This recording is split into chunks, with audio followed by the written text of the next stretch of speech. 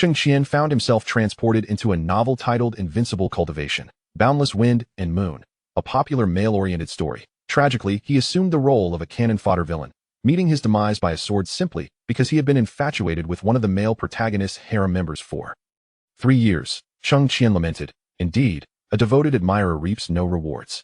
Yet, fortunately, the essential golden finger of a transmigrator has arrived. He declared, with a simulator at my disposal, who in their right mind would continue to be a sycophant? Chapter 1. The Realm of Immortals and Mortals.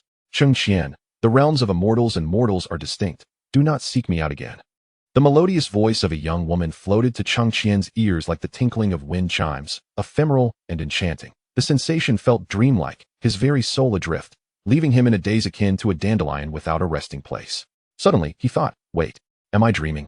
Awareness surged back, and the surroundings sharpened into focus. Cheng Qian? The previously ethereal voice crystallized into clarity. He raised his gaze, his pupils dilating in shock as he murmured to himself. This dream feels remarkably real. Before him stood a girl of approximately 18 or 19, clad in a light purple dress, her features exquisite and her skin as pristine as white jade. Her long, dark hair cascaded down her back, a beauty beyond compare. Such beauty, he mused, would surely elicit tears if struck. This delicate visage, this petite frame, surely merited at least an 8 out of 10, if not an 8.5 or higher. As Cheng Qian silently assessed the dreamlike maiden, her anxious demeanor prompted her to inquire, "Did you hear what I just said?" "Huh? What did you say?" he stammered instinctively. The girl in purple frowned slightly, but patiently reiterated her words, her tone noticeably firmer. "I said, Cheng Qian, the realms of immortals and mortals are distinct. Do not seek me out again. You will eventually leave the sect, marry, and lead a peaceful life. There is no possibility for us. Do you understand?" As Cheng Qian grappled with confusion, a sudden, intense pain struck his head as if it had been hammered. Memories surged like a tidal wave, and the agony compelled him to stifle a groan, followed by a spurt of blood from his lips. "Hey, Cheng Qian, what's wrong?" The girl in purple anxiously tapped her foot, her heart heavy with memories of their past. Ultimately, she rushed to his side, where he lay unconscious. Time passed, and with the crowing of a rooster outside, Cheng Qian gradually awakened from his slumber. After a brief moment of disorientation, he gazed upon the unfamiliar yet familiar thatched cottage, slowly coming to terms with a harsh reality. He had transmigrated. 10,000 yuan, my hard-earned savings, and I've traversed worlds without spending a dime. What a tremendous loss. Cheng Qian slammed his palm against the bed, the pain radiating through his hand, and tears welled in his eyes as sorrow engulfed him. Why is this happening? Oh, cruel fate. Was it just for staying up late to read a novel? Compensate me for my 10,000. After lying on the unforgiving wooden bed for a moment, he steadied his emotions and began to sift through the memories of his former self.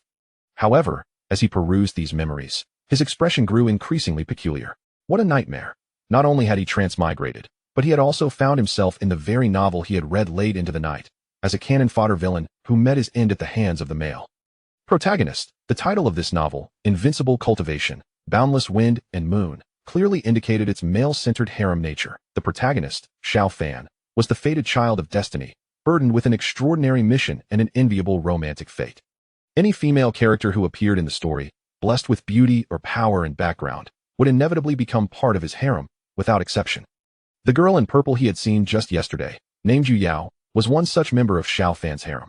Yue Yao was an orphan taken in by the Cheng family, and she and Cheng Qian had grown up as childhood friends.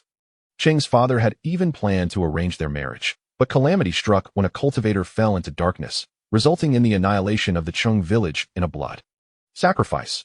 Only Cheng Qian and Yue Yao escaped, having been in a neighboring town that fateful day. Devastated by the news, Cheng Qian found solace in Yue Yao's companionship as they navigated their grief together. In their darkest hour, they encountered the recruitment of the Xiantian sect, and with a glimmer of hope, they decided to try their luck. Who could have foreseen that Yue Yao was a rare water attribute single spirit root, taking her in as a direct disciple of the esteemed Master Luo Yu? Meanwhile, Cheng Qian was merely an ordinary person without any spirit root at Yue Yao's insistence. Master Luo Yu made an exception and allowed Cheng Qian to remain at the Xiantian sect, albeit as a servant disciple, inferior even to outer disciples. Cheng Qian bore no grievance. With no ties left in the vast world, merely being in the same sect as his childhood sweetheart was a comfort. Yue Yao remained his last family in this world.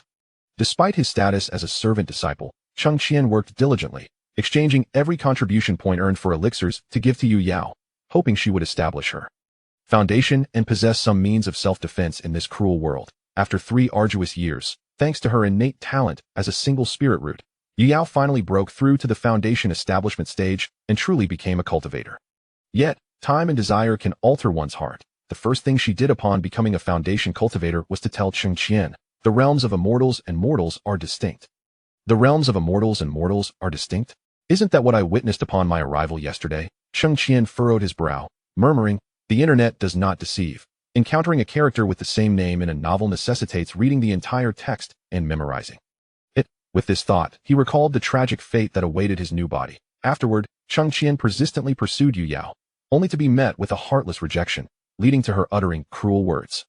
The culmination of these blows ignited a tempest of anger and despair within him, driving him towards darkness. Leveraging his good reputation and Yue Yao's name, he borrowed a substantial sum from other servant disciples. Subsequently, he acquired a forbidden cultivation technique from the black market that required no spirit root, allowing him to reach the foundation establishment stage in just a year. When he finally sought out Yue Yao, filled with hope for a new beginning, he discovered her entangled in a romantic dalliance with Xiao Fan, the eldest disciple of Master Luo Yu. A conflation of jealousy and rage stripped Cheng Qian of his reason. He attempted to slay Xiao Fan with the forbidden technique, but was met with a fatal sword strike from the protagonist. Dying on the spot, Cheng Qian found himself momentarily speechless. Indeed, a devoted admirer reaps no rewards. After this reflection, a flicker of relief washed over him. Fortunately, it hasn't yet reached an irretrievable point. Wait a moment. Although he had not yet succumbed to darkness, this was a world of cultivation. Cultivators could soar through the skies on swords and move mountains with ease, while he remained an ordinary person devoid of any spirit root. What kind of disastrous beginning was this? Must he truly resort to learning forbidden techniques? Cheng Qian felt tears welling in his eyes, yet just then, a bright electronic voice echoed in his mind. Ding. The presence of a destined individual has been detected. The cultivation simulator is binding. Cheng Qian. His body jolted, tears streaming down his face. A golden finger, the essential golden finger for transmigrators. Ha ha ha. Thank you, heavens, for your insight. Ding. The destined individual's savings amount to 100,000 Chinese yuan, which can be converted into one simulation opportunity. Cheng Qian, that's 100,000. Do you think accumulating that sum was easy? Why can I only exchange it for one simulation opportunity? Forget it. It is a case of making the most of resources, and that is why he did not cry, truly. Ding, the Immortal Cultivation Simulator has loaded successfully. This is the host's first use. 3 simulation attempts are granted. At the same time, a system panel appeared before Cheng Qian. Immortal Cultivation Simulator host, Cheng Qian talent, none items, none simulation attempts. For note, 1 simulation attempt can be gained every 7 days, with a maximum of 6. Stored. Would you like to start the simulation? Start. Not a moment of hesitation, for even a second would be a disrespect to the system. Chapter 2. Am I a barbecue master in the immortal world? Hint. This simulator will operate automatically according to the current trajectory of the host's world, and the host cannot intervene. After the simulation concludes, the host may receive certain rewards from this simulation. First simulation begins, generating random talent. Ding, congratulations to the host. For acquiring the white talent, Barbecue Expert. Barbecue Expert, your mastery over fire is far superior to that of ordinary individuals, and the food you grill will be exceptionally delicious. What is this? I am a barbecue master in the immortal world, am I? Cheng Qian stroked his chin and continued to gaze at the simulator. Having obtained this golden finger, you vow to defy fate and ascend to the pinnacle of life, slapping the male protagonist's face, seizing his harem, and becoming a legendary figure. However, reality is harsh. You possess neither spiritual roots nor wealth. After some consideration, you decide to continue working at the sect, accumulating resources before seeking other paths.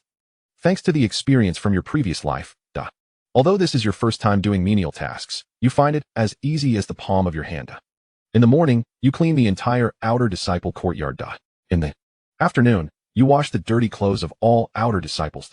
By night, having never done so much labor before, you think it wise to rest, returning to your servant disciple quarters and collapsing into sleep.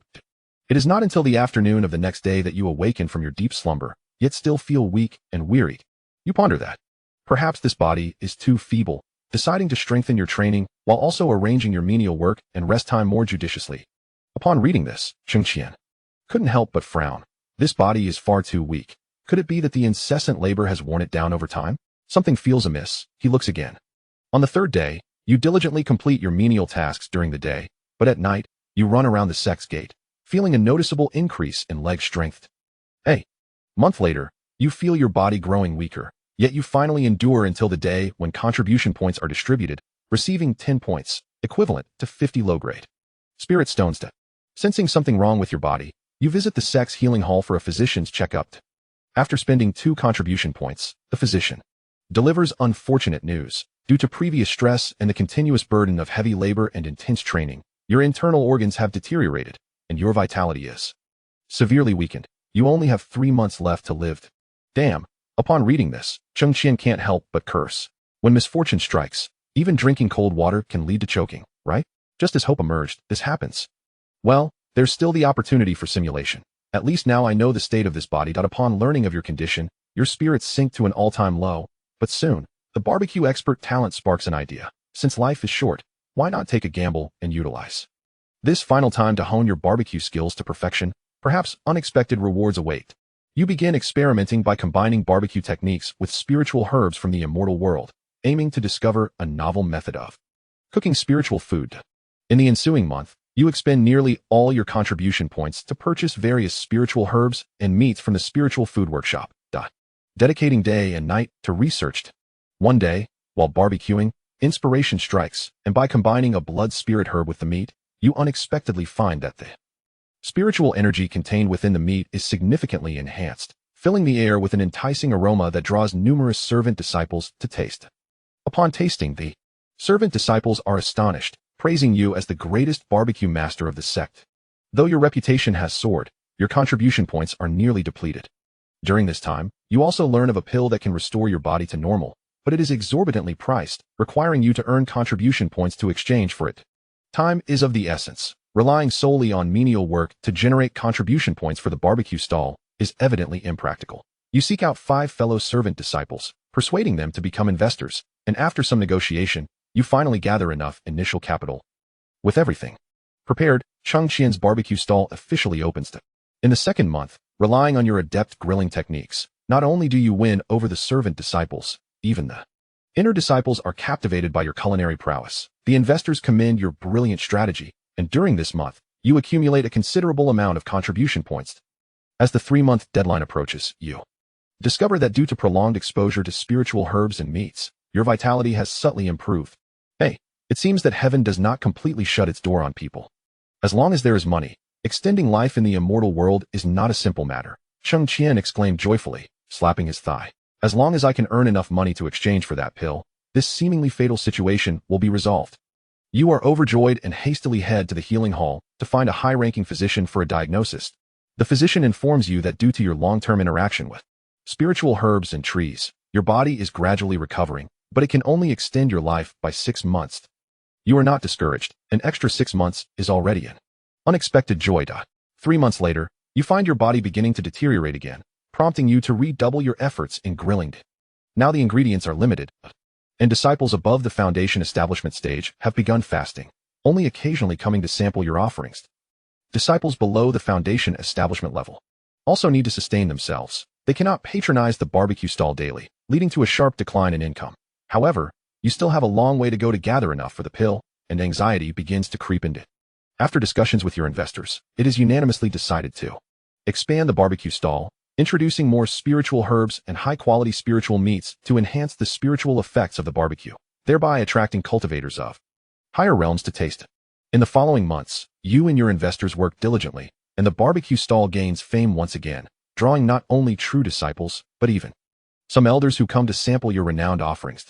The contribution points you earn multiply, and you finally accumulate enough to purchase the desired pill, eagerly heading to the sex alchemy hall to exchange for the vitality pill. After consuming the vitality pill, you distinctly feel the deterioration of your body stalling, and your vitality begins to recover gradually.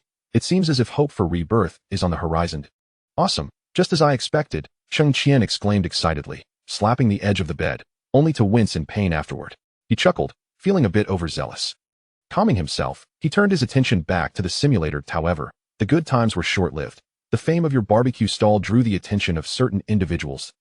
One day, while you were grilling, a disciple suddenly felt unwell and coughed up a mouthful of blood. Soon after, more disciples began to spew blood and collapse, causing chaos at the scene.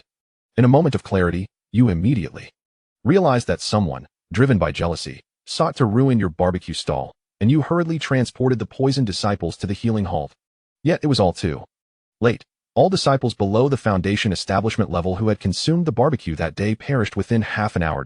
Upon reaching the foundation stage, the timely consumption of the detoxification elixir may adversely affect one's roots, rendering the pursuit of immortality and enlightenment unattainable thereafter.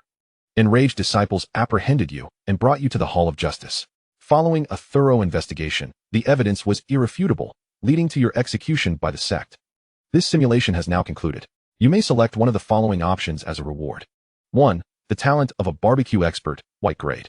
2.1 Life Restoration Pill, blue quality. 3. A secret barbecue recipe. Chapter 3. The tall tree attracts the wind. Cheng Qian. Upon seeing the text on the simulator, Cheng Qian was momentarily taken aback. What is this? I'm merely a vendor of skewers. Does it need to be so targeted against me? The tall tree attracts the wind. Perhaps the rapid accumulation of wealth has encroached upon the interests of certain individuals, hence the targeting. To alter the outcome of being framed, it is imperative to swiftly bolster one's strength. Gazing at the three options presented by the simulator, Cheng Qian began to ponder. Although the barbecue expert and recipes could yield a substantial number of contribution points in the early stages, once his strength increased, earning contribution points would be a matter of moments. The priority was to cure his hidden ailments and discover the path to cultivation, ensuring his survival in this world. With this in mind, Cheng Qian arrived at a resolution. I choose option 2, the vitality pill. Ding! Reward has been dispensed. In an instant, a white porcelain vial appeared in Cheng Qian's hand. His heart raced, and he hurriedly opened the vial, a delightful fragrance wafting towards him. He cautiously poured out the vitality pill, which glimmered enticingly under the sunlight, seemingly imbued with boundless vitality. Truly, in the realm of cultivation, even a mere whiff could alleviate one's fatigue. Cheng Qian felt a surge of excitement and unhesitatingly swallowed the pill. Instantly, he sensed a warm force circulating within his body. The discomfort and weakness he previously felt melting away like snow under the sun, swiftly healed. A quarter of an hour later, the warmth dissipated. Ah, how delightful! Uncertain of his current condition, Cheng Qian furrowed his brow and turned around in place. I should continue the simulation. I only have 5 contribution points left, and to waste the golden opportunity would be foolish. Having made his decision, he focused his thoughts, and the simulator panel immediately materialized before him. Let the simulation commence. Simulation begins, generating random talent. Ding! Congratulations, host. You have acquired the white talent, tough skin and thick flesh. Tough skin and thick flesh. From a young age, you have been quite mischievous, often receiving a dual punishment from your parents, thus honing your ability to withstand blows. Seeing this talent, Cheng Qian's lips twitched. Well done. It seems he is naturally inclined to endure beatings. Without further thought, Cheng Qian continued to observe the simulation panel. Second simulation begins. Having obtained the vitality pill, you are eager to ascertain your current physical condition, and thus you proceed to the healing hall of the sect, spending 2 contribution points for a diagnosis. After examining your pulse, the physician informs you that your body is robust, your vitality is abundant, and there are no hidden ailments, which brings you instant relief. Upon reading this, the real Cheng Qian could not help but exhale in relief. Getting a checkup without spending a single contribution point. What a delightful windfall. Although the worries have been resolved, you remain utterly at a loss regarding the path ahead. Without spiritual roots or wealth, the aspiration to cultivate immortality seems as daunting as scaling the heavens. After a day of contemplation, you resolve to continue performing menial tasks, gradually accumulating contributions.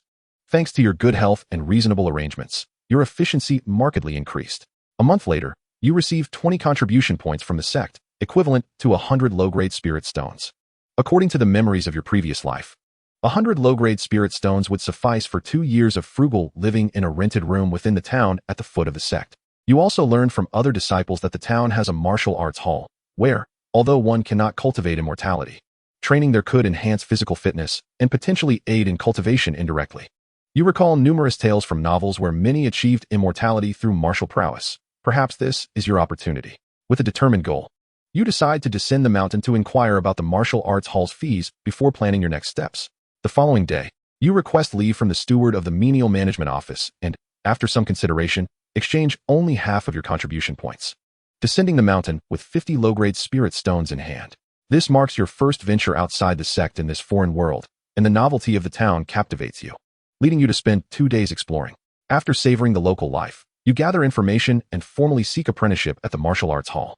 However, after assessing your aptitude, the hall master deems your qualifications lacking and notes that you have missed the optimal age for martial training. showing reluctance to accept you as a disciple. After some persuasion and the payment of 20 low-grade spirit stones, the hall master, Lin Xingwu, reluctantly agrees to take you on as an outer disciple, beginning your instruction in the fundamentals. Upon reading this, Cheng Qian furrows his brow. Such poor qualifications are indeed disheartening. It is no wonder that characters in novels resort to practicing dark arts. One wonders if a tough physique might provide some advantage in martial training. With a wry smile, Cheng Qian continues to observe the simulator. On the first day, you practice stances. On the second day, you repeat the stances. By the 10th day, your back aches. Your legs tremble uncontrollably, and you feel as though you might collapse. After consulting the senior disciple, you learn the adage wealth in martial arts, poverty in literature. Given your qualifications and age, you will require a substantial supply of restorative elixirs to alleviate the drawbacks of your training. Resolute. You request leave from the senior disciple and return to the sect. First, you seek out Yue Yao, requesting the 3 years' worth of contribution points she had promised you for free. Though surprised, she, having advanced to the foundation establishment stage and received ample resources from the master, willingly transfers 600 contribution points to you to avoid future complications. Content. You return to the menial management office, exchange the remaining contribution points, and complete the formalities to leave the sect. Armed with 30 medium-grade spirit stones and 75 low-grade spirit stones, you make your way back to the martial arts hall. 1 month later, an ample supply of spirit stones facilitated the purchase of sufficient medicinal concoctions, leading to your remarkable progress. The master of the dojo, recognizing your resilience and the fortitude you displayed in enduring hardship, decided to formally impart a martial technique to you for self-defense. On the first day, you commenced your practice of the Lin family's freehand techniques. A year later, after expending 120 low-grade spirit stones on medicinal remedies, your foundational skills had become exceedingly solid, and you finally reached the threshold of proficiency in the Lin family's techniques. Your senior brother shook his head in disbelief, remarking that in his extensive years of training, he had never encountered someone with such a poor foundation and lack of comprehension. He suggested that it might be wiser to abandon martial arts altogether and use the remaining spirit stones to marry and raise a family, perhaps achieving a more prosperous life as a minor landowner. Your pride was wounded, yet you remained resolute, casting your senior brother an exasperated glance before continuing your practice. By the 4th year, you advanced to a minor mastery of the Lin family's techniques. This year, however, you felt your growth stagnate and inquired with your senior brother about the existence of other martial arts. He shook his head, urging you to relinquish your pursuit of martial arts and instead consider starting a family, as your offspring might possess the talent or spiritual roots for martial training. Momentarily at a loss for words, you dismissed the notion of switching to other martial disciplines. By the 10th year, you finally attained a major mastery of the Lin family's techniques. The dojo master, despite acknowledging your inferior talent and comprehension, recognized your perseverance and deemed you a worthy individual, deciding to betroth his daughter to you. Chapter 4. At last, it is my turn to excel. To your astonishment, your master even offered you the hand of his daughter. Cheng Qian could not help but chuckle at this juncture. As a disciple, how could you refuse your master's goodwill? Thus, you consented to meet the dojo master's daughter. A few days later, upon encountering her, you were taken aback by her unfortunate appearance, which only solidified your unwavering commitment to martial arts, leading you to politely decline your master's proposal. Perhaps due to your rejection, the dojo master felt humiliated. And from that day forth, although your fellow disciples expressed sympathy, they gradually distanced themselves from you. Finding little to learn at the dojo, you bid farewell to the master, preparing to venture into the world, hoping to further your martial arts journey. Although the master appeared displeased, he ultimately nodded in agreement to your request. With your belongings in tow, you embarked on an unknown journey. 1 month later, having departed from the jurisdiction of Xuandiangmen, you gathered information along the way and resolved to head towards Finshan City, rumored to be home to a martial arts master. If you could receive guidance from such a master, there might still be hope for your growth. 2 months later, you encountered mountain bandits, who plundered your spirit stones entirely. During your resistance, you exhibited a modicum of martial skill, catching the eye of the chief, who sought to recruit you as a team leader in the bandit escort brigade. Understanding that refusal would lead to dire consequences, and with no money to your name, you wisely acquiesced. By the 3rd month in the bandit stronghold, you acclimated to the bandit lifestyle, spending your days practicing martial arts and reveling in feasts with your comrades, occasionally descending from the mountains to commit theft, leading to a vibrant and colorful existence. You once contemplated departing from the bandit stronghold to continue your pursuit of martial arts. But upon hearing that the chief possesses a body tempering technique known as Iron Rock skill, your interest was piqued. This technique significantly enhances physical strength, enabling one to withstand blades and swords without harm.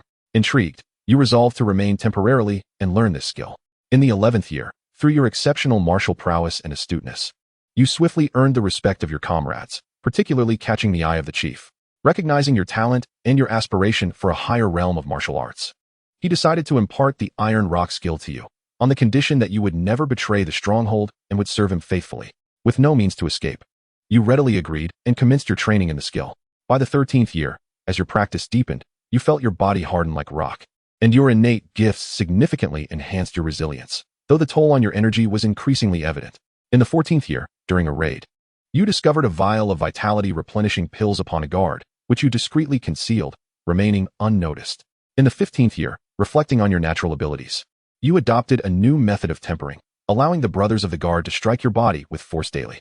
After a month, you finally grasped the fundamentals of the Iron Rock skill, filling you with joy, although the vitality pills had been entirely exhausted. By the 16th year, lacking the vitality pills, your progress was slow, yet through relentless practice, you eventually entered the body tempering realm.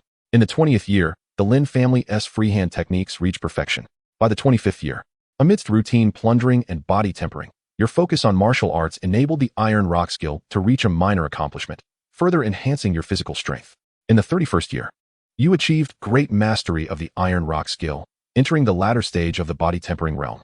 That same year, the chief sought to expand territory, leading the brothers into a victorious conflict with a neighboring stronghold. In this battle, your performance was outstanding, and considering your remarkable contributions, coupled with the death of the third-in-command, the position naturally fell to you. Seeing this, Cheng Qian was momentarily speechless. Well, not only had you become a bandit, but you had also risen to the position of third-in-command. The version of yourself in the simulator was indeed a remarkable individual. After becoming the third-in-command, your conditions improved significantly. Not only did you receive a monthly supply of vitality tonics, but you were also spared the constant bloodshed, allowing you to concentrate on martial training. By the 39th year, you perfected the Iron Rock skill and simultaneously broke through to the pinnacle of the body tempering realm. Unfortunately, lacking internal cultivation methods, it was difficult to cultivate internal energy. A month later, your subordinates captured a beautiful young woman, whom the chief bestowed upon you, and you held a wedding ceremony within the stronghold. Believing that your life would proceed peacefully after marriage, you were unprepared for the arrival of the young woman's brother, a cultivator, who, in a fit of rage, laid waste to the stronghold. You perished. This simulation has concluded. In this simulation, you have the option to choose one reward from the following. 1. Resilient and sturdy talent, white. 2. 39 years of martial arts mastery, including all martial arts and realms. 3. Combat experience in mundane martial arts without a moment's hesitation. Cheng Qian exclaimed, I choose the second option. As soon as the words left his lips, he felt a tightening in his body. His muscles swelled significantly, yet they became remarkably firm. Subsequently, a torrent of martial arts knowledge surged into his mind. Once he had assimilated this wealth of information, Cheng Qian was immediately enveloped in an exhilarating sense of power, distinctly aware of this energy coursing through him from head to toe. According to the martial arts standards of this world, he had likely ascended to the ranks of a third-rate martial artist. Suppressing his excitement, Cheng Qian scanned the room and raised his hand, striking the wooden table before him with a decisive palm. With a resounding crack, the table shattered. Cheng Qian stared at his hand in disbelief, his heart racing with exhilaration as he whispered in awe, I'm astonishingly powerful. Although the table was not particularly large and had seen better days, the fact that he could reduce it to splinters with a single blow spoke volumes about the ferocity of his strength. He then executed a complete set of the Lin family freehand techniques within the confines of the room, before finally calming his elation. Alas, he sighed. Though his physical prowess had improved, he was still far from the realm of the immortal cultivators. Reflecting on the final year of the simulator, he recalled how effortlessly they could obliterate mountains with a mere gesture. Even if he could reach the pinnacle of martial arts through the simulator and become a master, in the eyes of an immortal, he would still be but an insignificant insect. He still needed to seek out methods for immortal cultivation. Yet the simulator was not under his mental control, Cheng Qian mused. However, it mattered little, after all. He only needed to simulate a few times to reach heights that others might never attain in their lifetimes. What was there to be dissatisfied with? A few more simulations would surely lead him to the threshold of immortal cultivation, allowing him to grow ever stronger. With this thought in mind, Cheng Qian resolutely declared, Continue the simulation. Simulation commencing, generating random talent. Ding, congratulations to the host for acquiring the purple talent. Exceptional insight. Exceptional insight. You possess an intelligence that surpasses others from a young age, enabling you to grasp new knowledge and skills in an extraordinarily brief time, and apply them with remarkable agility. Incredible. A purple talent, and one related to insight. Previously, during his simulations, the senior brother had remarked upon his own lack of insight. While poor aptitude could be compensated for with diligent study, a dull mind was an insurmountable obstacle. But now, with this talent, the realm of mastery was surely within his grasp. Cheng Qian rubbed his hands together in excitement. Finally, it was his turn to be a scholarly prodigy. Let the simulations begin. Chapter 5. Late Stage of Mastery. Third simulation commencing. With your innate talents coming into play, you find your mind remarkably agile. Areas of martial arts that once eluded you can now be deciphered with a mere quarter of an hour, yielding countless solutions. You perceive yourself as a singular genius in this world, and your role as a mere servant disciple within the sect feels like a gross misallocation of your extraordinary abilities. Upon realizing this, you make your way directly to Yue Yao's courtyard to request the 3 years of contribution points she had promised. Although surprised, Yue Yao, having recently advanced to the foundation establishment stage and received substantial resources from her master to avoid future complications, readily transfers 600 contribution points to you.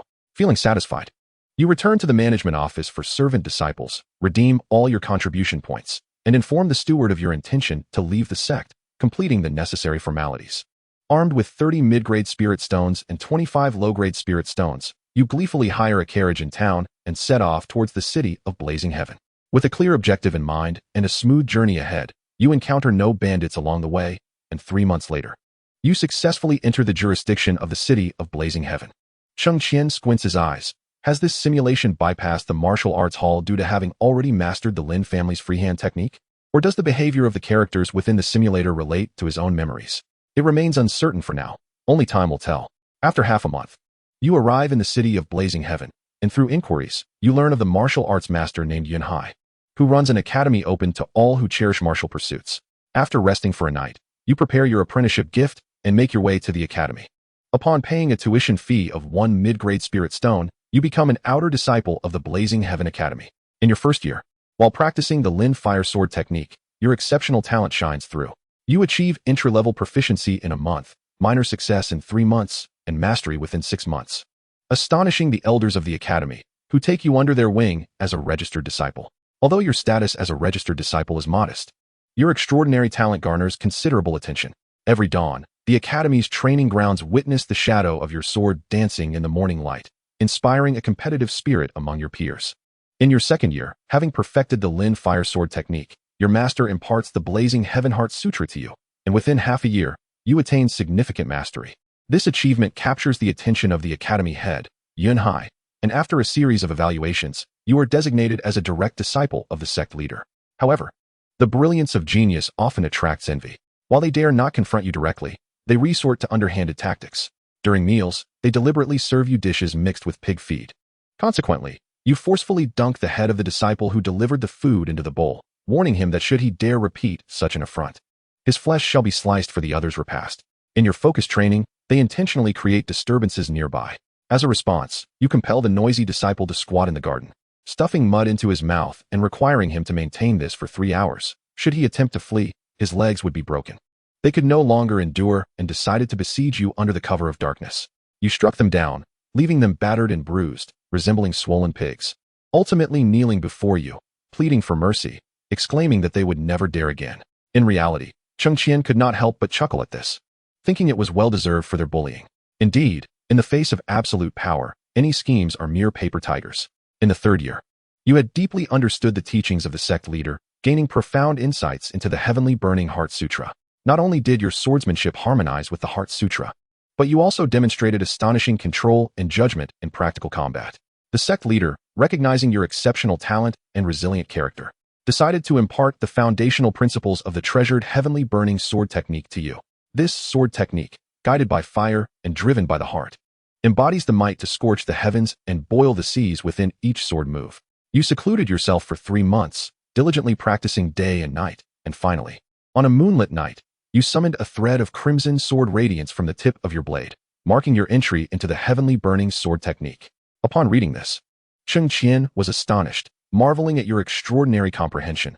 Compared to your previous aptitude during the simulations, it was as if you had ascended from the ground to the heavens. Yet, he pondered how your current realm compared to that of other cultivators. Was there a chance to enter the path of cultivation through martial prowess? Perhaps he still lacked sufficient knowledge about this world and would need to research relevant materials when he had the opportunity. In the fourth year, you had mastered the heavenly burning sword technique, wielding it with such force that each strike echoed the might of burning mountains and boiling seas. Successfully entering the realm of a grandmaster, the sect leader, recognizing your mastery of the sword, arranged for you to venture down the mountain to hone your skills and forge friendships through the sword. With the leader's expectations upon you, you embarked on your journey, traveling across nations, challenging martial arts masters, and gradually building your reputation. Upon returning to the Heavenly Burning Academy in the 5th year, the sect leader personally welcomed you, filled with joy at your rapid growth. Subsequently, he announced you as the chief disciple of the academy, considering you his successor, and generously imparted more profound martial principles. That same year, the sect leader promised his beloved daughter to you, and after seeing her beauty, you entered into marriage. In the 6th year, having perfected all the martial arts bestowed by your father-in-law, your wife bore you a daughter. Your father-in-law felt it was time for the youth to take the reins of the world and declared that you would assume the position of sect leader, bringing double joy to your life. Upon your appointment, you immediately set about establishing the academy's rules and regulations, emphasizing a teaching philosophy that valued both virtue and talent. You introduced a martial ethics course, not only educating disciples in martial skills, but also focusing on cultivating their character and social conduct. You implemented a mechanism of fair competition, where all disciples, regardless of their experience, had to contend in equitable matches to earn opportunities for advancement. This initiative fostered healthy competition among the disciples while eliminating the possibility of underhanded dealings. Following a series of reforms, the atmosphere within the academy became harmonious and amicable, with no incidents of bullying occurring thereafter. In the 7th year, you sensed that your martial path had reached a bottleneck, prompting you to seek methods to transcend through martial arts, yet you found yourself at a loss. In the 8th year, your daughter inherited your wife's beauty but lacked any aptitude for martial arts, leaving you somewhat disappointed. However, gazing at the cherubic face of your infant, your heart swelled with joy, leading you to host a banquet with friends, indulging in revelry for 3 days and nights. By the 9th year, your wife bore you a son, yet your preoccupation with the pursuit of martial enlightenment rendered you indifferent to your son's arrival. Your preference remained with your daughter, whom you cherished as your little treasure, while you continued to peruse your collection of tomes. In the 10th year, disregarding your wife's admonitions, you resolutely set out in search of opportunities to advance your martial journey. Though a pang of reluctance tugged at your heart upon seeing your young daughter, you steeled yourself to depart. In the 11th year, you traversed every corner of the southwestern region of the Bio Kingdom, vanquishing 12 bandit strongholds and exchanging insights on martial arts with friends. While a flicker of understanding began to dawn within you, the elusive method still evaded your grasp. In the 13th year, while exploring the northwest region, you fortuitously discovered a millennium-old blood spirit mushroom, which significantly enhanced your vitality and inner strength, igniting a glimmer of hope for another breakthrough. By the 16th year, you ventured to the northeastern region of the Bio Kingdom, where, upon the snow-capped mountains, you obtained a millennium-old snow lotus. After consuming it, you practiced your internal cultivation in an icy pond, refining your flesh and bones, successfully advancing to the mid-stage of the Grandmaster realm. In the 18th year, on a remote island in the southeast, as you gazed over the vast sea and the setting sun, an epiphany struck you. 3 days later, emerging from this revelation, you devised the fiery sea sword technique, propelling you to a breakthrough in the late stage of the Grandmaster realm. Chapter 6. Dichier. In the 20th year, you returned to the Burning Sky Academy after a decade away.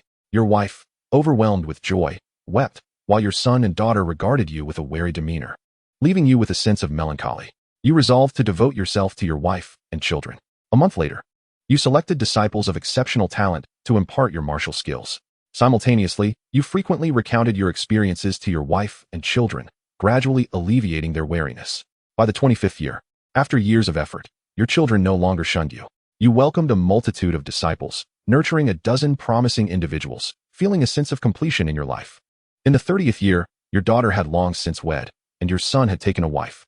This year, you reached the pinnacle of the Grandmaster realm, undeniably the foremost martial artist in the world. In the 40th year, despite not having discovered the path to transcend through martial arts, the Burning Sky Academy flourished under your influence.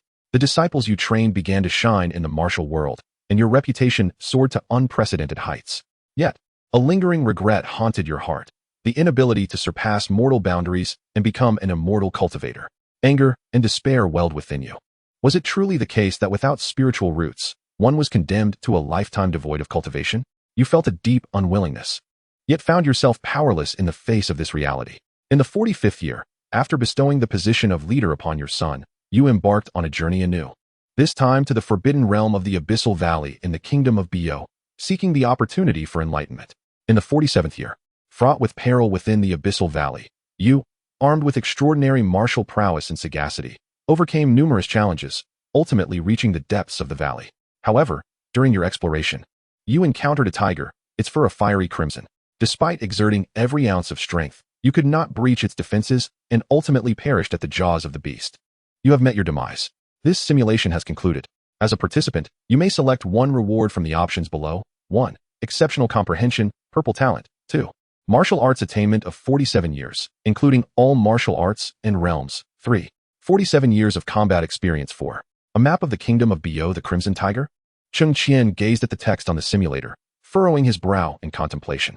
It was evident that it was a monstrous beast. Yet his scant understanding of this world left him ignorant of its strength. However, based on the memories of his former self, he knew that only outer disciples could access the library of Xuantiangmen, and as a mere servant disciple, he lacked the qualifications to borrow books. No matter, he thought, he would address it later. There would be a way when the cart reached the mountain. There was no need to dwell excessively. With this in mind, Cheng Qian rubbed his hands together and regarded the rewards from the simulator. Ah, how difficult it was to choose. As an adult, could he not select them all? Cheng Qian pinched the bridge of his nose, feeling a twinge of frustration. Exceptional comprehension, purple talent, required no deliberation. It was undoubtedly a priority. After all, it was a purple talent, and whether in martial arts, scholarly pursuits, or the eventual path of enlightenment and cultivation, comprehension was of utmost importance. This was evident from the records of his cultivation time during the previous simulations. Possessing such a talent would allow him to remain leagues ahead of others in any field. Although he had made his decision, the thought of the 47 years of martial arts attainment brought him to close his eyes in anguish. That was the pinnacle of the Grandmaster realm, indisputably the foremost in the martial world. As for combat experience and the map, those could still be acquired through further simulations in the future. Cheng Qian opened his eyes, clicked his tongue, and declared, I choose 1. Exceptional comprehension talent. Ding. Reward has been granted. As the electronic sound faded, Cheng Qian felt a flash of purple light before him, which dissipated after a breath. Instantly, he could analyze the shortcomings of the techniques Lin family freehand and rock iron skill acquired from the simulator. Was this the distinction between a scholar and a slacker? Cheng Qian chuckled softly. As he prepared for the final simulation, a series of knocks echoed from the wooden door. Who could it be? Straightening his clothes, he inquired while making his way to the door. Upon opening it, he was taken aback. What brings you here? The person outside the door was none other than Yue Yao, the childhood companion whom the original owner had cherished for 3 long years. Upon seeing Cheng Qian's complexion, now rosy rather than the pale shade of the previous day, she felt a quiet sigh of relief within her heart. I came to see how you are, she said, recalling how Cheng Qian had coughed up blood yesterday, startling her. Despite her desire to establish some distance, she was not devoid of compassion. She understood better than anyone the sacrifices Cheng Qian had made for her over the past 3 years, without his assistance. How could she have successfully laid her foundation so swiftly? Yet, the divide between the celestial and the mundane was undeniable. Yue Yao could hardly fathom the thought that, in a few decades, Cheng Qian, who had grown up alongside her, would age while she remained in the bloom of youth. It was best to sever his unrealistic hopes for the good of them both. Noticing the hesitant expression on the young girl's face, Cheng Qian raised an eyebrow and, with a hint of sarcasm, asked, Did you come to see if I'm dead? If I truly were, wouldn't that suit your wishes? Cheng Qian, how could you think that of me? Yue Yao retorted, stamping her foot, her face a portrait of grievance. Cheng Qian sneered. Wasn't it you who insisted that there is a distinction between the celestial and the mundane? Now you come pretending to be the Good Samaritan?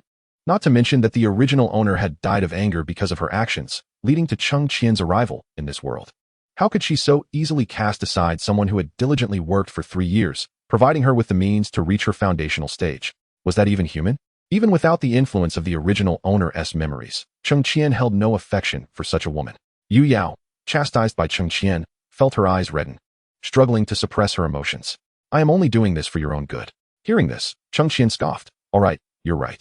I can't be bothered to engage in idle chatter with you. Since you're here, let us settle this once and for all. There's no need to dwell on the past. Without your encouragement, I wouldn't have emerged from the pain of losing my family. Just consider the contributions I've provided you for free over these 3 years. If you wish to clear the air, return those contributions to me. Yue Yao was taken aback, her expression shifting from grievance to bewilderment and confusion.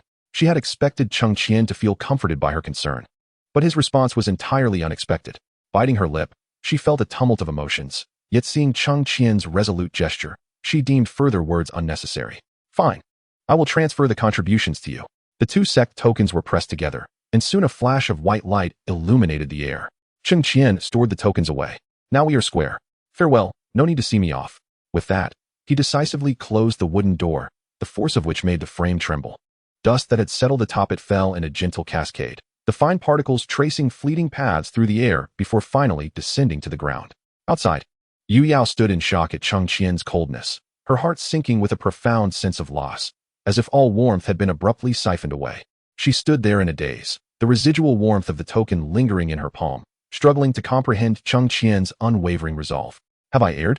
She whispered to herself, tears finally cascading down her cheeks. As the footsteps outside faded into the distance, Cheng Qian could not contain his exhilaration. At last, my first earnings. With one final opportunity for simulation ahead, he hoped for new clues to expedite his entry into the realm of cultivation. With this thought, he turned to the simulator and activated it. Chapter 7. The Spirit Root Nurturing Pill, Simulation Commencing, Generating Random Talent. Ding. Congratulations, host. You have acquired the green talent, running like the wind. Running like the wind. Since childhood, you have outpaced others, able to perceive the direction of the wind and subtle changes in air currents. Learning lightness skills will yield exceptional results, and your escape will surpass that of others. How marvelous, an essential skill for fleeing, indeed. Onward. Fourth simulation begins. Exchange contribution points, withdraw from the sect, hire a cart. Proceed to Burning Sky City in one seamless motion. 3.5 months later, you arrive at Burning Sky Academy, becoming an outer disciple and receiving a manual on the Forest Fire Sword technique. In less than half a year, you master the sword technique, becoming a named disciple of an elder and acquiring the Burning Sky Heart Sutra. In the second year, the Forest Fire Sword technique reaches completion, and the Burning Sky Heart Sutra is perfected. You are taken as a direct disciple by the sect leader, diligently practicing day and night without a moment's relaxation. In the third year, the Burning Sky Heart Sutra is perfected, and the sect leader imparts the foundational secrets of the treasured Burning Sky Sword technique to you. In the fourth year, you have adeptly mastered the Burning Sky Sword technique, successfully stepping into the realm of a grandmaster. The sect leader praises you as a rare martial talent, but notes your lack of practical experience, encouraging you to descend the mountain to challenge martial experts across the lands, fostering friendships through martial arts and refining your character. You smile in agreement, yet your mind is already meticulously planning. You specifically request from the sect leader a manual suitable for a grandmaster's lightness skills for swift travel. After consideration, the sect leader hands you a time-worn manual, granting you the lightness skill Wind Walk on Waves. Wind Walk on Waves can be executed not only on land, but also traversing effortlessly across water surfaces and snowy terrains. Upon reaching the highest level, you move as swiftly as the wind and leap like the waves, your speed so extraordinary that it eludes the perception of ordinary individuals. The following day, after descending the mountain, you practice your lightness skills while journeying northwest, recalling the presence of a millennium-old blood spirit mushroom that could enhance one's vitality and inner strength. Upon reading this, Cheng Qian furrowed his brow, murmuring to himself, the simulator indicates that I cannot interfere with the process. Yet it seems that each simulation allows my memories to be inherited from the version of myself within the simulator. Previously, when he headed directly to Burning Sky City, he had found it somewhat peculiar but chose not to investigate further. Now, as he aimed directly for the northwest to harvest the blood spirit mushroom, he pondered how he could take such an illogical action without the corresponding memories. Cheng Qian, having gained some enlightenment, mused that if this were the case, the disparity between reality and the simulator could indeed provide a significant advantage, allowing him to seize opportunities ahead of others. However, the scant information currently available from the real world was insufficient to facilitate his growth within the simulator. It appeared that upon concluding this simulation, he must urgently gather information about this world. Cheng Qian murmured softly to himself as he continued to focus on the simulator's interface. In the 6th year, after exploring the vast northwest region without a map, he finally discovered the millennium-old blood spirit mushroom. Nevertheless, this 2-year journey had bestowed upon him numerous benefits. His mastery of the Wind Walker technique had reached a remarkable level, enabling him to surpass even the swiftest steed in full flight, albeit at a cost to his inner strength. Meanwhile, the Heavenly Flame Sword technique had also achieved perfection, allowing him to defeat several martial arts masters he encountered along the way, each falling to him within mere 10 exchanges. By the 8th year, while in the northeast region searching for Snow Lotus, he encountered mountain bandits. Displaying his extraordinary prowess, he struck down 30 men with a single sword strike, earning a fearsome reputation among bandits within 100 miles and acquiring the moniker Flamesword Master. A month later, he located the Snow Lotus and advanced to the mid-stage of the Master Realm. Despite the icy terrain being contrary to his cultivated techniques, his progress was astonishingly swift. prompting him to settle near the icy pool for a time. While refining his body in the icy waters, he sensed something unusual beneath the surface. However, due to his inadequate swimming skills and the potential danger, he discreetly committed this observation to memory. Braving the biting wind and snow, he practiced his swordsmanship for over a month, and inspired by his heartfelt reflections, he created an original set of techniques known as the Pine Crane Wind and Snow Fist. Upon completing 76 moves, the Pine Crane Wind and Snow Fist ascended to greatness, leading him to marvel at his prodigious understanding, laughing aloud 3 times, which inadvertently triggered an avalanche. Fortunately, his unparalleled agility allowed him to escape this calamity just in time. With a chuckle, Cheng Qian found himself amused at this turn of events. Indeed, laughter had led to an avalanche, a rather absurd circumstance. In the 10th year, he arrived at a southeastern island, yet after 3 months spent there without experiencing a moment of epiphany, he felt a twinge of disappointment. Nonetheless, he understood that such opportunities were rare and fleeting, and thus resolved to gather his spirits, practicing day and night in pursuit of a breakthrough. By the 11th year, he had constructed a modest hut on the deserted island, spending his days watching the sun rise and set. Although he had advanced to the late stage of the master realm, an overwhelming sense of solitude plagued him. One day, while leisurely fishing, he unexpectedly encountered a cultivator. Engaging in conversation, he discovered that this individual was a disciple of the Lingxiao Palace. Having never heard of this sect before, he inquired further and learned that the Lingxiao Palace was situated in the kingdom of Wangyue, across the sea from the kingdom of Biao, and held significant renown throughout the Tianyuan continent. Realizing that he had perceived the kingdom of Biao as the entirety of the world, he was astounded to learn that there were realms beyond his own, and that the place he inhabited was merely a small fragment of the vast Tianyuan continent. After a lengthy and spirited discussion, as both became slightly intoxicated in the company of a kindred spirit, he posed the most pressing question that weighed on his heart. He sought to understand whether it was possible to embark on the path of immortality without possessing a spiritual root. After a prolonged moment of contemplation, the other party informed you that your martial arts prowess was on the verge of reaching its zenith. However, having surpassed the age of 30, despite possessing commendable talent, your potential had been thoroughly exhausted. Furthermore, throughout the annals of history on the Tianyuan continent, there had never been a precedent for attaining enlightenment through martial arts. And the absence of invaluable experiences from predecessors rendered the notion of breaking this shackle nothing short of a fanciful dream.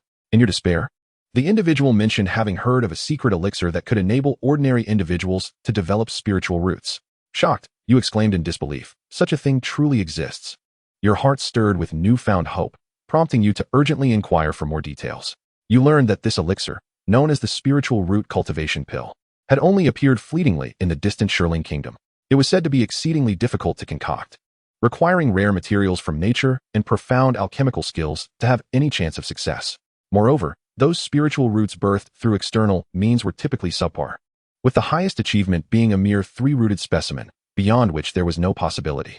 Overwhelmed with excitement, you declared that even the faintest glimmer of hope was worth pursuing. The cultivator wished you good fortune, mounting his celestial sword and soaring away in a wobbly flight. With this new information, you felt a weight lift from your heart, leading you to a moment of profound realization. Upon awakening, it was no surprise that you had ascended to the pinnacle of the master realm and comprehended the drunken life. Dreaming death sword technique. In your exhilaration, you were tempted to burst into laughter once more, but after a brief chuckle, you quickly covered your mouth, fearing it might summon a tidal wave. Ha ha ha. Truly, once bitten by a snake, one fears the rope for 10 years, you mused. You pondered whether this simulation would allow you to discover the spiritual root cultivation pill, and anticipation welled within you. Chapter 8. Brother, you are truly a good person. In the 12th year, after bidding farewell to your master and friends, you embarked on the quest for the spiritual root cultivation pill, fully prepared. The Shirling kingdom lay far from the Biao kingdom, positioned at opposite ends, and the only means of travel was via a teleportation array or a spiritual vessel. The teleportation array was the quickest and most convenient method. However, each use required a high-grade spirit stone, and lacking sufficient funds, you reluctantly opted for the spiritual vessel instead. As the vessel glided across the vast ocean, you stood on the deck, filled with aspirations for the future. Yet, to your astonishment, you encountered an old acquaintance aboard the vessel. Who could this be? Do I actually know someone here? Upon closer inspection, you were dismayed to discover it was Yue Yao and the fated protagonist of this tale, Xiao Fan. Initially wishing to ignore them, you feigned ignorance, but Yue Yao approached, taking her time to recognize you. Xiao Fan, seeing his companion engaged in conversation with an unfamiliar male, felt a surge of displeasure and began to flaunt his affection in front of you while provoking you with taunts. Not wanting to escalate the situation, you excused yourself and retreated to your cabin. In reality, you scoffed lightly. You just wait. Once I attain my spiritual roots, you'll be the first to face my wrath. How dare he prattle on in front of me, oblivious to the eyes of the mighty. Suppressing the discomfort within, he continued to gaze at the simulator. On the 7th day after the spirit vessel set sail, an unexpected tempest shattered the tranquility. The fierce winds whipped up colossal waves, hurling the spirit vessel into the air, only to crash it violently back down. The passengers and crew aboard were thrown into a state of panic, but fortunately, the vessel's protective array activated just in time. Soon, calm returned, and the spirit vessel resumed its voyage. On the 21st day, the storm returned with renewed ferocity. A bolt of lightning struck the vessel, shattering the protective array and allowing the sea to surge in. Amidst the chaos, you were engulfed by a towering wave and, in your struggle, a massive dark shadow emerged from the depths, completely consuming you. You perished. The simulation has concluded. You may select one reward from the options below. 1. Run like the wind, green 2. 12 years of martial arts cultivation, including all martial disciplines and realms. 3. 12 years of combat experience. 4. A map of the Bayou Kingdom. Cheng Qian squinted at the simulator, hesitating to make a choice. After all, he was still a mere handyman disciple of the Xiantian sect. Revealing his mastery at the pinnacle of the Grandmaster realm within a single day could lead to unforeseen complications. Until he embarked on the path of immortality, it was wise to remain inconspicuous. As for his peak strength in the body refinement realm, he was untroubled. The increase in physical prowess bore no internal energy, rendering him less conspicuous. Moreover, as Cheng Qian observed the year on the simulator and the incident involving the spirit vessel, a peculiar familiarity washed over him. Suddenly, it struck him. He smacked his forehead in realization. This was indeed the plot of the original novel, where the protagonist, Xiao Fan, accompanied by Yue Yao, boarded the spirit vessel en route to the Ningshui kingdom for an auction. However, they were ambushed by sea monsters, plunging both into the depths. Yet, the protagonist was a child of fortune, and with Yue Yao as one of the harem members, they were destined to emerge unscathed. Upon regaining consciousness, they found themselves in an underwater palace, saved by the merfolk. After a series of transactions, Xiao Fan agreed to avenge the merfolk while collecting all the treasures from the ruins, amassing a significant fortune. Among these was a magical artifact known as the Hourglass of Time, which could temporarily grant access to the laws of time. With this wealth, Xiao Fan successfully acquired a tome detailing the cultivation insights of an ancient practitioner and a vial of starry jade essence at the auction. This rare elixir, rich in the essence of heaven and earth, was said to enhance the physical strength of cultivators, greatly benefiting those on the path of immortality. These items became crucial tools for Xiao Fan's advancement and combat, significantly aiding his ability to defeat foes beyond his level. Reflecting on the plot, Cheng Qian silently noted this occurrence in his mind. A grin spread across his face as he mused to himself. Your fortune is remarkable, but soon it shall be mine. However, the immediate priority was to acquire information about this world. Determined, Cheng Qian departed from his dwelling, relying on memory to navigate towards the sect's library. Although the junior disciples lacked the qualification to borrow books from the library, he possessed a certain degree of contribution. After discreetly observing the square outside the library for some time, Cheng Qian finally approached a seemingly affable outer sect disciple. Brother, may I have a word with you? Cheng Qian smiled, striving to adopt a humble demeanor. The familiar-looking disciple hesitated briefly before following him to a secluded corner. What is it, junior brother? Cheng Qian rubbed his hands together, offering an awkward smile. To be honest, I have been in the sect for 3 years as a mere servant disciple. Lacking a spiritual root, I am unable to cultivate, and I fear I shall remain trapped here for life. Yet, I have always harbored a sense of discontent, yearning to comprehend the entirety of this world and the secrets of cultivation. Even if I ultimately cannot step into the realm of immortality, I do not wish to lead a life of ignorance as an ordinary person. Brother, I have saved up some contribution points over the years. If it is not too much trouble, could you assist me in borrowing some books on cultivation and an introduction to the entire Tianyuan continent? Upon hearing this, the outer disciple's eyes flickered with a hint of sympathy, fully aware of the plight of those without spiritual roots. In the realm of cultivation, lacking a spiritual root is akin to forfeiting the very qualification to cultivate. Cheng Qian's yearning gaze tugged at the strings of his heart, and after careful consideration, he spoke. Junior brother, your earnestness is indeed rare. The library houses numerous books on cultivation and the various nations, but as an outer disciple, I can only borrow a portion of them. Moreover, should you lose or divulge any of the books, noticing the other's hesitation, Cheng Qian promptly raised his left hand, extending 3 fingers, and assured, rest assured, brother, I harbor no ulterior motives. My origins are humble, hailing from a remote mountain village, and I know nearly nothing of this world.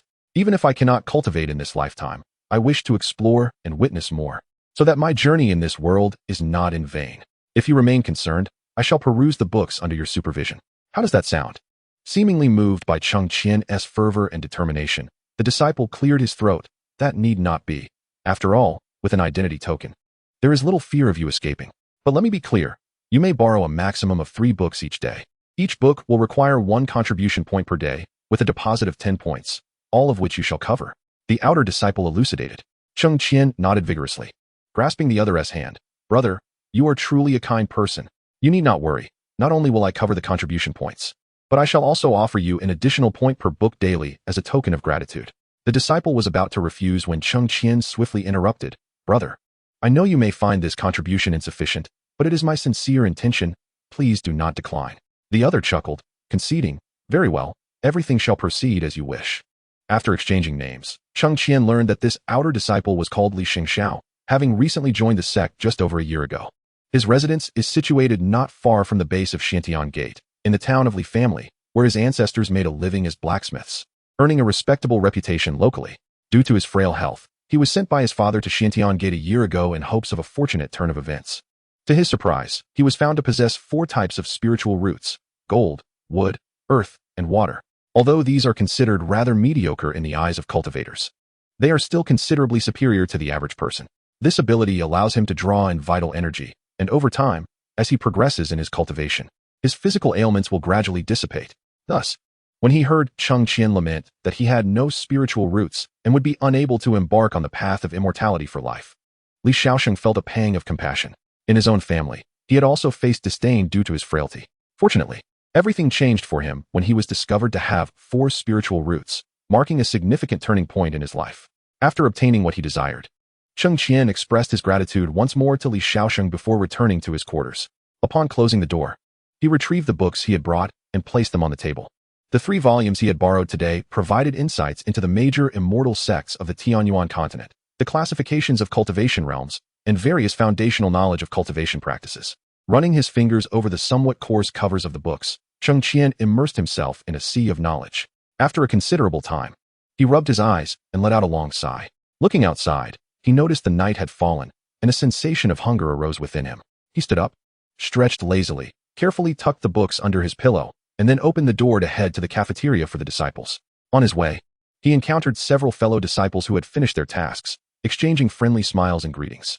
He had previously contemplated utilizing his status as a servant disciple to undertake cleaning duties in the library, which would enable him to save on contribution points. However, such opportunities were indeed scarce. Each servant disciple could only be assigned to such a task once a week, making it a rare chance. Time, however, waits for no one. And what he urgently needed to do now was to return to his sect to receive his cultivation rewards and discover methods to enhance his spiritual roots. Upon arriving at the cafeteria, he was served a steaming bowl of rice porridge accompanied by a few side dishes, not lavish, yet delicious. As he dined, his thoughts lingered on the descriptions of spiritual roots, sects, and cultivation realms. In this world, the cultivation levels ascend from low to high, classified as Qi refinement, foundation establishment, golden core, nascent soul, God transformation, void refinement, integration, great ascension, and tribulation phase. Each level is further subdivided into 19 tiers, corresponding to the early, middle, late, and perfected stages. While it may seem easily attainable, the actual practice is exceedingly arduous. Take Xiantian Gate, for instance. It is the foremost sect in the Baiyu Kingdom. Yet, even its leader possesses only mid-level God transformation cultivation. Not to mention the smaller sects, where possessing a nascent soul-level cultivator is already a considerable feat. Spiritual roots are the foundation of cultivation, categorized into 5 types: gold, wood, water, fire, and earth, from lowest to highest. They are classified as 5 spiritual roots: false spiritual roots, for spiritual roots, 3 spiritual roots, dual spiritual roots, and single spiritual roots. Beyond these lies the anomalous spiritual roots, which do not conform to the 5 elements, possessing attributes such as ice, thunder, wind, or a combination of these. In the original work, the male protagonist, Xiao Fan, is indeed a favored child of destiny, possessing a rare mutated single spiritual root with a thunder attribute. Consequently, after merely 5 years of joining the Xiantian sect, he has already ascended to the golden core stage. After all, a mutated spiritual root allows one to effortlessly enhance their cultivation even while sleeping. Beyond the mutated roots, there exists the legendary Chaos 5 Elements spiritual root, Yet such roots seldom manifest, occurring only once in 10,000 years.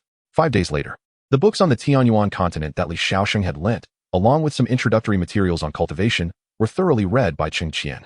That evening, as he returned the books, Li Shaosheng couldn't help but inquire, "Cheng, having absorbed much from the texts, what are your plans for the future?" Gazing at the crescent moon hanging in the sky, Cheng Qian replied wistfully, "As a worthless individual without a spiritual root, what plans could I possibly have?" Li Shaosheng comforted him, "Do not speak thus. The world is filled with countless ordinary people. If they were all as despondent as you, the current flourishing era would cease to exist. Even in an ordinary life, one must strive to live splendidly." Hearing such words warmed Cheng Qian's heart. "Thank you for your encouragement, Senior Brotherly. I plan to leave the sect in a few days to travel the world. Perhaps I may discover the path to immortality." Li Shaosheng nodded. "But have you gleaned any useful information from the books?" "Indeed, it is said that in the distant Stone Spirit Kingdom, there exists a pill that can help ordinary individuals cultivate a spiritual root. I wish to see it for myself," Cheng Qian responded. This information was originally just feedback from the simulator, yet it was also mentioned in the texts on medicinal herbs within the Xintian sect. Had he been aware of this world's knowledge earlier, he would not have squandered for simulation opportunities and might have already embarked on the path of immortality. Unaware of Cheng Qian's inner thoughts, Li Shaosheng excitedly patted his shoulder. Then, "Cheng, does this not mean you have a chance at cultivation? This is a wonderful opportunity, and I wish you all the best." "Thank you, Senior Brother." Cheng Qian expressed his sincere gratitude. The two chatted a while longer before bidding farewell. As he gazed at the Xintian sect bathed in moonlight, Cheng Qian narrowed his eyes. Directly ahead loomed the towering Mingxiu Peak, where Xiao Fan resided. If memory served him correctly, in the original narrative, Xiao Fan had cast Cheng Qian's corpse into the abyss behind Mingxiu Peak during his descent into darkness.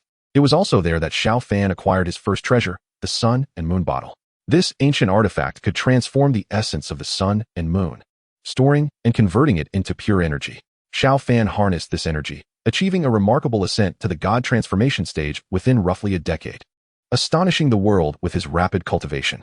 Moreover, this artifact possessed an even more extraordinary function. The yin-yang power contained within the sun and moon bottle could harmonize the imbalances of yin and yang within the cultivator, thereby preventing the descent into madness. Cheng Qian secretly devised a plan. The sun and moon bottle shall be mine. Time was of the essence. Delay could invite unforeseen changes. With this resolve, Cheng Qian made his way directly to the foot of Mingxiu Peak. The gatekeeper disciples, upon seeing him, could not help but scoff. "Oh, isn't this the useless brother of Senior Sister Yue Yao? What brings you here again? Delivering cultivation resources to Senior Sister Yue Yao once more?" Cheng Qian silently mocked them, though his face betrayed none of his disdain. He clasped his hands and requested, "I kindly ask for your leniency, esteemed brothers." The gatekeeper disciples, seeing his humble demeanor, lost interest in further taunting him and waved him off. "Go quickly and return promptly." "Thank you." Cheng Qian feigned timidity, lowering his head as he hastened along the mountain path. Behind him, the derisive voices of the two disciples rang out. "Ugh, what a disgrace to us men. Indeed, who doesn't he know that Senior Sister Yue Yao is already regarded as Xiao Fan's possession? Only this fool remains oblivious." Cheng Qian, upon hearing such remarks, felt a sense of helplessness. It was not as if he had courted her favor, so why should it concern him? However, he was somewhat grateful that the original owner had pursued Yue Yao for 3 years. Although each visit was met with mockery, the gatekeeper disciples would always let him pass out of respect for Yue Yao. Otherwise, he truly would not know how he could ascend to the Mingxiu Peak, a place accessible only to inner disciples, given his status as a mere servant. Relying on his now perfected body in the body refinement realm, Cheng Qian reached the summit in a mere quarter of an hour. Drawing upon the original owner's memories and the scenes depicted in the novel, he effortlessly arrived at the platform on the back mountain. He recalled that Xiao Fan had discovered the sun-moon bottle amidst the overgrown grass beneath a large tree. However, as he surveyed his surroundings, Cheng Qian could not help but curse under his breath. "Damn it, they're all just trees. Which one is it?" Chapter 10. What nonsense. Regaining his composure, Cheng Qian pondered deeply. In the original tale, just after Xiao Fan discarded Cheng Qian's corpse, he stumbled over a stone hidden in the grass, which led him to the concealed sun-moon bottle. Thus, the area where this treasure lay must be near the edge of the cliff.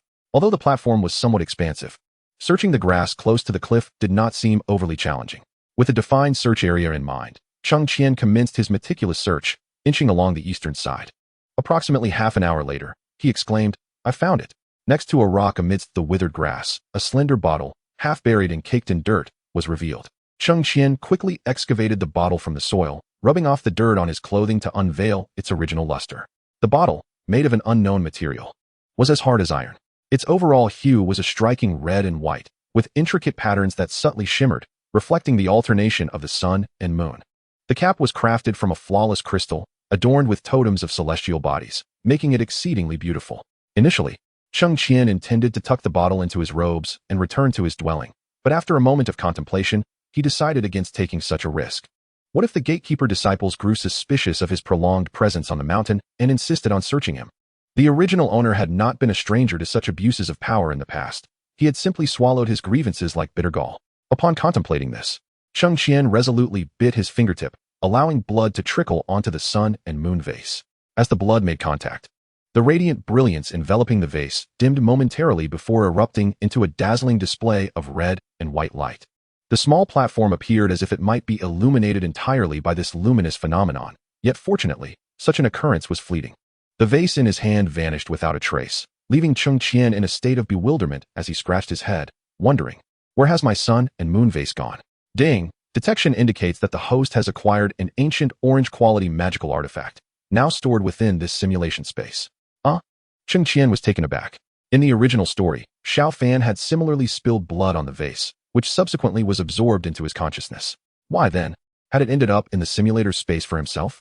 Was it due to his lack of cultivation and the absence of a developed consciousness? Or perhaps this object was so precious that the simulator feared he might lose it. As if sensing Cheng Qian's confusion, an electronic voice echoed in his mind once more. Ding! Detection indicates that the host has yet to embark on the path of immortality. The simulator will safeguard important items for the host, available for retrieval at any time. Does that mean your function is akin to a storage ring? Can I place anything in your space? Ding! This simulator's space can only store artifacts of blue quality or higher, along with elixirs and such. Spirit stones are not restricted. The classification of items in the Tianyuan continent was intriguing, reminiscent of online games from a past life. Yet it seemed as though the colors of a rainbow had been thrown into disarray.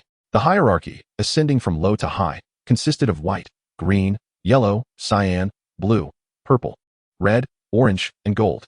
Each color was further divided into 19 tiers, with deeper hues corresponding to superior qualities. Upon hearing the simulator's response, Cheng Qian nodded thoughtfully and inquired further, can spending money increase the simulation attempts? In the novels I read, it often worked that way. Do you possess such a feature? However, his question fell into silence, the simulator no longer responding. It appeared that the simulator would only speak in the presence of critical prompts. Cheng Qian pinched his nose in frustration. Why couldn't he spend money? If he could, he would stockpile thousands or millions of spirit stones during simulations, then withdraw and infuse them back in, rapidly boosting his cultivation in a perfect cycle. How delightful. Dream on, Cheng Qian. The simulator had scolded him. Was there no one to intervene? Was there no law to uphold? Yet, the electronic voice promptly retreated into silence. Refusing to respond no matter how fervently Cheng Qian called out, he raised a middle finger to the sky, adjusted his attire, and strolled down the mountain. Today had proven to be fruitful. Not only had he intercepted the protagonist Xiao Fan's magical artifact, but he had also learned that the simulator possessed a storage function. What a thrill! As he descended, it was indeed the case that the time spent atop the mountain had led to a thorough search by the gate disciples. Cheng Qian complied meekly, and once it was confirmed that nothing was found, he was allowed to return. After moving a considerable distance away, he wiped the cold sweat from his forehead, relieved that his foresight had spared the day and moon vase from potential loss. Reflecting carefully, he confirmed that there were no further opportunities for Xiao Fan at Xiantian Gate. With a contented demeanor, Cheng Qian strolled back to his residence. At Mingxiu Peak, Xiao Fan, who was deep in meditation, suddenly jolted, his eyes flying open. Just moments ago, he felt as if something precious had vanished from his life. The profound sense of loss unsettled his mind, pulling him abruptly from his meditative state. What had transpired? Xiao Fan murmured, perplexed and without clarity. Meanwhile, Cheng Qian returned to his abode, delightfully seated on the bed, unable to find sleep. He glanced at the attributes panel of the simulator. Immortal Cultivation Simulator. Host, Cheng Qian. Talent, extraordinary comprehension, purple. Item, day and moon vase, orange quality. Simulation attempts, 0, 2 days until the next update.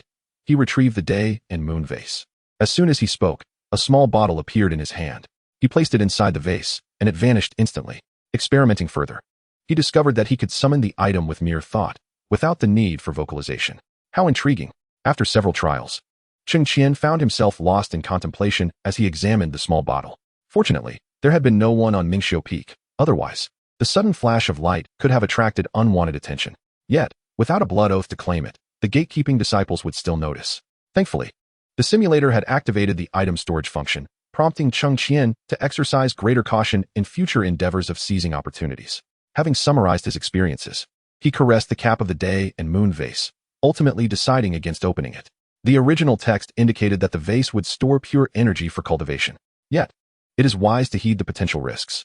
Still within the confines of Xiantian Gate, surrounded by the quarters of the servant disciples, opening the cap could provoke anomalies he could not adequately explain, possibly attracting the law enforcement hall and drawing the elders' scrutiny, leading to invasive soul-searching methods. Such circumstances would obliterate his path to immortality. One must be bold when necessary and cautious when required. This is the fundamental rule for survival in this otherworldly realm. Even with the simulator as an advantageous tool, one must possess the means to utilize it. With this thought, Cheng Qian stowed the day and moon vase away and gradually drifted into slumber. The following day would mark the withdrawal from the sect and the receipt of rewards, a day he had eagerly anticipated for quite some time. Courageous Cheng Qian, unafraid of challenges. Charge forth. Chapter 11. Lin Steward, it's time to eat. Early the next morning, Cheng Qian awoke, feeling refreshed and stretched lazily. He tidied a small collection of personal items, leaving behind a mere assortment of inconsequential trinkets, deemed unnecessary for the journey ahead. Pushing open the door, sunlight flooded in. Accompanied by the sweet melodies of birds and the fragrant bloom of flowers, the day was splendid. Today was indeed a fortuitous day, where all one's aspirations could come to fruition. Cheng Qian, with a small bundle slung over his shoulder, hummed a tune from a past life, his spirits soaring high. As he walked, he encountered fellow disciples from the same cohort, who, upon seeing his cheerful demeanor, could not help but greet him. Brother Cheng, what delightful fortune has befallen you? Oh, is this not our industrious laborer from the servant's peak? It's been days since we've seen you at work. Are you off to toil today? And why the satchel? Are you descending the mountain to procure supplies? If so, do bring back a lotus leaf chicken from the fragrant 10-mile town for me. It's been ages since I've savored it, and I yearn for it. Brother Qian, you aren't off to see your little sweetheart at Mingxiu Peak again, are you? I heard she set off early this morning on a mission. Do be wary of returning empty-handed. Upon hearing this, Cheng Qian clasped his hands respectfully and replied earnestly, Today, I intend to resign from the sect. I am grateful for the care and camaraderie bestowed upon me by all of you over the years. Despite the tragic circumstances of his original self, during his time at the Servant's Peak, he had received much kindness from these individuals. No one looked down upon him for lacking spiritual roots, nor did anyone deem him foolish for contributing resources to Yue Yao. Though the Servant's Peak was humble, its inhabitants were predominantly decent folk. Cheng Qian, diligent and loyal, inspired a sense of respect, if not admiration, from them. Thus, during his first simulation, the barbecue stall thrived, buoyed by the support of his peers. Suddenly, upon hearing Cheng Qian's declaration, the crowd halted, gathering around him, their curiosity piqued. What? Why the sudden departure? Brother Cheng, you still owe me 3 contribution points from our wager. Don't try to weasel out of it. Heh, are you indeed going down to the town to do business? You've often mentioned wanting to open a small shop. We shall certainly support you in your endeavors. Without you around, who will rouse me from slumber? Who will console me in my sorrow? One of the voices belonged to Yue Yao, a lad similar in background to Cheng Qian, who had suffered the obliteration of his entire family in a calamity. Fortunately, he had been rescued by a passing elder from the Xiantian sect. Upon arriving at the sect, it was discovered that Yue Yao possessed merely a pseudo-5-element spiritual root, leading to his placement at the Servant's Peak. He and Cheng Qian had ascended the mountain in the same year, their bond resembling that of brothers. Although Cheng Qian was no longer the same person, he retained the memories of his original self. Grabbing Yue Yao by the collar with one hand and playfully tapping his head with the other, he exclaimed, What do you mean without me? Are you wishing for your brother Cheng's demise? Yue Yao chuckled, though his eyes soon glistened with unshed tears. I just can't bear to part with you. Enough, enough. You're no longer a child. Stop with the tears. Cheng Qian teased, pinching his nose before releasing his hold on his shoulder. He then turned to the surrounding crowd, clasping his hands once more. Esteemed friends, I shall take my leave from the sect today and embark on a journey across the lands. Should fate permit, we shall meet again. Some sighed, others felt reluctant, while some celebrated Cheng Qian's escape from suffering. After exchanging farewells with the crowd, he turned to Yue Yao, who remained beside him, and extended his hand. Bring me the token. What's wrong, Brother Cheng? Yue Yao asked, bewildered, yet obediently retrieved the sect token from his waist and presented it with both hands. From now on, without my care, you must be more diligent. What are the 5 spiritual roots? At the very least, they can allow you to draw energy into your body. If you work hard, perhaps one day we shall meet at the pinnacle. As Cheng Qian spoke, he aligned his token with Yue Yao's, silently concentrating, and then turned away, transferring 300 contribution points. The sect token was specially crafted, embedded with formations, allowing transactions and balance inquiries with mere thought, without the need for spirit stones or energy. Thus, when Yue Yao saw the large figure of 300 displayed on his token, he was left speechless. Brother Cheng, what are you doing? Cheng Qian put away the token and patted his head. Use these contribution points to exchange for techniques and spirit stones. Work hard. No, this is too much. Brother Cheng, I can't accept this. Quickly give me the token back. I'll transfer it back to you. Yue Yao shook his head vigorously. What I give you is yours. Stop being so coy. Unless you refuse to acknowledge me as your brother, in which case, I shall turn and leave without a word. Cheng Qian pretended to be angry. Yue Yao, already saddened by the impending farewell, felt tears welling up upon hearing those words. Brother Cheng, you are too kind to me, but with so many contribution points, when will I ever be able to repay you? Little rascal, what are you talking about repayment? Between brothers, there is no need for such formality. Suddenly, it seemed Yue Yao realized something, and his tears flowed freely. Brother Cheng, you're not thinking of doing something foolish, are you? Have you given me your entire inheritance? Hearing this, Cheng Qian couldn't help but kick Yue Yao's backside, exclaiming, Curse Crow's mouth. Always wishing for trouble for your brother. I'm doing just fine. Looking around to ensure no one was watching, Cheng Qian whispered to Yue Yao, I have come into a great opportunity. Perhaps I shall tread the path of immortality in the future. Upon hearing this, Yue Yao ceased his tears, wiping his eyes with bright, hopeful expression. Really, brother? You're not deceiving me, are you? Never have I deceived you, you rascal. Indeed. Brother Cheng never boasts. It must be true. That is wonderful. I'm genuinely happy for you. Yue Yao's face lit up with joy, his smile wide as he fidgeted with excitement. Cheng Qian made a shushing gesture. This is a secret I share only with you. Remember to keep it confidential. Of course. My lips are sealed, Brother Cheng, rest assured. Yue Yao made a zipping motion across his lips, making Cheng Qian chuckle. Enough. I'm going to withdraw from the sect. Take these resources and cultivate well. When I step onto the path of immortality, I shall come to find you. It's a promise. It's a promise. The two exchanged a glance, and Cheng Qian strode away. Watching his retreating figure, Yue Yao clutched the still warm identity token in his palm, murmuring to himself, Brother Cheng, I shall strive diligently and never let you down. At the Zai Peak Management Office, Elder Lin, who had long surpassed his 60th year, was dozing off against the back of his chair. As Cheng Qian entered, he gently tapped the table. Elder Lin remained undisturbed. Cheng Qian increased the force of his tapping. Yet Elder Lin still did not awaken. TSK, the old man was sleeping quite soundly. Although disturbing someone's slumber is an act of considerable impropriety, Cheng Qian summoned all his strength and shouted, Elder Lin, it's time for a meal. Startled awake, Elder Lin shivered, his bleary eyes fluttering open, as he fumbled under the table for a bowl, mumbling, Is it mealtime already? Haha, Elder Lin, I was just teasing you. Cheng Qian chuckled at the old man. Elder Lin rubbed his eyes and, upon recognizing him, huffed in mock annoyance. You rascal, what is it? Have you come to advance your contributions again to provide resources for that good sister of yours? In that moment, Cheng Qian couldn't help but reflect on the enduring persona of the original character as a sycophant. Even Elder Lin, upon seeing Cheng Qian, couldn't resist a playful jab.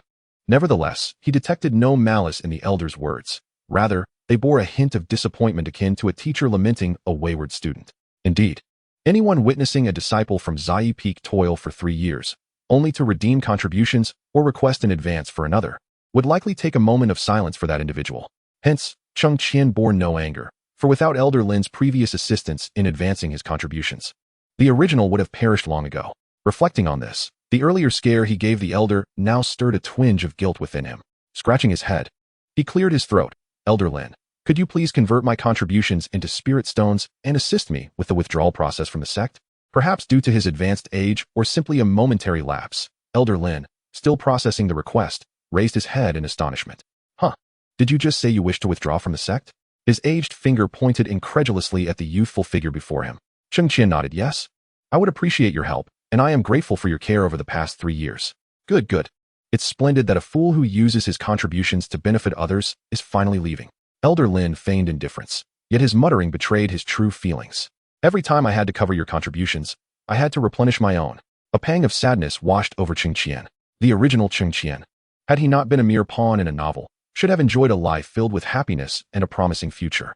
Yet, he was nothing more than a puppet with a preordained tragic ending crafted by the author's hand. Perhaps this was why he had taken the place of the original in this world.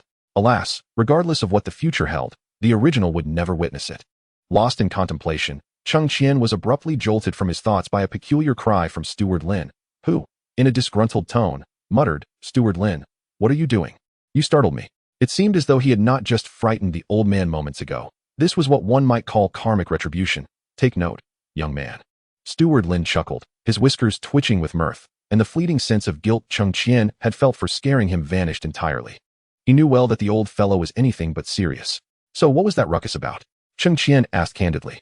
Steward Lin gestured toward the token Cheng Qian had just handed him, his eyes sparkling with excitement. You've struck gold, my boy. Pray tell, where did this impressive contribution of 272 points come from? This is nearly a year's worth of your earnings. Just for claiming what someone owed me, Cheng Qian replied nonchalantly, rolling his eyes. But who was Steward Lin? A man of great experience, he quickly pieced together the circumstances surrounding Cheng Qian's windfall. Well, it's about time you got it back. You weren't in debt to her, he remarked. Whether it be a withdrawal from the sect, or simply escaping this troublesome place, one could always return with spirit stones to engage in some small trade. Life could indeed be quite joyous. With a twirl of his mustache, Steward Lin expressed a hint of delight and promptly began processing the procedures for Cheng Qian's exchange of spirit stones and withdrawal from the sect. Soon, a small pouch of spirit stones and the necessary documents were placed on the table. He looked at Cheng Qian and said, "Make sure to visit this old man often. Time flies, and I want to be around much longer." "Take care of yourself," Cheng Qian replied, stowing the items into his satchel. After a moment's thought, he tossed 3 mid-grade spirit stones onto the table. "Here, take this. Indulge in some fine wine as a token of my respect." And with that, as if fearing refusal, he turned on his heel and hurried away. "Impudent lad, safe travels." Steward Lin chuckled softly, watching the young man's retreating figure. With a weathered hand, he wiped his eyes and self-deprecatingly mused, "Indeed, I am growing old, becoming so sentimental. With this offering from Cheng Qian, I shall savor the delights of the human experience tonight. Not a bad deal at all." It is often said that ascending a mountain is easy, but descending is fraught with difficulty. Yet, as Cheng Qian traversed the stone steps leading down from the Xiantian sect, he felt an overwhelming sense of lightness and joy. Standing upon the final smooth, verdant stone step, he glanced back at the ethereal Xiantian gate, exhaling a gentle sigh. "Xiaofan, do not underestimate the youth and poverty. Soon you shall witness how the once downtrodden rise to overshadow you." He chuckled at his own melodrama, shaking his head before turning to continue on his way. Xianmin town lay at the foot of the Xiantian gate, the nearest settlement within its dominion, as its name implies. Passing through the imposing city gates, the streets paved with azure stones were flanked by an array of charming, antiquated buildings. Merchants from all corners gathered here, their cries and haggling blending into a vibrant symphony of urban life. A dazzling array of goods spanned from everyday necessities to curious trinkets, offering something for everyone. As Cheng Qian curiously surveyed his surroundings, he murmured to himself, "No wonder it took 2 days to immerse myself in martial arts during my descent from the simulator. The ancient folk life appears truly fascinating." The vibrant scenes, brimming with the essence of life, stirred emotions within him that he had never experienced at Xuantian Gate. This is the human realm, a flourishing world indeed. After meandering for quite some time, Cheng Qian finally located an inn tucked away in a corner of Xiamen town. He tossed a low-grade spirit stone to the innkeeper, securing a private room in the back courtyard, and requested a bucket of hot water for bathing, along with a grand feast of food and wine. Remarkably, he still had over 40 fragments of spirit stones left after his expenses. Following his meal and a refreshing bath, Cheng Qian reclined on the bed, legs crossed. No wonder, he mused, that during the simulation, a mere 100 low-grade spirit stones could last 2 years if one were frugal. The disparity in prices between the mundane world and the realm of cultivators is indeed vast. It is no surprise that ordinary people eagerly flock to join sects when they recruit disciples. Even as a mere errand boy, one could earn more spirit stones than from farming. With that thought, Cheng Qian sat up, interlacing his fingers before extending them before his chest, followed by a gentle stretch of his muscles. A flicker of thought brought the simulator's interface into view. Let us proceed to claim the reward. 12 years of martial arts cultivation. The selection was complete. Cheng Qian felt a sudden jolt throughout his body, as a powerful sensation surged from his lower abdomen, coursing through his meridians in a ceaseless flow.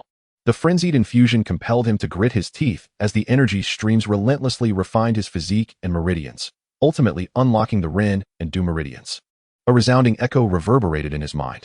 Yet, this process was far from over. He could sense his bones and muscles being continuously revitalized, as if being reshaped. Whenever the pain became unbearable, the so-called inner strength would forcibly mend the damaged areas. At times, he felt numbness, at others, a tingling or sharp pain. This experience was exhilarating in its intensity.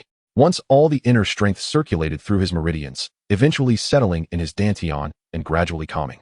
Cheng Qian wiped the sweat from his brow and clenched his fist. What formidable power! Is this the strength of a peak Master Realm practitioner? Chapter 13. Cultivating demonic arts is not out of the question. What is the Master Realm? In the realm of cultivators, there are no rivals. Throughout the Tianyuan continent, aside from cultivators, the number of martial artists at the Master Realm is exceedingly rare. These individuals possess immense willpower, though lacking spiritual roots and unable to cultivate. They consistently transcend their own limits, achieving heights unattainable by mere mortals. First-rate martial artists are already considered exceptional in the martial world, yet those who can break through to the Master Realm are few and far between. One can only imagine the value of this realm within the martial arts of the mundane world. Once Cheng Qian's body had digested all the energy, his mind was flooded with all the martial techniques and internal cultivation methods learned from the simulator over the past 12 years. Just as he was about to step outside to test his newfound skills, his stomach unexpectedly grumbled at an inopportune moment. Alas, had I not just dined? The higher one ascends in cultivation, the more rapidly the body metabolizes the essence of food. Having recently broken through to the Master Realm, the energy derived from his previous meal has long since been converted, leaving Cheng Qian once again feeling the pangs of hunger. Thus, the number of martial artists on the Tianyuan continent is exceedingly sparse. First, due to the disparity between scholarly pursuits and martial prowess. Even a mere first-rate master requires substantial resources for cultivation. Second, aside from innate talent, root quality, and comprehension, essential prerequisites, advancement in martial arts demands a copious amount of time. Occasionally, a single breakthrough may consume decades. Yet, the lifespan of an ordinary person is finite, leading some to remain trapped at the first-rate master level, potentially until the end of their days without ever brushing against that threshold. However, none of this presents a quandary for Cheng Qian. Adjusting his damp attire, he sighed in resignation. Had he known, he would have prioritized his breakthrough before bathing and dining. How wonderful it would be to step onto the path of immortality. At this moment, a mere cleansing spell would suffice to render him immaculate. Even upon reaching the foundation establishment stage, one would no longer need to rely on food to replenish internal energy, but could simply absorb the spiritual essence of heaven and earth. Contemplating this made Cheng Qian chuckle and shake his head. After all, haste makes waste. He promptly opened the door, calling for the innkeeper to fetch another bucket of hot water and a sumptuous meal, though the innkeeper was taken aback and nearly inquired further. A glance into Cheng Qian's eyes caused him to involuntarily shrink back, hastily nodding in agreement. As he descended the stairs, he pondered, when this guest had arrived. He appeared merely stronger than others, yet after just one meal, he now seemed to exude an overwhelming presence. A casual glance in his direction tightened the innkeeper's chest, evoking the sensation that he might be struck down at any moment. Shaking his head, he muttered to himself, perhaps this guest is indeed a practitioner. It would be wise not to pry further. Half an hour later, having washed and feasted, Cheng Qian pushed open the window and leapt down. With a deft tap of his toes, he stood atop the roof. Suppressing his urge to let out a triumphant shout, he slowly closed his eyes, attuning himself to the subtle movements of the air around him. Growing up watching martial arts dramas, Cheng Qian had always envied the grace and ease of the heroes, who could cover great distances with a mere leap. Exhaling gently, he opened his eyes, fixating on a large tree approximately 10 meters away. With a swift motion, he darted forward, landing gracefully atop the tree's crown. How exhilarating! Standing at the pinnacle of the tree, Cheng Qian was suddenly filled with playful delight. With a light laugh, he propelled himself like a released arrow from the tree to the rooftop, weaving through the town's rooftops like a bird in the night sky. Arriving at a secluded area beyond the city, he took a deep breath, channeling his internal energy, and began to practice the Lin family's scatter hand technique. Though seemingly simple and fundamental, each movement contained the power to pierce the air. As his motions quickened, he abruptly shifted his stance, forming his fingers like a sword, and commenced the drunken dream sword technique. After completing a series of intricate movements, Cheng Qian took a deep breath, channeling his inner strength into his palm, which he then released towards a nearby rock. With a resounding crash, the rock shattered under the force of his energy, sending fragments flying and dust swirling into the air. Standing still, Cheng Qian's eyes sparkled with a hint of satisfaction. Every gesture, every movement, could inflict harm. This was the power of a master at the pinnacle of their craft. A sense of exhilaration washed over him. He swiftly returned to the inn using his lightness technique, only to find an eerie silence. No one had noticed his absence. After securing the window, he sat on the edge of his bed, eyeing the countdown for the next update in the simulator, and soon drifted off into a contented sleep. When he awoke, the sun was already high in the sky. After a meal, he spent the day wandering the streets, listening to street musicians, and purchased a well-balanced longsword along with a complete map of the Bayou Kingdom. It was not until dusk that he leisurely returned to the inn. He meditated until a clear sound resonated in his mind, prompting him to open his eyes. The simulation had begun. Simulation starting, generating random talents. Ding. Congratulations, host. You have obtained a white talent, dexterous fingers. Dexterous fingers. Your fingers are exceptionally nimble, with precise control over strength, allowing you to complete any manual task swiftly. Had you been born in modern times, you would undoubtedly be an esports master. Cheng Qian? Why does this talent feel somewhat off? Has he taken a wrong turn in thought? The fifth simulation begins. You leave the inn, heading straight for the dock, intending to seek news about the spirit root nurturing pill in the Shirling Kingdom. This time, aboard a spirit vessel, no mishaps occurred. And after spending 3 months at sea, you finally arrived at Linghai City in the Shirling Kingdom. After a day of rest, you began inquiring about the spirit root nurturing pill. Renowned for its alchemy, the Shirling Kingdom attracts numerous cultivators and alchemists, making it one of the most prosperous realms for cultivation on the Tianyuan continent. On the first day, you decided to start at the alchemical market in Linghai City, the hub for alchemists and cultivators to trade, where you hoped to gather the information you sought. The market buzzed with activity, and an array of exotic pills released enticing aromas. As you inquired around, you finally learned from an elderly alchemist that the spirit root nurturing pill was a secret concoction from a major sect in the Shirling Kingdom 300 years ago, possessing the miraculous ability to reverse a mortal body and grant a cultivator the spirit root. However, during the invasion of the demon realm 3 centuries ago, that sect was tragically annihilated, and the method for crafting the spirit root nurturing pill vanished along with it. Since then, no one in the Shirling Kingdom, nor anywhere on the Tianyuan continent, has been able to reproduce this pill. Cheng Qian was left in stunned silence. No way, brother, are you kidding me? After finally obtaining news about the spirit root nurturing pill, he never anticipated such a disheartening outcome. Could it be that his path to cultivation was truly at an end? Once filled with exuberance, now overwhelmed by despondency. Is it truly the case that a promising young man of noble lineage must resort to the dubious art of demonic cultivation? Sighing, Cheng Qian cast his gaze back to the simulator panel. There exists a glimmer of hope. Perhaps he could explore this path. For the practice of demonic arts is not entirely out of the question. Chapter 14. The master of manual labor having finally discovered tidings of a potential ascension. He found himself crushed by the weight of reality, almost spiraling into a state of self-imposed isolation. Unyielding, he continued his inquiries, yet the outcomes remained disappointingly consistent. He mused that perhaps the remoteness of Linghai City, being situated on the fringes of Shirling Kingdom, hampered the flow of information. It was conceivable that someone had already managed to reconstruct the elusive pill formula.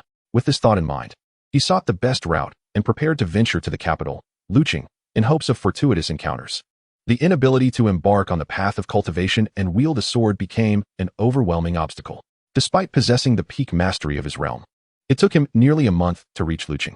Along the way, he traversed through several towns, yet each inquiry resulted in profound disappointment. This particular elixir seemed to exist solely as a figment of myth.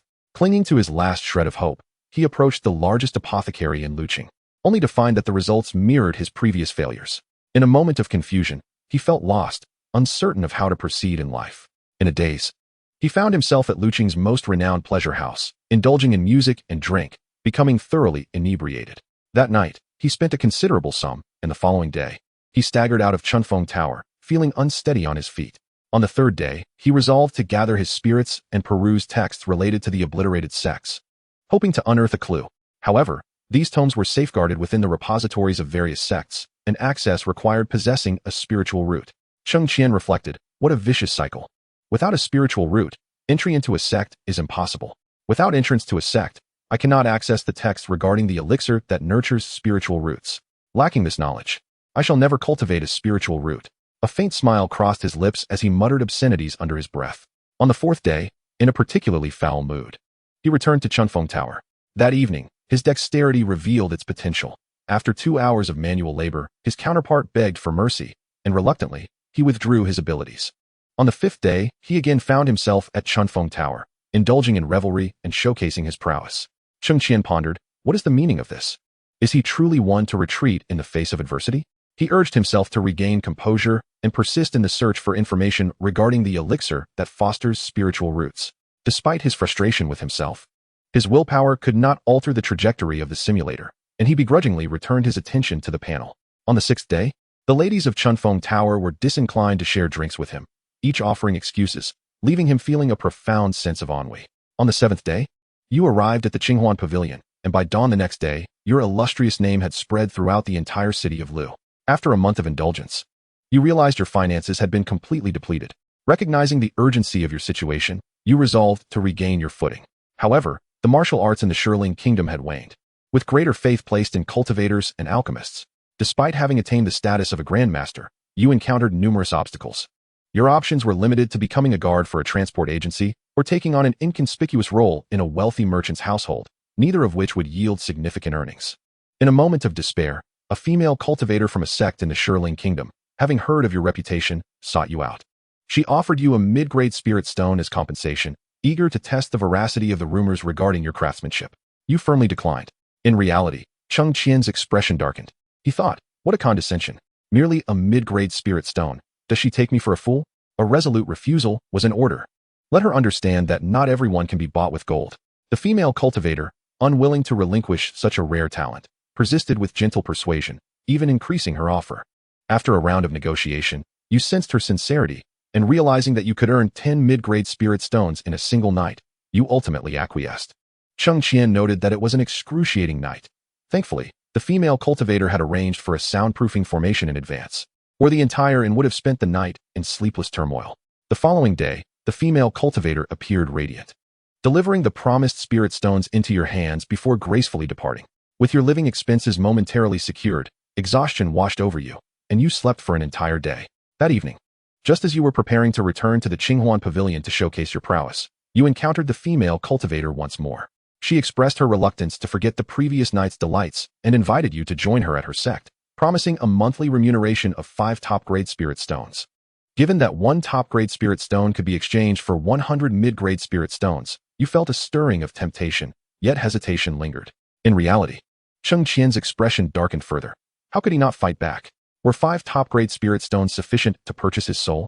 Frustration boiled within him, lamenting how his simulated counterpart seemed so lacking in ambition. He implored, do not acquiesce. Seek the elusive spirit root nurturing elixir instead. He still aspired to embark on the path of immortality. He must not abandon that dream. As these thoughts roared in his mind, you initially intended to decline. Yet a clever idea struck you, prompting a request. You spoke to the female cultivator, expressing your desire to tread the path of immortality, but lamented that the spirit root nurturing elixir appeared to have vanished from the world. You sought access to information regarding her sect, suggesting that if she could agree to this condition, you might reconsider your decision. The female cultivator hesitated briefly, then promised to return with an answer in 3 days. 3 days later, as promised, the female cultivator arrived, tossing you a token. The token granted the ability to peruse all texts within the sect, excluding the cultivation techniques. You were filled with joy, for with a lead, you believed you would eventually uncover clues regarding the spirit root nurturing elixir. Upon reading this, Cheng Qian let out a deep sigh of relief. It is fortunate that one can acknowledge their mistakes and amend them. That is commendable. Yet, it felt somewhat absurd. Could he truly be such a person? You and the female immortal returned to her sect, where she arranged for you to reside in her cave dwelling. It was then that you discovered she was the master of a peak within the Yin-Yang sect, named Shui Run.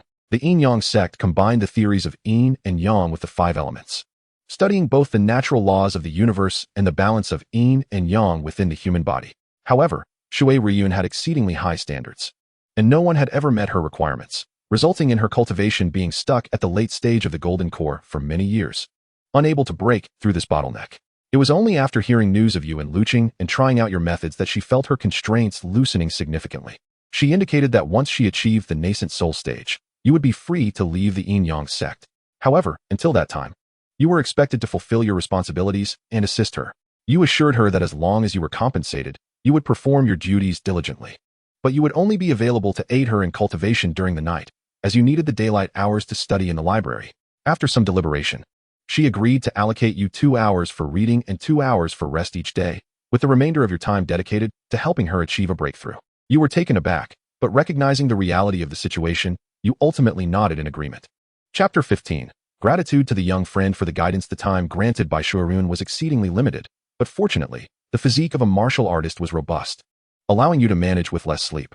During the afternoon breaks, you eagerly devoured the texts in the library regarding the annihilation of sects and various tomes of the Shurling Kingdom.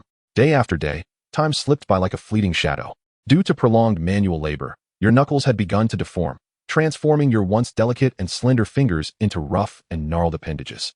The lack of restful sleep left you feeling listless and irritable, relying solely on the spirit-nourishing pills provided by Yue Yao to maintain your mental state.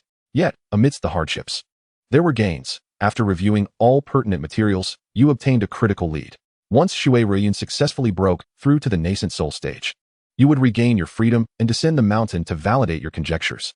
At last, on a full moon night 6 months later, Yue Yao achieved her breakthrough. Tears streamed down your face as you thought, "This has been exceedingly challenging." Alas, your beautiful fingers had endured much suffering. Although Yue Yao was reluctant to let you go, she honored her promise, and you joyfully descended the mountain, first seeking an inn where you could sleep soundly for 3 days and nights. Upon awakening, you feasted heartily and then ventured to the alchemy market to purchase spirit-nourishing and blood-replenishing elixirs, finally feeling revitalized.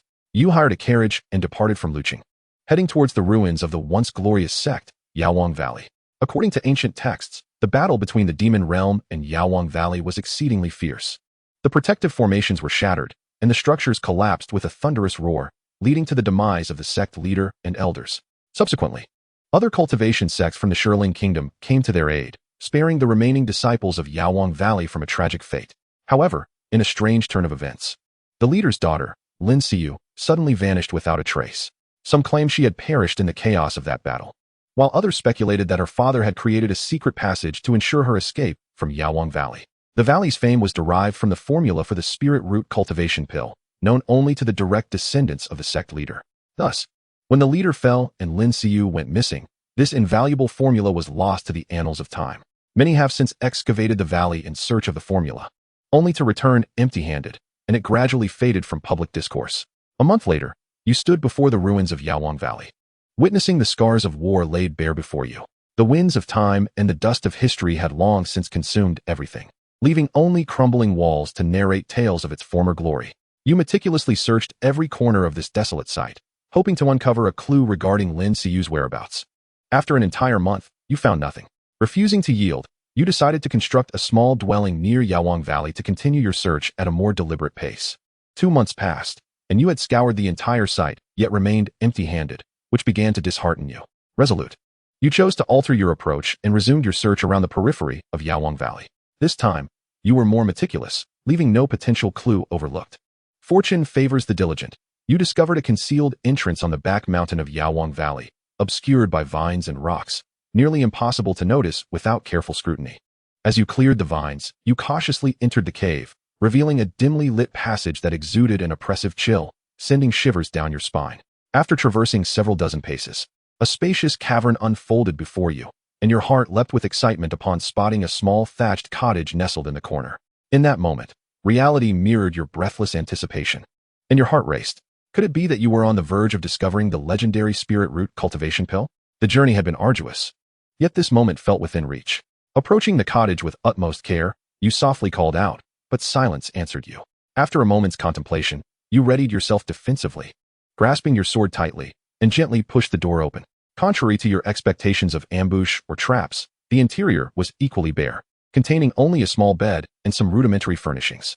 Disappointment washed over you as you searched the cottage thoroughly, yet found nothing of value. Alas, what is going on? Why is there not a single clue regarding the elixir formula? Cheng Qian exclaimed in frustration. The anticipation he had just moments ago had now transformed into profound disappointment. Suppressing his anger, he continued to gaze at the simulation panel. You sit on the bed in fury, reflecting on the tribulations of the past 6 months, and cannot help but strike the bed's edge with your palm. With your mastery at the Grandmaster level, it was certain that even a mere wooden bed or this thatched cottage would shatter beneath your hand. Yet, the small bed remained unmoved, merely stirring up a cloud of dust. Noticing something amiss, you carefully examined the area and indeed discovered a concealed mechanism beneath the wooden planks of the bed. A gentle press caused the ground to slowly part, revealing a deep secret passage. Your heart raced as you ventured down the dim corridor. After traversing approximately 100 steps, you arrived at the end of the passage where a stone chamber awaited. Within the chamber stood an ancient alchemical furnace, surrounded by an array of alchemical materials. On a stone table beside the furnace, you uncovered a weathered tome, its cover adorned with the archaic characters spelling out spirit root cultivation pill. Cheng Qian, at last. I have found it. He could hardly contain his exhilaration and felt an urge to howl at the heavens.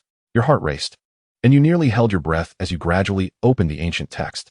The tome meticulously detailed the crafting method of the spirit root cultivation pill, encompassing everything from the selection of herbs to the mastery of fire. You carefully tucked the tome into your robe and noticed a letter nearby. It was a handwritten missive from Lin Xiu, recounting how she had escaped through this secret passage, orchestrated by her father's arrangements, and had hidden in this secluded stone chamber for many years until the turmoil outside had finally subsided. In her letter, Lin Xiu mentioned that she had left the formula here, hoping that one day a fated individual would discover it and carry on this precious legacy. The Valley of Medicinal Kings had attracted calamity due to this formula, and thus she cautioned in her letter that this book must remain concealed from the public eye. Only those possessing the strength of the transformation stage should reveal its existence. She vowed that if she were still alive at that time, she would come to your aid to restore the glory of the Valley of Medicinal Kings. Furthermore, within the alchemical furnace, she had preserved 3 spirit root cultivation pills using a special formation for the use of those destined to find them. You could hardly contain your excitement as you opened the furnace, and as the door swung wide, the formation indeed lost its efficacy, just as described in the letter.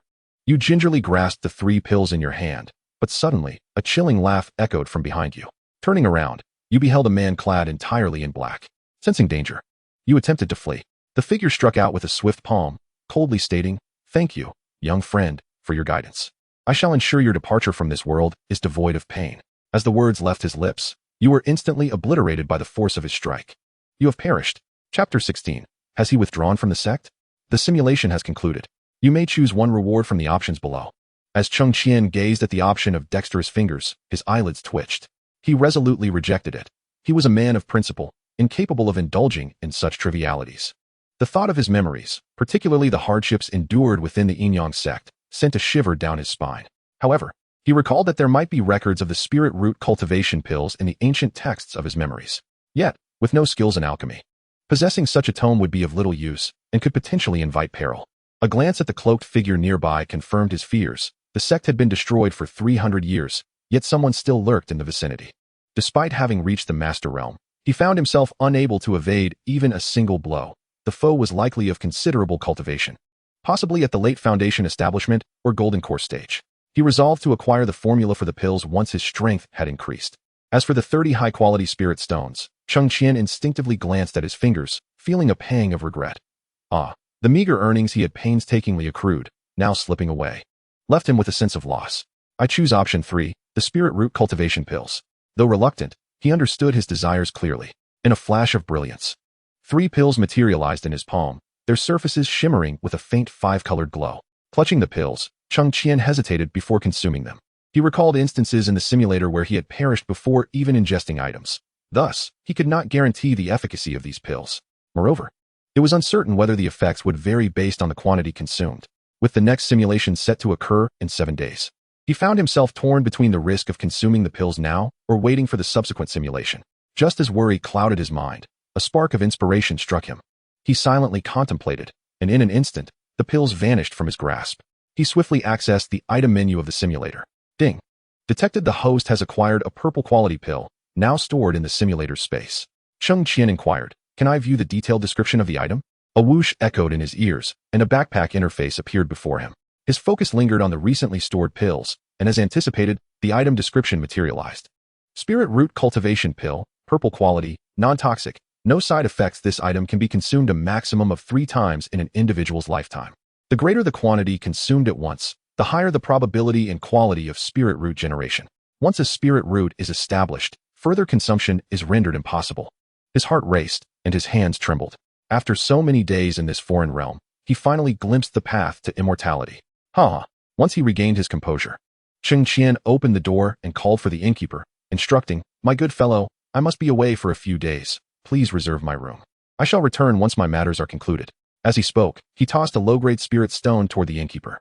The young attendant, upon receiving the spirit stones, beamed with delight. "Rest assured, esteemed guest, I shall ensure your room is impeccably clean in the coming days. And please prepare some provisions and water for me as well. I shall instruct the kitchen forthwith." Nodding vigorously, the attendant hurried off. Although he had discerned the properties and usage of the elixir, he dared not gamble on the potential consequences of consuming it. What if an unexpected commotion attracted the attention of cultivators from the Xuantian Gate, who recognized him? How could he explain the sudden emergence of spiritual roots in an ordinary person overnight? It was too perilous and contravened his plans. After sipping half a pot of tea, the attendant returned with the packed provisions. Cheng Qian expressed his gratitude and departed from the inn. Upon reaching a deserted alley, He swiftly employed his lightness skill and soared toward the outskirts of the city. He searched tirelessly until, in the latter part of the night, he discovered a concealed cave nestled within a mountain hollow. After inspecting the area and finding no traces of wild beasts, he moved a stone to cover the cave entrance before sitting cross-legged. With a mere thought, the elixir materialized in his palm. Without a moment's hesitation, he ingested the 3 pills one after another. A refreshing minty flavor unfurled in his mouth, and Cheng Qian instantly felt the true energy in his dantian begin to surge wildly. His spiritual platform became crystal clear, as if something within him was gradually flourishing. 5 days later, Cheng Qian slowly awakened from his deep meditation. Surveying his surroundings, he was initially taken aback, only to soon realize that it was all over. Had it truly concluded? He meticulously examined his body and found no discernible changes from before. The internal energy in his dantian remained unchanged. Scratching his head in puzzlement, he muttered to himself, I wonder if I succeeded. The nature of my spiritual root may only be confirmed during the next simulation. Rising and stretching, his joints cracked from the prolonged sitting posture. Feeling a bit hungry, he casually grabbed a piece of dried food and took a sip of water. Pushing aside the stone at the cave's entrance, he was instantly blinded by the radiance of the sun, squinting against its brightness. After acclimatizing for a moment, he made his way toward the inn. At Xuantian Gate, Mingxi Yufeng, Yue Yao and Xiao Fan had just returned from a mission. After exchanging greetings, they retreated to their respective abodes. This time, their harvest was plentiful. Not only had they completed their task, but they had also acquired a primary material for crafting a personal magical artifact. As she approached her small courtyard with light steps, Yue Yao was taken aback, halting in her tracks.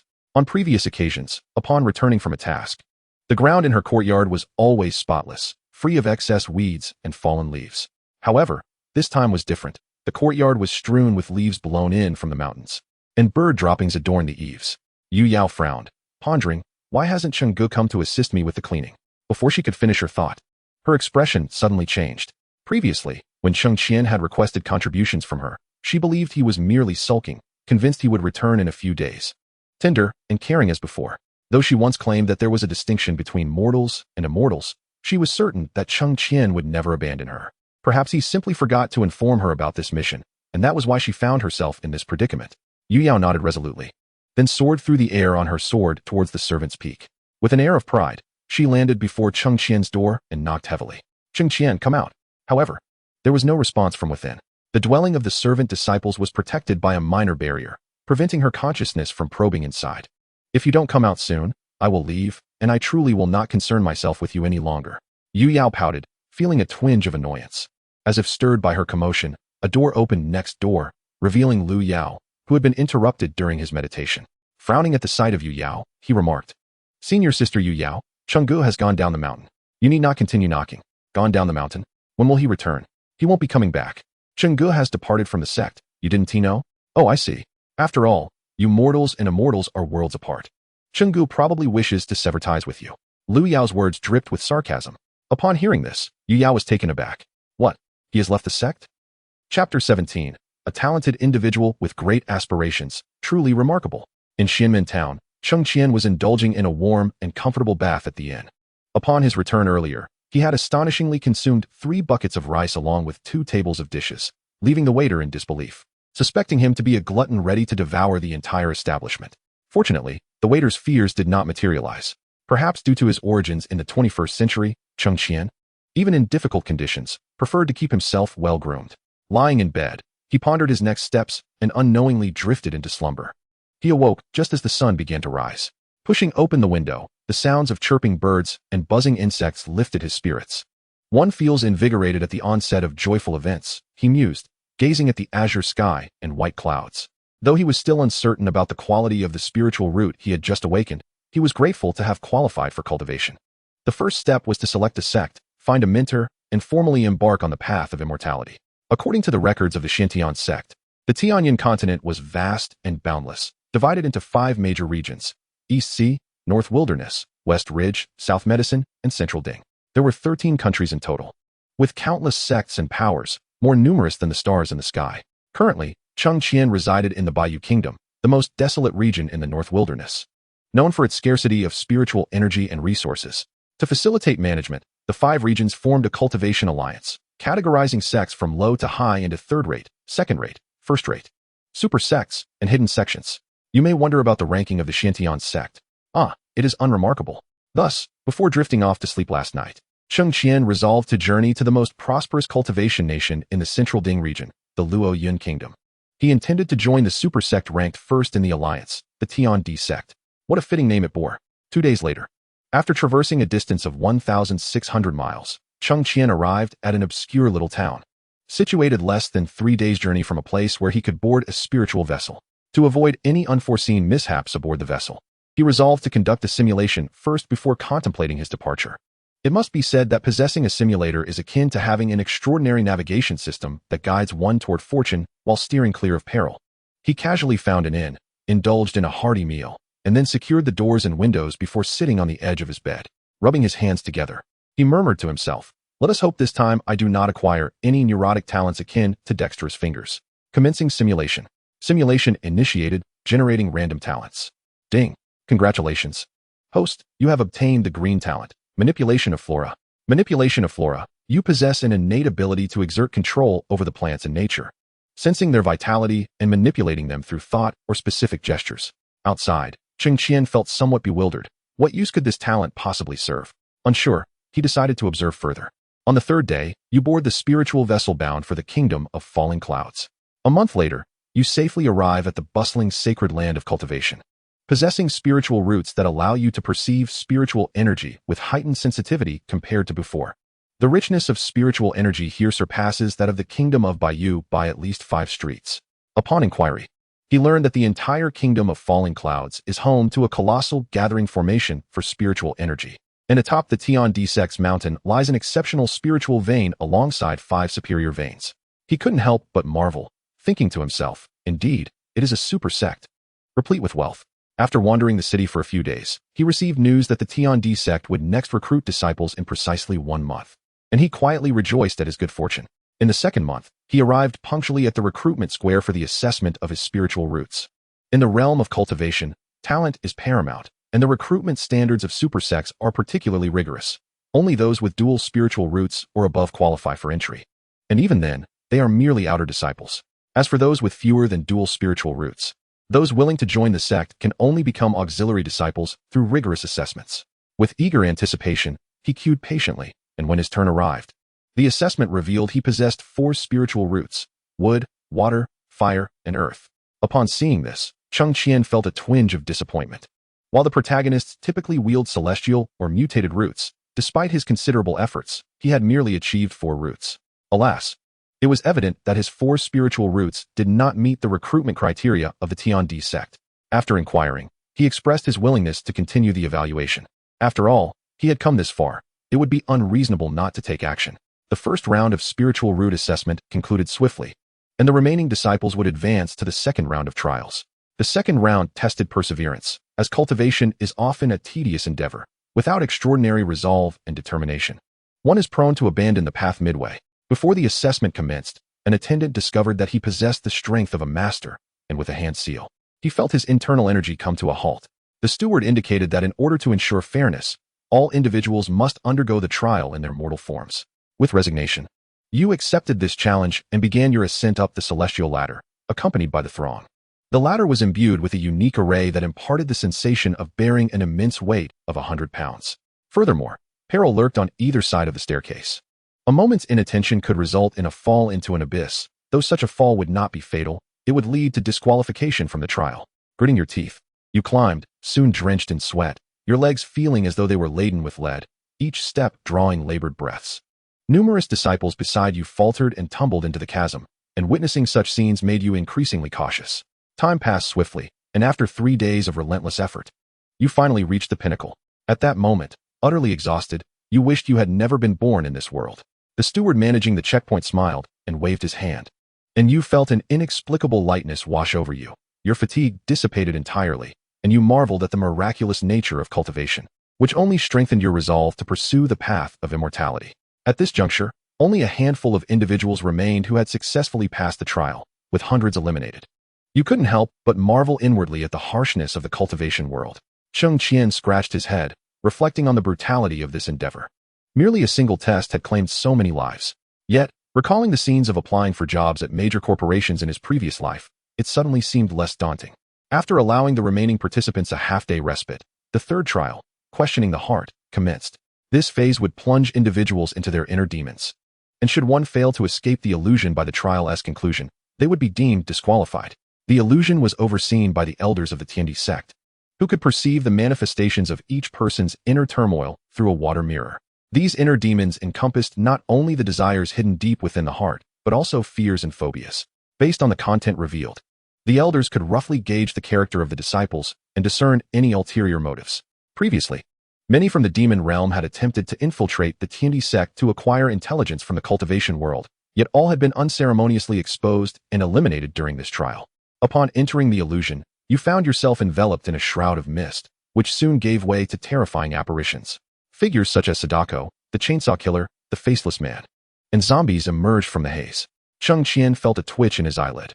Indeed, it seemed that what one fears most tends to manifest. Wasn't he just a person with a penchant for horror, drawn to terrifying films? If he were to face this trial, would he not be scared to death? Fortunately, at least there was no distinct cultural reference from the islands. Otherwise, even jumping into the Yellow River would not cleanse him of that stain. He shuddered at the thought of how the sect elders would regard him. He dared not contemplate that image further. Within the illusion, Yue emitted a cacophony of screams that resonated so intensely that the elders outside the water mirror instinctively covered their ears, though their curiosity piqued about the entities you had conjured, which were unlike anything they had ever witnessed. As you engage in a battle of wits with these grotesque entities, running in circles for what seems like countless hours, fatigue begins to set in. In a moment of desperation, one might succumb to madness. This peculiar group, realizing that their pursuer has ceased to flee, halts in bewilderment. At this juncture, you suddenly turn around, donning a maniacal grin, and inquire, is the chase enjoyable? Swiftly, you disarm one of them, ending the life of the nearest specter with a single, decisive blow. As she dissipates into a wisp of smoke, it feels as though a switch within you has been activated. They flee in a frenzy while you pursue with wild abandon, their illusory fears unable to take flight. Upon vanquishing all the monsters, you successfully pass the trial. Cheng Qian covers his face, exclaiming, I never anticipated I would pass the illusion in such a manner. It's truly remarkable. In Chapter 18, you find yourself once more as a mere servant disciple. Ultimately, only 6 individuals remain who have passed the test, 4 men and 2 women. Among them, 2 possess a singular spiritual root and are promptly accepted as inner disciples by the sect's elders, while the others, including yourself, are relegated to the outer sect. You cannot help but sigh, acknowledging the prowess of the esteemed sect. Even those with singular roots merely attain the inner circle. Despite having finally manifested a spiritual root, you still find yourself as a servant disciple. Yet, disheartenment does not consume you. For every 3 years the sect conducts evaluations, providing opportunities for advancement. You are well acquainted with the duties of a servant disciple, but having just embarked on the path to immortality, you are reluctant to squander your time on such mundane tasks. You approach the steward of the servant management office, offering a substantial portion of your savings, and are subsequently assigned to cultivate spiritual rice in the spiritual fields. This role is relatively relaxed, yet annual assessments loom. Should the yield fall short, a reassignment will ensue, along with deductions from your contributions. The sect provides you with the foundational texts on spiritual rice cultivation techniques, Xianxian skill, and minor cloud and rain technique, along with a servant disciple token, a storage pouch, and rice seedlings. By the 3rd month, you successfully draw qi into your body and begin to learn the minor cloud and rain technique. As a novice practitioner, the experience is exhilarating. Your natural talent shines through, and the spiritual rice flourishes under your care. By the 5th month, you attain a foundational understanding of the minor cloud and rain technique. One night, a sudden inspiration strikes. You decide to apply a drop of essence from the sun and moon bottle onto one of the rice seedlings. Miraculously, the seedling matures instantly, yielding robust and bountiful spiritual rice that radiates vitality. You hastily harvest it and conceal it in your abode. In the realm of reality, Cheng Qian stares wide-eyed. Realizing the sun and moon bottle possesses the ability to accelerate growth, it is indeed a splendid treasure. To avoid revealing the existence of the sun and moon bottle, you dilute a drop of essence with water during the night and evenly disperse the enchanted water across your acre of spiritual fields using your technique. After a brief observation, you note that the rice seedlings are thriving, though devoid of the previous abnormal maturation. Reassured, you return to your quarters to continue your cultivation. By the 8th month, you successfully reached the first layer of qi refinement. Your spiritual field flourishes more vibrantly than those of your peers, and the steward even takes the time to commend your efforts during a surprise inspection. After several days of concern, fearing that envy might incite others to sabotage your spiritual field, you found solace in the absence of any anomalies. Instead, Many junior disciples sought your companionship. Through casual conversation, you discovered that the technique of cultivating spiritual fields is merely one of the myriad arts within the realm of cultivation, not particularly extraordinary. Each individual's understanding of cultivation varies.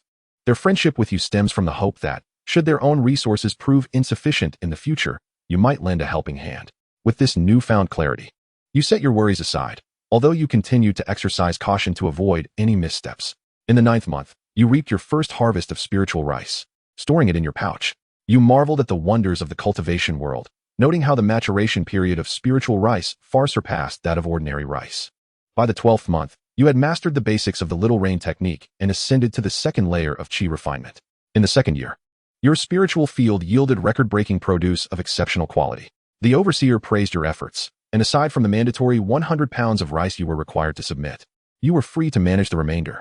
Aware that the spiritual rice contained energy yet offered limited benefit to you due to the presence of the sun-moon bottle, you opted to sell the remaining 200 pounds to the sect. In your 1st year, due to the costs incurred from cultivation techniques and storage bags, you earned only 10 points of foundational contribution, while selling rice garnered you an additional 100 points. Unlike the Cheng Qian sect, here, each point of contribution could be exchanged for 10 low-grade spiritual stones. However, the prices in the Falling Cloud Nation were considerably higher than in the Bayou Nation, making the overall difference negligible. By the 3rd year, having perfected the little rain technique, you made a painful decision to spend 120 contribution points to acquire several basic spells, including the little fireball technique, wind control technique, and a few attack talismans. Balancing the care of your spiritual field with spell practice and meditation, you only managed to reach the threshold of the 3rd layer of chi refinement that year, despite the enhancement of the sun-moon bottle. You learned that a junior disciple set to participate in the assessment the following year had already attained the 9th layer of chi refinement, indicating a considerable disparity in strength. Consequently, you labored tirelessly day and night, wary of any lapse in diligence. Cheng Qian sighed at this point. The gap between those with 4 spiritual roots and those with mutated roots is indeed vast. Observing the fated child, Xiao Fan, he couldn't help but wonder when he would ever reach the foundation establishment stage. In the 4th year, upon entering the 4th layer of chi refinement, you initially believed your aptitude to be lacking. However, after inquiring, you learned that disciples with 4 spiritual roots typically required at least 3 years to break through, making your progress commendable. You speculated that, aside from the sun-moon bottle, the unblocking of your 8 extraordinary meridians might be the reason for your accelerated cultivation compared to others.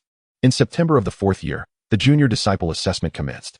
Utilizing your self-created sword techniques and cultivation methods, you advanced into the top 3. Although you did not clinch first place, you ultimately earned your status as an outer disciple. After the match, the steward expressed curiosity about your swordsmanship. You candidly shared your insights, earning a newfound admiration from the steward, who suggested that you might consider pursuing the path of the sword, which could lead to a different life.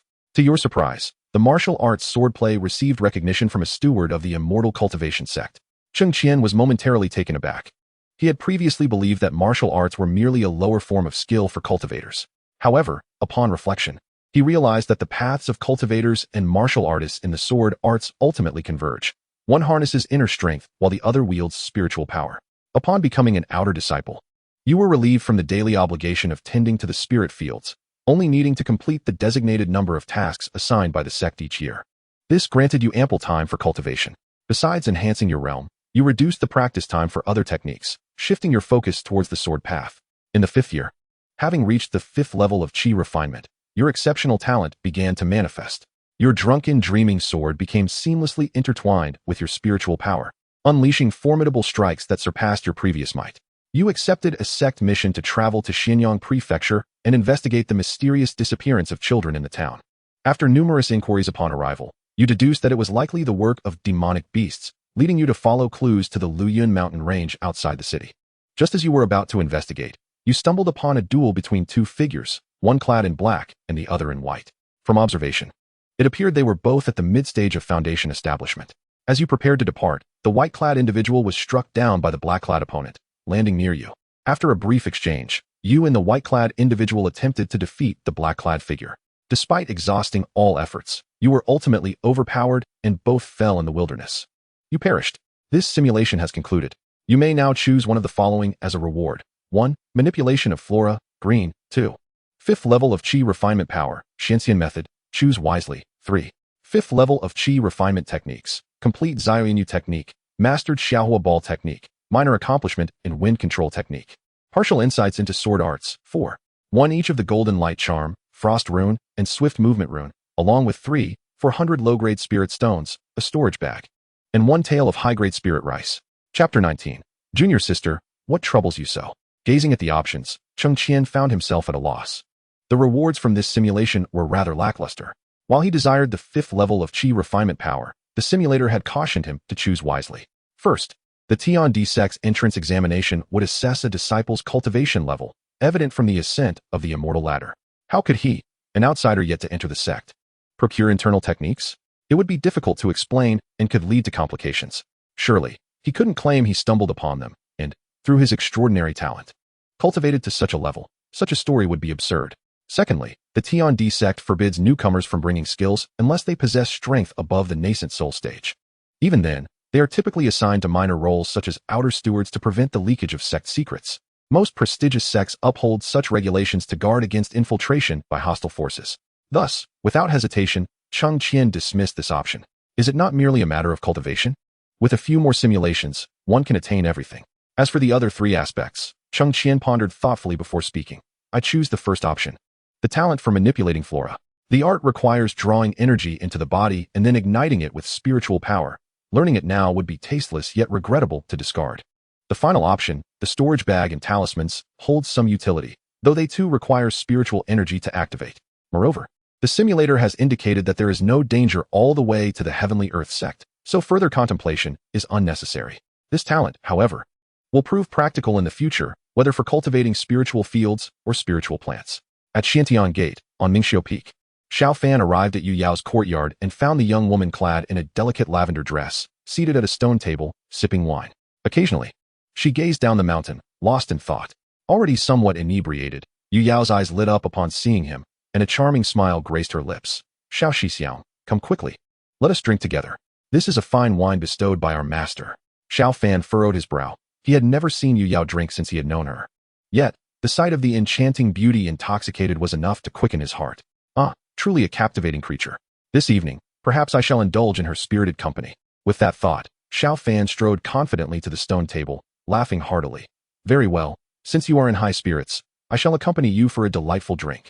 He filled his cup to the brim, clinked glasses with Yue Yao, and tilted his head back to down the contents in one gulp. Yue Yao observed him with a playful smile. You are just like Cheng Qian. He used to enjoy drinking with Uncle Cheng in the same manner. However, since arriving at Xiantian Gate, he has grown increasingly discontent. Just as Xiao Fan prepared to pour a second cup, his hand froze. So, it is your useless brother who has upset you again? He asked, a hint of displeasure in his tone. Yue Yao sighed, shaking her head. No, it is my fault. With that, she abruptly downed another cup of wine. Xiao Fan frowned and seized the cup from her hand. Sister, stop drinking. You are already intoxicated. Huh. Do not concern yourself with me, Yue Yao replied, reaching for the cup again. First, tell me what has transpired. Why do you behave so recklessly? Xiao Fan evaded her grasp, his voice cold. Is it truly worth your distress over a lowly servant disciple? If not for your beauty and some measure of talent, how could I have tolerated your entanglement with that wastrel for so long? Seeing she could not retrieve the cup, Yue Yao's shoulders trembled, and a single tear escaped. Cheng Qian, he has withdrawn from the sect. He never wishes to see me again. I have wounded his heart. Xiao Fan snorted derisively. Withdrawn? Surely, this is not some ploy of feigned indifference. At his words, Yue Yao's expression dimmed instantly. No, I have a premonition. This time he is serious. And he may never return. Yet he is but a talentless individual, devoid of a future, who cannot even face his own circumstances. Is such a person truly worthy of your tears? Xiao Fan retorted, his frustration mounting. Yue Yao's beautifully shaped brows furrowed slightly. I cannot allow you to speak that way about brother Cheng Qian. You do not understand. Back then, we were on the verge of engagement. It was my capriciousness that caused me to overlook his feelings. If we had not come to Xuantian Gate, perhaps today's outcome would have been different. Xiao Fan, secretly mocking her in his heart, feigned a worried expression. All right, junior sister, what has happened cannot be changed. What use is regret? Time cannot flow backward. Perhaps that useless Cheng Qian has found a better path. Or perhaps he no longer wishes to be a burden by your side, which is why he left.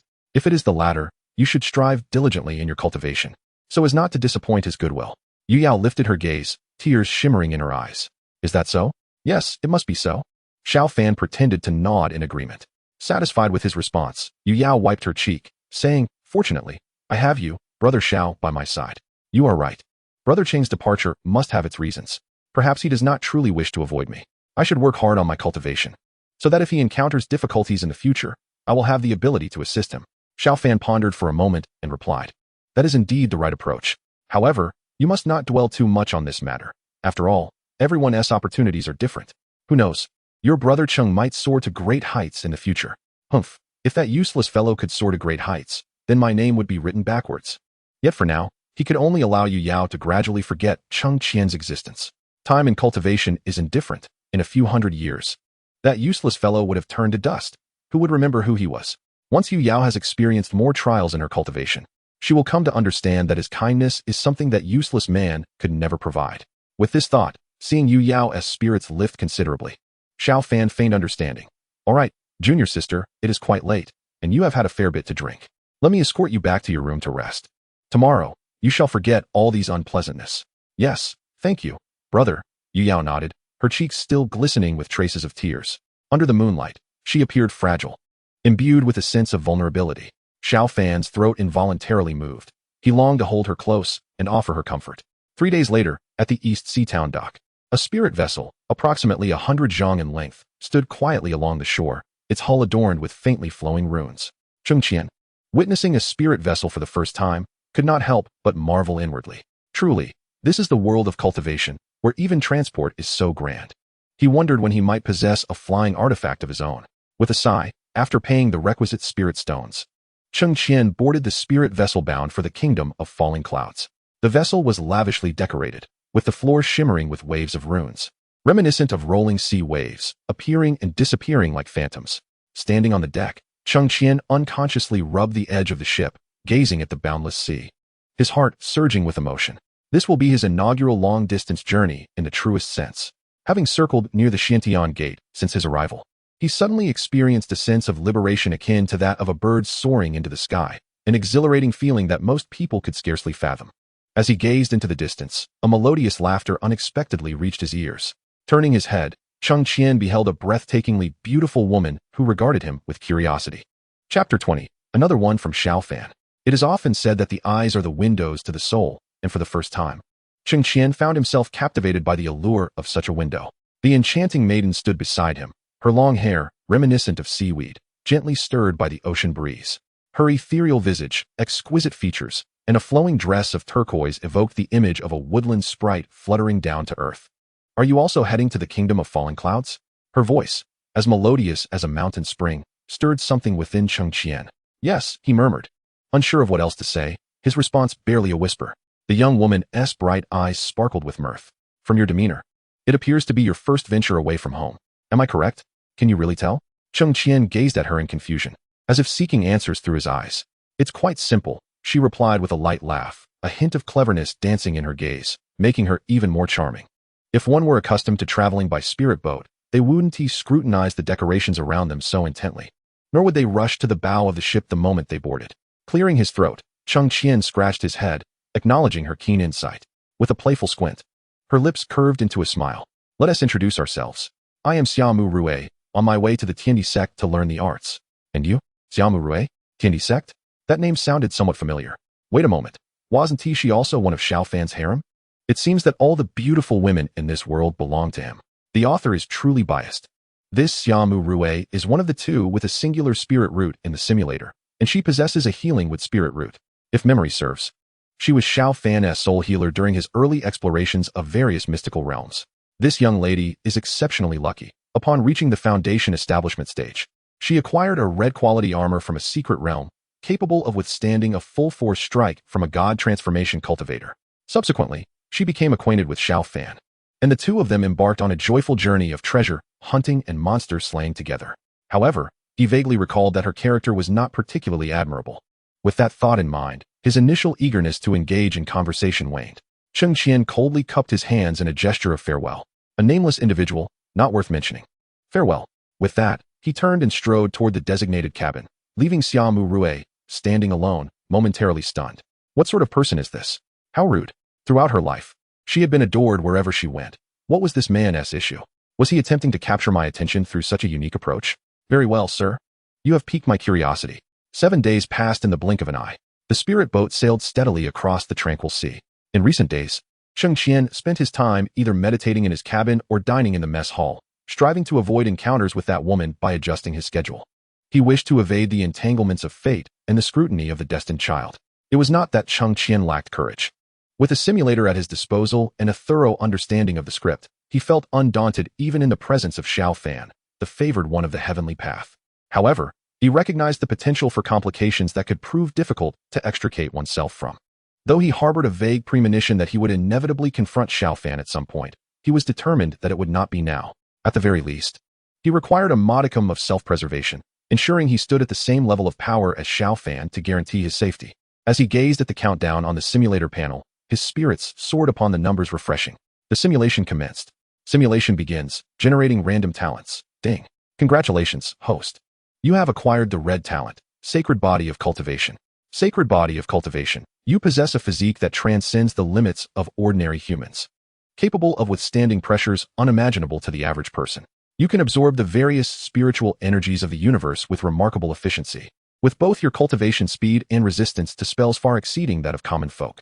Cheng Qian exclaimed in astonishment. A red talent. Is my fortune finally arriving? 20 days later, you arrive in the kingdom of falling clouds.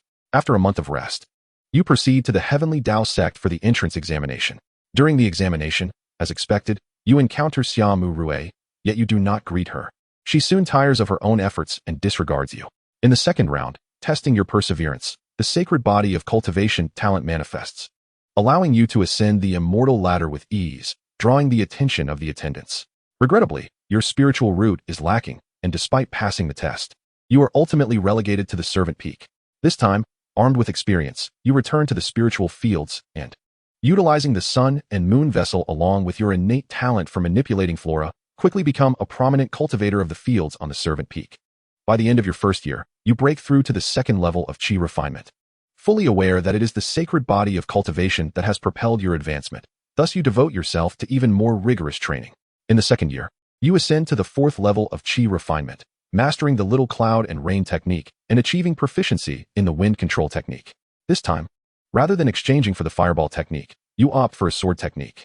This sword technique bears similarities to your previous martial skills, both belonging to the fire attribute, and is named Fire Cloud Splitting Slash. The greatest advantage of the Fire Cloud Splitting Slash lies in its formidable destructive power and sustained damage capability.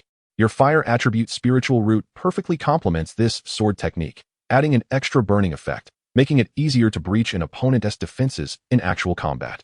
However, this technique can only be cultivated up to the Golden Core stage and has a notable drawback. It will deplete the user's entire spiritual energy shortly after use. If one cannot annihilate the opponent with this move in the end, and if the replenishment of spiritual energy is not timely, it could very well lead to peril. Cheng Qian mused, it seems this technique is akin to a finishing move. If it fails to eliminate the adversary, I risk being countered. Nonetheless, in the realm of cultivation, while many things are scarce, elixirs for replenishing spiritual energy are abundantly available. This minor flaw should be surmountable. In the third year, you reach the sixth level of Qi refinement, affirming the exceptional nature of the Sacred Body of Cultivation. 4 years have elapsed, and in September, the servant assessment commenced. You triumphed over numerous opponents, advancing 2 ranks to defeat a foe at the 9th level of Qi refinement, thereby securing the esteemed first place. The steward, greatly impressed by your swordsmanship, not only presented you with the first place reward of 300 contribution points, but also encouraged you to seek apprenticeship at the Sword Peak, heralding a promising future. Cheng Qian was momentarily taken aback. Ah, so there are rewards for achieving first place, and quite substantial ones at that. The 300 contribution points, according to the exchange rate of the Luoyun Kingdom, equate to 3,000 low-grade spirit stones. This victory in combat directly compensated for nearly 3 years of labor in the fields.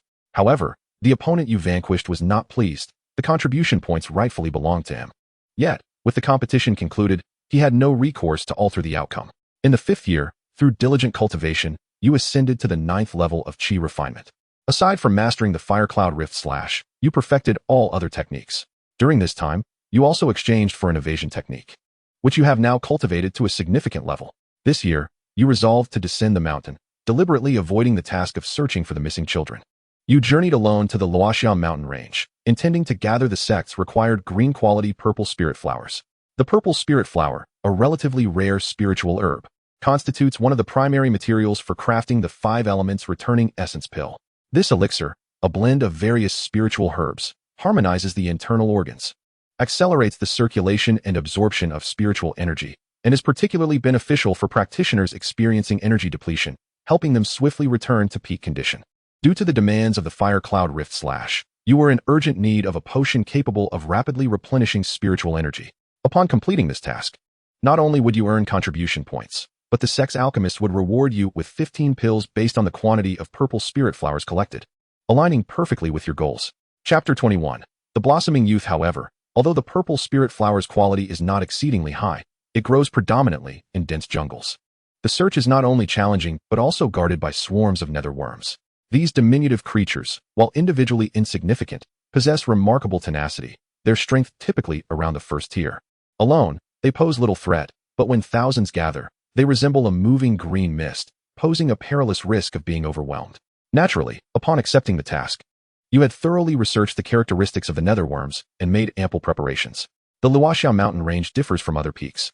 As the surrounding mist gradually thins from the bottom upwards, the reason for which remains unknown, you ventured towards the area dense with mist, for the thicker the fog, the deeper the marsh, which is where the purple spirit flower thrives. After a fragrant incense's duration, your eyes brightened as you discovered a vast expanse of marshland. Utilizing your evasion technique, you cautiously navigated around the marsh's perimeter. You meticulously poured the blood of a third-tier Chihi ape, mixed with a tranquilizer, into the marshy waters, then held your breath, awaiting the outcome. The blood of the crimson wild monkey possesses a fatal allure for the shadowy worms. After merely a few breaths of waiting in place, a fierce brawl ensued among the worms, driven by the scent of the blood. Before long, numerous worms perished in the fray, while the remaining victors, having consumed the beast's blood laced with a potent anesthetic, promptly collapsed. After waiting a moment longer, reassured by the absence of any threats from the surrounding shadowy worms, you slowly approached the marsh's edge and began to gather the purple spirit flowers. Once you had harvested all the flowers to your satisfaction, you patted your storage bag and prepared to return. At that moment, 3 figures clad in black appeared before you. Cheng Qian slapped his forehead. I knew it wouldn't be this smooth. Aren't such plot twists reserved for the protagonist? Why is it that in his 2 tasks, he either gets ambushed or has to fend off treasure thieves? Surely, he must be the chosen one. How infuriating. You found yourself entangled in a fierce struggle with the 3, ultimately succumbing. In your final moments, you unleashed a fiery cleave, successfully taking one of the black-clad figures with you. As you closed your eyes, the leader removed his mask, revealing himself to be a fellow disciple whom you had previously defeated in the outer sect examination. You are dead, Cheng Qian lamented. Is this person truly so petty? Is it really necessary to endure this long and summon 2 companions to assassinate him just because he outperformed me? Is there no sense of justice in the realm of cultivation? The simulation has concluded. You may choose one reward from the options below. 1. Sacred Body of Cultivation, red. 2. 8th layer of Qi Refinement, Xianxian skill, choose wisely. 3. 8th layer of Qi Refinement Techniques, complete mastery of Xia Yunyu Technique. Mastery of Yufeng Ju, major accomplishment in Concealment Technique, entry-level Fire Cloud Cleave. 4.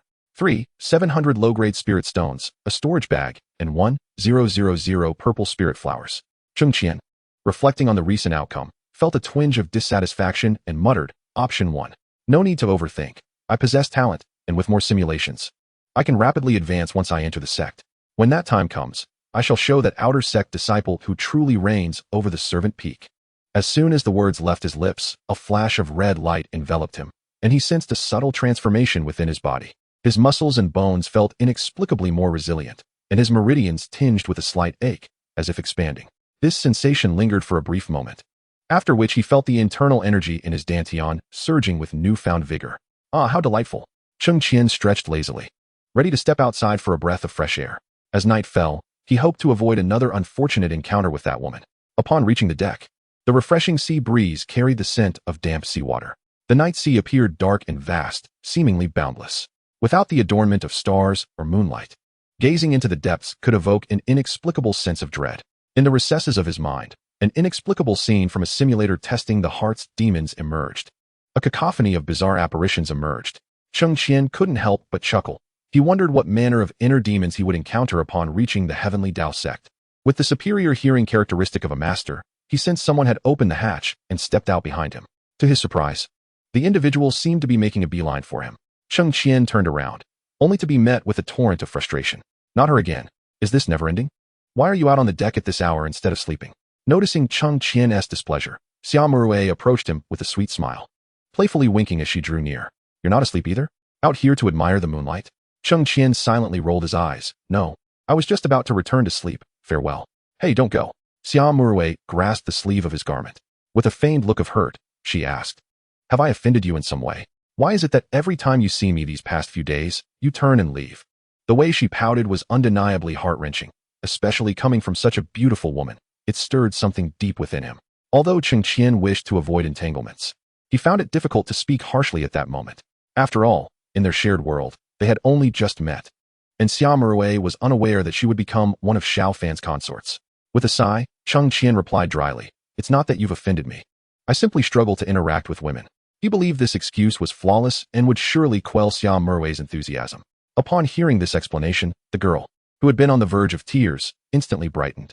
Her smile blossomed like a bud ready to bloom in spring, her radiant beauty catching Cheng Qian's eye. Setting aside all else, her looks were indeed superior to Yue Yao's. Xia Murui interrupted his thoughts. That's a relief. I thought I might have been disliked upon our first meeting. Cheng Qian remained silent, and only then did she release her grip on his sleeve, her demeanor cheerful. Shall we reintroduce ourselves? I am Xia Murui. What is your name? Cheng Qian silently cautioned himself. This enchanting woman could be a dangerous temptress, a sharp blade concealed beneath her beauty. Yet, his lips betrayed him, and he found himself responding, Cheng Qian. Without waiting for Xia Murui to utter another word, he hastily retreated toward the cabin, resembling a bashful youth fleeing from an overwhelming crush. Xia Murui observed his retreat with a light laugh. Cheng Qian, a lovely name indeed. However, you cannot escape my grasp. Chapter 22. Afflicted by misfortune, time flew by, and in the blink of an eye, 7 days had passed. Over these days, Cheng Qian had refined his skills, choosing to remain indoors whenever possible. Even if I were to suffocate, perish from boredom, or succumb to the stifling confines of the cramped cabin, I would resolutely refrain from stepping outside my door, save for meal times. Evidently, this strategy proved somewhat effective. Aside from the occasional encounter with that woman during meals, our paths scarcely intersect. Much like a saying from the 21st century goes, this city is small. Yet we have not crossed paths again. Moreover, for someone like Cheng Qian, who deliberately seeks to avoid contact, this is particularly true. Commencing the simulation. Simulation initiated. Generating random talents. Ding. Congratulations, host. You have acquired the blue talent. Cursed by misfortune.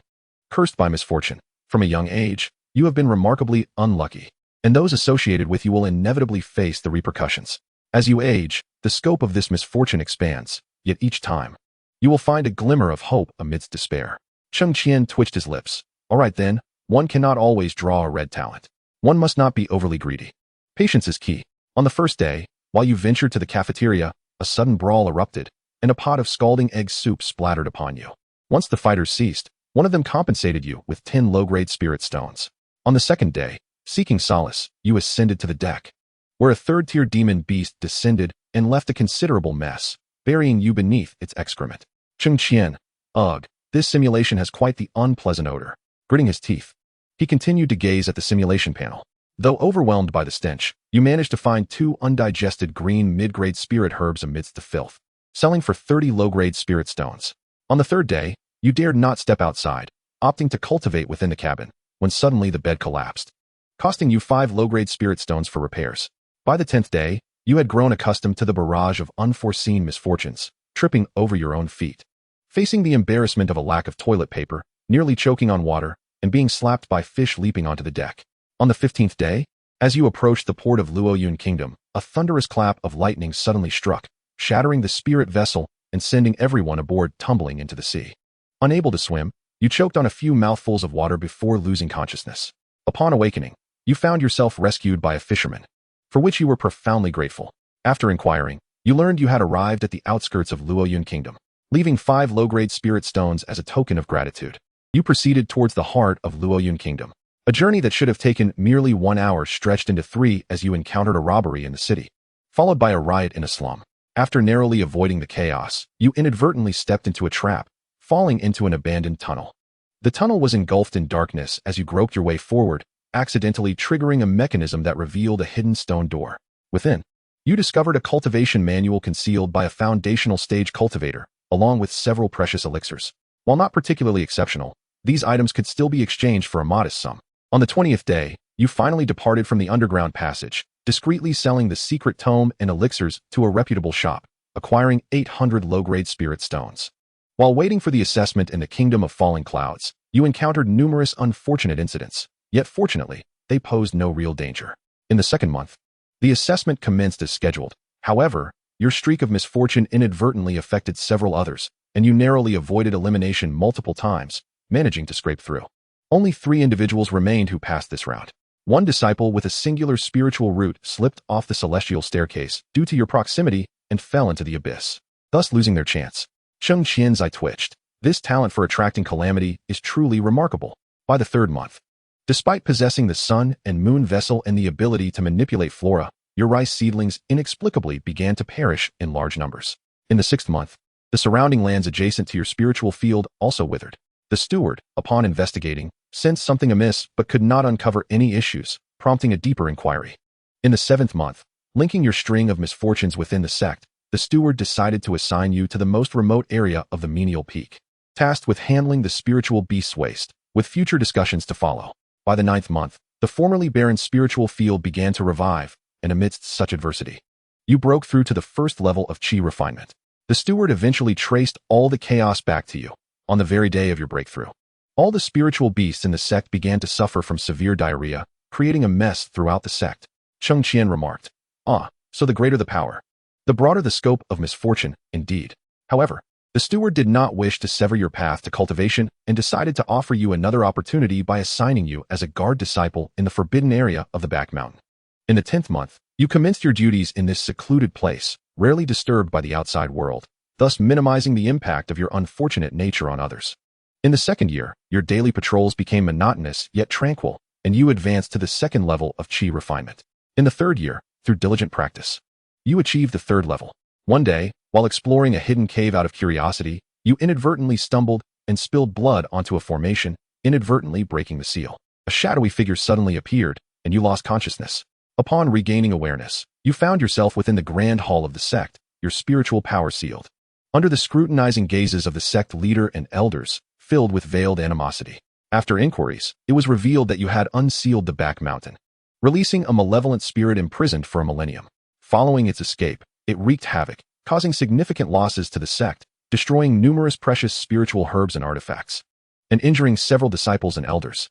Despite your fervent attempts to explain that it was unintentional, the leader and elders grew wary of your misfortune, deeming you an ill omen, and ultimately expelled you from the sect. Cheng Qian found himself at a loss for words, yet upon reflection, he mused that the Tiandi sect displayed a commendable sense of integrity. Despite the tumult he had caused, they merely expelled him from the sect rather than extinguishing his existence on the spot. Upon departing the Tiandi sect, a profound sense of confusion enveloped him. The vastness of the world left him uncertain of his next destination. As he stood in a daze, an eerie laughter echoed beside him. A swirling black mist enveloped him, exclaiming, "What a splendid fleshly form! Come with me, he." Cheng Qian was bewildered, questioning the intentions of this ominous mist, wondering what fate awaited him. Chapter 23. The Unrelenting Phantom. Upon regaining consciousness, he discovered himself in a cold, damp, and darkened chamber. The black mist, upon noticing his awakening, became invigorated, stating, "You shall cultivate here henceforth. I will provide you with boundless resources." Intrigued, he inquired further, but the mist ignored him, merely casting aside a tome of techniques along with a multitude of spirit stones and elixirs. Upon examining the tome, he was astonished to find it pertained to ghostly cultivation. Piecing together the mist's earlier words, he surmised that it intended for him to reach the foundational stage, aiming to usurp his corporeal form. Naturally, he resisted this fate, embarking on a quest to find an escape. His ill-fated talent began to manifest, and while searching for an exit, he inadvertently triggered a mechanism, causing the entire basement to collapse. Despite sustaining grave injuries, he hastily fled the scene upon regaining consciousness. A month later, he arrived at a remote town on the fringes, only to learn that he had been abducted by the black mist to the Shilling region. Fearful of encountering the decisive sect leader who might swiftly end his life, he refrained from seeking another sect to join. Similarly, he abstained from cultivation, wary that his unique constitution could lead to greater calamities. In the 4th year, he discovered a method to seal his own cultivation, allowing him to resume the life of an ordinary person. Although misfortune still occasionally found him, its consequences remained within his tolerable limits. He utilized all his resources and spirit stones as capital to establish a small shop. By the 5th year, through diligent efforts, his store expanded. By the 10th year, he worked tirelessly to create a chain of stores. In the 15th year, his relentless pursuit of wealth resulted in his shops saturating the entirety of Shilling. By the 20th year, his business blossomed into the largest imperial trading house in Xiling, and his wealth grew exponentially. Yet, by the 25th year, a sense of existential ennui crept in. Despite his riches, he felt devoid of purpose. Even as an ordinary man, those who lingered in his presence for 3 days would invariably encounter calamity. In despair, he contemplated ending his life, only to find the noose snapped. A leap into a well revealed no water, and poison procured turned out to be counterfeit. After experiencing 380 different demises, he grew disheartened and resolved to abandon thoughts of death. In the 30th year, his branches reached the Eastern Sea. In the 40th year, his stores extended to the Southern Medicine region. In the 50th year, your branch opened in the Northern Wilderness. In the 60th year, your branch finally reached the Central Peak. After more than 50 years, you once again set foot on the land of the Falling Cloud Kingdom, filled with emotion. Just as the store was celebrating its grand opening, a massive fireball descended from the sky, reducing the entire central district of the Falling Cloud Kingdom to ashes. You perished. The simulation has concluded. In this simulation, you may choose one of the following options as a reward. 1. Cursed Fortune, blue. 2. The accumulated wealth from this simulation, 100 exquisite spirit stones. Cheng Qian did not hesitate. I choose option 2. The conversion of 100 exquisite spirit stones amounts to an astonishing 100 million inferior spirit stones. It is akin to a sudden windfall. Before him appeared a dazzling array of spirit stones, their brilliance a kaleidoscope of colors, lifting Cheng Qian's spirits immensely. Deposited into the simulator. With a mere thought, the spirit stones were transferred to the storage space of the simulator. After all, one must not flaunt their wealth. A principle he understood well. Oh, how prosperous! Cheng Qian excitedly wriggled on his bed. In the realm of cultivation, wealth is of paramount importance, serving as the foundation upon which all else is built. Now, with such unexpected riches, he would receive tremendous assistance in his future endeavors. Having spent an extended period confined to his room, he found it somewhat stifling. Yet, he dared not wander outside, fearing the watchful gaze of that woman. However, a few days prior, while dining, he had encountered a shifty vendor peddling storybooks. Recalling this, Cheng Qian pushed open the door and retraced his steps to the vendor's room. Knock, knock, knock. A sound from within indicated someone was dressing and getting out of bed. A somewhat lewd voice called from inside. Who is it? The wooden door creaked open, revealing Cheng Qian standing at the threshold, causing the vendor to look somewhat puzzled. Hello, do you have any storybooks for sale? Cheng Qian inquired politely. Indeed, indeed. Please, come in. The vendor's face lit up with a smile as he pulled Cheng Qian into the room, then retrieved 2 large bundles from the cupboard. Here they are. Please have a look. The journey by spirit boat is lengthy, and some ordinary folk rely on selling snacks, storybooks, toys, and other trinkets aboard as a means of survival. Cheng Qian held no disdain for such individuals. Rather, he admired their business acumen. The vendor's collection of storybooks was comprehensive, including tales of immortal romance, folklore, accounts of various nations, and gossip from the streets. Cheng Qian meticulously selected several topics of interest and was about to pay when the vendor, with a conspiratorial air, pulled out a few books from the edge of his pillow. Sir, would you care to take a look at these? They are all new releases this year. Upon witnessing the vendor's furtive gestures, Cheng Qian felt a sense of trepidation.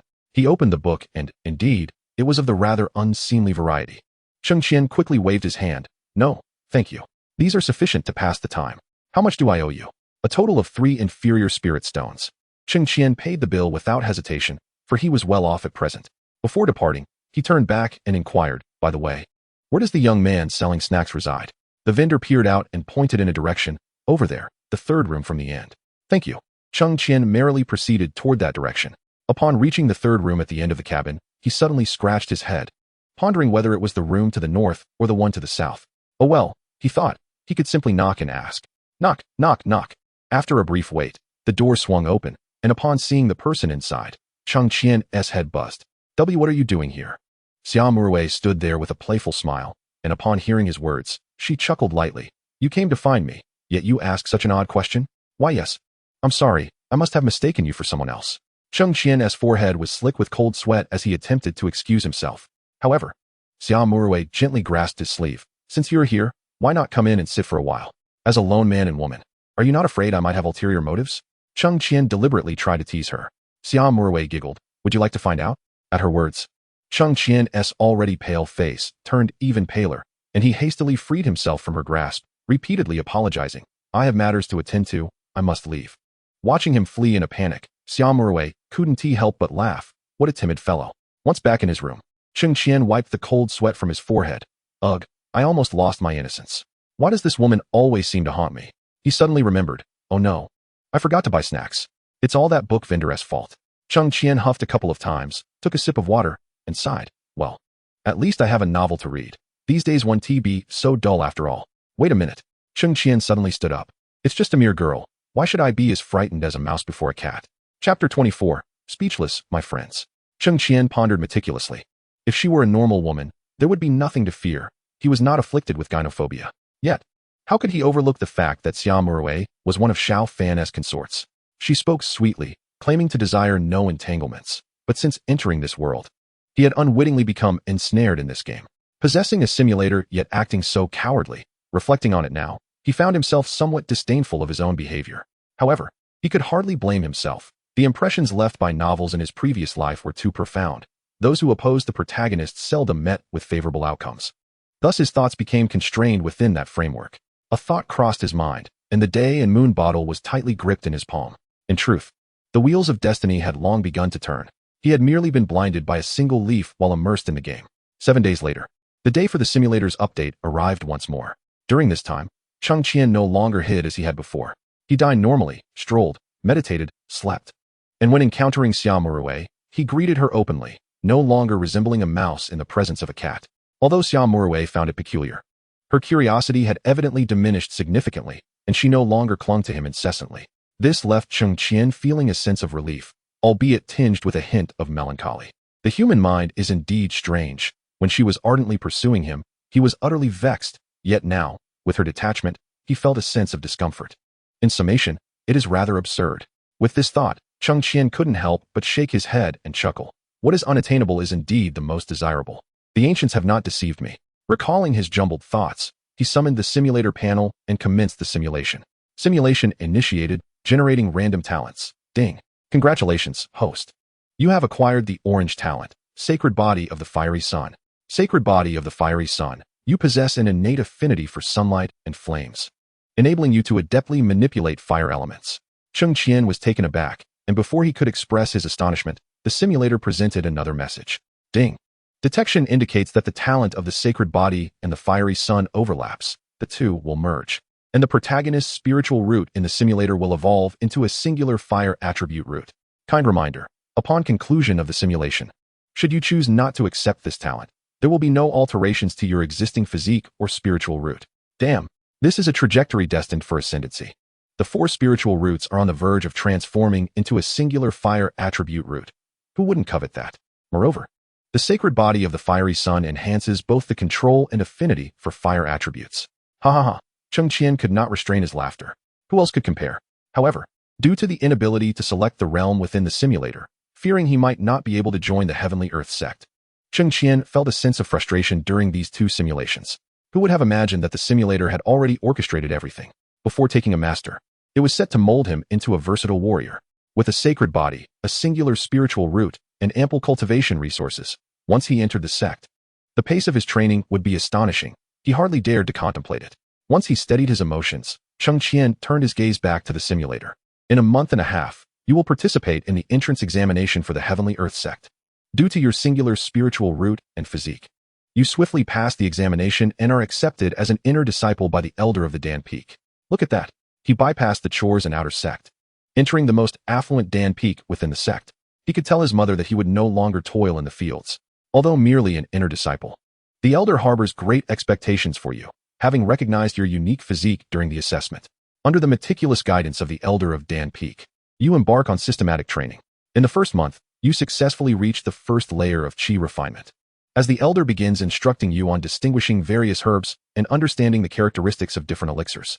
In the second month, while learning about alchemy, you simultaneously cultivate, swiftly breaking through to the third layer of Qi refinement.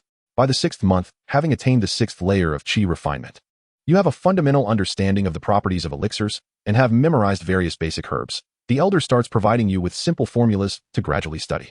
In the 10th month, having achieved the pinnacle of Qi refinement, the Elder expressed astonishment at your remarkable cultivation speed, bestowing upon you 3 foundation establishment pills, advising you to solidify your foundation before contemplating a breakthrough.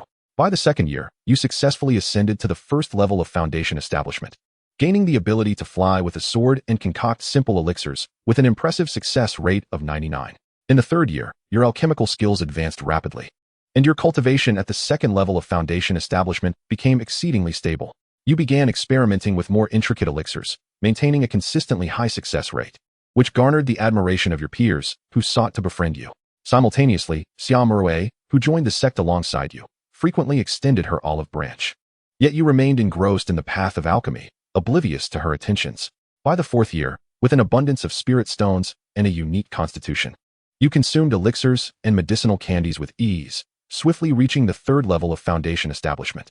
In the fifth year, you mastered intermediate formulas and successfully produced elixirs of azure quality. The elder recognized your talent and took you on as a direct disciple. By the 10th year, having grasped advanced formulas, you successfully concocted a vial of crimson quality elixirs, leading the sect to elevate you to the position of vice master of the Pill Peak Hall. In the 11th year, your cultivation had attained the pinnacle of foundation establishment. However, despite your attempts to consume elixirs, you made no progress. Your master advised that your obsession with alchemy had left you lacking in practical experience, suggesting that trials of life and death might help you break through your stagnation.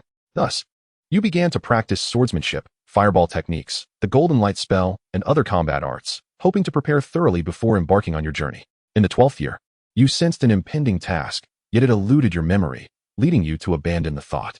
By the 13th year, feeling adequately prepared, you ventured to a suitable training ground for foundation establishment to gain practical experience while collecting herbs for alchemy. After over 6 months of training in the Wujin mountain range of the Falling Cloud Kingdom, you felt a subtle shift in your bottleneck, suggesting an imminent breakthrough. As you sought a cave to meditate and push through, a sudden golden light descended from the heavens, piquing your curiosity to fly towards its source. Upon arrival, you found numerous cultivators gathered, and through conversation, you learned of a potential secret realm emerging, though it was shrouded by a formation that barred entry. Everyone promptly notified their sects, and soon, elders arrived to assess the situation, declaring that only cultivators at the Golden Core stage or below were permitted entry into the secret realm. The sects collaborated to prepare for breaking the formation and sent word for their disciples to explore. A month later, the formation was dismantled, and you entered with the crowd.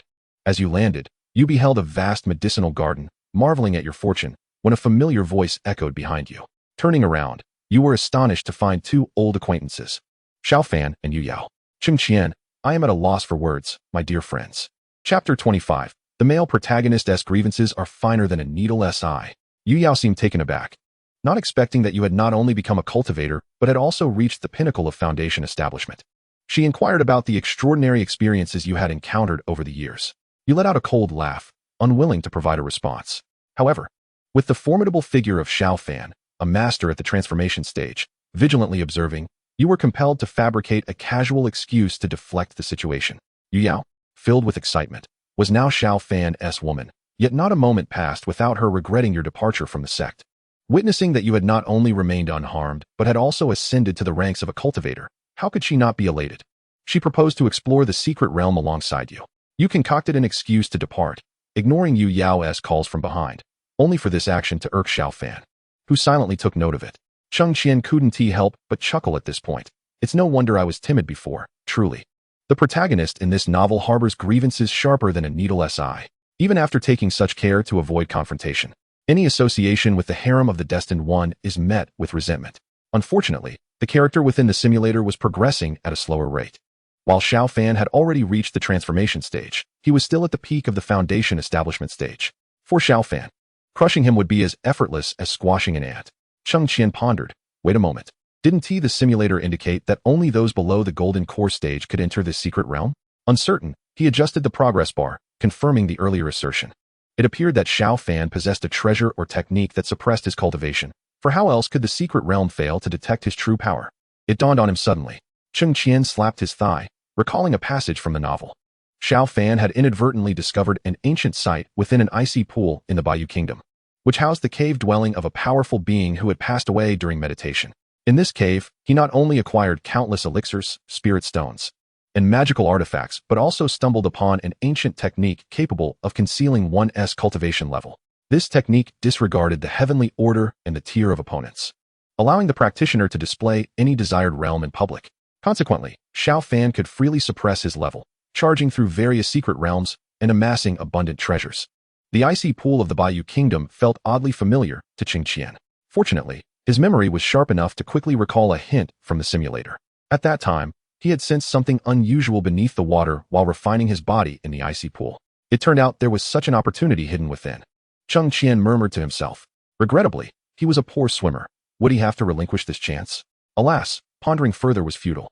Perhaps he might acquire a technique or talent for breathing underwater in the future. According to the timeline of the novel, Xiao Fan should not have obtained this fortuitous encounter yet, which meant he still had a chance. With this thought in mind, Cheng Qian steadied himself and resumed his gaze towards the simulator. The dangers within the secret realm were numerous, yet fortunately, you were adequately prepared. Navigating through each crisis with a hair-raising thrill, as you ventured deeper into the secret realm in an attempt to evade a golden core stage beast, you stumbled chaotically and fell from a mountainside. Upon regaining consciousness, you realized you had found yourself within a palace. You restored your condition to its peak and began to search meticulously. However, it seemed as though fate conspired against you. After traversing a fork in the path, you encountered Xiao Fan and Yue Yao once more. Upon seeing this, Cheng Qian couldn't help but exclaim his misfortune. It truly is the case that what one fears often comes to pass. Although both parties regarded each other with disdain, under Yue Yao's suggestion, you decided to form a team to explore this palace together. Deep down, you understood that following Xiao Fan would yield rewards. Yet you were apprehensive that he might turn against you, thus remaining ever vigilant. After traversing an indeterminate number of crossroads, you arrived at a stone chamber. The walls were etched with ancient and intricate characters, and in the center stood a colossal sword embedded in a throne. Xiao Fan took the initiative, boldly drawing the massive sword from its resting place. And at that moment, the entire palace began to manifest peculiarities, with countless sword-wielding puppets emerging from the shadows. You cursed audibly and, disregarding caution, fled in the direction from whence you came. Unbeknownst to you, Xiao Fan wore a sinister smile behind you. When you sensed the rush of wind and turned to look, you heard Yue Yao's urgent cry, "Don't." Turning back, a gigantic shadow of a sword rushed towards you. Although you had braced yourself, how could one possibly survive a strike from a being at the transformation stage? You perished. Cheng Qian, damn it. It was that sort of muted expletive, one that could be discerned merely by the shape of one's lips. The simulation has concluded. In this simulation, you may select one reward from the options below. 1.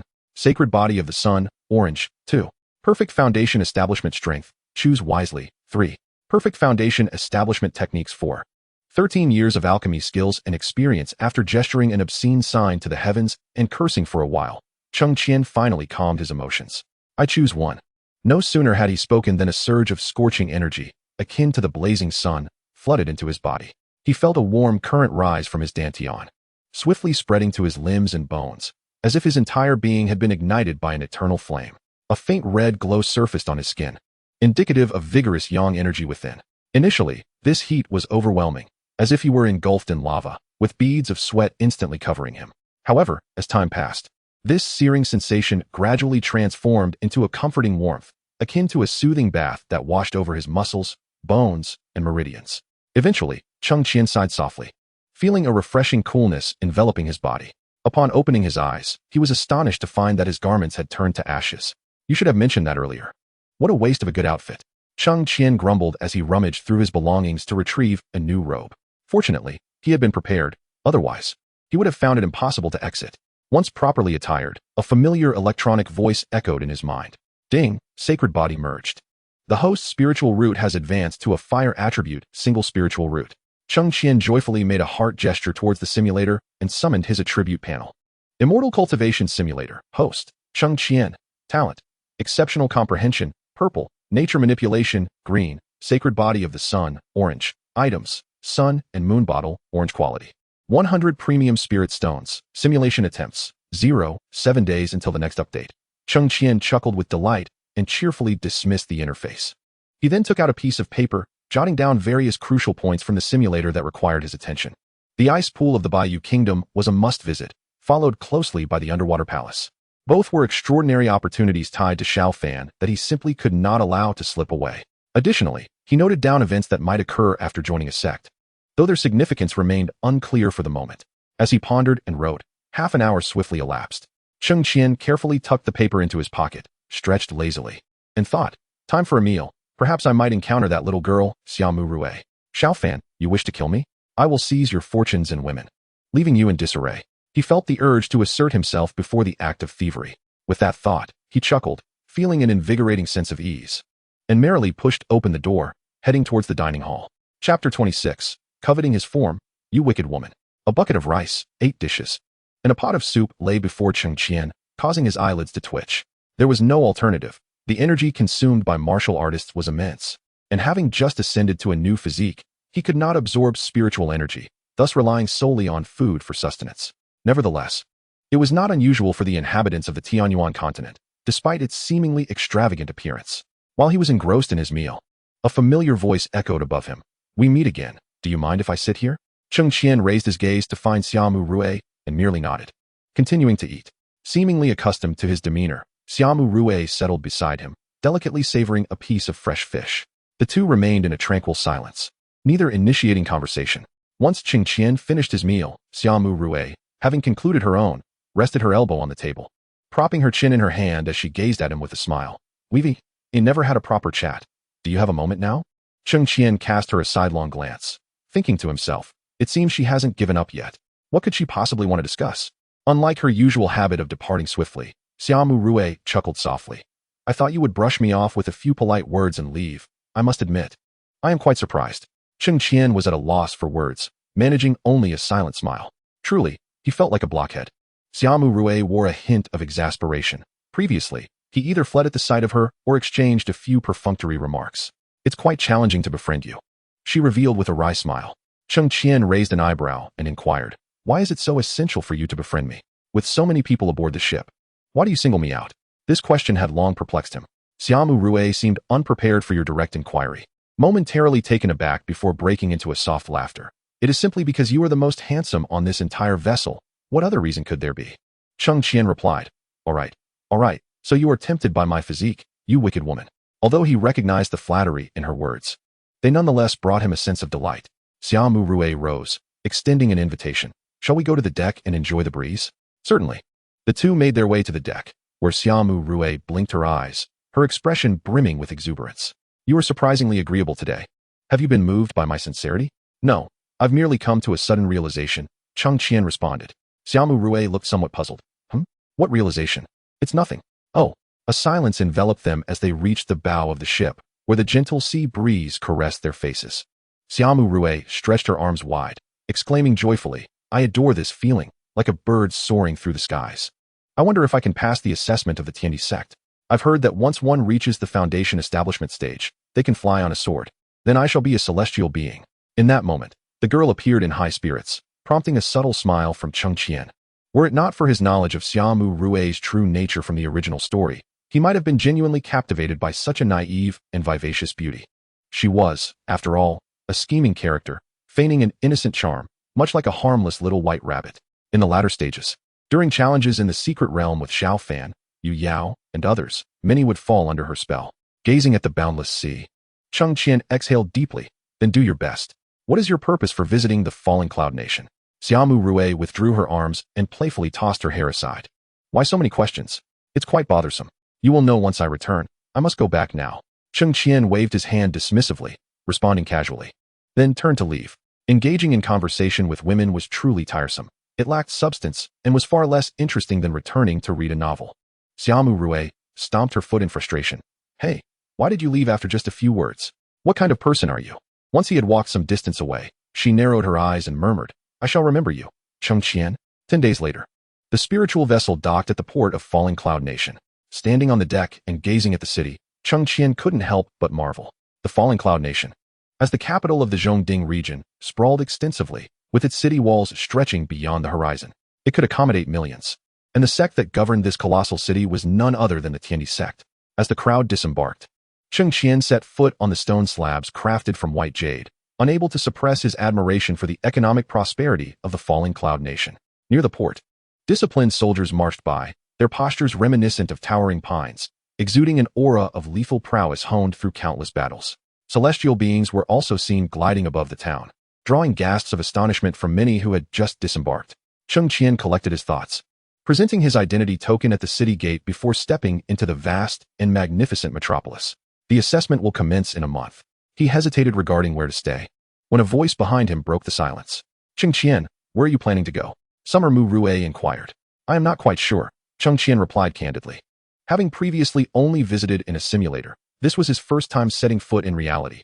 Thus, he needed to gather information from various sources. Summer Mu Rue smiled. "It is evident that you are a first-time visitor. The entrance examination for the Tiandi sect will begin next month, and many individuals will be sending their children here for the trials. At this moment, all the decent inns are surely fully booked. Upon hearing this, Cheng Qian scratched his head. In such a large city, there must be a place for me to stay. If you don't mind, I can contact a slightly secluded inn in advance. Would you like to join me? There might still be rooms available, Summer Murue offered. Cheng Qian hesitated for a moment, thinking it would save him the trouble of inquiring. After all, they would meet again at the examination venue in a month. So it would be nice to have a companion. With that thought in mind, he nodded gently. Then I shall trouble you, Miss Summer. There's no need for formality. Just follow me. Summer Murue said with a smile, leading the way. As they walked towards the west of the city, she enthusiastically acted as a guide, sharing various details about the kingdom of falling clouds. Although much of the information was available in books, witnessing and experiencing it firsthand brought a refreshing sense of novelty to Cheng Qian. Before long, they arrived at the inn. However, upon inquiry, they discovered that all the rooms had indeed been reserved, leaving only a few large dormitories available. Summer Murue frowned. What are we to do? We cannot possibly sleep in a dormitory for an entire month. Without waiting for Cheng Qian's response, she mischievously suggested, how about you manage to share a room with me? I'll take the bed, and you can sleep on the floor. How does that sound? Cheng Qian was taken aback. Is that really appropriate? Are you intent on compromising my integrity? I am, after all, a respectable man. Thank you very much. He waved his hand and tossed a low-grade spirit stone to the innkeeper. Innkeeper, we shall take the dormitory. Thank you. Summer Murue chuckled softly, leaning closer to whisper. So quick to decide. Are you afraid I might devour you? Men and women should keep their distance. Thank you, Miss Summer, for bringing me to the inn. I shall return to my room now. With that, Cheng Qian clasped his hands in gratitude and followed the waiter out. The communal dormitory, although a temporary refuge, was undeniably uncomfortable. Not only was it filled with a mixed crowd, but the odors were also quite unpleasant. There was no opportunity for privacy during washing, and the cacophony of snoring at night was nearly unbearable. Early the next morning, Cheng Qian left the inn and began to wander the streets, seeking another place to stay. After exploring for most of the day, he discovered that all the inns were fully booked, particularly those in the city center, where even the dormitories were unavailable. Reluctantly, he consulted the locals about the possibility of finding a small courtyard for monthly rental. Following a guide, he arrived at a quaint and elegant residence nestled in a relatively secluded alley. The exterior of this residence is simple yet elegant. Upon entering, one finds a courtyard adorned with a harmonious arrangement of flora, where ancient trees cast dappled shadows, bringing a refreshing breeze. The interior is modestly furnished with a bed and a table, yet it is evident that it has been meticulously cleaned. Cheng Qian feels quite satisfied. After all, he possesses wealth, enabling him to conveniently exchange spirit stones, affix his signature, and take up residence within the courtyard. As night falls, Cheng Qian activates the panel of the simulator. The simulator had previously undergone an update, which he had refrained from utilizing, intending to save it for after he enters the sect, hoping to acquire cultivation in one swift leap. However, with little else to occupy his time, impatience begins to set in. He initiates the simulation. Simulation commencing, generating random talents. Ding. Congratulations to the host for acquiring the green talent, Keen Observation. Keen Observation. Your eyesight is exceedingly sharp, allowing you to focus on minute details and detect subtle changes in your environment. That night, while standing in the courtyard gazing at the starry sky, Cheng Qian suddenly feels an unsettling sensation regarding the soil beneath the ancient tree. His talent activates, and he distinctly perceives that the earth appears freshly disturbed. Driven by curiosity, he picks up a shovel from the courtyard and begins to dig into the soil. As the shovel penetrates deeper, a suffocating aura begins to permeate the air. He furrows his brow, contemplating stopping, yet his instincts compel him to continue digging. Before long, a tattered piece of clothing comes into view, causing his heart to sink. In reality, Cheng Qian feels a chill run down his spine. Though he has a penchant for horror films, this situation is quite unnerving. It is no wonder such a lovely residence was offered at a low price. The previous owner must have been aware of its history. Bracing himself against his fear, he continues to observe the simulator. You hasten your pace, cautiously expanding the excavation area, until a long-buried corpse is unmistakably revealed. Cheng Qian. He silently screams, "Help me, help me, help me." Tomorrow, he will change houses. This is too terrifying. You suppress your fear and examine the area surrounding the corpse, discovering a rusted black iron plate. Intuition warns you against touching it. Yet curiosity prevails, and you pick up the plate.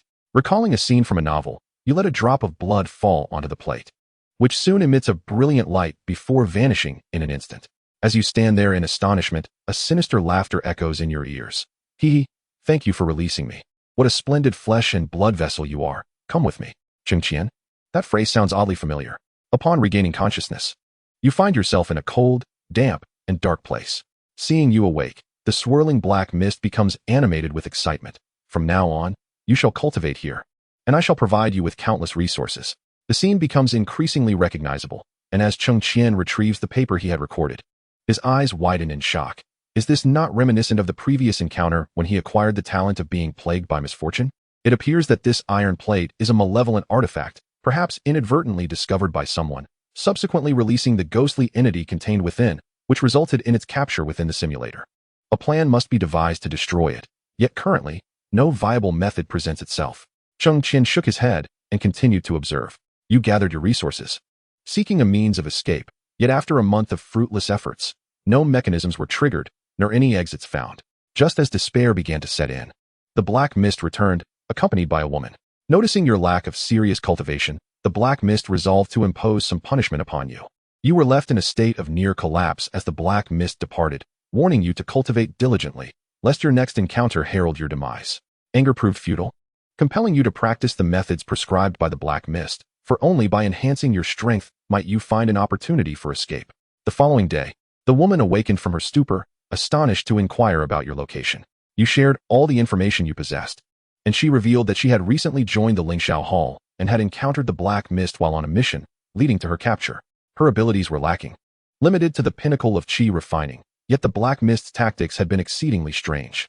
You surmised that it was best to diligently cultivate until reaching the foundation establishment stage before devising a plan.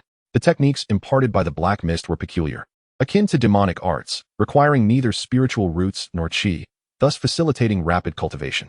Another month elapsed, and the black mist returned to the pitch-black basement. Discovering your newfound dedication to cultivation and your attainment of the pinnacle of qi refining, it nodded in satisfaction. After tossing you a trove of resources, it compelled the woman to consume a pill alongside you before departing with an eerie laugh. A quarter of an hour later, both of you sensed an unsettling change in your breathing, exchanging glances filled with despair. Once the effects of the drug wore off, the woman succumbed to tears, while you realized you had ascended to the foundation establishment stage. Cheng Qian, is there anything that this esteemed host cannot witness? Before you could offer her solace, the black mist returned, grinning maniacally. Excellent. The foundation establishment stage will suffice for my needs.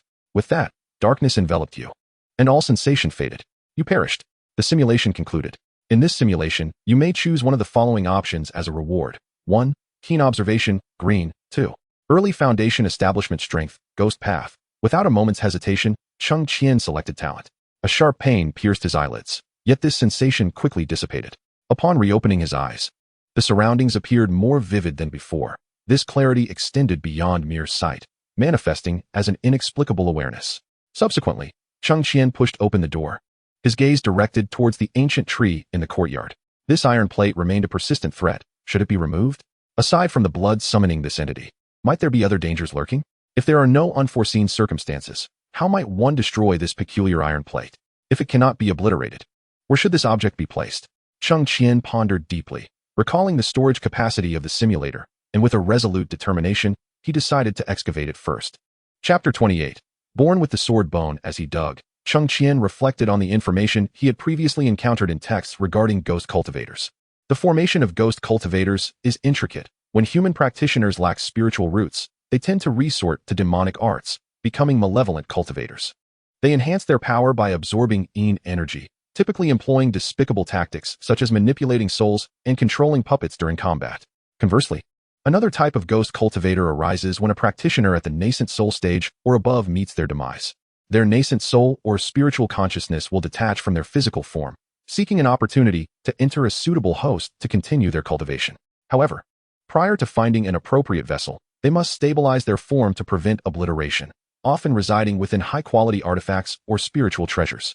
Such practitioners generally retain memories and some cultivation from their previous life, engaging in cultivation through their spiritual consciousness.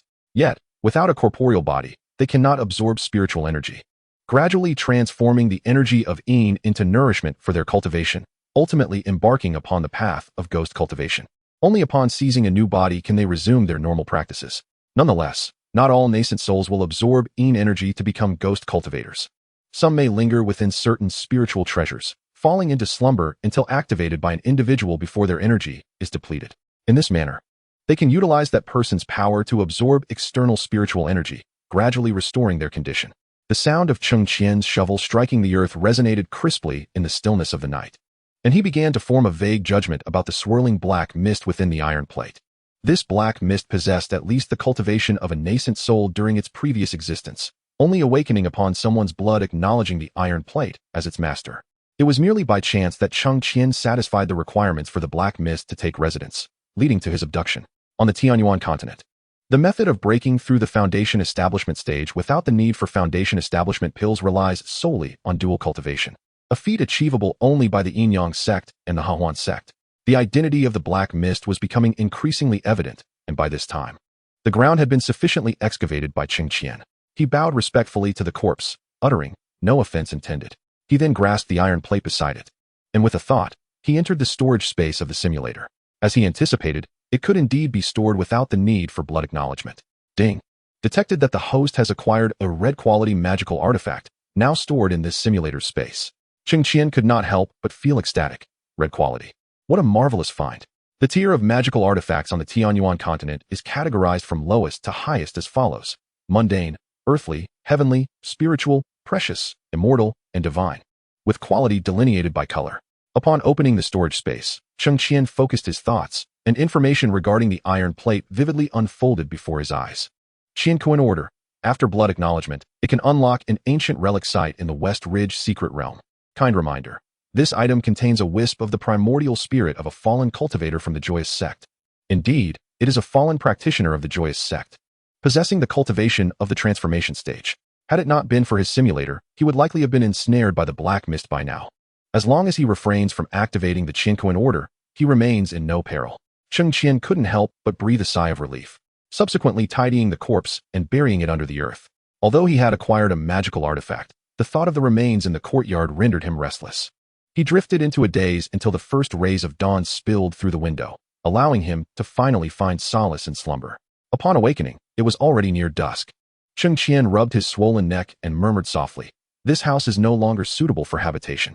With that thought, he departed the small courtyard, making his way towards the dental shop.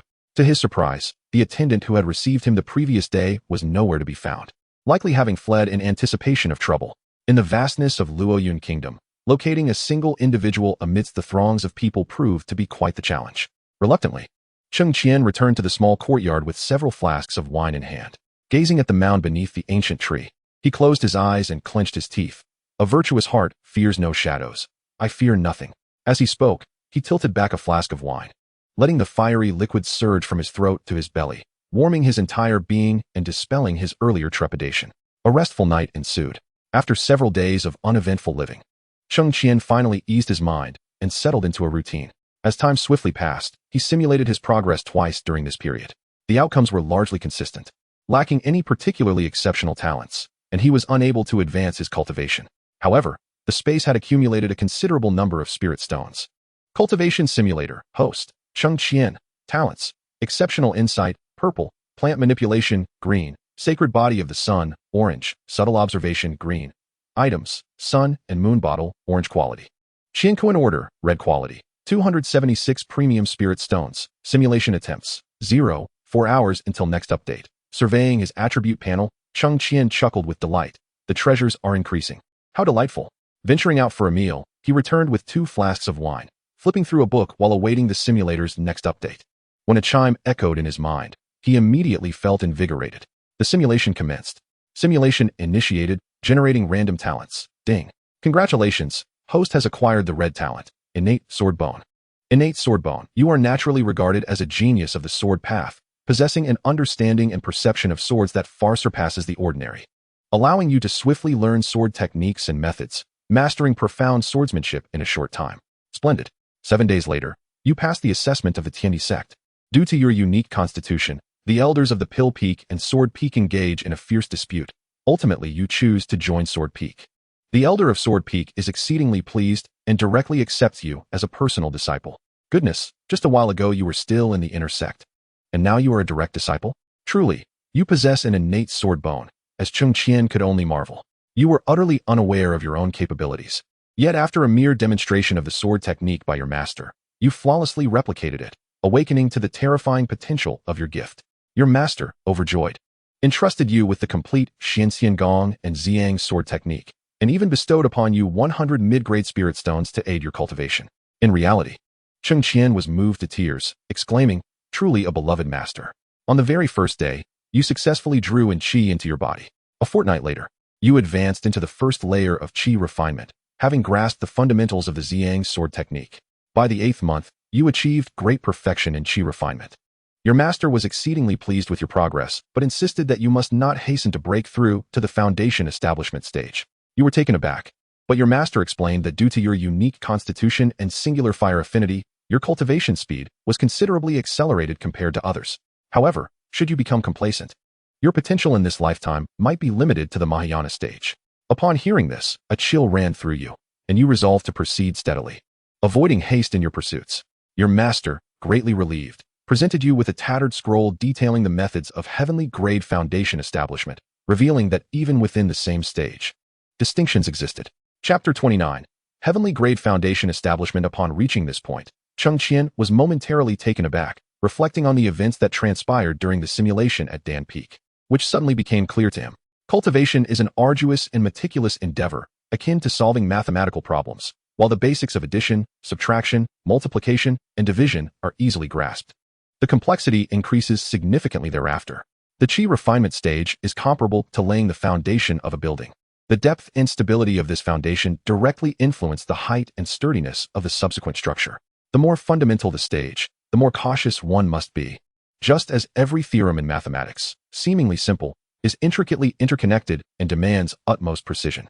Following the instructions in the scroll, you began your preparations for the heavenly grade foundation establishment. In the ensuing days, you dedicated yourself to rigorous practice.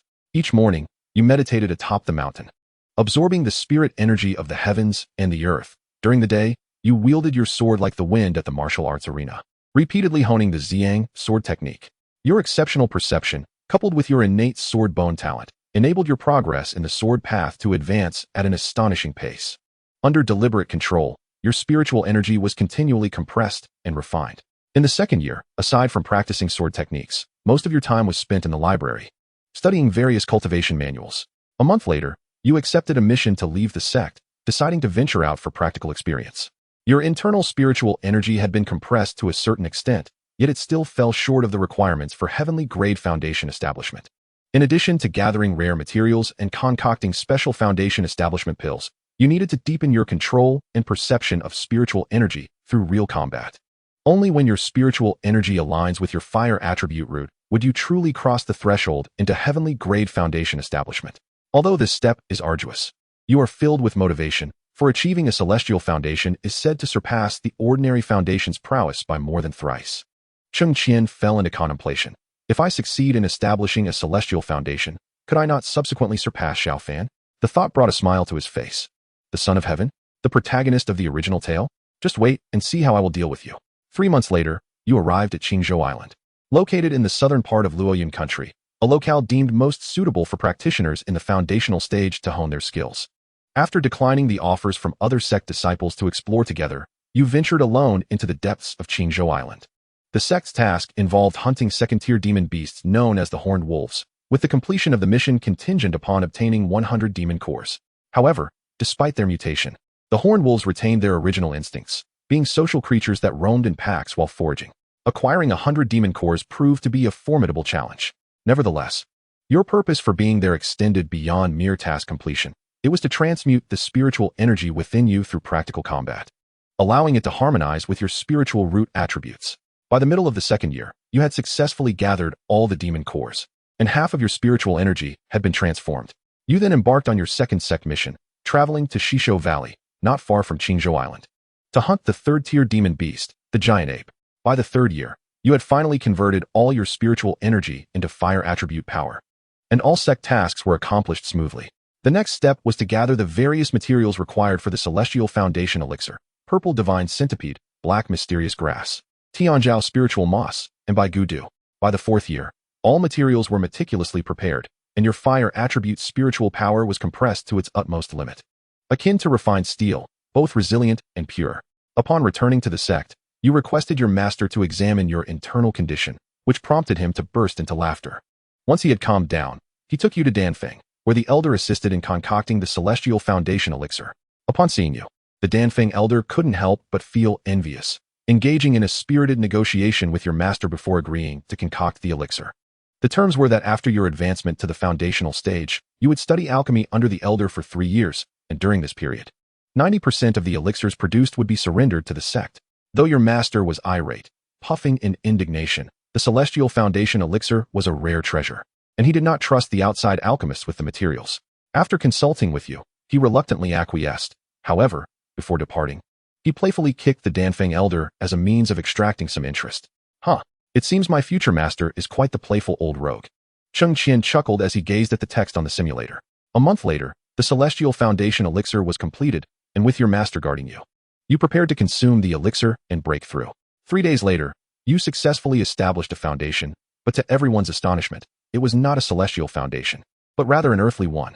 After analyzing countless reasons and perusing numerous materials, your master informs you that due to the existence of your innate sword bone, merely transforming spiritual power into a property identical to that of your spiritual root, as dictated by the technique, accounts for only half the achievement.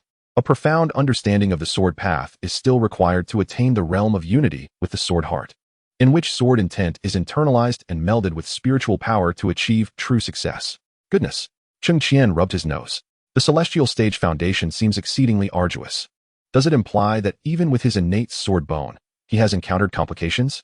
Shaking his head, he turned his attention back to the panel.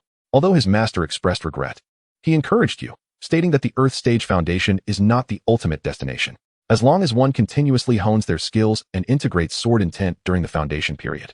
There remains an opportunity to strive for the celestial stage. You did not lose heart. Instead, you became even more focused on the fusion of sword intent and spiritual power.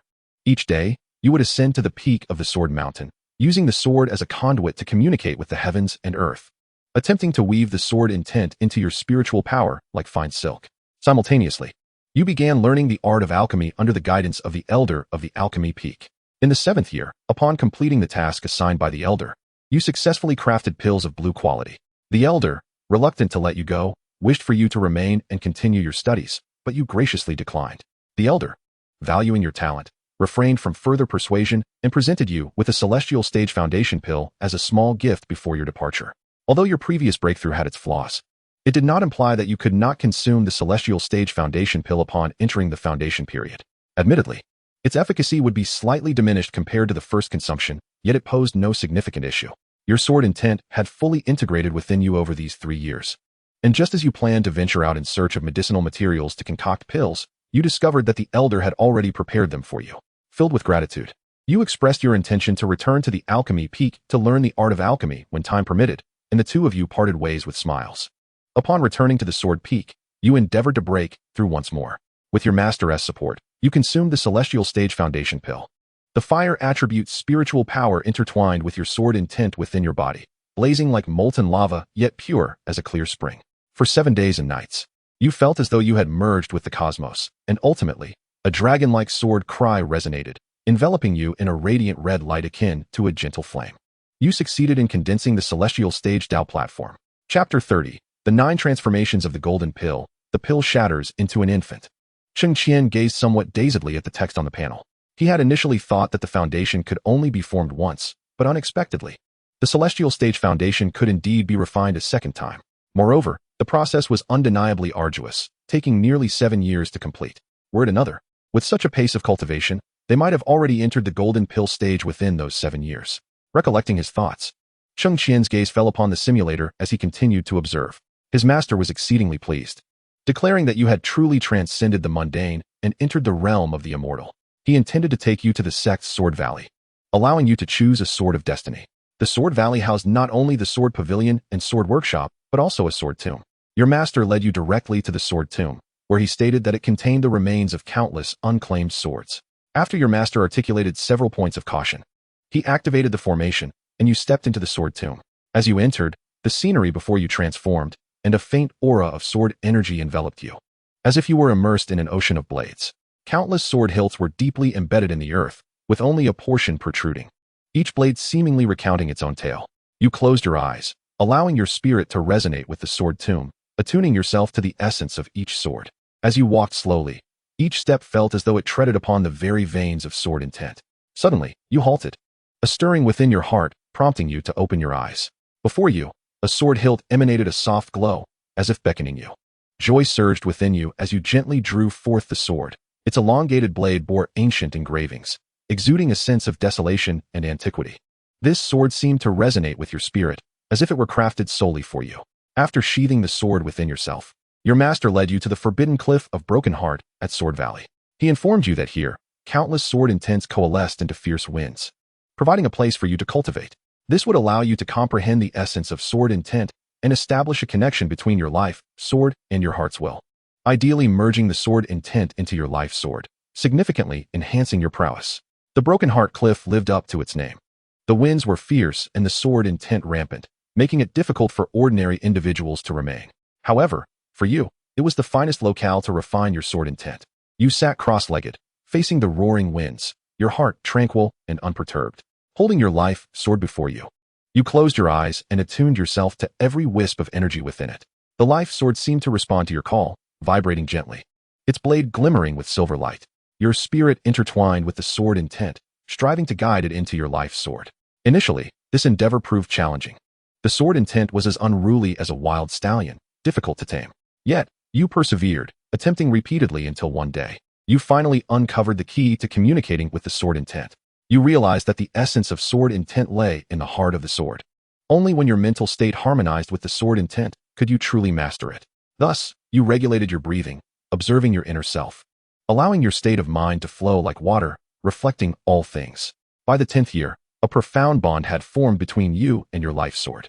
The surrounding sword intent no longer resisted but resonated with you, as if it had become part of your being.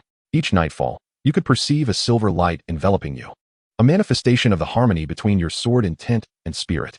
In the 12th year, while contemplating on the Broken Heart Cliff, a surge of intense sword intent erupted from your life sword, intertwining with the surrounding winds to form a colossal vortex.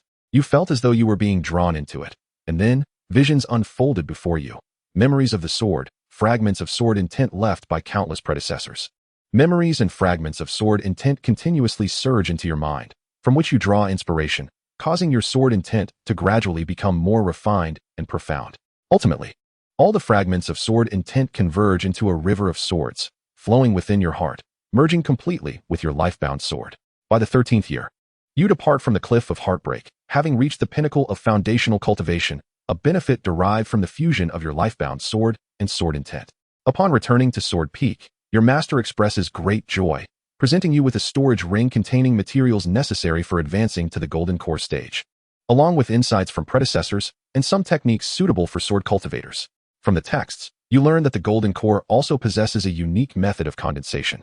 Its highest realm described as the 9 transformations of the Golden Core, where the core shatters into an infant. Each transformation exhibits a distinct hue, corresponding to the grading system of the Tianyuan continent. The first transformation is white, the second green, the third yellow, the fourth azure, the fifth blue, the sixth purple, the seventh red, the eighth orange, and the ninth gold. Throughout this process, each transformation, through meticulous honing, reveals 19 varying patterns. Each additional pattern enhances one's strength, with a maximum of 81 patterns. The only prodigy of the Tianyuan continent over millennia has managed to engrave 63 patterns, yet remains invincible within the Golden Core stage, with combat prowess comparable to that of an ordinary transformation stage cultivator. After perusing the texts, you gain immense insight. As you prepare for your breakthrough, a golden light suddenly descends upon the Wujin mountain range. Upon investigation, the elders of the sect discover a secret realm accessible to cultivators at the Golden Core stage and below. Upon witnessing this, Cheng Qian raises an eyebrow. Here it comes. The secret realm has emerged. Encountering Xiao Fan is not far off.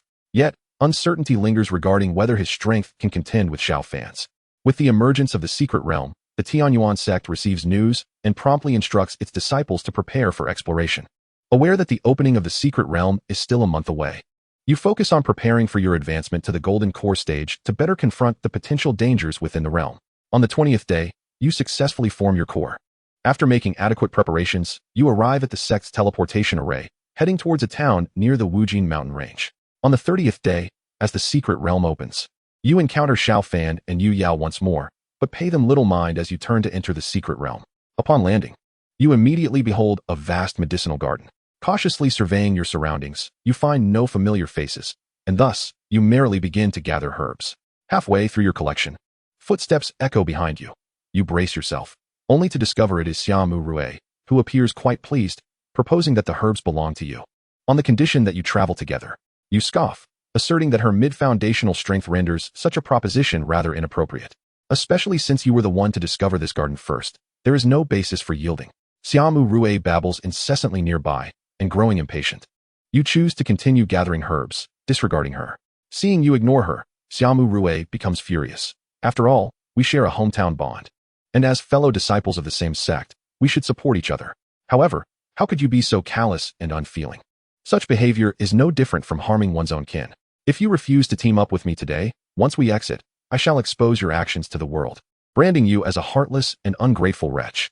You furrowed your brow, halting your actions, and turned to look at her. Xiaomu Rue let out a cold laugh. If you are afraid, hasten to join me in exploring the secret realm. If we find something worthwhile, and I am in a good mood, I might grant you some scraps. Cheng Qian could not help but sigh inwardly. How can there be such shameless individuals in this world? Previously, on the spirit boat, she seemed quite normal, but now she has transformed so drastically. So this is her true nature. Was she merely masquerading before? Cheng Qian rolled his eyes. Indeed. There are hardly any normal people in Xiao Fan's harem. Chapter 31. Finally, it was his turn to watch the drama unfold. Hearing such a blatant threat made you feel uncomfortable. Gazing at Xiaomu Rue's smug expression, a murderous intent began to stir within you. Just as you prepared to act, Xiaomu Rue seemed to sense something, swiftly shattering the token and departing the secret realm. Before she left, she shouted loudly, "You truly wish to kill me. Just wait. I shall return to the sect and tell them you are harming your fellow disciples in the secret realm." You couldn't help but feel speechless. Why hadn't you recorded her actions with a memory stone earlier? However, leaving the secret realm to stop her would also be somewhat counterproductive. You composed yourself and continued to gather medicinal herbs. Damn, is this woman insane? Is it really worth going to such lengths just because I refuse to team up with her? Outside, Cheng Qian was seething with anger. Spreading rumors is easy, but dispelling them requires great effort. Now, by the time he returns, he will likely be branded a sinner of the sect. Alas, one step at a time. Cheng Qian rubbed his temples and shifted his gaze back to the panel. The dangers within the secret realm were ever present, but fortunately, you were well prepared and had advanced to the golden core stage, rendering ordinary beasts no threat to you. As you ventured deeper into the secret realm, you slew a golden core black serpent and subsequently searched for the mine from your memory. You successfully located it and descended on your sword, entering the underground palace. As before, you encountered Xiao Fan and Yue Yao, remaining silent as you quietly followed behind the destined child. After traversing countless forks in the path, you arrived at a stone chamber. You were ready. Before they could react, you dashed towards the colossal sword on the throne and drew it forth. The entire palace began to exhibit unusual phenomena, with countless puppets wielding swords appearing around you. However, perhaps due to the sword in your hand, they did not attack you but instead turned to assault Xiao Fan and Yue Yao. You laughed heartily, watching Xiao Fan flee in disarray, feeling an inexplicable sense of satisfaction. Finally, it was his turn to witness the spectacle. Xiao Fan, along with Yue Yao, maneuvered amidst the puppets, but as more appeared, he cursed in frustration and fled with Yue Yao towards the exit. You bear a grudge and swiftly strike at the retreating figure, yet Xiao Fan, being a master of the transformation stage, had long anticipated your movements. Although you failed to detain him, he sustained a minor injury. Once the subterranean palace fell into silence, you began to examine the colossal sword in your grasp and the surrounding environment. Your innate sword buzzed within you, and as you summoned it forth, to your astonishment, it lunged directly towards the colossal sword you held. Subsequently, the energy from the giant sword visibly surged into your innate sword, and the two swiftly merged into one, reducing the colossal sword to mere powder. Your innate sword, seemingly satiated, emitted a joyful chirp before returning to your body to slumber. With a resigned shake of your head, you noticed that the surrounding puppets remained immobile and began to inspect the ancient, intricate inscriptions etched on the walls, hoping to uncover some fortuitous insight. However, the text was obscure and perplexing. How could you decipher meanings you could hardly recognize? After meditating in the stone chamber for a day without any discernible gain, you commenced a search of the vicinity. Behind the throne, you discovered a mechanism. Upon activation, it revealed a subterranean passage, which you cautiously ventured into. Descending several dozen meters, the space suddenly expanded before you, presenting a stone door. Beside it, the wall bore inscriptions that you could comprehend. To have arrived here indicates our fateful connection. Kneel and bow 99 times at the threshold of this door, and you shall receive my legacy. Cheng Qian, upon reading this, clicked his tongue in exasperation. He was not Duanyu, and acquiring a legacy seemed overly arduous. Nevertheless, despite the grumbling in his mind, his spirit was ignited with anticipation. After a moment's hesitation, he positioned himself as instructed and began to bow. At the Golden Core stage, your physical prowess had significantly augmented, especially since you had ascended to the path of cultivation through martial arts. Even your master was astounded by your formidable physique. Bowing 99 times, you noticed only a faint red mark upon your forehead. Just as you pondered the lack of response from your actions, the stone door creaked open from the bottom upwards. Before you lay a stone bed, upon which sat a weathered skeleton. Adorning its left-hand index finger was a shimmering storage ring, and apart from that, the chamber was devoid of any other items. Approaching the skeletal remains, you reached out to claim the ring, only to find it slipping onto your finger of its own accord. Cheng Qian, what is this? Does this storage ring come with an automatic navigation feature? An ancient voice resonated within your mind. Young one, your entry into my tomb signifies that you have adhered to my rules, and your ability to bow 99 times proves you to be an honest child. When you inquired about the identity of the voice, it replied, in my lifetime, I was the foremost artifact master of the Tianyuan continent. That colossal sword was a product of my meticulous craftsmanship, named the Giant Spirit, a treasure of red quality. After a considerable exchange, you discern his true identity. Within his ring lies a collection of materials for forging and a tome detailing his insights on the craft. He declares that should you take him as your master, these treasures shall belong to you. Reflecting on this, you realize that your consciousness cannot penetrate the storage ring, and thus, reluctantly, you acquiesce. The master craftsman, elated by your submission, imparts to you a mantra, which, once mastered, enables your consciousness to delve into the depths of the storage ring. Trusting him implicitly, you diligently commence your training under his guidance. However, upon completing the entirety of the mantra, you succumb to unconsciousness. Cheng Qian, surely, I cannot be facing another instance of soul snatching. It seems that thoughts manifest as reality. The words within the simulator plunged Cheng Qian's heart into despair. Upon awakening, you find yourself enveloped in a dense white mist. Curiosity piqued regarding your surroundings when a spectral figure materializes before you. With a sinister chuckle, he exclaims, your soul is now ensconced within my storage ring. I have awaited a millennium for a vessel as naive and robust as yours. Ha ha ha. Your soul, trapped within this spatial confinement, possesses no means of resistance. Amidst excruciating pain, your consciousness gradually fades away. You have perished. The simulation concludes. Following this episode, you are presented with an array of rewards from which to choose. 1. Innate Sword Bone, Red. 2. Early Golden Core Stage, including Heavenly Grade Dao Platform, Sect Secrets, etc. 3. Sword Dao Realization, including a Lifebound Sword and Sword Intent. 4. Intermediate Alchemy Skills. 5. All medicinal herbs from the Secret Realm's Herb Garden. Though faced with yet another demise, Cheng Qian has grown accustomed to such circumstances. Casually perusing the options, he muses, how bountiful the rewards are this time. Yet alas, I cannot claim them all. His thoughts then drift back to the soul within the storage ring, igniting a surge of frustration. What is my constitution that I perpetually attract these remnants seeking to usurp my body? It is truly exasperating. Uncertain if there exists a means to escape this inevitable demise, he wonders if perhaps refraining from entering this secret realm in the 13th year is the answer. After some contemplation, devoid of any clear solutions, Cheng Qian sighs. I choose option 1, Innate Sword Bone. As his words resonate, a wave of heat envelopes him, his bones cracking as if being reshaped anew. An agonizing yet transformative experience. Soon, the discomfort dissipates. Were he to introspect at that moment, he would behold the faint glow of golden light shimmering upon his bones. As he emits a contented sigh, his eyes flutter open, and a flash of sword radiance darts past. The innate sword bone has been successfully attained. Chapter 32. To forge steel, one must first strengthen oneself, possessing extraordinary insight and the innate sword bone. Cheng Qian recalls the sword techniques he had crafted during his master stage, unwittingly stepping beyond the confines of his courtyard. Grasping the longsword purchased from Xianmen Town, he begins to wield it, each motion echoing the memories of his training. The sword, the foremost among all weapons. Anyone can wield a sword with abandon. Yet to truly comprehend and master the art of swordsmanship is an exceedingly arduous endeavor. Even though Cheng Qian grasps a simulator, possessing countless battle experiences and memories, as well as numerous sword techniques and stances in his mind, he is still unable to fully express the intricacies therein. It is akin to possessing theoretical knowledge devoid of practical experience, an empty shell. The practice of swordsmanship follows a certain path. One must first cultivate a sense of the sword. An individual who has diligently practiced for years differs vastly from a swordsman who trains sporadically. Even with centuries of swordsmanship experience in his mind, Cheng Qian's own body lacks a profound connection to the sword. To survive in this brutal world of cultivation, he must enhance his own strength to confront the myriad unforeseen crises that may arise.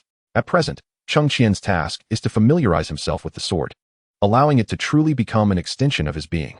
An hour passed, then two. The movements of Cheng Qian's sword became increasingly adept. At first, he merely followed his memory, executing techniques with mechanical precision.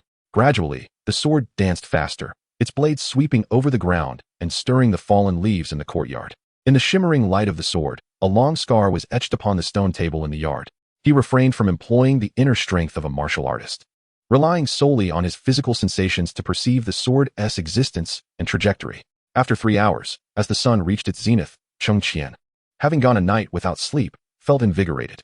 He sensed a nascent resonance forming between himself and the sword. The muscle memory deepened his understanding of the sword techniques, surpassing his previous insights. Exhaling softly, Cheng Qian retracted his movements, using his inner strength to ease his taut muscles. A wave of relief washed over him. After several hours of practice, hunger gnawed at his belly, prompting him to rub his stomach. The results are promising. It seems I cannot rely solely on the simulator. One must forge their own strength. A faint smile graced his lips as he sheathed his sword, freshened up, and then ventured out for a meal. Days later, the recruitment for the Tiandi sect officially commenced. Cheng Qian went to the Yaxiang and reclaimed the deposit for his small courtyard. Upon completing the handover, he made his way to the assessment square. The sun hung high in the sky, casting a radiant, cloudless blue overhead. The square was already teeming with a dense throng of people, numbering in the thousands at a cursory glance. Some, older in age, stood aside with closed eyes, resting, while others younger than Cheng Qian congregated in animated discussions about the impending assessments.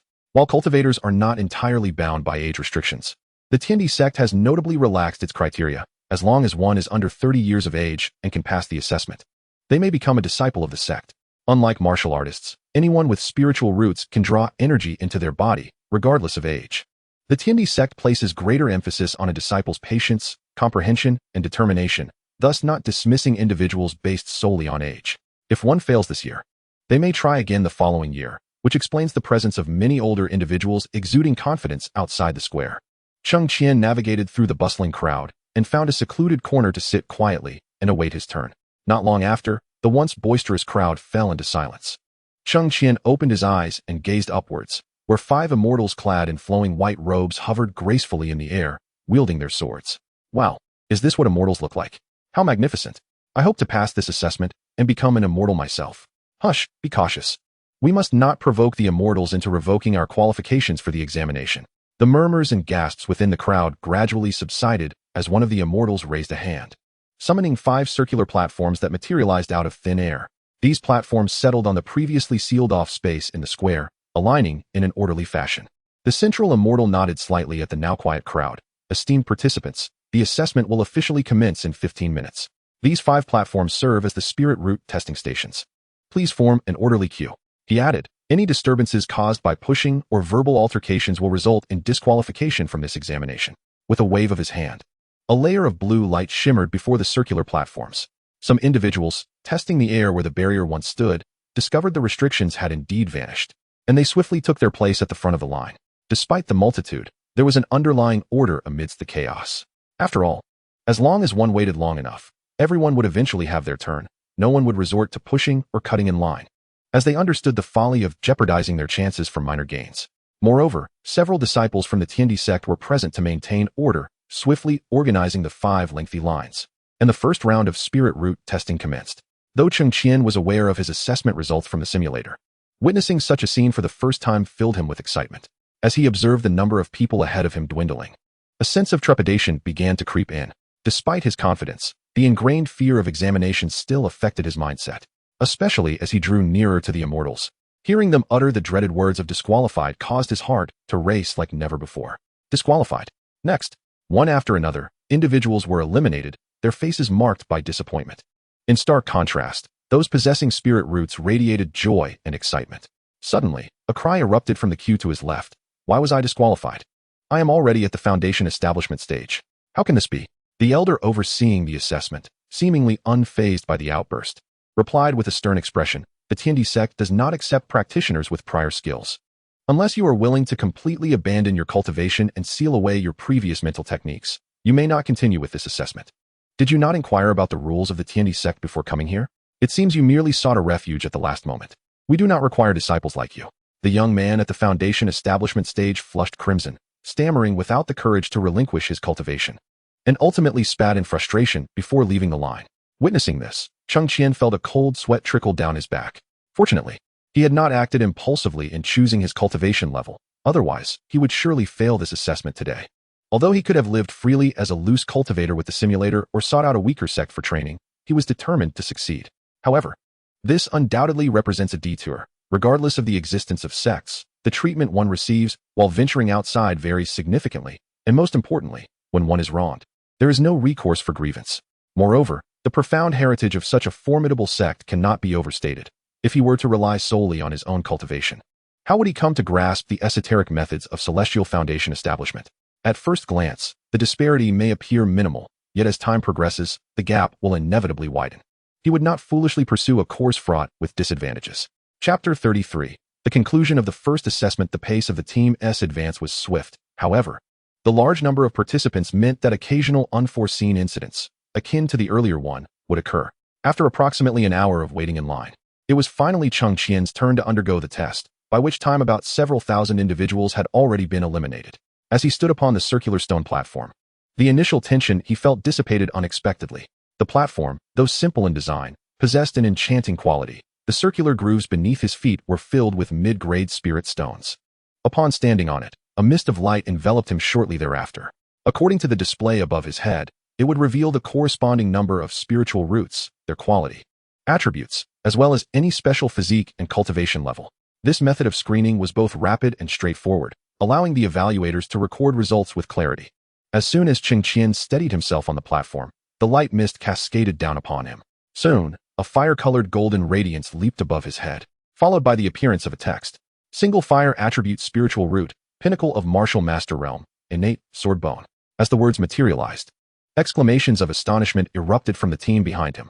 Even the celestial being overseeing the assessment displayed a rare smile. The celestial being smiled at Cheng Qian. I did not expect someone so young to possess the prowess of a top-tier martial artist. What is your name? Disciple Cheng Qian, he replied respectfully. With a wave of his hand, a token floated before him, at a distance of an arm's length. Congratulations, you have passed the first assessment. Please take this identity token and rest for a while at the back. Understood. Cheng Qian accepted the token, feeling a surge of joy, and bowed respectfully to the celestial being before making his way to the designated area behind. No wonder the two elders in the simulator had contended for him, due to his innate sword bone and single fire attribute. For until now, only about 100 individuals had succeeded in the first assessment, and not a single one possessed a single spiritual root or special physique. A sense of pride welled up within Cheng Qian, although he was aware of the outcome in the simulator. The genuine elation of success experienced in person was something the cold text of the simulator could never convey. Upon reaching the open area, many greeted him with smiles. Seeking advantage and avoiding harm is human nature. A prodigy like Cheng Qian was surely worthy of others' acquaintance. He maintained a humble demeanor, graciously responding to anyone who approached him, and then seated himself upon the ground, awaiting the conclusion of the assessment. As another hour passed, and the team neared the end, waves of astonished gasps arose once more from the crowd. Upon closer inspection, it was indeed Xia Mu Rue, a captivating young woman with a singular wood attribute spiritual root, who attracted envious and admiring gazes wherever she wandered. Having long anticipated this outcome, Cheng Qian, who had previously been dissatisfied with Xia Mu Rue's performance in the simulator, briefly glanced at her before averting his gaze. As Xia Mu Rue stepped onto the open ground and spotted Cheng Qian meditating with his eyes closed, she promptly disregarded the attentive crowd around her and approached him, coming to a halt before him. Cheng Qian, called by name. Cheng Qian felt a twitch at the corner of his mouth, but refrained from displaying too much aloofness in front of the crowd. Thus he clasped his hands together and offered a polite, "Congratulations. Is that all the warmth you can muster? I am a genius with a wood attribute spiritual root. Just like you." The girl chimed playfully as she sat beside him, her lively expression causing many male disciples nearby to quicken their heartbeats. Cheng Qian replied coolly, "I am no genius." His indifferent response incited irritation among the surrounding male disciples, yet Xia Mu Rue seemed accustomed to his demeanor. Unfazed, she waved her hand in front of her face as if to cool an imaginary warmth, blinking her eyes and cheerfully declaring, "I hope we both pass the upcoming assessment. Then we shall be fellow disciples. With you here, I want to feel so lonely, and my heart will be filled with a sense of security." Cheng Qian felt a twitch in his eyelids as he caught sight of the aggrieved glances from the nearby male disciples and could not help but inwardly lament the trouble that beauty brings. He merely responded with a soft as if to acknowledge her, and then resumed his meditation, seemingly disinterested in the enchanting girl beside him. Seeing his expression, Xiaomu Rue pouted, "Humph, what a dullard." She then stood up and began greeting the surrounding disciples with her beauty and eloquence. It wasn't long before numerous male disciples gathered around her, like moths to a flame, sharing amusing tales to elicit her laughter. Xiaomu Rue reveled in such adulation, for this was the treatment she was accustomed to. However, she suddenly shifted her gaze towards Cheng Qian, who sat silently, and her initial pride began to crumble. "Tch, what a person," she murmured softly, losing her enthusiasm for the superficial pleasantries around her. After exchanging a few words, she found a secluded corner to sit quietly.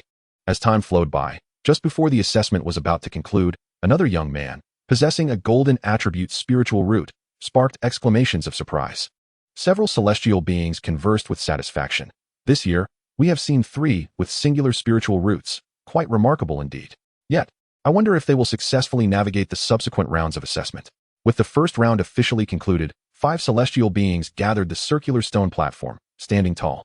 The central celestial being spoke. "Congratulations to all for successfully passing the first round of evaluation. Now, we shall distribute the pill of abandoning grains. After which you will follow me to the site of the second round of assessments." With a wave of his sleeve, countless pills cascaded from the sky, landing precisely within reach of each participant, as if measured by some grand algorithm.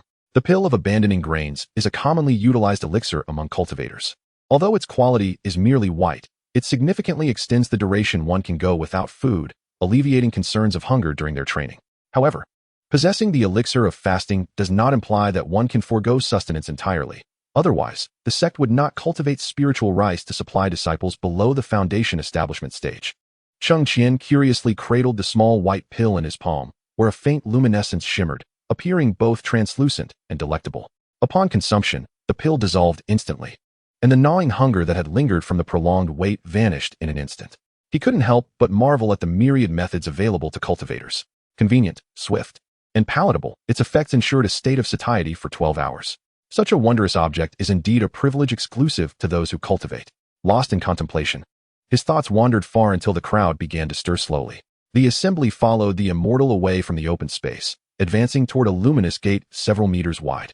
The assessing immortal reassured, "Do not panic, everyone. This door will lead you into the secret realm of the sect's assessments." With that, he stepped forward into the portal, which rippled like the surface of water, and in the blink of an eye, his figure vanished. The line of disciples, eyes wide with wonder, entered in succession. Cheng Qian felt a sudden shift, and an expansive meadow unfurled before him. In the distance, rolling hills beckoned, while beneath his feet, lush grasses carpeted the ground, adorned with blooming flowers and accompanied by the melodious chirping of birds. The air around them shimmered with ripples as the candidates preparing for the selection gradually appeared in the meadow, equally curious and scanning their surroundings. Chapter 34. How might I capture his attention? Observing the scene, the assessing immortal smiled faintly. "You should have a general understanding of the assessment process before your arrival. The first phase evaluates your spiritual root, the second tests your perseverance, and the third assesses your character." Noticing nods of comprehension from the crowd, the immortal continued, "Now, please traverse this plane. The end of the plane leads to the second phase, the celestial ascension ladder. Those who reach the summit shall pass." No sooner had he finished speaking than the atmosphere grew tense, yet the immortal had yet to issue his command, leaving everyone motionless in place. The celestial ascension ladder was safeguarded by restrictions set by generations of sect leaders, and any forced attempt to climb would inflict significant harm upon the body. Thus, I advise you all to act within your capabilities. The assessing immortal paused. "However, we will accompany you for your safety. There is no peril, even if one were to fall from a cliff, so you may rest assured. Well then, time is of the essence. I wish you all the fulfillment of your desires." As soon as the words left his lips, the surrounding candidates raced toward the end of the plane, prompting Cheng Qian to hastily follow suit. Upon crossing the plane, they arrived at the foot of the celestial ascension ladder. The first sight to greet them was a towering stone sword, 3 zhang high and 7 feet wide, upon which the characters for celestial ascension ladder were inscribed in cursive script. The bold and majestic characters, appearing as if naturally formed, emanated a profound sword intent that filled the air, evoking a sense of awe akin to that of a king surveying his realm, compelling one to bow in reverence. Cheng Qian quickly averted his gaze, feeling the weight of that oppressive aura diminish significantly. Beyond the stone sword stood a colossal mountain gate constructed of blue stone. A steep staircase crafted from layers of ascends toward the heavens, its summit shrouded in mist, as if it were a celestial descent. A multitude murmurs in disbelief. This is no staircase. It is a sheer cliff. I can't take it anymore. I withdraw. Look at your cowardice. It's no wonder the heavenly sect conducts assessments. With such a disposition, you would be the first to betray us in times of crisis. The clamor escalates as Cheng Qian stretches his limbs, preparing to embark on the ascent. Cautiously, the crowd steps onto the first tier, discovering it feels no different from solid ground, and they continue upward. As they climb, Cheng Qian senses a mounting pressure, yet it remains bearable, allowing him to persist until he reaches the 10th tier. However, his peers do not share his ease. A youth trailing slightly behind him arrives at the 10th tier. Gasping for breath as though grappling with an unseen burden, he settles on the steps, gradually regaining his strength, and only after a while does he rise to tackle the 11th tier. Cheng Qian, puzzled, shakes his head and continues his ascent. By the 20th tier, many succumb to the oppressive weight, ejected from the staircase and landing before the mountain gate. On either side lies an abyss, and as some witnesses see others eliminated, a momentary lapse in focus amplifies their pressure, causing one to stumble and plunge into the depths below, eliciting cries of alarm. Cheng Qian reflects upon his unique constitution and the scenarios from the simulator, marveling at the power of his innate abilities. He adjusts his focus and, gathering his resolve, strides upward steadily. With every 10 tiers climbed, the pressure intensifies, yet it poses no challenge for him. Onlookers below cast envious glances as they observe Cheng Qian ascend with remarkable speed. In a mere quarter of an hour, he reaches the summit. Looking back, he sees many still struggling halfway up, while others, overwhelmed by the pressure, tremble and crawl upward. At that moment, a celestial being responsible for the assessment approaches gracefully and stands beside Cheng Qian. The elder's satisfaction grows as he observes Cheng Qian, his gaze imbued with anticipation. Cheng Qian, is it? Indeed, you possess a natural sword aptitude. This second trial seems rather easy for you. Upon hearing this, Cheng Qian immediately bows respectfully. Greetings, esteemed elder. There is no need for such formality, young one. I am Elder Yue Yao of the Sword Peak of our sect. If you succeed in the third trial, consider becoming my disciple. Cheng Qian raises an eyebrow in surprise, not expecting his future master to appear so soon. He had intended to join the Sword Peak, and this aligns perfectly with his aspirations. He quickly replies, "Thank you for your kindness, elder. If I succeed, I shall certainly become your disciple." Elder Yue Yao strokes his beard. "Excellent. I look forward to your performance in the third trial." "Yes." Elder Yue Yao received a positive response and immediately soared into the air on his sword, observing the physical conditions of the disciples still ascending the heavenly ladder. 3 days later, the assessment for the second stage concluded. Some individuals, despite lacking exceptional talent, exhibited patience and resilience, while others, though possessing decent aptitude, succumbed to the pressures and gave up midway. Ultimately, out of over 1,000 disciples, only 100 successfully passed the second stage. Throughout these 3 days, celestial beings patrolled on their swords, providing the disciples with spirit fasting pills to assist them in overcoming the challenges. As Cheng Qian awaited atop the mountain, he relied on these pills to maintain his condition, though his mouth felt parched. When the assessing celestial announced a half-day break before proceeding to the third stage, he retrieved a considerable amount of spiritual rice and prepared meals from the sect's cafeteria, prompting cheers from the crowd. "Thank you, Celestial, for the provisions," exclaimed one. "Oh, just looking at this makes my mouth water. These past 3 days have been unbearable." Cheng Qian shared the same sentiments. And when tables and chairs materialized in the spacious mountaintop, everyone instinctively formed a line to serve themselves. Xia Murui, who had reached the peak the following day, had already adjusted her state. During these days, she had attempted to get closer to Cheng Qian, but he paid little attention, causing her to refrain from further pursuing him.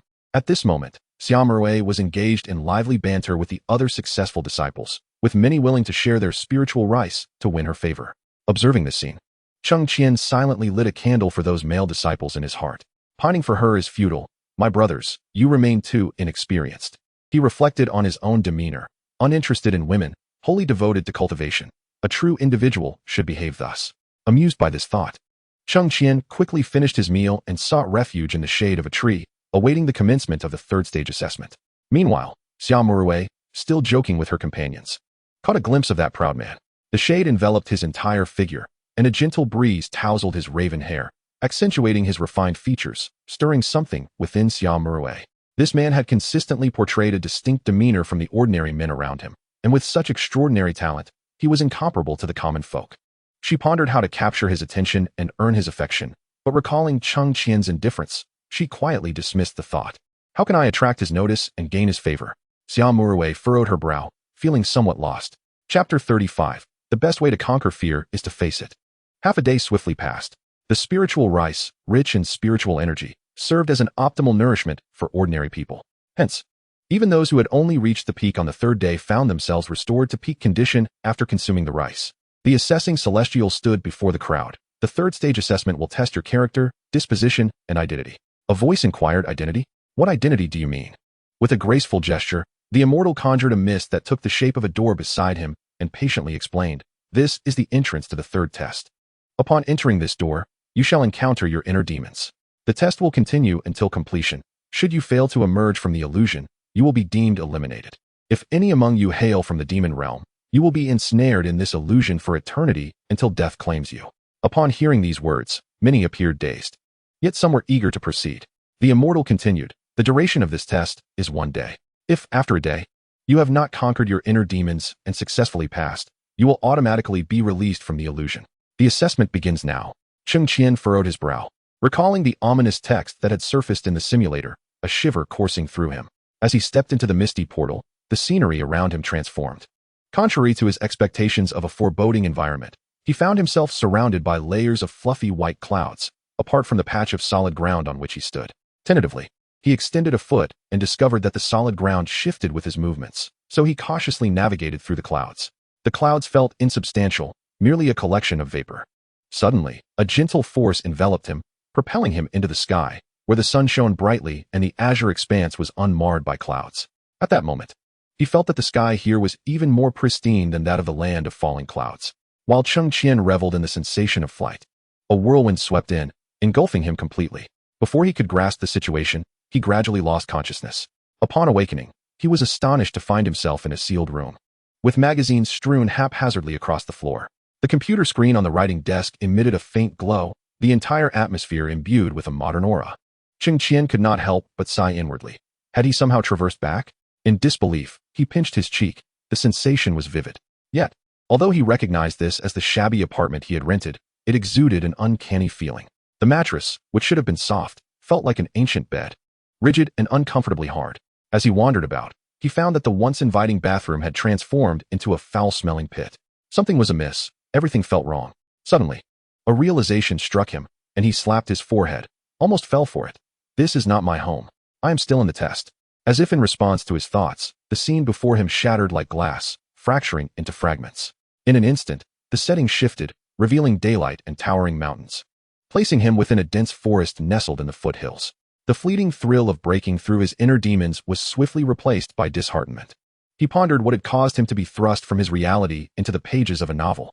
Each day was consumed by cultivation or self-enhancement, fearing that one day he might be struck down by the hand of the destined child. The comforts of cola, fried chicken, beer, computers, smartphones, and hot pot were all that he yearned for in this alternate realm. Yet, he remains uncertain of when he might depart from this place. Although he was an orphan before his journey, he harbored a secret affection for someone and shared a bond with kindred spirits. He wonders how his friends will fare in the real world after his arrival here. Will they miss him? Such thoughts are futile. The fleeting sorrow was swiftly dispelled from Cheng Qian's mind with a mere shake of his head. Since he has come, he must settle. It seems the elder who spoke during the assessment was correct. This trial is designed to evoke the desires and fears buried deep within one's heart. His greatest longing had been to return to the world of reality, which is why he encountered the room he once inhabited. Therefore, the next phase involves confronting his fears. With this thought, Cheng Qian cautiously surveyed his surroundings. How one's fears seem to manifest the more they dwell upon them. As a disheveled woman emerged from the mire, Cheng Qian's face paled. The most effective way to conquer fear is to confront it. Cheng Qian forced a bitter smile, realizing he had grasped the essence of this absurdity. Suppressing his trepidation, he drew the sword at his waist, adopting a valiant demeanor as he charged towards the woman, shouting, "Come on, I am not afraid of you." Beyond the illusion, 5 celestial examiners were casually munching on seeds and sipping tea, occasionally switching the scenes on the water mirror to observe the performance of the disciples. Suddenly, a strange cry pierced the air, causing them to flinch. Hua Yuan pressed down his startled beard and glanced at the water mirror, speechless. The disciple he favored most was currently wielding a long sword against a horde of bizarre creatures he had never seen before, prompting Hua Yuan to ponder deeply.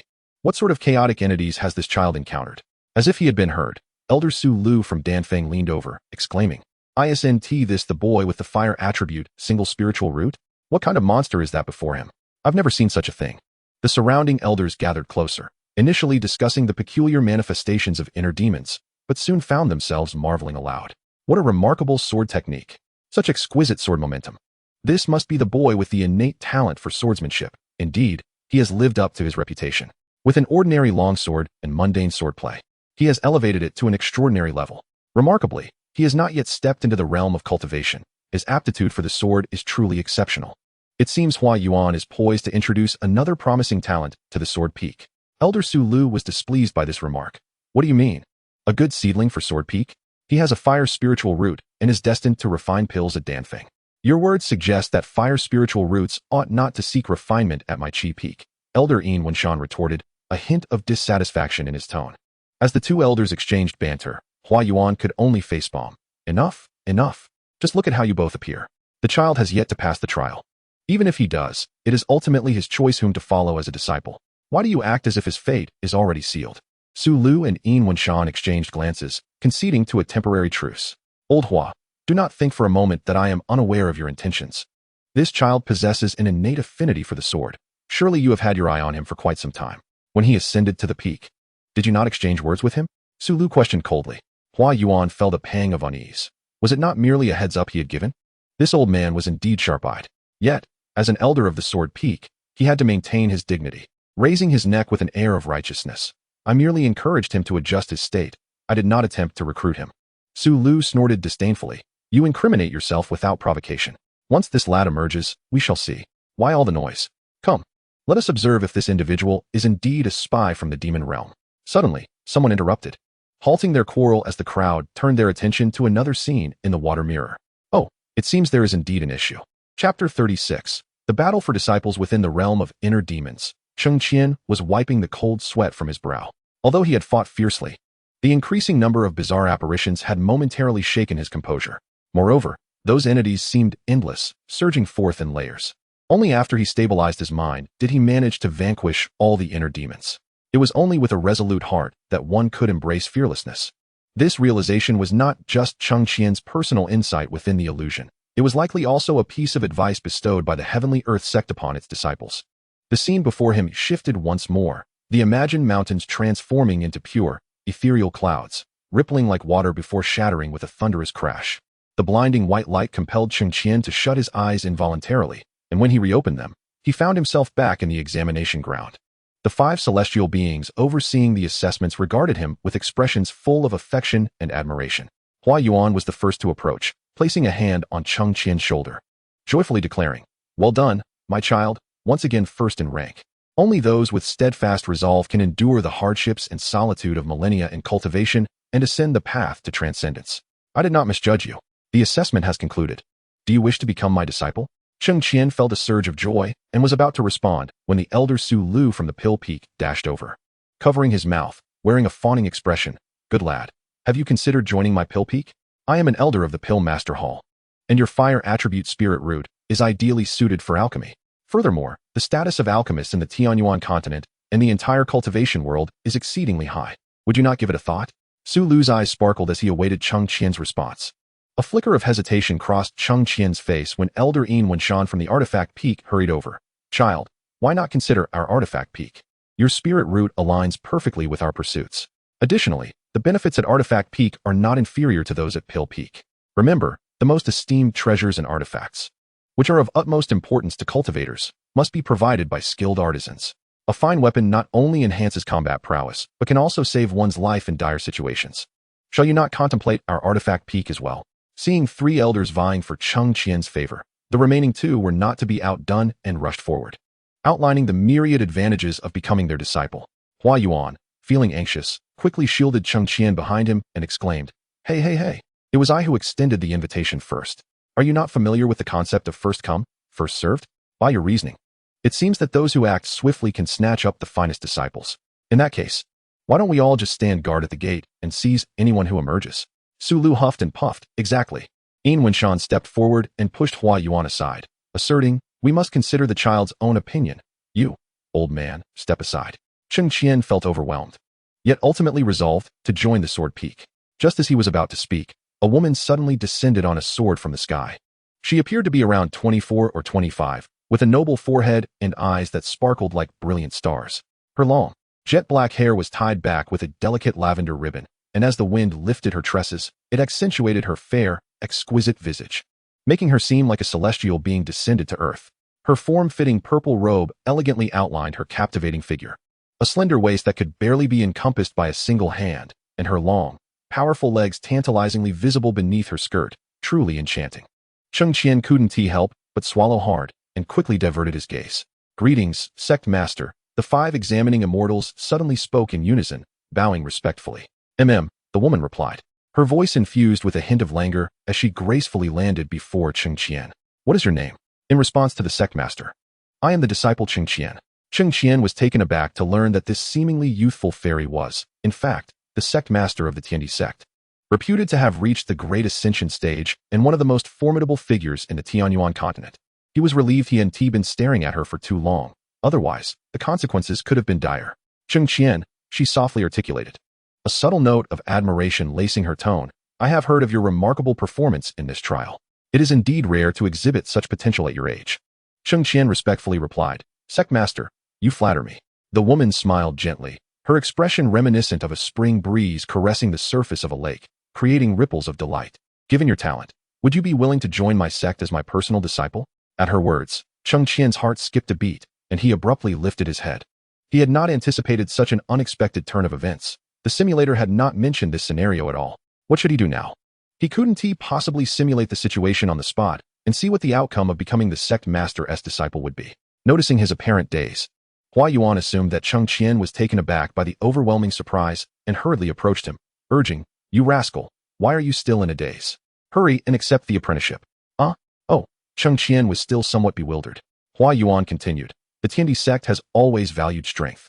The sect master is a top-tier expert in the realm of cultivation. Becoming her disciple holds limitless potential for your future." Quickly agree. It was unexpected that Yue Yao, who had just been in a heated argument with the other elders, would now advocate for his future. Cheng Qian cast a conflicted glance at him, silently questioning. Didn't we agree to become master and disciple? How had he suddenly turned around and sold him out? Yue Yao chuckled as he patted Cheng Qian's shoulder, saying, "Young man, do not be oblivious to the blessings you possess.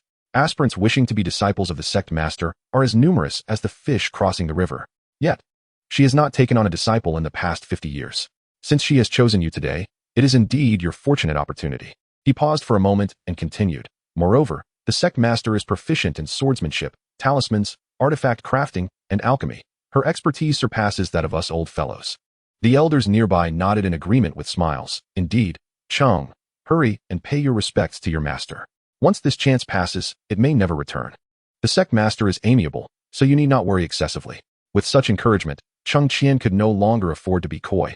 He nodded and said, "Master, please accept my bow as your disciple." "Excellent. Come with me," the sect master replied, evidently pleased. With a wave of her hand, a gust of energy enveloped Cheng Qian, and together they soared towards the summit of the Tiandi sect. Watching their figures fade into the distance, the elders could not help but sigh. Ah, what a promising talent. Such fortune to be accepted as a direct disciple of the sect master. Today marks his leap across the Dragon Gate. Splendid indeed. What a pity, lamented one elder. I have lost yet another fine disciple.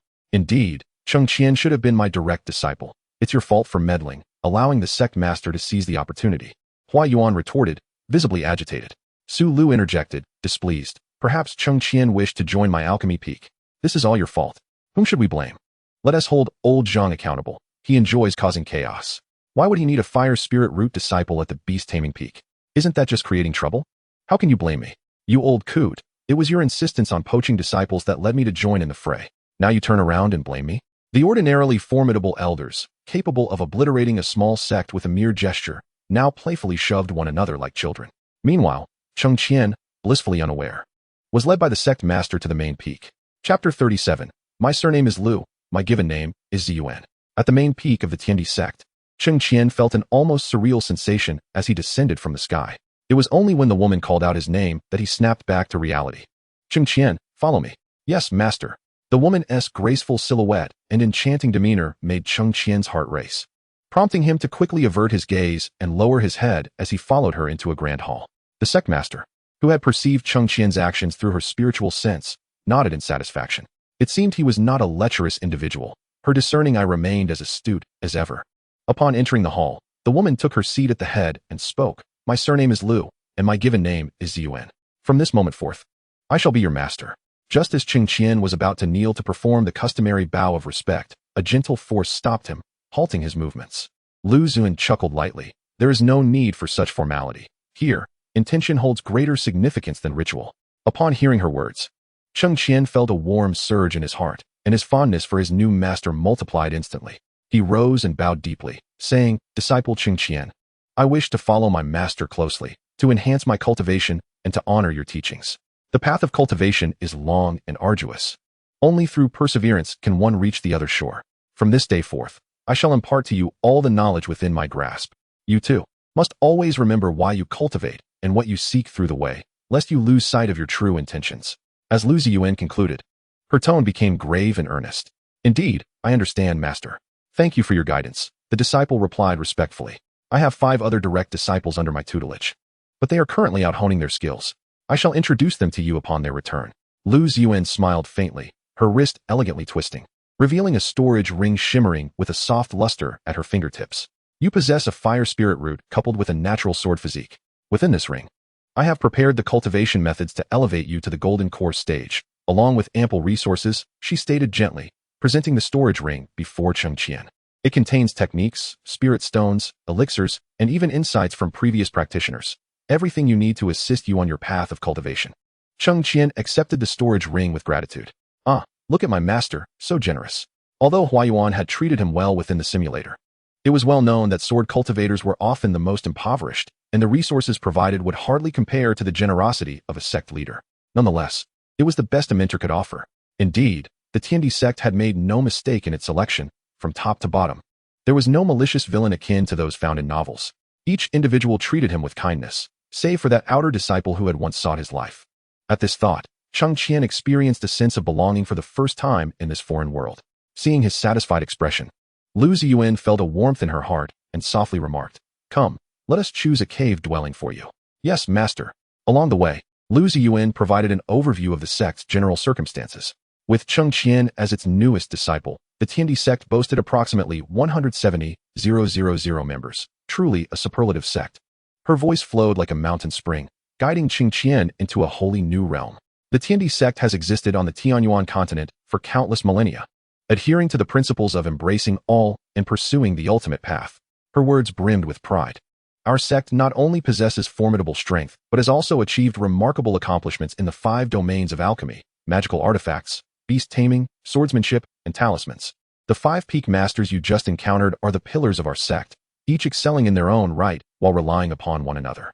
Cheng Qian listened attentively, occasionally offering a word of agreement. After a quarter of an hour, Lu Ziyuan led him to the foot of a mountain. Do you see these caves? Feel free to choose any from the bottom row, for it shall be your dwelling henceforth. Along the way, Cheng Qian had learned that this mountain was named Qingxi Peak, a sacred place for the sect's direct disciples to cultivate. From below, the peak rose majestically, with natural and artificially hewn caves adorning its heights, each exuding a visible blue light indicating occupancy. Lu Ziyuan pointed to the ground. Beneath lies a prime spirit vein, thus the closer you are to the surface, the denser the spiritual energy. However, this row of caves is reserved solely for my disciples.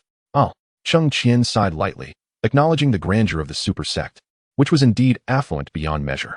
Furthermore, had he not been accepted as a direct disciple by the sect leader, he likely would not have enjoyed such favorable treatment. After careful consideration, Cheng Qian ultimately chose an unoccupied cave at a corner, adjacent to a cascading waterfall, where the splashing water danced upon the lush green grass, and sunlight filtered through in scattered patches, resembling a paradise on earth. Master, I am fond of this one, Lu Ziyuan remarked, admiring his discerning taste, before handing him a book of techniques and a token. This is your identity token. After you infuse it with your blood and acknowledge it as yours, you may come and go freely within the sect. As you have yet to draw in chi, you cannot utilize the storage ring just yet. Begin with this introductory manual, and once you cultivate your spiritual awareness, you will be able to access the items within the storage ring.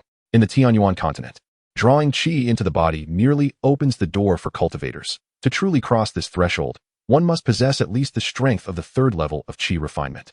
For it is at this stage that one acquires spiritual awareness. Cheng Qian had already encountered the foundational concepts in the texts of the Xiantian sect and harbored no doubts about them. Lu Ziyuan nodded in satisfaction. To reach the master realm at your age, you must have encountered numerous fortuitous events. I shall not elaborate further. Focus on your cultivation. Should you have any questions, seek me at the main peak. Yes, master, Cheng Qian replied. As soon as he spoke, he perceived a flicker before him. And Lu Ziyuan had taken to the winds, her ethereal form reminiscent of Chang'e, soaring to the moon, exuding an air of otherworldliness. Watching her depart, Cheng Qian stepped into the cave he had chosen. Externally, the entrance appeared modestly small, yet within lay a vast expanse. The cave boasted a height and depth of approximately 10 zhang, presenting a rectangular shape, and was suffused with abundant spiritual energy. Even though he had not yet drawn qi into his body, every cell in him seemed to greedily breathe in the pure air. Embedded in the ceiling was a luminous pearl, not blinding, allowing the interior to be clearly visible to the naked eye. At the innermost part stood a wooden bed, accompanied by a simple table and chair, with naught else in sight. Though the furnishings were sparse, they sufficed to constitute a semblance of home. Cheng Qian, who had long felt adrift, finally found a place to belong. A slight smile graced his lips as he recalled something, gently slicing his fingertip with his sword to activate the token. Instantly, innumerable sect principles and regulations flooded his mind. Once he had assimilated them, he returned to the cave entrance and fitted the token into a designated slot. A flash of blue light enveloped the entrance like a barrier. At last, he had a place to call his own. He was astonished that this small blue light could isolate a cultivator's spiritual awareness, along with providing basic functions for defense against attacks. Retrieving the token, Cheng Qian clapped his hands in satisfaction. Next, I shall draw qi into my body, and then properly arrange this cave. With that, he approached the bed, opened the book Lu Ziyuan had given him, and began to study it intently. Chapter 38, Drawing Qi into the Body. After thoroughly reading the entire book, Cheng Qian felt a sense of relief wash over him. The method of drawing energy into the body bears a striking resemblance to the unblocking of the Ren and Du meridians. While one involves the absorption of external spiritual energy, and the other relies on one's internal force to break through, both paths ultimately converge. Both approaches utilize the self as a furnace, employing the ethereal energies of heaven and earth as fuel to activate the meridians, invigorate the blood, harmonize the 5 organs, and manipulate the 6 viscera, culminating in the convergence at the dantian. Cheng Qian's dantian is already endowed with internal power, and his meridians have been unblocked. Thus, as long as he is capable of capturing external spiritual energy and integrating it into his dantian, merging it with his internal force, he can be deemed to have successfully completed the method of drawing energy into the body. The process of refining energy entails filling the dantian with spiritual power, and what Cheng Qian must do is transform the internal force within him into a higher form of spiritual energy by utilizing the external spiritual essence. Understanding this, Cheng Qian eagerly began to practice according to the foundational principles of the Xianxian Gong. Closing his eyes, he immersed his mind into the dantian, subsequently using his perception to capture the surrounding spiritual energy of heaven and earth. Through rhythmic breathing, he felt every subtle change within his body. For an ordinary person, cultivating a sense of energy in a short time is nearly impossible. The path of cultivation is notoriously challenging at its inception. However, possessing a unique constitution and a singular spiritual root allowed Cheng Qian's mind to quickly become absorbed. With the harmonization of essence, energy, and spirit, the external spiritual power resembled tiny droplets of water, merging into his body with each inhalation and exhalation, flowing through his skin, pores, and orifices. After 3 hours, Cheng Qian slowly opened his eyes, a glimmer of brilliance flickering fleetingly in the depths of his pupils. He could sense a faint yet remarkably pure spiritual energy circulating gently at his dantian. This marked his first successful endeavor in capturing and absorbing external spiritual energy, integrating it with his internal power. Rising to his feet, Cheng Qian exhaled softly, feeling an overwhelming sense of refreshment, as if every cell in his body had been cleansed. Brimming with vitality, he strolled slowly within the cave, each step accompanied by subtle fluctuations of spiritual energy within him, resonating harmoniously with the surrounding environment. This was indeed the sensation of drawing energy into the body, Cheng Qian mused, a smile unconsciously gracing his lips. He felt that a qualitative change was occurring within him. He was no longer merely a physical vessel, but was beginning to merge with the ethereal energies of heaven and earth, evolving into a more intricate and exquisite energy system. Even without meditation, the spiritual energy gradually flowed towards his dantian. This was the marvel of possessing a singular spiritual root. Taking a deep breath, Cheng Qian seated himself and softly declared, "Commence simulation." Simulation initiated, generating random talents. Ding. Congratulations, host, you have acquired the green talent. Fish entering water. Fish entering water. You are innately like a fish, freely swimming in water. The phrase slippery as a fish aptly describes you. And you can even hold your breath underwater for a brief duration, which is quite extraordinary. Oh, holding my breath underwater. I wonder how long this ability can last. Cheng Qian raised an eyebrow, curious to see how this unexpected opportunity as a disciple of the sect leader would lead to a different experience. In the first month, under the auspices of the exceptional spirit vein, the sun and moon vase, and the enhancement of your innate talents, you diligently cultivated in your cave abode, rapidly converting your inner strength into more potent spiritual energy, thus ascending to the third layer of qi refinement. The first task upon awakening your spiritual awareness was to open the storage ring bestowed by your master, revealing a plethora of treasures that filled you with overwhelming joy. In the second month, you devoted yourself to rigorous training, occasionally practicing the swordsmanship techniques imparted by your master. Furthermore, within her teachings, she elucidated methods for compressing spiritual energy and the approach to cultivating a foundation at the heavenly level. Filling your dantian with the compressed spiritual energy proved to be an arduous endeavor. This time, you aspired for immediate success, not in haste, but with patience, gradually compressing and purifying the energy. By the second year, you had reached the pinnacle of qi refinement, with your inner spiritual energy compressed to a significant extent. Upon exiting your cave, your master, sensing your aura, approached you directly. She regarded you as an unparalleled prodigy with an extraordinary pace of cultivation. Having already opened the gateway to heavenly foundation establishment, she generously bestowed upon you several magical artifacts for your journey, encouraging you to strive towards aligning your inner strength with your innate attributes. You accepted her gifts with enthusiasm, expressing that your thoughts were indeed aligned with hers. However, you refrained from disclosing that you also needed to transform your sword intent. Otherwise, you would merely retrace your previous path. Before your departure, your master assured you that she would personally concoct the heavenly foundation pill, relieving you of any concerns, urging you to focus solely on your external trials. In the third year, you successfully transformed all your spiritual energy into fire attribute energy. By the sixth year, your sword intent seamlessly integrated with your being, and the spiritual energy within your dantian had achieved an optimal state, preparing you for foundation establishment. Yet, you hesitated to return, endowed with exceptional talent. You desired to venture to the ice pool of the Bayou Kingdom to seize the opportunity from Xiaofan. You stepped onto the teleportation array bound for the Bayou Kingdom, and in the blink of an eye, arrived at your destination. Though you could not fly with your sword, your lightness of foot had reached an extraordinary level, outpacing even the swiftest steed. In less than half a month, you approached the vicinity of the ice pool. After adequate preparation, you plunged into the water. The bone-chilling water engulfed you, and despite the advantage of your innate talent, the sensation was nearly unbearable. Only upon channeling your spiritual energy did you find some relief. The deeper you descended, the darker the waters became, and the immense pressure began to overwhelm you.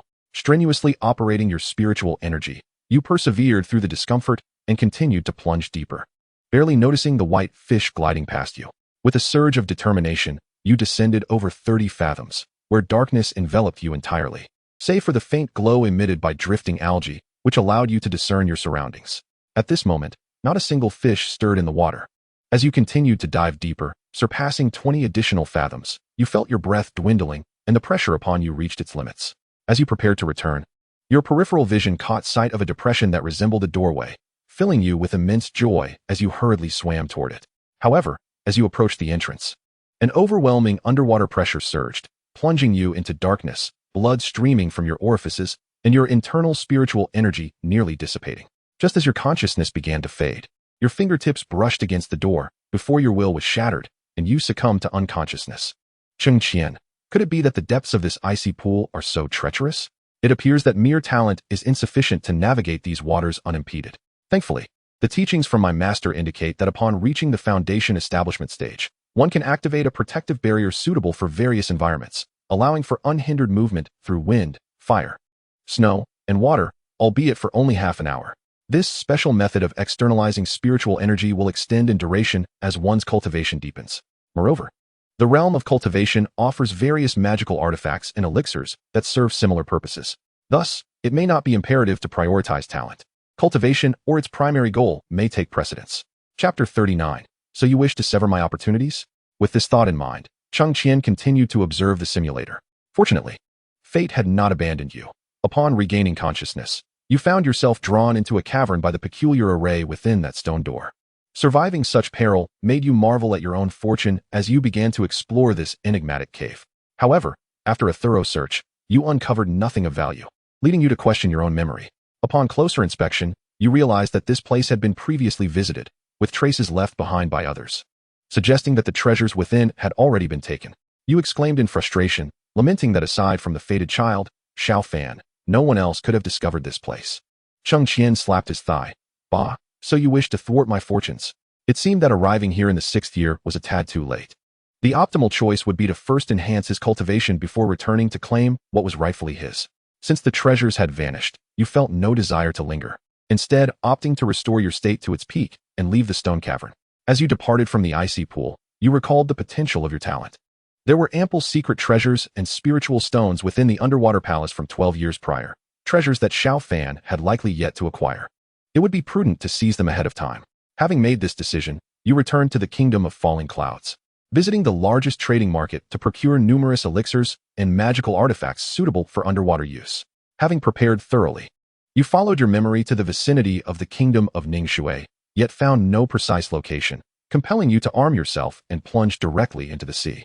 A month passed, during which you exhausted all underwater elixirs without gaining any leads. You returned to the Kingdom of Ningshui to purchase a large quantity of elixirs, descending into the depths once more.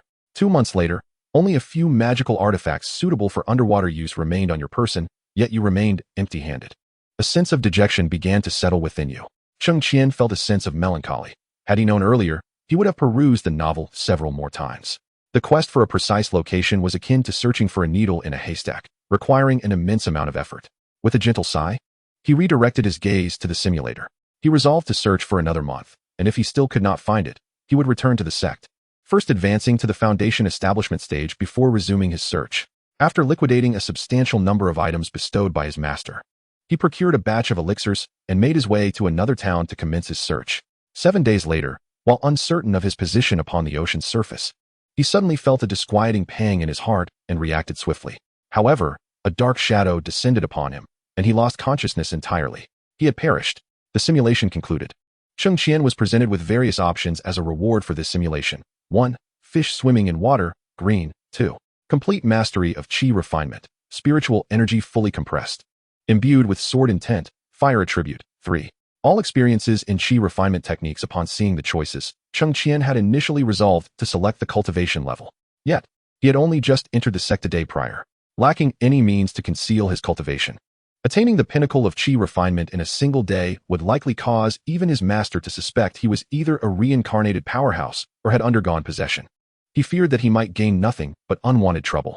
Suppressing the urge to claim his reward immediately, Cheng Qian decided to first acquire some miscellaneous items in Luoyuan country and arrange his cave abode. Subsequently, he would find an excuse to receive his cultivation outside, allowing him to obtain a technique to conceal his cultivation from the ice pond, thereby mitigating any unforeseen complications. With a plan in mind, Cheng Qian left the sect with enthusiasm, heading towards the market in Luoyuan country.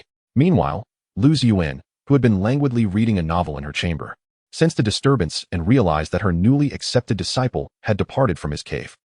He had already drawn in his qi, and quite swiftly too. She pondered where he might be headed. Sitting up, she reassured herself, I am not a voyeur. I am merely curious about my fledgling disciple's activities. Should he encounter any danger, I could protect him. Yes, indeed, that is the case. Retrieving her novel into her storage ring, Lu Ziyuan executed a concealment technique and followed him. At the market in Luoyuan country, Cheng Qian was happily bargaining with shopkeepers, completely unaware that someone was trailing him. After purchasing pristine furniture, bedding, and an array of daily necessities, he clapped his hands in satisfaction and settled the bill. Unable to utilize his storage ring, he had also bought a low-level storage bag that could be activated with spiritual energy to carry his items and return to the sect with delight. Observing her little disciple's joyous shopping spree, Lu Ziyuan felt somewhat bemused. Had she spent half the day merely watching him shop? How tedious. Realizing her behavior was indeed peculiar, she couldn't help but chuckle softly, shaking her head, and in the blink of an eye, she returned to the sect, dismissing any further curiosity.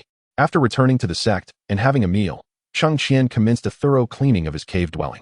He meticulously tidied his small abode, arranging the furniture and daily necessities with precision. After a night of diligent labor, his cave began to take shape, finally resembling a home. Although the walls remained coarse and the furnishings sparse, lacking the embellishments of flowers and plants that would render the space more inviting, It was nonetheless the finest outcome he could achieve at that moment. With a sigh of relief, Cheng Qian reclined on the fresh bedding, succumbing to a blissful slumber. For the day had indeed left him somewhat fatigued. In the following days, he dedicated himself to further refining his cave, smoothing the uneven walls and embedding several luminescent stones that could be activated by his spiritual energy. Subsequently, he descended the mountain to procure some spiritual soil and a few rare seedlings of herbs. Given the ample space within the cave, he intentionally set aside a section for cultivating spiritual plants. This foresight would prove advantageous for his future studies in alchemy, minimizing costs and allowing him to cultivate rare herbs for sale. Once the spiritual soil and seedlings were properly arranged, Cheng Qian focused his thoughts, summoning the sun and moon bottle into his hands. He had yet to utilize it and was curious whether it was as formidable as the simulator had suggested. Upon uncorking the bottle, a rich aura of spiritual energy surged forth, and a gentle shake revealed that the essence within was as dense as water. Driven by curiosity, he tilted the bottle to his lips and took a small sip. The energy, even more potent than that found in the finest spiritual veins, surged into his body. Hastily, he entered a meditative state to channel this energy into his dantian. 15 minutes later, after fully assimilating it, Cheng Qian discovered he had remarkably ascended to the first level of qi refinement. Astonished, he marveled at the strength he had gained. He pondered the potential of consuming the entire bottle, uncertain of the heights he might reach. However, with the simulator at his disposal, he decided against wasting such a precious resource. Instead, he dripped a few drops of the spiritual liquid into his prepared water bottle and poured it into the small herb garden he had cultivated. As the seeds in the garden began to sprout with vibrant life, the entire cave transformed, radiating freshness. Cheng Qian gazed with delight at the humble sanctuary he had painstakingly constructed, a satisfied smile gracing his lips. He then departed from his cave, making his way directly to the sect's library. The library of the Heavenly Earth sect is perched upon a small hill on the right side of the main peak, consisting of 7 towering stories. As one approaches, the fluctuations of the surrounding formations become palpable. It is said that a formidable guardian lurks on the top floor. However, the specifics of this are not knowledge that Cheng Qian currently possesses. Upon entering the library, an elderly steward at the registration desk inquired in a booming voice, "Who approaches?" Cheng Qian respectfully presented his token, and the previously indifferent elder appeared visibly taken aback upon recognizing it. After verifying it several times, he exclaimed in astonishment, "The sect master has taken on another disciple?" "Indeed, I have only recently begun my journey," Cheng Qian responded. The elder nodded, returning the token to him and gesturing towards the library. "As a direct disciple, you may access all levels except for the 7th. The 1st to 3rd levels contain a comprehensive collection of cultivation techniques from qi refinement to golden core, as well as materials on alchemy and artifact crafting. The 4th to 6th levels are dedicated to techniques for those in the nascent soul stage and above. You may explore freely, but be advised that no books are permitted to leave the library. Given that you possess only the strength of the qi refinement stage and cannot yet employ your divine sense, it would be prudent to start on the 1st floor. Once you reach the 3rd level of qi refinement, you will be able to utilize your divine sense to extract information from the jade slips. At that point, you can register and replicate techniques and materials here for your cultivation convenience. The elder continued to elaborate on the library's rules, and Cheng Qian expressed his heartfelt gratitude. "Thank you, esteemed caretaker. Might there be any texts concerning underwater breathing techniques?" The caretaker pointed in a direction. "On the 3rd shelf of the 2nd row in the southwest corner, you will find methods for adapting to various environments. You may wish to see if they meet your needs." "Thank you, esteemed caretaker," Cheng Qian replied promptly, making his way towards that area. He wished to waste no time. Upon reaching his destination, he retrieved the relevant texts and began to read. 3 days later, he had thoroughly memorized the underwater breathing technique applicable from the qi refinement to foundation establishment stages. After leaving the library, he checked on his small medicinal garden at his cave abode before departing the sect. He took a spirit stone from the simulator's space and went to the Bank of Luoyun Kingdom to exchange it for various currencies. Subsequently, he stepped onto the teleportation array bound for Bo Kingdom. While the sect also possessed a teleportation array available for free use by direct disciples, he preferred not to expose his whereabouts. In an instant, a wave of dizziness washed over him. When he opened his eyes again, he was astonished to find himself within the confines of Fenshin City. Stretching his limbs, he swiftly exited the teleportation array's vicinity and sprinted for 100 miles, eventually reaching a mountainous area on the outskirts. There, he sought a stone cave and turned his attention to the simulator. He claimed the cultivation attainment of qi refinement great perfection. No sooner had the words left his lips than an abundance of spiritual energy surged within him. Initially, it appeared as mere specks, but soon it grew denser, merging with his existing inner strength. Cheng Qian's realm ascended steadily. Qi refinement's 2nd layer, Qi Refinement 5th Layer. As the spiritual energy in his dantian transformed into liquid, like a clear spring gradually accumulating, his realm reached the great perfection of Qi refinement. Throughout this process, the spiritual energy purified and strengthened his muscles, bones, blood, and meridians. Each cell seemed to be reborn, brimming with vitality. Taking a deep breath, Cheng Qian abruptly opened his eyes, only to be met with a foul odor emanating from him, an evident benefit of the marrow cleansing process. The onslaught of spiritual energy expelled impurities through his pores. Enduring the unpleasant scent, he recalled the descriptions of manipulating divine sense from the techniques and focused intently, cautiously beginning to explore his body. In the blink of an eye, it felt as though his physical form had become transparent within his mind, allowing him to introspectively observe his internal organs and the essence within his dantian. Intrigued, he reopened his eyes and activated the storage ring bestowed upon him by his master with his spiritual sense. A sweeping glance left him astounded by his master's generosity. Though he had mentally prepared himself, the lavishness of his master's gifts was still overwhelming. 200 premium spirit stones, 30,000 superior spirit stones. 2 pieces of protective garments capable of withstanding an attack from a nascent soul cultivator, and a sword of blue quality. Not to mention the myriad of medicinal pills and talismans suitable for those below the golden core stage, covering virtually every category he could conceive. With his spiritual sense, he retrieved the complete jade slip of the profound immortal technique, placing it against his forehead, whereupon the entirety of the method surged into his consciousness like a tidal wave. The surrounding spiritual energy began to swirl around him, forming concentric ripples that gradually flowed into his body, replenishing the droplets within his dantian. After a brief moment, having digested the knowledge, he extracted the purple sun sword technique to commence his study. Although he now possessed a certain realm of cultivation, he lacked the corresponding skills. So he resolved to absorb all the techniques imparted by his master before venturing to the ice pool. 15 minutes later, having completed his study, Cheng Qian rose, discarding his soiled garments, and performed a cleansing spell. The grime that had clung to his surface vanished in an instant. Amused, he admired his noticeably brighter and more robust physique, inwardly exclaiming, "What a perfect body. I might be falling in love with myself, haha." After indulging in his vanity for a moment, he donned the protective garment his master had given him, carefully stowing away his tattered clothes before exiting the cave. Upon encountering the sunlight, he blinked, adjusting to the brightness and savoring the changes brought about by his perfected Qi refinement stage. His vision extended further, his hearing sharpened, and his senses heightened once more. Utilizing his knowledge of cultivation, he projected his spiritual sense outward, and the entire world around him became vividly clear and transparent. Although he could not extend his perception far beyond a 10-meter radius, every blade of grass and every tree was distinctly visible, and this wondrous sensation filled him with joy. Such was the marvel of being a cultivator. With a hearty laugh, Cheng Qian withdrew his spiritual sense and gazed at the beautiful scenery before him. In the vast mountains, he took out the magical artifact given by his master, allowing the heart method of the purple sun sword technique to silently circulate in his mind, while the sword techniques began to take shape in his hands. After 3 hours, endowed with innate sword talent and extraordinary comprehension, he successfully grasped the basics of the sword technique. He then sheathed his sword and consumed a nourishing pill before returning to the cave. This time, he aspired to ascend directly to the foundation establishment stage, thereby fortifying his chances at the ice pool to confront any unforeseen crises. Moreover, another thought lingered in his mind. Within the simulator, he had once ventured into the forbidden zone of the Bayou Kingdom. Through the materials he had borrowed from the Shantian Gate, he had gained insight into the fiery crimson tiger he had encountered previously in the simulator's restricted area. Understanding its classification as a formidable beast, the so-called Forbidden Zone is, in essence, merely a realm designated for ordinary individuals.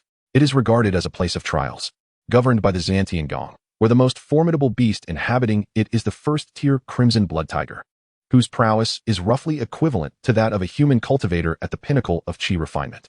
He intends to acquire the techniques hidden beneath the icy pond and subsequently confront the beast, while also gauging his true combat capabilities. After mentally rehearsing his plan, Cheng Qian exclaimed with enthusiasm, "Commence simulation." Chapter 41, The Guiding Star's Talent. Simulation initiated, generating random talent. Ding. Congratulations, host, you have acquired the purple talent, Guiding Stars. Guiding Stars. Since childhood, you possess a unique ability that allows you to navigate using the celestial powers of the night, enabling you to discover numerous treasures and secret locations. Blast it. Cheng Qian smote his thigh in frustration. This was decidedly contrary to his plans. He had originally aimed to ascend to the foundation establishment stage directly through the simulator, so he could soar on his sword to the icy pond and retrieve the techniques. thereby avenging himself upon the Crimson Blood Tiger. Instead, he had received a purple talent specifically for treasure hunting. Oh well, a minor inconvenience. Cheng Qian gazed at the simulator's interface, having accumulated an extra opportunity for simulation due to his inability to receive cultivation rewards in the sect. First, he would seize this purple talent, and then pursue his advancement to the foundation establishment stage. With this thought in mind, he focused on the simulator's display. Half a month later, you arrived near the icy pond. After consuming the protective elixir bestowed by your master, you plunged directly into the depths of the water. You deliberately waited until nightfall to submerge, and as anticipated, your talent manifested, guiding you through the shimmering starlight toward a specific direction. As you descended to a depth where visibility was lost, the starlight gradually faded. Nonetheless, you sensed that you were not far from the door. Thus, this talent only operates at night and dissipates in areas beyond the reach of celestial forces. Observing the text on the simulator, Cheng Qian summarized the characteristics of his talent. However, it was still quite impressive, proving to be significantly more efficient than his previous simulation. Upon encountering the door once more, you were overwhelmed by a formidable pressure that caused you to bleed from your orifices before losing consciousness. Upon regaining awareness, the cave indeed bore no traces of foreign intrusion, and directly ahead, on a stone pedestal, rested an ancient small box. You cautiously opened the box, and within, you discovered a volume of techniques, specifically the Wuxiang Tianin Ju, which enables one to obscure the heavenly secrets and freely alter their own cultivation level. This is an ancient and profound technique, centered around the dual principles of Wuxiang and Tianin. Wuxiang signifies that the cultivator can whimsically alter the manifestation of their cultivation, whether to elevate or diminish it, all within a mere thought, rendering it impossible for enemies to accurately gauge their true strength. Tianin, on the other hand, integrates one's aura with the natural world, achieving the ability to conceal one's movements and shroud the heavenly secrets. As you turn to the first page, a multitude of runes dances before your eyes like vivid sprites, each character imbued with profound principles. You take a deep breath and begin to delve into this enigmatic cultivation technique. After 10 days, you finally comprehend the entirety of the technique and advance to the threshold of mastery, your thoughts shifting as your cultivation ascends to the third layer of qi refinement. With another adjustment, you reach the pinnacle of foundation establishment. This is the utmost limit you can manifest, as the technique permits an elevation of one tier above your true capabilities. Upon reflecting on this, Cheng Qian quietly muses, it is somewhat of a double-edged sword. Without corresponding true strength, even an elevated aura holds little value. Should you encounter a reckless individual, unafraid of confrontation, and engage them in battle, it would be akin to ensnaring oneself. However, at times, wielding this technique to intimidate petty criminals may yield unexpected results. After securing your belongings, you depart from the stone cavern. Another 10 days pass, and you arrive at the forbidden zone of the Bayou Kingdom, the Valley of the Underworld. During your journey, you have utilized your innate skills to gather numerous rare herbs. Yet, the northern wilderness remains desolate. Aside from some untouched medicinal plants, there is little else of worth. What was once a forbidden zone has now transformed into your personal garden. Your strength surpasses that of an average foundation establishment practitioner, allowing you to traverse the valley with relative ease and reach its depths without significant hindrance. Within a cave, you indeed encounter the Crimson Blood Tiger, and after a fierce battle, you successfully slay it beneath your blade. A smile crosses Cheng Qian's face as he thinks, how delightful, you dared to bite me before, and now I have avenged the bite. In the tiger's lair, you unexpectedly discover a red egg, sensing it is no ordinary object. However, regardless of whether you employ your spiritual sense or drip blood upon it, the egg remains unresponsive and cannot be stored within your spatial ring, compelling you to carry it on your back. Oh, Cheng Qian is momentarily taken aback. Is this yet another unexpected find? Could it be the egg of that tiger? No, tigers do not lay eggs. Overthinking is futile. Better to observe the situation further. For months later, utilizing your innate abilities, you thoroughly scour the entirety of the Bayou Kingdom, uncovering a lost storage bag, countless rare herbs, and 11 types of refining materials. Having discovered no further treasures, you leave the Bayou Kingdom and return to your sect, preparing to break through before seeking the location of the underwater palace. In the 7th month, you refine the sword technique to its zenith, sensing that the time is ripe, and proceed to your master's palace. Upon witnessing your remarkable progress, your master exclaims in astonishment, realizing that, despite not having instructed you, you are just a step away from ascending to the celestial stage Dao platform. Your master instructs you to wait a month as she prepares to concoct the celestial stage foundation establishment pill. After departing from your master's residence, you head to the library, eager to learn additional offensive and defensive techniques. In the 8th month, you study spells such as the fireball technique and the golden light spell, and upon your master's successful emergence from seclusion, she summons you to the main hall and bestows upon you the Celestial Stage Foundation Establishment Pill. She personally safeguarded you as you consumed the elixir, initiating your foundation building. After 7 days and nights, you successfully condensed a Celestial Tier Dao platform. Your master, filled with joy, led you to the Sword Tomb. During the selection process, you deliberately waited for an extended period, until nightfall, when your innate talent began to manifest. Within a single day, numerous swords coiled around you, all eager to acknowledge you as their master, yet you remained entirely unmoved. Following the starlight, you ventured deep into the Sword Tomb. Surrounded by countless shimmering weapons exuding a chilling aura, seemingly aware of your extraordinary nature, emitting a low, resonant hum. The starlight filtered through the lofty stone ceiling, illuminating a solitary longsword standing in a corner, its blade radiating an ethereal blue glow, akin to ice from the depths of the ocean. Its aura was both restrained and formidable, drawing in the surrounding sword energy and forming a natural barrier. As you approached it slowly, an unprecedented sword intent surged forth, embodying an authority that transcended all. Extending your hand, you gently touched the hilt, and in that moment, time seemed to stand still. The blade quivered slightly, releasing a brilliant beam of sword light that pierced directly into your dantian. Merely possessing the innate sword bone did not seem to earn its recognition. The profound and fierce sword energy lacerated your dantian. To your astonishment, it shattered your physical form. You perished. Chapter 42. Hehe, amusing. The simulation has concluded. You may select one of the following options as a reward. 1. Starlight Guidance. Purple. 2. The Formless Heavenly Concealment Technique. 3. A red-colored egg. 4. A forsaken storage pouch containing numerous rare herbs and 11 types of refining materials. 5. 8 months of magical experience. Gazing over the options, Cheng Qian swiftly made his decision. Option 1. A flash of purple light enveloped him, and it seemed that something began to change from that moment onward. It was still not night, so he could not experiment with this newfound talent. Instead, he pondered over the final lines of the simulator's text. That sword was likely no ordinary item, yet despite possessing the innate sword bone, he could not compel it to submit. He opened the attribute panel to discern where the issue lay. Immortal Cultivation Simulator. Host, Cheng Qian. Talent, Exceptional Comprehension. Purple. Plant Manipulation. Green. Sacred Body of the Sun. Orange. Subtle Observation. Green. Innate Sword Bone. Red. Starlight Guidance. Purple. Items, Sun and Moon Bottle. Orange quality. Cheng Qian Token. Red quality.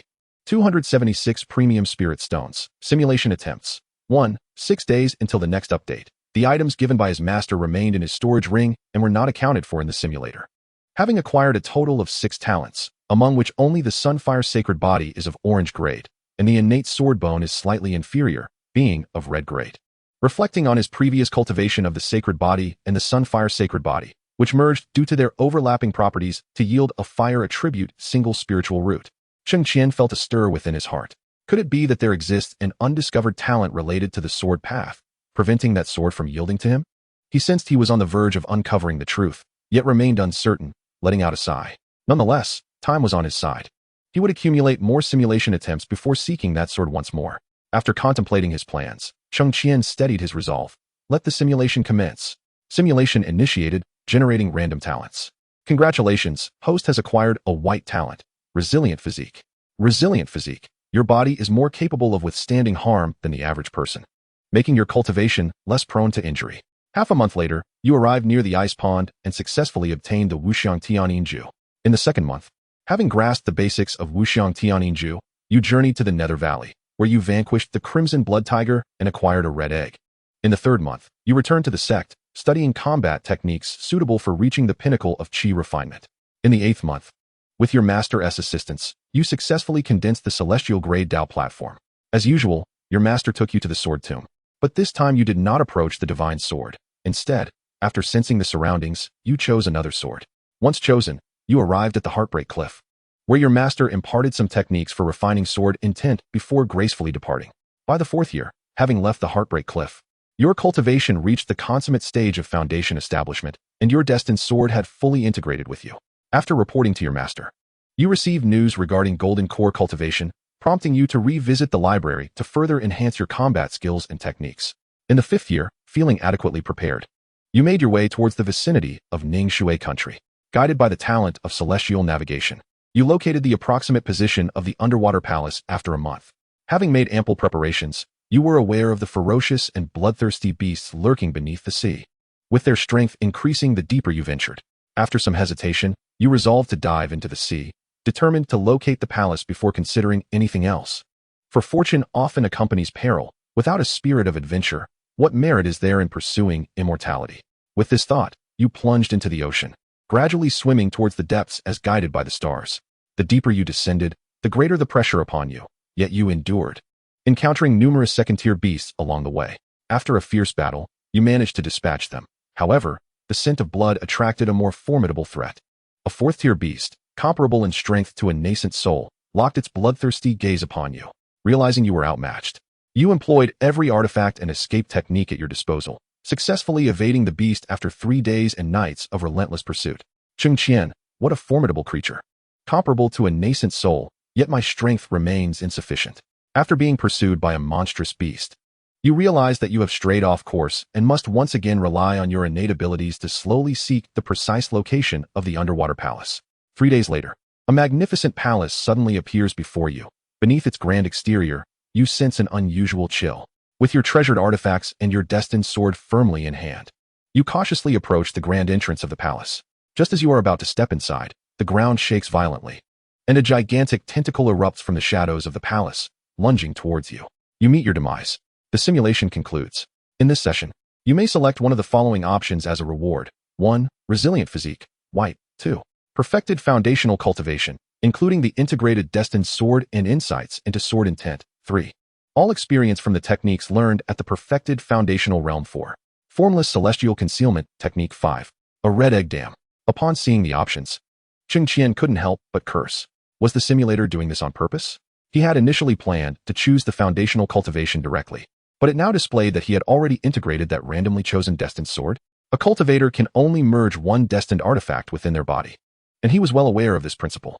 Accepting this reward would naturally sever his connection with the formidable weapon in the sword tomb. Cheng Qian felt a pang of reluctance, but after contemplating, he realized that as long as the simulator remained active, cultivation would not pose a problem for him. Gritting his teeth, he declared, "I choose option 3.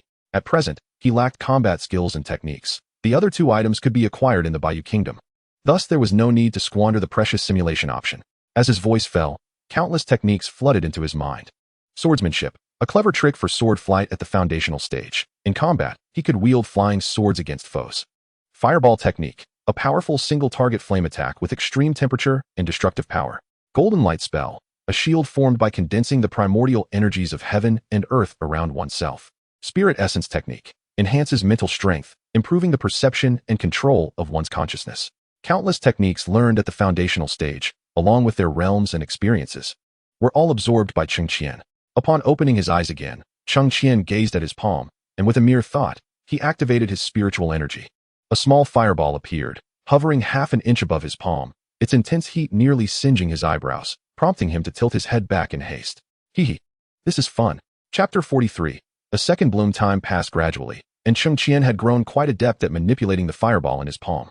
It could expand or contract, rise or fall, and be cast far or near. With another mental wave, the fireball vanished without a trace, leaving only the surrounding intense heat as a reminder that what had transpired was no mere illusion. With a flicker of thought, a radiant aura enveloped his body, the golden light wrapping around him completely. This was the golden light spell. Cheng Qian nodded in satisfaction before retracting his techniques. Although his current abilities were limited to the peak of qi refinement due to his realm, he was a celestial stage Dao platform, with spiritual power exceeding that of an ordinary qi refinement practitioner by more than threefold. Against a mid-foundation establishment practitioner, he would likely hold a slight advantage under similar conditions. It was time to retrieve the item from the ice pool. After familiarizing himself with other techniques once more, Cheng Qian instinctively rubbed his thumb against the storage ring on his index finger, his eyes gleaming with unwavering confidence. He then swiftly departed from the cave. After half a month of arduous travel, Cheng Qian finally arrived at the foot of the snow-capped mountain, marked in the simulator as the location of the ice pool. Along the way, he collected several medicinal herbs for alchemy and dealt with an unwary bandit. Though the Bayou Kingdom was desolate, its varied landscapes, including deserts, grasslands, snow-capped mountains, and oceans, rendered it a picturesque locale despite the vast distances. Gazing at the pristine white snow, Cheng Qian felt a stirring within. If he ever grew weary, retiring here would be quite delightful. With both a simulator and a narrative foresight at his disposal, Cheng Qian's journey was relatively smooth, and his mindset was naturally distinct from that of ordinary practitioners. His life creed was to grow stronger while savoring the present moment during cultivation. Otherwise, what was the purpose of such relentless training? Merely to escape the pursuit of Xiao Fan? That would be far too exhausting and mundane. Employing the lightness technique akin to gliding over the wind and waves, Cheng Qian moved gracefully through the snowy mountains, reminiscent of a dancer in flight. Occasionally, a pair of snow-white rabbits would dart across the fields, or he would encounter a charming spotted deer in the woods, all of which uplifted his spirits. After strolling for an hour, he finally approached the vicinity of the ice pool. With daylight still present, Cheng Qian sought solace beneath a tree, closing his eyes to cultivate and enveloping himself in protective techniques, feeling no chill whatsoever. As night fell, he opened his clear, bright eyes to reveal 2 flashes of silver light. He had not been idle during his meditation, continuously absorbing the spiritual energy from the heavens and earth, replenishing the small lake within his dantian with new droplets. With the stars twinkling above, he leapt from the tree, gathering starlight around him, guiding his path deeper into the ice pool. Upon entering the water, everything proceeded smoothly, and he successfully reached the door, only to be overwhelmed by its powerful suction, causing him to lose consciousness. Just as depicted in the simulator, when he opened his eyes again, a cleansing technique whisked away the dirt from his body, and he converted his spiritual power to fire attribute, drying the clothing clinging to him. Though not his first time employing such minor techniques, they proved incredibly convenient for a cultivator. Cheng Qian smiled as he gazed at the square platform at the center of the stone cave.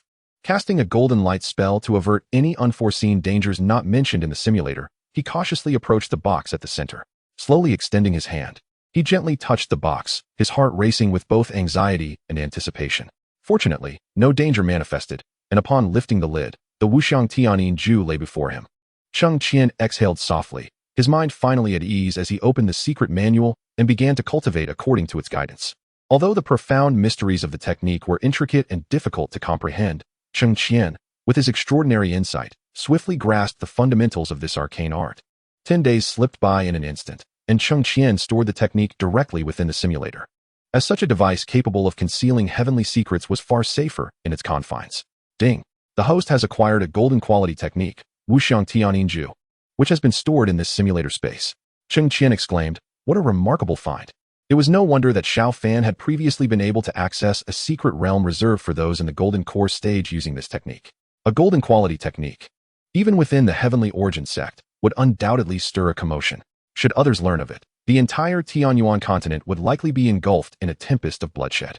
Wiping the cold sweat from his forehead, Cheng Qian sighed in relief. Fortunately, I have the simulator space. However, that rascal Xiao Fan truly seems to be blessed with luck. Amused, he chuckled softly to himself. But now, your fortune has become mine. Haha. In high spirits, Cheng Qian meticulously erased any traces of his presence within the cave before departing. On Mingxiu Peak, as Xiao Fan was instructing Yue Yao in swordplay, he suddenly felt a constriction in his chest. What is happening? He furrowed his brow, sensing the sudden wave of unease. This discomfort soon dissipated, replaced by a lingering sense of loss. Once again, he experienced this sensation. This was the second occurrence. What could it mean? Frustrated, Xiao Fan tapped his forehead lightly. Brother Xiao, what's wrong? Yue Yao, practicing her swordsmanship, noticed Xiao Fan's troubled expression and paused to inquire softly. Xiao Fan managed a strained smile. It's nothing. I merely felt a moment of breathlessness. Am I too foolish, causing you distress? Yue Yao asked, edging closer with concern. Not at all, junior sister. Your rapid progress and exceptional talent will soon surpass me, Xiao Fan assured her. Even if you were a little fool, I would be too fond to feel annoyed. Though Xiao Fan's words were rather clumsy, they filled Yue Yao with sweetness, and she chuckled softly. You always know how to cheer me up. Upon uttering these words, she suddenly froze. It seemed she had once said similar things to another person who had long since vanished from her life. A pang of bittersweet nostalgia surged within her, but she resolutely shook off the discomfort, forcing a cheerful demeanor. Brother, shall we continue with the sword practice? Of course. Both seemed lost in their thoughts, oblivious to each other's peculiarities. As Cheng Qian departed from the snowy mountains, he had deliberately harvested the Millennium Snow Lotus from the peak. The simulator had previously indicated its location, and with the guidance of his stellar talent, he easily found the area where the lotus grew. Though such entities are not considered rare in the realm of cultivation, departing the snow mountain empty-handed is inconsistent with his character. He would never allow Xiao Fan even the slightest opportunity to enhance his prowess. The Infernal Valley is not excessively distant from the snow mountain. Therefore, even while leisurely appreciating the scenery, he reached his destination after half a month. Gazing at the towering ancient trees before him, Cheng Qian rubbed his hands with glee. Little tiger, your father has come for revenge. Quickly clean your neck to welcome me. Chapter 44. His quality is truly impressive. The majestic ancient trees pierced the heavens, their branches and leaves seemingly obscuring the entire sky. Underfoot, fallen leaves crunched with each step, while the occasional calls of birds and beasts lent an eerie ambience to the forest. Cheng Qian swallowed hard. Though he possessed the cultivation of qi refinement at its peak and a considerable arsenal of offensive techniques, this kind of experience was unprecedented for him. Silently activating the golden light spell, he deftly traversed deeper into the woods. Upon stepping onto a patch of grassy ground at the forest's edge, he suddenly felt as though he had stepped on something. Taking a step back to inspect, he discovered a deep blue beetle that had been crushed beneath his foot. Before he could react, a rustling sound reached his ears. Countless deep blue beetles surged forth from the surrounding trees, bushes, and grass like a tidal wave, converging toward him. Cheng Qian frowned, his fear of swarming creatures flaring up.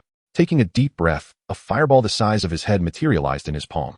He tossed it forth, and the beetles struck by the fireball were incinerated, reduced to charred remains that crumbled into dust with the slightest breeze. Cheng Qian replicated this technique, launching fireballs in all directions, the flames threatening to engulf the entire forest as the relentless tide of beetles was swiftly reduced to powder. Breathing a sigh of relief, he surveyed the charred trees and scorched grass around him, his eyelids twitching at the sight. Setting fire to the mountains, cough cough. However, despite lacking water elemental roots to extinguish the flames, he possessed other means. Fire elemental roots not only harmonized naturally with flames, but also absorbed their power for personal use. To prevent the blaze from spreading, Cheng Qian utilized his spiritual energy to condense the flames into his palm, swiftly absorbing them into his being. Only a few flickering embers remained, which he covered with earth using his spiritual power, effortlessly extinguishing the fire. He chuckled to himself, giving a thumbs up for his impressive conduct, and continued his journey inward. After an hour, the surroundings gradually opened up. Cheng Qian spotted a black wolf with a single horn feasting. According to the beast classification chart, this creature was known as a unicorn wolf. A white-tipped horn indicated a first-tier beast, while a green-tipped horn signified a second tier. The deeper the color, the higher the rank. With his enhanced vision, Cheng Qian observed that the wolf's horn was a grayish-white, denoting it as the lowest tier of first-tier magical beasts. The strength of the creature was akin to that of a human cultivator at the third level of qi refinement. For Cheng Qian, it posed no significant threat, nor was it worthy of practice, so he intended to depart and continue his quest for the lair of the crimson blood tiger. However, as he traversed through the underbrush, the rustling of leaves beneath his feet alerted the unicorn wolf. It fixed its gaze in Cheng Qian's direction and, with a howl, lunged toward him. "Oh, I had intended to spare you, yet you seek your own demise. This is not my fault." Cheng Qian pinched his nose, finding himself at a loss with this little creature. Yet, the howl of the unicorn wolf seemed to have drawn the attention of the pack, as the sound of countless paw steps echoed in his ears. At that moment, the young wolf was already upon him, and Cheng Qian had no choice but to draw the talisman given to him by his master. Slicing through the air with his sword, in a flash, the sword's brilliance severed the unicorn wolf in two, ensuring its demise was absolute, almost as if linked by blood. The moment the unicorn wolf fell, the surrounding pack erupted in a chorus of howls, tinged with a note of lament. Having dealt with the young one, were the elders now to confront him? Cheng Qian mused with a hint of self-deprecation while seeking a strategic position to prepare for the impending battle. With his back against a rock, an endless stream of unicorn wolves appeared before him. At a glance, there were at least 100. "Have I unwittingly disturbed a wolf's den?" He silently lamented, raising his sword before him and declaring with audacious pride, "Come forth, let me witness your prowess." The challenge seemed to resonate with them, as the 100 unicorn wolves bared their teeth and charged at Cheng Qian.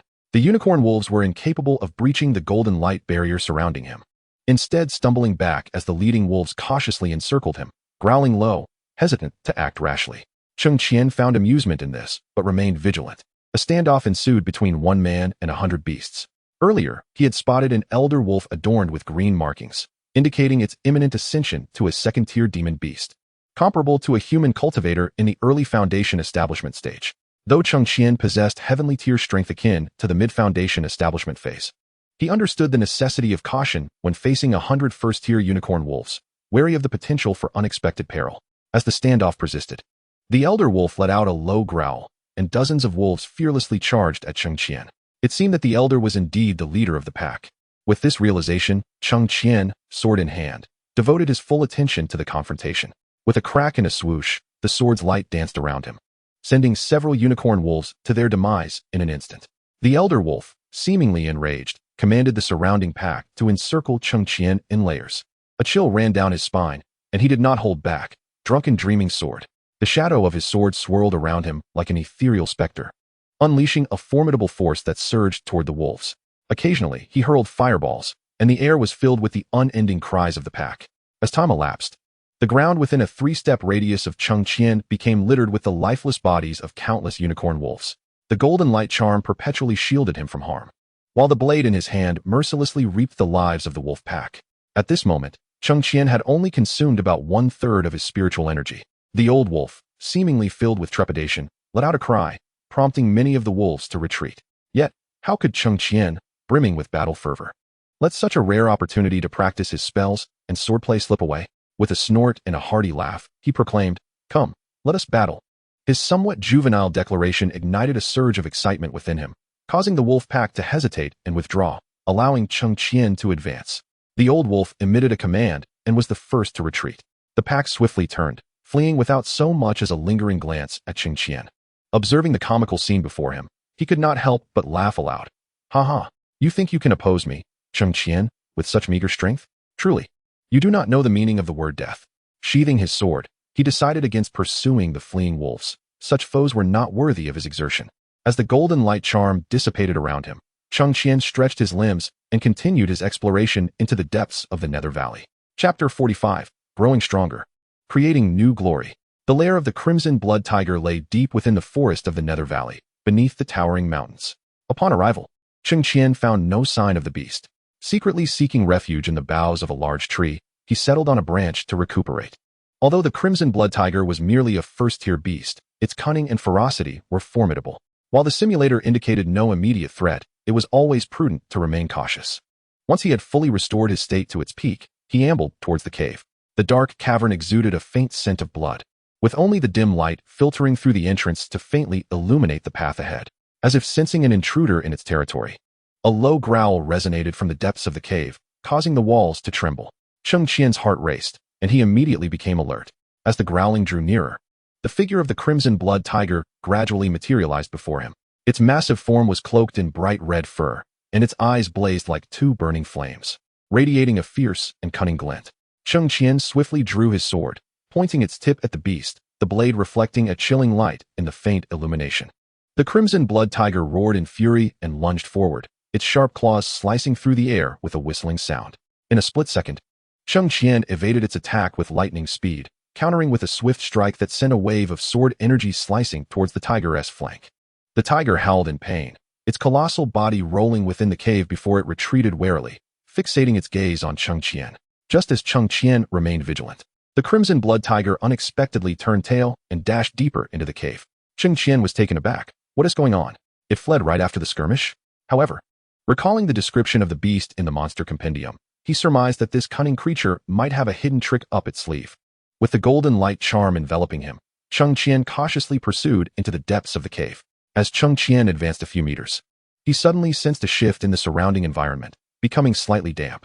Probing ahead with his consciousness, he discovered numerous pits in the ground, each filled with mire. Frowning slightly, Cheng Qian resolved to press on. The swampy ground impeded his speed to some extent, yet it was not overly deep. However, if the Crimson Blood Tiger were to turn back now, the mire would undoubtedly place him in peril. With a flicker of thought, he executed the wind step technique, moving with unimpeded grace. Cheng Qian chuckled inwardly, thinking, "Surprised, little tiger? Your grandfather possesses such agile skills that defy the terrain." Gliding effortlessly, he traversed a considerable stretch of mire, as if walking on solid ground, reaching the depths of the cave. The Crimson Blood Tiger appeared taken aback by Cheng Qian's swift pursuit. Its expression soured as it turned to roar in fury before lunging at him with claws sharp enough to slice through the air. Cheng Qian nimbly sidestepped, his movements as fluid as the wind, his long sword glinting with a cold light, poised for action. In a flash, the sword transformed into a streak of light, piercing directly towards the tiger's heart. The Crimson Blood Tiger reacted with remarkable speed, swiping its claws to effortlessly deflect Cheng Qian's assault. A smirk of disdain curled at the corners of Cheng Qian's mouth. "Not bad for a little tiger. Let us see how you handle a few more moves." With that, he unleashed a flurry of sword strikes, compelling the tiger to retreat. After 30 exchanges, the tiger was struck by a sudden blow, letting out a cry of pain. At that moment, a flicker of fear appeared in its eyes, yet there was no escape behind it. The only exit was blocked by Cheng Qian's sword. The tiger sneezed violently, a glimmer of tears surfacing in its eyes. Cheng Qian was taken aback. "What is this? Are you crying from the beating? Puzzled, yet vigilant, he coldly observed the tiger's display. Seeing that Cheng Qian remained unfazed, the crimson blood tiger grew desperate, roaring angrily as it charged at him. Anticipating the sudden assault, Cheng Qian sneered, "Enough playtime, it's time to end this." With a sword imbued with spiritual energy, he raised it high and brought it crashing down upon the tiger's forehead. With a thud, the massive body of the tiger was cleaved in two, the cave seemingly unable to bear the weight of such an impact, as debris tumbled down around it. The cave trembled for several breaths, and Cheng Qian took a deep breath, using a cleansing spell to wipe the blood from his sword before scanning the cave with hawk-like intensity. Moments later, in the corner of the tiger's lair, he cradled a red egg against his chest. This must be the mysterious red egg from the simulator. Yet his spiritual sense could not penetrate it, and bloodletting failed to establish a connection. What could this be? Lost in contemplation, Cheng Qian suddenly stood and snapped his fingers. Store in the simulator. Ding. Golden quality divine beast phoenix egg detected. It has been stored in the simulator space. Cheng Qian was bewildered. What on earth? Divine beast? Phoenix? Egg. I recognize each of these words, but together they invoke such a sense of unfamiliarity. In his limited recollection, the Tianyuan continent did not possess any mythical creatures, although he had encountered the 4 divine beasts in novels during his previous life. The origin of this phoenix egg remained a mystery. How did it come to exist in the desolate North Wilderness? Could it be that there are other realms beyond the Tianyuan continent? Suppressing the tumultuous thoughts swirling in his mind, Cheng Qian took a moment to regain his composure and turned his gaze to the simulator's description. Divine beast phoenix egg, golden quality, a phoenix egg from a mysterious location. Currently, at incubation progress 1, other details unknown. Even the simulator could not unveil the origins of this egg, leaving Cheng Qian momentarily dumbfounded. Nevertheless, having obtained it, he decided not to dwell on its source. After all, it would not hatch anytime soon. He would address it later. Comforting himself, he surveyed the blood-stained cave and frowned. A fireball spell reduced the corpse of the crimson-blooded tiger to ashes, and a cleansing spell tidied the cave inside and out, allowing him to finally settle in a clean corner. His immediate priority was to gain recognition from the sword within the sword tomb. Resolute, Cheng Qian called out to the sky, "Initiate simulation." He had refrained from simulating for some time, saving up 6 chances, hopeful of acquiring something extraordinary. Rubbing his hands together in anticipation, he gazed at the simulator. Simulation commencing, generating random talent. Ding. Congratulations, host, you've acquired a golden talent. 5 elements chaotic spiritual root. 5 elements chaotic spiritual root. Your spiritual root has always been distinct from others, possessing the coveted 5 elements chaotic spiritual root. Regardless of the attribute you cultivate, the other spiritual roots will also grow in tandem, while your strength and cultivation speed will be quintuple that of a single spiritual root. Cheng Qian read the message several times to ensure his vision was not deceiving him. First, the golden quality phoenix egg, followed swiftly by a golden talent. And now the most crucial spiritual root for any cultivator. His mouth opened and closed in disbelief, leaving him at a loss for words. Such fortune. He was experiencing the treatment of a protagonist. With the 5 elements spiritual root, which harmonizes encounters, his power would surge, marking him as a favored child of destiny. His mother need no longer worry about his academic disparities. Wiping away tears of joy from his face and taking a deep breath, Cheng Qian turned his attention back to the simulator. He hoped that this 5-star chaotic spiritual root would bring forth miracles, to grow stronger and achieve greatness anew. Chapter 46. Is this not a scam? With the 5 elements chaotic spiritual root, you immediately sensed a transformation within your body. Your dantian, which was already brimming with spiritual energy, has doubled in size and depth, leaving you somewhat bewildered. After a moment's contemplation, you retrieved a high-grade spirit stone to absorb its spiritual power. A day later, you awakened from your meditation, astonished to find the spirit stone in your hand reduced to powder. Typically, using a high-grade spirit stone for meditation would suffice for a cultivator with a heavenly spiritual root for 5 days. Yet, this single high-grade spirit stone was depleted of its spiritual energy in just 1 day, and filling your dantian with spiritual power seemed an elusive endeavor. Cheng Qian's petite face contorted in surprise. Is it true? Has the consumption increased as well? But isn't this rate of expenditure rather exaggerated? Instinctively, he covered the storage ring on his hand, unwilling to dismiss the peculiarities, eager to explore the limits of his dantian. He laid out all the spirit stones bestowed by his master, gathering them before him, and commenced his meditation and cultivation. After a year and a half, he had absorbed all 200 top-tier spirit stones and 30,000 superior spirit stones, leaving his pockets emptier than his countenance. Upon inspecting his dantian, he exhaled lightly, thankfully. Although not yet full, it was faintly nearing its limit. With no spirit stones remaining, he resolved to return to the sect, for after such a lengthy interlude, reaching the great perfection of chi refinement would not attract undue attention. With this thought, he rose and departed from the Nether Valley. Though devoid of wealth, he was fortunate to possess the talent guided by the stars. Along the way, he gathered some medicinal herbs and storage bags. After selling them in the burning heaven city, he stepped onto the teleportation array, returning to the falling cloud kingdom. Upon arriving at the entrance of his cave dwelling, a figure glided towards him.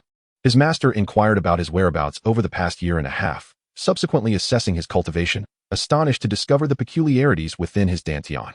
He had no intention of withholding the truth from his master, merely stating that he had encountered certain opportunities leading to a mutation of his spiritual root. His master was elated, yet soon grew concerned. She informed him that while the 5-star chaotic spiritual root facilitated rapid cultivation, the resource consumption was quintuple that of a single spiritual root. Moreover, as one advanced further, the resource demands would become increasingly daunting. Cheng Qian felt a twitch in his eyelids upon hearing this. Master, I am already aware. There is no need to pierce my heart once more. His master continued. At present, you have yet to establish your foundation. Possessing such a spiritual root, it seems you may have a long journey ahead before achieving the celestial stage Dao platform. Cheng Qian was taken aback. Wait a moment, am I not already at the celestial stage Dao platform? What is going on? Suppressing his confusion, he turned his attention back to the simulator. Upon inquiry, he learned that originally, a single spiritual root required merely transforming the spiritual energy in the dantian into the fire attribute. However, now he needed to integrate the remaining 4 attributes into his dantian before he could establish the celestial stage Dao platform. Otherwise, the balance would be disrupted, and his strength would not only fall short of that of his original single attribute spiritual root, but would even be inferior to that of a triple root. Furthermore, after examining his body, she regretfully remarked, had you not yet transformed your attributes, direct foundation establishment would have sufficed. But now that you have already transformed into a fire spiritual root, there is no turning back. You must grit your teeth and continue integrating the remaining 4 attributes. Cheng Qian suddenly sprang from the ground. Isn't this a trap? What if I discard this talent and simply establish my foundation? Yet, encountering a golden quality talent, the exceedingly rare 5-star chaotic spiritual root, could he truly give up? If one had never experienced the extraordinary, they would not possess desire. Once he realized there was still room for improvement, he found it difficult to let go. Cheng Qian closed his eyes and sighed, then turned his gaze back to the simulator. Isn't it merely a matter of practicing various attributes? With the simulator at hand, I shall endeavor to confront any challenge. The master has bestowed upon you a plethora of cultivation resources, urging you to first concentrate on filling your dantian before contemplating transformation. You nodded in agreement and subsequently retreated to your secluded abode. After a year and a half away from home, although the cave was nourished by spiritual energy, the long drought in the medicinal garden had led to its untimely demise. Yet, at this moment, you felt no inclination to tend to it. Instead, you spread out the spiritual stones gifted by your master, intensifying the spiritual energy within the cave. To ensure stability, you retrieved the sun and moon bottle, swallowing the spiritual liquid within, its potent energy nearly overwhelming your body. You hastily began to meditate and cultivate. By the 3rd year, after exhausting all resources, your dantian was finally replenished. The next step was to transform the attributes and compress the newly acquired spiritual energy once more. Cheng Qian couldn't help but lament. What a lengthy process this is. In the 4th year, you sensed that the prolonged meditation had become futile. Although your master had provided additional resources, you felt a sense of impropriety in endlessly drawing from his generosity. After bidding farewell to your master, you resolved to venture out into the vast world, seeking extraordinary encounters. Before departing, you accepted a multitude of sect tasks. Knowing that the contribution earned could be exchanged for cultivation resources, you did not wish to squander such an opportunity. A month later, you arrived in the extreme eastern region of the falling cloud kingdom, a place of towering mountains, dense forests, and countless demonic beasts, an excellent venue for training. By the 5th year, you had explored a significant portion of the eastern lands and completed most of the tasks, preparing to return to the sect. Before leaving, you encountered a rogue cultivator, whose mid-stage foundation establishment strength led him to mistakenly perceive you, dressed in your ceremonial robes, as an easy target. In negotiations, he lured you into a trap, intent on murder and plunder. However, the rogue failed to anticipate that your cultivation realm was far from ordinary. After a fierce battle, he found himself vanquished beneath your sword. Cheng Qian silently chuckled. Did you think my abundant spiritual energy was cultivated in vain? The vast resources granted by my master are sufficient for an ordinary individual to reach the golden core stage. His unique spiritual root merely rendered his advancement arduous. But that does not imply that anyone can take advantage of him. While collecting the contents of the rogue's storage bag, you stumbled upon a fragmentary map, though its location remained indeterminate. Upon returning to the sect, you submitted your tasks and converted all the accrued contributions into resources, continuing your cultivation. In the 6th year, you departed the sect once more, embarking on another journey. This time, your destination was the neighboring Yingtai Kingdom, where a site suitable for foundation establishment cultivation awaited. Not only was it replete with numerous heavenly and earthly spiritual herbs, but it was also rumored that a grand auction was to take place in the capital, featuring a fragmented map for bidding. Upon hearing this, a spark ignited within you as you recalled the map you had forgotten in your storage ring. You resolved to investigate whether it corresponded with the fragment you currently possessed. Even if it did not align, it would serve as an enlightening experience. Chapter 47. A month later, at the auction venue of the Yingtai Kingdom. Following the successive unveiling of treasures, the moment you had eagerly anticipated finally arrived. The auctioneer, holding a map, began to elaborate on its details. However, in a bid to prevent the attending cultivators from replicating it, the map was imbued with a restriction that rendered it impervious to divine perception. Naturally, there were also special measures in place. Staff members had long been parading a simplified version of the map around, ensuring that everyone could verify its accuracy. You cast a glance at the imitation map and confirmed that it indeed constituted a portion of the incomplete map within your storage ring. Although you harbored a genuine desire to acquire it, your pockets were woefully empty. Your resources had long since been dedicated to your cultivation. Ultimately, you could only watch helplessly as a mysterious individual seated in a position of privilege secured the map for themselves. Disheartened, you quickly regained your composure. What is fated to be shall inevitably come to pass. What is not meant to be should not be forced. Cheng Qian shook his head and chuckled, unconcerned about missing this opportunity. With knowledge of the map's appearance and location, you felt assured that you would not have trouble obtaining it in the future. After departing from the auction house, you made your way towards the training grounds. In the 7th year, after enduring countless life-threatening ordeals in the realm of trials, you obtained a rare spiritual artifact, the Qingmu Spirit Pearl, which was imbued with vibrant life force and would attribute energy. You discovered a secluded spot within a dense forest to commence your cultivation. 3 months later, the Qingmu Spirit Pearl transformed into an ordinary orb, and the wood attribute spiritual energy within you balanced with your fire attribute energy, with wood nurturing fire. The intertwining of these two energies allowed you to sense an unprecedented surge of power coursing through your being. A month later, you journeyed to the Huangsha Desert of the Biao Kingdom. Beneath the seemingly barren sands lay abundant mineral resources and unique earthen spiritual energy. In the 8th year, not only did you successfully complete the transformation of your earth attribute energy in the desert, but you also uncovered a hidden underground palace. Although you faced considerable challenges and narrowly escaped the clutches of a guardian spirit beast, you amassed a wealth of rare resources sufficient for prolonged cultivation. Most importantly, within this ancient site, you discovered a second fragment of the map. After piecing it together, you estimated that you would need to gather 8 fragments in total to uncover the true location indicated on the map. Nevertheless, your anticipation grew, as you suspected that the treasures concealed within this map were anything but ordinary. Upon returning to the sect and submitting your mission report, just as you prepared to embark on another journey, your master summoned you to her residence. Complying with her request, you arrived to find her presenting you with a spiritual artifact, the Jinyu Suo. She explained that this treasure could swiftly convert spiritual energy into metal attributes, one she had sought for many years before finally acquiring. She also assessed your current spiritual energy attributes and expressed her belief that in a few years, you would be ready to prepare for foundational establishment. She urged you to focus on your cultivation, assuring you that she would take care of the materials needed for the Tianjia Foundation establishment pill, so you need not worry. As Cheng Qian gazed upon this scene, he clutched his chest in astonishment, exclaiming, "Goodness, what a divine master." Reflecting on his past, he recalled the brothers at the Servant Peak and the elders and the sect leader he encountered after joining the sect. Each one was commendable in character.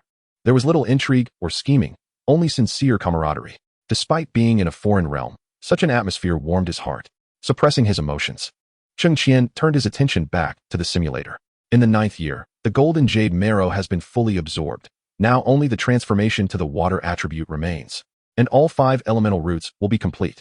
You recalled the palace beneath the water, yet the shadow that lingered in your mind filled you with trepidation, prompting you to seek a new location. However, suitable sites for cultivating the water attribute roots are exceedingly rare, aside from the sea. There exists only the natural spiritual spring on the back mountain of the Yinyang sect. For reasons unknown, the thought of Shui Ryun from the Yinyang sect crossed your mind, and a faint pain shot through your fingers, compelling you to dismiss this notion. After perusing numerous related texts and consulting your master, you concluded that your next training ground would be the Feipu Cliff, situated at the edge of the East Sea in the Qichao Kingdom. It is said that within the cave behind the waterfall lies a pure body jade pool, capable of enhancing one's constitution and rich in pure water attribute elements, making it an exceptional site for cultivation. Nevertheless, a formidable barrier known as the Water Curtain Celestial Prison surrounds the waterfall, established by a powerful being eons ago to protect the jade pool from external harm. The descendants permitted to enter the jade pool have long since vanished in the annals of time. Over the centuries, numerous masters of formations from various sects have ventured to study it, only to abandon their efforts, and gradually, the Feipu Cliff has become a desolate place. Unwilling to concede, you decided to investigate. If entry proved impossible, your last resort would be to borrow the spiritual spring from the Yin-Yang sect, though it would require offering some benefits to those women. A month later, upon reaching the outskirts of the Qichao kingdom, you followed the map, traversing dense forests and barren deserts, until you finally arrived at the foot of the Feipu Cliff. The sight before you was breathtaking. The waterfall cascaded from the heavens like a suspended galaxy, the roaring of the water deafening, and mist enveloped the air, creating an ethereal ambience. However, as you attempted to approach the waterfall, the Water Curtain Celestial Prison stood before you like an invisible wall, blocking your path. Unfamiliar with formations, you could only lament in despair. Frustrated yet unwilling to yield, you unleashed all manner of attacks upon the barrier. The barrier seemed solely defensive, showing no response to your assaults. Your strikes dissipated into the sea like pebbles thrown into the water, utterly silent. Just as you sighed in resignation, a melodious feminine voice rang out from behind the waterfall. Who dares to disturb my tranquility? Immediately, a palm print imbued with unparalleled power descended upon you, shattering you to pieces. You have perished. This simulation has concluded. In this simulation, you may select one reward from the options below. The first selection presented to Cheng Qian was the chaotic spiritual root of the 5 elements, a golden talent. The second option was the great perfection realm of Qi refinement, where spiritual energy had been fully compressed, embodying the essence of sword intent along with the attributes of fire, wood, earth, and metal. Choosing this would directly overwrite his existing Dantian energy and could not be stacked. The third option was a fragmentary map, and the fourth comprised 1 Qingshu Lingzhu and 1 Jinyu Sui. Cheng Qian gazed at the 4 choices, feeling a pang of regret, and ultimately sighed, selecting the first, the chaotic spiritual root of the 5 elements. In mere moments, as he utilized his spiritual sense to inspect his body, everything unfolded as the simulator had described. Alas, it pained him. If only he could select more. He sat in silent meditation for a while, adjusted his mindset, and instinctively clenched his fist. Continue the simulation. The simulation commenced, generating a random talent. Ding. Congratulations, host, you have acquired the golden talent, the chaotic saint body. Chaotic saint body, you possess a physique that incites envy in all, embodying the primordial chaotic energy of the universe. You possess the supreme potential to transcend conventions and amalgamate all methods, destined to become the darling of the cultivation realm. Upon seeing this talent, Cheng Qian's mouth fell agape. Chapter 48. Forcibly scrubbing Cheng Qian was utterly stunned. Indeed, before his transmigration, he couldn't even win a lottery ticket worth 5 yuan. Yet now, while playing a simulator, he had struck gold consecutively. He struggled to comprehend this talent, reading it thrice before finally confirming it. Ha! Laughter erupted within the cave, his shoulders shaking with immense exhilaration. It was simply exhilarating, utterly unexpected, and profoundly shocking.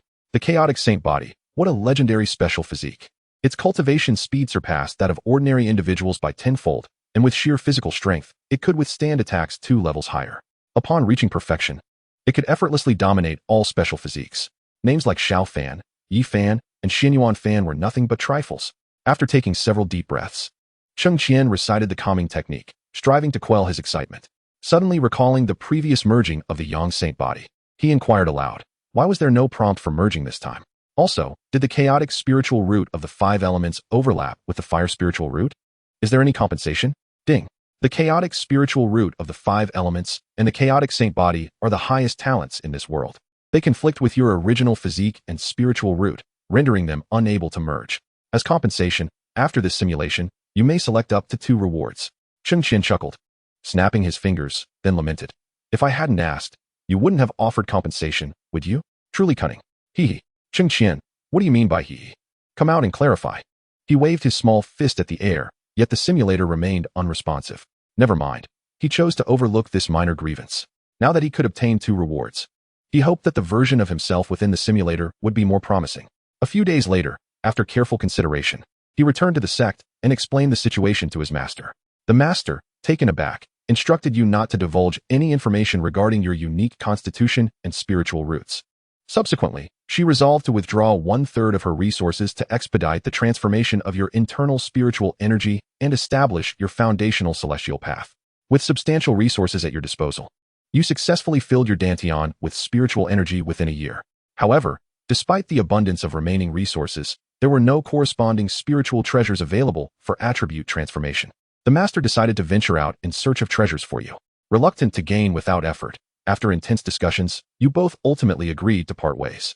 In the second year, while honing your skills and compressing your internal spiritual energy, you encountered no surprises nor remarkable gains. In the third year, you traveled to the training grounds of the Yingtai Kingdom, acquiring the Qingmu Spirit Pearl, thereby completing the transformation to wood attribute spiritual energy. The fourth year led you to the desolate Huangsha Desert of the Biao Kingdom, where you obtained a fragment of a map, completing the transformation to earth attribute spiritual energy. In the fifth year, you journeyed to the extreme east of the Luoyun Kingdom, where, after gathering a plethora of rare medicinal herbs, you finally encountered a wandering cultivator. Without waiting for any action on his part, you swiftly eliminated him, securing the second fragment of the map. The sixth year saw the auction in Yingtai Kingdom proceed as scheduled, and with a wealth of remaining resources from previous practices, you spent a considerable fortune to acquire the third fragment of the map. A month later, you arrived at Feipu Cliff, eager to utilize your innate celestial guidance to uncover any loopholes in the prohibitions. Regrettably, your efforts bore no fruit, and you departed feeling disheartened.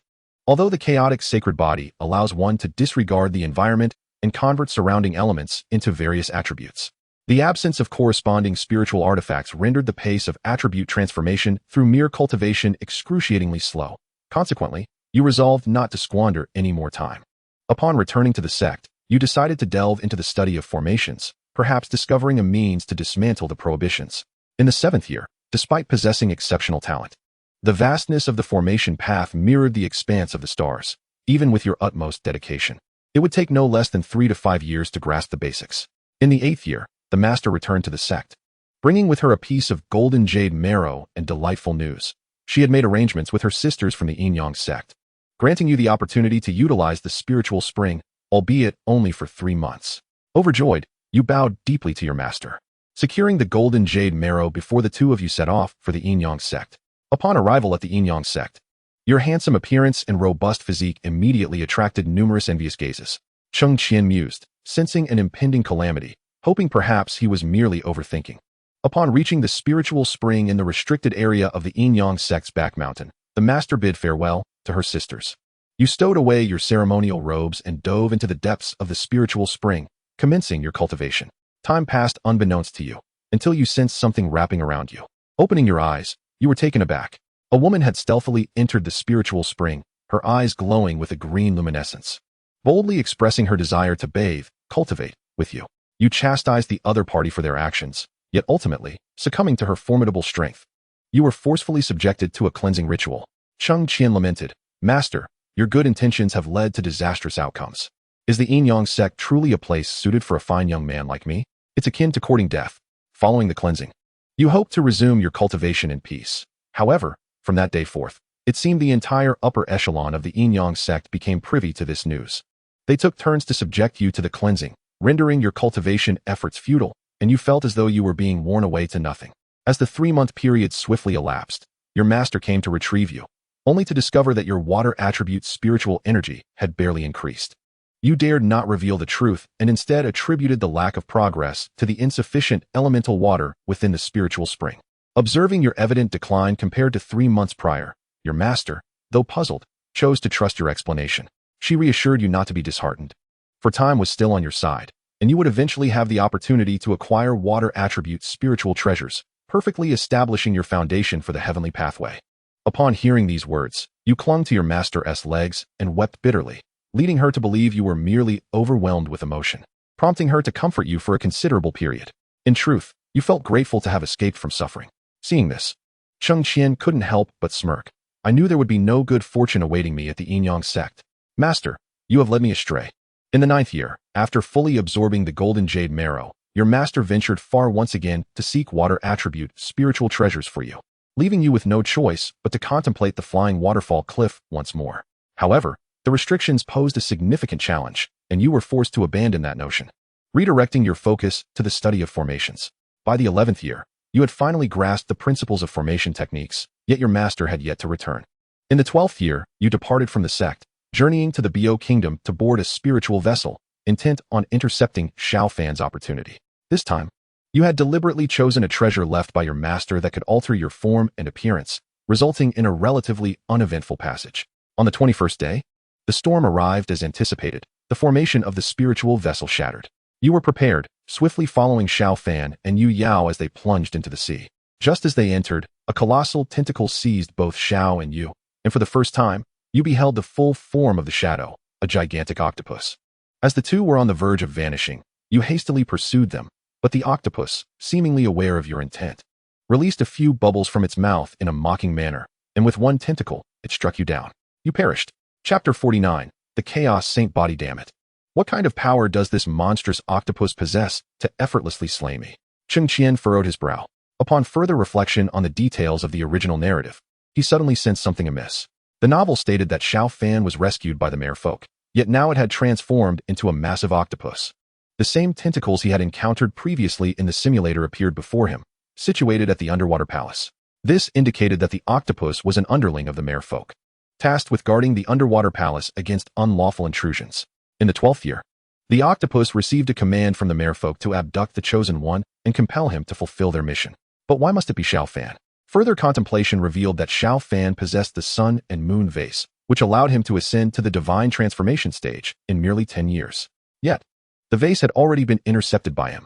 Nevertheless, in the simulator's 13th year secret realm, Xiao Fan remained at the divine transformation stage. This indicates that Xiao Fan must have encountered other fortuitous events, likely associated with the underwater palace. Otherwise, why would a powerful figure at the divine transformation stage forego the teleportation array in favor of a spiritual vessel? It must be that some unseen force provided him with guidance, leading to such an outcome. The more Cheng Qian theorized, the closer he felt to the truth.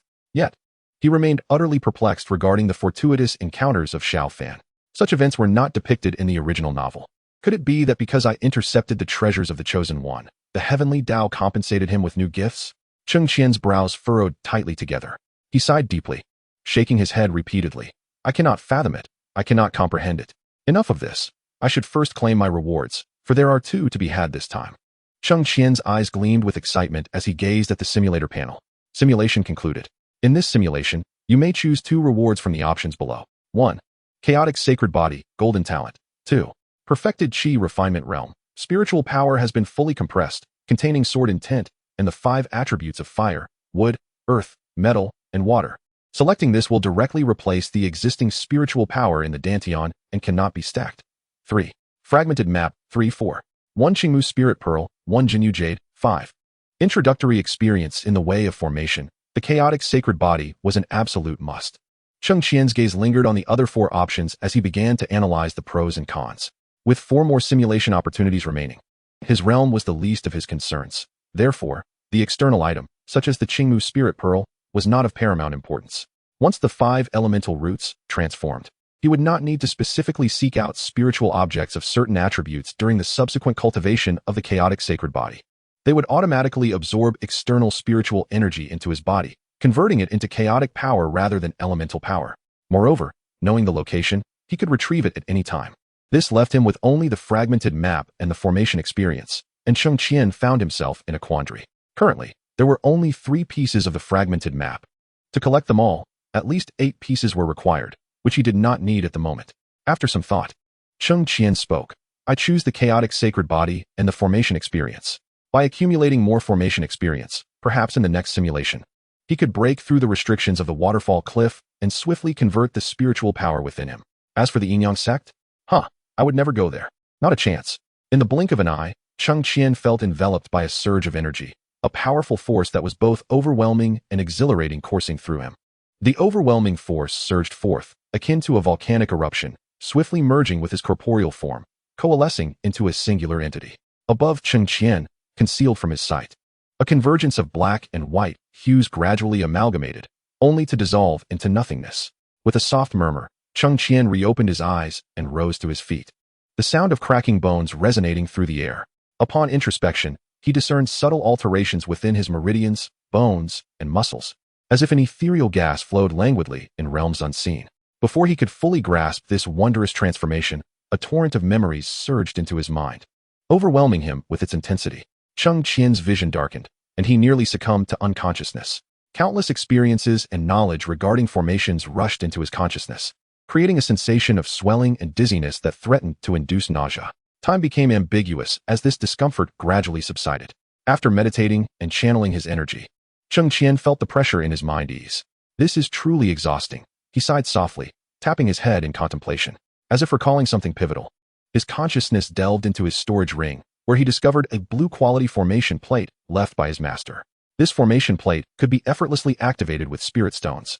Requiring no prior knowledge of formations, it was intended for his protection, though he had yet to utilize it. Grasping the petite plate in his hand, he probed its essence and swiftly gleaned a basic understanding of its structure, layout, and operational principles.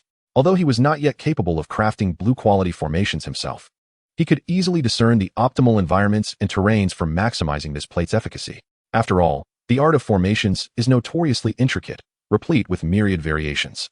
Those who delve into this realm are often prodigies of formation arts, yet achieving mastery can demand a minimum of 5 centuries. While cultivators enjoy longevity, their energy remains finite, necessitating substantial resources to construct and deconstruct various formations. Thus, those proficient in formations on the Tianyuan continent are exceedingly rare. After meticulously examining the formation plate for a while, Cheng Qian returned it to his storage, centering himself once more. Let us continue the simulation. Simulation initiated, generating random talents. Ding. Congratulations, host. You have acquired the Gray talent, Early Death Affliction. Early Death Affliction. Your fate is fraught with misfortune. Although opportunities may present themselves, you lack the fortune to seize them, perpetually encountering inexplicable crises that lead to your untimely demise. Cheng Qian smiled. He waved his hand dismissively. Enough. I've already encountered 2 golden talents previously. A Gray talent is not entirely unacceptable. He chuckled, feeling as though the simulator was deliberately targeting him, perhaps compensating for its earlier randomness. However, such thoughts flitted through his mind, cautious of alerting the simulator, lest it bestow upon him a black talent next time, which would surely be entertaining. What could he do but accept it? Upon receiving a new talent, you feel an unsettling aura enveloping you. As if a faint essence of death lingers nearby, you dared not linger in the desolate wilderness, fearing unforeseen mishaps, and hastily departed from the cave to return to the sect. Fortunately, the journey was uneventful, and upon your safe return to the sect, you promptly reported to your master. Receiving an abundance of cultivation resources, your master personally undertook the task of seeking out spiritual materials for you. This time, you resolved to remain within the sect, vowing never to step outside your cave unless absolutely necessary. In the second year, with your dantian brimming with energy, you focused intently on compressing the spiritual power within you. Due to your seclusion, no unexpected events arose. By the third year, as you gradually transformed the attributes of your internal spiritual energy, your master had yet to return, prompting you to revisit the library to peruse texts related to formations.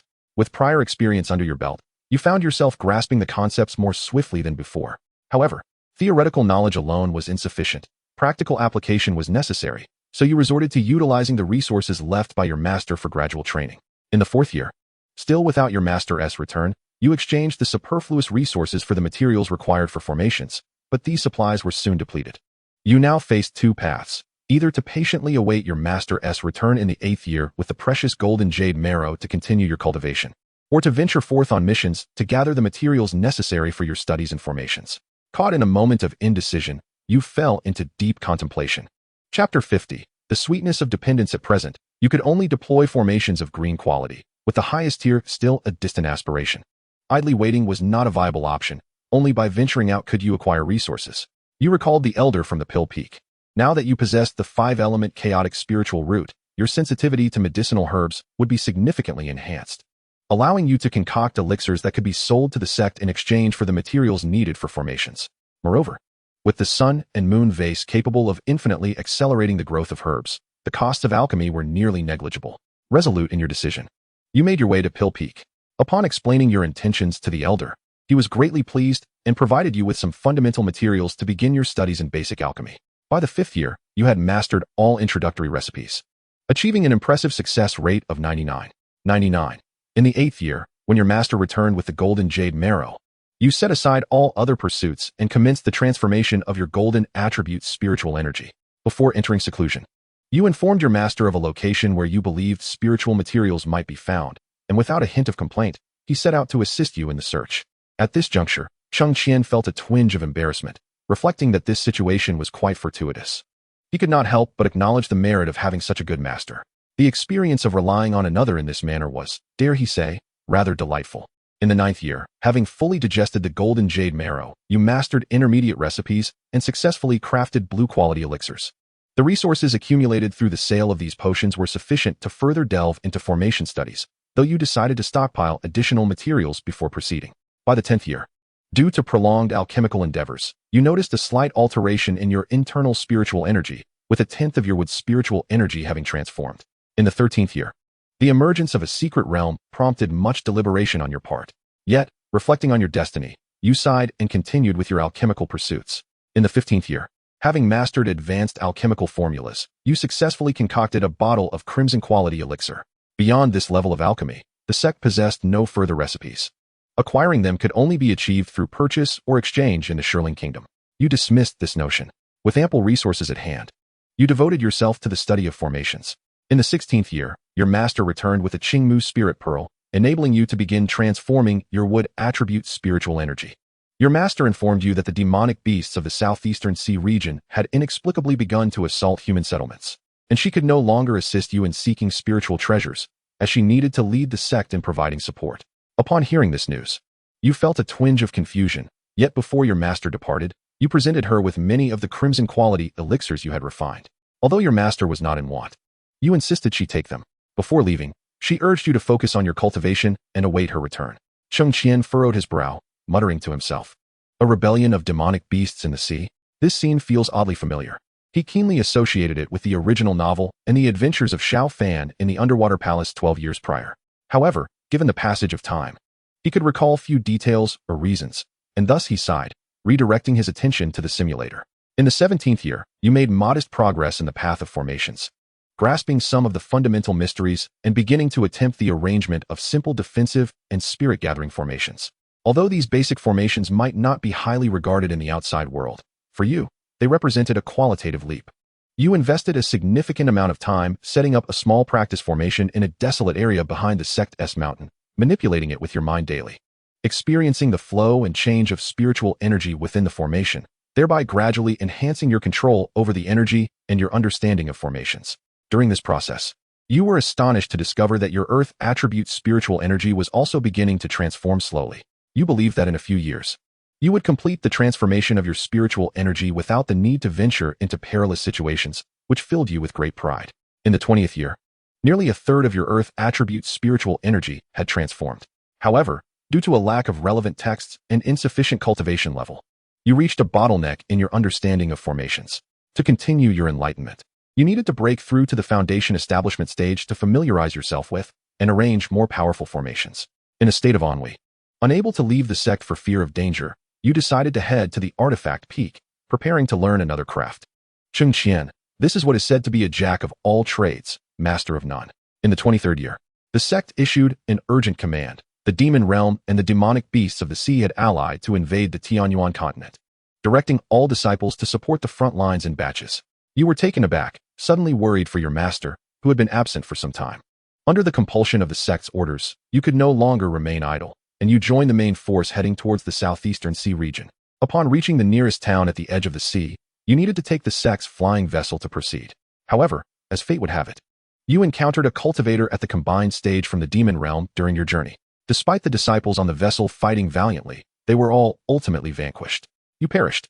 Cheng Qian, upon reaching this point, let out a soft click of his tongue. 23 years had passed since the invasion of the demon realm. After a prolonged moment of recollection, he finally recalled the narrative from the original text. The demon realm had long harbored ambitions to seize the Tianyuan continent, yet had refrained from launching a rash attack due to the formidable strength of the 13 nation sects. It was when Xiao Fan acquired treasures from the underwater palace, the price of which was to aid the merfolk in their quest for vengeance against a neglected prince of the demon realm, that the tide began to turn. After eliminating that prince, the demon realm finally had a pretext to assault the Tianyuan continent. Moreover, the sea was not solely inhabited by the merfolk. Other races sought to partake in the ensuing chaos, colluding with the demon realm to disrupt the world. The ghost realm and the demon realm, both long envious of the Tianyuan continent, united their forces, thereby plunging humanity into its gravest crisis. Countless cultivators perished in this conflict, and hidden sects emerged from obscurity. Ultimately, it was through the concerted efforts of all sects from the 13 nations that they successfully defended their homeland, albeit at a tremendous cost, leaving them depleted for centuries. Reflecting on this, Cheng Qian sighed, acknowledging that without the trigger of key terms, he would never have fathomed the storyline. He gently tapped his forehead, feeling a pang of regret. The protracted battle had overshadowed the narrative, focusing primarily on the protagonist's capabilities while glossing over the fates of others, leaving him uncertain of his master's outcome. As the events primarily impacted cultivators and sects, the simulation had little effect on him, who had yet to embark on the path of immortality. Without any prompts, it was natural that he could not recall these crucial clues. Shaking his head to clear his thoughts and easing his stiff neck, Cheng Qian turned his attention to the rewards presented before him. The current simulation has concluded. From the following options, you may select one as your reward. 1. Premature demise, gray talent. 2. Perfected chi refinement stage. Spiritual energy has been fully compressed, encompassing sword intent, fire, wood, and metal attributes. Selecting this will directly overwrite your existing Dantian energy and cannot be stacked. 3. Basic accomplishment in the path of array formation experience. 4. Mastery in alchemy experience. In Chapter 51, The Fairy in Pink, Cheng Qian pinched the bridge of his nose, reflecting on the time comparison from his previous simulations, hesitating over his choices. The first option was out of the question. The cursed premature demise had already confined him within the simulation for far too long, stripping away his freedom. The already completed realm transformation was worth considering, as claiming it would reduce his training time in the simulator, potentially allowing for rapid advancement. However, without that unfortunate talent, the realm acquisition would also be relatively swift. As for the study of array formation, while it required a foundation building stage to progress further, claiming it now could save a significant amount of time and resources. Alchemy posed no challenge for him. Every simulation saw him reaching mastery within a decade or so. Analyzing the options made the decision clearer. Cheng Qian spoke up. I choose option 3, the experience in the path of array formation. A myriad of experiences related to array techniques surged into Cheng Qian's mind. After an indeterminate amount of time, he finally digested this wealth of knowledge.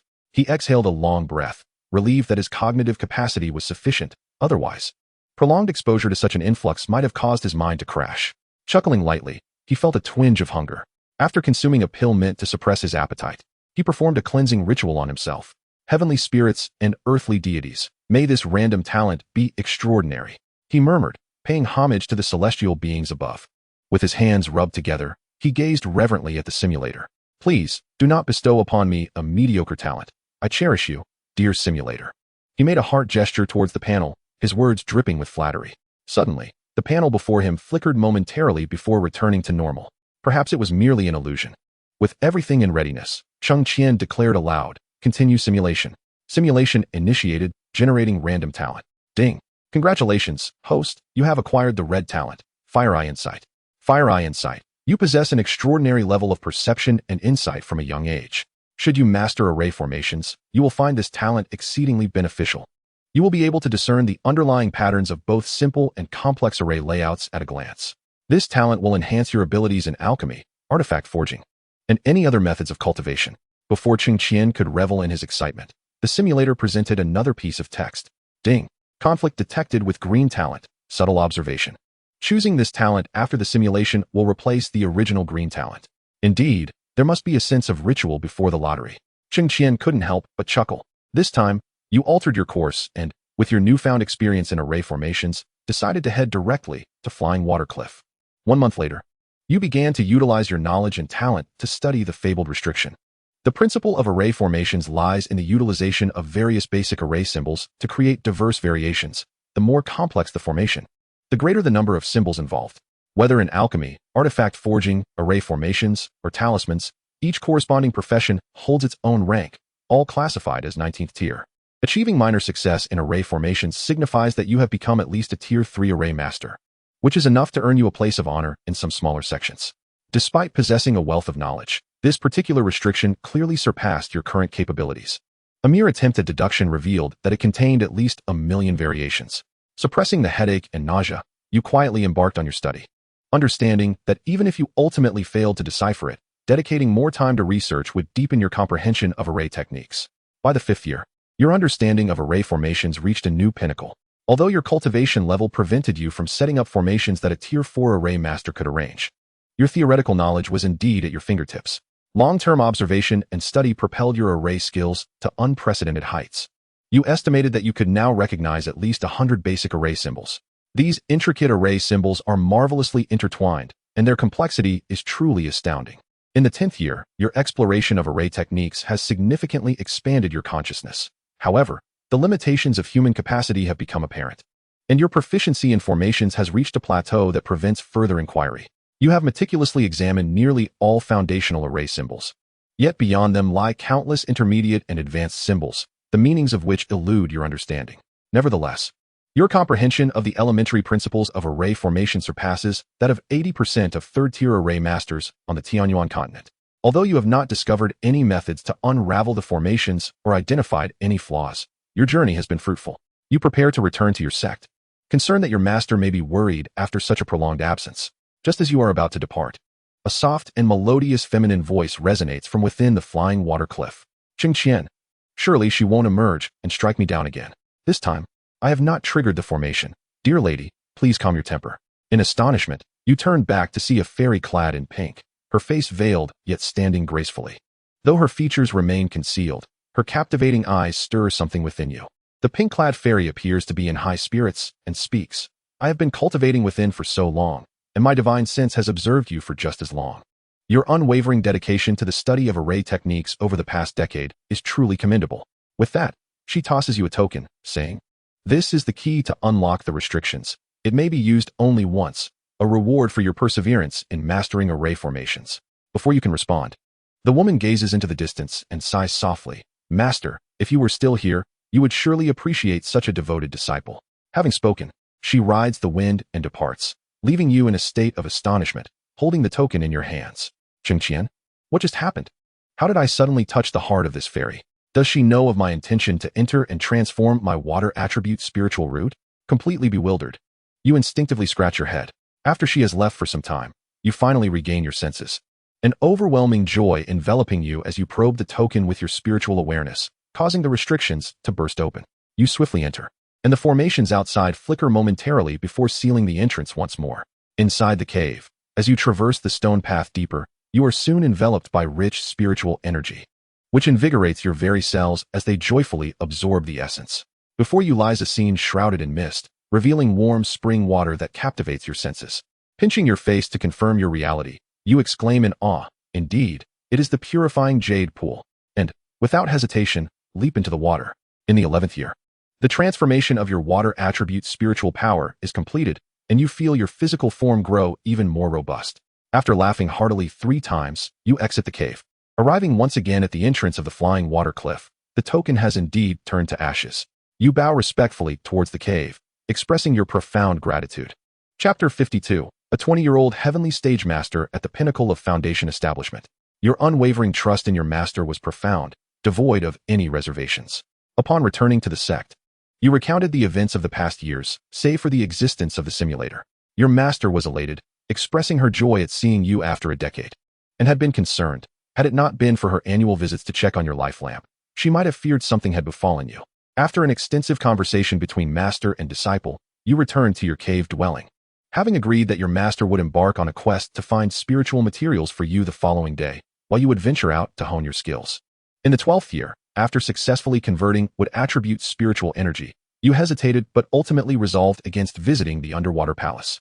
In the 13th year, with the emergence of a secret realm, you resisted the urge to explore and instead journeyed to the yellow sand desert of the Bayou Kingdom, where you acquired a fragment of a map and completed the conversion of earth attribute spiritual energy. Now, only the conversion of the gold attribute spiritual energy remained. During your master's absence, you returned to the sect to study the art of alchemy. By the 15th year, you had ascended to the rank of a third-tier alchemist. One day, after concluding your alchemical endeavors, you encountered your master outside, her expression radiant as she presented you with golden jade marrow. In the 16th year, with all attributes fully converted, your master had already prepared a heavenly tier foundation establishment pill, ready to protect you. After 7 days and nights, a formidable aura surged around you during your advancement, triggering a celestial phenomenon, albeit fleeting, which astonished the entire sect. Cheng Qian exclaimed, "Isn't that remarkable? To evoke such a phenomenon merely from advancing to the foundation establishment stage." After some contemplation, he surmised it might be attributed to the chaotic saint body and the 5-star chaotic spirit root. Your master subsequently took you to the sword tomb, and prior to claiming your destined sword, you approached the enigmatic blade to sense its presence. You distinctly felt the oppressive aura it emanated diminish, almost hinting at a sense of familiarity. However, this sentiment swiftly vanished, leaving only its previous chill. After a moment's hesitation, you resolved not to engage with the sword just yet and departed the sword tomb. You recalled that a cultivator could only fuse with one destined artifact at a time. Thus, you determined to wait until you possessed absolute confidence before attempting to merge with your destined sword. Your master bid you farewell, urging you to concentrate on your cultivation as she set off towards the southeastern seas to fend off demonic beasts. Despite your concerns, your master, as the sect leader, had to set an example. With nothing of worth to offer her, you respectfully saluted and watched her depart into the distance. You then arrived at the library, eagerly absorbing various techniques relevant to the foundation establishment stage, while also delving into the tomes on formations above the 4th tier, preparing yourself for the impending crises. By the 23rd year, years of diligent study had elevated you to the rank of a 5th-tier formation master, with all your techniques perfected, and your cultivation reached the pinnacle of foundation establishment. The sect issued a command, and you accompanied the main force to the edge of the sea. The journey unfolded without incident. Upon safely reaching the encampment, you beheld your longed-for master. Though she was unharmed, her face bore the lingering traces of worry and fatigue. The master examined your abilities, and a rare smile finally graced his face. In the 24th year, empowered by your status as a 5th-tier array master and your prowess that surpassed that of ordinary foundation-building practitioners, you vanquished countless beasts and demonic cultivators in the vast seas. Your famed sword, drawing the attention of adversaries. A demonic cultivator, recognizing your unique constitution, lured you into a trap, leading to your capture. Seizing a moment when the demonic cultivators were less vigilant, you endeavored to break free from your confinement. However, before you could act, a seal shattered your sea of consciousness. You perished. The simulation concluded. You are presented with several options as rewards. 1. Fire Eye, Red Talent. 2. Perfect Foundation Building Realm, Heavenly Stage Dao Platform. Unmerged with the Innate Sword. 3. Comprehensive Foundation Building Magical Experience. 4. Doubled Sea of Consciousness. 5. 5th Tier Array Mastery Experience. 6. 3rd Tier Alchemist Experience. 7. Fragment of a Map. Cheng Qian grasped his hair in frustration. This choice is exceedingly difficult. His gaze roamed over the array of options as he meticulously analyzed each one in his mind. While talent could enhance his cultivation across various arts, it was not essential. Given the opportunity for multiple simulations, he could acquire infinite array and crafting experiences. Thus, this option was momentarily dismissed. Following this line of reasoning, the most suitable choice for Cheng Qian appeared to be the enhancement of his cultivation realm. Observing the text of the simulator, he noted that the transformation of spiritual energy necessitated not only time, but also various spiritual materials. Numerous deaths had stemmed from his insufficient strength, making this the most urgent need at present. With increased cultivation, perhaps the simulator would no longer lead to premature demise, allowing him to uncover previously unknown clues. After reviewing the options once more and pondering deeply with closed eyes, he felt assured of his decision and slowly opened his eyes to declare, I choose option 2, the cultivation realm. A myriad of colorful light spots, akin to fireflies, materialized around him, surging toward his dantian. It felt somewhat overwhelming, and he let out a low murmur. The 5 elemental energies intertwined within his dantian, attracting his original spiritual energy, which began to blend harmoniously with them. These energies merged, transforming into various hues, joyfully dancing within his dantian. As the compressed and transformed spiritual energy increased, the first drop of liquid spiritual energy emerged, causing Cheng Qian's aura to surge dramatically. When the tumultuous spiritual energy coalesced into droplets, a circular, golden glimmering Dao platform began to take shape. Like droplets splashing into hot oil, a resonant hum filled his ears, and a formidable foundation-building aura surged forth. Yet, this process was not yet complete. In the fleeting moment of his breakthrough, the 5 colors gradually coalesced into black and white, entwining together to form a yin-yang symbol. The shape of the Dao platform became increasingly distinct, continuously hatching new steps from its base, resembling a colossal tower reaching towards the heavens, slowly being erected. When a small tower, enveloped in chaotic energy, stood intact above the dantian, Cheng Qian opened his eyes. A 20-year-old cultivator at the pinnacle of the earthly stage, he was capable of stirring the entire Tianyuan continent. Feeling an inexhaustible surge of power coursing through him, Cheng Qian obliterated all traces within the cave and swiftly departed from the abyssal valley. Half an hour earlier, the sect leader of the Xiantian Gate, deep in meditation, suddenly sensed an anomaly. Upon scanning with his divine consciousness, he found nothing amiss within the sect. Confounded, he left his cave and soared into the sky on his sword. In the distance, an extraordinary brilliance illuminated the heavens. Was this the manifestation of a breakthrough in foundational cultivation? Did the northern wilderness possess such talent? With a wave of his sleeve, the sect leader hastened towards that direction. In a dark and damp corner of the northern wilderness, a pair of blood-red eyes suddenly opened wide. The owner of these eyes seemed to sniff the air lightly, then broke into a bloodthirsty smile. How intriguing. A Tao platform at the heavenly stage, a chaotic sacred body. He licked his lips. It seems that the Tianyuan continent will soon be thrown into turmoil. Ha ha ha. With that, he pushed open the ancient stone door that had remained motionless for millennia and raced towards the abyssal valley. Chapter 53. The Prodigy Blessed by the Heavens. Hee. Countless cultivators from the northern wilderness flew towards the abyssal valley, and after a day and night of exploration, they finally discovered the ashen remains of the crimson blood tiger deep within a cave. It appeared to have already departed. Could it be that a disciple from a hidden sect came here to train and break through, thus triggering the phenomenon? Perhaps there was some opportunity here that he seized? Many began to search the cave, yet found nothing. 3 days later, with no discoveries made, the crowd dispersed. The sect leader of Xintian Gate surveyed his surroundings, lamenting with a sigh. So vigilant, it seems they were already prepared. It is likely that a prodigy from a major sect has journeyed here. Alas, such talent was not something our humble Xintian Gate could hope to attract. He flicked his sleeves and departed the scene, leaving the surroundings in silence, devoid of any further movement. A wave of dark energy materialized within the cave, as blood-red eyes scanned the area, and the figure gasped in astonishment. I can sense no trace of any cultivation technique. Seemingly undeterred, the figure formed a seal with his hands, and soon a black treasure mirror appeared. Let me see who you truly are. The owner of the blood-red eyes chuckled ominously, then directed his gaze towards the mirror, only to see a hazy silhouette. What is this?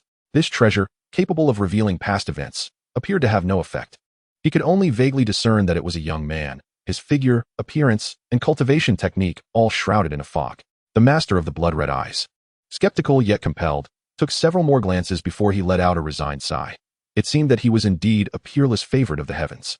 He appeared to age a decade in an instant, reluctantly casting one last glance at the cave, before transforming into a wisp of black mist, vanishing without a trace. At this moment, Cheng Qian, indulging in a feast within the city of burning heaven, remained blissfully unaware that his minor breakthrough had sent ripples throughout the entire northern wilderness cultivation realm. Now in the foundation establishment stage, he had no need for sustenance. Yet since arriving in the Bayou Kingdom, he had mostly subsisted on spirit-replenishing pills. The absence of warm, hearty meals left him feeling unfulfilled. Having witnessed the phenomena associated with the foundation establishment stage in a simulator, Cheng Qian approached his circumstances with utmost caution. Once his task was complete, he promptly departed from the Nether Valley. With the aid of his lightness skill, he swiftly made his way to a secluded area nearby, where he diligently practiced his sword control technique before setting off towards the city of burning heaven under the cover of night. After 3 days of rapid flight, Cheng Qian found his mouth parched and devoid of moisture. Thus, upon arriving in the bustling city, he sought out the most renowned tavern, ordering an exquisite spread to satiate his hunger. As he watched the sumptuous dishes transform into energy within him, he patted his not-so-distended belly, exclaiming in contentment, "What a delight!" Most cultivators embarking on the path to immortality tend to reduce their food intake to purify their bodies, thereby enhancing their ability to absorb the essence of heaven and earth. Consequently, many Qi refining stage practitioners, over time, gradually abandon mundane diets, opting instead for spirit grains or spirit-replenishing pills that satisfy hunger while infusing them with spiritual energy. Those in the foundation establishment stage require even less, relying solely on their spiritual power to convert into the energy necessary for their well-being. Moreover, frequent consumption can hinder their cultivation speed. Thus, the higher the realm of the practitioner, the lesser their appetite. However, Cheng Qian bore no such concerns or apprehensions. Deeply ingrained within him was the belief that one must enjoy a warm meal. If the pursuit of immortality required forsaking such simple pleasures, then what kind of freedom was that? Sated and content, Cheng Qian departed from the tavern and sought out an inn, eager to indulge in a hot bath. Although the cleansing technique was convenient, the satisfaction derived from soaking in warm water was irreplaceable by any spell. Were other cultivators to witness this scene, they would certainly scoff. But Cheng Qian was merely a mortal man, with no qualms about it. This was his preference. Reclining upon a soft, comfortable bed, he rolled about in satisfaction. Having endured days of rough living, he had simulated the cave of the Crimson Blood Tiger 4 times already, leaving him with 2 opportunities remaining. It was time to reflect. With that thought in mind, Cheng Qian silently murmured, Open the Attribute panel. Immortal Cultivation Simulator. Host. Cheng Qian. Talent. 5 elements: Chaotic Spiritual Root, Golden. Chaotic Sacred Body, Golden. Innate Sword Bone, Red. Exceptional Insight, Purple. Stellar Guidance, Purple. Plant Manipulation, Green. Subtle Observation, Green.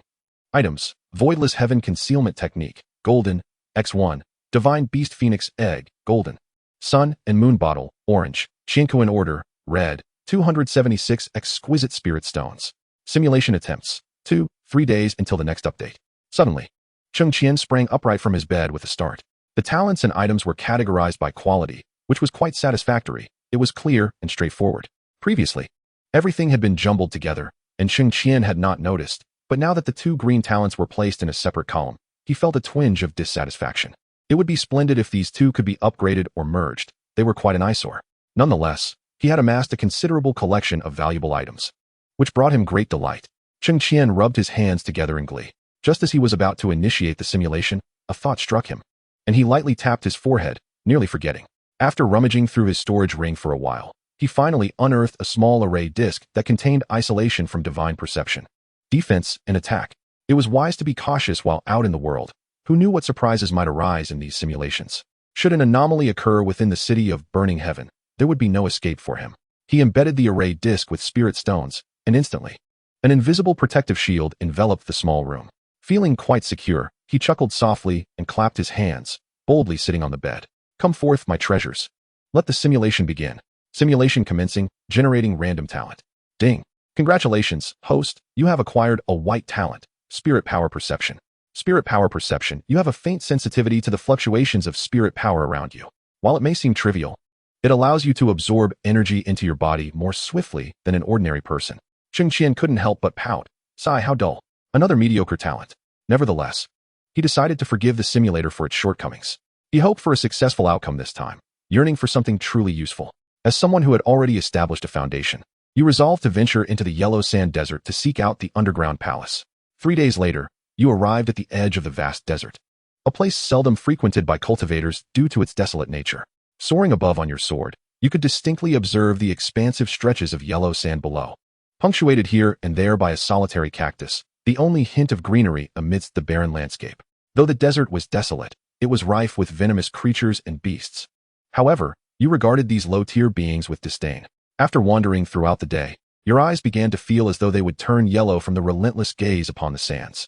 You then sought out a secluded spot, setting up a small defensive array disk, and settled down to meditate while awaiting the arrival of nightfall. Night arrived as anticipated, and guided by the stars, you soared towards the heart of the desert. Chapter 54. Perhaps it is because I am too handsome? Before long, you reached the underground palace beneath the desert. Your combat prowess was now incomparable to before. After overcoming a few minor obstacles, you successfully vanquished the guardian beast with your sword. Having acquired a wealth of resources and fragmented portions of a map, you departed from the kingdom of Bio and returned to your sect. You displayed your current prowess to your master without any reservations.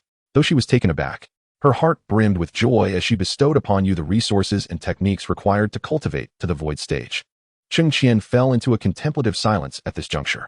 In this world, love and hatred are seldom without reason, yet his master's kindness seemed almost excessive. Even though he possessed remarkable potential, her generosity appeared to be a considerable investment for the sect. Perhaps it was due to my striking appearance. Cheng Qian mused with a touch of vanity. In the first year, in pursuit of strength to prepare for the impending invasion from the demon realm, you ventured to the Sword Tomb, where you casually refined a life sword before proceeding to the Heartbroken Cliff. By the 4th year, having refined your life sword, you successfully broke through to the Golden Core stage. In the 5th year, upon transitioning within the Golden Core stage and refining 7 distinct patterns, you also acquired a second fragment of a map from a wandering cultivator. The 6th year saw you advancing to the second transition of the Golden Core stage with 14 patterns, during which you procured the 3rd fragment of the map at an auction. By the 7th year, having reached the 3rd transition of the Golden Core stage with 21 patterns and achieving minor success in various techniques, you ascended to the rank of a 4th-tier formation master. Your spiritual consciousness expanded, and you deliberately practiced a soul attack technique as a precaution. In the 10th year, after achieving the 6th transition of the Golden Core stage with 42 patterns, prolonged seclusion rendered your mindset somewhat unbalanced, prompting you to venture out for experience and to explore the possibility of entering the underwater palace. With resolute determination, you prepared and set forth to the kingdom of Ningshui. The capabilities of your Golden Core stage, both in consciousness and flight speed, swiftly led you to your destination. You plunged into the water and, after a brief skirmish, successfully arrived at the entrance of the underwater palace. As you cautiously approached, the ground began to tremble violently, and a colossal tentacle suddenly erupted from the depths. Having anticipated such an encounter, you engaged the tentacle in battle, despite exhausting all your means.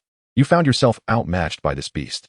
After utilizing all your strength to sever a portion of the octopus's tentacle, you seized the opportunity to escape while it was momentarily pained, darting away as the immense shadow behind you began its pursuit. 3 days later, having no knowledge of how far you had fled and employing countless treasures, you finally evaded the octopus's relentless chase. What? Even at the 6th transition of the Golden Core stage, I could not defeat this wretched octopus? Cheng Qian was left astounded. Yet, upon reflection, it became evident that such a formidable guardian could not be present in the underwater palace without substantial strength. Otherwise, it would have long been claimed by other beasts. To only manage to slice off a fragment of the tentacle indicated that this octopus was at least a 6th-tier beast, comparable to a human cultivator at the void stage. It appeared that to gain entry to this palace, one must either possess the strength of the void stage or obtain that precious item from Xiaofan that allows access to the underwater palace. Cheng Qian squinted, feeling a tinge of regret, yet he understood that the time to intercept Xiaofan's opportunity had not yet arrived. The endless flight had left you utterly disoriented at the seabed, and the celestial guidance you once relied upon had long ceased to function in the depths. With numerous injuries, you urgently sought a safe haven to recuperate before attempting to leave this treacherous domain. Should you venture directly upwards in your current state, even a 3rd-tier beast could easily claim your life. Cautiously searching beneath the sea, one maintained an ever-watchful awareness, bracing for imminent dangers. After 5 days, an expansive coral reef came into view, its corals growing with remarkable density and towering higher than the usual formations due to their ancient age. Navigating through this lush expanse, one moved with utmost stealth, effectively concealing their presence, employing a technique to shroud oneself in invisibility. They nestled among the corals and set up several formations around the vicinity before settling down to recuperate. Days later, having restored oneself to peak condition, the array plates were stowed away, and one soared toward the ocean's surface. In the 13th year, the 9 transformations of the golden elixir were fully realized. Yet only 63 patterns had been refined, still far from the legendary 81. Nevertheless, human potential is finite. 63 is a rare achievement in the world. After briefly informing their master, one returned to the cave dwelling to focus intently on achieving a breakthrough. 3 months later, the elixir shattered into an infant form, failing to provoke any celestial phenomena. The nascent soul merely emanated a faint aura of sword energy and chaotic power, devoid of any so-called extraordinary characteristics. Extraordinary nascent souls? Upon reading this, Cheng Qian paused the simulator's text scroll. He retrieved the annotations on cultivation methods given by his master from his storage ring and flipped to the section detailing the ascension from golden elixir to nascent soul. Nascent souls are categorized into ordinary, elemental, sword intent, chaotic, and various other attributes. Most practitioners are likely to condense only a single nascent soul throughout their lifetime. Over millennia, only a few prodigies have managed to form 2, 3, or even 9 nascent souls. The greater the number of nascent souls, the stronger the individual. However, such astonishing and rare nascent souls are not easily encountered. Without great fortune or immense perseverance, one would merely imbue their nascent soul with a few additional attributes. Much like the protagonist Xiaofan in the original novel, who achieved golden elixir in 5 years and transformation in 10. His rapid cultivation was merely a result of abundant blessings and extraordinary opportunities, enabling him to advance faster than ordinary cultivators. Furthermore, within the confines of a minor sect like Xiantian Gate, the narrative does not bestow upon them the celestial platforms or the unique cultivation laws of the 9 transformations of the golden elixir. Xiaofan merely needed to charm women and roam freely, encountering countless rare materials and extraordinary chances, requiring little effort to ascend within a century. However, for ordinary cultivators, even with a single spiritual root, achieving the pinnacle of foundational establishment could take no less than 30 to 50 years. The journey to golden elixir and nascent soul is even more arduous. Without a century of effort, it is but a fanciful dream. Thus, within this world setting, Xiaofan emerged as a unique entity, garnering admiration from many due to his rapid cultivation speed and potential. Reflecting on this, Cheng Qian couldn't help but chuckle. Were I not to pursue perfection, perhaps with the simulator's guidance, I could achieve transformation in 3 years and ascend in 10. Yet, he vividly recalled the grim fate of Xiaofan upon ascending to the upper realm. Because he had not honed each stage to its utmost, despite encountering numerous opportunities, He was often bullied in the early stages. Thus, drawing lessons from past experiences, Cheng Qian naturally would not allow himself to fall into a passive position. With the aid of a simulator, he could effortlessly replicate not just 9 nascent souls, but even 90, if need be. If he were to cultivate, it would be to reach the exceedingly rare realm of excellence. Retrieving his wandering thoughts, Cheng Qian's eyes glimmered with determination as he focused intently on the simulator. On the day of his advancement, his master held a grand banquet to announce his achievement to the world. For a nascent soul cultivator in their 30s is indeed a rarity.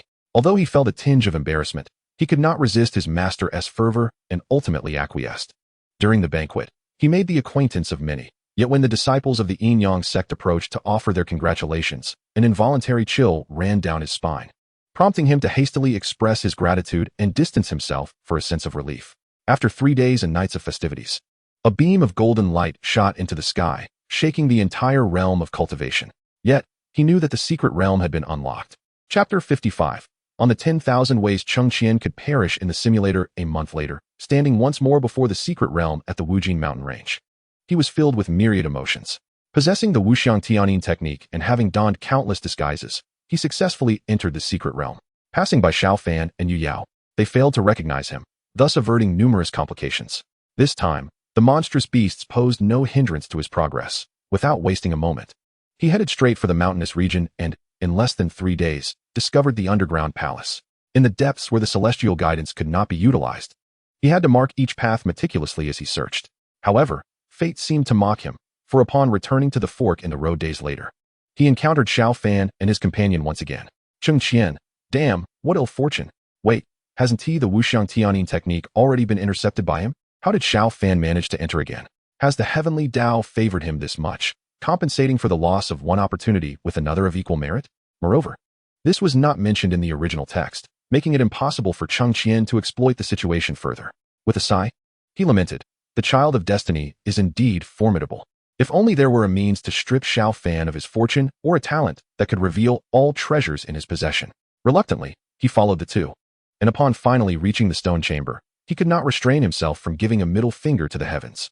Swiftly seizing the colossal sword, he struck with thunderous force before either of them could react.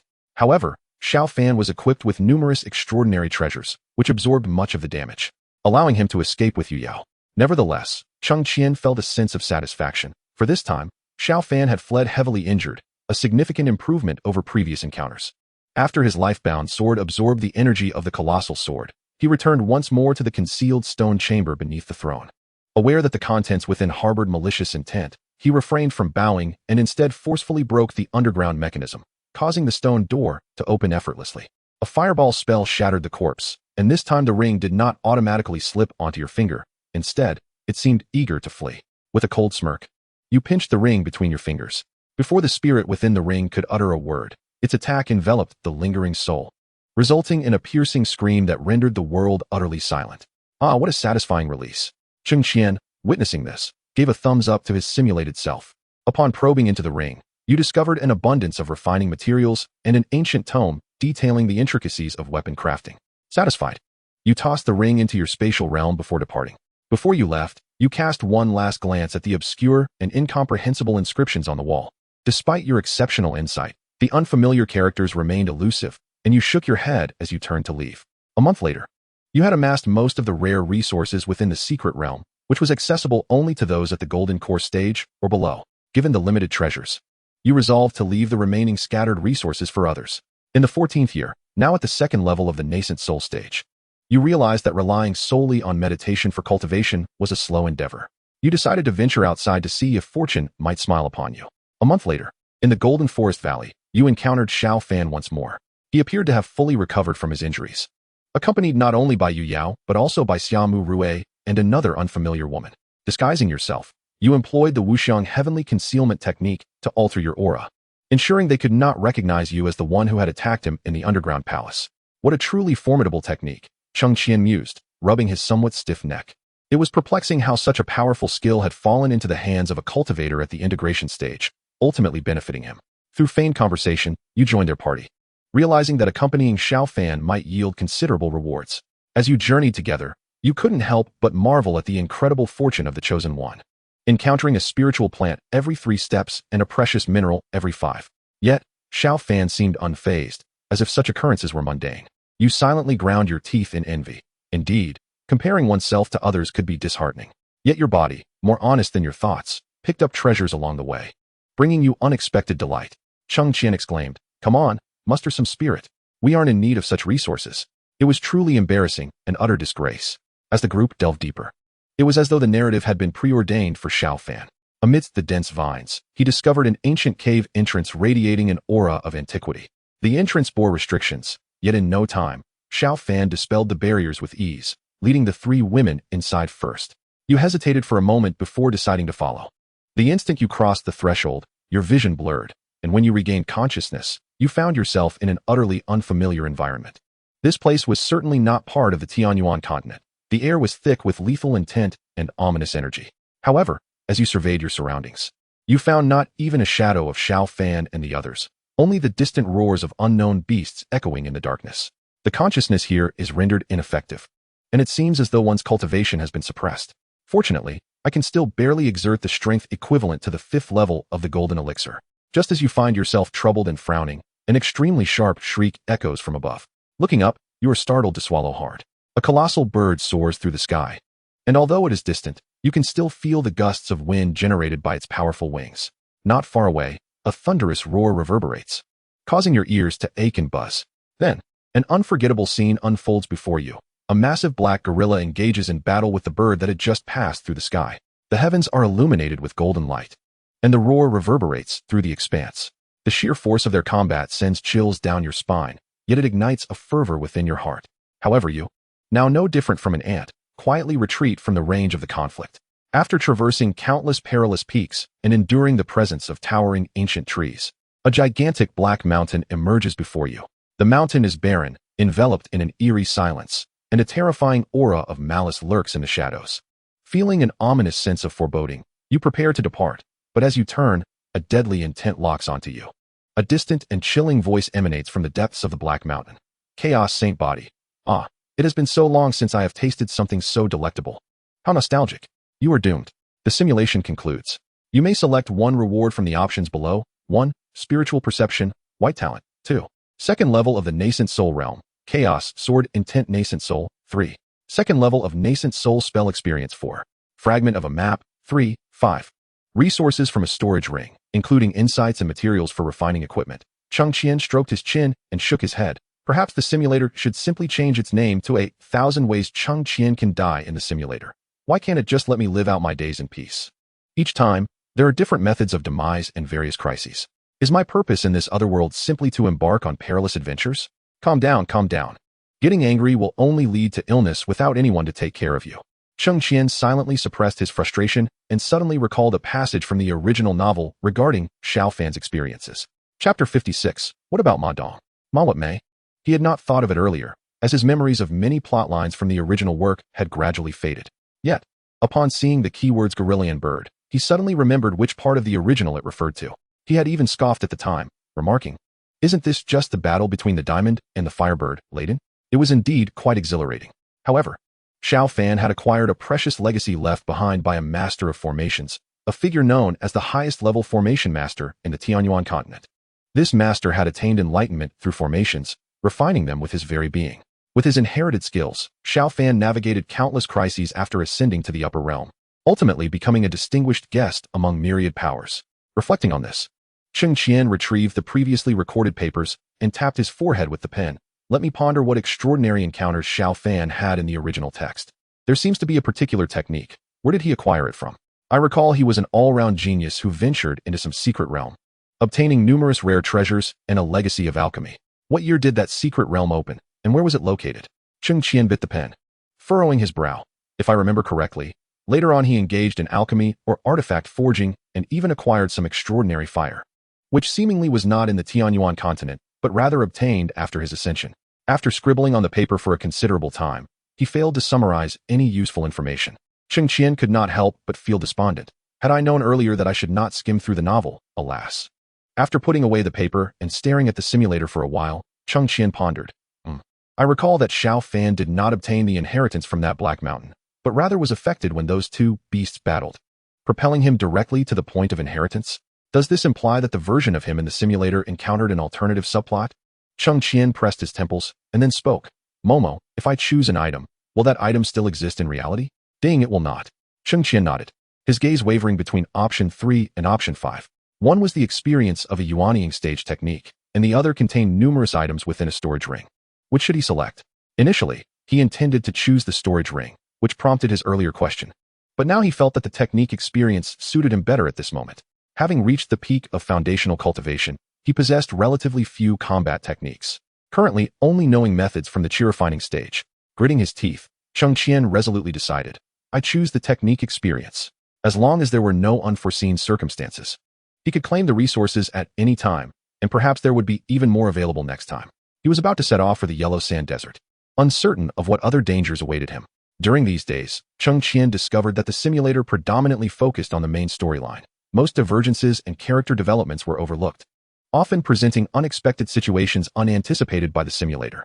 For instance, the day after his arrival, Yue Yao visited to greet him. Xiaomu Rue proactively extended her goodwill, and he was unexpectedly accepted as a disciple by the sect leader.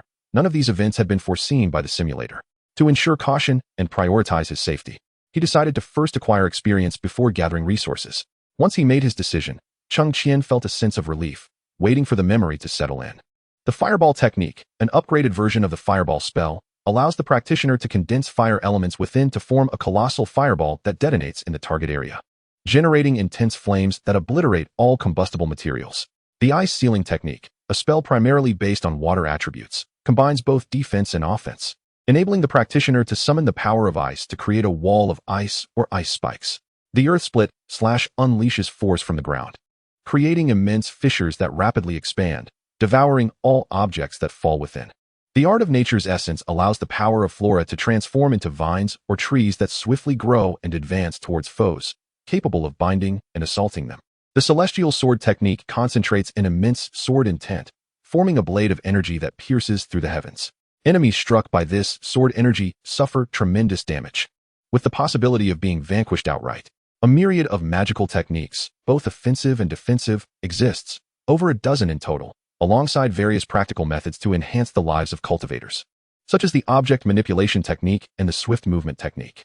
Upon concluding his training, Cheng Qian opened his eyes to find the sun gently descending beyond the horizon. The crimson twilight bathed the entirety of Fenshin City in its glow, evoking memories of his initial arrival in this realm.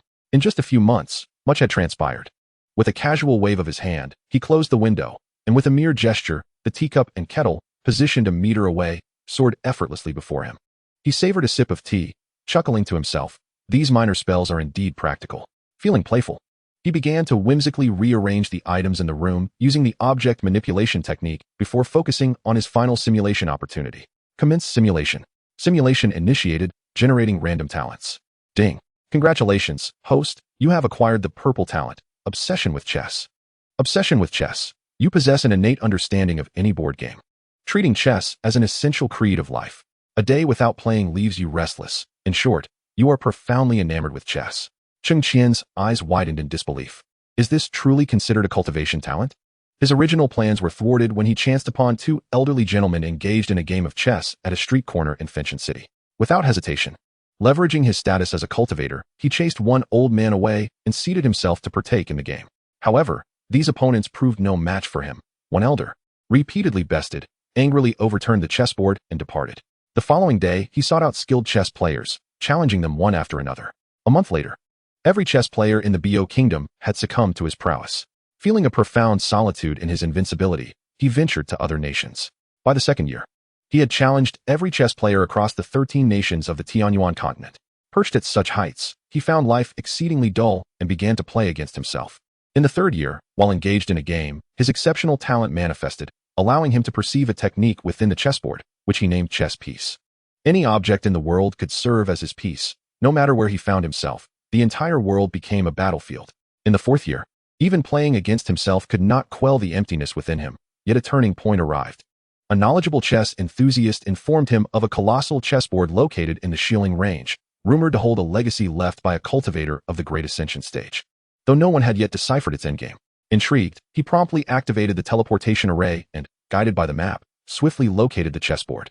The pieces upon the board appeared to be crafted from a mysterious material, emanating a faint glow. Upon careful observation, you discern that the chessboard is adorned with intricate patterns, each line seemingly imbued with some profound principle. You take a seat, beginning to contemplate this endgame. Chapter 57. Could it be that your ethereal master has simply vanished? Despite your extraordinary talent, the current position before you is far more intricate than any chess scenario you have previously studied. An invigorating sense of hope engulfs you, compelling you to delve deeper into the puzzle. In the 30th year, after enduring countless failures, you finally unearth the key to unraveling this endgame. You lift a piece and gently place it upon the board. With your movement, the entire chessboard begins to tremble, and the surrounding air thickens with tension. Undeterred by the environment around you, your entire focus is consumed by the match. Every move is executed with impeccable precision, as if preordained. At last, you successfully resolve the stalemate. Cheng Qian, witnessing this, cannot help but rub his forehead in disbelief. What a remarkable feat. 30 years of chess. Truly a testament to one's obsession with the art of the game.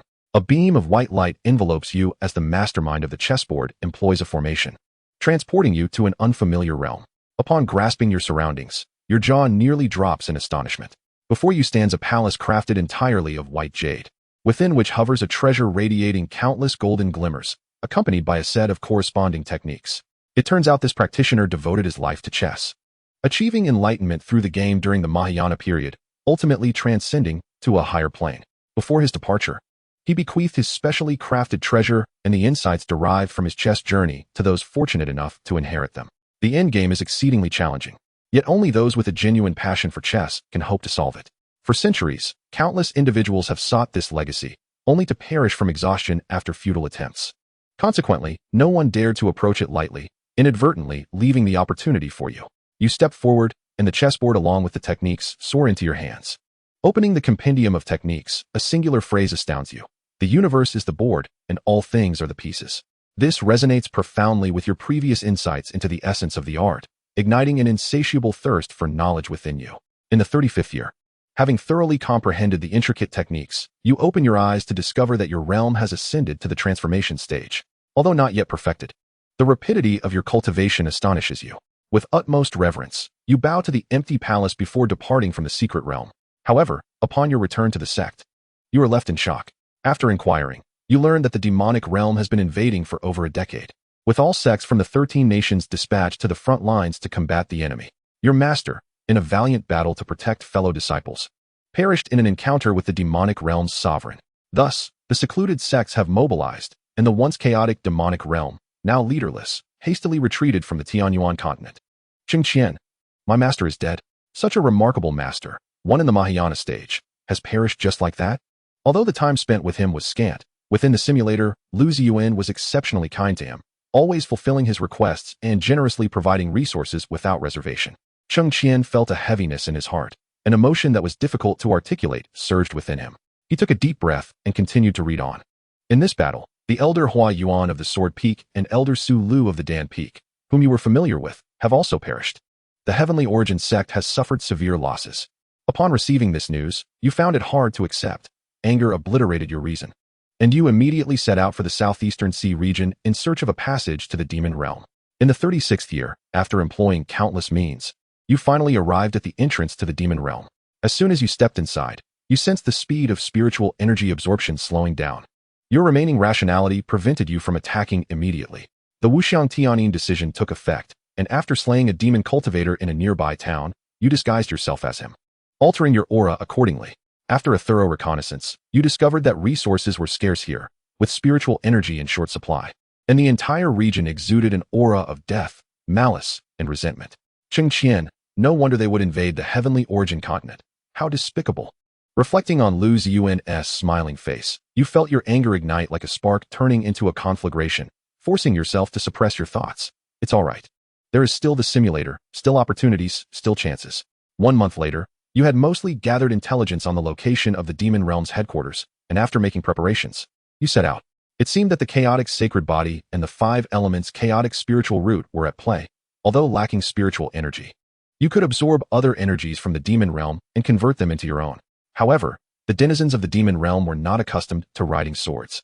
So you had to repeatedly utilize the unique transportation of the Demon Realm, the Crow, to reach the capital. 3 months later, upon arriving near the capital and stealthily eliminating a group of demon cultivators, you finally discovered a token belonging to a disciple serving in the demon palace. Clutching the token, you confidently approached the demon palace. After some investigation, you realized that due to the death of the old sect master, internal strife was brewing within the demon realm, filling you with exhilaration. Using your transformation at the god transformation stage, you concealed yourself in the shadows, masquerading as a disciple during the day to perform menial tasks, while at night, you infiltrated the palace to covertly commit murder. After half a month, the lethargic high-ranking officials of the demon realm finally sensed something amiss, and in their fury, they mistakenly believed it was the forces of rival factions that had struck first, igniting a fierce battle. Watching this unfold, you could not help but feel amused, secretly vowing, "I will avenge my master in due time." However, the deputy sect master and several elders of the demon realm possessed strength above the void stage, and until you had absolute certainty, you did not wish to reveal your identity. 1 month later, the various factions within the demon realm finally recognized the anomaly, and upon reconciling accounts, they discovered that someone had deliberately instigated discord, aiming to incite their internal conflict. The collective outrage was palpable, and they began to pursue the shadowy figure behind the scenes, beneath the guise of a martial art. No one paid heed to the fact that a mere disciple of the demonic sect was the true architect of this incident. However, this internal strife unexpectedly united the denizens of the demon realm. After much deliberation, the new sect leader resolved that the daughter of the former leader would succeed him. The ceremony of succession was scheduled to take place a month hence. In the blink of an eye, the month slipped away. Although you possessed only the strength of a third-tier array master, you spared no effort to gather all available resources to prepare the square where the succession ceremony would be held. You awaited the morrow, determined to inflict grievous harm upon the demon realm, even if it meant exposing your own identity. On the following day, deprived of sleep, you were drawn to the square by the resounding chimes of the demon realm's great bell, signaling the commencement of the ceremony. You discreetly formed the necessary seals, ready to detonate all the array plates the moment the sect leader's daughter made her entrance. At that instant, all low-tier disciples present would meet their demise, and even the elder members of the demon realm would suffer injury. The thought of this outcome brought a smile to your lips. As the colossal bell tolled, a woman clad in black arrived above the square, riding a crow. Your focus sharpened. You awaited the moment she touched the ground. With your heart racing, you watched as she ascended to the highest steps of the square, while an elder began to announce the initiation of the succession ritual. Now was the moment. Chapter 58. The one with dual pupils. You swiftly executed the incantation to activate the array, anticipating the demise of all present in tribute to your master. However, the incantation seemed to falter, as if rendered mute. You initially believed your anxiety had led you to misremember the activation method, but even upon another attempt, the same failure occurred. At this point, even the dullest mind would realize that the plan had unraveled. Looking up at the woman in black upon the platform, you saw her previously expressionless face break into a mocking smile directed at you. The surrounding demon cultivators scattered, revealing your position, while the elders of the demon realm erupted in laughter. Confusion engulfed you as you stood there, bewildered. The black-clad woman seemed to perceive your thoughts, instantaneously appearing 3 meters before you. A transformation occurred within her strikingly distinct black and white eyes. Her pupils turned a blood-red hue, splitting into 2. You were momentarily taken aback by this alteration, yet seizing the opportunity, you lunged toward her without a second thought. In a confrontation between transformation and ascendance, victory seemed implausible. Thus, you resolved to unleash a self-destructive attack. However, the woman's lips curled into a disdainful smile as time appeared to freeze. Your impending self-detonation subsided, and you became rigid, like a marionette, frozen in place. The black-clad woman gazed at you, her breath fragrant as she remarked, "It is rare to encounter a human cultivator with such passion and loyalty, yet you must understand that emotions can be the greatest vulnerability of a cultivator." She gently caressed your forehead, and you felt your soul begin to dissipate. In your final moments, you heard her say, "I shall allow you to retain your corporeal form to serve me. Remember not to let emotions cloud your judgment in your next life." And then, you perished. With no time to examine the rewards following the conclusion of the simulation, Cheng Qian's eyes widened in astonishment as he murmured, "Demon Realm, successor to the sect leader, the possessor of crimson-heavy pupils." He smacked his thigh in realization. Isn't this the notorious antagonist, Shi Wenlu, the arch-nemesis of Xiao Fan from the original tale? She is the sole female character in the Tianyuan continent possessing both beauty and martial prowess that meet the standards for Xiao Fan's harem, endowed with innate heavy pupils that can pierce through all illusions. However, due to Xiao Fan slaying the uncherished prince of the demon realm, who happens to be Shi Wenliu's own brother, the two have become sworn enemies. Yet, as the fated child, Xiao Fan often escapes her clutches through serendipitous opportunities. which has incited Shi Wenliu's ire, a woman who is otherwise undefeated in battle. As the primary antagonist from the lower realm, she later commands the entirety of the demon realm, and after issuing a kill order, she causes Xiao Fan, who had previously sailed smoothly, to encounter numerous tribulations. Ultimately, however, fortune tilts in favor of Xiao Fan, and when she is vanquished beneath his feet, all readers erupt in fervor, clamoring for the original author to include Shi Wenliu in the harem. The author had indeed planned this, but on that fateful day, whether it was due to inebriation or distraction, Shi Wenliu, after enduring countless humiliations, stubbornly refused to relent. Despite being unable to wield her powers, she utilized a secret technique to annihilate her own soul and body, dissipating into the ether. I recall having ridiculed those readers urging the author to incorporate Shi Wenliu into the harem. Cheng Qian pinched his brow, only to be met with harsh criticism. Thus, shortly after Xiao Fan ascended to the upper realm, he ceased reading the novel, unaware of whether Shi Wenliu's fate had been altered. While Cheng Qian cannot be deemed a paragon of virtue, one must ponder the depths of affection required to conquer a woman with whom he shares a grudge over fratricide. And what of that woman? How foolish must she be to acquiesce to such a demand? While having a harem may indeed be exhilarating, one must adhere to fundamental logic regarding character motivations. In his case, he would never submit to the perpetrator of his kin's demise, even if revenge were unattainable. He would not debase his dignity to the ground for anyone's amusement. Allowing his thoughts to wander slightly, Cheng Qian turned his gaze to the rewards of the simulator. The current simulation has ended. For this simulation, you may select one of the following options as a reward. 1. Obsession with the way of chess, purple talent.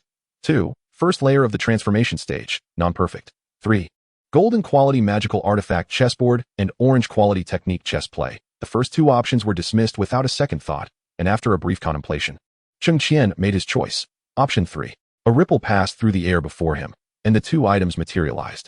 After blood binding the chessboard to himself, its usage instructions manifested in his mind. Although Cheng Qian lacked comprehension of the way of chess, it did not impede the utilization of the magical artifact. This is the distinctiveness of golden quality artifacts. However, to maximize its potential, it must be paired with the technique. If used alone, it would only serve a defensive purpose. With his current strength, he could likely withstand 1 or 2 full force strikes from a transformation stage practitioner. As the chessboard was folded away, Cheng Qian began to peruse the martial arts manual. Even with his extraordinary intellect and innate talent, he found himself grasping only a fraction of its content. Time slipped away unnoticed as he pressed his throbbing temples and murmured, "It appears I must first learn the fundamental rules of chess. Otherwise, I shall be unable to fully harness the potential of this technique." Fortunately, the requirements for engaging in chess, as dictated by this manual, were not overly demanding. With a sense of relief, he stored the two precious items within the simulator's space. In the western ridge, in a certain location, the chessboard, which had previously emitted faint black and white glows, suddenly lost all vitality, crumbling into dust and scattering with the wind. In the aftermath of the endgame, the illusion that housed the treasures abruptly collapsed. This disturbance left many practitioners, who were training in the mountains, utterly astonished. When they arrived at the source of the commotion, they found only a desolate ruin. As they probed with their divine senses, nothing of significance remained. Only a fleeting aura of spiritual essence appeared, only to vanish swiftly thereafter. The crowd buzzed with speculation, yet without any leads. They had no choice but to depart. In the celestial realm, in another location, an elderly man, deep in meditation, was suddenly jolted from his reverie. Though momentarily disoriented, he soon erupted into wild laughter. "Ha ha ha, splendid. At last, my chess deity has a worthy successor." After relieving the exuberance in his heart, the elder, whose presence had previously waned, seemed to be infused with newfound vitality. He stroked his beard with a smile. "Young one, though I do not know your name, I eagerly anticipate the day our paths cross in this vast expanse." His aged eyes gazed towards the distant horizon, a hint of melancholy lingering within.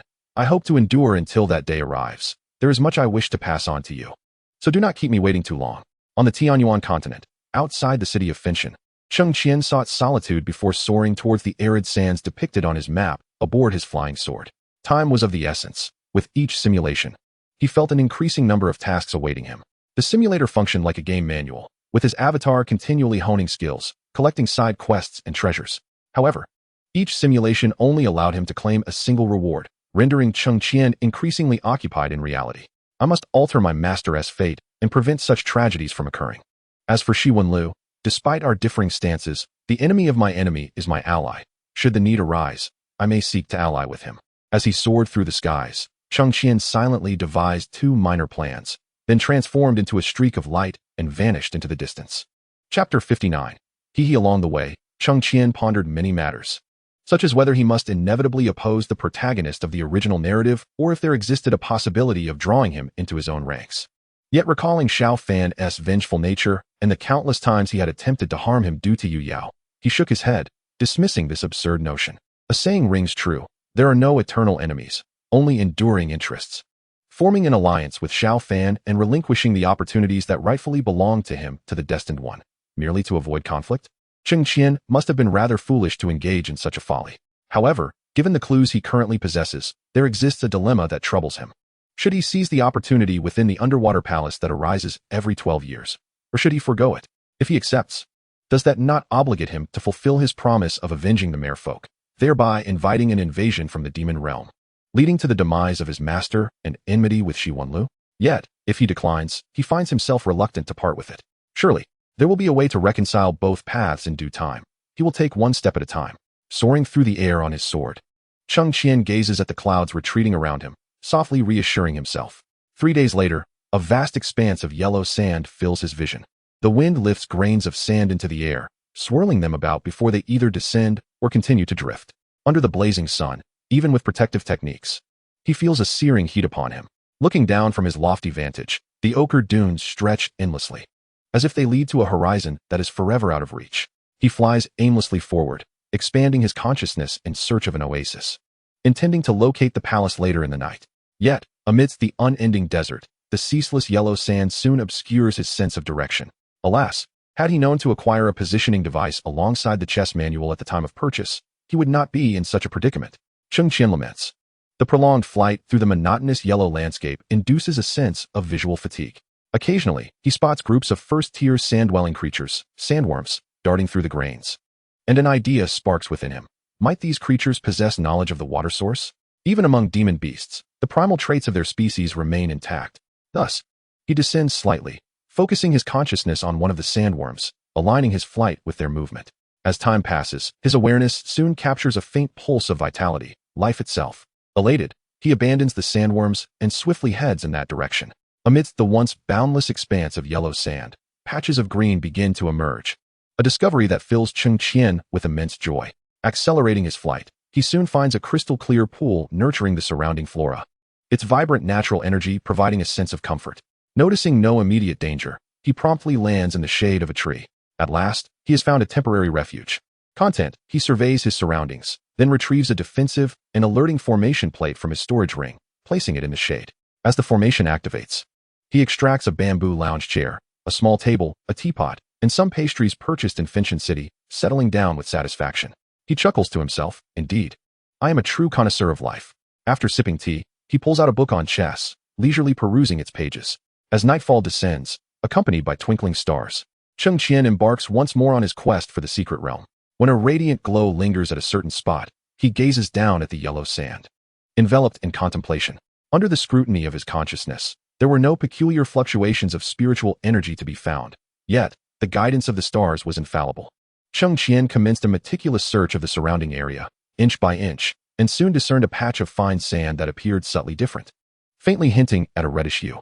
After a moment's contemplation, he struck the layer of sand with his palm. Dust swirled around him, revealing more of the red sand beneath. It seemed this was indeed the location. Cheng Qian wasted no time and unleashed the earth-shattering slash, causing the gravel to collapse until the commotion ceased at approximately 3 zhong, unveiling a heavy, ancient door before him. Due to the sunken terrain, sand continued to pour towards the door, steadily covering it further. Cheng Qian acted swiftly, casting a temporary barrier against the sand around the door and pushing against it. Yet the door remained immovable. He scanned his surroundings, finding no signs of formations or sensing any restrictions. After much effort, frustration welled within him. He retrieved a flat-headed tool resembling an iron rod and began to pry open the crack in the middle of the door. As he pried, he muttered in exasperation. The simulator never suggested this door would be so difficult to open. With a resounding rumble, he quickly created a fissure in the door. Surprised, his movements hastened. Soon, a golden light poured forth from the crevice, prompting Cheng Qian to instinctively shut his eyes. When he reopened them, he found himself within a magnificent palace. I'm already inside. He scratched his head, noticing the absence of the guardian beast that should have been present. While he pondered this perplexity, a figure suddenly appeared before him, a familiar silhouette in a flowing purple gown, exuding grace. The woman slowly turned, revealing a fair and radiant face adorned with a warm smile. "My dear disciple, what brings you here?" Cheng Qian's pupils dilated in astonishment as he blurted out, "Master, what are you doing here?" Lu Ziyuan chuckled softly as she approached, her delicate hand gently caressing Cheng Qian's cheek. "Then where should I be?" Her gesture flushed Cheng Qian's face, prompting him to instinctively step back and avert his gaze. "Master. Ahem, are you here from the sect to seek treasures?" Lu Ziyuan seemed unfazed by his retreat. Instead, she stepped closer, nearly pressing against him. She parted her lips, the warmth of her breath tickling his ears, rendering him motionless. Her melodious voice whispered, "I have come to seek you, my little disciple." A shiver ran through Cheng Qian's body, and he retreated a considerable distance, nervously touching his flushed ears. Master, are you worried for my safety? Why have you come here?" He pondered, suddenly unsure of his purpose. It seemed he had momentarily forgotten. Cheng Qian vigorously shook his head, deep in thought, when Lu Ziyuan stepped forward again. Her slender fingers pressed gently against his lips, silencing him. "My little disciple, does it truly matter what you came here for? There is no one around. And I know your heart's desire. Do you not wish to engage in something meaningful with your master?" Her voice was akin to the refreshing autumn breeze of October, reminiscent of the bubbling spring water cascading through the mountain crevices and the melodious song of the oriole perched upon the branches in the valley. Cheng Qian's gaze was somewhat dazed, his cheeks flushed, and he instinctively felt inclined to nod in agreement. Noticing the flicker of interest in her young disciple, Lu Ziyuan waved her hand, and a chessboard materialized in the distance. "Disciple, come and play chess with your master." The illuminating stones in the palace cast a soft glow upon Lu Ziyuan's flowing hair, and she smiled warmly at Cheng Qian as she walked over. "What are you still lingering for? Come quickly." Though Cheng Qian harbored an ineffable feeling within, he instinctively followed his master's command and approached her. "Master, is the meaningful endeavor you speak of merely playing chess? Do you not enjoy chess? I shall accompany you in the game. Are you not pleased?" Lu Ziyuan's voice seemed to carry a certain allure. Cheng Qian felt a twinge of headache, yet his body unconsciously settled opposite Lu Ziyuan as they began their match. Lu Ziyuan gently placed a piece on the board. "Do you like it here?" The scenery around them had transformed without his noticing. Cheng Qian glanced about. The gentle breeze caressing him, the verdant trees casting dappled shadows, presenting a harmonious tableau that allowed him to relax entirely. "I do." "Then, my disciple, would you wish to remain here forever to play chess with your master?" Lu Ziyuan's gaze was fixed upon him, her delicate lips parting slightly. Her words seemingly cast a spell that entranced Cheng Qian's heart and mind. His hand, poised over the chess piece, faltered. He raised his head to meet Lu Ziyuan's gaze. Previously unnoticed details now captivated him unabashedly. His master was indeed strikingly beautiful, her features sharply defined, her skin as smooth as jade, beneath her elegantly arched eyebrows. Two eyes sparkled more brilliantly than the stars themselves. Her long lashes fluttered like feathers against Cheng Qian's heart, with a gracefully sculpted nose and full, rosy lips curving into a subtle smile. She evoked an endless stream of thoughts. Cheng Qian chuckled softly at first, then his laughter grew louder, his shoulders shaking involuntarily. Lu Ziyuan tilted her head in surprise. "Disciple, why do you laugh so suddenly?" Cheng Qian pinched a black chess piece between his fingers, a look of reluctance crossing his face. "This place is wonderful, and it brings me joy to be in your company." "Then why not promptly agree to stay with your master forever?" Lu Ziyuan's tone grew urgent. Cheng Qian stood up, stepping back 2 paces, caressing the chess piece with his fingertips, his gaze falling. "But master is still waiting for my return to the sect. You are merely an illusion." As he spoke, a massive fireball ignited in his hand, and the earlier chess piece swiftly transformed into a wisp of smoke. With a crash, Cheng Qian closed his eyes and waved his hand. Upon reopening them, the enchanting scene had vanished, leaving only a dark, empty palace before him. Not far away, a white, indistinct entity hovered in the air, baring its teeth at him. "Is this the legendary Shun beast?" The little creature looked somewhat adorable. Cheng Qian stroked his chin, quickly casting aside the wistful feelings that had lingered from the illusion.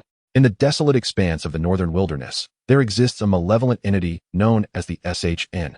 This creature is inherently endowed with the ability to conjure illusions, revealing the deepest desires harbored within the hearts of cultivators, ensnaring them eternally in a phantasmagoria that gradually devours their cultivation and spirit until death ensues. Unlike the heart's demons, which embody the most profound fears of a practitioner, the SHN preys upon desires.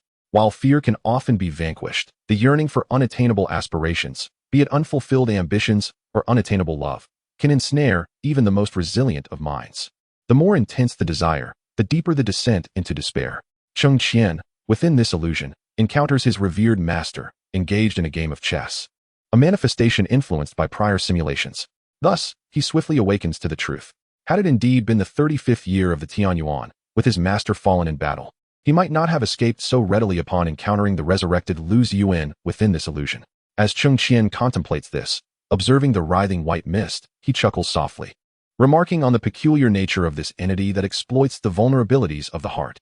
No sooner had he spoken than a colossal fireball hurtled toward the SHN. The malevolent creature, terrified of flames, let out a wretched cry before dissolving into a wisp of smoke, vanishing without a trace. Cheng Qian clapped his hands together, snapped his fingers, and a multitude of flickering flames ignited around him, illuminating the desolate chamber. The pitch-black underground palace lay barren, its surrounding pillars marred by the ravages of time. Gripping his sword of law, Cheng Qian cautiously advanced, recalling that the simulator had indicated the presence of a guardian beast in this vicinity. Thus, despite the seemingly tranquil environment, he remained on high alert. His footsteps echoed in the vast hall, and he found himself swallowing hard. As he pressed forward, the ground began to slope downward more steeply. Soon, an ancient door came into view, devoid of any discernible formations or prohibitions, and his spirit sense revealed no toxins or concealed mechanisms.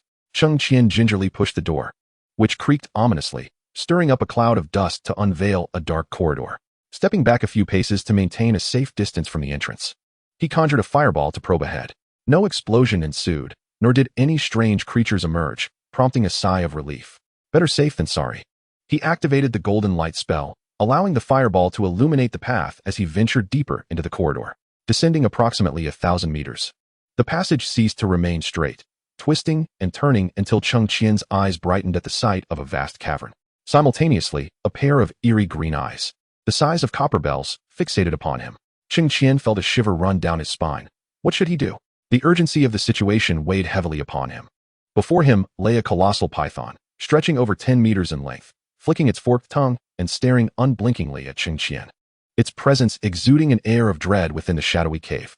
Cheng Qian tightened his grip on the sword, a slight gulp betraying his apprehension. The simulator may have been merely a simulation, but reality was undeniably tangible. The sudden appearance of such a formidable creature, particularly one of his most dreaded snake-like beasts, was enough to instill genuine fear within him. Thus, a stalemate ensued between man and serpent. The enormous python, seemingly growing impatient, initiated the assault with a sweeping motion of its massive tail, stirring up gusts of air.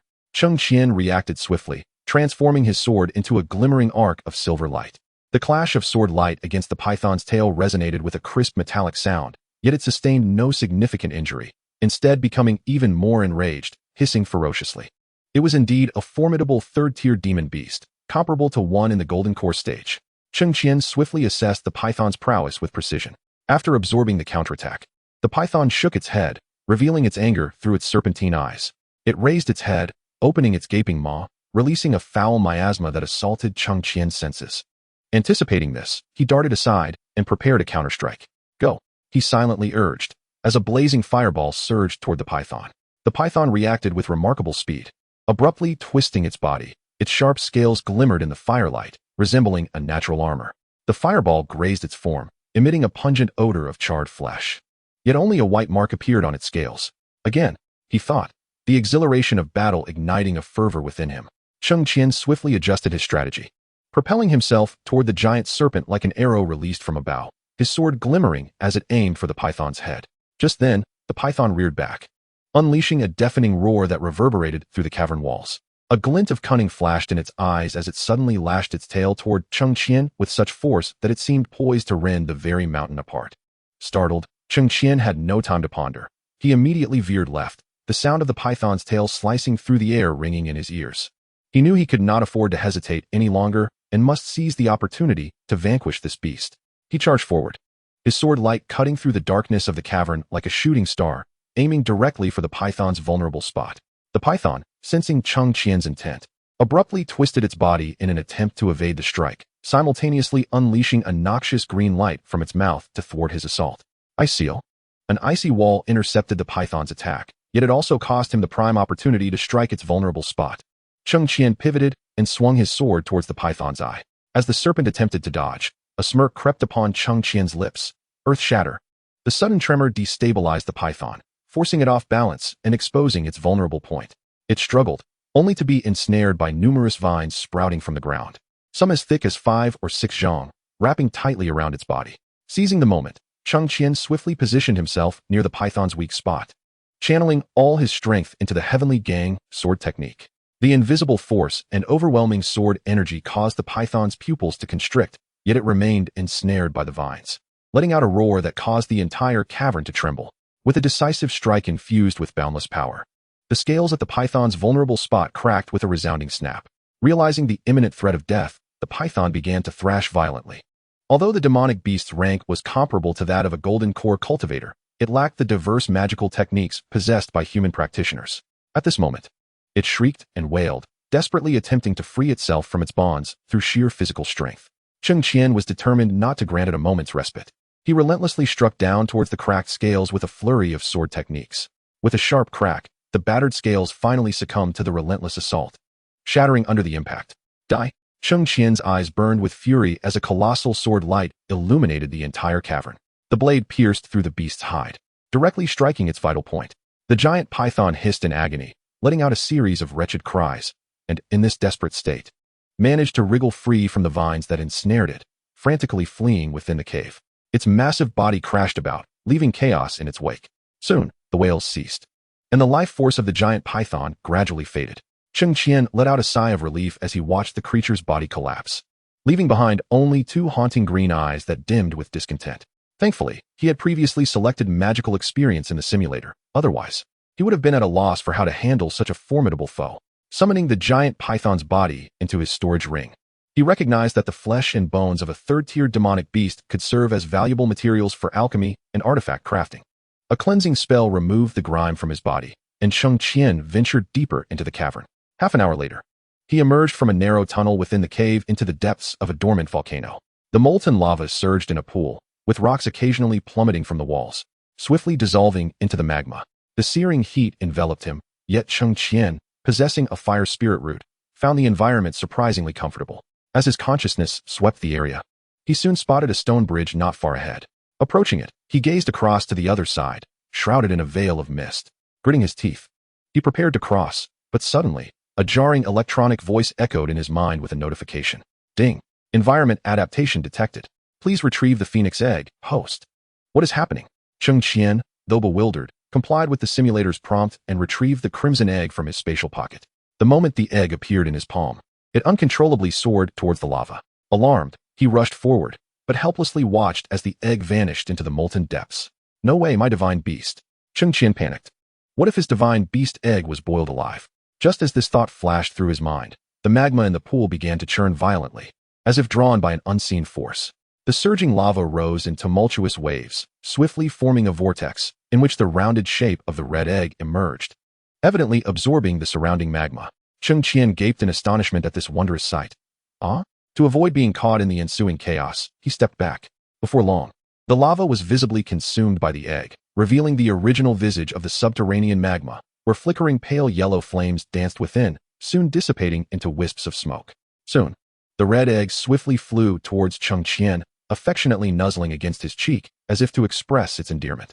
Feeling the warmth on his face, Cheng Qian found himself momentarily bewildered, struggling to comprehend the situation before him. The egg, seemingly dissatisfied, began to rotate back and forth in front of him. After a considerable pause, Cheng Qian finally deciphered its intent, extending his arm with his palm facing upwards and asking dumbly, "Is this how it works?" The egg wiggled slightly before instantly landing in his palm. A sharp pain shot through his fingers as a small cut appeared. Leaving Cheng Qian perplexed as to how the egg managed such a feat, a drop of blood merged with the red egg. "Master!" A youthful voice suddenly echoed in his mind, startling Cheng Qian. Gazing at the exuberant red egg before him, he tentatively inquired, "Eggy, is that you?" The charming and playful voice jubilantly responded in his mind, "Master, yes, it is I." Astonished, Cheng Qian swiftly accepted this new reality. After all, it was a divine beast's egg from the world of cultivation, where the extraordinary was commonplace. Observing the red egg rolling in his palm, he couldn't help but twitch his eyelids. Eggy, have you absorbed the magma?" "Indeed, the fiery essence within this magma is incredibly potent. Upon sensing it, I yearned to emerge, yet I was trapped by something. Fortunately, you have freed me." The red egg expressed its delight, bouncing joyfully. In the absence of any legends regarding divine beasts in the Tianyuan continent, Cheng Qian had no knowledge of how to care for the egg before him. He cautiously asked, "Would you like to return to where you were earlier? After all, Carrying such a large egg around was rather conspicuous. The red egg vehemently resisted, its entire form quivering in his palm. No, that place is dull, too dark, and frightens me. The childlike voice softened Cheng Qian's heart, prompting him to scratch his head in contemplation. But having you here makes things rather inconvenient. It could lead to complications. Fear not, master. I have a solution. The red egg chuckled lightly before transforming into a streak of light, diving into Cheng Qian's brow, vanishing in an instant. Cheng Qian stared at his empty palm. Bewildered, where has my large egg gone? Master, master, I am within your sea of consciousness. Immersing his spirit, he indeed found a small red egg floating in the expanse of his mind. Cheng Qian felt a wave of relief wash over him. You are a phoenix, right? So, does this mean we have formed a contract? When will you hatch? Although lacking experience with divine beasts, his familiarity with novels allowed him to grasp the critical questions, prompting a rapid-fire inquiry. Yes, master, we have formed a contract, so I shall not disrupt your sea of consciousness. However, having just absorbed a substantial amount of fiery essence, I feel a bit tired and wish to take a nap. I do not know when I will be able to emerge. As it spoke, the youthful voice gradually diminished. And no matter how Cheng Qian called out, there was no response. Watching the seemingly slumbering red egg, he could only smile helplessly, pressing gently on his brow. Youth truly has its advantages. It can fall asleep at a moment's notice. With a faint smile and a shake of his head, he surveyed the now cool lava surrounding him, observing that no monstrous beasts or toxic entities were present. Cheng Qian confidently stepped onto the stone bridge, making his way towards the opposite shore. Chapter 62. The affectionate and righteous Cheng Qian. The bridge stretched long before him, and after a quarter of an hour, a magnificent palace emerged in his sight. It appeared to have been abandoned for quite some time, with ethereal lights gently flowing around its structure. As Cheng Qian extended his spiritual awareness, he discerned a minor protective formation ensuring the sanctity and cleanliness of the edifice. Satisfied that no dangers lurked within, he cautiously infused a hint of spiritual energy, causing the grand entrance to creak open with a heavy sound. Having glimpsed the interior through his spiritual sense, he prudently inspected the surroundings before advancing towards a resplendent, red-hued artificial mountain. Cheng Qian's gaze flickered with intrigue. Is this a mineral? The red foam mountain shimmered with a luminous glow, subtly revealing energies of both red and yellow hues. Gently tapping it with the hilt of his sword produced a clear, metallic resonance. Recalling the volcanic region outside, Cheng Qian surmised the identity of this artificial mountain. Previous readings had mentioned that the flames of magma would give rise to a type of spiritual mineral, which, over time, could transform into a spirit fire crystal. This crystal, rich in fire attribute elements, was a coveted treasure for cultivators with fire spirit roots. Furthermore, due to its inherent hardness, it was ideally suited for crafting treasures and artifacts for fire attribute practitioners. However, such minerals were rare, seldom circulating in the market, and even a small piece would be fiercely contested at auctions. Before him stood an artificial mountain nearly 3 meters tall and 5 meters wide, its quality undeniably surpassing the red grade. Wiping away non-existent drool from the corner of his mouth, he waved his hand to store the mountain in his storage ring. Chuckling to himself, I've struck gold. Lifting his gaze towards the depths of the palace, 3 gray boxes hovered above a table. Cheng Qian approached, probing with his spiritual energy, and the boxes opened sequentially. From left to right, he found a martial art manual, a tattered map, and a fire attribute artifact. The manual was titled Fire Armor Technique, specifically designed as a defensive art for cultivators with fire spirit roots. It enabled practitioners to transform their fire attribute spiritual energy into protective flames, forming an impervious fiery armor enveloping their entire being. I have already mastered the Golden Light spell, but this defensive technique would certainly be an asset, Cheng Qian mused, his gaze shifting to the map within the second box. With a thought, he stored the map in the simulator's space, eager to examine its details. To his surprise, it displayed the message, Unknown Map Fragment, Collection Progress 18. Cheng Qian grimaced. It truly offers no easy insights. The treasures concealed within this map are likely extraordinary. After all these years, the simulator has only managed to collect 3 fragments. I wonder where the remaining pieces might be found. Shaking his head, he retrieved the contents of the third box, an exquisitely crafted fan-shaped artifact. Upon performing a blood recognition ritual, he immediately grasped its purpose. The process of refining weapons and elixirs allows one to channel spiritual energy to manipulate treasures, producing flames of appropriate temperatures. In battle, one can unleash scorching flames upon adversaries. Cheng Qian furrowed his brow. Is this all? The greater the hope, the greater the disappointment. Aside from the slight utility in controlling temperature, everything else seems akin to the Great Fireball technique. No wonder the simulator merely indicated, acquired some resources and a fragment of a mysterious map. However, Aside from the colossal python outside, the entire palace exploration presented little danger, and fortuitously, he had established a pact with the divine beast egg, so it was not entirely fruitless. Surveying his surroundings, Cheng Qian extended his consciousness but found nothing else of interest. He turned to depart. 5 days later, at the foot of Xiantian Gate, the sight of the familiar mountain gate stirred a wave of nostalgia within him. A few months prior, he had been merely a good-for-nothing servant devoid of spiritual roots. Now, he was the esteemed disciple of the sect leader of the foremost sect in Tianyuan continent. A prodigy of unparalleled talent at the tender age of 20, having reached the pinnacle of foundation establishment. With a light chuckle, he noticed 2 familiar figures lazily leaning against the gate's pillars, stealthily dozing. Cheng Qian treaded softly and shouted into the ear of one dark-skinned man. Patrol Team Brother Chen is here. Startled, the man instantly shed his drowsiness, hastily tugging at his clothing while turning towards the gate and exclaiming, "Greetings, brother." Yet, there was no one before him.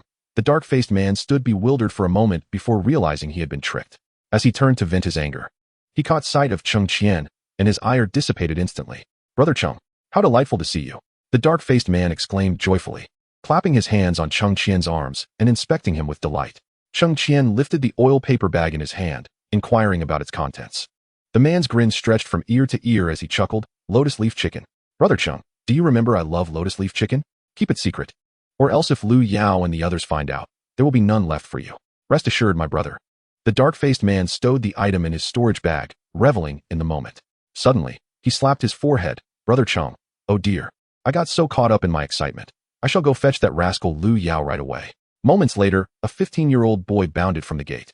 His radiant smile visible from afar. Brother Cheng, slow down. No need to rush," Cheng Qian said, a smile creeping onto his lips. After several months apart, the once frail boy had grown significantly sturdier. With a sweep of his consciousness, he noted that Yue Yao had now reached the 4th layer of qi refinement. He recalled that before his departure, Yue Yao was merely at the 2nd layer, so it seemed the contribution points he left behind had indeed provided some assistance. As Yue Yao approached, he leaped forward, wrapping his arms around Cheng Qian tightly. "Brother Cheng, you're back." Cheng Qian tugged at the boy's collar, pulling him away and chiding. "You rascal, what is this embrace? What if some girl who secretly admires me sees this and misunderstands?" At this, several people at the gate could not help but chuckle. "Brother, what have you come back for?" Yue Yao asked innocently. Cheng Qian gently patted his shoulder, expressing his longing to see them again.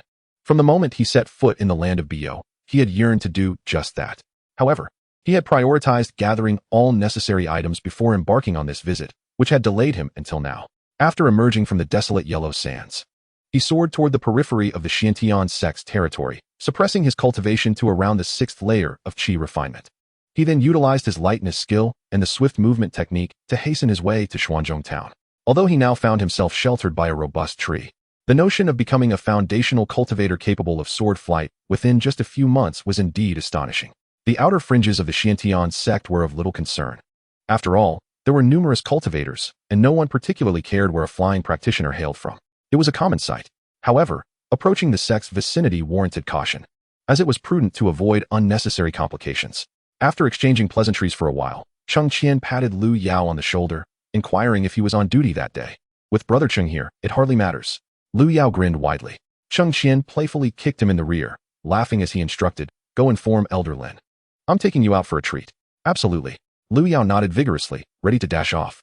Cheng Qian called out, "Wait a moment, take this to Elder Lin."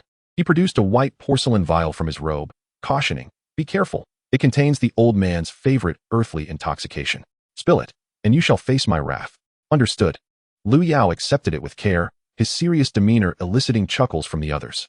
A burly man scratched his chin, grumbling, "Brother Cheng, do you have any more? I'd like to partake as well." Cheng Qian laughed and scolded, "Get lost." Chapter 63. Master S assistance in opening doors at the tavern in Xuanzhong town. They secured a private room with good discretion, setting a table laden with exquisite dishes and fine wine. Yue Yao, the simpleton, was left awestruck. However, Cheng Qian's subsequent actions truly left him slack-jawed. With a wave of his hand, he activated a protective array that shielded against prying senses and sound, placing several mid-grade spirit stones onto it, causing the air to shimmer with a sudden wave of energy. Cheng Qian clapped his hands and casually took a seat, exclaiming, "Stop gaping, eat." "Brother, what?" Yue Yao stammered, pointing at the array and the spirit stones in disbelief. Just as Cheng Qian was about to respond, Yue Yao suddenly slapped himself across the face, exclaiming, "Ah, that hurt, it's real." Cheng Qian couldn't help but chuckle. "Brother, What on earth is happening? You mentioned before that you had an opportunity in cultivation, but this opportunity seems rather grand. Yue Yao inquired, rubbing his face. Well, the story goes like this. Cheng Qian stroked his chin, recounting the tale he had meticulously crafted. The gist was that by sheer chance, he had consumed a pill that awakened his spiritual roots, leading to extraordinary talent, which caught the attention of the sect master of Tiandi sect, who took him on as a disciple. Well, that seems plausible enough, Yue Yao mused. To him, Cheng Qian was akin to a brother, and despite the tale's slight inconsistencies, he chose to overlook them, instead feeling genuinely happy for Cheng Qian. Yue Yao raised his glass, his eyes glistening with emotion. Brother, may you reap the rewards of your hardships. I am truly delighted for you. Upon witnessing Yue Yao's demeanor, Cheng Qian pursed his lips, a myriad of emotions swirling within him, causing him to forego any words and simply raise his cup. Cheers. The two exchanged a knowing smile before downing their drinks. Delicious. No wonder old man Lin is so fond of indulging in earthly intoxication, Yue Yao remarked, savoring the taste. Cheng Qian encouraged, eat some dishes. If you enjoy it, drink more. Today, I shall treat you. He chuckled. Brother, you've risen to prominence. So I must indulge in a hearty feast. Yue Yao responded without reservation, as the table filled with an array of food and drink. Yue Yao began to feel the effects of inebriation. Brother, will you return to visit us in the future? Cheng Qian pondered for a moment before replying. In truth, I came this time to invite you to leave with me, but I am uncertain of your willingness. Although Cheng Qian was no longer the same person he once was, memories remained infallible. At the miscellaneous peak of the Qian sect, their bond was so profound that they could almost share a single pair of trousers.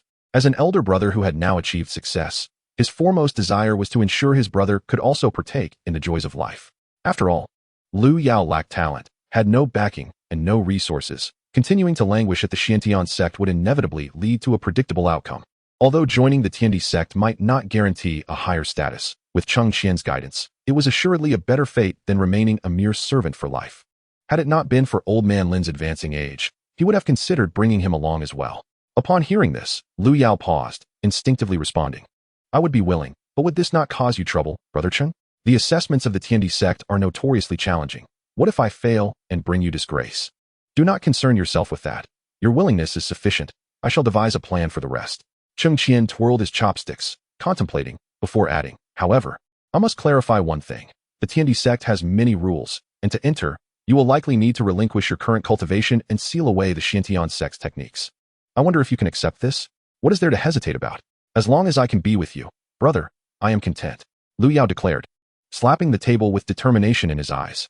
You are my only family in this world. I would not hesitate to sacrifice my cultivation for you. Cheng Qian felt reassured he had not misjudged him and nodded. Pack your belongings tomorrow and handle the withdrawal procedures. We shall return to the Tiandi sect together. Yue Yao was overjoyed. Absolutely, brother. The following day, while waiting in Xianmen town, Cheng Qian received the delightful news. Upon stepping outside, he noticed Yue Yao with red-rimmed eyes, likely due to bidding farewell to the brothers at the miscellaneous peak. Children are inevitably prone to sentimentality. Nevertheless, Cheng Qian consoled him. In the future, there will be opportunities to bring the brothers to the Tiandi sect, and then you shall not feel lonely. Yue Yao instantly brightened. I will follow your lead, brother. Let us be on our way. After activating the teleportation array, Cheng Qian arranged for Yue Yao to stay at the largest inn in Luoyan country before hastening back to the sect. His first task was to visit his master's residence. Upon arriving at the entrance, before he could utter a word, a melodious voice like a gentle breeze floated from within. Little disciple, come in. The doors of the hall swung open without a breeze, and Cheng Qian stepped inside. Resting on the luxurious couch while engrossed in her reading, Lu Ziyuan lifted her eyelids slightly and let out a soft chuckle. Where have you been? You've returned quite late. With her capabilities, it was effortless for her to ascertain the whereabouts of a disciple within the sect.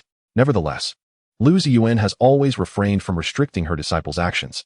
As long as they return safely, she is not overly concerned about other matters. Cheng Qian gazed at the familiar yet tangible figure before him, feeling somewhat dazed. Memories of his master conjured in his mind, particularly the image of her creating illusions within the palace of the Shans. Shaking his head to dispel the unrealistic thoughts, he respectfully bowed. Master, I recently returned to my hometown, and I have another matter I wish to ask for your assistance with. Lu Ziyuan cast a glance at Cheng Qian, poised to respond, when her brow suddenly furrowed. Setting down her book, she gazed at him curiously. Your cultivation seems somewhat amiss. Cheng Qian still exhibited the strength of a sixth-layer qi refinement, which, based on the passage of time, was neither particularly fast nor slow. Although the Wuxiang Tianin Ju was formidable, He harbored doubts about whether he could completely conceal his true abilities in front of his master, a practitioner of the ascension stage. With a tentative spirit, Cheng Qian inquired, "Master, I have been cultivating according to the method you provided. Is there a mistake in my practice?"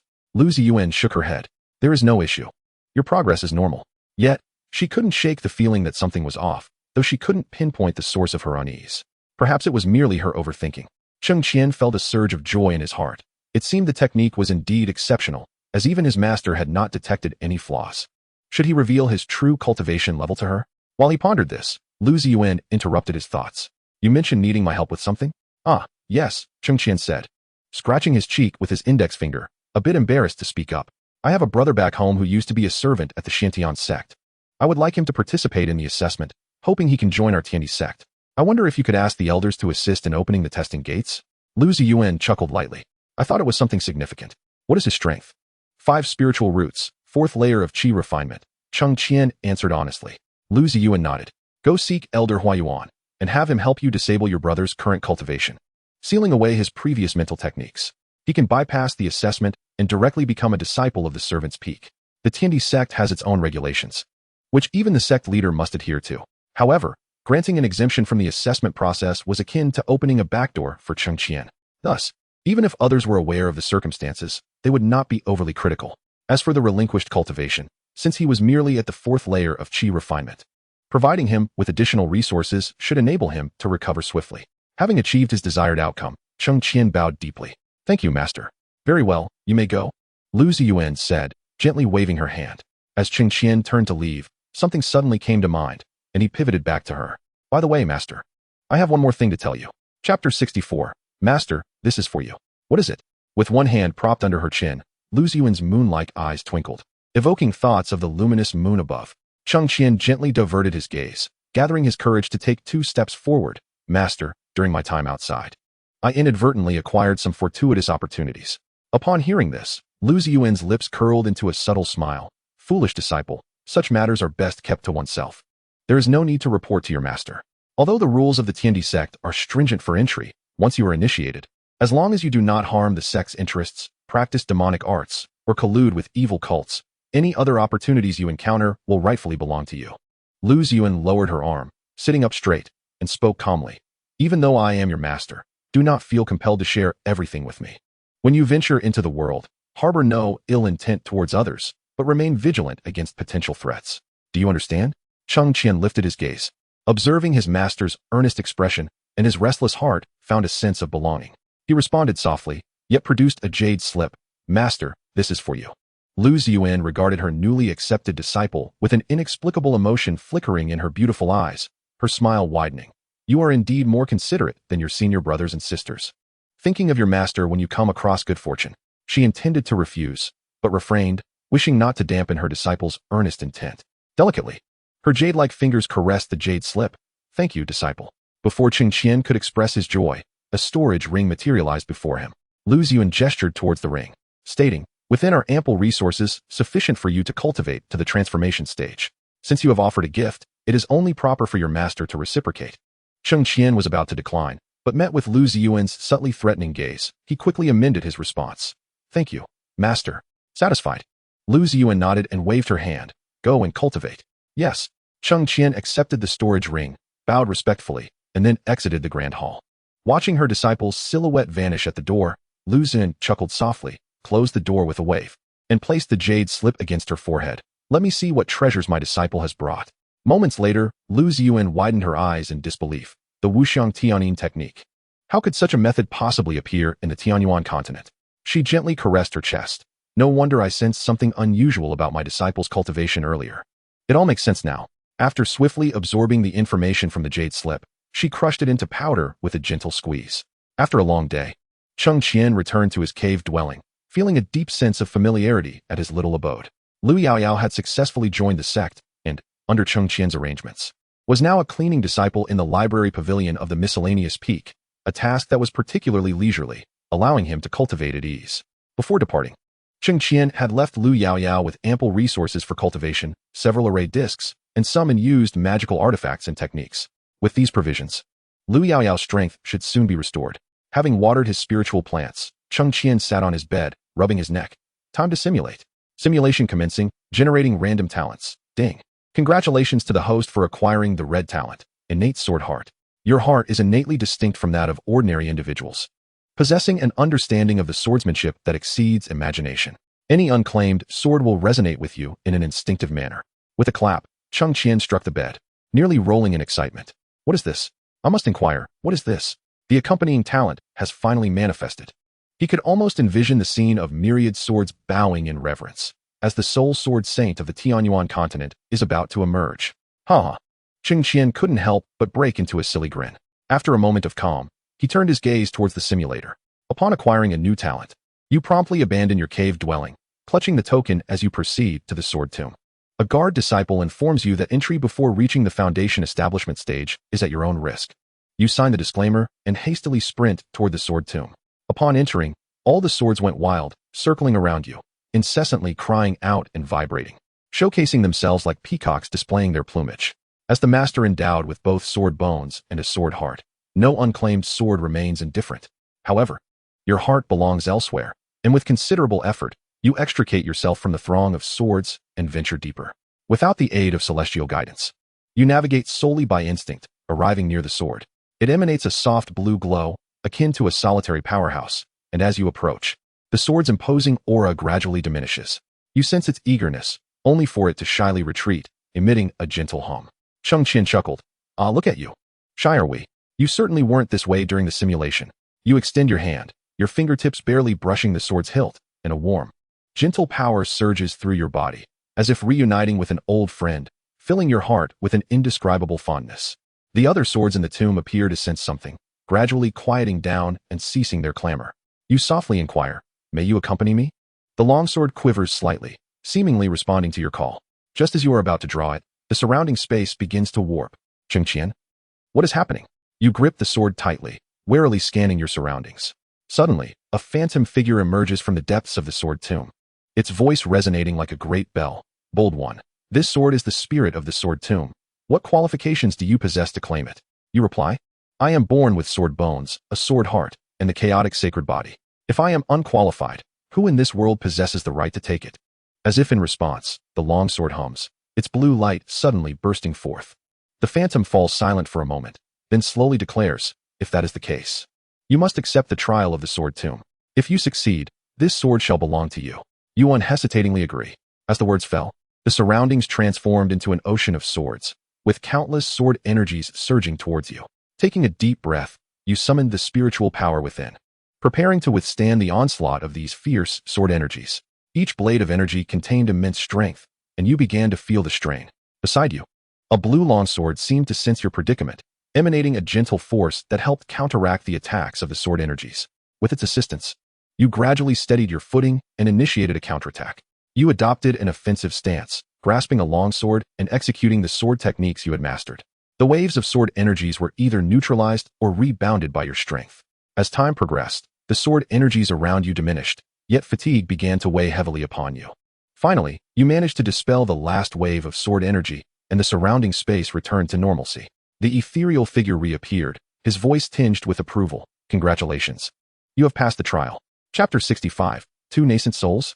At the moment you drew the blue sword, the sword tomb was enveloped in a tempest, and all the unclaimed swords resonated in unison, as if congratulating you. Observing this, Cheng Qian clapped his thigh. Look at this, what a spectacle we have here. You sheathed the sword within yourself and departed from the sword tomb, hastening to the Heartbreak Cliff, where you began to refine the surrounding sword intent, merging it with your innate sword. After 3 years, you left the Heartbreak Cliff, having fully refined your innate sword and fused it with the sword intent, elevating your cultivation to the third transformation of the Golden Core with 24 patterns. Ah, the patterns of the Golden Core have increased. Cheng Qian exclaimed in delight. Does this mean you are now close to the 81 patterns? During this process, through accumulation, you devised a new move, the Gale Wind Sword. This technique comprised 3 forms, the Whirlwind Slash, the Airflow Shield, and the Cyclone Thrust. The Whirlwind Slash allows for the rapid release of a blade of energy akin to a tornado, inflicting substantial cutting damage upon foes. The Airflow Shield can create an invisible defensive barrier, effectively repelling external attacks. Meanwhile, the Cyclone Thrust is a melee skill that compresses the surrounding air into a blade by swiftly rotating the sword, striking at enemies with remarkable speed. You felt confident that if you were to encounter Xiao Fan again, you would possess the strength to contend. In the 4th year, you reached the 4th transformation of the golden core with 32 patterns, and during a brief excursion, you retrieved the Qingmu Spirit Pearl. Although it was not immediately useful to you, it could serve Yue Yao well. By the 5th year, you attained the 5th transformation of the golden core with 40 patterns, acquiring a fragment of a map from a loose cultivator. In the 6th year, you reached the 6th transformation with 48 patterns and obtained a fragment from an auction house. After some contemplation, you sought the individuals behind the auction to discreetly monitor the whereabouts of the map fragments. Anyone providing a lead would be rewarded with a premium spirit stone. Upon verification, once you secured the fragment, an additional 100 premium spirit stones would be bestowed upon the informant. Such a grand gesture sent ripples through the auction house, making one feel as though they might be the foolish offspring of a reclusive sect elder, too intimidated to offend and thus repeatedly acquiescing. While such actions could easily reveal the value of the map fragments, attracting unwarranted attention, one must ponder, without risk, how can one hope for reward? In the 7th year, weary from relentless travels, you found that the tidings you received were naught but futile leads, which left you somewhat perturbed, significantly hindering your cultivation pace. Yet, fortune soon smiled upon you. A month later, you learned that the auction house in the kingdom of Wangyue might possess map fragments for sale. Cheng Qian mused. This endeavor is akin to finding a needle in a haystack, yet having a clue is sufficient. Armed with the simulator, he believed that once he obtained the information, he could quickly gather the remaining pieces. A month later, it was uncertain whether the auction house was maliciously inflating prices or if competitors had discerned the fragment's true worth and were thus frantically vying against you. Fortunately, you successfully acquired the 4th map fragment, albeit at a considerable cost in spiritual stones, yet you felt every effort was worthwhile. In the 8th year, with a golden core at the 7th transformation and 56 patterns, while seeking news of the map fragments, you unexpectedly encountered Xiao Fan and his companions in the kingdom of Kangri, as he had not yet ascended to the divine transformation stage. You pondered the danger and decided to stealthily trail them. In a secluded area, you launched a sudden attack, employing lethal moves. After an indeterminate duration of combat, Xiao Fan had exhausted all his trump cards and, in desperation, fled with Yue Yao and Xia Murui. You attempted to pursue them, but suddenly a bolt of lightning struck from the heavens, nearly turning you to ash. By the time you regained your composure, Xiao Fan and his companions had vanished without a trace. Cheng Qian found himself at a loss for words. Is this the protection of the heavenly Tao? Much like the novels of a past life, the fated children of destiny often find miraculous escapes in their direst moments. Yet, what if Xiao Fan's fortune were to dissipate? Would the heavenly Tao still shield him? Boldly hypothesizing, cautiously seeking verification, he knew that one day he would uncover the truth. Due to that bolt of lightning, you recuperated in the kingdom of Kangri for half a month. One day, while idly wandering, you stumbled upon a fragment of an ancient artifact at a street vendor's stall. Though seemingly worthless, you felt an inexplicable sense that it was no ordinary object. Upon acquiring the fragment, you ventured to a remote cave in the outskirts to study it. After exhausting all means without uncovering any wondrous properties, you began to doubt your judgment. However, your life sword suddenly resonated, compelling you to summon it forth, and it swiftly darted into the fragment. Startled, yet sensing no harm to your life sword, you commenced a lengthy wait. 3 months later, your life sword emerged from the fragment, and the shard transformed into myriad specks of black light that entered the sword's body. Through the connection of spiritual consciousness, you finally discerned the fragment's purpose. It had once been a part of an ancient divine sword, belonging to a certain sword deity from the upper realms. In a cataclysmic battle between immortals and demons, its master perished, and the sword was shattered into countless fragments scattered across the 5 realms. The 5 realms? Cheng Qian pondered, a flicker of confusion crossing his mind. Previously, while reading novels, I was aware that after ascension, there exists another realm. If the Tianyuan continent represents the human world, and above it lies the celestial realm, what then are the other 2 realms? It feels as though the tip of the iceberg of this world is only now beginning to reveal itself before him. As Cheng Qian pondered these thoughts, he couldn't help but feel a twinge of headache. Following the fragment's conveyed information, his innate sword, when refined with these shards, would ultimately evolve into the once renowned sword of all ages. He sensed that his innate sword, having absorbed one fragment, indeed felt its power enhanced compared to before. In the 9th year, at the 8th transformation of the golden core with 64 patterns, he fortuitously discovered the 5th map fragment within the belly of a beast in the Qingpu Abyss. Additionally, beneath the Qingpu Abyss, he uncovered a vast expanse of magma rich in the essence of fire. The dormant egg in his mind was roused by the enticing aroma, awakening from its slumber. After devouring all the magma, it once again succumbed to sleep. Cheng Qian grimaced. This little creature has quite an appetite, with so many fire elements consumed. Why isn't he hatched yet? Nevertheless, this simulation yielded a wealth of critical information, and he silently took out a piece of paper to record it. In the 10th year, at the 9th transformation of the golden core with 72 patterns, although he was still 9 patterns short of perfection. Such an achievement would undoubtedly reverberate throughout the entire Tianyuan continent. He took a moment to reflect and sought his master, requesting her assistance in finding a suitable location for his breakthrough.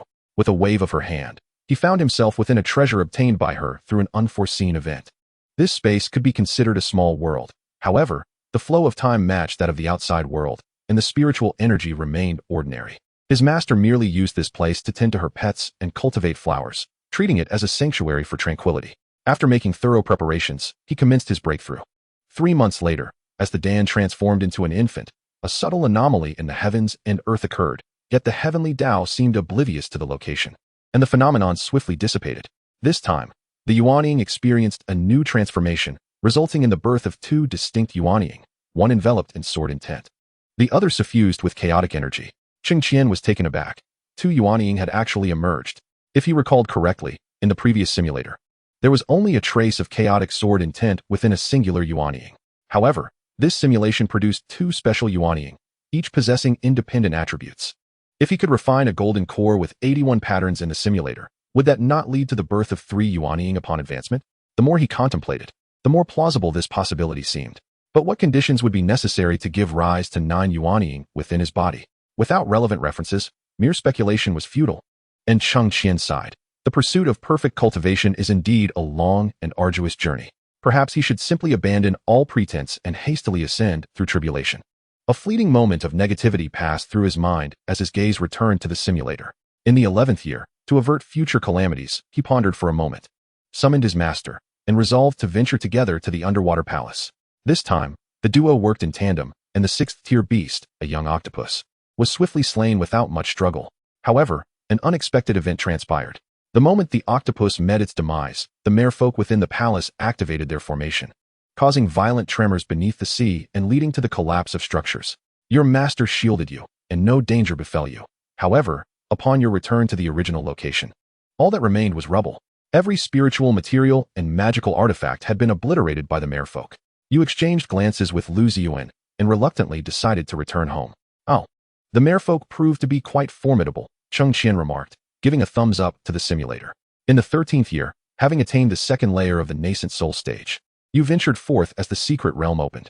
This time, however, something amiss occurred, and you did not encounter Xiao Fan and the others, leaving you with a tinge of regret as you had intended to ambush the fated child who was severely injured.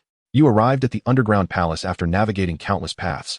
Just as your gaze brushed against the ancient and intricate runes on the wall, your life sword let out a shriek and pressed directly against the surface, its agitation and sorrow influenced by the earlier shard of the divine sword. After a considerable time, the sword ceased its trembling, radiating a brilliant blue light.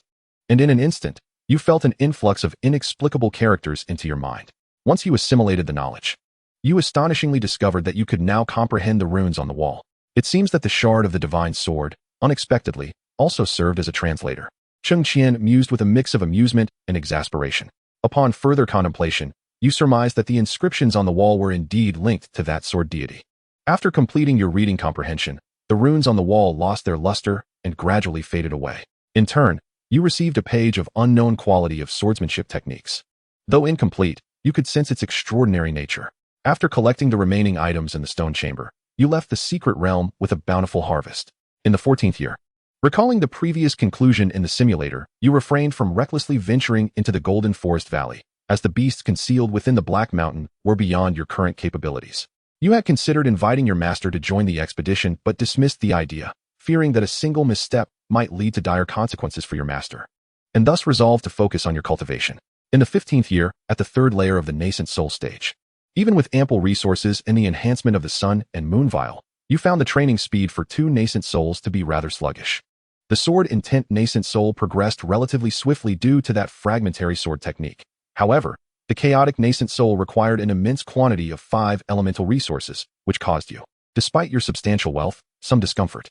Just then, news arrived from the auction house regarding the 6th fragment of the map, prompting you to prepare for a visit, intending to purchase some spiritual materials of the 5 elemental attributes for your training.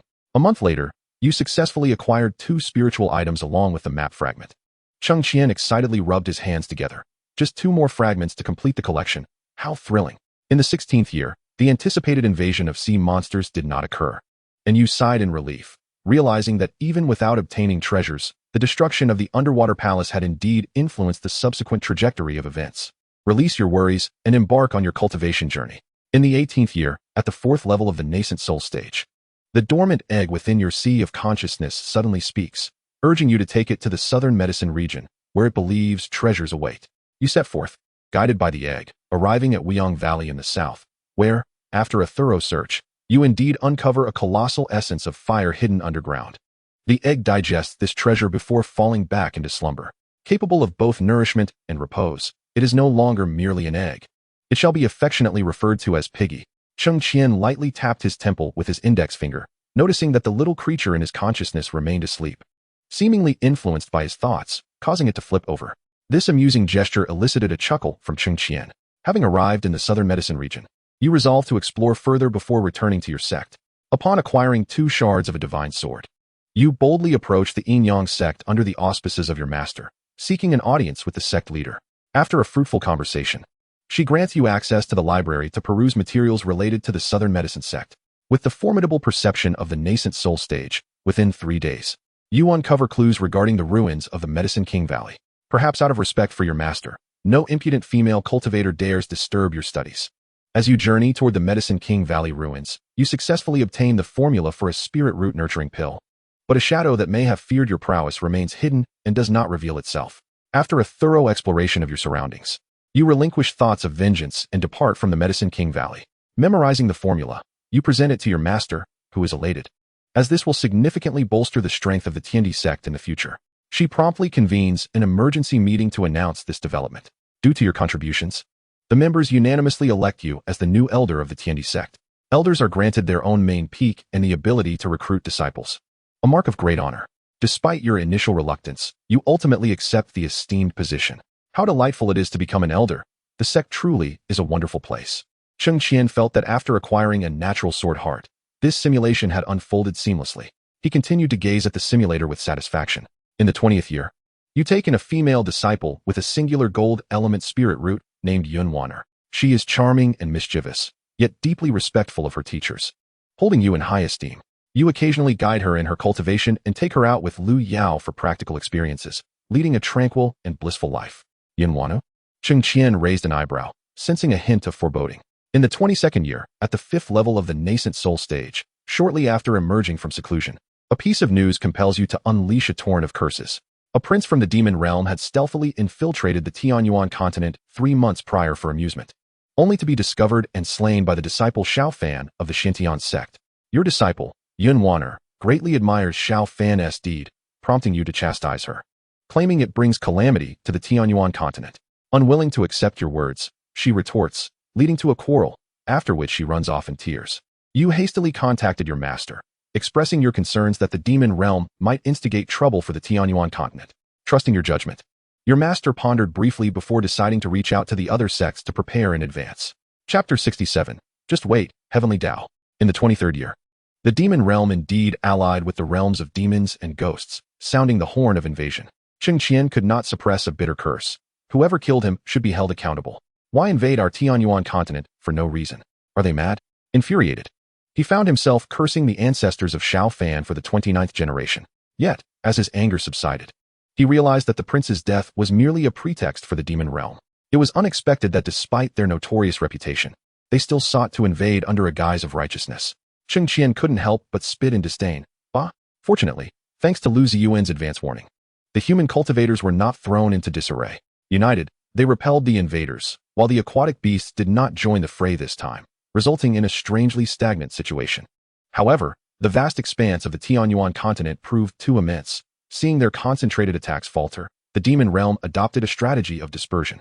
They intermittently harassed the smaller sects and towns, leaving the cultivators scrambling to offer support.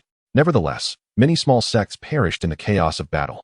As the leader of this event, Lu Ziyuan made a pivotal decision. She would lead 30 cultivators of the Dongshu stage and above to launch a surprise attack on the enemy's stronghold, aiming to disrupt their ranks. The remaining members would hold the protective formation, steadfastly awaiting news of her victory. Please, Master. Cheng Qian extended his hand in desperation, exclaiming, "Can you truly defeat that demoness? She is the foremost villain of this realm." His instincts warned him of impending doom, yet he was powerless to alter the course of events in the simulator. In frustration, he struck his thigh, grimacing in pain. "Damn that Xiao Fan," he muttered again, continuing to gaze at the simulator. Before departing, perhaps sensing ill fortune, Lu Ziyuan entrusted many important items to you and appointed you as the acting sect leader. The other elders and your senior brothers and sisters followed her out of the sect and toward the demon realm. You lamented your slow progress in cultivation. Apart from her repeated admonitions, you could only watch helplessly as your master departed. In that moment, you suddenly realized that over the long years, you had developed a different kind of affection for her. Cheng Qian exclaimed, "Unexpected, truly unexpected, my brothers." Since arriving in this world, he had never contemplated matters of the heart. Why had this simulator introduced a romantic subplot? His master was indeed admirable, but to harbor feelings for her? That felt rather inappropriate. Cheng Qian closed his eyes in contemplation. Since coming to this world, he had devoted himself solely to the pursuit of immortality, dismissing all other concerns. Coupled with the original self's 3 years as a lovesick fool, he had become somewhat averse to romantic matters. Otherwise, when faced with Xia Merui's advances, he would not have been so timid, afraid of entanglements, and genuinely unprepared for the notion of romance. Did not a master proclaim in a past life that love is a frivolity unworthy even of a dog's attention? He held this belief with unwavering conviction. Yet, the words within the simulator stirred emotions he had long suppressed, even intentionally avoided. Cheng Qian took a deep breath and pressed his hand against his chest. Suddenly, vivid images of playing chess with Lu Ziyuan in the mirage of the shifting beasts flashed before his mind. His heart raced, quickening with each passing moment. With a heart devoid of women, he drew his sword with divine resolve. Cheng Qian forcibly redirected his focus, gazing at the simulator. In the 25th year, at the 6th level of the nascent soul, news from the demon realm arrives. The stronghold has been ambushed. However, a more heart-wrenching message accompanies it. Your master and the demon realm's leader have perished together, and all others have fallen in battle. The demon realm contemplates retreat. Yet upon receiving this news, you nearly succumb to madness. You reach out to other sects, intent on exterminating the demon realm to avenge your master. However, as a mere proxy sect leader in the nascent soul stage, your words go unheard. Consumed by fury, you prepare to confront the enemy alone. As you approach the demon realm, you learn that the reclusive sect has finally intervened, prompting other demons and spirits to withdraw, leading to the dissolution of war across the Tianyuan continent. Yet, your master remains forever trapped in the demon realm. Ah, the reclusive sect, indeed. How splendid. The stock rises, and you know to invest. The child starves, and you know to feed. The snot reaches the lips, and you know to wipe. Would it have cost them to act sooner? Would it? Cheng Qian suddenly erupted in anger. In your irrational state, you charge into the demon realm recklessly. Utilizing the concealment effect of the Wuxiang heavenly hidden art, you inflict heavy casualties upon many demon cultivators in the towns of the demon realm. However, the demon realm has also issued a bounty for your capture. 3 months later, you execute another successful ambush. As you prepare to leave, a chilling presence materializes behind you. Turning around, a woman clad in black, with crimson eyes, smiles sweetly at you. You are doomed. This simulation has concluded. For this simulation, you may select one reward from the options below. 1. Innate Sword Heart, Red Talent. 2. 6th level of Nascent Soul, includes the Life Sword and Sword Intent, Chaotic Dual Nascent Soul, Imperfect. 3. 6th level Nascent Soul Technique, includes Gale Sword, Remnants of Ancient Sword Techniques, etc. 4. Mysterious Map Fragment 6. 5.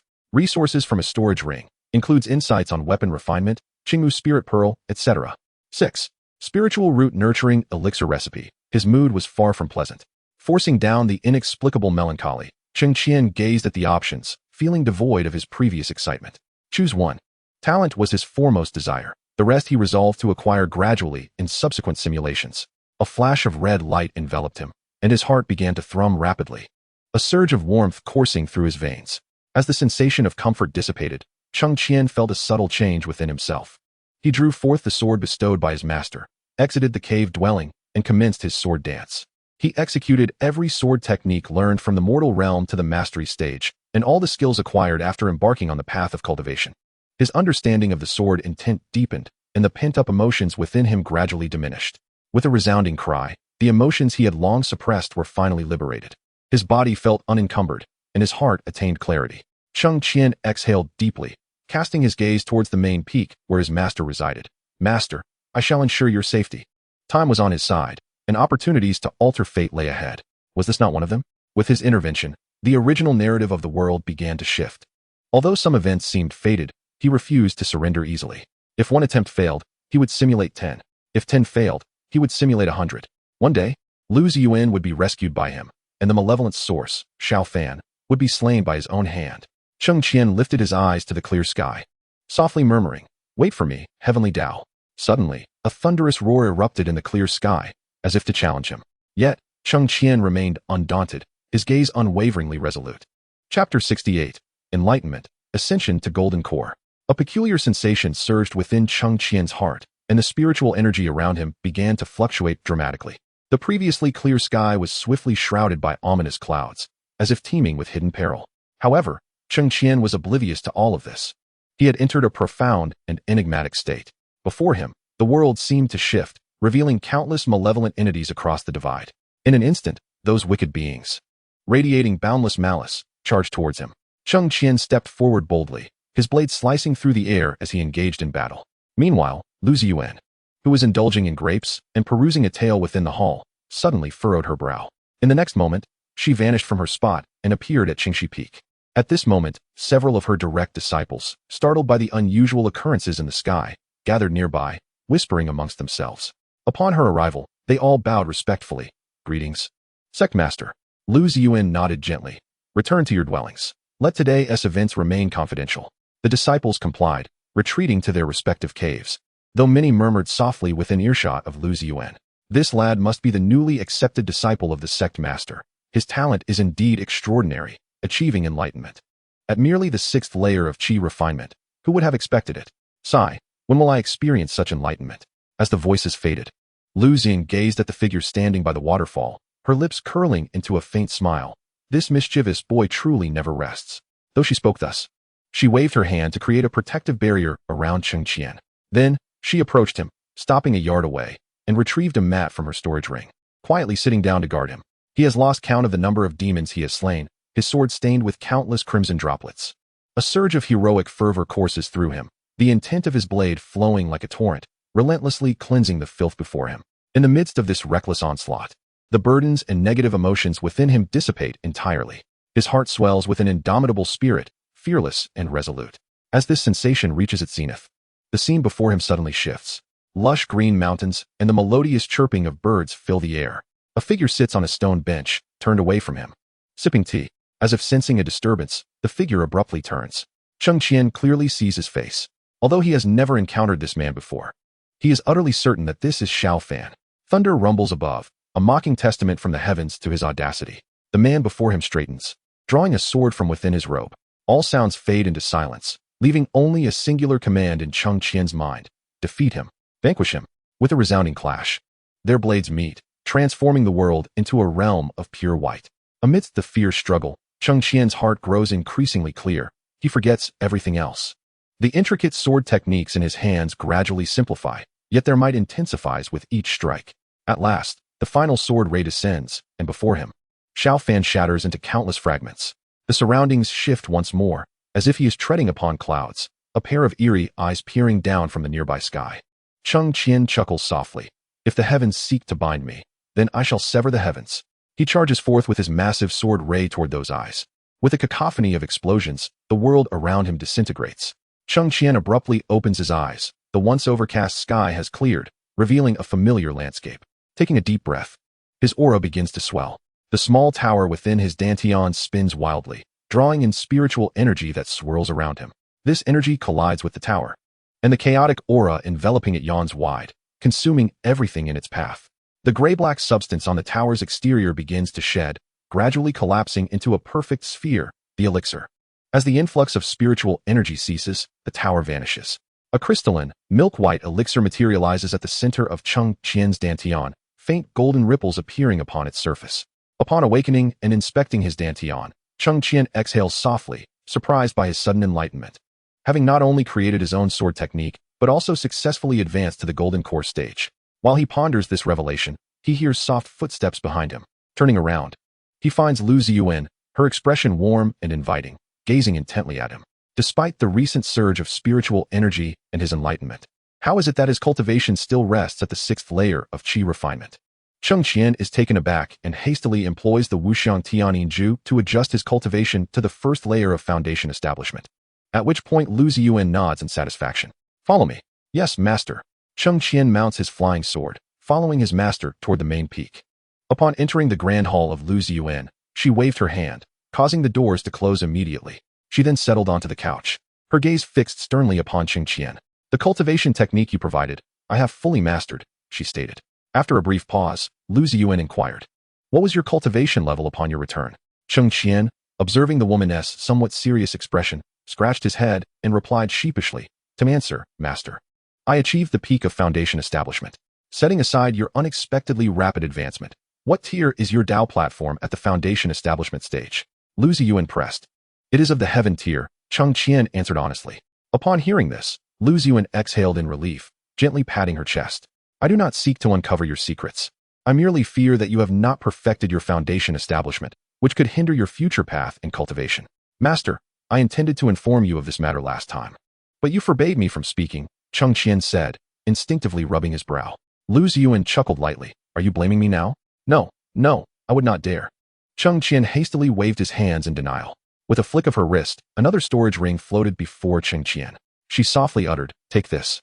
I misjudged your capabilities before and provided resources suitable only for the core formation stage. This time, the contents will suffice for your use until the void refinement stage. Cheng Qian was taken aback. No, master, I have yet to examine the storage ring you gave me last time. How can you give me more? Take it without further ado, and spare me your chatter, Lu Ziyuan retorted, feigning disdain. By the time you reach the void refinement stage, I may have nothing left to give you.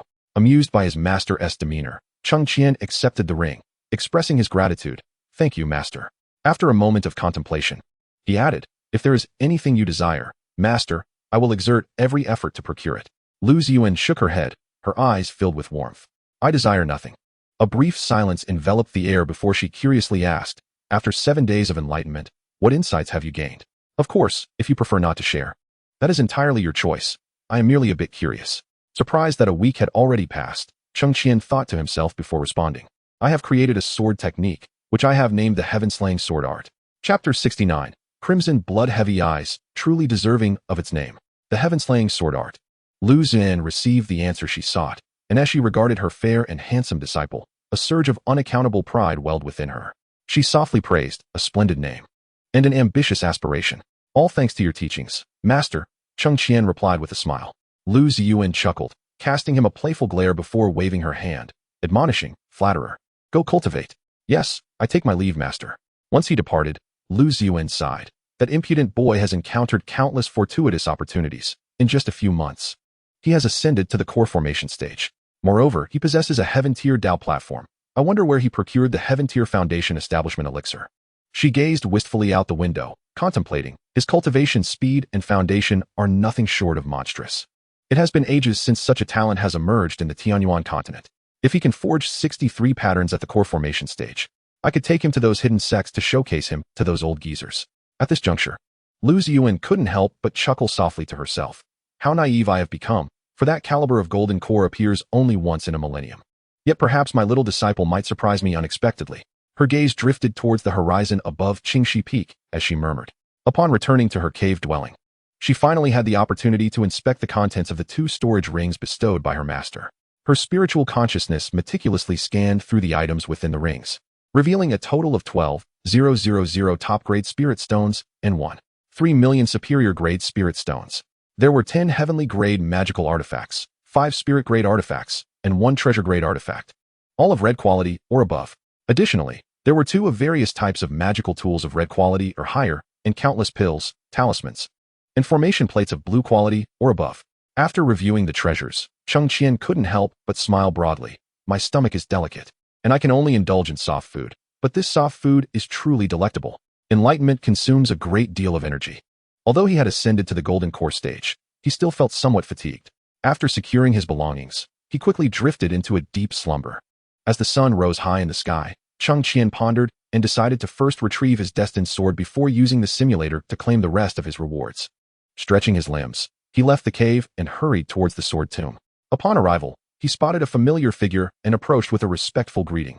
Greetings, Elder Hua Yuan. Hearing his voice, Hua Yuan turned around and, upon recognizing him, broke into a beaming smile. Ah, it's young Cheng. His eyes then widened in astonishment. You have established your foundation.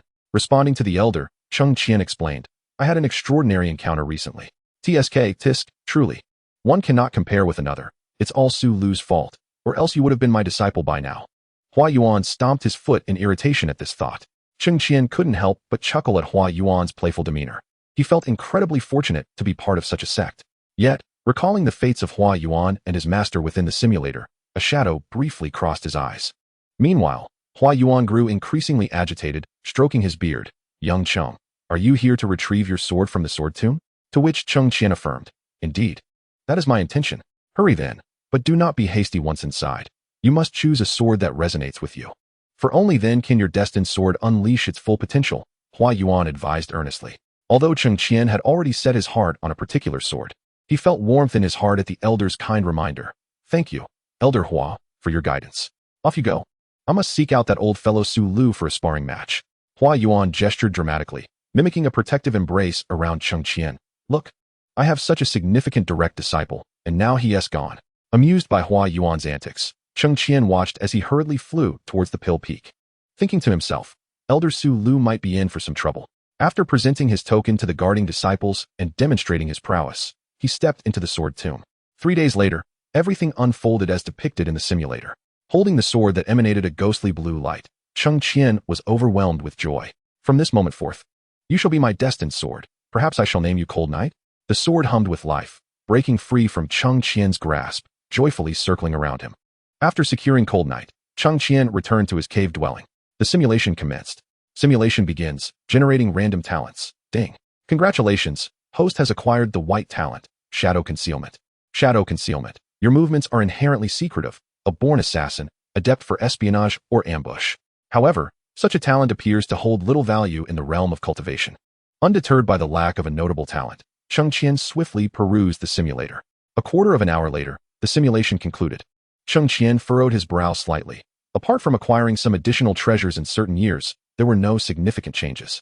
It seems that in order to alter the fate of my master, I must not only elevate my strength, but also prevent Xiao Fan from slaying that prince to influence the subsequent pivotal narrative.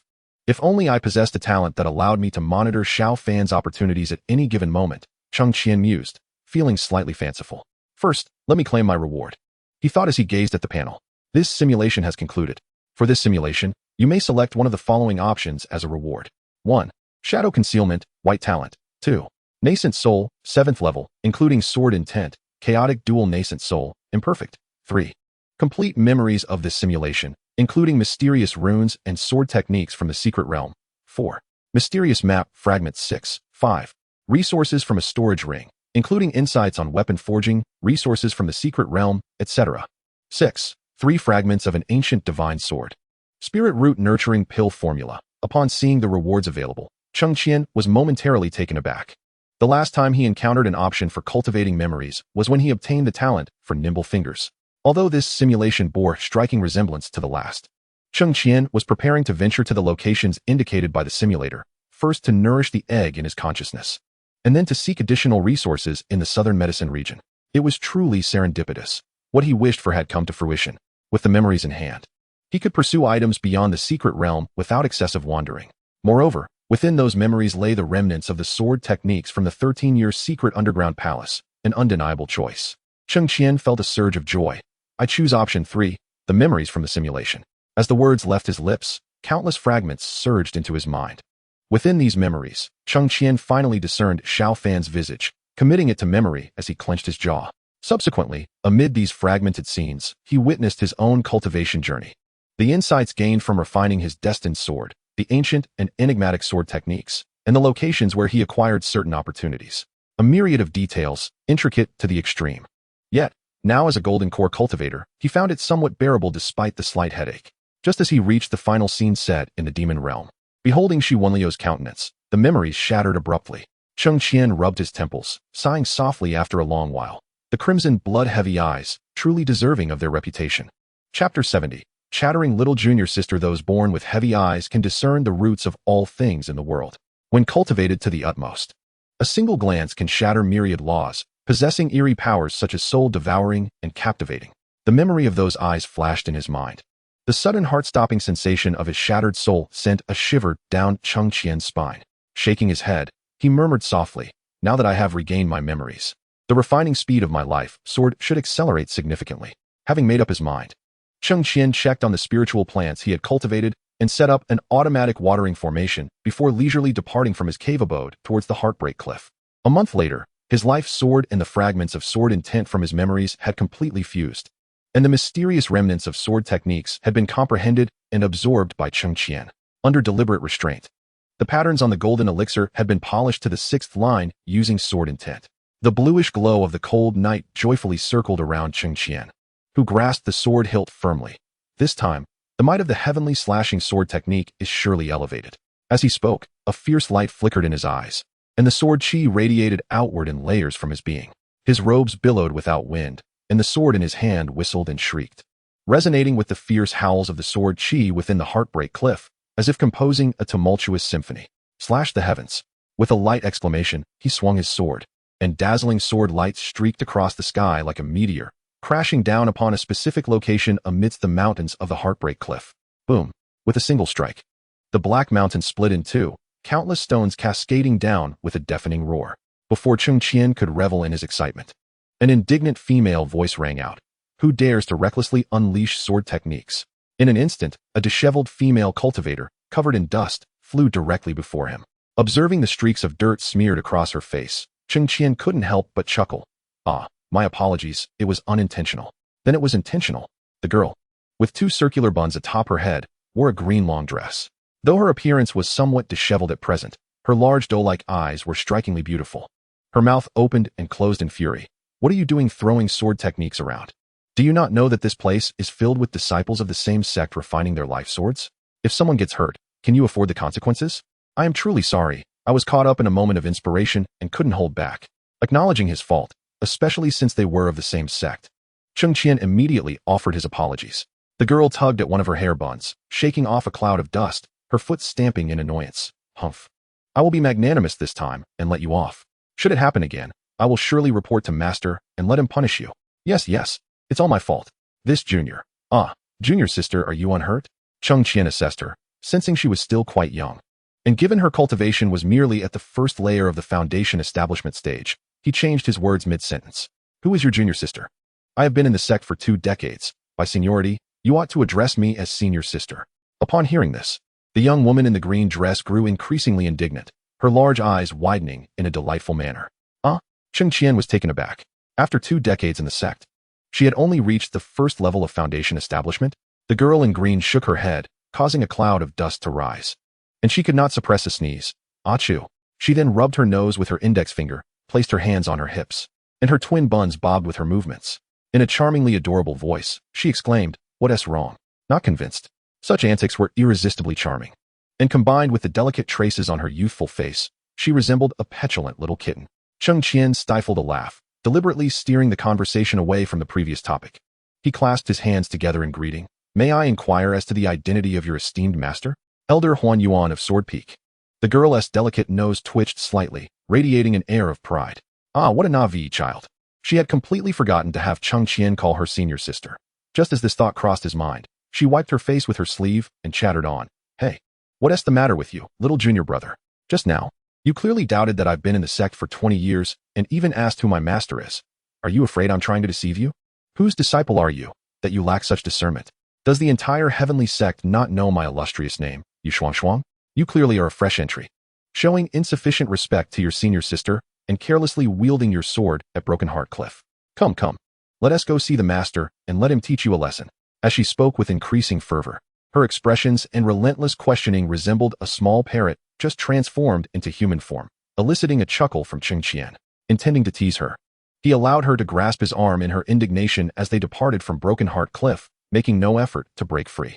He thought to himself, "I shall see what this little girl intends to do." Moments later, at the entrance to Elder Huan Yuan's hall, she commanded, "Wait here. Do not run away. I have memorized your appearance. If you dare to flee, I shall have the master catch you and knock out your big teeth." Yu Shuang waved her fist threateningly and then knocked on the hall door vigorously, calling out, Master, I have been wronged." Witnessing this scene left Cheng Qian both amused and bewildered. He then heard the sounds of rustling from within, reminiscent of someone putting on shoes, followed by Elder Huan Yuan's resigned voice. Little ancestor, who within these walls would dare to bully you? As soon as the words left his lips, the door swung open, revealing Yu Shuang, covered in dust with her hair disheveled, which instantly incensed Elder Huan Yuan, causing his beard to bristle. Oh dear! Which blind fool has reduced you to this state? As soon as Elder Huan finished speaking, his gaze swept across the room and landed on Cheng Qian, who stood smiling nearby. Elder Huan, Cheng Qian greeted with a bow. Elder Huan's bristling beard immediately softened into a smile in response. Ah, young Cheng. Master, do you know him? Yu Shuang exclaimed in astonishment, pointing at Cheng Qian. Elder Huan feigned seriousness and replied, Hey, you mischievous girl, what exactly is happening here? With a swift motion, Yu Shuang opened her small mouth and recounted the entire sequence of events with a flurry of words, afterward casting a triumphant glance at Cheng Qian. As if to say, you're doomed. Master will surely punish you. To her surprise, upon hearing the tale, Elder Hua Yuan could not contain himself. He stepped forward, clapped his hands on Cheng Qian's shoulders, and boisterously exclaimed, Remarkable! To think you could cleave the mountains of Duanchang Cliff with a single strike. Truly a prodigy of the sword. What a pity, if only you were my disciple. Such praise is unwarranted. It is all thanks to my master's guidance, Cheng Qian humbly replied. Observing this exchange, Yu Shuang was left speechless. Her small fists clenched in frustration as she marched over and pointed her tiny finger back and forth at the two, exclaiming in indignation, Master, what on earth is going on? Why aren't you standing up for me? Instead, you're praising him. Elder Hua gently swatted her little finger down, admonishing her for pointing. That is quite rude. Master, Yu Shuang nearly cried. What is happening? Why don't you favor your little Shuang? Clearing his throat, Hua Yuan responded. Do not be disrespectful. Come now, Shuang. You should meet your senior brother Cheng. He is the recently accepted direct disciple of the sect leader. Yu Shuang stood frozen in surprise. Huh? Chapter 71. Little senior brother, will you take me out to play?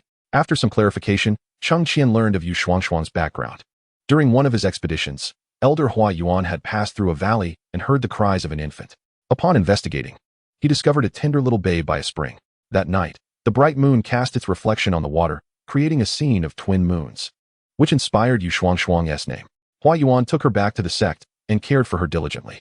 Though her aptitude was mediocre, possessing the 4 elemental roots of wood, gold, fire, and earth, she was not initially deemed worthy of being accepted as a disciple. However, the little girl was exceptionally clever, able to remember everything she saw at a glance. Having been raised with great care by Hua Yuan, she was eventually accepted as a direct disciple. Though referred to as a disciple, their relationship resembled that of a father and daughter, leading to some indulgence in her upbringing. Nonetheless, with Elder Hua Yuan as her protector, Yu Shuang, despite her mischievous nature, rarely stepped out of line, and thus, most treated her with considerable leniency. Yet, at that moment, watching Cheng Qian converse and share tea with her master, Yu Shuang felt a twinge of annoyance and mumbled softly, Humph, what is so impressive about him? Just a genius of the sword, and I'm supposed to call him senior brother? Given their proximity and the fact that both were cultivators. Her quiet words reached their ears without fail. Elder Hua, looking apologetic, remarked, Cheng, my dear boy, she is merely spoiled by my affection. There is no malice intended. So do not take it to heart. Cheng Qian shook his head. It was I who erred, in my momentary enthusiasm. I failed to consider that others were training at Duanchang Cliff. How about this? In front of Elder Hua, I shall sincerely apologize to my junior sister. With a smile, he rose and approached Yu Shuang. In reality, as a disciple of the sect leader, Cheng Qian, even as a latecomer, could rightfully be addressed as senior brother. Yet, he playfully chose to call her that to bring a smile to her face. Yu Shuang had long ceased to be angry. She merely felt a twinge of annoyance due to the identities of her master and Cheng Qian. At this moment, witnessing him solemnly bow before her caused her to instinctively take a step back, nearly colliding with a pillar. The young woman in green waved her hands repeatedly, exclaiming, Oh, there's no need for such grand gestures. I am not worthy of it. Cheng Qian chuckled lightly. So, my junior sister is no longer upset, I take it? In truth, she was only slightly miffed. Yu Shuang lightly gestured with her pinky finger, then broke into a cheerful smile. I am not angry at all now. Seeing the girl before him, who barely reached his chin, Cheng Qian couldn't help but laugh. That's splendid. Henceforth, I shall rely on you to look after me in the sect. Never having experienced such a display, Yu Shuang felt her heart bloom at the repeated mention of junior sister. With her hands on her hips and her chin raised, she declared, No problem. If any issues arise, just call upon my name. Her fluffy little head paired with her flower-patterned face made her appear as proud as a peacock. Cheng Qian restrained the impulse to pat her head and replied with a smile. Then shall we turn our conflict into friendship? Yu Shuang, ever magnanimous, immediately patted her chest. I am not a petty person. What happened today at Broken Heart Cliff was merely an accident. I have long since let it go. Hua Yuan, watching Cheng Qian deliberately lower the stakes for Yu Shuang, was grinning from ear to ear and interjected. All right. Since all is well, Shuang, you should hurry back and freshen up. Look at your face. It resembles a flowered raccoon. Yes, master, Yu Shuang replied, about to depart when a thought struck her. She rushed back to Cheng Qian. Junior brother, let us exchange communication talismans so that you can reach me anytime. Just in case you encounter any difficulties, I shall stand up for you. With that, she produced a handful of talismans from her storage ring. These talismans were a means for cultivators to convey messages, categorized by quality just like other magical artifacts. The lowest tier, the white communication talisman, had a range of only a few dozen meters and was seldom used, as cultivators typically preferred to fly over and speak directly. However, some female practitioners utilized these for casual communication. In contrast, talismans of blue quality and above could function over distances ranging from 1,000 meters to tens of thousands of miles, proving useful for summoning aid in secret realms or when encountering treasures. Cheng Qian accepted the green quality talismans with gratitude, extending his consciousness to his own storage ring, where he discovered that his master had prepared several blue quality communication talismans for him. He had merely skimmed through his belongings earlier and had not paid them much attention. To avoid embarrassing Yu Shuang, he feigned surprise. Thank you, junior sister, for your generous gift. I wasn't prepared with any communication talismans, so I shall make use of yours for now. Hua Yuan, wise and perceptive, understood that Cheng Qian possessed many valuable items and likely regarded these as trivial. Nonetheless, he acted to safeguard Yu Shuang's feelings and nodded in satisfaction. Seeing Cheng Qian accept the talismans she had painstakingly drawn, Yu Shuang beamed. Then do reach out if anything comes up. I will go wash up now. Farewell, little sister. Cheng Qian smiled as he watched her skip away. He returned to his seat and remarked, Elder Hua, your efforts have truly borne fruit. To cultivate such a disciple must have required considerable dedication. Hua Yuan sighed, yet his eyes twinkled with mirth. Although Shuang's aptitude is somewhat lacking, her innate kindness is commendable. I do not expect her to ascend to immortality. I only wish for her to live a peaceful and joyful life. He then looked toward Cheng Qian. It is a pity that if it weren't for that old curmudgeon Su Lu, you would have been my disciple by now. Knowing that Shuang has such an impressive junior brother like you brings me great comfort, even if I should one day depart. Elder Hua, may you live long and prosper. Let us not speak of such inauspicious matters, Cheng Qian replied with a touch of high emotional intelligence, clearly pleasing Elder Hua. The sect leader has indeed taken in a fine disciple. I envy you greatly. However, I hope you can extend a helping hand to Shuang in the future. My age is catching up with me, and with the myriad affairs of the sect, I often find it difficult to attend to her needs. She has persistently yearned for outdoor training, and I have held her back for fear of danger. We argued for months before she was finally allowed to seek enlightenment at the Broken Heart Cliff, and who would have thought? Hua Yuan chuckled softly. I will certainly look after her, Elder Hua. You need not worry, Cheng Qian assured as he clasped his hands. If my little sister wishes to venture out, I would be more than happy to accompany her. Then I shall rest easy, Hua Yuan said, stroking his beard as he joyfully sipped his tea. After exchanging pleasantries for a brief while, Cheng Qian took his leave, originally intending to depart from Broken Heart Cliff the next day to seek treasures. Cheng Qian found himself delayed by this unexpected encounter. As dusk approached, he returned to his cave dwelling, planning to set off early the following morning. Upon entering, he felt a tremor within his storage ring. Retrieving the source of the disturbance, he discovered a communication talisman igniting spontaneously, from which the bright and cheerful voice of Yu Shuang emerged. Little junior brother, I heard from the master that you plan to take me out. Shall we set off tomorrow? Cheng Qian chuckled with a hint of exasperation. This spirited girl was quick to reach out as soon as she learned someone could accompany her. However, her company on this journey aligned perfectly with his plans, adding delightful amusement to the adventure. After a moment's thought, he produced a new communication talisman, infused it with spiritual energy, and replied, Very well, little sister. Prepare yourself. I shall meet you at the mountain gate at dawn. After merely 5 breaths, her joyful voice echoed back, Yay, we can go out tomorrow. Ahem, little junior brother, see you then. Just hearing her voice, Cheng Qian could envision the adorable expression on Yu Shuang's face, and he couldn't help but smile. What a charming girl she is. After organizing his belongings, Cheng Qian inspected the growth of his spiritual plants, nodding with satisfaction. It seemed his automatic watering formation was quite effective. By the time he returned, he would likely be able to harvest these spiritual crops. Sitting on his bed, he softly called out, Commence simulation. Having spent a month at Broken Heart Cliff and accumulated 4 simulation opportunities, he was ready to put them to use. Simulation begins, generating random talents. Ding. Congratulations, host. You have acquired the purple talent, evil incarnate. Evil incarnate. You are not born a good person. You are excessively self-serving, resorting to any means for your own gain. Malevolence resides in your heart, devoid of any kindness. You are the greatest villain in the world.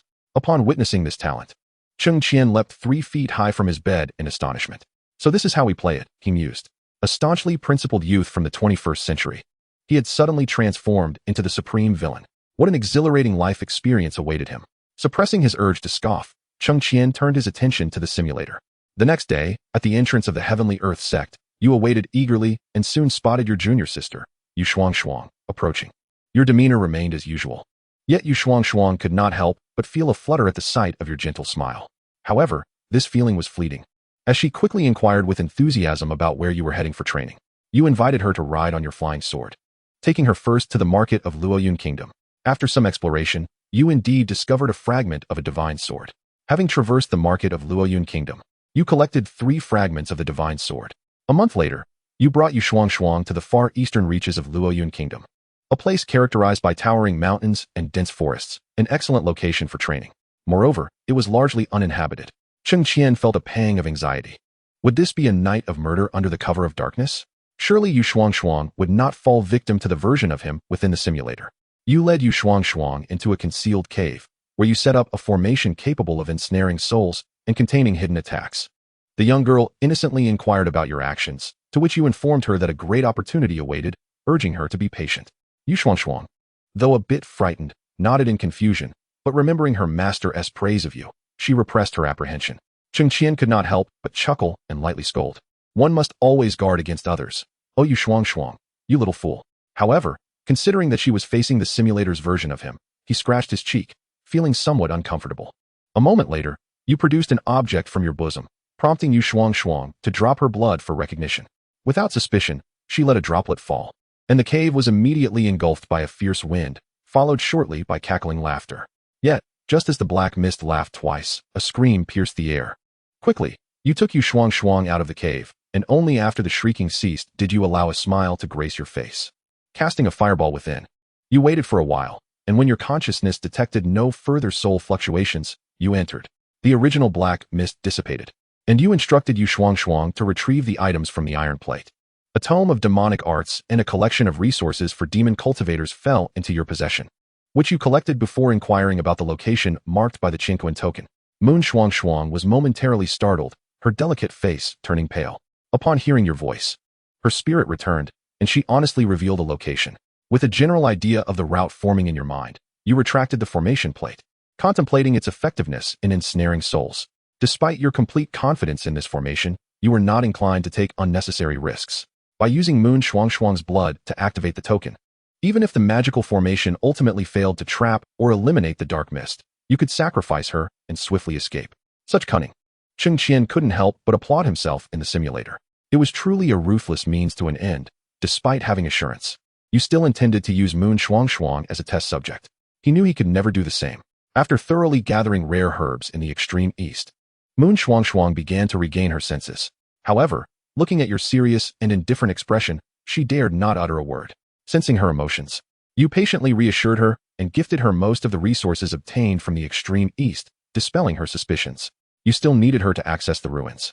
Although killing her and proceeding alone was an option, you preferred not to venture forth alone. With a Na'vi companion by your side serving as a shield, your safety was greatly enhanced. During your journey to the destination, you and Moon Shuang scoured the market and training grounds for resources, acquiring 4 shards of divine swords. Aside from the fragments, you bestowed all other resources upon her, bringing her immense joy. The earlier fear she harbored had dissipated, replaced by unwavering trust. A month later, you arrived at a mountain range in the western ridge. Following the guidance of the Cheng Qian token, you flew to a point beneath the abyss and discovered a mechanism within a concealed cave. After a dizzying experience, you and Moon Shuang found yourselves in a pitch-black valley, shrouded in an ominous chill. Illuminating a fireball spell revealed countless bones around you, and the chilling wind carried an eerie wail. Moon Shuang was instantly terrified. Clutching your arm tightly, unwilling to let go. Seizing the opportunity, you instructed her to sever her connection with the Cheng Qian token. Afterward, you dripped your blood onto it. With a mere thought, you comprehended the token's remarkable utility. Moon Shuang, now deeply trusting of you, was completely overwhelmed by fear in this scene, and could hardly fathom your intentions with the Cheng Qian token. You navigated through twists and turns until you finally reached a stone statue resonating with the Cheng Qian token. Inserting the token into the recess, the mechanism creaked, and a door gradually appeared behind the statue. As the two of you stepped inside, the sight before you made your eyes widen in astonishment. Chapter 73. The death of Moon Shuang. In stark contrast to the eerie atmosphere outside, this place was filled with the melodious chirping of birds and the fragrance of flowers, seemingly forming a realm of its own. Not far away, a towering ancient tree reached skyward, emanating a vigorous life force, and at a glance, it appeared as if the boundaries of this secret realm were unfathomable. At this moment, Yue Shuang had already released you, having long forgotten her earlier fear. Like a playful little rabbit, she hopped about, picking flowers and teasing insects, thoroughly enjoying herself. However, you merely scoffed quietly, discreetly activating the golden light spell for protection. Gripping the cold night sword tightly as you trailed behind Yue Shuang towards the ancient tree. As you approached the colossal tree, a familiar energy fluctuation caught your attention. Upon nearing, amidst the branches and leaves, 10 crystal-clear 5-colored spirit fruits emitted an enticing aroma. At that moment, the source of your familiarity became clear. The energy enveloping the fruits resonated with the chaotic essence within you. Yet, an undercurrent of decay and a metallic scent made you uneasy, prompting you to refrain from acting impulsively. Meanwhile, Yue Shuang, brimming with excitement, saw you nod and immediately soared upwards on her sword, eager to pluck the fruits. Just then, an unexpected turn of events unfolded. As her hand was about to grasp the fruit, they instantaneously transformed into streams of light and fell to the ground. You swiftly retreated from the vicinity of the giant tree, watching as the streams morphed into grotesque creatures, blackened and covered in rotting flesh. Yue Shuang, momentarily stunned, hovered in midair until your sharp command jolted her back to her senses, and together you engaged in battle against the horde of monsters. Their strength remained uncertain but seemed comparable to that of a fourth-tier demonic beast, exhaling foul black mist that swiftly drained the vitality from any greenery it touched. After a fierce skirmish, the monsters were vanquished through your combined efforts, though Yue Shuang's contribution was minimal.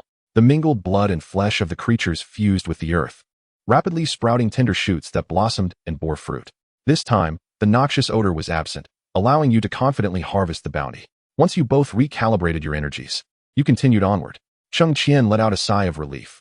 Thankfully, despite encountering various dangers, you managed to resolve them. He had truly feared that his simulated self might abandon Yue Shuang to the monsters without a second thought. Throughout your journey, numerous perils arose, yet you reaped rich rewards, acquiring treasures and spiritual flora unseen in the Tianyun continent. Within the secret realm, the passage of time was indiscernible, devoid of the cycle of day and night. After what felt like 3 to 5 days, a magnificent spiritual pool emerged before you, its liquid shimmering with golden light. At the depths of the pool, a 5-colored lotus captivated your gaze. Despite Yue Shuang's inherent innocence, the continuous threats had instilled a sense of caution in her. She refrained from diving headfirst into the spirit liquid and instead unleashed a series of probing attacks toward the pool. With your consciousness scanning for danger and the attacks continuing in succession, both of you felt reassured before gradually approaching. Upon reaching the pool's edge, without even needing to descend into the water, you could feel the vibrant and pure spiritual energy surging into your body. Exchanging a glance with Yue Shuang, you adorned yourselves with numerous protective treasures and artifacts, focusing your minds in readiness as you slowly waded toward the 5-colored lotus. Perhaps overly cautious this time, you encountered no threats, allowing both of you to breathe a collective sigh of relief. As you reached out to pluck the 5-colored golden lotus, a sudden, mournful cry of a bird echoed from the heavens. A colossal shadow loomed, obscuring the sky, and as you gazed upward, you beheld a golden giant bird, stretching 100 feet in length, diving towards you. This was undoubtedly a formidable beast beyond your capacity to conquer, and you felt the chilling specter of death looming over you. In an instant, you swiftly harvested the golden lotus and stored it within your spatial ring, but the bird, its fury ignited, opened its massive beak and unleashed a torrent of golden lightning.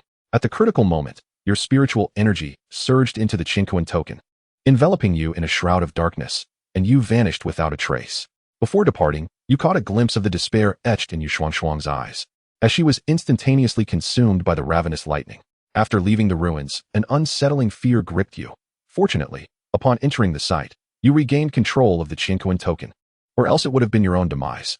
Having secured your belongings, you pondered for a moment and sent a message to your master, then sought a hidden corner at the ruins to meditate in tranquility. How despicable! You thought with a pang of anger. Not even my master is spared. Are you still human?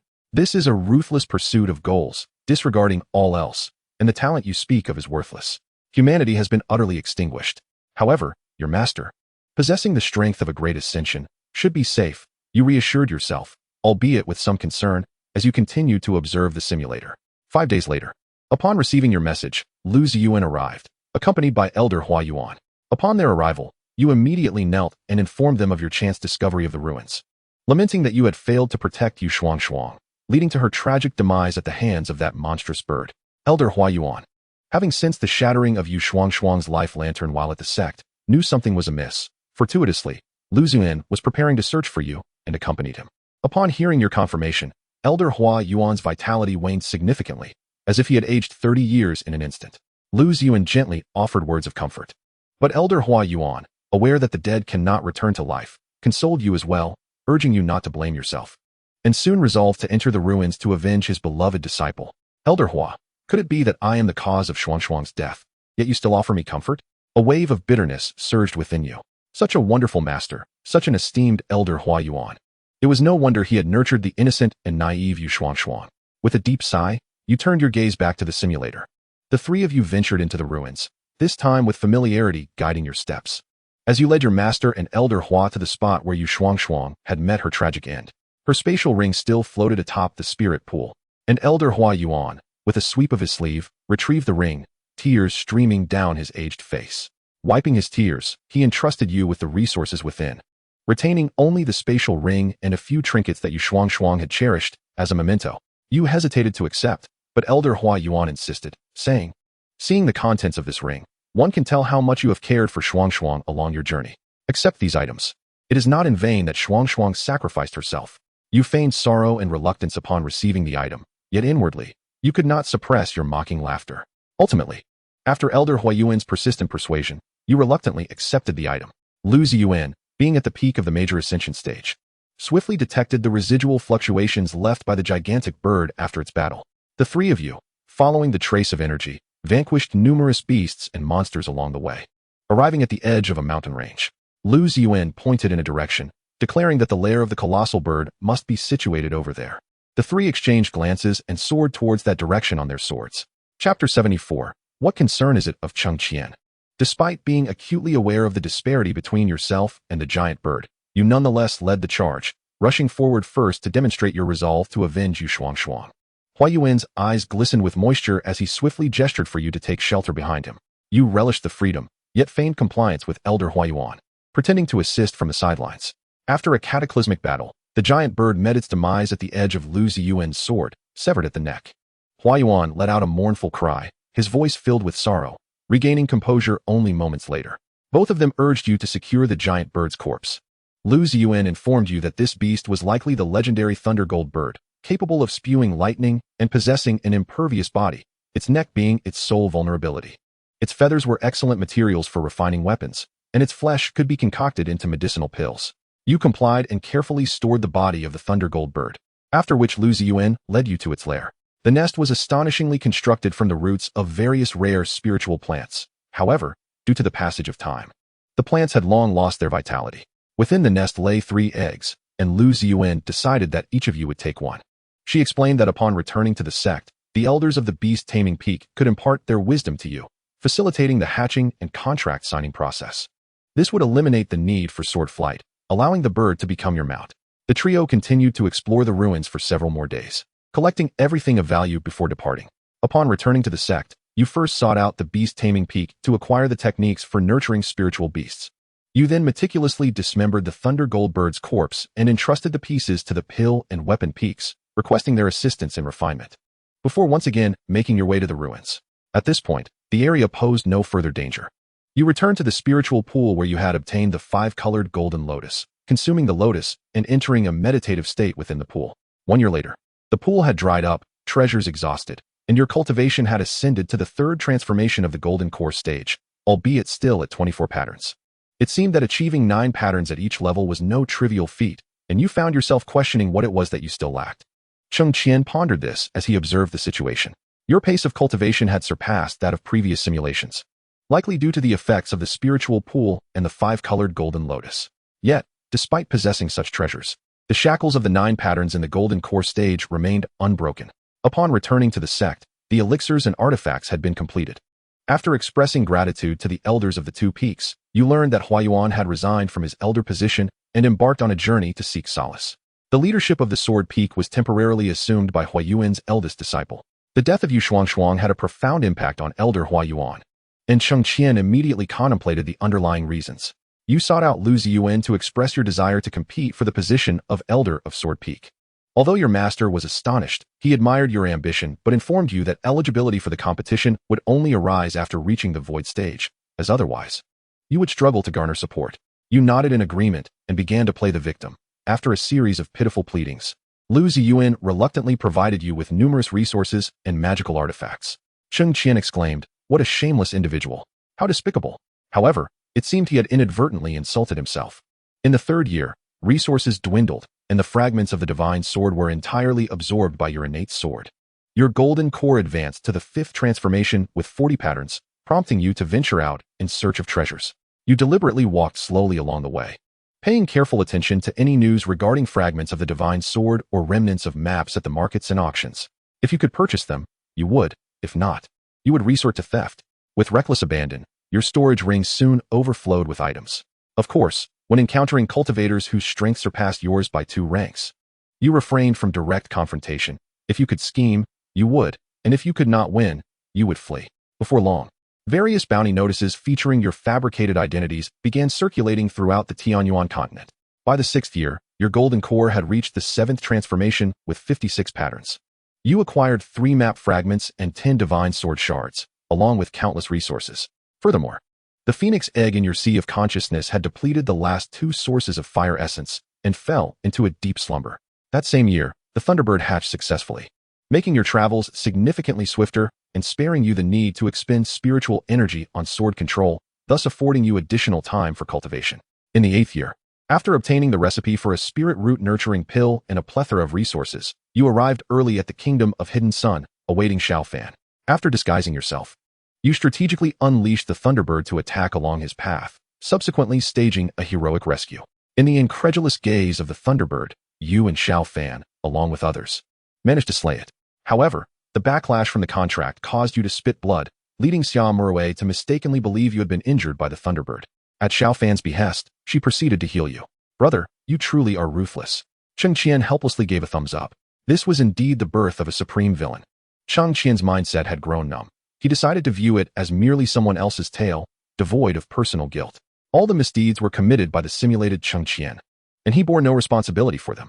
Through casual conversation, leveraging your identity as a fellow townsman from Bo Kingdom and your strength at the 9th transformation of the Golden Core, you successfully joined Xiaofan's team and became a seemingly close brother.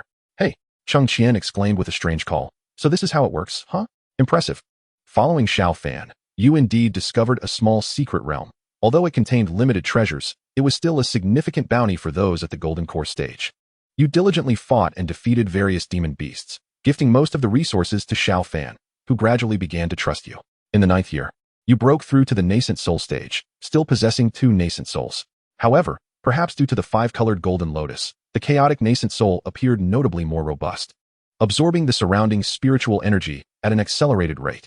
Amidst the revelry of intoxication, Xiaofan jubilantly presented to you a white jade pendant adorned with a dragon motif, asserting its extraordinary nature. However, he swiftly diverted the conversation, as if he had inadvertently spoken out of turn. You feigned drunkenness, claiming not to have heard, and the following day, you discreetly brushed it aside, allowing Xiaofan to relax. The white dragon-patterned jade pendant. Cheng Qian pinched the bridge of his nose, pondering over certain details from the original novel. He then softly clicked his tongue, realizing something was amiss. It seemed this item did not exist in the narrative. Could it be that his rapid reading had caused him to overlook it? After a prolonged contemplation, he remained skeptical. It appeared that such an item had never been introduced before. Was it possible that, upon intercepting his sun and moon bottle, the heavenly Tao had gifted him this pendant as a new trinket? Cheng Qian scratched his face, deciding to observe further. In the 12th year, at the 2nd level of the nascent soul stage, despite the serendipitous adventures accompanying Xiaofan, he dedicated himself to earning the latter's trust, assuming the role of a loyal subordinate and relinquishing all resources to him, which consequently slowed his own cultivation. One day, Xiaofan expressed a longing for his homeland, and with Xiamu Rui departing urgently, the 3 of you journeyed together to the country of Bo. After a month's stay, He announced that he had received word and intended to travel by spirit vessel to Ningshui country for an auction. Yu, feigning curiosity, inquired why he did not utilize the teleportation array, to which Xiao Fan replied that cultivation was arduous, and he wished to unwind and enjoy the coastal scenery. As a dutiful subordinate, you could not refuse your leader's proposal and readily agreed. Chapter 75. You are his disciple? As anticipated, when the tempest struck and the crowd plunged into the waters, you closely followed Xiao Fan and Yue Yao. The octopus, perceiving your camaraderie, seized all of you and transported you to the underwater palace. Indeed, there was something extraordinary about Xiao Fan. The octopus had deliberately brought him before the merfolk. Cheng Qian's conviction solidified as he witnessed this. Finally arriving at the long-desired underwater palace, you restrained your excitement. After the last member of the merfolk appeared, he led Xiao Fan into a secret chamber. You and Yue Yao exchanged glances, yet maintained your FA aids as the devoted subordinate and the woman behind Xiao Fan, respectively. Even though you could not accompany him inside, watching Xiao Fan emerge from the chamber, his face aglow, you were certain he had acquired some fortuitous opportunity. The prospect of possessing a treasure capable of temporarily manipulating time filled you with exhilaration. Assessing the strength of those present, you seized an opportune moment to launch an assault on Xiao Fan. Yet, an unexpected turn of events unfolded. Xiao Fan seemed to be prepared, and your lethal strike inflicted no harm upon him. In the midst of the skirmish, an elderly man with flowing white hair materialized behind Xiao Fan, piercing through the facade of your painstakingly constructed disguise. It became apparent that this elder was a fallen powerhouse from the upper realm, concealed within the dragon-patterned jade pendant, continuously aiding Xiao Fan in his cultivation. Before you feigned heroism and caused the demise of your mount, the Thunderbird, which resulted in a backlash. He had already cautioned Xiao Fan that you harbored ill intentions. You merely sought to discern his true motives, which is why you had remained patient until now. My goodness. The old man with the jade pendant has appeared, hasn't he? Cheng Qian couldn't help but chuckle at this absurdity before him. Xiao Fan truly deserves the title of favored child of destiny, the child of fortune. At this moment, everything makes perfect sense. Because he intercepted Xiao Fan's fateful opportunity, the Heavenly Way has dispatched a new boon to Xiao Fan. No wonder he has effortlessly reached the nascent soul stage after a decade. And why he faced no restrictions entering the secret realm. It seems he has long been prepared for such circumstances. How can one continue to play under these conditions? If all else fails, perhaps it would be wise to become Xiao Fan's sycophant, as it may prolong one's existence. With this thought, Cheng Qian scoffed, truly, there's nothing one can do about you, Lord Xiao Fan. It turns out both were engaged in a game of cat and mouse. Who wouldn't appreciate an evenly matched opponent? Cheng Qian felt a thrill of excitement. You were not unprepared either, otherwise. How could you have revealed your identity under such conditions? Just as the two sides confronted each other, a series of loud noises erupted from outside. The merman was the first to sense impending doom, announcing that a highly skilled woman had slain its beloved pet, the octopus, and was about to enter. Urging Xiao Fan to flee quickly. How could you afford him such an opportunity? In the midst of conversation, the battle had already commenced. Although Xiao Fan had reached the pinnacle of the nascent soul stage, he was no match for you. However, the old man accompanying him evidently possessed numerous means, rendering you incapable of movement. At this critical juncture, a cold reprimand rang out from outside. Who dares to harm my disciple? Lu Ziyuan manifested before you, her sword rendering Xiao Fan and the others completely immobile. It turns out that even before entering the underwater palace, you had made all necessary preparations. You had used the communication talisman on the spirit vessel to inform Lu Ziyuan that you had mingled among the wanted criminals of Tianyuan continent. Wishing to ascertain Xiao Fan's true intentions, you had attributed all your misdeeds to Xiao Fan. Your master harbored no suspicions, having secretly followed you from the air above the spirit vessel until just now when she revealed herself. After a fierce battle, Xiao Fan, blessed with extraordinary fortune, managed to escape despite the adverse situation. The Merman clan initiated their formation, and in a moment of peril, you were taken away by Lu Ziyuan, helplessly witnessing the collapse of the underwater palace and the demise of Yue Yao. Cheng Qian was astounded. Goodness, as expected of him. Before anything could be done, 2 women had already perished. Lu Ziyuan led you in pursuit of the traces left by Xiao Fan, only to discover that his concealment techniques were exceedingly sophisticated, thus halting the chase. Upon returning to the sect, Lu Ziyuan publicly exposed Xiao Fan's malefactions over the years and issued the highest level bounty for his capture across the entire Tianyuan continent. You secretly revel in amusement, for the heinous acts of murder and treasure plundering are indeed your own doing. Yet now you possess the perfect scapegoat. However, this very circumstance now confines you from further misdeeds outside. Everything has unfolded according to your meticulous plan, save for the elusive information regarding Xiao Fan's acquisition of the dragon pattern jade pendant and the treasures of the underwater palace, which leaves you with a tinge of regret. Yet, with Xiao Fan now reduced to a state akin to a stray dog, you anticipate a period of tranquility ahead. Cheng Qian lets out a long sigh, marveling at how Xiao Fan has been driven into such a predicament. In the 13th year, you thoroughly scoured the secret realm, leaving little for others. By the 14th year, Xiao Fan seemingly vanished without a trace on Tianyuan continent, allowing you to confidently escort your master to Jinlin Valley. After much effort in deciphering the restrictions, you both entered that wondrous place. Upon entry, Lu Ziyuan immediately sensed an unsettling atmosphere. Though she could not ascertain the nature of the location, the two of you proceeded cautiously, eventually witnessing a fierce battle between birds and gorillas. It was at that moment Lu Ziyuan concluded that this was likely one of the fabled ancient ruins. Despite her current cultivation at the Great Ascension stage, she dared not guarantee the defeat of the ferocious beasts before her. Although taken aback, you resolved to heed Lu Ziyuan's counsel, carefully circumventing the clash of beasts. While you had brought Lu Ziyuan to this enigmatic site for exploration, it was also to ensure she could shield you from peril. In dire circumstances, you would not allow her to sacrifice herself in vain, for such an act would deprive you of a protective shield, an unwise trade-off indeed. Unsure of what to say, Cheng Qian could only give himself a thumbs up from outside. Self-interest reigns supreme, there is no fault in that. Even if it meant sacrificing his fellow disciples or his master within the simulator, as long as it did not affect him, he was unconcerned. Cheng Qian could neither judge the nature of such a disposition as good or bad. Though he found acceptance challenging, he expressed his respect. After meandering through the ruins for quite some time, your combined efforts, bolstered by Lu Ziyuan's prowess, allowed you to evade many dangers. Yet, lacking Xiao Fan's fortuitous luck, the two of you ultimately found yourselves near the dreaded Black Mountain. Just as you steeled yourself for any impending threat, a curious voice emanated from within the mountain. Oh, you are indeed his disciple? Chapter 76. Cultivating the unique Yuan Ing technique. You felt an inexplicable energy locking onto you. And suddenly, you were levitating in midair. Your master was taken aback, but the events transpired so swiftly that in the blink of an eye, you vanished before her eyes. When you regained your senses, you found yourself confronted by a swirling mass of black light. A distant, ethereal voice resonated as if whispering in your ear. You are his disciple. I shall bestow upon you my legacy, as a means to repay the kindness he once showed. As you prepare to inquire, a deep sigh resonates, and the once faint breath vanishes without a trace. No matter how fervently you call out, silence envelopes you. Cautiously, you approach the cluster of black light, steadying your nerves as you extend your hand with utmost care. The moment your fingertips make contact, the black light transforms into a stream of brilliance that penetrates your mind, causing a torrent of words to surge before your eyes.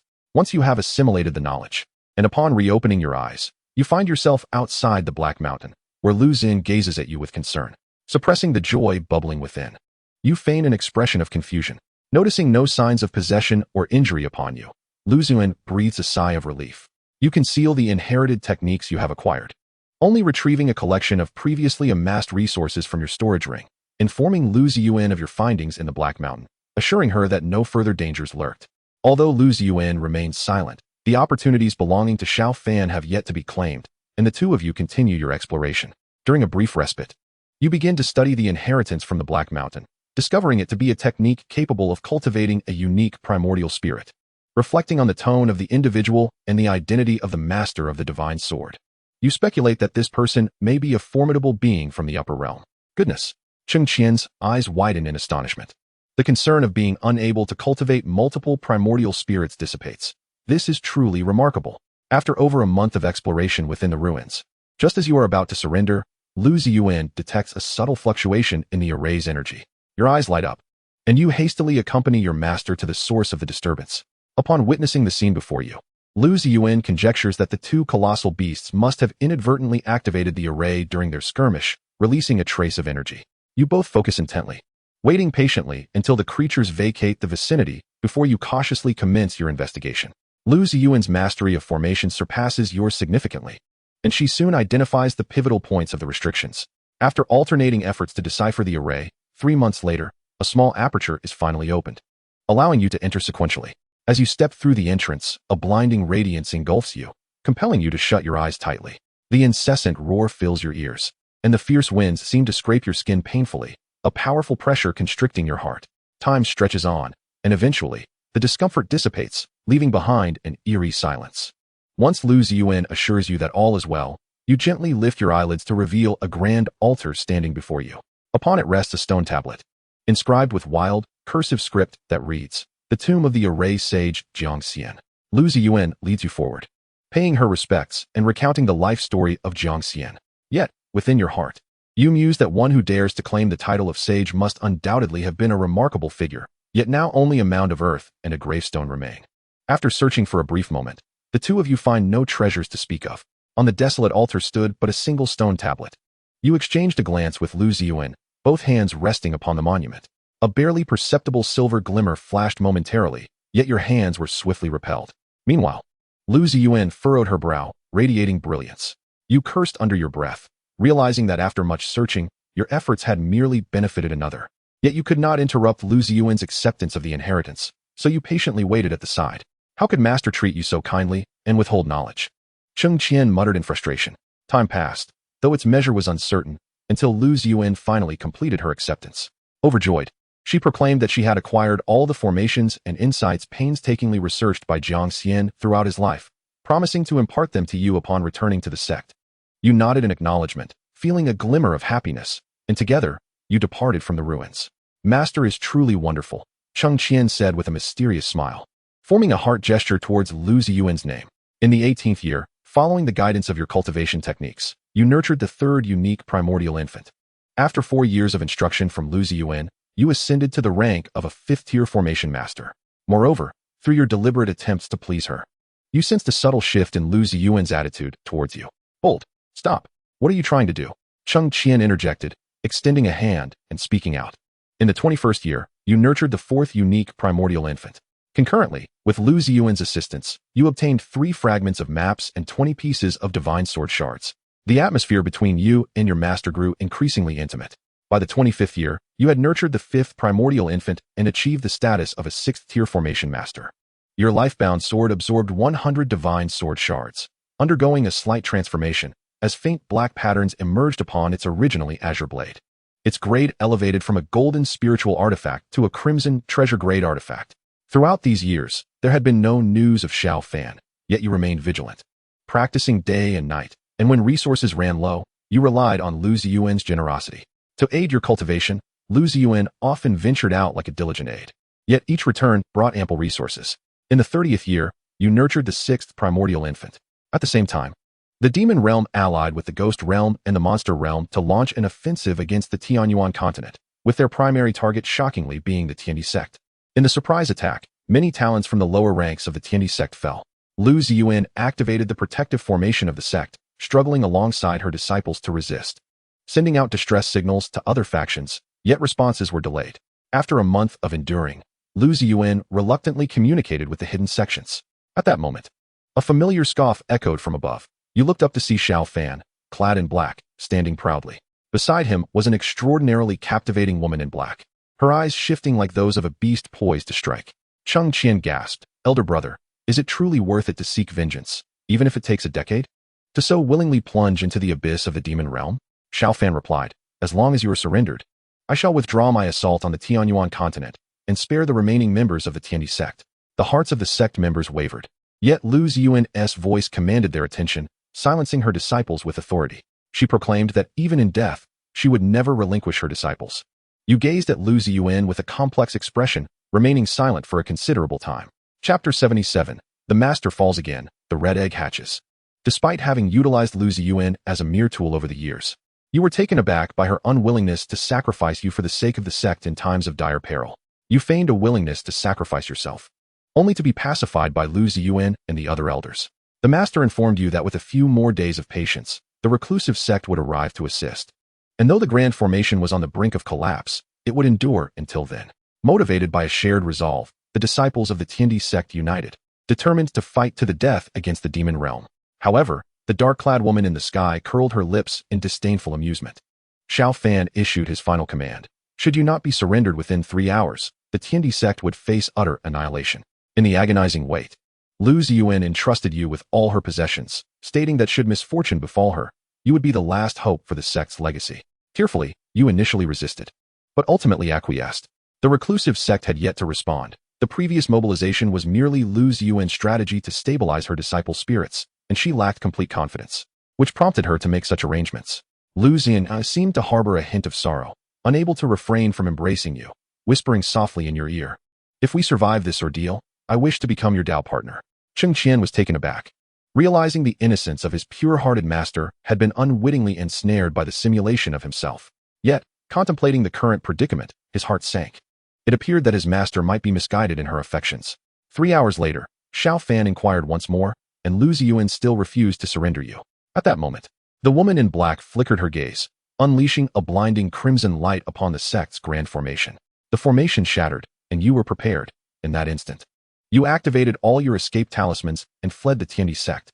As you departed, the sounds of magical attacks erupting behind you echoed in your ears. You did not witness Lu Ziyuan, tears cascading from her eyes as she smiled at your departing figure.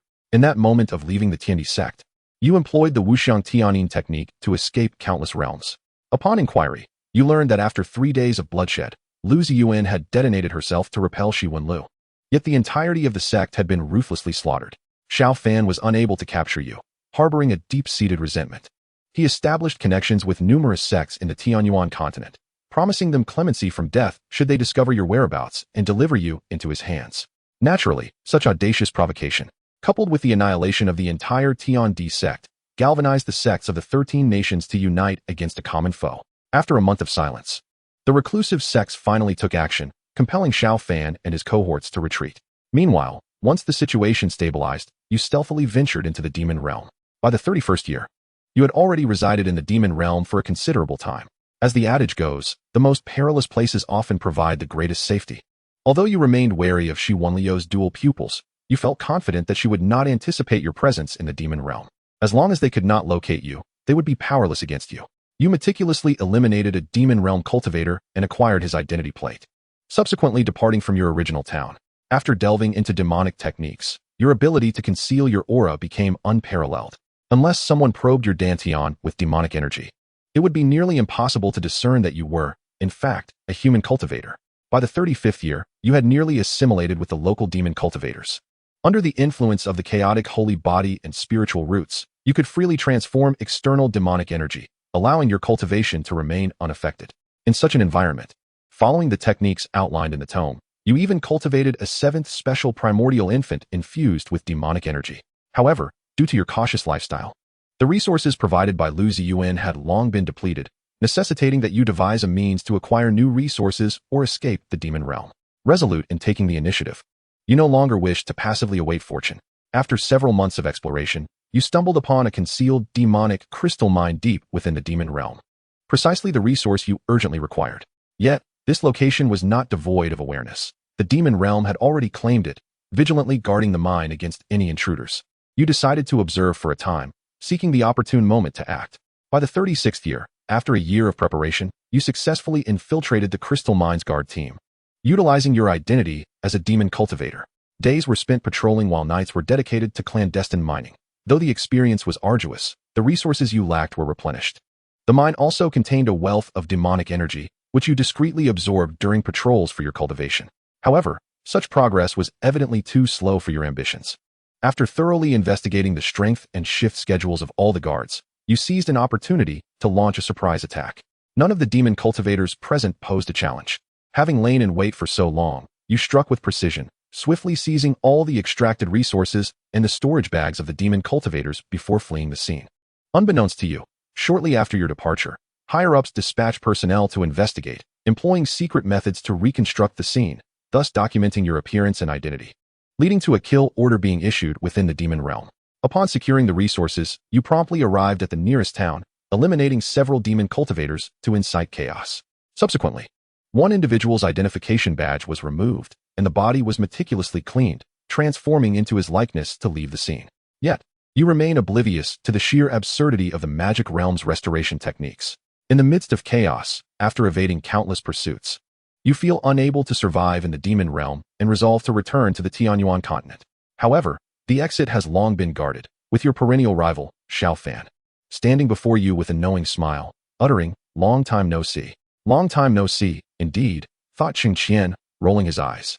You engage in a fierce battle with Xiao Fan, clashing for 300 rounds, as reinforcements from the demon realm continue to pour in.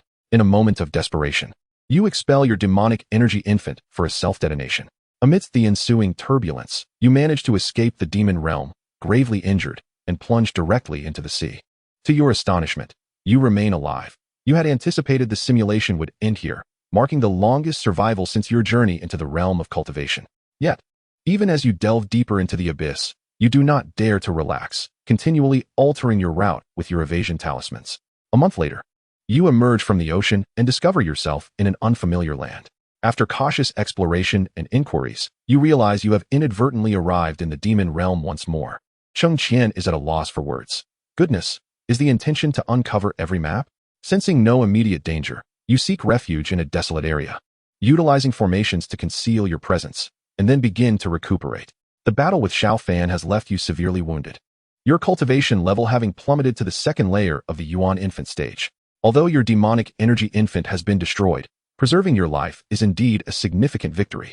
Should the standstill prolong, once Shi Wenlu arrives, you fear that even sacrificing all your Yuan infants would be futile. Half a year later, your body has returned to normal, and you cautiously start to explore the demon realm. By the 37th year, you have gained a preliminary understanding of the demon realm. Realizing that returning to the Tianyuan continent is impossible, and the demon realm is fraught with peril. Resources here are scarce, and spiritual energy is thin, yet it is a slight improvement over living in constant dread, perhaps due to the familiarity of the atmosphere in the demon realm. The dormant red egg in your sea of consciousness finally awakens. A small phoenix, adorned with red feathers and crowned with a golden diadem upon its forehead, appears before you.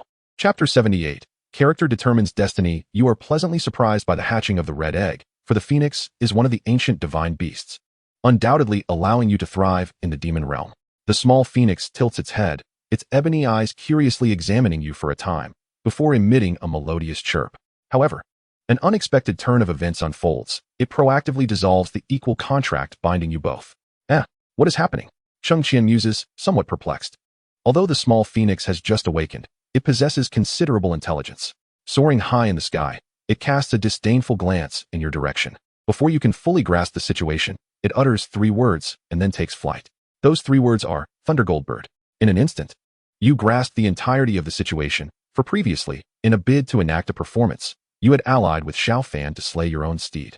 Though the red egg lay in slumber, it was nonetheless aware of all that transpired within your consciousness, whether it be a demonic beast or a spiritual creature. Entering into a contract equates to relinquishing one's life entirely to that individual. They shall become the most devoted companions in the world. However, your actions had infringed upon the little phoenix's boundaries, prompting it to dissolve the contract and depart without a backward glance upon awakening. Upon witnessing this, Cheng Qian could not suppress a chuckle. Who would have thought such a self-imposed entrapment? The avatar within the simulator had maximized its gains, yet nearly all of its friends and family had met their demise due to its actions. Now, even a phoenix looked down upon it. Character indeed shapes destiny. This is no mere adage, but the Cheng Qian within the simulator likely remained oblivious to this truth. As the phoenix took flight, a surge of murderous intent welled within you. If it could not serve as your steed, it would certainly not be permitted to become your adversary. Before the thoughts in your mind had fully settled, you had already taken to the skies in pursuit. Although the little phoenix was a divine beast, it had only just awakened, and its flying speed was not particularly swift. Soon, it sensed your aura and the looming threat, letting out a cry as it desperately flapped its small wings to flee. As the distance closed, you raised your sword and struck towards it. You were confident that even if it were a phoenix, it would not emerge unscathed from such a sudden assault. The shrill cries of the phoenix intertwined with the sound of your blades slicing through the air. Flames enveloped the little phoenix, and a colossal phantom claw collided with your sword's radiance, shattering the surrounding clouds into fragments. You were taken aback by the astonishing power of this little creature. Yet you could distinctly feel its aura had weakened by a third compared to before. Seizing the opportunity to strike while it was vulnerable, you prepared for a second attack, when suddenly, the atmosphere shifted, and piercing avian cries echoed incessantly, sending waves of pain through your head. In that fleeting moment of distraction, countless azure giant birds had encircled you. Among them, a colossal bird adorned with blue feathers sheltered the little phoenix behind it, glaring at you with fierce intensity. Divine beasts exert a formidable psychological influence over lesser demonic creatures, with their bloodline serving to subjugate all beasts to their will. This flock of azure birds was summoned by the phoenix as reinforcements.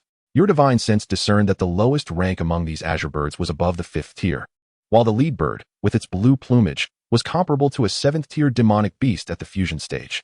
Rapidly calculating the outcome of the impending battle, despair settled in your heart. and you resigned yourself to retreat. Attacking recklessly might force these beasts to withdraw, but you would undoubtedly suffer grave injuries in return, and the phoenix could summon even more creatures to its aid. By any measure, this transaction was decidedly unfavorable. Seizing the moment of standoff among the birds, you crushed a talisman for escape, and your form vanished without a trace. In the 38th year, your cultivation has returned to the 6th level of the nascent soul. After a year of trials, although the gains were modest, you encountered little peril. Through inquiries, you deliberately steered clear of the territories inhabited by avian creatures. Fortunately, the little phoenix did not possess your ruthless nature. It refrained from issuing a command to hunt you down, or else survival in the demon realm would have been untenable. The demon realm is indeed a wondrous place, possessing towns akin to those of humanity, though the architectural styles may be peculiar. It features marketplaces and taverns for the exchange of ideas among cultivators.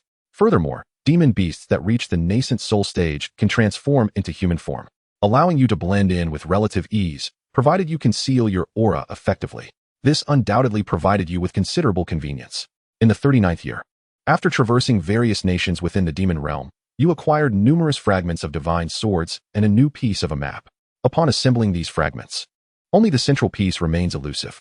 Although a complete map is not yet attainable, you have extracted all but the Ghost Realm's maps and, through comparison, have formed a preliminary understanding of the location in question. You resolve to venture to the Demon Royal Palace once you ascended to the God Transformation stage. It is said that the current Demon Emperor became the new leader of the Demon Realm by obtaining a compendium of all beasts crafted in the upper realms. Currently, you lack sufficient power to confront Xiao Fan. You must tread a perilous path. Gaining control over the entire demon realm would be far more feasible than laboriously striving for ascension to the tribulation stage. However, the Demon Emperor is no easy adversary. Thus, you must first remain in hiding, patiently awaiting the opportune moment. In the 57th year, you achieved the pinnacle of the nascent soul. Yet uncertain whether it was a matter of mindset or the prior damage to your nascent soul that compromised your foundation, you ultimately cultivated only 8 unique nascent souls, finding further progress exceedingly difficult. To avoid causing a surge of spiritual energy during your ascension within the demon realm, you ventured not far from its borders, entering the sea to find a coral cluster. There, you set up a formation and began your advancement. As the waves surged, your nascent soul separated from your body, shattering and then reconstituting, with your consciousness extending outward. A month later, you successfully entered the God Transformation stage. Upon opening your eyes, you noticed numerous sea beasts nearby, alert and on guard, likely attracted by the spiritual energy released during your breakthrough. However, deterred by the protective formation, they dared not act recklessly. With a soft whistle, you rose, retracting the formation disc, causing the sea beasts to be frightened by your aura and flee in disarray. Concealing your presence, you resolved to return to the demon realm and investigate the Demon Royal Palace. In the 60th year, the Demon Emperor ascended to the 9th tier. Soon, it would be time for its ascension to the upper realms. Consequently, a decree was issued for a month of universal celebration. The entire demon realm plunged into jubilation, and the emperor announced a 3-day banquet outside the palace to share in the joy with the demon populace. You recognized this as the optimal opportunity to infiltrate the palace and began your preparations in secret. A month later, as the banquet commenced, you successfully integrated yourself among the patrolling guards of the palace. Such a precious treasure as the compendium of all beasts would undoubtedly be in the possession of the demon emperor, yet with its impending ascension, it is highly probable that the treasure would be passed down to its offspring. Perhaps that was indeed the most opportune moment for you to take action. Chapter 79. The gathering of 8 fragments of the map at the banquet. The demon emperor invited formidable figures from various realms, including Xiao Fan, Shiwen Lu, and a cadre of leaders from the ghost realm, a veritable den of vipers, united in their nefarious schemes. Given your current capabilities, it would be prudent to remain a dutiful patrolman, refraining from rash actions. On the final day of the feast, as all guests departed, the once boisterous palace fell into a tranquil silence. That evening, the 5th prince of the demon emperor was summoned into the study, and it was only the following morning that he emerged, his countenance radiant. As a 7th-tier perfected demon beast, you surmised that the beast codex might very well rest in his possession. With your present strength, overcoming him by 2 tiers might not pose a significant challenge. Seizing the opportunity during a shift change, you stealthily followed the 5th prince, leaving the palace to arrive at his residence. Under the cover of night, you deciphered the formations within the prince's estate, concealing yourself as you deftly evaded the patrolling demon guards with your keen senses. As you passed through the garden, a melodious tune graced your ears, imbued with an enchanting allure. Before you realized it, you found yourself drawn towards the garden, where a strikingly dressed, silver-haired woman was playing a peculiar instrument. As the music ceased, the silver-haired woman lifted her gaze, her expression icy as she regarded you, intruding upon the fifth prince's abode. Outsider, are you unaware of the meaning of death? A sense of foreboding filled your heart, yet with the arrow already knocked. You had no choice but to engage the silver-haired woman in combat. It seems this woman's instrument possesses a soul-binding effect, far more potent than anticipated, capable of ensnaring even those at the divine transformation stage. Cheng Qian furrowed his brow at this revelation. He sensed that the version of himself within the simulator might have been overly anxious, bereft of the support of his sect, and now marked for capture by the demon realm. Arriving in the resource-poor demon realm, he found it challenging to encounter favorable opportunities, resulting in a rapid decline in his cultivation speed while remaining perpetually vigilant. Fortune favors the bold, yet this very pursuit had led the simulated self to lose his composure, risking everything to obtain the Beast Codex. Reflecting on this, Cheng Qian sighed. Had he not orchestrated a scheme against Xiao Fan back then, might the outcome be different today? Shaking his head, he turned his attention back to the simulator. The chaos of battle soon illuminated the fifth prince's residence.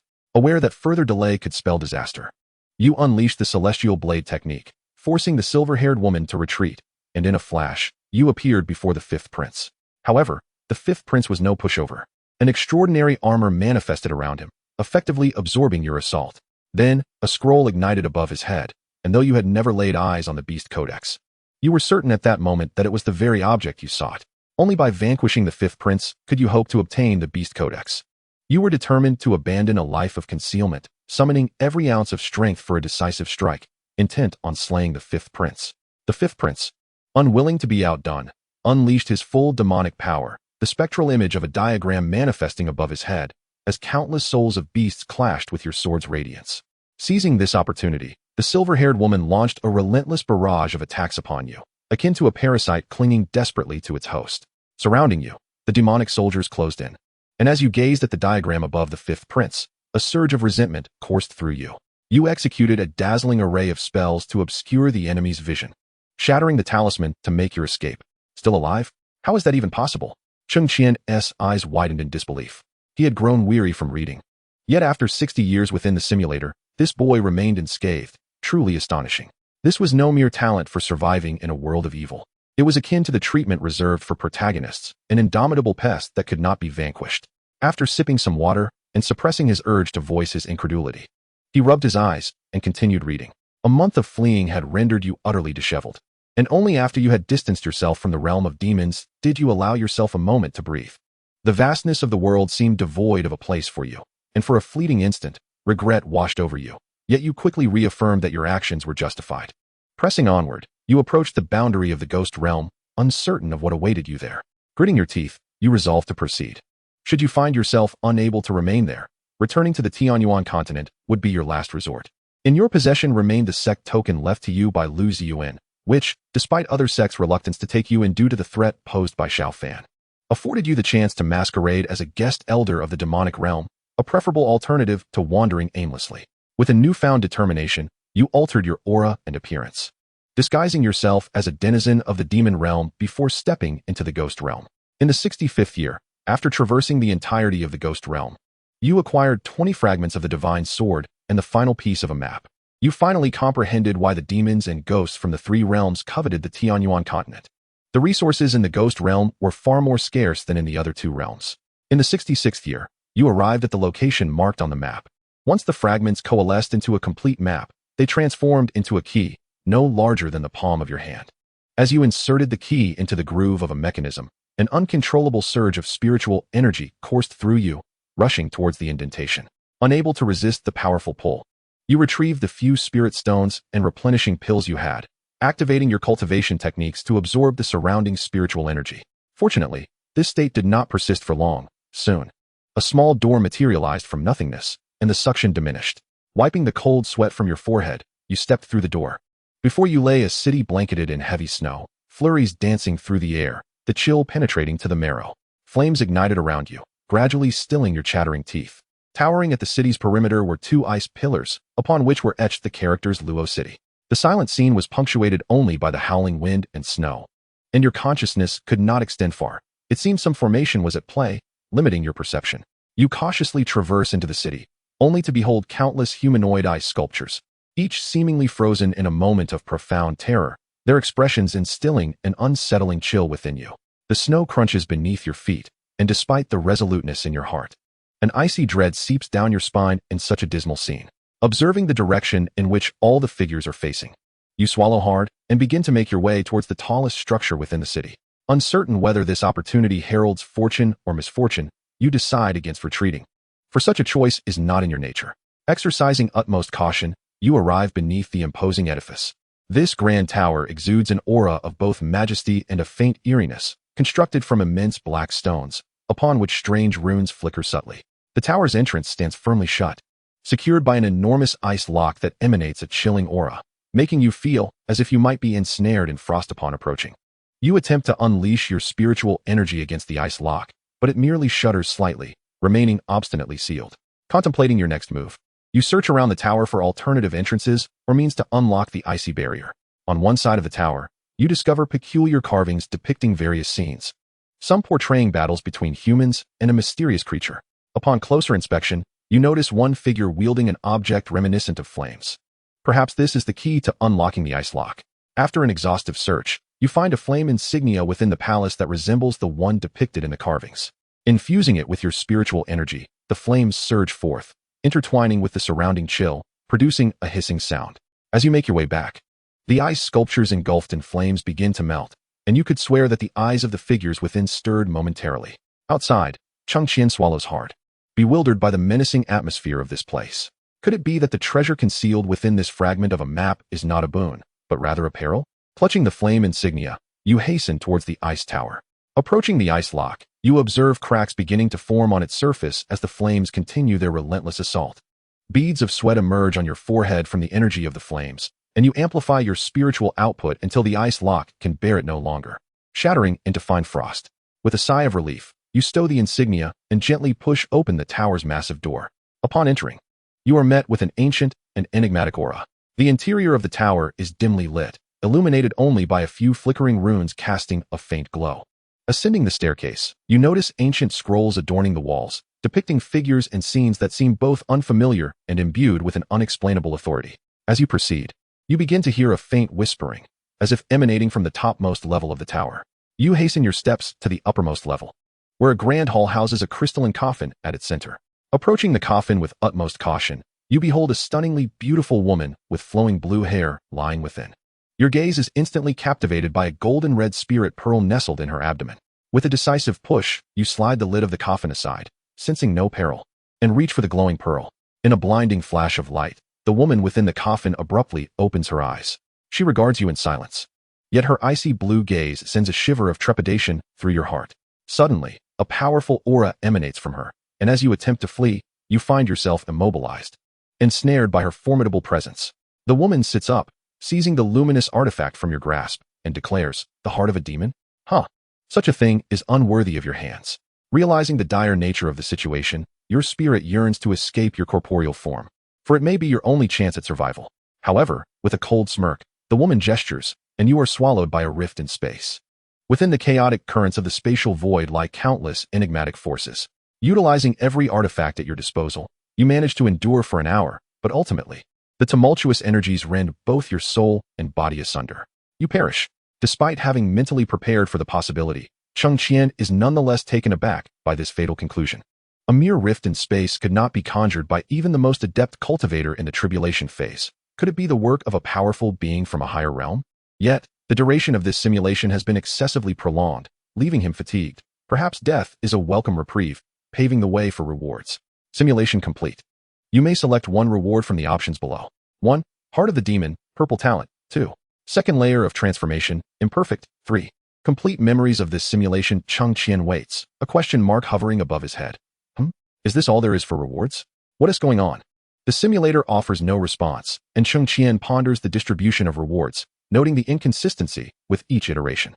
Realizing further contemplation yields little, he speaks decisively. "I choose option 3, the memories." He dismisses the talent. Although the simulation has spanned a lengthy duration, the lives of many sacrificed for it weigh heavily on his conscience, compelling him to act in accordance with his principles. Moreover, the words of the blue-haired woman in the simulator have raised his alertness. Her assertion that the heart of a demon is unworthy to possess such a treasure suggests that she may possess the ability to sense or glimpse into his past. This could significantly hinder his chances of acquiring that artifact. Though merely conjecture, once he obtains the treasure map, Cheng Qian will be able to discern the threads of causation through the simulated text. Thus, the memories hold great importance. He will gain clarity on the locations of various resources, including the opportunities that arose during his years alongside Xiaofan. As the memories from the simulator coalesce within him, Cheng Qian hastily retrieves a map of the Tianyuan continent, marking it with newfound insights. Gazing at the myriad crimson dots on the map, he effortlessly crafted a route. Upon departing tomorrow, he would be able to procure all these items alongside Yue. The boundary would be gradually traversed with the simulator, perfected before claiming the rewards. Rubbing his temples, he mentally reviewed the map, and Cheng Qian nodded in satisfaction. Continue the simulation. During the second attempt, a random subpar talent emerged. Yet it survived for an extended duration, yielding 100 fragments of divine swords. The third simulation presented an average talent, granting him a storage ring filled with resources containing all the treasures from the 13-year secret realm. On the final attempt, he acquired all the discoveries made in the secret realm during his years alongside Xiaofan. With the simulations concluded, Cheng Qian lay back on his bed, content as he gazed at the various items within the storage ring. A restful night ensued. At dawn the following day, Cheng Qian arrived punctually at the mountain gate to await Yue. As the hour of Chun arrived, the young girl soared in on her sword, her eyes sparkling with joy. Witnessing the real presence of someone before him stirred profound emotions within Cheng Qian. He could tolerate the malevolent forces in the world if they served their own interests, but he found it intolerable when they harmed others without reason. Junior brother, where are we headed first? Yue Shuang's voice interrupted Cheng Qian's reverie.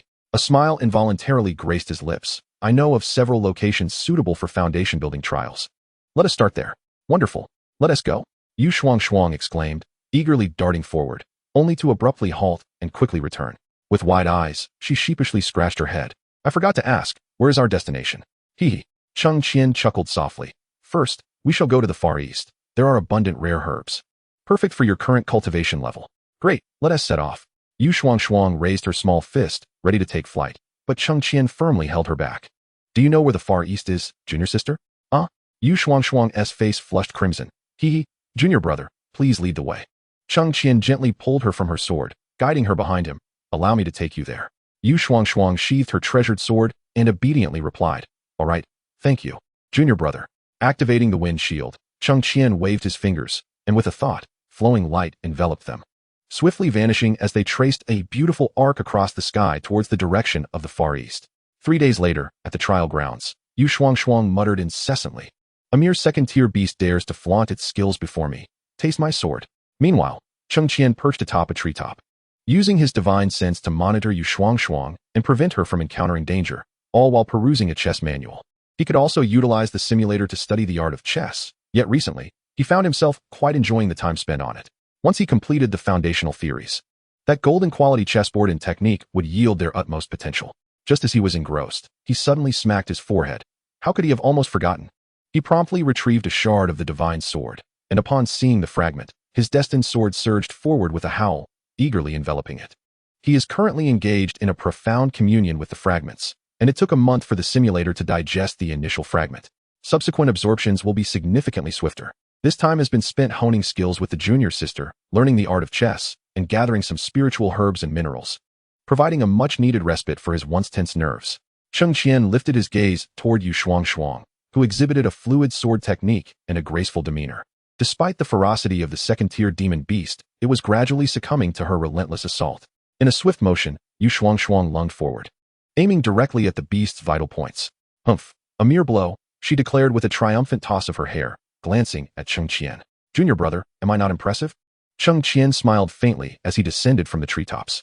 As expected of my junior sister, you are truly remarkable. Receiving such praise, Yue Shuang's face flushed with a hint of embarrassment. Of course. Cheng Qian shook his head in exasperation, preparing to speak when he suddenly sensed a powerful wave of spiritual energy emanating from the distance. His expression grew serious. Junior sister, there seems to be something happening over there. Let us investigate.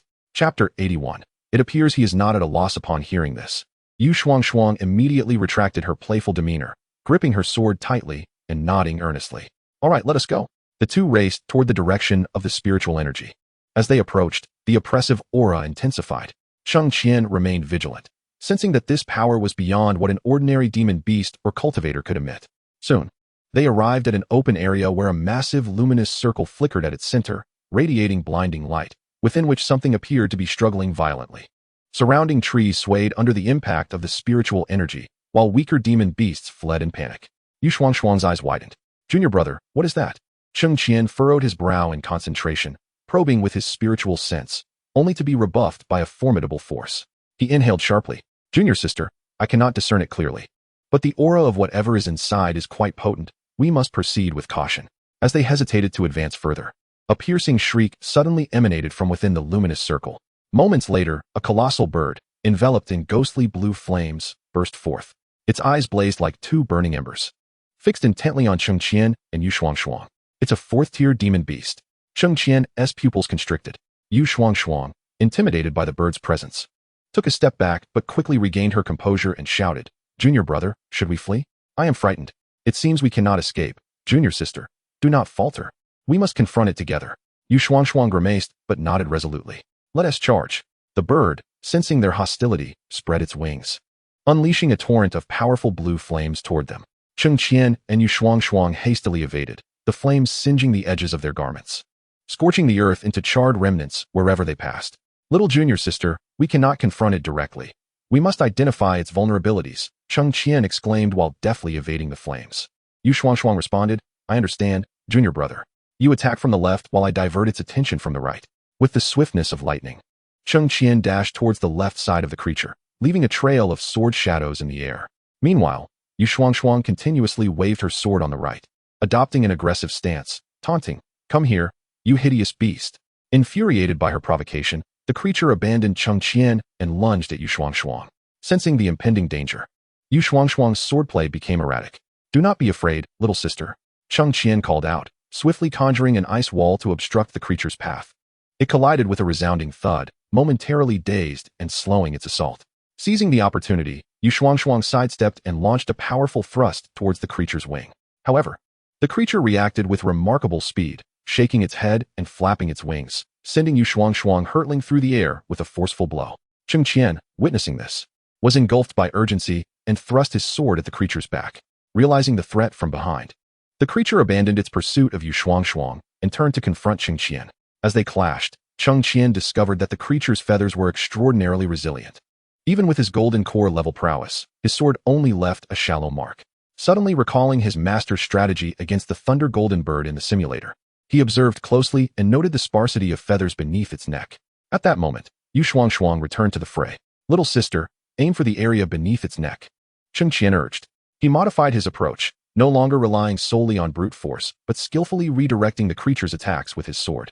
Through their seamless cooperation, the creature began to show signs of fatigue. Without hesitation, Cheng Qian channeled all his spiritual energy into his sword and executed the celestial sword technique, aiming for the vulnerable spot beneath the creature's neck. The creature emitted a mournful cry before gradually collapsing, its eerie blue flames flickering out. Cheng Qian and Yu Shuangshuang sighed in relief, exchanging smiles. Are you all right, little sister? Cheng Qian inquired. Yu Shuangshuang dusted herself off, replying, I'm fine, junior brother. If you hadn't been here, I would have only been left to flee from this fourth-tier beast. Our teamwork was exceptional, Cheng Qian remarked, gesturing towards the creature's carcass. There are surely many valuable materials to be harvested from this great bird. Yes, splendid. I shall inform master upon our return that I have slain a fourth-tier beast. Yu Shuangshuang exclaimed, leaping in delight, her twin buns bouncing in rhythm. Cheng Qian chuckled softly, pointing towards the area where the creature had been trapped moments before. Then, would you kindly store it in your spatial ring while I investigate over there? Of course. As Cheng Qian approached the previous location, he meticulously scanned the surroundings, and indeed, he discovered traces of an array's arrangement. Though the formation possesses only average quality, it effectively isolates divine consciousness and attracts demonic beasts. Holding a fragment of the formation plate, Cheng Qian felt a twinge of confusion. It seemed that someone had set a trap here to hunt this avian creature. Yet he wondered why no one had come to investigate after such a lengthy interval. Ordinarily, the caster would be alerted the moment the formation ceased to function. And this formation plate appeared quite new, suggesting it had been established no more than 5 days prior. It was likely that the individual had been preoccupied with some matter, inadvertently benefiting them. Rising to his feet, he noticed Yu Shuangshuang had already gathered the bird's carcass and hurried over. Junior brother, what shall we do now? Cheng Qian scratched his head. It's getting late. Let us find a secluded cave to rest. Absolutely. I am truly exhausted, Yu Shuangshuang replied, her arms drooping. her face still smudged with the dust from earlier. Cheng Qian instinctively reached out to wipe the traces from her cheek. As soon as this intimate gesture concluded, their eyes met, and an awkward atmosphere enveloped them. Ahem, junior sister, you have dirt on your face, Cheng Qian said, feigning a cough with his fist. Yu Shuangshuang hastily wiped her face with the back of her hand, her fair cheeks blushing with a faint hue, her eyes darting as if unsure where to look. Oh, okay, she murmured. Shall we go then? Cheng Qian, at a loss for words, pointed vaguely towards a mountain range. Yu Shuangshuang kept her head down, lost in thought. Stepping ahead, Cheng Qian almost slapped himself in disbelief at his own audacity. What was he thinking, touching Yu Shuangshuang's delicate face? Yet, the sensation was rather pleasant. Smooth to the touch. Startled by the thought, he patted his chest, admonishing himself. What am I thinking? My heart belongs solely to my master. Indeed, although influenced by the simulator, this was his current mindset. Nevertheless, he had to admit, Yu Shuangshuang was quite beautiful and charming. He seemed to be gaining something as well. Chapter 82. What incredible fortune have I encountered? That night, they discovered a hidden and secure cave. Cheng Qian set up a formation and ventured out to hunt several first-tier spirit beasts. Building a campfire, he placed the freshly prepared beast meat over the flames to roast. The furniture and teapot he had procured from the Bayou Kingdom proved useful at that moment, as Yu Shuangshuang contentedly reclined on a rattan chair, sipping tea. Junior brother, you certainly know how to indulge, she remarked. Life is fleeting. One must seize joy in the moment. Cheng Qian replied with a smile, sprinkling seasoning over the meat. The flames met the oil from the spirit beast, sizzling and crackling, and soon a delectable aroma wafted throughout the cave. Yu Shuangshuang sniffed the air and swallowed hard. Junior brother, who taught you this grilling technique? It smells divine. I learned it myself. It simply requires practice, Cheng Qian boasted modestly. In truth, the cooking technique was not particularly difficult, yet he possessed a fire affinity due to his innate fire spirit root, allowing him to sense temperatures with greater sensitivity. With an array of meticulously prepared seasonings, as long as the food is not charred. This modest barbecue in the wilderness is sure to greatly satisfy the appetites of the two. Although Yu Shuangshuang has established her foundation, she possesses a hearty appetite. At this moment, her eyes are fixated on the skewered meat, and the drool at the corner of her mouth is almost visible. Junior brother, is it ready yet? Cheng Qian couldn't help but chuckle.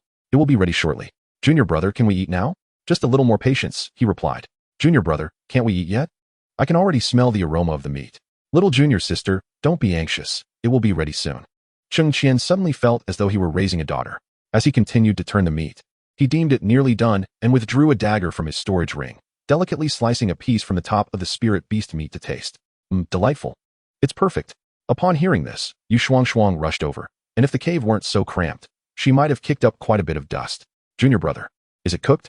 Her large eyes sparkled like those of a doe, unblinking as she stared at the spirit beast meat, her tongue involuntarily licking her lips, resembling a greedy raccoon awaiting its owner's offering. All of Cheng Qian's joy today stemmed from Yu Shuangshuang. A smile crept onto his lips, both exasperated and indulgent, as he handed her a roasted leg of the beast. Here you go, little junior sister, be careful, it's hot. Yum, delicious. Yu Shuangshuang took a hearty bite. Tearing off a large chunk of meat, her cheeks puffed like a little hamster.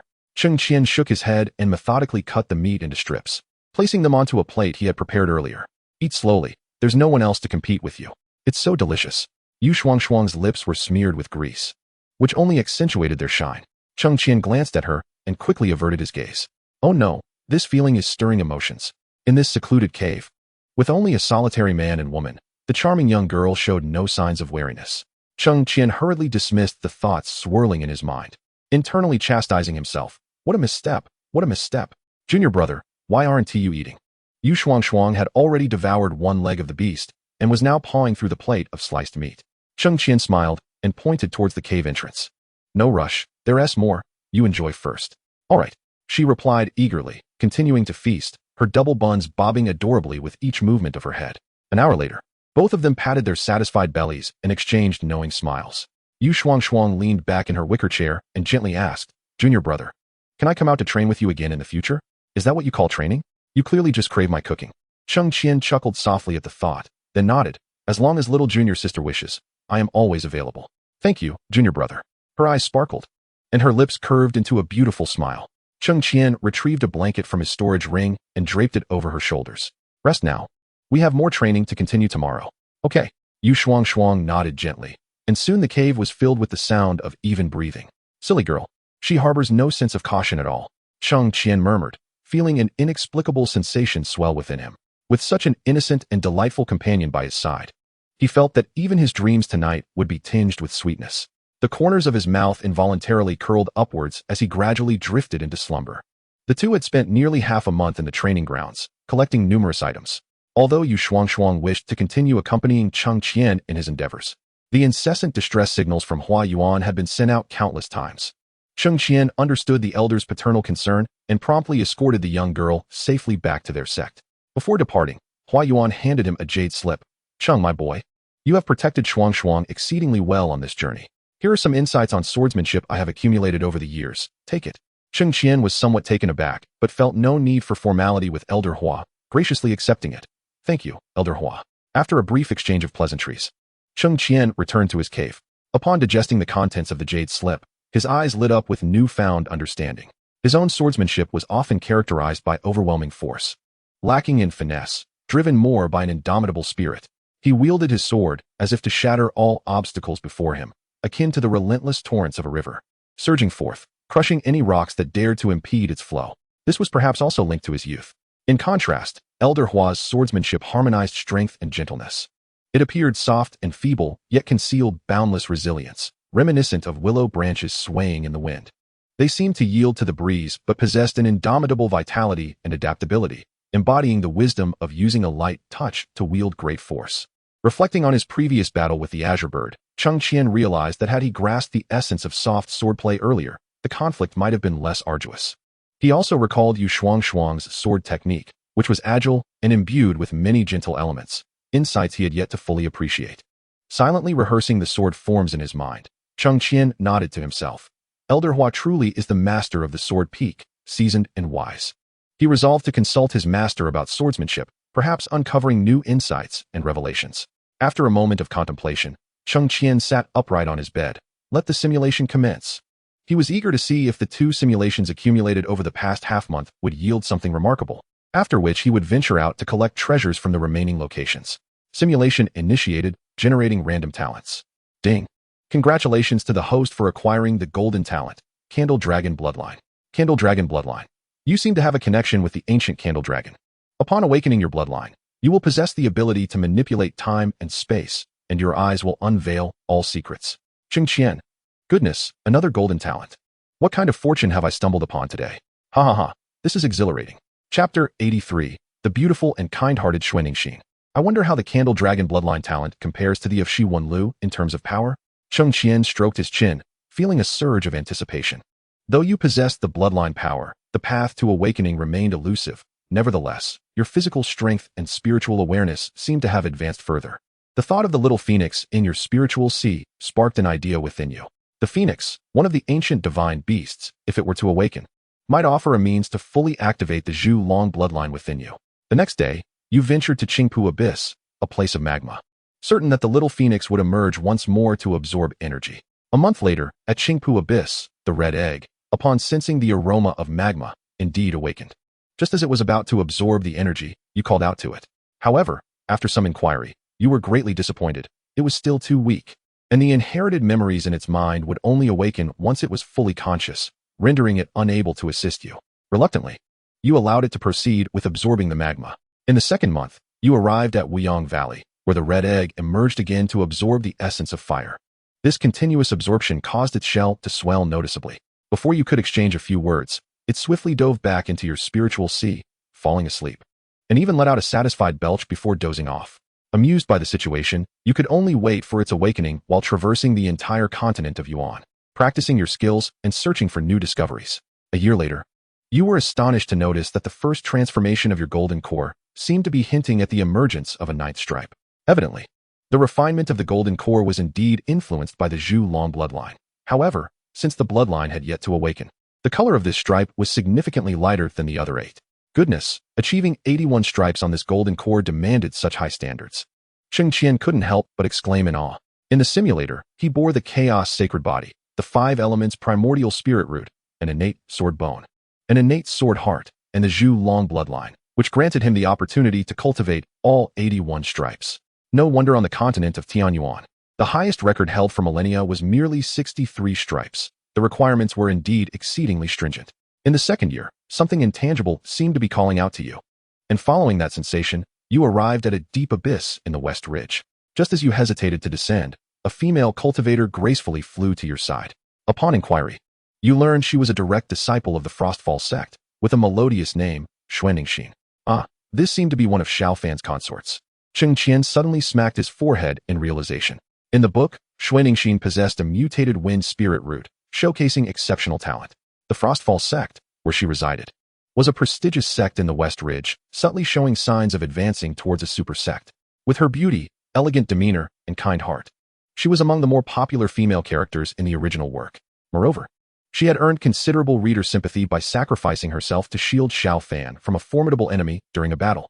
Even after Cheng Qian stopped reading the book, he occasionally encountered discussions about Xuanningsin, the White Moonlight, and other female characters. There was even a time when the fervent debates surged into trending topics. Good women are often drawn to scoundrels. Cheng Qian chuckled softly, drawing his scattered thoughts back as he resumed his gaze upon the simulator. Xuanningsin informed you that she had fortuitously acquired a key to a hidden realm, which lay beneath this abyss. Although you are well acquainted with such realms, Xuanningsin speculated that this particular hidden domain might belong to a celestial being from the upper realms, which left her momentarily astonished. The formation of hidden realms is manifold, yet the most common are the abodes of powerful beings or the remnants of their legacies. Such realms, particularly those associated with celestial beings, are rare treasures indeed. It was unexpected that Xuanningsin would share this opportunity with a stranger like you. After several exchanges, her inherent kindness prevailed, and after much contemplation, she divulged everything. She revealed that the abode was left behind by one of her ancestors, though it might house fifth-tier beasts, making it unlikely for her to secure the treasures within due to her current strength. The artifact could only be activated with her bloodline power, rendering it useless to you. Yet she expressed her willingness to share the remaining items with you. You marveled at the generosity of this young lady and inquired why she did not seek her kin to accompany her, but chose to invite a stranger instead. Xuanningsin's expression darkened slightly. The Luo Shuang sect appeared harmonious on the surface, yet internal strife was rampant, and the treacherous atmosphere offered her no sense of security. She continued, I initially intended to enter the hidden realm alone, but upon fortuitously encountering you here, I felt an inexplicable sense of trust and decided to extend an invitation. Cheng Qian laughed heartily at this, scratching his head in amusement. Who would have thought that my handsome demeanor would indeed be quite appealing to young ladies? I certainly seem reliable. Such praise was delightful to hear. Xuanningsin was perceptive, quickly recognizing his true nature. Feeling reassured, you promptly agreed, and the two of you soared downward into the abyss.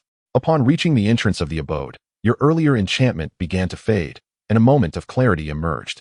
To explore a hidden realm with a complete stranger, regardless of how harmless she appeared, could potentially place you in perilous circumstances. Sensing your apprehension, Xuanningsin proactively remarked, I understand your concerns. In truth, I am quite afraid as well. However, I trust my instincts, and I believe you to be a person of integrity. She added, I can swear a heart demon oath. If I harbor any ill intentions towards you in the hidden realm, I shall immediately perish, consumed by my own dark thoughts. How does that sound? Looking into the earnest eyes of the woman before you, though feeling somewhat bashful, the two of you simultaneously swore the heart demon oath. For cultivators, the heart demon represents one of the greatest obstacles and adversaries on their path. Once a heart demon takes hold, it can lead to unforeseen disasters during ascension, resulting in death and the loss of one's way. The cultivators who have sworn the heart demon oath are bound by the heavenly principles. Any transgression will subject them to the constraints of the celestial order until the oath is fulfilled. Generally, cultivators would not stake their path of cultivation and their very lives as a wager. Thus, Xuanningsin's sincerity is commendable. Upon entering the secret realm, a vast expanse of wilderness unfolded before them, with second and third tier beasts almost omnipresent. Fortunately, both of them had honed their skills in concealing their presence quite adeptly. Proceeding cautiously along their journey, after 3 days and nights, Xuanningsin led you to a valley and inserted the key into the mechanism once more, instantly enveloping both of you in a yellow light that transported you to another realm. Upon probing with divine consciousness, they found themselves surrounded by rare spiritual plants, and Xuanningsin, unhurried, joined you in gathering them. Having collected the spiritual flora, they continued onward. Not long after, a colossal shadow rushed towards them. Upon looking up, Xuanningsin exclaimed in alarm, a fifth-tier beast, the illusion Thunder Bear. After an intense battle, you and Xuanningsin incurred some minor losses, but ultimately defeated it. As they ventured deeper, the number of beasts increased, all with strength above the 4th tier. Upon reaching the restricted area, both had expended considerable spiritual energy and hastily consumed several pills to restore their condition. Once prepared, Xuanixin murmured an ancient and intricate incantation. In the next moment, countless golden rays seemed to tear through the restrictions, illuminating the entire sky. As the barriers shattered, a tiger's roar alerted their senses. From the depths of the cave emerged a massive white tiger, its forehead adorned with golden markings. With a mere yawn, it appeared capable of swallowing both of them whole. On high alert, you watched as Xuanixin approached slowly. To your astonishment, the white tiger lay down docilely like a kitten, allowing her to stroke the mark on its forehead. It turned out to be a guardian beast. After a brief mental exchange, Xuanixin beckoned you to join her atop the tiger's back. The white tiger carried you both deeper into the realm, with no beasts daring to attack along the way. Moments later, a gigantic mirror-like artifact appeared before them, accompanied by a flute floating in midair. You realized this was the opportunity Xuanixin had sought. A month later, Xuanixin had initially refined 2 artifacts, and with a grateful smile directed at you, she expressed her thanks. With the aid of the white tiger, you both exited the secret realm. Xuanixin bid you farewell, intending to return and fully integrate the artifacts. The gains from this venture surpassed your expectations. As aside from the 2 artifacts, Xuanixin honored the agreement by giving you all the remaining resources. Ah, indeed, Miss Xuanixin is both beautiful and kind-hearted, praised Cheng Qian, resting his chin on his hand. Logically, the heart demon oath merely stipulated that neither party would attack the other. Even though Xuanixin proposed to split the resources in 2, the version of herself within the simulator was powerless against her. Nevertheless, she adhered to their agreement, a virtue worthy of admiration. In the following year, while you were leisurely wandering in Shieling, you unexpectedly received a message from Xuanixin, indicating that she had urgent matters to discuss. Upon arriving at the designated location, Xuanixin informed you that her ancestors had left behind a hidden realm, which she wished to explore with you once more. Such an opportunity was undoubtedly a boon, especially as the 2 of you had established a preliminary trust through previous encounters. Thus you set off together to the place she had mentioned. Upon entering the secret realm, you were greeted by the sight of a pink flower, with countless strands of spiritual energy converging towards it. Both of you were momentarily taken aback. This phenomenon could only signify one thing. The spirit plant had likely thrived for thousands of years and was on the verge of evolving into a medicinal herb with a semblance of spiritual intelligence. Even with the sun and moon bottle in your possession, it was impossible to artificially cultivate such a rare treasure. It could merely extend the plant's natural lifespan. Such circumstances were rare and precious, compelling the 2 of you to remain vigilant before the blue flower. The birth of a medicinal herb would inevitably attract formidable beasts. Indeed, within a mere quarter of an hour, a 5th-tier snow-drying beast caught wind of the fragrance and rushed over. After a considerable effort, you managed to dispatch the beast, just as the pink flower had completed absorbing the spiritual energy and suddenly bloomed into delicate petals. A spectacular display unfolded as countless pink petals filled the sky, creating a breathtaking sight. Xuanixin gasped, "This is bad. Quickly shield your senses. This is the legendary Hehuan flower." Yet it was too late. You had already inhaled a significant amount of pollen. An unsettling restlessness stirred within both of you, accompanied by an unusual warmth radiating from your bodies. Exchanging a glance, you hastily began to meditate, but it was evident that such a remedy was futile. An unusual ambience permeated the air. Cheng Qian scratched his head. Is there something my esteemed host cannot behold? Why is it that every time we reach a critical moment, this happens? What a wretched simulator. It must be a pirated version. 3 days later, both of your minds regained their composure, an awkward tension enveloping the valley. Xuanixin, initially mortified and indignant, gazed at you with a torrent of emotions surging within, ultimately shedding 2 tears. Ignoring your own peculiar state, you patiently consoled the fragile young woman before you. After a lengthy while, her emotions stabilized, and when she looked at you, a hint of pink graced her cheeks, making her appear alluring and irresistible, evoking an overwhelming desire to cherish her. "Ah," Cheng Qian exclaimed, suddenly feeling a flush on his face. Embarrassed, he took a sip from the nearby teapot to calm both his body and mind before continuing to observe the simulator. You vowed to take responsibility for Xuanixin, acknowledging that since the events had transpired, evasion was futile. Fortunately, Xuanixin harbors a favorable impression of you, despite her shyness, upon witnessing your solemn promise. She resolves to spend time with you and explore the possibilities. Once the 2 of you return to a state of normalcy, you begin to assess each other's physical conditions. To your astonishment, you share a moment of incredulity as you both realize your cultivation levels have risen. Most remarkably, you discover that the 9th pattern of your golden core has aligned in depth with the other 8. This indicates that your bloodline has likely been awakened. Yet, you remain uncertain about how to harness the Zhulong's innate abilities, pondering whether it is due to insufficient cultivation or an incomplete awakening. After some contemplation, you decide to wait until the red egg awakens to seek clarity. This unexpected outcome truly astonishes Cheng Qian, as he never anticipated that a mere incident would refine his ninth pattern of the golden core. While you are still lost in thought, you notice a sudden eruption of white light emanating from Xuanixin, who has closed her eyes and entered a meditative state. Uncertain of the unfolding events, you take it upon yourself to guard her. 3 days later, Xuanixin gradually regains consciousness, the spiritual energy of heaven and earth swirling around her. Her aura continuously ascending until she reaches the pinnacle of the golden core stage. You are left in awe, for she had previously been at the early stage of the golden core. How could she have advanced so dramatically? Xuanixin explains that the incident between the two of you unexpectedly activated her bloodline power. It turns out that her ancestors were half demons, and typically, as time passes, the potency of such bloodlines diminishes, often vanishing entirely. However, being with you has rekindled that spark, endowing her with a portion of the white dragon bloodline. Upon hearing the term white dragon, you immediately comprehend the implications. No wonder your golden core patterns have been successfully refined. And no wonder Xuanixin has leapt several levels in her cultivation. As members of the dragon lineage, it seems that your Zhulong bloodline has indeed influenced her, yielding such remarkable results. Ah, how intriguing it is to discover that I possess such an effect, Cheng Qian muses with a wry smile. Yet, it is indeed a fortuitous coincidence that has also awakened a fragment of his own bloodline. Although it has not fully awakened, the emergence of the ninth pattern of the golden core is a delightful surprise. The two of you continue to explore the secret realm, ultimately returning laden with treasures.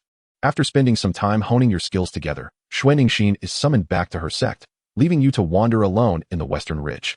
In the 3rd year, you reach the second transformation of your golden core, with 18 patterns, having thoroughly explored the Western Ridge, albeit with no further gains. In the 4th year, having achieved the 3rd transformation of your golden core with 27 patterns, Xuanixin completes her sect affairs. Although you do not see each other often, you have exchanged numerous messages. Eventually, you meet in the East Sea, where Xuanixin seeks a respite. Despite the long separation, there is no hint of estrangement between you. At this moment, Xuanixin has become a Yuanian cultivator, yet she does not disdain your comparatively lower cultivation level. After spending a considerable time enjoying each other's company by the seaside, the two of you decide to embark on an adventure in the East Sea. 1 month later, an unexpected encounter occurred between Xiao Fan and Xuanixin. Upon seeing Xuanixin, Xiao Fan was momentarily struck dumb, promptly advancing to shower her with attention. Meanwhile, Yue Yao, upon noticing you, experienced a whirlwind of emotions and spoke extensively, yet you paid her no heed. Exasperated, Cheng Qian rolled his eyes, recognizing that these two were indeed persistent phantoms. However, he could comprehend their attachment. After all, Xuanixin was one of the former protagonists. It seemed destined that Xiao Fan and she would cross paths, as if bound by the threads of fate. No matter how one struggled, certain events and individuals would invariably return to their predetermined courses. Nonetheless, Cheng Qian was resolute in altering destiny, as evidenced by his 12 years in the underwater palace. The narrative of the original text was indeed subject to modification. Furthermore, he had faith that Xuanixin would not be swayed by Xiao Fan's advances. Xuanixin harbored a profound disdain for the way Xiao Fan gazed at her and promptly took your hand to leave.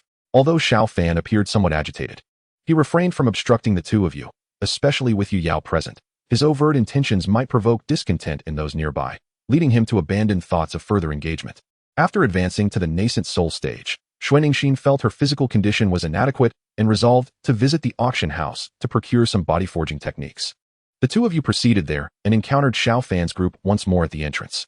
This time, he disregarded Yue Yao's feelings entirely and approached Xuanixin with words about their encounter being a fateful connection. You drew Xuanixin behind you and sternly warned him that should he attempt to flirt again, he would face dire consequences.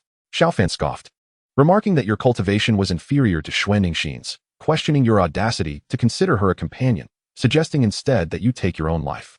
Incensed by his words, and having long held a grudge against Xiao Fan, the two of you immediately engaged in a fierce brawl.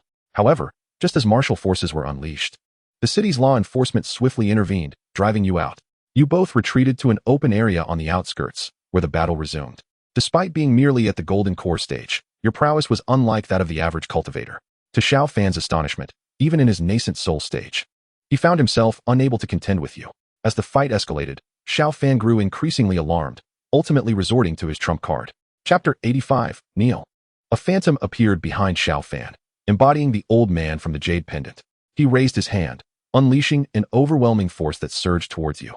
Layer by layer, your protective talismans were stripped away, and your demise seemed imminent. In this dire moment, a figure emerged, wielding a jade flute that produced a melodious tune. conjuring a vast mirror before you. Xiao Fan bellowed for Xue Ningxin to step away from you. Yet, Xue Ningxin steadfastly refused, bearing the pressure of the old man's might. Blood trickling from the corner of her mouth as she played the flute. You, in great distress, urged her to depart while igniting a message talisman to notify your master. But the distance was vast, and by the time your master arrived, you feared you would be reduced to dust.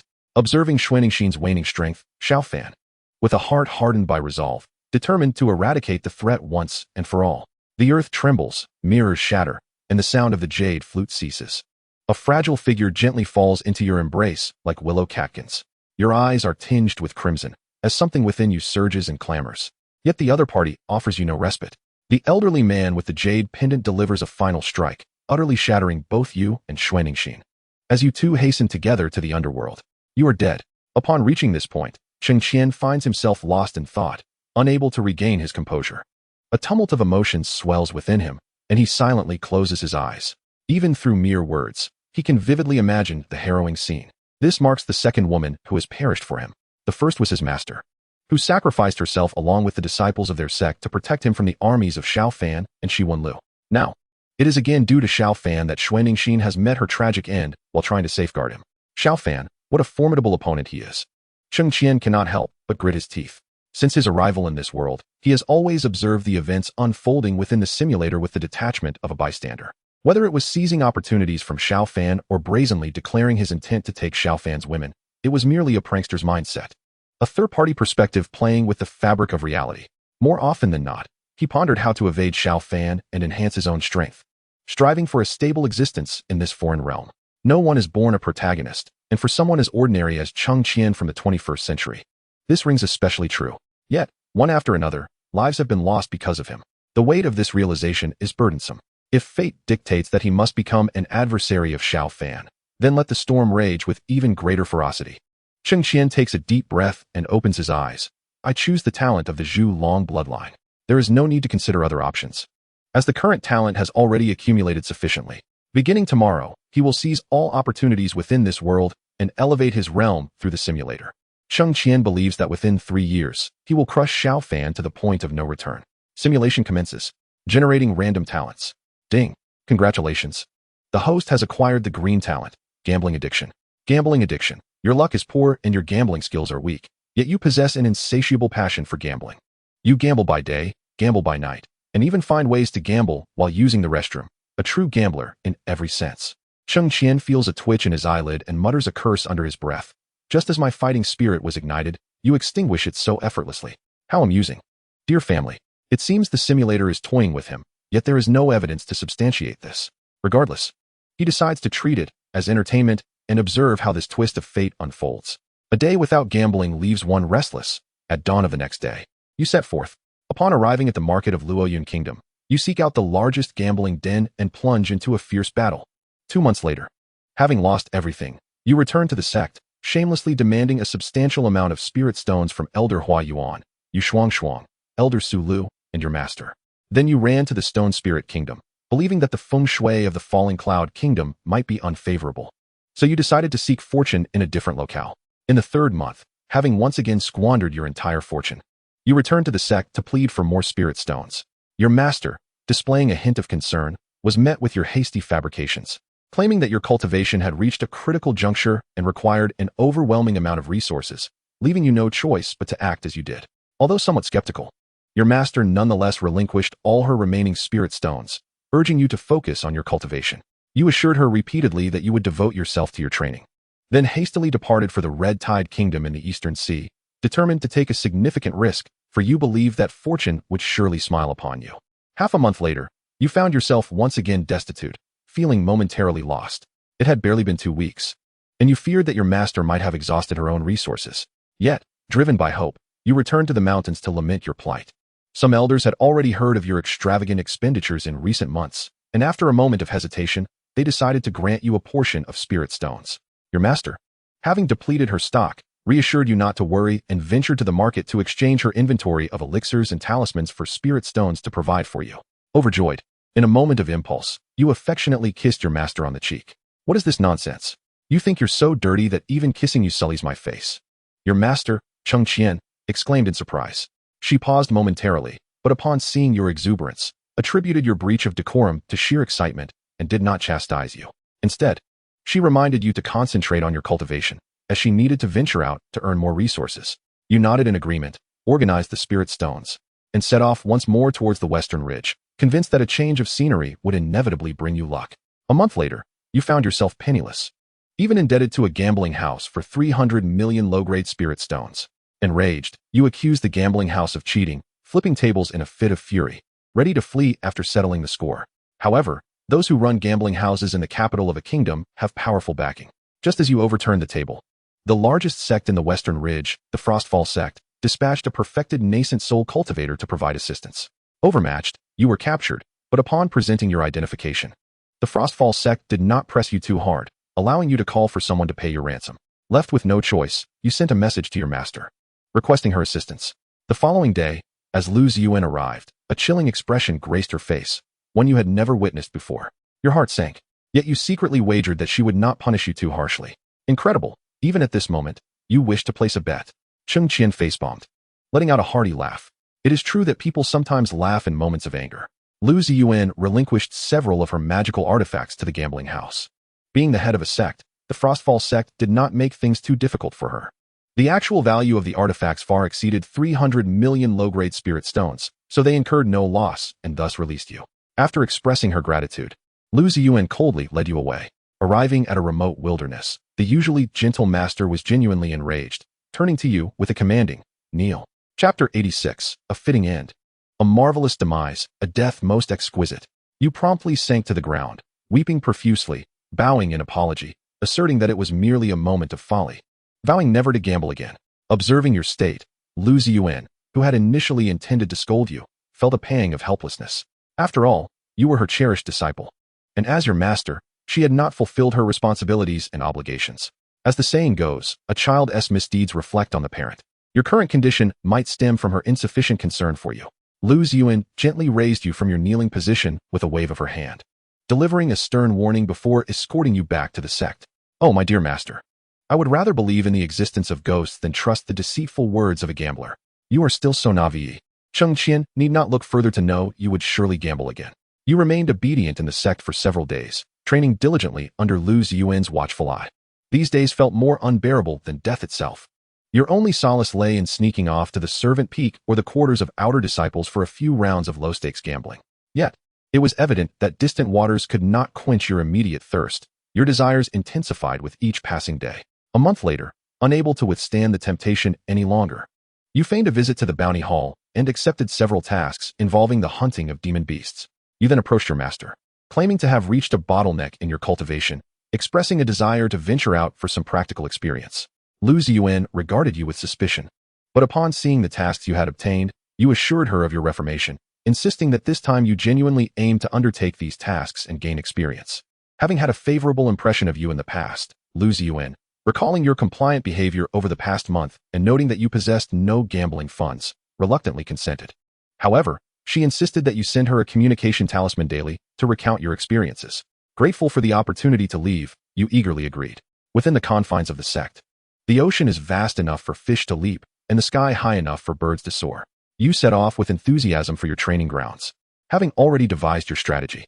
Over 3 months, through hunting demon beasts, collecting spirit stones, and dispatching wandering cultivators, you amassed a considerable fortune in spirit stones.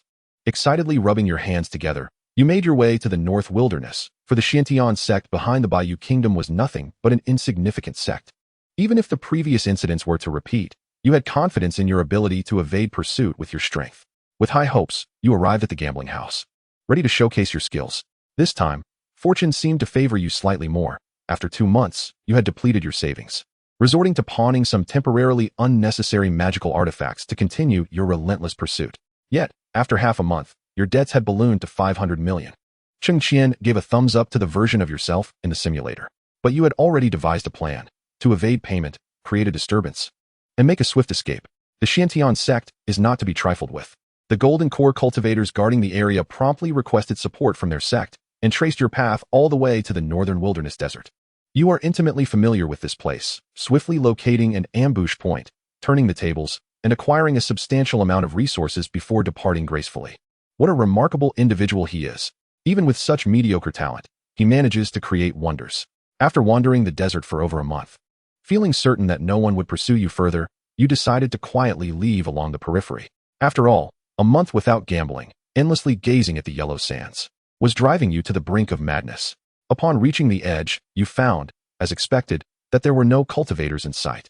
Overjoyed, you altered your aura, utilizing the few remaining magical artifacts to conceal your appearance, and returned to the Bo Kingdom to take the teleportation array and depart.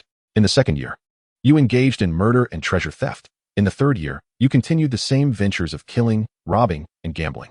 In the fourth year, you unexpectedly obtained a mysterious small cauldron, unsure of its purpose, but it appeared to be a valuable item. So you decided to keep it for the time being until your finances ran low. A month later, at a gambling house in the Qichao Kingdom, you accrued a debt of 10 billion, too fearful to contact your master, and were captured by the enforcement team of the Lingxiao Palace. By the 5th year, you were laboring to repay your debts. By the 10th year, unable to gamble any longer and still unable to clear your debts, you worked daily in isolation. Too afraid to reach out to anyone, succumbing to despair, you died. A well-deserved end, a fitting conclusion, a death that resonates. Cheng Qian clapped his hands, lamenting the wasted time spent observing the life of a gambler. I, Cheng Qian, vow that in this life I shall have no association with gambling or drugs. Clenching his fist, Cheng Qian looked disdainfully at the rewards from the simulator. There were no options to choose from. With such a dismal talent, there were no resources, nor any increase in cultivation. He chose the mysterious small cauldron. In an instant, a quaint, palm-sized cauldron appeared before him, adorned with intricate patterns of mountains, rivers, flowers, and creatures, all vividly rendered, bringing delight to the beholder. With a thought, the cauldron was stored in the simulator's space. Ding! The host has obtained an ancient red-quality magical artifact, now stored in the simulator's space. What? Cheng Qian found it hard to believe. Could it be that the reason for his perpetual losing streak in gambling within the simulator was to acquire this small cauldron?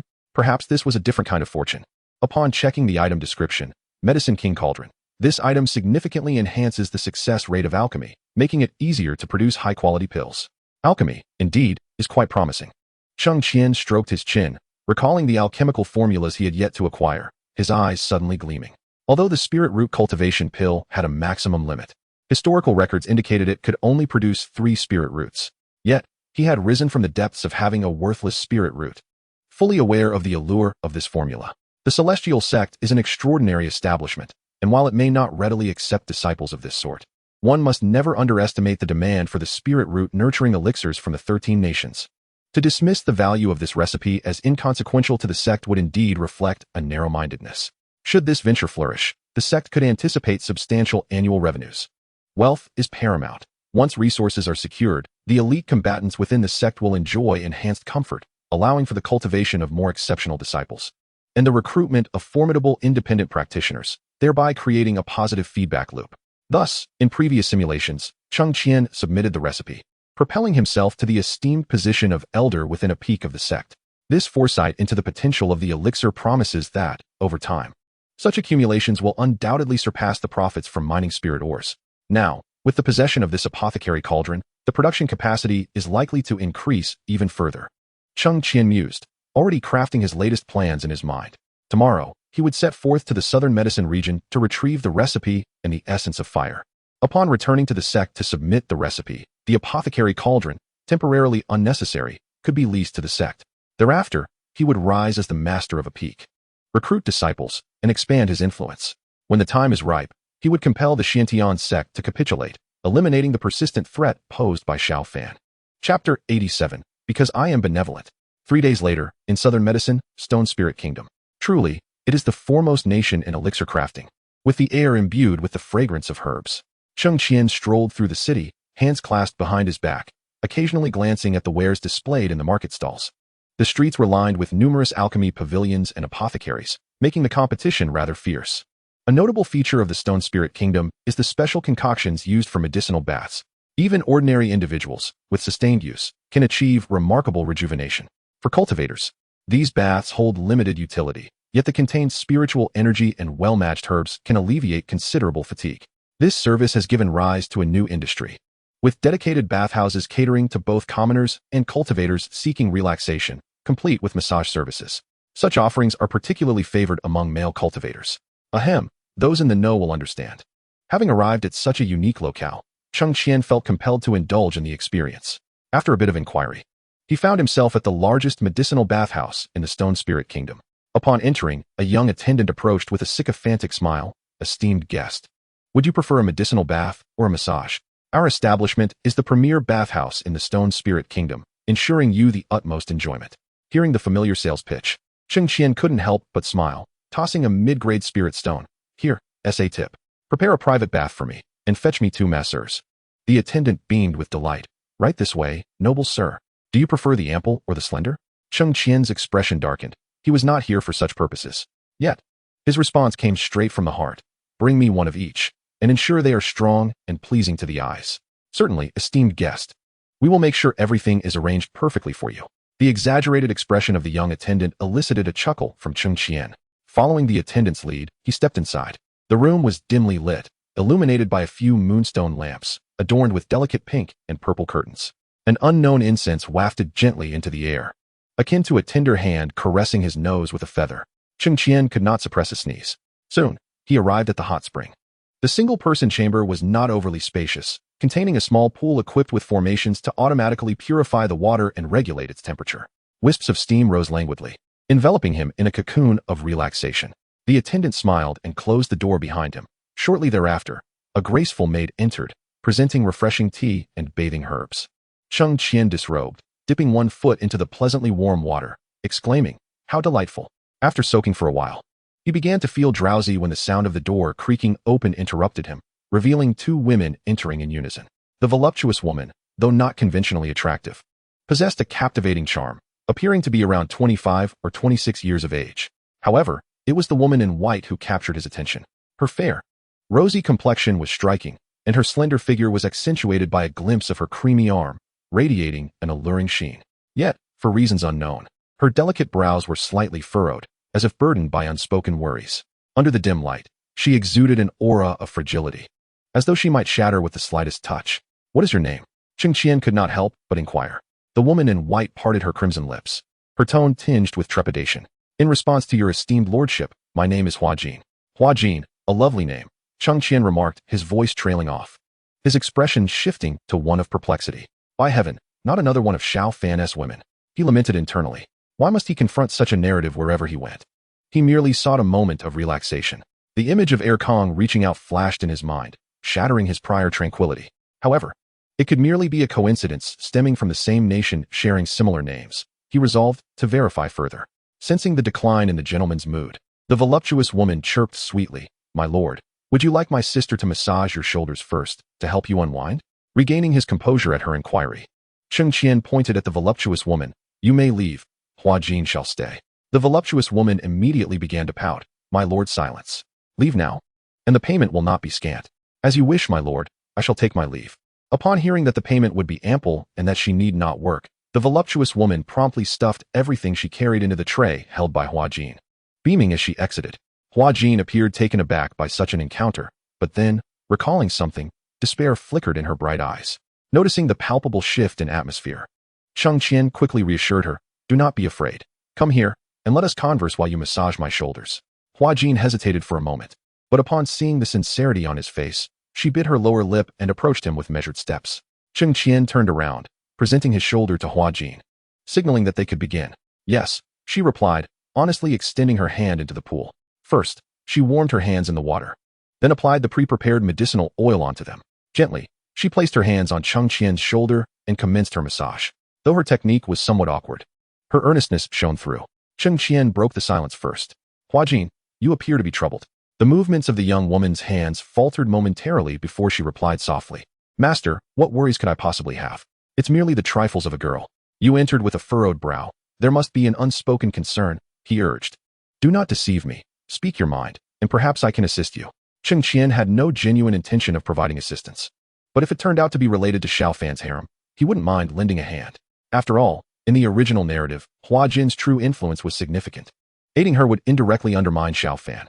He was more than willing to engage in actions that could put Xiao Fan at a disadvantage. After a prolonged silence, the soft voice behind him finally murmured, "Can you truly help me?" Cheng Qian responded with a light chuckle, "Let us discuss it first. After all, I am a golden core cultivator and a true disciple of a prestigious sect. Surely I can be of assistance." He casually revealed his identity, understanding that to gain her trust, he needed to present something compelling. If Hua Jin were indeed the woman portrayed in the original tale, such credentials would surely pique her interest. But why would you help a stranger? She questioned, her voice as fragile as leaves in a wintry chill, seemingly unable to elicit pity, as if a gust of wind could shatter her. Cheng Qian recalled a saying from his past life and could not help but exclaim, "Because I am benevolent." He then chuckled lightly, adding, "As cultivators, we are bound to vanquish demons and assist those in need.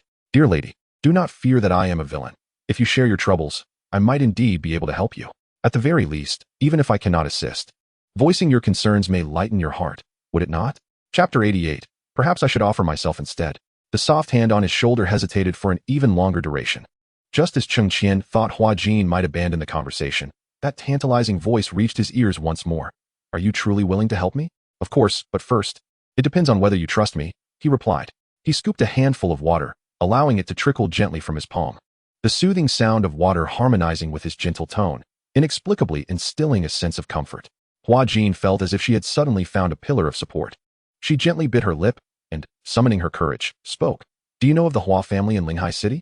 Linghai City was the capital of the Shirling Kingdom, the very place where Cheng Qian currently resided. Cheng Qian closed his eyes and softly replied, "I do not know. What connection does the Hua family have with you, my lady?" In the illustrious city of Linghai, there exists a prestigious sect known as the Yue Yao Pavilion, alongside four prominent families renowned for their alchemical prowess, the Hua, Li, Feng, and Duan clans. Hua Jin, the cherished jewel of the Hua family and the anticipated successor to its leadership, gently kneads Cheng Qian's shoulders, gradually unveiling her tale. Years ago, the patriarch of the Hua family mysteriously vanished, leaving the young Hua Jin, merely 9 years of age, unable to bear the weight of her family's legacy. Consequently, the elder assumed temporary control. Bereft of her father's protection, the young Hua Jin endured countless grievances and machinations within her clan, all the while biding her time. For she believed that if she could attain the rank of a 6th-tier alchemist, she would reclaim her rightful position. Yet, the path to advancement was fraught with obstacles.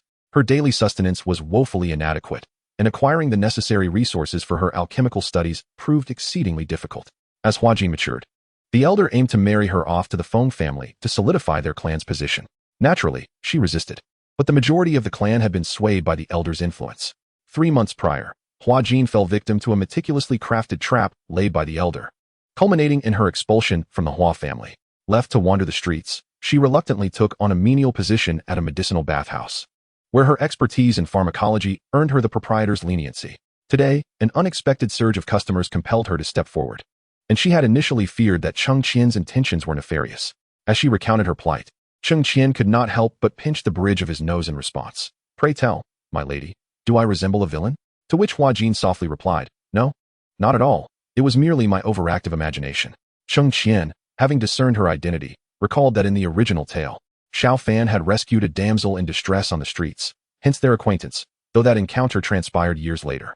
With his exceptional alchemical skills and strategic acumen, Xiao Fan aided Hua Jin in regaining her rightful place within the Hua family, ultimately winning her heart. Reflecting upon this, Cheng Qian resolved, "Our immediate priority is to facilitate your return to the Hua family and restore your position as its leader, is it not? The Hua family embodies your father's legacy, and I have witnessed the elder's machinations over the years. If we do not intervene, the family may face decline." A hint of sorrow tinged Hua Jin's voice as she lamented, "With my father gone, I cannot bear to see his life's work squandered. Thus, the pressing concern is for you to ascend to the rank of a 6th-tier alchemist, thereby qualifying you to return to the Hua family, correct?" Cheng Qian posed the pivotal question.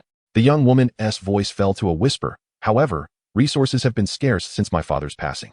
I have barely managed to advance once, and am still merely a 3rd-tier alchemist."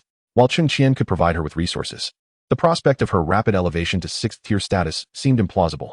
After a moment's contemplation, he suggested, "Let us proceed this way. I shall furnish you with the resources for your alchemical pursuits, and we shall navigate the other matters as they arise." "Truly?"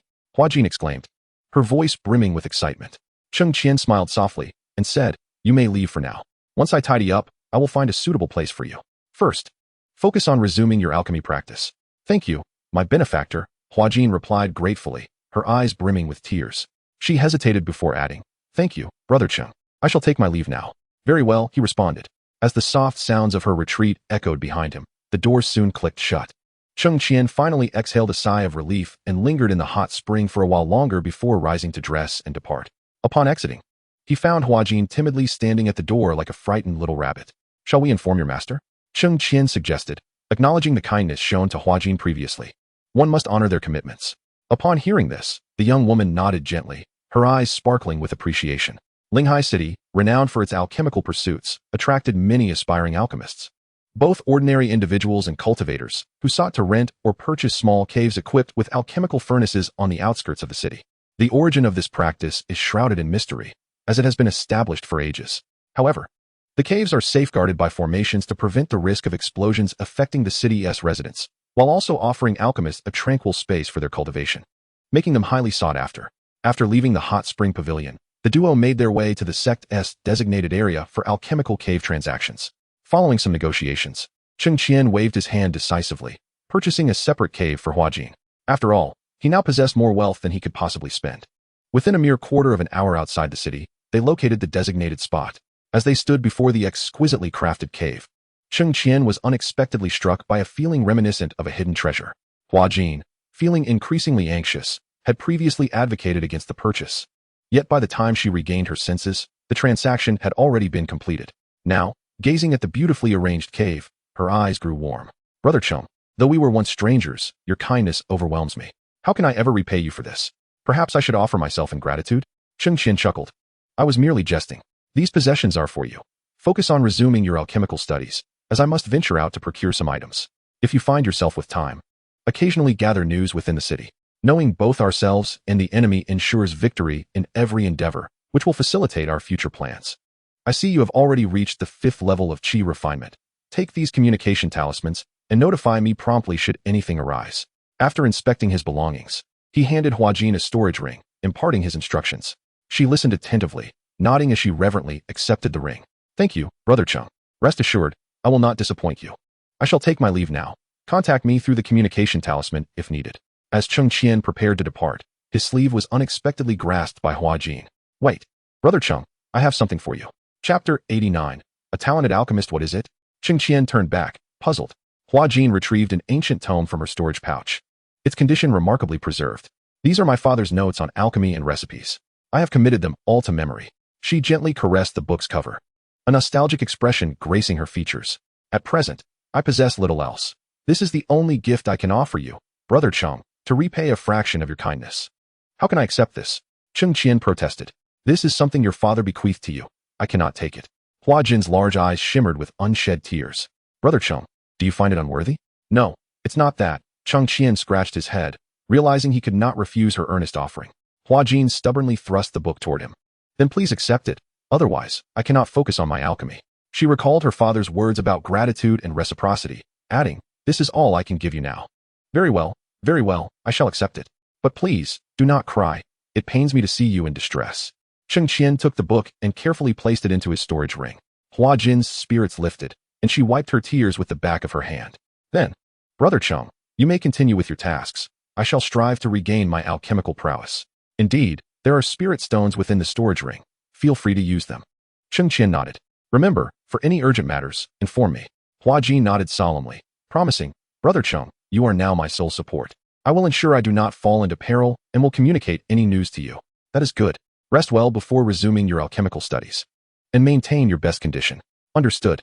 After bidding farewell to Huajin, Cheng Qian stretched outside the cave, originally intending to explore the customs and culture of the Stone Spirit Kingdom. However, this encounter had inadvertently assigned him another task. Yet, thinking of Huajin's delicate visage, he felt the journey was indeed worthwhile. "Alas, I sense a tendency toward the blooming heart of a great carrot," Cheng Qian chuckled, shaking his head as he took flight on his sword, heading directly toward the location of the spirit root nurturing elixir. With the memories from the simulator at his disposal, the search became significantly easier.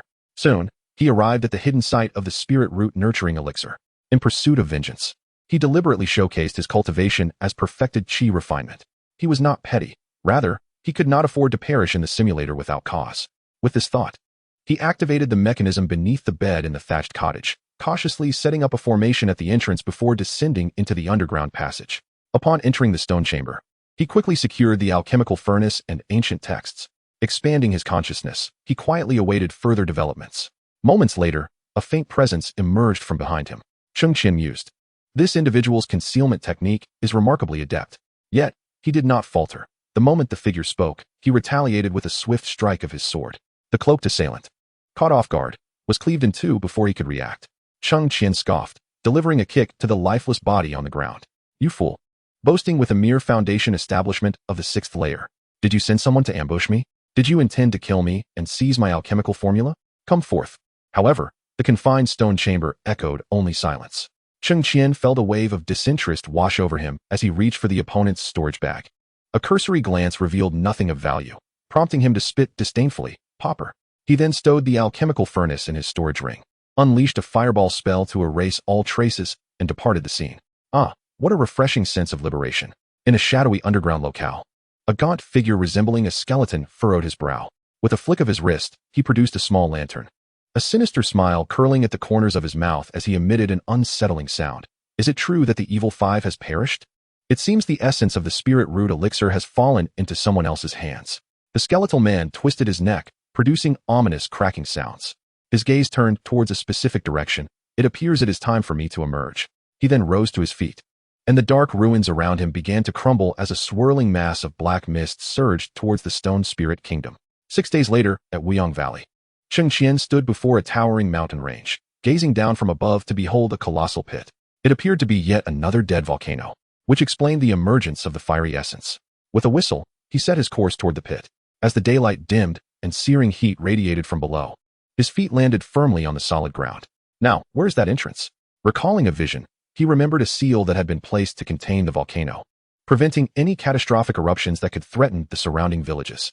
Upon probing with his consciousness, he swiftly detected the fluctuations of the formation. With a few deft maneuvers, he dismantled the seal and slipped through the fissure.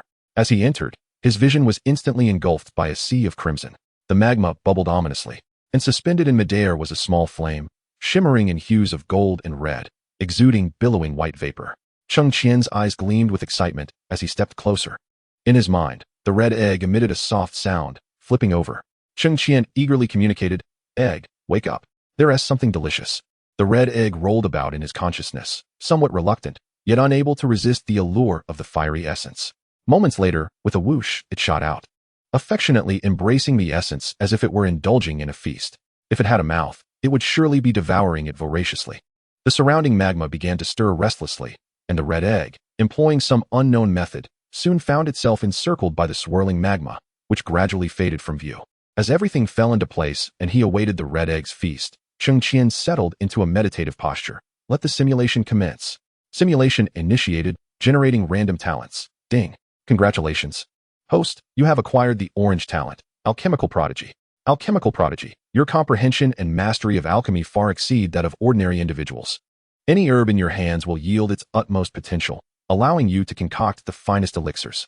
Oh ho, Cheng Qian exclaimed, slapping his thigh in delight. This must be the fortune I gained from assisting Hua Jin. To give a rose is to leave a lingering fragrance. Due to a moment of kindness, one has reaped the rewards of fortune. Ha ha ha, splendid. Cheng Qian could not resist rubbing his hands together. Upon acquiring all the resources of the Stone Spirit Nation within the first month, you suddenly received a communication talisman from Hua Jin, indicating an urgent matter to discuss. Upon your return to Linghai City, you found Hua Jin's eyes red-rimmed, and the cave abode you had purchased for her now lay in ruins, unrecognizable from its former state. What a shame. Who could be so heartless? That was a purchase I made with my own money. Cheng Qian's nostrils flared in indignation. Though his wealth had significantly increased, he could not quell his anger, especially when he reminisced about the 100,000 in his account before his transmigration, which only intensified his resentment. Tampering with one's finances is akin to murdering one's parents. Cheng Qian grimaced, and after a moment, he calmed himself and turned his attention to the simulator. After hearing Hua Jin's account, you finally grasped the circumstances surrounding the matter. Chapter 90. The Rise of the Malevolent Cultivator. It turns out that a fortnight prior, while Hua Jin was refining pills, she discovered she was short of a low-grade herb and thus ventured to the market in Linghai City to make a purchase. Unfortunately, she crossed paths with the direct descendants of the elder of the Hua family. The two parties, upon meeting, exchanged hostile glances. Hua Jin, wishing to avoid trouble, intended to leave after acquiring the herb, but those individuals had no intention of letting her go so easily. They secretly followed her and uncovered her possession of a cave abode. After a few days, the elder led a group to confront her, accusing Hua Jin of having stolen items from the clan, claiming that she could not have suddenly acquired wealth to buy the abode otherwise. Hua Jin, in tears, attempted to explain, yet no one believed her. She sent you a communication talisman while you were preoccupied battling a demonic beast, oblivious to her plight. The elder of the Hua family declared that she must either relinquish the cave abode or face its destruction. Hua Jin firmly stated that they were being excessively unreasonable and would rather die than yield the abode. Onlookers observed coldly as the elder labeled Hua Jin as an ungrateful traitor to her clan. With a mere command, his disciples disrupted the formations of the abode, breaking in to wreak havoc. In the end, the elder threatened Hua Jin to vacate Linghai City promptly, otherwise he would not let her off so easily next time. What nonsense! Cheng Qian spat in contempt. He already knew the elder was no good, but he had not anticipated such depths of depravity. To bully a solitary girl. How shameless. He spat again and continued to observe. Upon hearing such news, even with a normally gentle temperament, you could not suppress your fury. You grabbed Hua Jin, intent on seeking justice at the Hua residence. However, Hua Jin held you back, explaining that she had not yet advanced to a 6th-tier alchemist, and upon returning, she would lack any standing to confront the elder. Unwilling to see her suffer in silence, you insisted on defending her. Yet, one of Hua Jin's remarks quelled your resolve. She mentioned that although she had been refining pills for the past month, she had also been diligently contacting the most loyal subordinates of her late father. Those individuals were inexplicably driven from the estate, having maintained no contact with Hua Jin. Out of fear of causing her distress, they had been discreetly investigating the mysterious disappearance of the original family head, Hua Jin's father. Over the years, they diligently gathered clues, firmly believing that Hua Jin's father had not simply vanished, but was likely being held captive by Elder Hua. The former family head possessed a precious alchemical formula and insights into alchemy, the very foundations upon which he built and expanded the family's fortune. Perhaps Elder Hua orchestrated the downfall of the former head precisely because of these invaluable assets. For over a decade, Elder Hua's alchemical skills had stagnated, and his eagerness to ascend to the rank of 7th-tier alchemist led him to harbor malevolent intentions. You retorted, questioning how Elder Hua could engage in actions detrimental to both others and himself, given that a family's prosperity is shared collectively. Hua Jin informed you that in 6 months, the Stone Spirit Kingdom would once again host the highly anticipated alchemist competition, a grand event held every decade. This competition not only showcases remarkable alchemical talents, but also allows major factions to absorb unconnected alchemists to bolster their strength. More importantly, the heads of each faction and the top 3 competitors would be granted access to a secret realm within the Stone Spirit Kingdom. This realm is the cornerstone of the kingdom's status as the strongest in alchemy across the Tianyuan continent, containing countless spiritual plants, medicinal herbs, and a heritage of alchemical knowledge. Anyone capable of alchemy may glean a portion of this knowledge, potentially elevating their skills by 1 or even 3 tiers. Countless alchemists eagerly flock to this opportunity, as it represents the best means to break through their limitations. However, Elder Hua's alchemical proficiency pales in comparison to that of the original family head. Even if Hua Jin's father were willing to concede his spot, others would not agree to it. Perhaps it was precisely this that led Elder Hua to entertain unworthy aspirations for the family head position. Understanding the gravity of the situation, Cheng Qian shook his head in dismay, acknowledging the age-old adage that greed leads to ruin. Yet, you and Hua Jin are both lacking in alchemical prowess. Raising the question of how to participate in the competition, Hua Jin explained that her father's former subordinates had devised a strategy. During the alchemist competition, while the clan's defenses were undermanned, they would seize the opportunity to infiltrate and perhaps uncover her father's whereabouts. If her father were indeed alive, they could rescue him and expose Elder Hua's misdeeds during the competition, thereby restoring control of the Hua family to her father. After a moment's hesitation, you chose to remain silent. Observing your expression, Hua Jin lowered her gaze slightly, stating, "Even if my father is truly lost or harmed, at least I will have done something for him. It would not be in vain." After offering her some comfort, you sought out a discreet location and set up a formation. The two of you underwent a transformation, with Hua Jin leading the way to contact her father's old subordinates. After meeting, they agreed on a plan to execute during the alchemist competition. The months flew by, and soon the day of the competition arrived as scheduled. Following the original plan, you effortlessly dismantled the protective barriers of the Hua family with your formidable array skills, allowing your group to enter in succession, scattering to search. Although the process attracted numerous guards from the Hua family, you managed to subdue them without taking any lives. Ultimately, within a concealed chamber in the Elder Hua's bedroom, you uncovered the traces of the old patriarch. The father and daughter embraced, weeping bitterly. The prolonged, inhumane torment had rendered him almost unrecognizable, yet fortunately, cultivators possess a lifespan and physical resilience far superior to that of ordinary humans. After consuming a restorative elixir, your group proceeded to the site of the Alchemist Grand Competition, prepared to expose the misdeeds of Elder Hua. The competition's proceedings were strictly protected from any interruptions, and Yu waited patiently. However, Elder Hua's meticulous preparations over the years bore fruit, as he seemed to quickly learn of the intrusion into his residence, his countenance shrouded in gloom.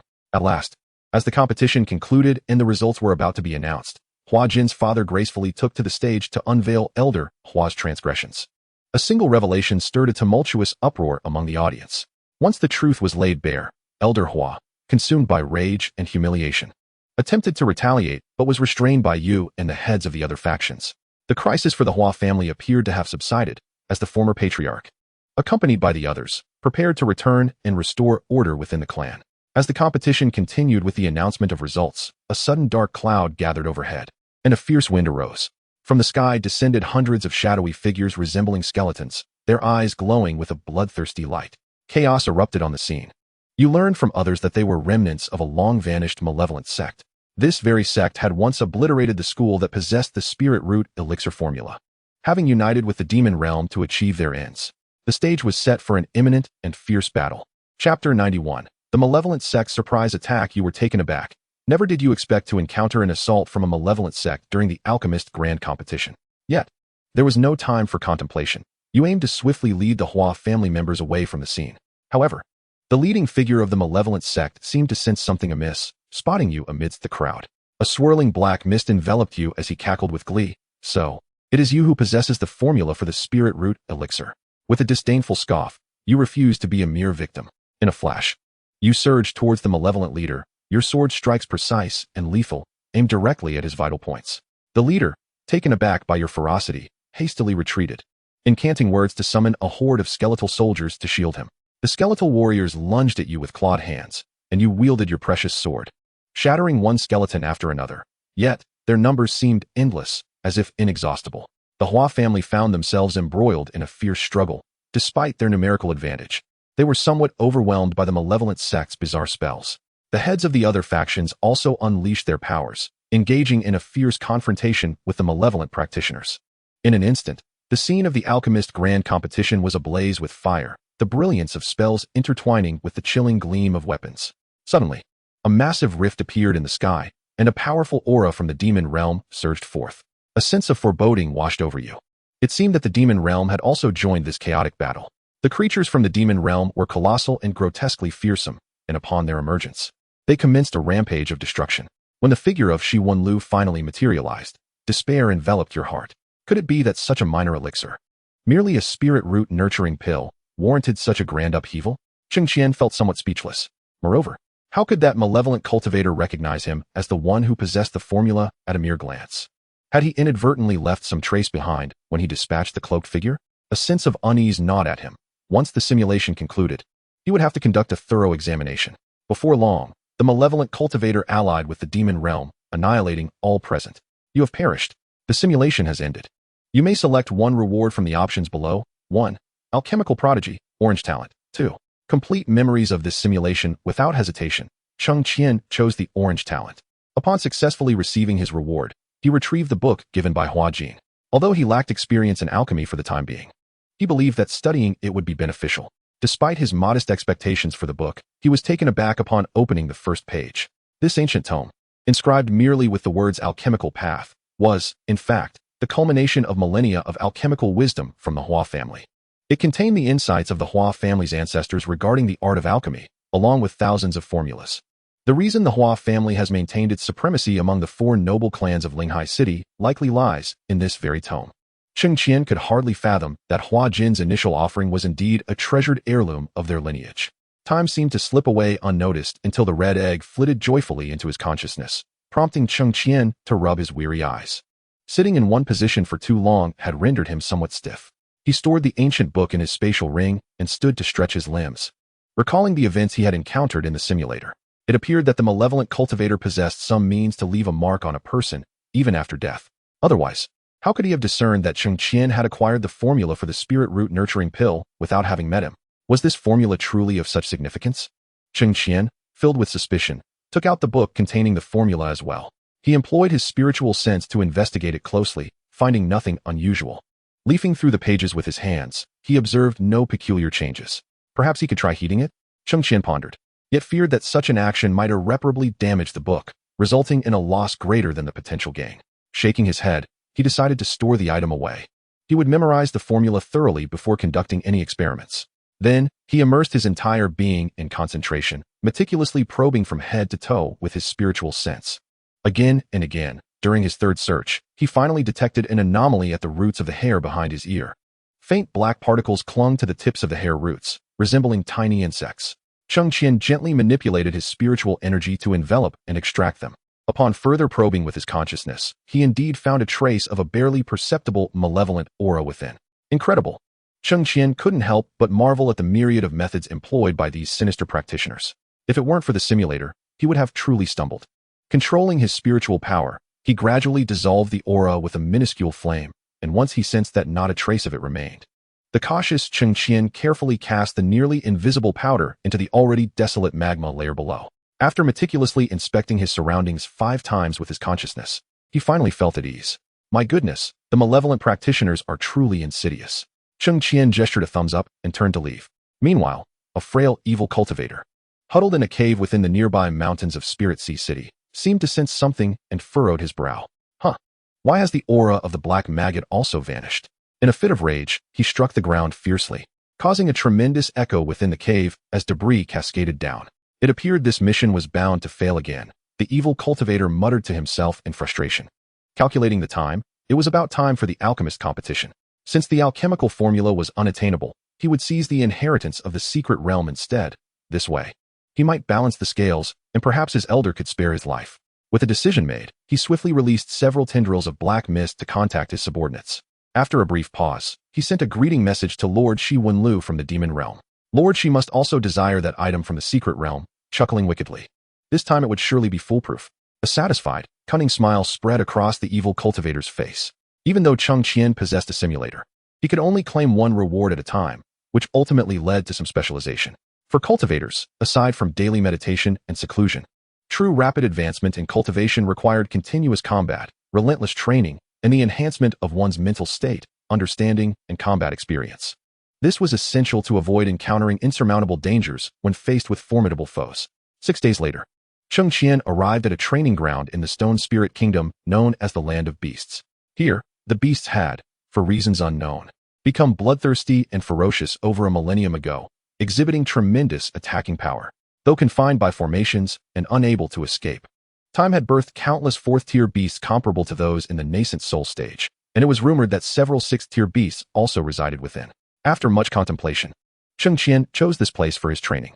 Not only were there abundant rare materials, but there was also a primary herb essential for concocting spirit root nurturing pills. Since he was already there, it would be beneficial to contribute to his sect while undergoing training. Chapter 92. This is all about money. Cheng Qian stood at the foot of the Land of Beasts, gazing at the lush greenery that stretched all the way to the peak, a vibrant scene teeming with life. After carefully examining the terrain, he began his ascent along a winding path. The towering trees surrounding me thrust skyward, their robust roots firmly entwined in the earth, creating a rugged terrain beneath my feet. I continuously employed my spiritual awareness to probe the locations where spiritual herbs and medicinal plants flourished. As I traversed the landscape, I collected various herbs, engaging in combat whenever I encountered ferocious beasts, honing my practical combat skills. At the pinnacle of the beastly domain, a voice, tinged with frailty and age, emanated from a communication talisman. Linger, if you cannot find the celestial scale grass, then perhaps it is best to let it go. It is your mother who has led you astray. At your age, you should be seeking a suitable match for marriage. The enchanting girl clad in red stomped her foot in indignation, her elongated figure accentuated by the form-fitting attire that showcased her exquisite curves. Her lips parted slightly as she ignited another communication talisman, sending a message. Mother, what are you saying? I am still so young. And you are already thinking about marrying me off. This is simply too much. Before long, a response arrived, accompanied by a soft cough. Linger, do not change the subject. Return home. Life and death are predestined. Perhaps this is your mother's fate. The girl, unperturbed, expanded her spiritual awareness, searching fervently for the celestial scale grass. This herb, a semidemonic plant, could move about its habitat and often cunningly concealed itself on the backs of formidable beasts to avoid detection, rendering it a challenge to capture. Yet, despite its cunning nature, many cultivators sought to obtain it. The celestial scale grass possessed the remarkable ability to resurrect the dead and extend the lifespans of cultivators. making it a coveted treasure among numerous families and alchemists. Whenever it appeared at an auction, it was snatched up in an instant. The girl had dashed from home, partly out of mischief and partly driven by the desire to procure the celestial scale grass for her mother, whose face had been marred by demonic corruption. Alas, you have suffered too much. It is my fault for stubbornly opposing your father. Now, not only have I benefited that wretched woman, but I have also burdened you with the annulment from the Chen family. Upon hearing such lamentations, the girl's face darkened. Mother, let us not dwell on the past. The Chen family has always been sycophantic. It is better that I do not marry them. Very well, I shall not mention it again. Be cautious in your endeavors. If the celestial scale grass cannot be found, do not place yourself in peril. The communication talisman released a sigh, conceding to her daughter's determination. The girl then beamed with joy, replying affirmatively before resuming her search for the elusive celestial scale grass. Days later, she finally discovered traces of it around a cave. But the predicament was that the herb was currently situated on the back of a fifth-tier beast. Grinding her teeth, she resolved, for my mother, I shall risk it all. 3 days later, Cheng Qian, having ascended to the mountainside, had just vanquished an iron scale beast. The beast's scales were enormous, each roughly the size of his outstretched palm, and their surface was exceedingly coarse, resembling unrefined iron ore, hence the name. After collecting the scales of the now-deceased third-tier iron scale beast, Cheng Qian smiled in satisfaction. This is all wealth. Haha. Though he lacked for nothing, the profound sense of accomplishment derived from personally acquiring wealth was immensely gratifying. The medicinal herbs have been nearly harvested. Tonight, I shall find a place to rest, and tomorrow I will venture to inspect the lair of the golden-billed bird. The feathers of this bird serve as excellent materials for crafting, yet they are scarcely seen in Zhongding, necessitating a substantial purchase from the southern regions. Naturally, Cheng Qian would not let such an opportunity to economize slip away. In the future, he might also delve into the art of weapon forging. So it is prudent to prepare in advance, thus avoiding unnecessary errands later on. Currently, Cheng Qian finds himself in a shaded area of the mountain, where the heavy energy pervades the atmosphere, an environment he finds rather unappealing, but he has little choice in the matter. After locating a cave and ensuring that no ferocious beasts would suddenly emerge, he ignited a small fire at the entrance to warm the shallow cave. During this time, he also set up a small illusion array around the perimeter. The foundation and focal point of this array are quite commonplace, making it relatively simple to construct. There is no need for the precious array plate bestowed by his master. He can utilize readily available materials and his current knowledge of arrays to create it. Though the array is ordinary, it proves highly practical. Over the past few days spent in the wild, it has enabled him to evade the pursuit of several beasts. These bewildered creatures are indeed troublesome. They will attack Cheng Qian if they see him, even if he does not provoke them. After 3 days, were it not for the small illusion array allowing him to rest, even as a cultivator, he would feel mentally exhausted. The old adage holds true, a multitude of skills does not weigh one down. Cheng Qian rubbed his somewhat stiff neck, gazing at the array he had set up, and softly remarked, while enhancing my strength, acquiring more knowledge is also essential for survival. For one cannot create something from nothing. Only through practical experience and trials can a cultivator truly apply their learning and achieve breakthroughs and insights. In just these few days, his mastery of techniques and understanding of swordsmanship have deepened considerably. Cheng Qian retrieved a rattan chair, reclined upon it, sipped some tea, and opened a book on the fundamentals of Go, continuing his studies. A restful night ensued. As dawn light filtered through the cave, warming Cheng Qian, he awoke from his slumber. Stretching his limbs, he extended his consciousness to check if any beasts had intruded upon the illusion array. To his surprise, a third-tier iron scale beast and a second-tier twin-tailed serpent had entered last night. This was a considerable gain for Cheng Qian. The hide of the iron scale beast was exceedingly tough. After luring it away with the carcass of another beast, he stepped into the illusion array. Within the array, a beautiful scene of vibrant flowers and lush grass unfolded, where the twin-tailed serpent joyfully rolled about. Suddenly, its eyes, akin to green beans, fixated on a plump toad that sat motionless, seemingly asleep. The twin-tailed serpent lifted its sharp tail high and cautiously advanced. Just as it was about to crush the toad with a swift strike, it sensed something amiss, but it was already too late. In a swift and decisive motion, Cheng Qian, disguised as a towering tree, raised his sword high and deftly extracted the inner core from the 7-inch mark of the dual-tailed serpent. With the inner core removed, the serpent immediately lost all vitality, collapsing to the ground, its sharp tails quivering incessantly. Unlike ordinary reptiles, the tails of the dual-tailed serpent were uniquely fashioned from 2 stout, dagger-like teeth, appearing top-heavy yet. In truth, once ensnared by those tails, prey would find no respite until their demise. Thus, the serpent's tails held significant value. When brought to the marketplace, they could fetch a handsome sum of spirit stones. Cheng Qian cautiously stowed the serpent's lifeless form into his storage bag, retracted the formation base, and proceeded upward. Chapter 93. The crimson-clad maiden. The nest of the golden-billed bird was situated on the sunlit side of the mountain. An opportune moment for the bird to incubate its eggs, making it easy to capture them all at once. However, during his mental probe the previous day, Cheng Qian had discovered a deep ravine nearby, which, given his current level of spiritual awareness, he could not fathom the depths of. Therefore, it was prudent to exercise caution. Employing his concealment technique, Cheng Qian stealthily approached the golden-billed bird's nest. These birds were known for their gregarious nature. When threatened, they would unleash a piercing cry to summon their companions to fend off intruders. Without adequate protective talismans or formidable physical prowess, one should never confront them directly. A moment's carelessness could lead to injury from the golden-billed bird's sharp beak. This was not to say the birds were particularly fearsome. It was common for cultivators to sustain superficial wounds, easily remedied with a few medicinal pills.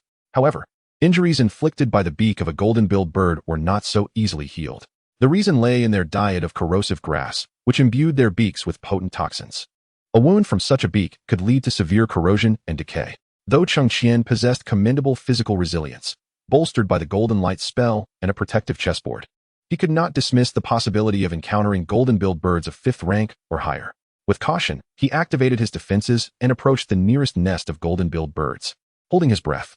Within this particular nest, at least 6 first-tier demon beasts had honed their sharp beaks, alongside a few freshly hatched chicks revealing their bare, fleshy wings and large foreheads. After ensuring the vicinity was safe, Cheng Qian utilized his storage ring to capture the first-tier golden-billed birds. The storage ring could indeed accommodate living creatures, contingent upon the cultivator's realm. Furthermore, the golden-billed birds were currently less vigilant, their rank being low, allowing for their easy capture. Sensing the sudden absence of their parents, the chicks were momentarily bewildered, seemingly unaware of what had transpired. However, Cheng Qian had no time to linger. He swiftly emulated his earlier actions, rapidly gathering the surrounding golden-billed birds into the ring. Amidst the cacophony of chirping from the little golden-billed birds, the nest began to stir. A vast flock of golden-billed birds suddenly took to the sky, darkening the heavens as they soared aloft. Cheng Qian held his breath, tightly nestled among the rocks, refraining from any reckless movement. A golden-feathered bird called out, searching the surroundings, and he spotted one particularly large specimen soaring forth, likely of 5th rank or higher. Clearly a monarch among its kind. With its sharp, bulging eyes, it circled swiftly above before landing on a rock not far from Cheng Qian. Perhaps sensing his presence, it tilted its head, fixating its gaze upon him. The surrounding golden-feathered birds had not yet dispersed, even if Cheng Qian possessed the capability to battle this 5th-rank bird. Evading the onslaught of its companions proved impossible. Fortunately, the Wuxiang Tianin technique remained formidable. After a prolonged scrutiny, the golden-feathered bird let out a mournful cry and gradually ascended into the air, searching for its offspring. As Cheng Qian cautiously departed from the nest, just as he was about to exhale in relief, he felt the ground suddenly tremble violently, as if some colossal beast was charging towards him. If that were the case, with wolves in front and tigers behind, revealing his whereabouts could very well cost him his life. In a moment of frantic thought, he quickly set up a mirage formation around him. The golden-feathered bird, which had seemingly departed, unexpectedly reappeared before him. With a loud buzz, the formation nearly shattered under the bird's overwhelming aura. He could almost hear the cracking sound of the formation's base, but fortunately, as the golden-feathered bird plunged into the mirage, it became disoriented by the sudden shift of scenery. Cheng Qian let out a sigh of relief, cursing under his breath at the bird's cunning. It had feigned departure. Before he could deal with the golden-feathered bird within the formation, the tremors of the ground grew ever closer. Hastily, he extended his consciousness to ascertain the source of the disturbance. As his awareness expanded, he observed numerous lower-tier beasts scattering in panic, all fleeing downhill. Cheng Qian surmised that the formidable beast must have descended from the mountaintop. Yet, why would the creatures from the peak retreat downwards?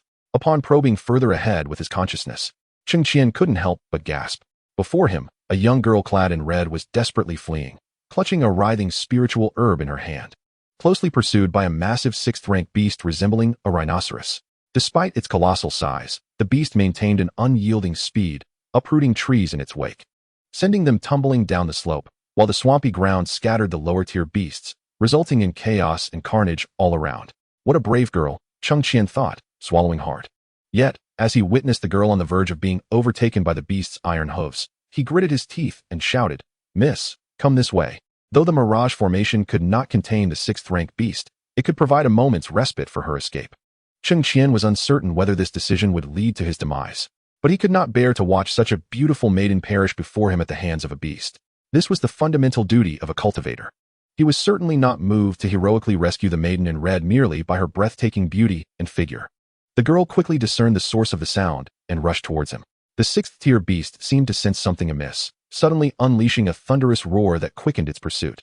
Mere inches away from crushing the girl beneath its foot, in a moment of dire urgency, she plunged into the illusionary array set by Cheng Qian. Upon seeing another cultivator, the maiden's eyes sparkled with surprise as she gasped for breath, opening her mouth to express her gratitude. Thank you. At that moment, Cheng Qian could not afford to indulge in pleasantries. He grasped her hand firmly and urged, "We must move quickly." At this juncture, mere concealment was no longer sufficient, and the illusion could only deceive the sixth-tier beast for a fleeting moment. They needed to flee to the deep pit he had previously detected for refuge. Although the depths of the pit were beyond the reach of his spiritual sense, its entrance was barely large enough for one person, allowing them to cling to the walls and evade the formidable beast. The maiden remained silent, closely trailing Cheng Qian. He hastily descended into the pit, and as he plummeted, he forcefully plunged his sword into the wall. He then looked up and called out, "Jump down. I'll catch you." The girl hesitated, for with her own spiritual sense, she could not fathom the depths of the pit either. "Hurry." The illusion won't hold that beast for long. No sooner had he spoken than Cheng Qian suddenly coughed up blood. It turned out that during their exchange, the sixth-tier beast had shattered the illusion he had crafted, and as the array master, he too was somewhat affected. The situation was dire, and every second counted. Biting her lip, the maiden shouted, "I'm coming." In Chapter 94, a desperate gamble, as the sixth-tier beast charged, the maiden gritted her teeth and leaped down. Cheng Qian, with lightning reflexes, caught her, absorbing the force of her descent. His sword inadvertently carved a deep gash into the wall, yet fortunately, neither of them fell further. Cheng Qian exhaled in relief. "Thank goodness you're light." The maiden struggled to distance herself, saying, "Loosen your grip, don't get too close." Cheng Qian found himself at a loss for words. Is this really the time to be concerned about such things? However, he couldn't deny that her slender waist felt pleasant in his grasp. He had no intention of taking advantage of the girl, but if he were to release her, the unfathomable depths of the pit could harbor unknown dangers. The maiden's face flushed crimson as she continued to squirm, feeling the ground above tremble, with debris cascading from the walls. Even the sword embedded in the wall began to slide downward. This predicament was untenable, and coupled with the maiden's earlier reluctance, Cheng Qian struggled to maintain his hold on her. To avoid alarming the beast above, he couldn't help but hiss, "Stay still, or we'll both perish." Just as she was about to retort, a clear chime resonated from above. As the two individuals raised their heads, they beheld a golden-feathered bird hovering ominously above the pit, its sharp eyes fixated intently upon them. Suddenly, it dove downwards with remarkable speed, threatening to strike each of them, which would spell certain doom in this desolate place. Yet, it became apparent that the golden bird had underestimated the magnitude of its own frame. Upon descending, it became ensnared, with half of its body trapped while the other half remained suspended in the air. Undeterred by this predicament, the golden bird continued its relentless approach towards the two. And if this continued, they could very well become its next meal. Cheng Qian observed, "Given your apparent strength, you must be at the nascent soul stage. Shall we unite to confront it?" Before the girl in red could respond, he continued, "The location of the golden bird's core is rather unique, situated upon its forehead. This presents us with a prime opportunity to extract it. Together, we should be able to vanquish it." Cheng Qian fell silent, awaiting the girl's response. However, the anticipated collaboration did not materialize. The girl hesitated before stammering, "Ahem, my cultivation." Cheng Qian felt an unsettling premonition and could not help but inquire, "What troubles you?"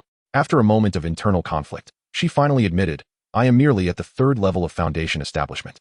After a brief contemplation, Cheng Qian considered the notion of a concealed cultivation artifact, which was often trivial and largely existed among noble families. At that moment, he had not contemplated this possibility, believing instead that the young girl possessed formidable strength at such a tender age. Now, as he cast his gaze upon the menacing beak of the approaching golden bird, he nearly uttered a curse. Yet, the opportunity for expletives had vanished, for not only was the golden bird aggressive, but the angered sixth-tier beast above had also begun to unleash its wrath. With tremendous force, it stomped down, causing the ground to collapse beneath them. Quick to react, Cheng Qian withdrew his artifact and invoked a protective spell to shield both himself and the girl in red. The rumbling above startled the golden bird, which attempted to flap its wings in panic. However, the confines of the cave thwarted its efforts, hastening its descent instead. Left with no choice, Cheng Qian hastily led the girl downwards into the pit. She clutched the hem of his clothing tightly, her face as pale as parchment, her eyes filled with terror. In that moment, she realized the grave repercussions of her concealed abilities, but it was far too late for regrets. As they plummeted, Cheng Qian's protective spell faced immense strain, as an invisible force seemed to tug at them, threatening to breach their fragile defense. He gritted his teeth, beads of sweat rolling down his forehead. Suddenly, he felt solid ground beneath his feet, and before they could fully comprehend their situation, the golden bird followed suit, its massive form crashing into the cavern, creating a whirlwind of chaos. Aware that inaction was not an option, Cheng Qian gripped his sword tightly and shouted to the girl in red, "Take shelter behind me." Though the girl in the red dress trembled with fear, she understood that her only hope rested with Cheng Qian.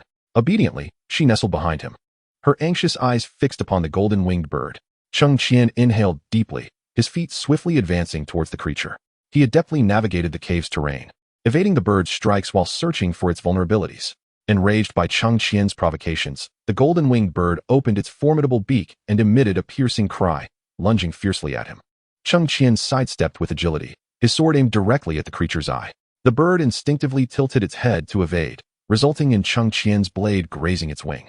With a sharp cry of pain, the golden-winged bird became even more frenzied in its assaults.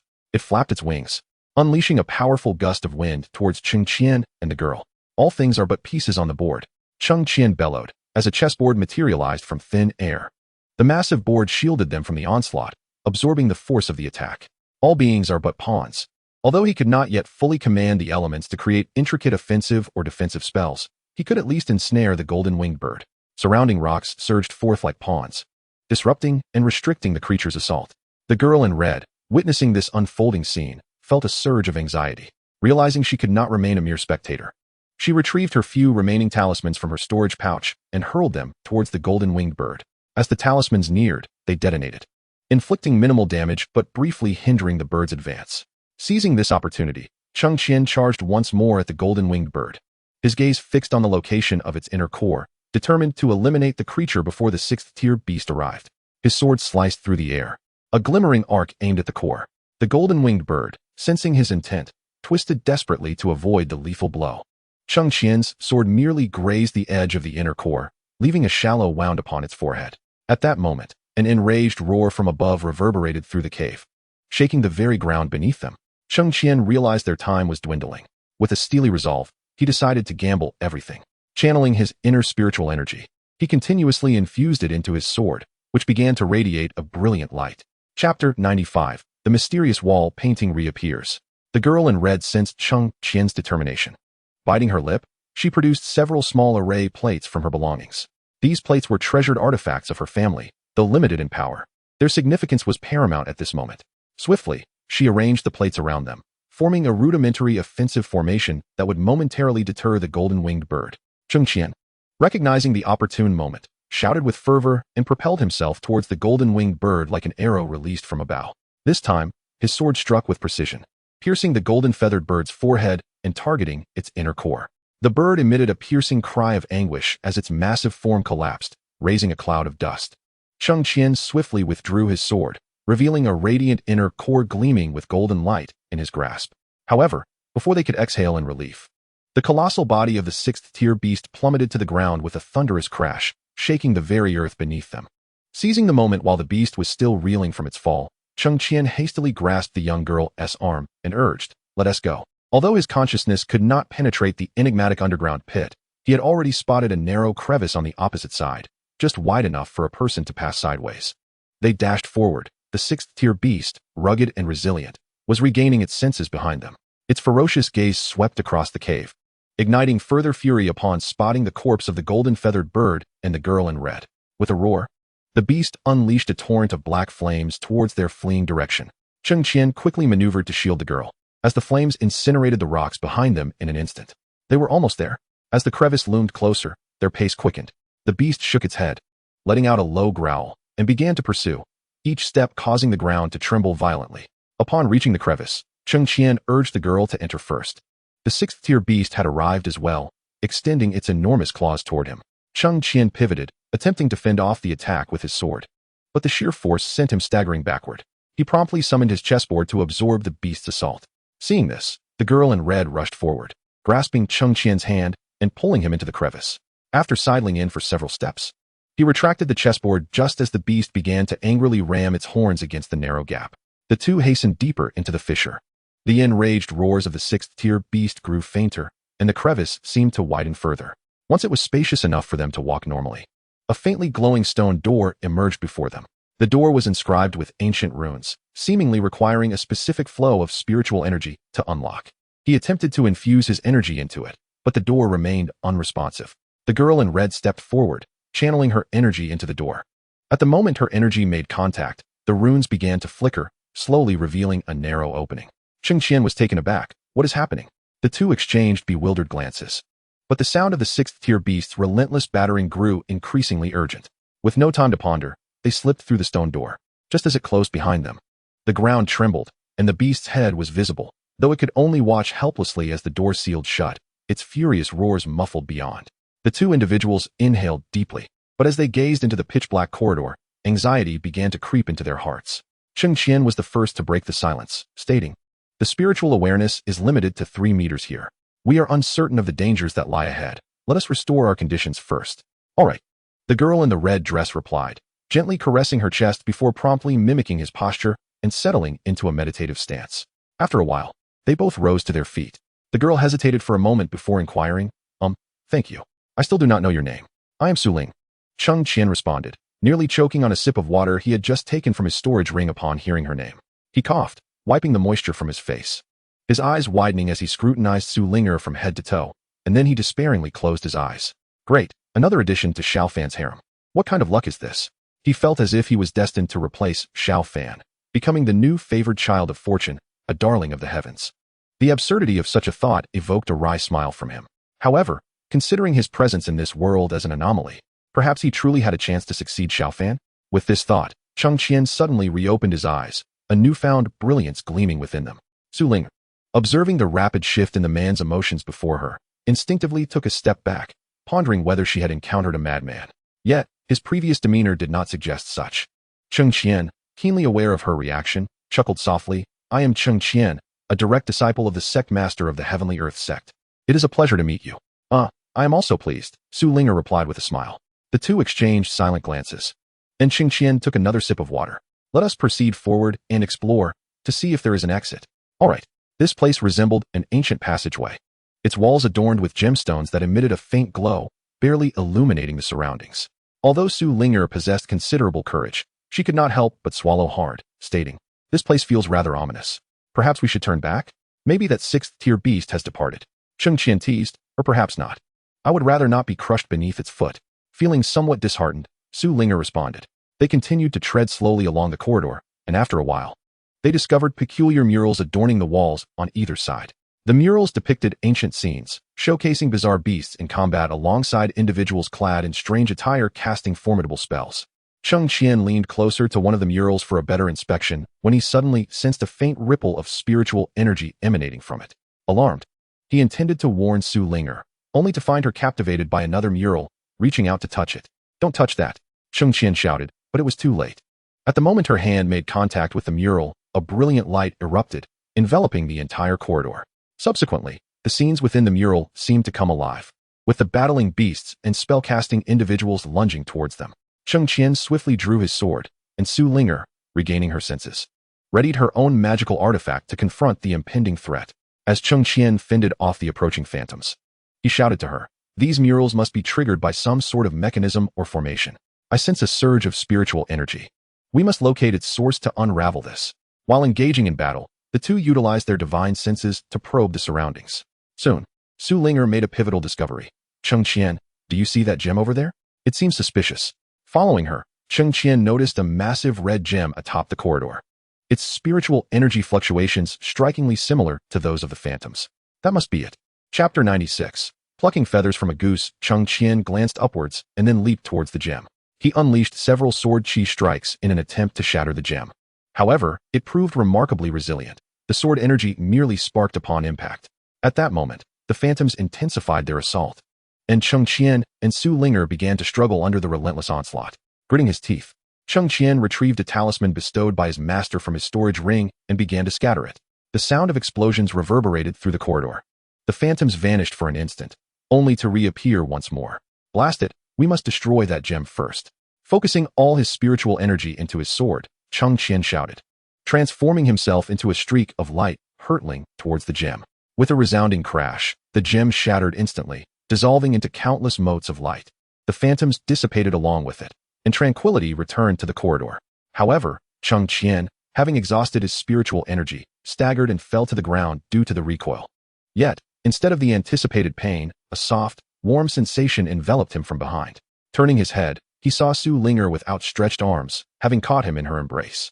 As their eyes met, a noticeable blush crept onto the girl's cheeks, prompting her to hastily release him. Thud! Cheng Qian landed on the ground. Well, that's something, he mused. At least it's better than falling from midair.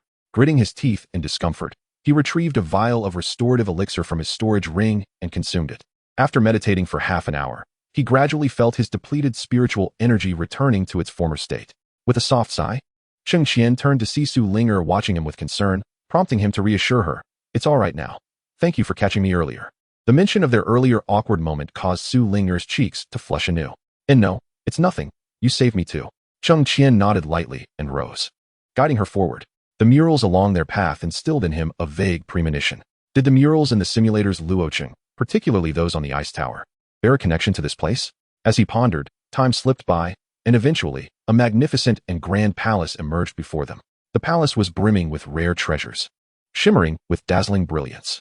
However, at the very center of the palace stood a colossal stone platform, upon which rested a box emanating a powerful wave of spiritual energy. Cheng Qian and Su Ling'er exchanged a glance, their hearts brimming with vigilance. Despite the alluring glow emanating from the extraordinary treasures before them, their attention remained fixed on the box upon the stone pedestal, as if an invisible enchantment radiated from the potent fluctuations of spiritual energy. Shall we venture closer?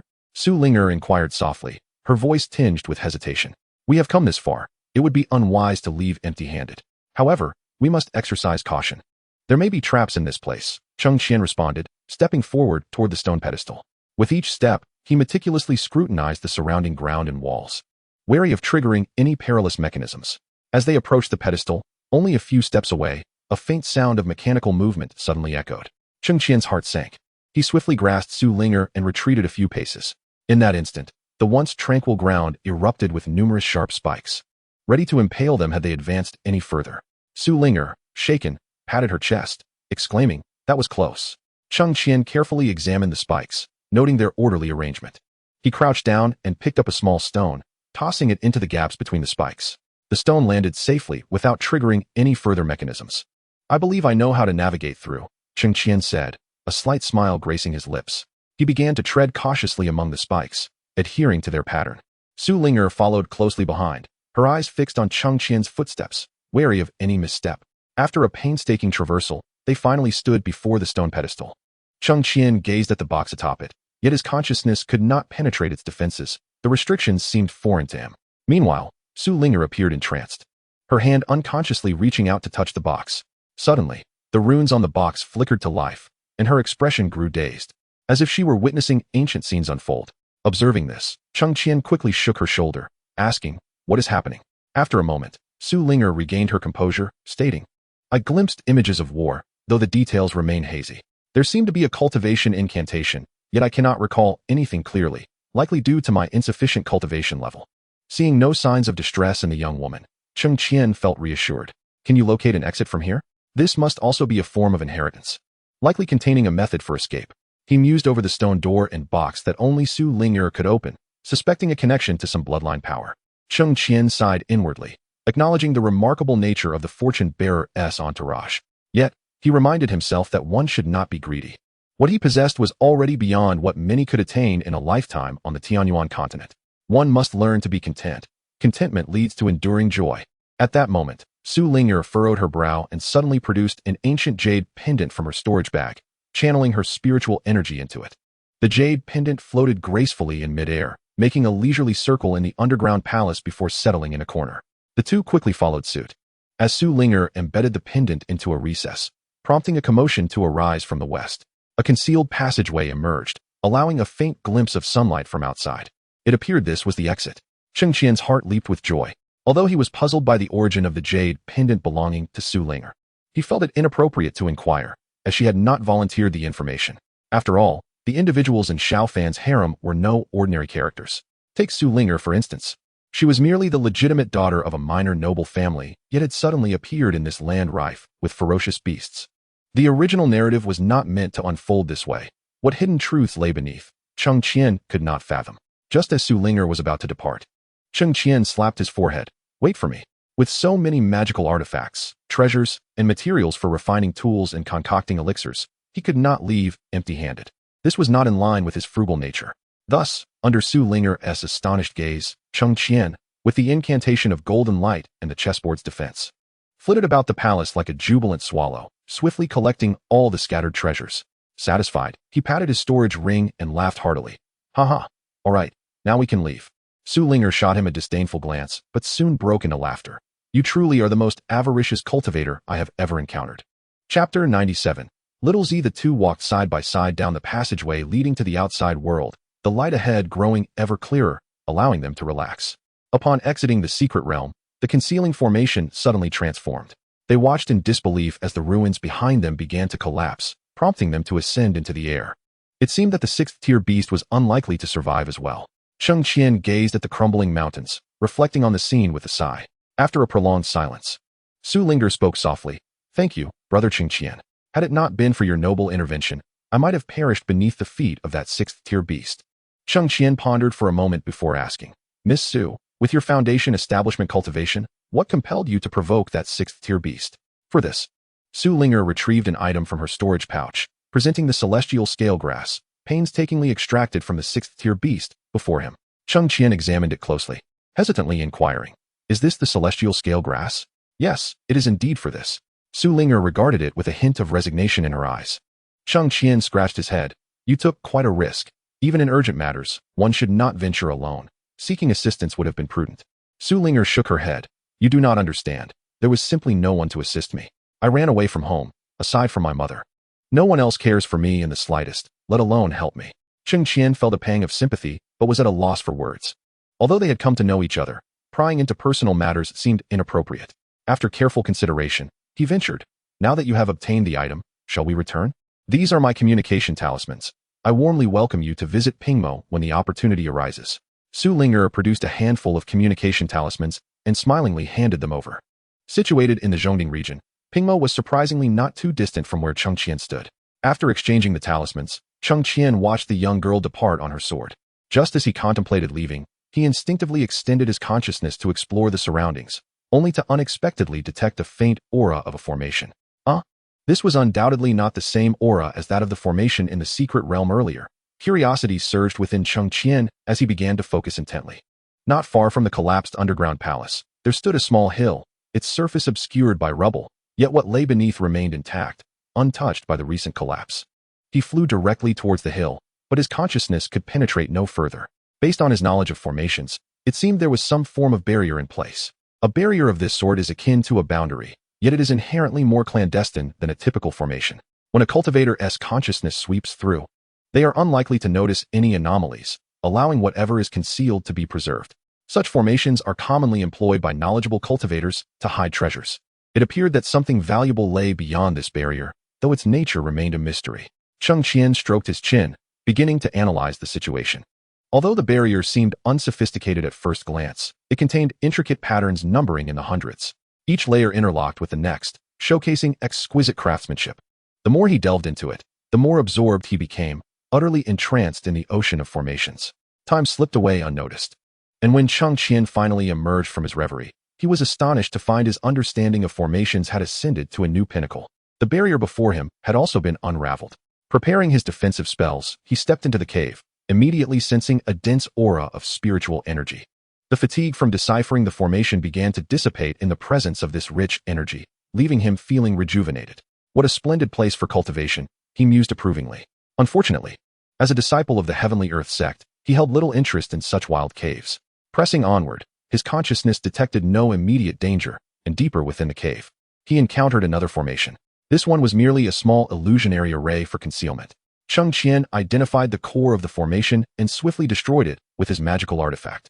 With a crackle and pop, the illusionary array disintegrated, revealing a sudden cacophony resembling thunder. Cheng Qian quickly retreated a few steps. only to find a purple-white bamboo standing defiantly before him, approximately half his height. It crackled with purple lightning, and even from several meters away, he could feel the power radiating from it. Upon seeing Cheng Qian, it appeared quite irate, shaking its body and emitting crackling sounds as it displayed its might. Comparing the characteristics of the bamboo before him with the lore of the Tianyuan continent, he rifled through his memories. After thorough confirmation, he finally recalled the legendary purple thunder bamboo. The purple thunder bamboo, as legend has it, flourishes in regions densely populated by celestial lightning, maturing into a treasure capable of forging artifacts of celestial grade and above.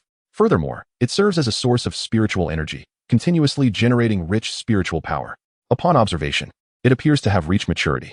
It is well known that the purple thunder bamboo thrives under exceptionally harsh conditions, taking millennia to absorb the essence of heaven and earth in a singular thunderous locale. Thus, once matured, it develops a remarkable level of spiritual intelligence, akin to that of a 10-year-old child. To harvest it, one must possess a mutated thunder spirit root, or the bamboo itself must develop an affinity for the harvester. It is uncertain whether Cheng Qian had been standing for too long, or if his aura instilled fear in the purple thunder bamboo. Its sounds grew increasingly fervent, and the surrounding lightning intensified, issuing a warning that approaching it would risk being struck down.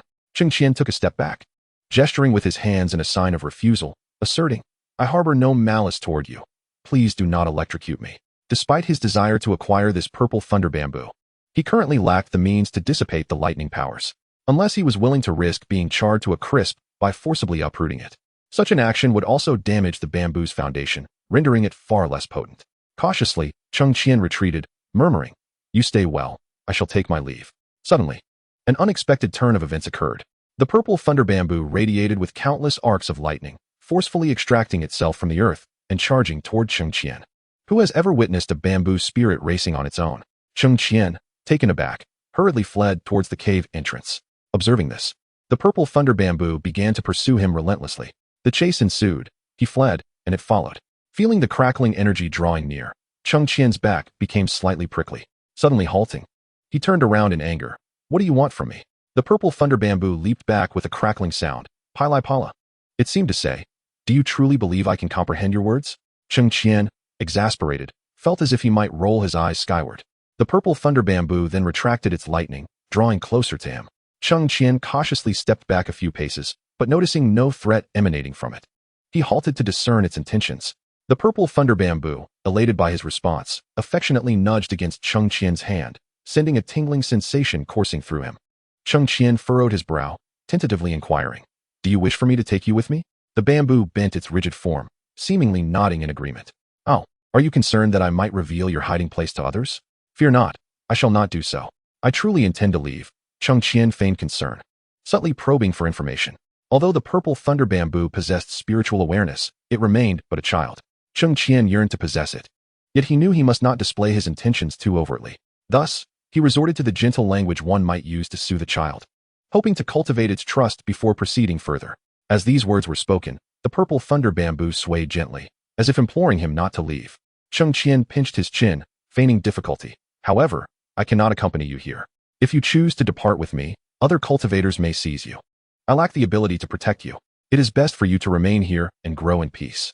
Pretending to leave, the purple thunder bamboo indeed grew anxious, conjuring countless bolts of lightning into a hand that grasped Cheng Qian. Crackle, crackle. Cheng Qian wished to laugh, but stifled the impulse. "It is not that I do not wish to take you. Your existence will inevitably attract covetous eyes. I truly cannot safeguard you." The purple thunder bamboo paused, and Cheng Qian speculated it might be pondering this dilemma with the intellect of a 10-year-old. Fortuitously, your hand was bitten once more, following the red egg. Why is it that others form contracts with spirit pets voluntarily, while he is bound to do so passively? Nevertheless, the moment the contract was sealed, joy flooded his heart. Soon, a tender voice emanated from the thunder bamboo. "Master, please take me with you." But how can I take you with me in this manner? I can coexist within your consciousness alongside that foul phoenix, as long as you do not resist." The diminutive voice of the purple thunder bamboo was endearing, yet its words caused Cheng Qian to pale. "How do you know there is a phoenix in my consciousness?" he inquired in bewilderment. The purple thunder bamboo shook its body. "Master, I comprehend much more than you think. I shall tell you more later. For now, please bestow upon me a name." Cheng Qian furrowed his brow in contemplation, then blurted out, "Dog egg?" Crackle, crackle. A plume of white smoke emerged from Cheng Qian's mouth. "That is unappealing, master. I am a girl. Could you not be more considerate? The purple thunder bamboo exclaimed, displeased. Cheng Qian raised his hands in surrender. All right. I was wrong. Let me think. Thunder Mother? Unappealing. Lightning flash. Master, you must be doing this on purpose. Little purple? Master, have you never read a book? Cheng Qian, exasperated, retorted. If none of these work, then what on earth should I choose? Seeing him genuinely upset, the purple thunder bamboo gently nudged his hand with its branches, feeling somewhat aggrieved. Then, let it be Little Purple. Cheng Qian felt overwhelmed. It seems rather hasty. But I cannot think of a better name at the moment. Can you allow me to rename you later? Little Purple pouted. Please, master. Can I have a new name later? Sparks of lightning danced around. Cheng Qian could not help but flinch, rubbing his forehead. All right, let us go. With a thought, Little Purple transformed into a beam of light, nestled deep within Cheng Qian's brow. Spirit Pet 1, blissfully content. Cheng Qian's lips curled into a smile as he exited the cave. After more than 10 days, Cheng Qian returned to the cave of Hua Jin outside Linghai City. Seeing that the cave was intact and unharmed, he breathed a sigh of relief. He had returned early to avert the occurrences within the simulator, using a communication talisman to summon Hua Jin. After a brief wait, the restrictions of the cave opened, and the young woman, filled with excitement, exclaimed, Benefactor, you have returned. Miss Jean, please refrain from calling me benefactor. It feels rather awkward, Cheng Qian replied, deliberately avoiding another term that seemed rather inappropriate.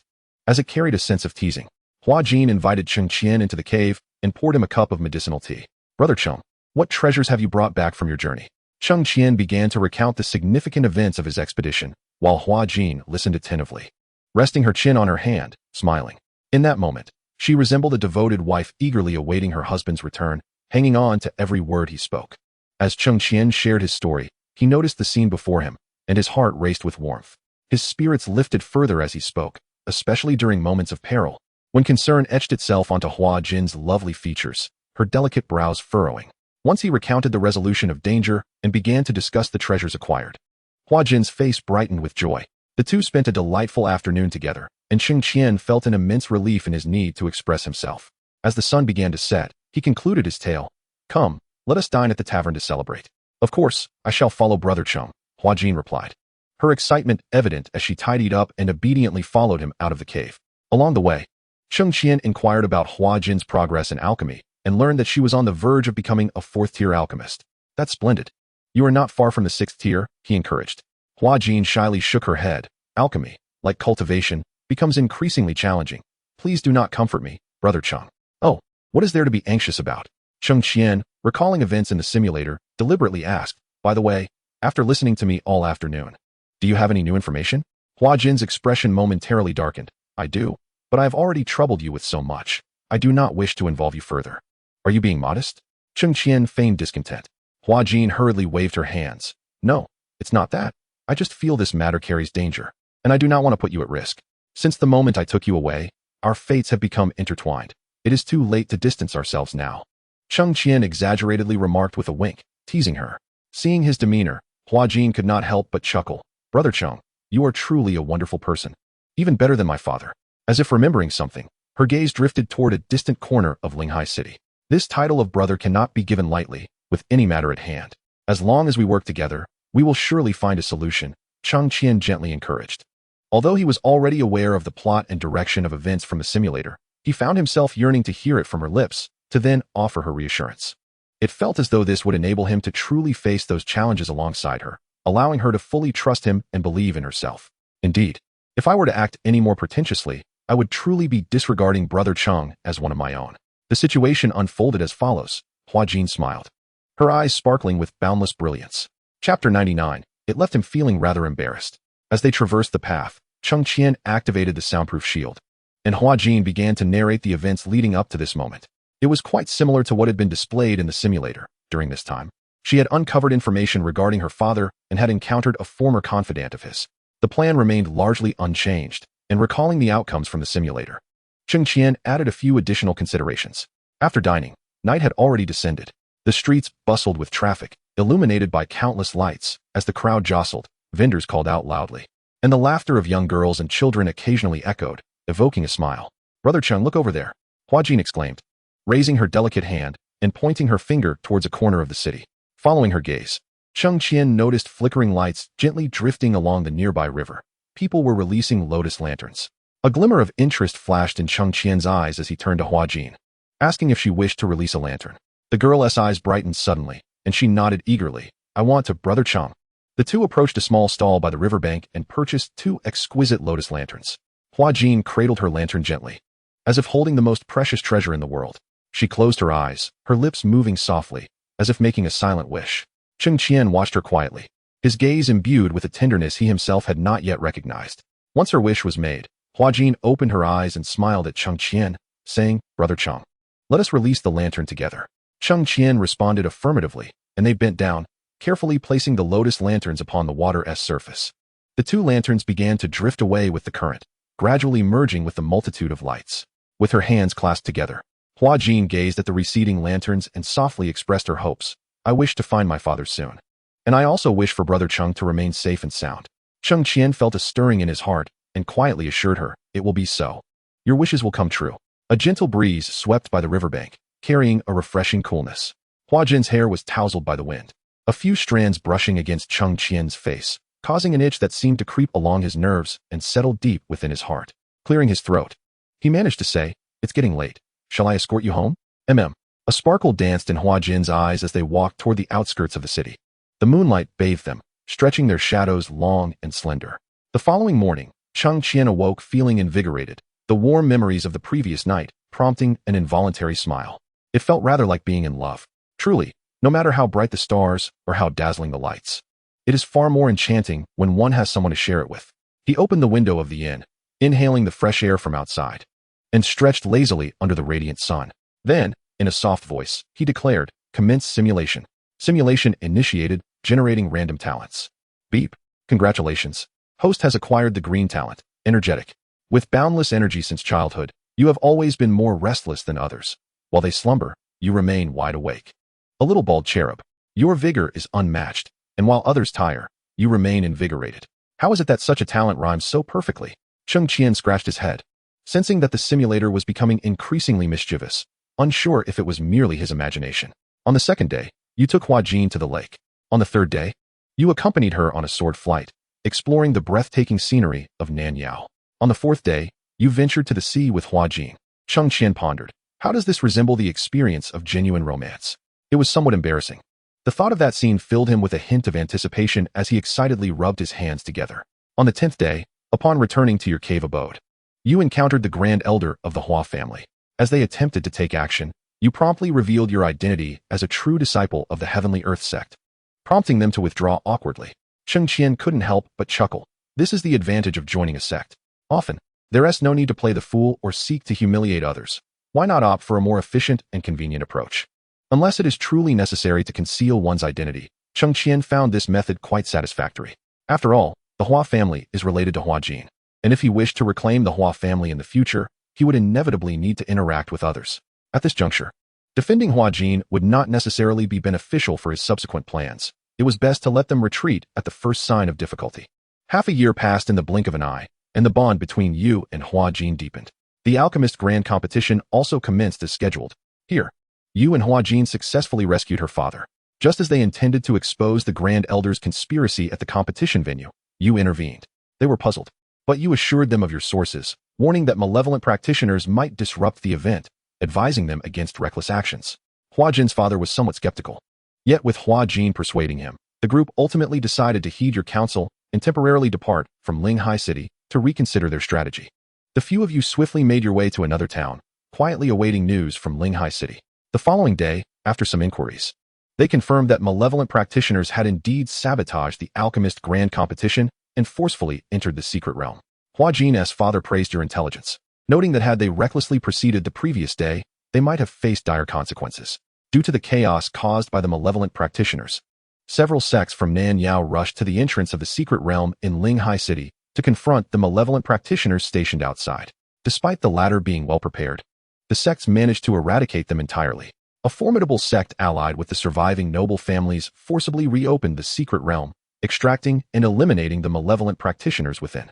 Upon reading this, Cheng Qian felt a twinge of confusion. How peculiar that no beings from the demon realm were involved this time. How is this situation different from the last? He pondered over what had changed. After a moment of quiet contemplation, he He surmised that perhaps his absence from the alchemist grand competition had influenced the unfolding of events. Cheng Qian could not help but chuckle. Well, it appears I have become a pivotal character, capable of influencing various plot lines. Ha ha ha. Suddenly, it feels as though I am bestowed with the privileges of a protagonist. However, upon deeper reflection, with such an abundance of exceptional talents and a simulator at my disposal, how could I not be the main character? Since the matter had been resolved, Hua Fu decided to return to Linghai City to address family affairs. You contemplated that Hua Fu would undoubtedly require considerable assistance in reclaiming control over the Hua family, and given your blossoming romance with Hua Jin, you were reluctant to leave.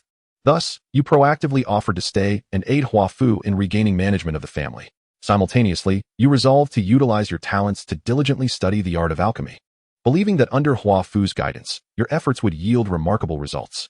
Upon hearing that you intended to remain, Hua Jin was overjoyed, disregarding her modesty as she rushed forward to embrace your waist.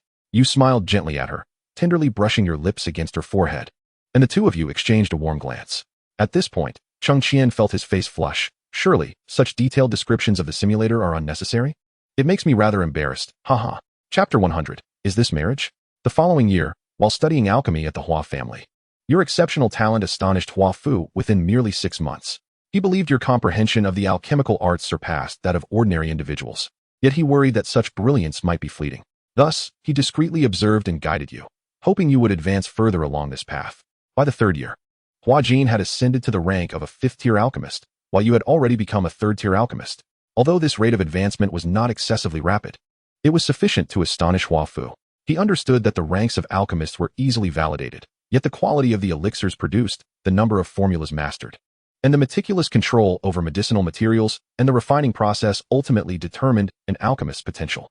According to Hua Fu's experience, a typical 3rd-tier alchemist would not possess your level of talent, nor would they hold as many formulas as you did, placing you far ahead of your peers in the entire Shirling Kingdom. It seemed only the most esteemed disciples of top-tier sects could possibly rival you. His expectations for you grew immensely, and he devoted himself to imparting his knowledge and insights to you wholeheartedly. By the 5th year, both you and Hua Jin had attained the rank of 6th-tier alchemists, which brought immense joy to Hua Fu, prompting him to prepare a celebratory ceremony. During the years of Hua Fu's absence, the Hua family had fallen from their esteemed position among the 4 great families to the very bottom. Now, he could finally hold his head high once more. At the ceremony, Hua Fu announced your and Hua Jin's status as 6th-tier alchemists, prompting heartfelt congratulations from the crowd. After several rounds of toasts and a variety of dishes, Hua Fu suddenly stood up to declare a bombshell announcement. He decided on the spot to marry off Hua Jin to you, declaring that you would henceforth be the legitimate son-in-law of the Hua family. Hua Jin's face flushed with embarrassment as she fled the front hall.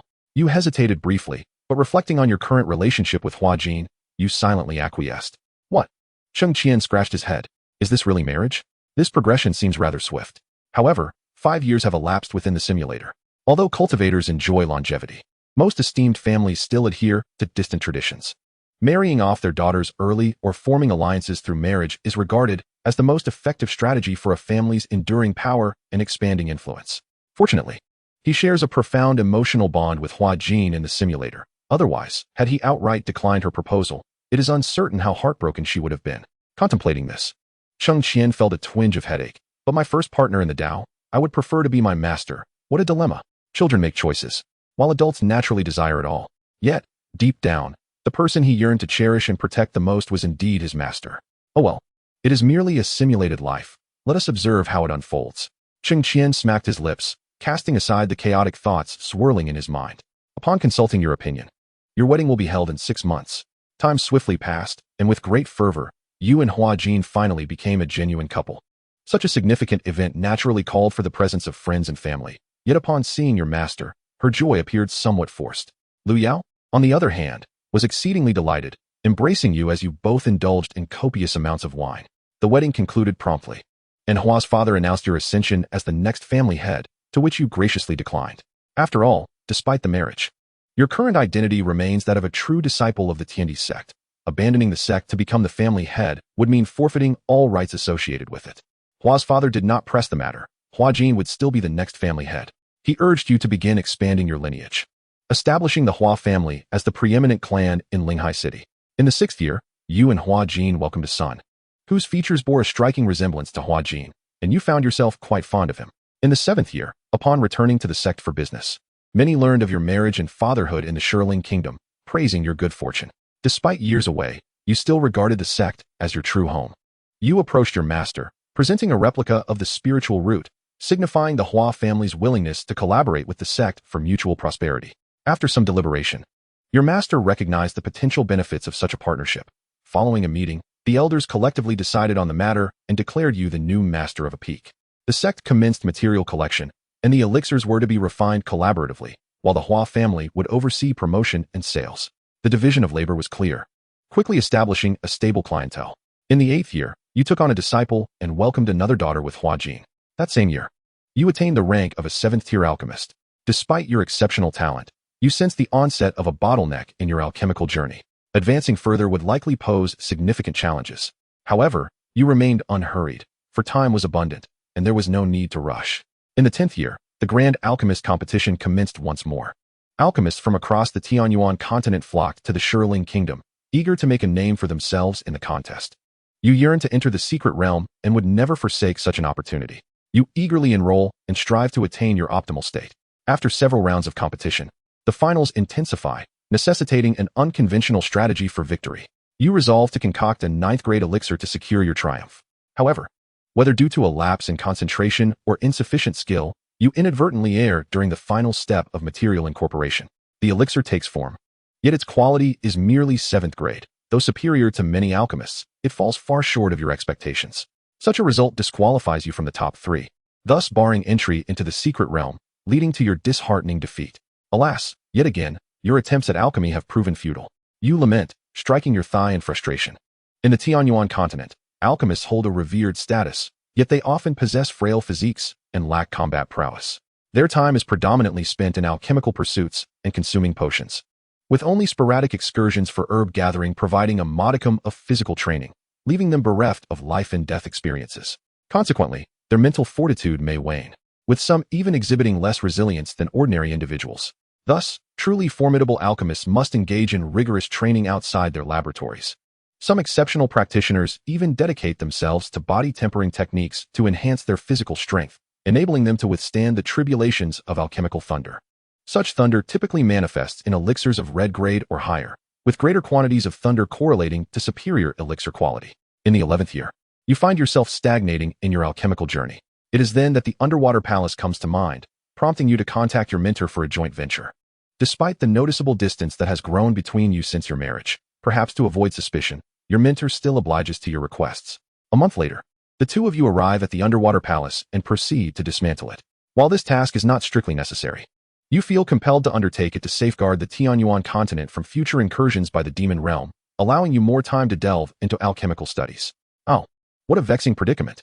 You ponder how to alter the course of subsequent events to avert the impending invasion from the demon realm, scratching your head in confusion as you turn your gaze back to the simulator.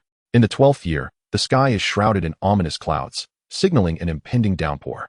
Yet, you soar through the air on your sword, your consciousness expanding as you meticulously explore the mountain range beneath you. According to information relayed by Master Hua, a particular spiritual herb may soon reach maturity, though its exact location remains elusive, compelling you to search diligently. In a desolate area of the mountains, you sense an anomaly. Most spiritual herbs draw upon the essence of heaven and earth, the quintessence of sun and moon, leading the average individual to believe that such a place, suffused with deathly energy, would not harbor precious treasures. However, you have previously gleaned the unique characteristics of this herb from Master Hua, understanding that extremes often give rise to opposites. Thus, the deathly aura here may indeed nurture exceptionally rare medicinal materials. As torrential rain pours down, your consciousness successfully detects a faint black light emanating from the sheer cliffs of this desolate expanse. Your gaze shifts swiftly towards the target, a medicinal herb brimming with vitality. Striving earnestly to grow, it emanates a dark aura, its form resembling that of a disc. During the interval of waiting, you observe that the surrounding atmosphere thickens with an ominous energy, seemingly coalescing around the spirit herb. Although you possess the chaos sacred body, the intensity of this death energy induces a slight discomfort within you. To make matters worse, you realize that the spiritual energy within your body is gradually depleting. Is the death energy truly this potent? Cheng Qian's eyes widen in astonishment upon this revelation. He recalls that during previous simulations, even in the demon realm, he adapted quite well to places saturated with death energy, resentment, and malevolence. Why then, upon coming here to gather a herb, has he inadvertently triggered a new enigma? Puzzled, Cheng Qian scratches his head, deciding to delve deeper into the situation. You had not anticipated the formidable nature of the death energy here. Upon meticulously probing with your spiritual sense, you discover an unusual current within the mass of death energy. This current is indeed the culprit behind your dwindling spiritual energy. Yet you are unable to discern its true nature.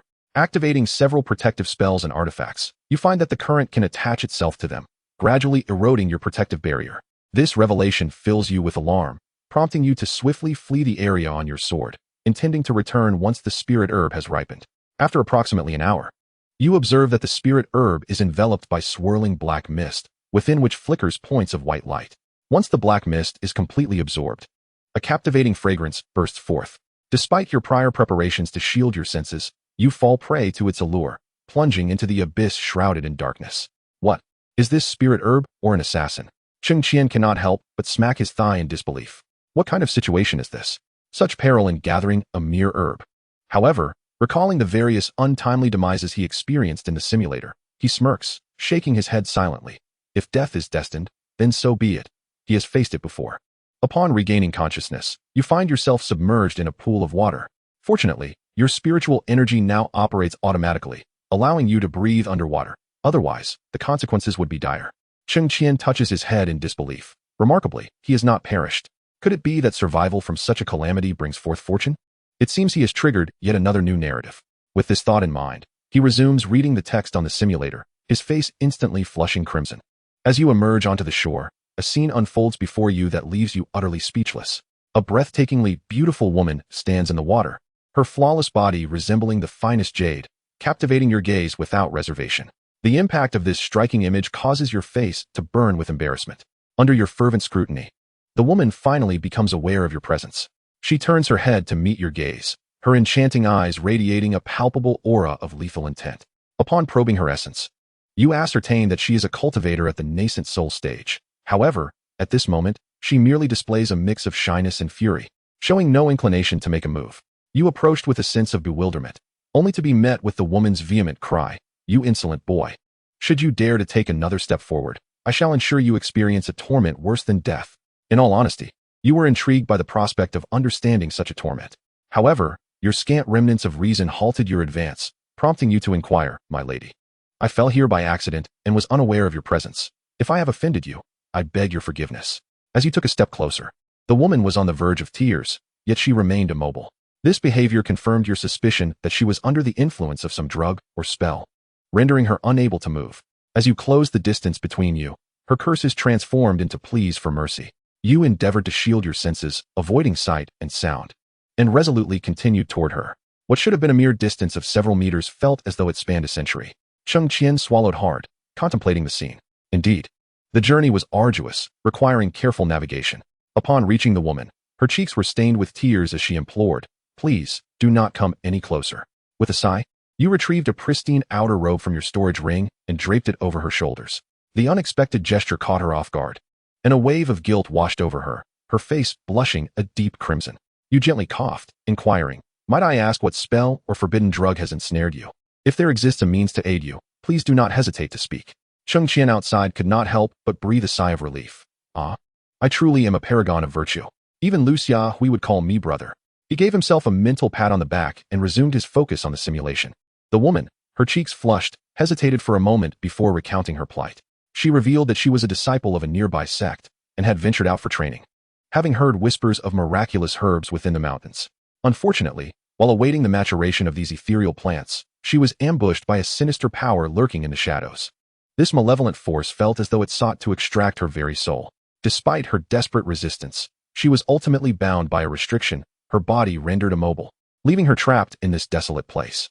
Upon hearing her tale, you furrowed your brow, pondering the conspiracy that lay behind such dark forces. This malevolence seemed too calculated to be mere happenstance. Surely, someone had orchestrated this. You reassured her, "Do not despair, my lady. I shall find a way to lift your restrictions. However, I must first ascertain the origin of this dark power." Gratitude glimmered in her eyes as she regarded you. Though she possessed the cultivation of the nascent soul stage, she found herself reliant on the aid of this unfamiliar man. She cautioned softly, "Be wary, for this malevolent force is exceedingly treacherous." You nodded, activating your spiritual awareness anew, carefully probing your surroundings. Suddenly, you discerned a faint, elusive black aura emanating from the depths of the pool, strikingly similar to the unsettling energy you had encountered near the ethereal herbs.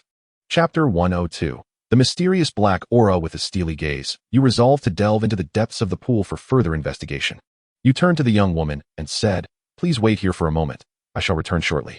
Gradually, you descended into the depths of the pool, where the oppressive black aura intensified with each passing moment, and the surrounding water pressure began to weigh heavily upon you. Yet undeterred, the advantages of your chaotic sacred body gradually manifested as you adapted to your environment. At last, in a concealed cavern at the bottom of the pool, you discovered a black stone emanating an eerie glow. The dark aura surrounding the stone writhed as if it were a living entity, and you concluded that this was the source of the malevolent power. Cheng Qian furrowed his brow, pondering. This black mist is likely akin to what I encountered while foraging for herbs earlier. However, he was at a loss regarding the nature of this strange aura that could consume the spiritual energy of others. The woman in the nascent soul stage was immobilized in the water, clearly not something to be trifled with, Cheng Qian murmured. Suddenly, he slapped his forehead. Oh, but where has that woman's clothing gone? Could it be that this entity has a penchant for devouring garments? Amused by his own absurd thought, he redirected his gaze toward the simulator. You attempted to approach the stone, only to be met with an overwhelming force of repulsion. Channeling your spiritual energy, you formed a protective barrier around your body before reaching out to touch the stone.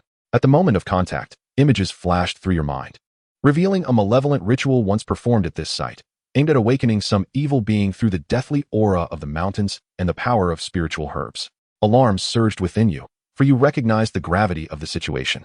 You wished to destroy the stone, yet conventional attacks proved futile against it. Calming your thoughts, you began to recall methods for dealing with malevolent entities as documented in your sect's ancient texts. Suddenly, an ancient formation came to mind that might seal the stone. You retrieved the necessary materials from your storage ring and commenced the arrangement of the formation within the cavern. The process was arduous, as the black stone seemed to sense your intentions, continuously emitting dark energy to disrupt your efforts. Beads of sweat adorned your forehead, yet your resolve remained unwavering. After considerable effort, the formation was finally complete. You activated it, and beams of light enveloped the black stone, which emitted a series of reluctant, furious roars as the dark aura was gradually sealed within the formation. With a sigh of relief, you swiftly returned to the water's surface. Upon seeing you emerge unscathed, the young woman displayed a look of astonishment. You conveyed your discovery at the bottom of the pool to her, and her expression turned grave. "Sir, this matter likely exceeds our capabilities. We must promptly inform our sect." You nodded in agreement and assisted her in lifting the restrictions placed upon her. Once she regained her mobility, her respect for you deepened. Together, the two of you departed the pool and soared toward her sect. At this juncture, Cheng Qian suddenly recalled an incident in the simulator involving the release of a millennium-old malevolent spirit. Could this be connected to that evil entity? He furrowed his brow, feeling increasingly perplexed by the unfolding events. Previously, the simulator merely served to enhance his own strength within a limited scope, even when confronted with challenges. They were mostly tied to fortuitous encounters or related to the narrative of the original protagonist, Xiao Fan. Yet, this time, he had been caught off guard more than once. First, there was the malevolent cultivator at the alchemist competition, and now an ancient evil priest had emerged. Upon reflection, the earlier occurrences had already hinted at something amiss. The battles of the primordial beasts, the mysterious tower in Luo City, and the murals on the walls of the enigmatic passageway. Each incident compelled Cheng Qian to question whether the apparent tranquility of the Tianyuan continent was merely a fade concealing a turbulent undercurrent. Unable to fathom it further, he shook his head, dismissing the troubling thoughts. One step at a time, you and the woman flew toward her sect, her expression still tinged with anxiety. As you soared through the skies, your mind lingered on the matter of the black stone. Turning to her, you remarked, "My lady, I believe the origins of that black stone are undoubtedly significant. When I came into contact with it, strange images flashed through my mind, reminiscent of ancient sacrificial rituals." The woman furrowed her brow slightly at your words. "Young master, I have encountered some records in the ancient texts of my sect. Before this mountain range was ever tread upon by cultivators, it was the dwelling place of an ancient tribe. This tribe revered dark powers, and they conducted a forbidden sacrificial rite to attain immense strength." A spark of realization ignited within you. "Are you suggesting that the black stone is a product of that ancient tribe's sacrifices?" She nodded. "It is highly probable. It is said that the tribe's rituals required a substantial number of living beings as sacrifices, gathering dark energies into a singular stone. This stone absorbed countless resentments and remnants of death, becoming a vessel for dark power. Over time, The tribe faced divine retribution for their wicked practices, leading to their complete annihilation. Yet, that stone remained, hidden within the mountains, continuously absorbing the surrounding negative energies. You furrowed your brow and spoke slowly. Could the imminent maturation of the spiritual herb be related to it? Or perhaps, the herb's ripening triggered a unique resonance, causing the stone to become active? She nodded in agreement. I believe so. The spiritual herb absorbs a specific type of death energy, which is somehow linked to the dark power contained within the black stone. When the herb reaches maturity, the fluctuations of its power evoke a resonance from the stone, compelling it to unleash its malevolent force to ensnare nearby cultivators, possibly seeking to harness their vitality to further augment its own strength. It seemed the situation was not overly complex, yet the implications were profoundly unsettling. Cheng Qian's finely arched brows knitted together once more. An ancient sacrificial tribe had left behind a stone imbued with dark power, capable of absorbing surrounding negative energies. Awakened by the spiritual herb, it appeared to be a trap meticulously laid long ago. However, that tribe has been annihilated. Who could possibly foresee events that would unfold decades, or even centuries, later? The thought is indeed terrifying. Cheng Qian couldn't help but shudder, hoping that it was merely a figment of his imagination. Soon, you arrived at the sect where the woman resided. The elders of the sect, upon hearing your account, displayed solemn expressions, indicating that such malevolent entities, if left unchecked, would inevitably lead to disaster. It was imperative to unite with other forces and deliberate on countermeasures. They began to send out communication talismans to nearby sects, summoning various cultivators to convene and discuss strategies for dealing with the ominous black stone. During the interim, while awaiting the arrival of cultivators from other sects, you and the woman remained industrious. Within the sect's library, you continued your search for records regarding the black stone, hoping to discover a more effective method for its destruction. Chapter 103, Successful Incorporation. A month later, cultivators from all quarters hurried to the gathering. In the sect's council hall, everyone sat in a circle, deliberating on strategies to confront the black stone. With your presence, Lu Ziyuan also arrived, and after a prolonged absence from her master, you noticed she appeared notably worn. Cheng Qian sighed, an inexplicable sensation stirring within him. His gaze inadvertently drifted toward the direction of the Tiandi sect as he murmured, wondering what his master might be doing at that moment. After much discussion, a consensus was reached. According to ancient texts, to obliterate the black stone, it was necessary to locate 5 pure yang items, harnessing their pure yang energy to subdue its malevolent power, followed by employing a special formation to shatter it. Consequently, the cultivators began to collaborate. Some sought the pure yang items, while others set protective formations around the mountains to prevent the black stone's dark energy from further spreading. You and the woman also joined the team searching for the pure yang items. In the 13th year, you finally gathered all 5 pure yang items. The group carried the items to the cave at the bottom of the water pool. Following the previously agreed-upon method, the pure yang items were placed around the black stone, and the special formation was activated. As the formation commenced, the pure yang energy fiercely clashed with the malevolent power. The black stone emitted sharp, piercing cries, and the surrounding dark aura surged wildly. Yet, the pure yang energy flowed continuously, gradually suppressing it. After an indeterminate amount of time, amidst a brilliant burst of light, the black stone was utterly shattered, and the dark aura dissipated along with it. The deathly energy surrounding the mountains began to gradually disperse, restoring the vitality of the land. Once the crowd departed, you tucked the precious herb into your possession. In the 15th year, due to your external training, your state of mind experienced substantial enhancement. Coupled with your treasures and artifacts, you successfully advanced to the rank of an 8th-tier alchemist. This achievement positioned you among the esteemed figures of Nanyao and even the Tianyuan continent. On the day of ascension, the Hua residence was besieged by well-wishers, creating a veritable sea of people. The esteemed alchemical sect of Nanyao extended an invitation, expressing their desire for you to join as a guest elder, occasionally guiding their disciples in the art of alchemy. After a moment's contemplation, you graciously accepted. The opportunity to forge new connections could only serve to your advantage. In the 20th year, the grand alchemical competition was once again convened. This time, you brimmed with confidence, despite having reached a plateau in your alchemical skills. The depth of your understanding and experience surpassed that of all present. Without any unforeseen circumstances, you secured first place with your exceptional alchemical prowess. Amidst the accolades of the gathered crowd, you stepped into the alchemist's secret realm. At long last, you had entered, a feat not easily achieved. Cheng Qian smiled. The sight of the abundant spiritual flora and herbs stirred a thrill within you. The realm was replete with rare medicinal materials, many of considerable age. However, prior to entry, a restriction had been placed upon all, permitting only the harvesting of mature herbs while forbidding the disturbance of others. Any attempts at forceful gathering would result in immediate expulsion from the realm. This precaution ensured the preservation of the materials within, for without such measures, the rare resources would have been depleted after a mere decade of access. The top 3 competitors each chose a path, with the potential to acquire mature herbs resting solely on the whims of fortune. Fortuitously, you gathered a millennium-old D-gang grass and a 5,000-year-old fireleaf huang, both of which were essential primary materials for crafting top-tier elixirs. Additionally, you collected various auxiliary herbs, seizing the opportunity to gather what was freely available. Upon reaching the heart of the realm, a magnificent, multicolored radiance captured your attention. You instinctively knew this was the source of the inheritance. The other 2 competitors arrived shortly thereafter, and the 3 of you exchanged glances before extending your hands. The moment your fingers brushed against the radiant aura, an influx of alchemical knowledge flooded your mind. This newfound wisdom diverged from that of the Tianyuan continent, revealing depths and intricacies far greater than your current understanding. Unique alchemical techniques and formulas flowed into your consciousness, and you absorbed this knowledge ravenously, akin to a parched fish yearning for water. After a full week immersed in this enlightening state, you finally emerged.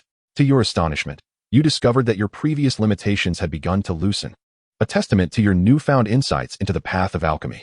Upon exiting the secret realm, you exchanged greetings with Hua Jin and your father before retreating into seclusion, eager to implement the teachings you had acquired. In the 23rd year, upon emerging from your alchemical chamber, you radiated vitality and brilliance. You had successfully ascended to the rank of 9th-tier alchemist, placing you among the elite of the Tianyuan continent. This news sent ripples of excitement through the Hua residence, prompting your father to send out invitations far and wide, preparing to host a grand banquet in your honor. During the days of preparation, you and Hua Jin shared a tender intimacy, having not seen each other for 3 long years. The 2 of you were inseparable, spending every day within the confines of your abode, utterly disinterested in venturing outside. Upon reading this, Cheng Qian could not help but chuckle wryly, pressing his forehead in exasperation. What a predicament indeed. Yet, as he recalled Hua Jin's exquisite beauty, a warmth blossomed within him. With a sudden clap, he lightly struck his own cheek, scolding himself. What are you thinking? Ahem, truly. However, being in the prime of youth, such thoughts were hardly unexpected. A month later, the banquet was successfully held. Yet, unforeseen troubles soon arose upon news of your ascension to the 9th tier of alchemy. Other families expressed their discontent. Due to your existence, the Hua family had risen to prominence, becoming the leading force. They had long plotted your demise, and this banquet presented the perfect opportunity to act. Just as everyone raised their cups in celebration, a group of cloaked figures descended from the heavens, each clad in black and exuding a palpable aura of menace. In an instant, the joyous atmosphere was shattered, replaced by terror and chaos. A chill ran down your spine as you immediately sensed the gravity of the situation. However, you remained composed, for having endured so many trials, your resolve was unyieldingly strong. As the battle erupted, the banquet hall descended into chaos, with tables overturned and wine cups and dishes strewn across the floor. Fortunately, the assailants lacked formidable strength. Many of your fellow disciples from the Tiandi sect had come to congratulate your advancement and promptly joined the fray. This unexpected assault ultimately concluded in your triumph. Following this confrontation, your reputation across the Tianyuan continent soared to new heights. The Hua family's standing solidified further, while those families that had harbored malicious intentions towards you were forced to retreat in disgrace, no longer daring to entertain any treacherous thoughts. Before long, under your stewardship, the other families began to follow the Hua family's lead, becoming their vassals. Success achieved. Cheng Qian chuckled, slapping his thigh in delight. Chapter 104. Do not skim when reading in the 28th year. The years passed peacefully, with your days spent either delving into the art of alchemy or enjoying tender moments with Hua Jin. During these years, you also began to take on disciples, hoping to pass on your alchemical prowess and cultivate more exceptional alchemists for the Tianyuan continent. Your own cultivation did not lag behind, steadily advancing year by year. You thought that life would continue in this tranquil manner indefinitely. Cheng Qian rubbed his nose, suddenly exclaiming, "Why does it feel like such lines herald impending events?" Nevertheless, this simulation was not in vain, for you had become a 9th-tier alchemist. Even if unforeseen circumstances arose, you would not suffer losses. Most importantly, this narrative did not involve an invasion from the demon realm. It remained uncertain whether Xiao Fan experienced some unforeseen event or if the prince who had infiltrated the Tianyuan continent altered his course. Many established events surprisingly did not transpire. This revelation filled Cheng Qian with immense surprise. He was uncertain as to what had prompted the alteration in the narrative, yet overall, it was indeed a fortuitous development. With this thought in mind, Cheng Qian delightfully resumed his gaze upon the simulator. In the 29th year, While you were engaged in alchemy, you were summoned outside, where it was conveyed that a cultivator of the integration stage sought your expertise in concocting a premier elixir. How could you possibly decline an opportunity to earn a fortune? You readily acquiesced and followed the attendant to the reception hall. Upon encountering the seeker of the elixir, your lips involuntarily twitched. It was none other than Xiao Fan, whom you had not seen for many years. Cheng Qian remarked, "What a coincidence. Xiao Fan, have you taken to calling yourself Chow Chow?" You intended to turn on your heel and depart, but Xiao Fan produced an array of magical artifacts and treasures, dazzling before your eyes like gold glimmering in the light.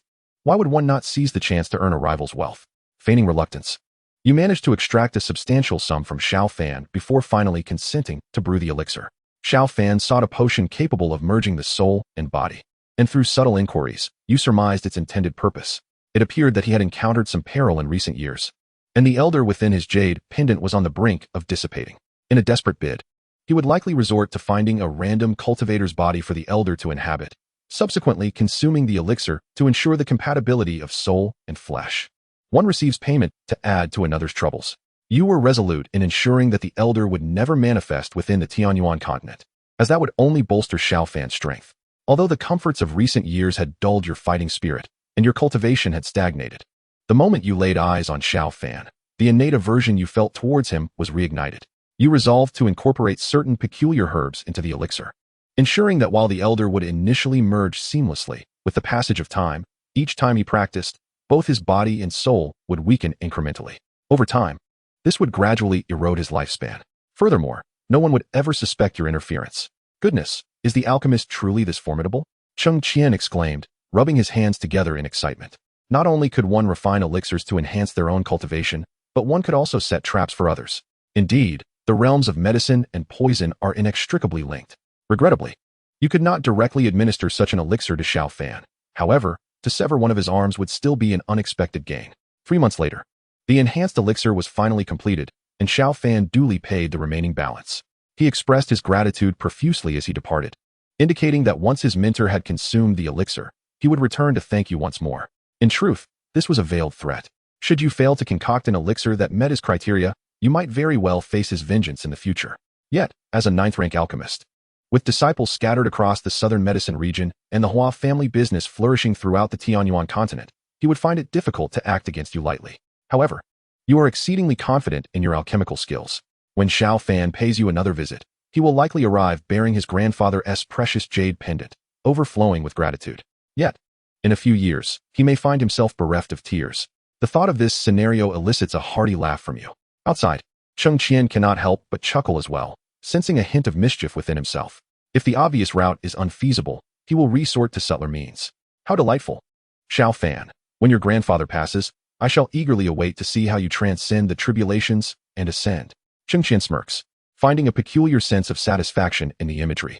However, recalling how he previously intercepted the sun and moon vessel, he wonders if the heavenly path will grant Xiao Fan new opportunities. Cheng Qian finds himself uncertain. Perhaps, this time, the heavenly path has little of value to offer him. With this thought, he turns his attention back to the simulator. Months later, Xiao Fan indeed arrives with a companion to express his thanks. You cannot help but smirk inwardly, reveling in their obsequious demeanor. After all, you are a master alchemist of the Tianyuan continent, a 9th-grade alchemist. If you cannot eliminate your foes, you must surely cultivate their favor. A talent such as yours, if not protected by the Hua family and the Tiandi sect, would have long been captured for alchemy or worse. Yet, the present situation is quite the opposite. Everyone is eager to forge alliances with you. For a single rare elixir might very well save a life in critical moments. No fool would dare to offend an alchemist, unless driven by mortal enmity or sheer folly. As you watch Xiao Fan and his companion depart, a cold smile crosses your lips. Within the elixirs, you have infused a special concoction of your own design, the fragrant mist. This unique agent is a product of your years of research based on that ancient legacy.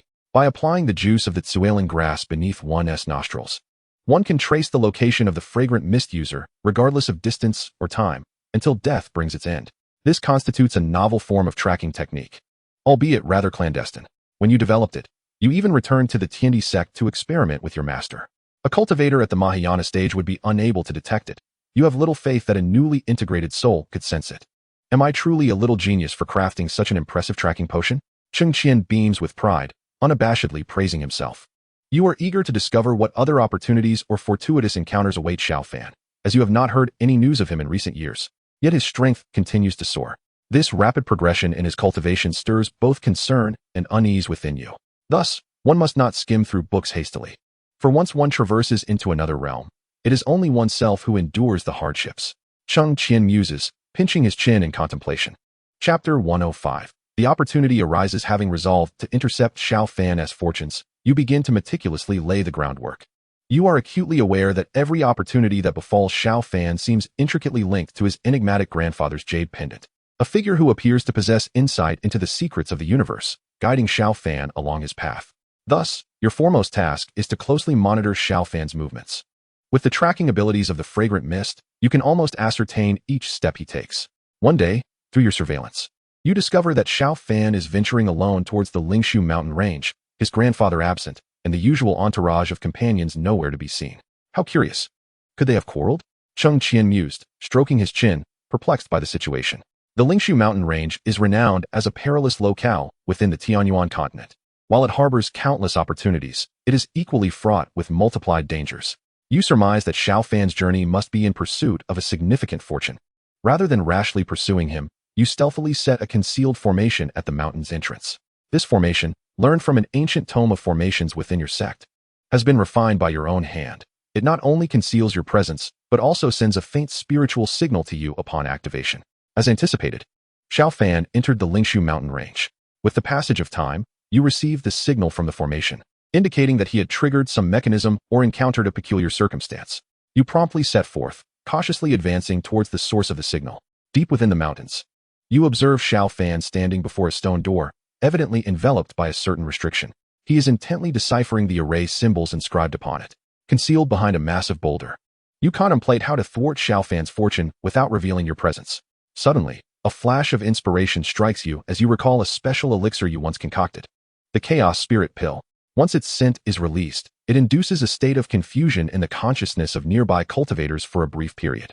As Xiao Fan nears the completion of his deciphering, you quietly extract a Chaos Spirit Pill and, channeling your spiritual energy, direct it towards him. As the pill approaches, it silently shatters, releasing an odorless, colorless gas. Initially, Xiao Fan remains unaware, but gradually, his gaze becomes unfocused, and his movements in deciphering the array slow down. Ha! How cunning a pill maker can be. Cheng Qian chuckled at this unexpected application of the elixir. He had never imagined it could be utilized in such a manner, and his interest in alchemy was piqued. Once this simulation concludes, he vowed to attempt the process of crafting pills himself. Seizing this opportunity, you swiftly alter your appearance and step out from behind the boulder, beginning to dismantle the restrictions on the door. Xiao Fan seems to sense that something is amiss.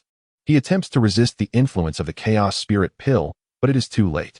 Observing this, you hasten your efforts in the deciphering process. Soon, a powerful aura surged forth from the stone gate, revealing an array of rare treasures and spiritual herbs within. Without hesitation, you dash through the stone door, commencing the collection of the precious items inside. Witnessing this, Xiao Fan lunged at you in a fit of rage. However, still in a weakened state, he was no match for your agility, allowing you to deftly evade his attack and continue seizing your fortune. As you gathered the majority of the treasures from within the stone gate, you turned to the furious yet helpless Xiao Fan and remarked with a cold smirk. Thank you for guiding me, little Xiao. Do call upon me again for such delightful opportunities. With that, you utilized a pre-prepared teleportation talisman to depart from the Lingshu mountain range, leaving Xiao Fan gnashing his teeth in frustration. Ha! Was that not amusing? Cheng Qian reveled in delight. He had not anticipated that this time. The simulator would not only alter the main storyline, but also see Xiao Fan facing setbacks at his hands. It appeared that some pivotal factors had influenced Xiao Fan's fortune. Yet what could they be? Cheng Qian pondered deeply, suspecting it might be due to Hua Jin becoming his wife, coupled with his own ascension to the rank of 9th-tier alchemist. In the 30th year, the alchemist competition commenced once more as scheduled. You maintained an absolute advantage, securing first place and entering the secret realm. Following the previous inheritance, you sensed that this alchemical technique might possess further potential. This legacy seemed not to be a product of the Tianyuan continent, but perhaps from a higher realm. As expected, you continued to receive the inheritance without any unforeseen incidents. The knowledge you acquired was indeed more intricate and profound than anticipated, deepening your understanding of alchemy. Simultaneously, you obtained numerous recipes that did not exist in the Tianyuan continent. Should these recipes be replicated, they would undoubtedly cause a stir within the alchemical community of the realm. Historically, it was rare for 9th-tier alchemists to enter the secret realm every decade, with each individual insights from their inheritance varying significantly. The knowledge currently residing in your mind was assuredly unprecedented in the Tianyuan continent. You contemplated that perhaps this was also related to your innate talent. Upon exiting the secret realm, you entered a period of seclusion to digest this hard-won knowledge. In the 31st year, you had already crafted new elixirs based on the inheritance in your mind. Throughout the Tianyuan continent, you had become the acknowledged foremost alchemist. With time on your hands, aside from your daily alchemical pursuits, you found yourself closely monitoring Xiao Fan's every move. You knew that Xiao Fan seemed to possess a unique fortune, consistently attracting various opportunities. And your intent was to intervene just as he was on the verge of seizing one. Before long, through the tracking of the fragrant mist, you discovered that Xiao Fan had ventured alone to an ancient ruin at the edge of the Tianyuan continent. What was he scheming all alone? Cheng Qian murmured to himself.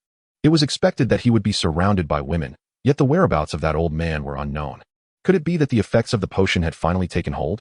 Cheng Qian furrowed his brow slightly, shaking his head as he continued to gaze at the simulator. The ruins were said to conceal the legacy of an ancient powerhouse. Whoever could obtain it would undoubtedly make remarkable progress in their cultivation. Naturally, you would not let this opportunity slip away and promptly headed towards the direction of the ruins. Upon your arrival at the entrance, you discovered that Xiao Fan was already engaged in deciphering the restrictions at the threshold. You refrained from revealing yourself immediately, instead quietly setting up several minor trapping arrays around the area. Although these arrays could not restrain Xiao Fan for an extended duration, they would suffice to impede him at a critical moment. The complexity of the restrictions appeared daunting, as Xiao Fan was wholly engrossed in studying the combinations of runes inscribed upon them. You observed intently, silently calculating how to claim this opportunity entirely for yourself. Suddenly, you noticed a minor misstep on Xiao Fan's part during the process of unraveling the restrictions, and you recognized that your chance had arrived. You discreetly cast a spell, infusing a thread of spiritual energy into the restrictions, which triggered a ripple of disturbance at the point of his error. Xiao Fan staggered back a few steps from this unexpected disruption, a trickle of blood escaping from the corner of his mouth. Seizing this moment, you swiftly advanced, forcefully injecting your own spiritual energy into the restrictions, initiating communication with them. With your efforts, the restrictions began to slowly yield. Observing this, Xiao Fan, disregarding his injuries, lunged towards you in an attempt to thwart your progress. However, as he drew near, he found himself ensnared by the trapping array you had set. Enraged, he struggled within the confines, shouting, "You despicable scoundrel! How dare you show up again?" You paid no heed to his vitriol, resolutely stepping into the ruins. Having taken precautions to disguise your identity, you were not concerned about him recognizing you. A sense of ancient and mysterious energy pervaded the ruins, with various rare treasures and legacy jade slips scattered throughout. You excitedly began to gather these treasures while simultaneously searching for the fabled inheritance of the ancient powerhouse. Deep within the ruins, you stumbled upon a jade box radiating a dazzling light. You knew instinctively that the essence of the legacy must reside within this box.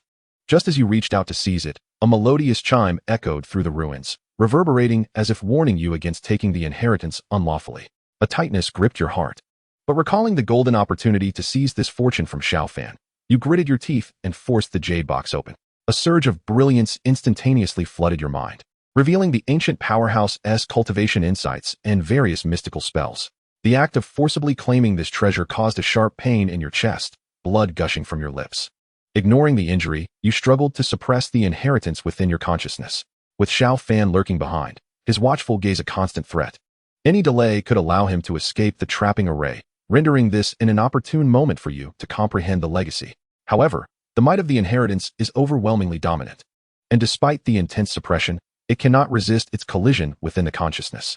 At this moment, Xiao Fan also regains his composure, swiftly breaking free from the entrapment to fight alongside you. Due to the rejection of the inheritance, coupled with Xiao Fan's extraordinary prowess, you find yourself besieged from within and without, leading to a tumultuous state of your vital energy and muddled consciousness, ultimately resulting in your demise at the edge of Xiao Fan's blade. You have perished. The simulation concludes. You may select one reward from the options below. 1. Vigorous Vitality, Green Talent. 2. Third layer of the Nascent Soul Realm, Golden Core with 81 patterns, nurturing 3 types of nascent souls. 3. All experiences, skills, and memories of a 9th rank alchemist. 4. A variety of miscellaneous resources. 5. An unrecognized powerful inheritance in your mind. Acceptance may entail dangers. Wow, daily alchemy. And the realm can actually reach the nascent soul stage. Cheng Qian gazes at the rewards, somewhat astonished. Although he did not venture into the Golden Forest Valley this time, he previously acquired relevant memories. hence the nascent soul's ability to nurture 3 forms. Moreover, he has finally reached the pinnacle of the golden core stage. It is possible that he can directly attain the nascent soul realm next time. Cheng Qian muses contentedly before glancing at the other options, weighing them carefully before stating, I choose option 3, the alchemist realm. In an instant, a vast expanse of alchemical knowledge surged forth like a tidal wave.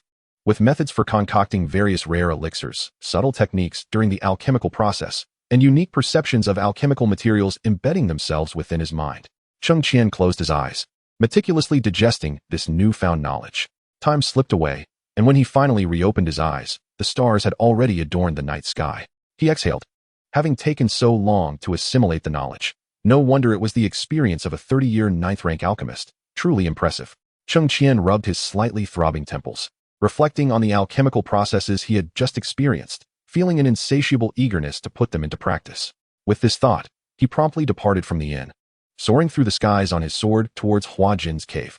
Igniting the communication talisman, Hua Jin soon opened the cave door with a look of surprise, softly inquiring, Is there something you need, Brother Cheng, at such a late hour? It was unrealistic to rent an alchemical furnace at this time, yet his eagerness was undeniable, compelling him to intrude upon Hua Jin. I studied the formula you provided today, and I found it quite intriguing. I can't sleep and wish to concoct a few batches of elixirs here. I wonder if it would be convenient for you, Miss Jin? Cheng Qian rubbed his hands together, feeling somewhat awkward. Approaching a young lady who had yet to be betrothed at such an hour with these words certainly appeared questionable. He pondered how she perceived him. After envisioning countless scenarios of rejection or reprimand, he was met with a gentle smile from Hua Jin. Brother Cheng, this cave is yours, purchased by you. No matter when you come, this will always be your home. Her smile was infused with an unwavering trust in Cheng Qian, her pure eyes resembling the luminous moon suspended in the sky, igniting a warmth in Cheng Qian's heart. Thank you. But it seems you may find it difficult to sleep tonight, Cheng Qian remarked with a hint of apology, scratching the back of his head. Hua Jin's eye sparkled, a smile spreading across her lips. As a cultivator, I have long transcended the need for food, let alone sleep, which is merely a waste of time. Brother Cheng need not worry. I shall not disturb you while you refine your elixirs. Perhaps I might even offer you some guidance along the way. She gently patted her chest, akin to a proud little peacock. Unfortunately for her, the Cheng Qian before her was not the same as he once was. Yet, he would not dampen the young lady's enthusiasm, his eyes curving into a smile. Very well, then. I shall refine elixirs tonight, and if I falter, I shall rely on Miss Jin's guidance. They exchanged a smile and returned to the cave dwelling. Cheng Qian contemplated beginning with a simpler formula to avoid overwhelming Hua Jin with high-grade elixirs. He retrieved a variety of suitable herbs from his storage ring and nodded at Hua Jin. Shall I commence? Rest assured, Brother Cheng, I shall oversee your refining process.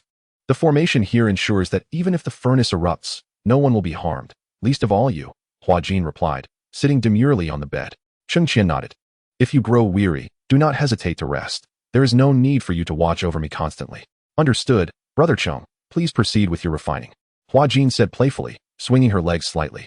A smile instinctively tugged at Cheng Qian's lips, but he quickly focused his mind and began the alchemical process.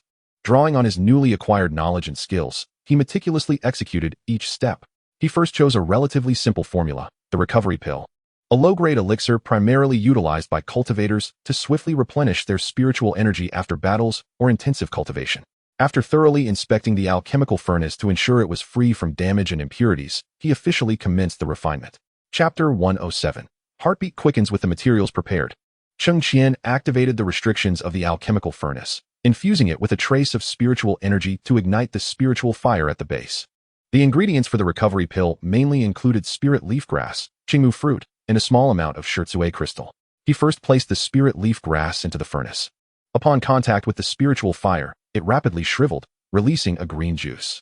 Cheng Qian expertly controlled the temperature of the spiritual fire, allowing the juice to evaporate slowly, leaving only the purest essence of spiritual energy.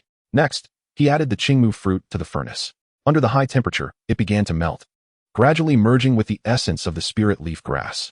This process demanded precise control over the heat, and Cheng Qian remained wholly focused on the changes within the furnace, continually adjusting the size of the spiritual fire. When the qingmu fruit had completely melted and amalgamated with the essence of the spirit leaf grass, he poured in the shurzue crystal. The moment it entered, a surge of intense spiritual energy waves erupted within the furnace, its energy intertwining with the previous mixture, gradually forming a rounded embryonic shape of the elixir. As time progressed, the elixir began to solidify, with increasing density. When a refreshing herbal aroma emanated from the alchemy furnace, Cheng Qian knew that the qi recovery pill was on the verge of successful refinement. He continued to manipulate the spiritual flames, allowing the elixir to further condense. Moments later, 3 plump and radiant qi recovery pills, glowing with a faint golden light, materialized within the furnace. Beside him, Hua Jin was taken aback, her complexion paling as she leaped from her bed and rushed to Cheng Qian's side, inquiring, "How is it possible for the qi recovery pill to possess such a golden quality?" Cheng Qian, holding the smooth elixir in his hand, offered it to her, saying, "Take a look." Hua Jin carefully accepted the pill, cradling it in her palm, and began to scrutinize it with her spiritual awareness. The techniques, timing, and heat are all similar to my usual refinement methods. Yet why is the spiritual energy of this pill so pure? Her confusion was evident as her gaze turned towards Cheng Qian. Cheng Qian smiled, "You'll know once you try it. A pill of this quality can fetch a handsome price." Hua Jin's remaining words were interrupted by Cheng Qian. "For me, refining such pills is a breeze. And you must know, I am not short on money. Go ahead, give it a taste." Hearing such words, Hua Jin hesitated for a moment before resolutely deciding to place it in her mouth. The spiritual energy within the pill surged forth, and she swiftly activated her cultivation technique to dissipate the medicinal potency that surged within her. "Brother Cheng, you are truly remarkable. You must be the legendary genius of alchemy," Hua Jin exclaimed, brimming with joy, overwhelmed by the surprises Cheng Qian had brought her, leaving her at a loss for words. Her eyes sparkled like the newly risen moon, glistening with a soft light as she gazed at Cheng Qian with admiration, her gentle voice expressing, "You even added sualing grass to a low-grade qi recovery pill." Sualing grass typically thrives in areas rich in spiritual energy, yet laden with heavy yin energy, and it is rarely employed as a primary medicinal ingredient. Often absent from any elixirs aimed at restoring spiritual energy, the reason lies in its tendency to cause the loss of other medicinal properties, repelling many herbs. However, the qi recovery pill was different. The properties of each ingredient were quite mild. Adding a small amount of sualing grass could actually activate the maximum medicinal properties of the original ingredients, thereby enhancing the overall quality. Cheng Qian, holding the elixir, detailed to Hua Jin the precise moment and temperature at which to introduce the sualing grass. Hua Jin nodded eagerly, committing the precautions to memory. As their conversation grew lively, Cheng Qian smiled. "Miss Jin, would you like to try? I have plenty of sualing grass here. Is that permissible?" Hua Jin, already passionate about the path of alchemy, was elated at such a wonderful opportunity. Cheng Qian nodded slightly. "Of course, this is your abode. It will be much more enjoyable to explore together." "Wonderful," Hua Jin exclaimed, retrieving a variety of basic medicinal materials from her storage ring before preparing to refine the elixirs. After a half-burned incense, a wisp of red glowing qi recovery pill emerged, bringing immense joy to Hua Jin. Indeed, following Brother Cheng's method had significantly enhanced the quality of the pill. Previously, she could only concoct purple-grade pills. Yet now it was red. In her excitement, she suddenly realized how close they were standing. With a slight tilt of her head, Hua Jin could almost touch Cheng Qian's chin. Conversely, Cheng Qian could see her long, dark, and curled eyelashes with ease by merely lowering his gaze. A faint blush appeared on Hua Jin's face, making her feel somewhat nervous. She took a step back, her fingers instinctively fiddling with her belt.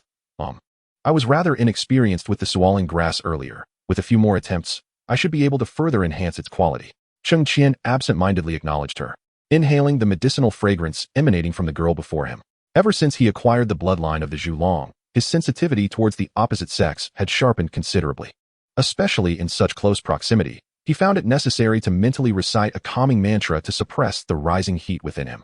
Noticing Cheng Qian's aloof demeanor, Hua Jin assumed she had misspoken. Her long eyelashes fluttered like a captivating fawn, and she gently inquired, "Brother Cheng, is something bothering you?" "It's nothing. I was just contemplating a few matters," Cheng Qian replied with a smile, returning to the alchemy furnace. "Since there's still time, I wish to refine a few more pills." "Sure, I shall observe and learn," Hua Jin replied, pleased to see him regaining his usual demeanor as she settled beside him. Cheng Qian nodded, clearing his mind of distractions, and resumed his alchemical work. Over the course of 3 days, he explored every potion from low-grade to high-grade, utilizing all the herbs at his disposal. Regardless of the recipe, it seemed he could transform the mundane into the extraordinary, elevating the quality of the potions to new heights. During this time, Hua Jin also absorbed numerous alchemical techniques and acquired fresh knowledge. After successfully refining the final batch of pills, Cheng Qian exhaled deeply, standing to stretch his stiff limbs. "No more for today," he declared. "Brother Cheng, you have been refining pills for 3 days. It is time for a break," Hua Jin suggested, approaching him, her gaze shyly avoiding the handsome man before her. She softly offered, "If you do not mind, May I give you a massage? The mere mention of a massage abruptly pulled Cheng Qian's thoughts back to the day he first met Hua Jin. The girl before him resembled that delicate and tender maiden, yet her vitality and spirit now radiated with greater vigor. Like a flower nourished by rain, she was quietly preparing to bloom. Cheng Qian felt a stirring in his heart, an overwhelming desire to immediately accept her offer. As he gazed at her fair, smooth fingers, his eyes drifted upwards to her full, rosy lips. He couldn't help but swallow hard, his heartbeat quickening. Forcing himself to suppress those thoughts, he recited the calming mantra in his mind before finally speaking. No need. Miss Jean, you must be weary from these past few days as well. How about we take a stroll and rest a bit? Sounds great, Hua Jin said, her eyes lifting with a gentle smile. Chapter 108. Oh dear. A breakthrough. The brain in love. As night descended, Cheng Qian returned to the inn after a day of wandering with Hua Jin. Lying in bed, he found himself restless, unable to find sleep. He pondered what Miss Jean might be doing at that moment, gazing at the wooden ceiling above while murmuring to himself. Is this what it feels like to be in love? Cheng Qian shook his head, forcibly clearing the images of his day spent with Hua Jin from his mind. Sitting up, he declared, time to simulate. Only by growing stronger, continually enhancing himself, could he prioritize his current mission. Matters of the heart would unfold in due course. Simulation commencing, generating random talent. Beep. Congratulations, host, you have acquired the blue talent, Love Brain. Love Brain, your mind is unlike others. The principle of love supremacy pervades your existence. You yearn for love, crave romance, and feel discontented if a day passes without it, regardless of whom you engage with. As long as it is love, it suffices. Cheng Qian exclaimed. Very well, is this how we shall play? He felt an overwhelming urge to discard the simulator in his mind, exasperated. After all, he had merely enjoyed a delightful day with Hua Jin, exploring the streets. True, he felt a tinge of longing for her presence upon returning home, but had he not swiftly curbed those thoughts? Cheng Qian grumbled, simulator. I suspect you are deliberately toying with me. No response echoed in his mind, and he glared at the scrolling text above, momentarily feeling faint. The following day, seek out Hua Jin and venture out together. On the third day, present Hua Jin with a bouquet of beautiful flowers and confess your feelings. Hua Jin, though surprised, indicates she will consider it. On the fourth day, meander with Hua Jin, nurturing your bond. Half a year later, you effortlessly achieve first place in the Dan Master competition. When evil forces arrive, you unleash astounding power to protect Hua Jin and the rest of her family. Though you did not enter the secret realm, you harbor no regrets, for after this experience, Hua Jin accepted your proposal. 3 months later, you are wed, filled with ecstatic joy, and spend a blissful night fulfilling your desires. Alas, Cheng Qian sighed, momentarily at a loss for words. In the second year, you welcome a daughter. In the third year, another daughter arrives. In the fourth year, a son is born. In the fifth year, you have another daughter. By the 12th year, the Hua family flourishes under your influence, becoming the foremost family in southern medicine, with a total of 11 children. Cheng Qian gaped in disbelief. What on earth is this? This is not a talent for love. It resembles a game of procreation. Day by day, all he did was indulge in childbearing. Cheng Qian was utterly speechless, no longer wishing to read further, and hastily accelerated the text speed, only to grimace at the words that continued to scroll. In the 13th year, continue to have more children. In the 14th year, while strolling through the market, you encounter a stunningly beautiful woman and instantly fall in love, embarking on a pursuit. In the 16th year, you successfully formed a bond with this woman, while Hua Jin wept sorrowfully throughout the night. Yet, under your tender persuasion, she swiftly came to accept the reality before her. In the 18th year, you encountered a woman of even greater beauty, and with your esteemed status as a 9th-tier alchemist, it was hardly surprising that you won her over. By the 20th year, you were married and welcomed a child. However, in the 23rd year, the demonic realm invaded, and with the southern medicine's feeble strength, you, as a 9th-tier alchemist, were soon captured by the demons, compelled to serve them. Though the act of alchemy was of little consequence to you, given your daily practice, being barred from love was simply intolerable. You vehemently protested, questioning whether captives were devoid of the right to love. This outcry, inexplicably, reached the ears of Shiwen Lu, who, intrigued by your plight, sought to see what you looked like in the confinement chamber. Upon encountering Shiwen Lu for the first time, you instantly felt that the long confinement for the demons was trivial in comparison. You believed you had found your true romantic interest, and promptly confessed your feelings. Shiwen Lu regarded you as deranged. Had you not possessed some utility, she would have relished the opportunity to end your life with a single strike. Turning away, as if having made a decision, she departed without a backward glance, never to return. In the 24th year, having spent an entire year devoid of love, you found yourself yearning for your wives, succumbing to a lovesickness that left you in tears day and night. By the 25th year, unable to endure such solitude any longer. You desperately attempted to break the constraints imposed upon you by the demonic realm. However, one misstep triggered a catastrophic explosion, and you perished. In this simulation, you may select one reward from the following options. 1. Love Brain, Blue Talent. 2. Golden Core 5th Layer, Golden Core with 45 patterns. 3. All the elixirs crafted within the simulator. Madness. Cheng Qian could not restrain himself from cursing vehemently. Had it not been for the soundproof barrier, the entire inn would have been awakened by his furious outburst. After 5 minutes of venting, having exhausted his repertoire of insults, Cheng Qian plopped down onto the bed. Enduring for a moment brings peace, but taking a step back only fuels further anger. Having uttered this, he found himself cursing once more. Yet, the simulator remained unresponsive, akin to death itself. Cursing into the void without a reply only served to infuriate Cheng Qian further. He recited a calming mantra, brewed himself a cup of tea, and murmured to himself, "Do not be angry. Do not be angry. Anger brings illness, and no one shall replace you." After 10 minutes of tranquility, he sighed and resigned himself to fate, declaring, "I shall claim reward 3. Who could comprehend his despair? A precious opportunity for simulation, wasted. If he were to evaluate his life, it would be deemed hasty and fleeting. Yet, soon, a multitude of elixirs filled his view, gradually dissipating the anger that had once consumed him. It appears that during those years in the demon realm, a considerable number of elixirs were concocted. Cheng Qian, employing his spiritual sense, discovered a plethora of potions infused with demonic energy, their quantity surpassing that of normal concoctions by several folds. One can only imagine the extent to which he toiled in the demon realm. In just a few years, he had produced more than what had been achieved in the previous decade. Cursed be the demon realm. Do you not regard people as human? Cheng Qian spat viciously. He then sipped his tea and, after meditating quietly for half an hour, felt a profound sense of tranquility, devoid of any superfluous thoughts. Taking a deep breath, he declared, "Continue the simulation." Simulation initiated, generating random talents. Ding. Congratulations, host, for acquiring the orange talent, Child of Fortune. Child of Fortune, you embody the protagonist of a tale, endowed with luck that far exceeds that of ordinary individuals, always transforming peril into safety. Seizing fortuitous encounters and opportunities at critical moments, you are the true beloved of the heavenly Tao. Oh, what a revelation. I am destined for greatness, Cheng Qian exclaimed, leaping exuberantly from his bed. Chapter 109. Child of Fortune.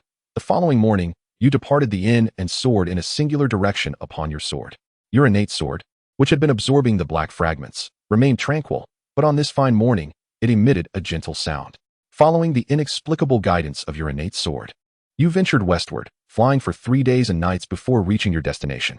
The once vibrating sword let out a shriek, then succumbed once more to slumber. Before you lay a narrow cave cloaked in vines. Utilizing the fireball technique, you cleared the weeds at the entrance and subsequently activated your protective spell to enter. Indeed, the Child of Fortune is extraordinary. It seems that further treasures await. Cheng Qian savored his tea, delighting in the scrolling text on the simulator. The cave entrance was exceedingly narrow, yet as you progressed deeper, it widened considerably and grew increasingly dark. Employing the fireball technique to illuminate your surroundings, you noted that there were no forks in the path, allowing you to venture deeper into the cave. Were it not for the firm belief that your innate sword would not deceive you, any ordinary person would likely have turned back after traversing halfway. The cave appeared to be bottomless, and after more than an hour of walking, there was no sign of nearing an end. After another couple of hours, a faint light suddenly appeared ahead, a change that filled you with joy. Despite the illumination provided by the fireball, having walked for 3 hours in the pitch-black cave was a test of will, an uncomfortable experience indeed. Upon exiting the cave, you beheld a moonlit sky adorned with sparse stars, as a light drizzle fell. The valley before you, dampened by the rain, revealed lush greenery and vibrant flowers, exuding a vigorous aura. Taking a deep breath of the fresh air, the lingering malaise accumulated in the dark tunnel dissipated entirely. The valley was modest in size, encircled by steep mountain walls, and shrouded in a formation that obstructed spiritual perception. No wonder it was undetectable from above. As you walked westward, you spotted a small pond at the base of the cliff, and your gaze fell upon a skeleton resting beneath the grand tree by the water's edge. With focused determination, you advanced forward, your senses sweeping the area, discovering that many of the bones had suffered severe impacts.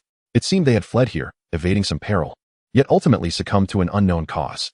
You reverently bowed thrice before the remains. Regardless of the circumstances, the deceased deserve respect.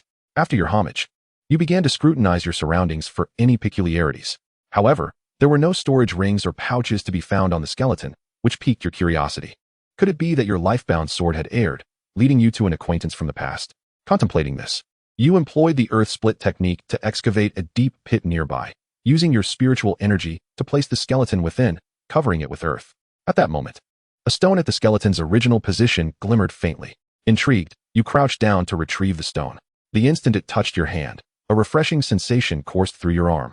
Enveloping your entire being, you sensed a formidable spiritual energy contained within the stone. You attempted to channel your own spiritual energy into the stone, and in an instant, its radiance intensified, projecting an image into the air. The vision revealed an elderly man performing a remarkable set of techniques, each movement imbued with a unique rhythm, as though he were in harmony with the very cosmos. Your eyes widened. This was undoubtedly the technique associated with the skeleton. With rapt attention, you focused on the image, striving to commit every movement to memory. Once the vision concluded, you eagerly began to practice the techniques as recalled. Initially, the execution felt awkward and clumsy. However, as your movements grew increasingly precise and fluid, a sense of exhilaration coursed through you. Your muscles and bones radiated newfound vitality from within. The surrounding spiritual energy began to converge wildly around you, forming a small vortex, and you could feel the strength of your physical body escalating. Cheng Qian was taken aback. It was astonishing that there remained potential for the enhancement of his physical strength. This technique was indeed exceptional. His current physical prowess was already among the top 10 across the entire Tianyuan continent. The body-refining techniques of the sect had become mere trifles, offering him no substantial benefit. Yet, the strength of the body could prove crucial during the tribulation in later stages. Many predecessors had perished during their ascension, having exhausted their artifacts and ultimately failing due to the frailty of their bodies against the heavenly tribulation. However, top-tier body-refining techniques were exceedingly rare, with only a few tomes hidden within reclusive families, never revealed to the world.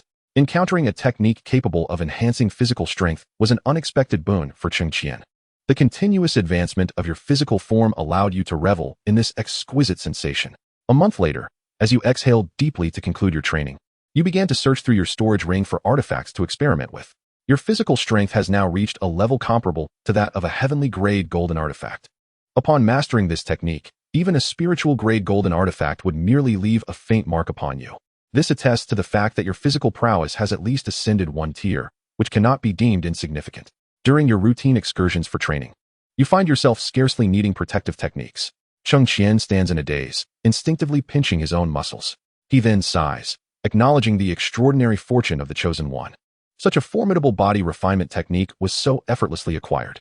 Before departing from the secluded valley, you once more pay your respects to the neatly piled grave before soaring away on your sword. When Hua Jin sends you a message, it seems she has suffered some grievances. You intuitively understand that during the month of your cultivation, the elder of the Hua family must have troubled her once again. Returning to Linghai City in a fit of rage, you assertively demonstrate the prowess of a 9th-tier alchemist, compelling the elder of the Hua family to apologize to Hua Jin in person and liberate her father from the dungeon. In your capacity as the direct disciple of the sect leader of Tiandi sect and a 9th-tier alchemist, the members of the Hua family, though under the elder's control, dare not utter a word of defiance. Hua Jin could not have anticipated such a turn of events. Her previous plans rendered utterly futile.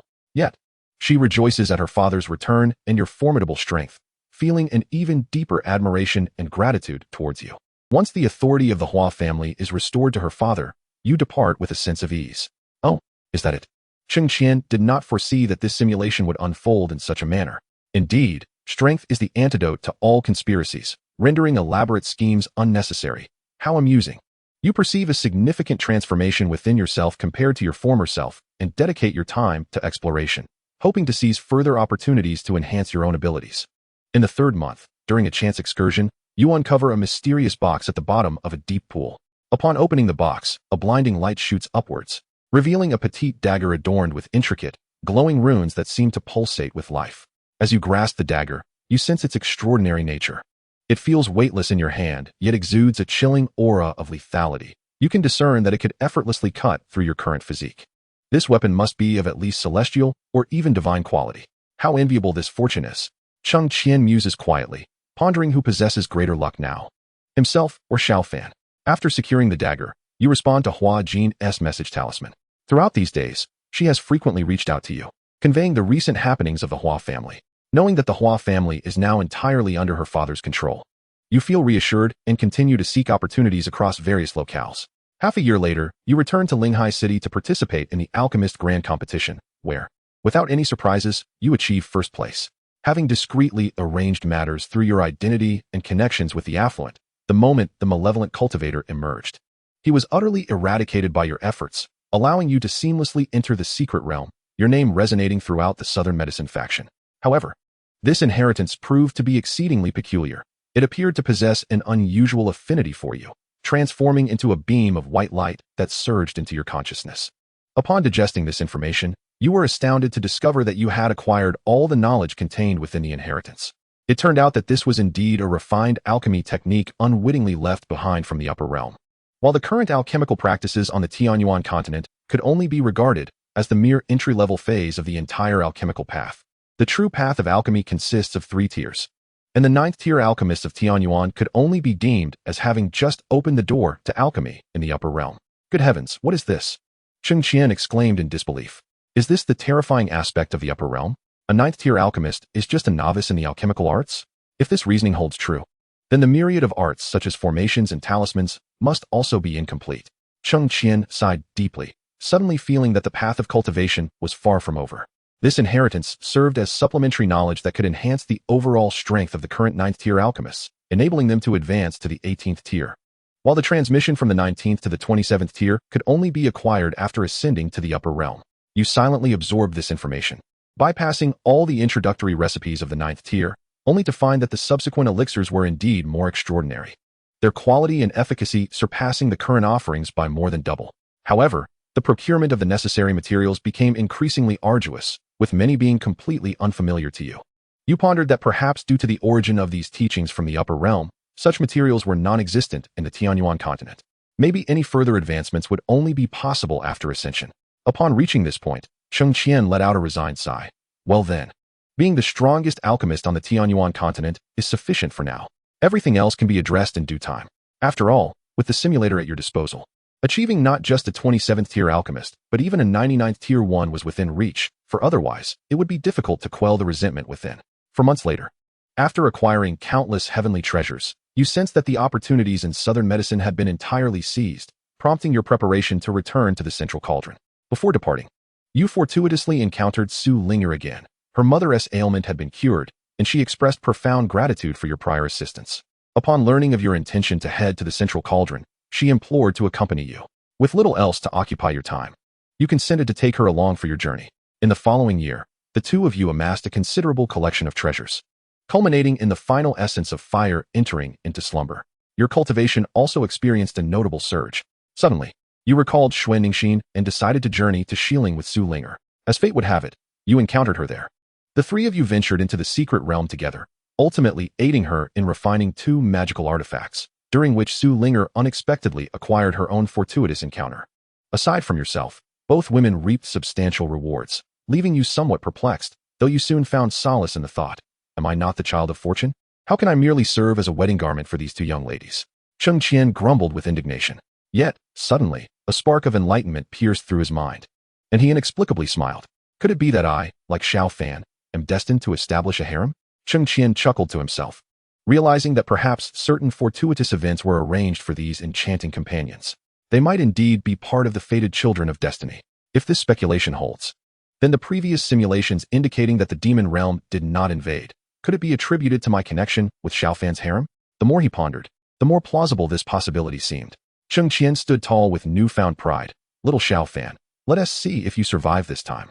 In the 3rd year, Xuanningshin reached out to you once more, and though you were somewhat reluctant, your body obediently followed, accompanied by Su Linger. After a series of encounters, the 3 of you exchanged glances. The 2 women wept simultaneously, leaving you in a dilemma, but you consoled them one after the other. Fortunately, you possessed unmatched charm, formidable strength, and a gentle, understanding nature.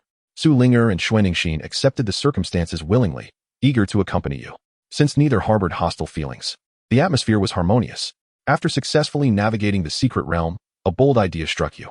You brought the 2 women to Nanyao Linghai City, where Hua Jin was overjoyed to see you. Yet upon noticing the 2 stunning girls by your side, her eyes brimmed with tears as she lowered her head in self-doubt.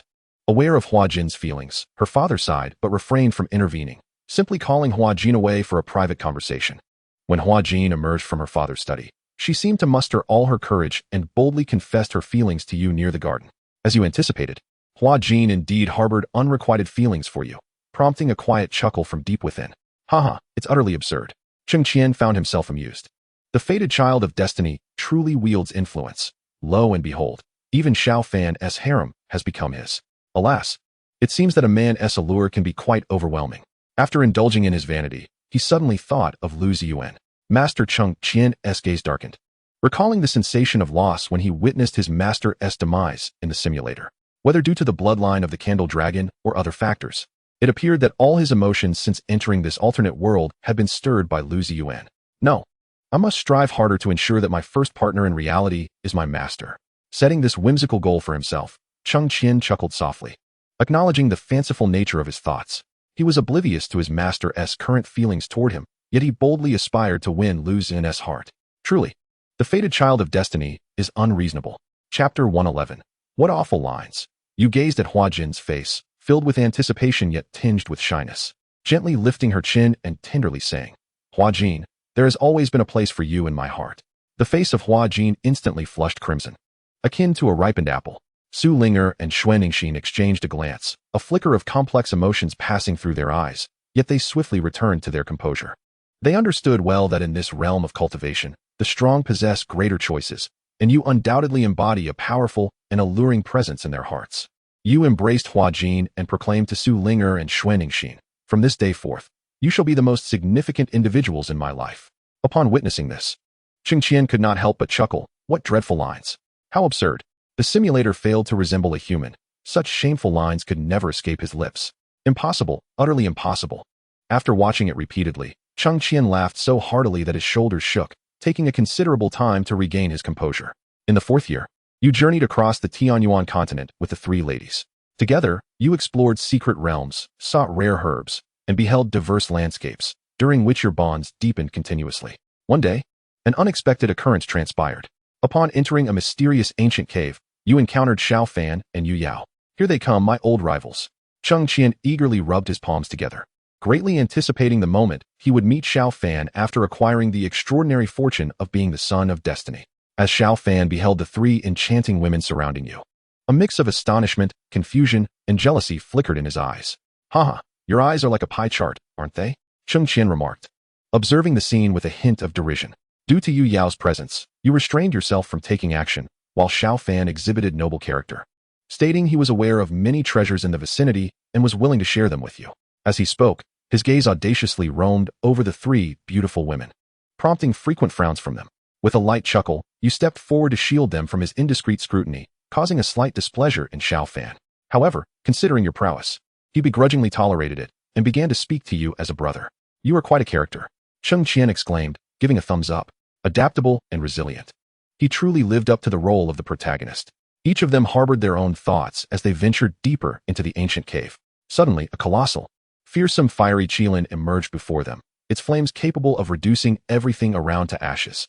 Faced with such a beast, the group united in strength, employing all their skills to ultimately vanquish it. In a corner of the lair, you discovered a pristine dragon-shaped jade pendant. You and Xiao Fan reached for it simultaneously, and in the end, it rested in your palm. So this is where the jade pendant was found. How fitting for the son of destiny. Cheng Qian's eyes widened as he murmured, if this pendant were in my possession, would the heavenly Tao still bestow other opportunities upon Xiao Fan? As Xiao Fan beheld the jade pendant clasped within your grasp, his expression shifted dramatically. Coldly, he declared, Cheng Qian, this pendant holds great significance for me. If you relinquish it, I assure you, I shall reward you handsomely. You arched an eyebrow, retorting with scorn, Xiao Fan. Such treasures are traditionally bestowed upon those fated to possess them. Your aggressive demands hardly align with the virtues of a righteous individual. With a derisive snort, Xiao Fan's aura surged ominously, prompting his companion, Yue Yao, to prepare for combat. The 3 women behind you swiftly positioned themselves by your side, with Su Ling'er speaking softly. Brother Cheng, we must not yield to them. You sensed a warm energy emanating from the jade pendant, suggesting the stirring of its divine essence. Fixing your gaze upon Xiao Fan, you smirked. Should you prevail over me today, the pendant shall be yours. A flicker of resolve ignited in Xiao Fan's eyes as he shouted, launching the first assault. He unleashed a fierce wave of sword chi that hurtled towards you. Unperturbed, you harnessed your internal spiritual energy, effortlessly deflecting the attack with a gentle flick of your celestial dagger. In an instant, you vanished from your position, reappearing before Xiao Fan and thrusting the dagger towards his throat. He evaded by sidestepping, retaliating with a powerful palm strike. You deftly sidestepped, murmuring incantations as vines erupted from the ground, ensnaring Xiao Fan. He swiftly cast a counterspell, yet the vines erupted violently around him, enveloping him in a cloud of smoke. Emerging from the haze, Xiao Fan appeared disheveled, yet more menacing. With hands forming intricate seals, he summoned a massive vortex of spiritual energy above him, sweeping toward you. Drawing a deep breath, you channeled all your energy into the dagger, which radiated with magnificent light.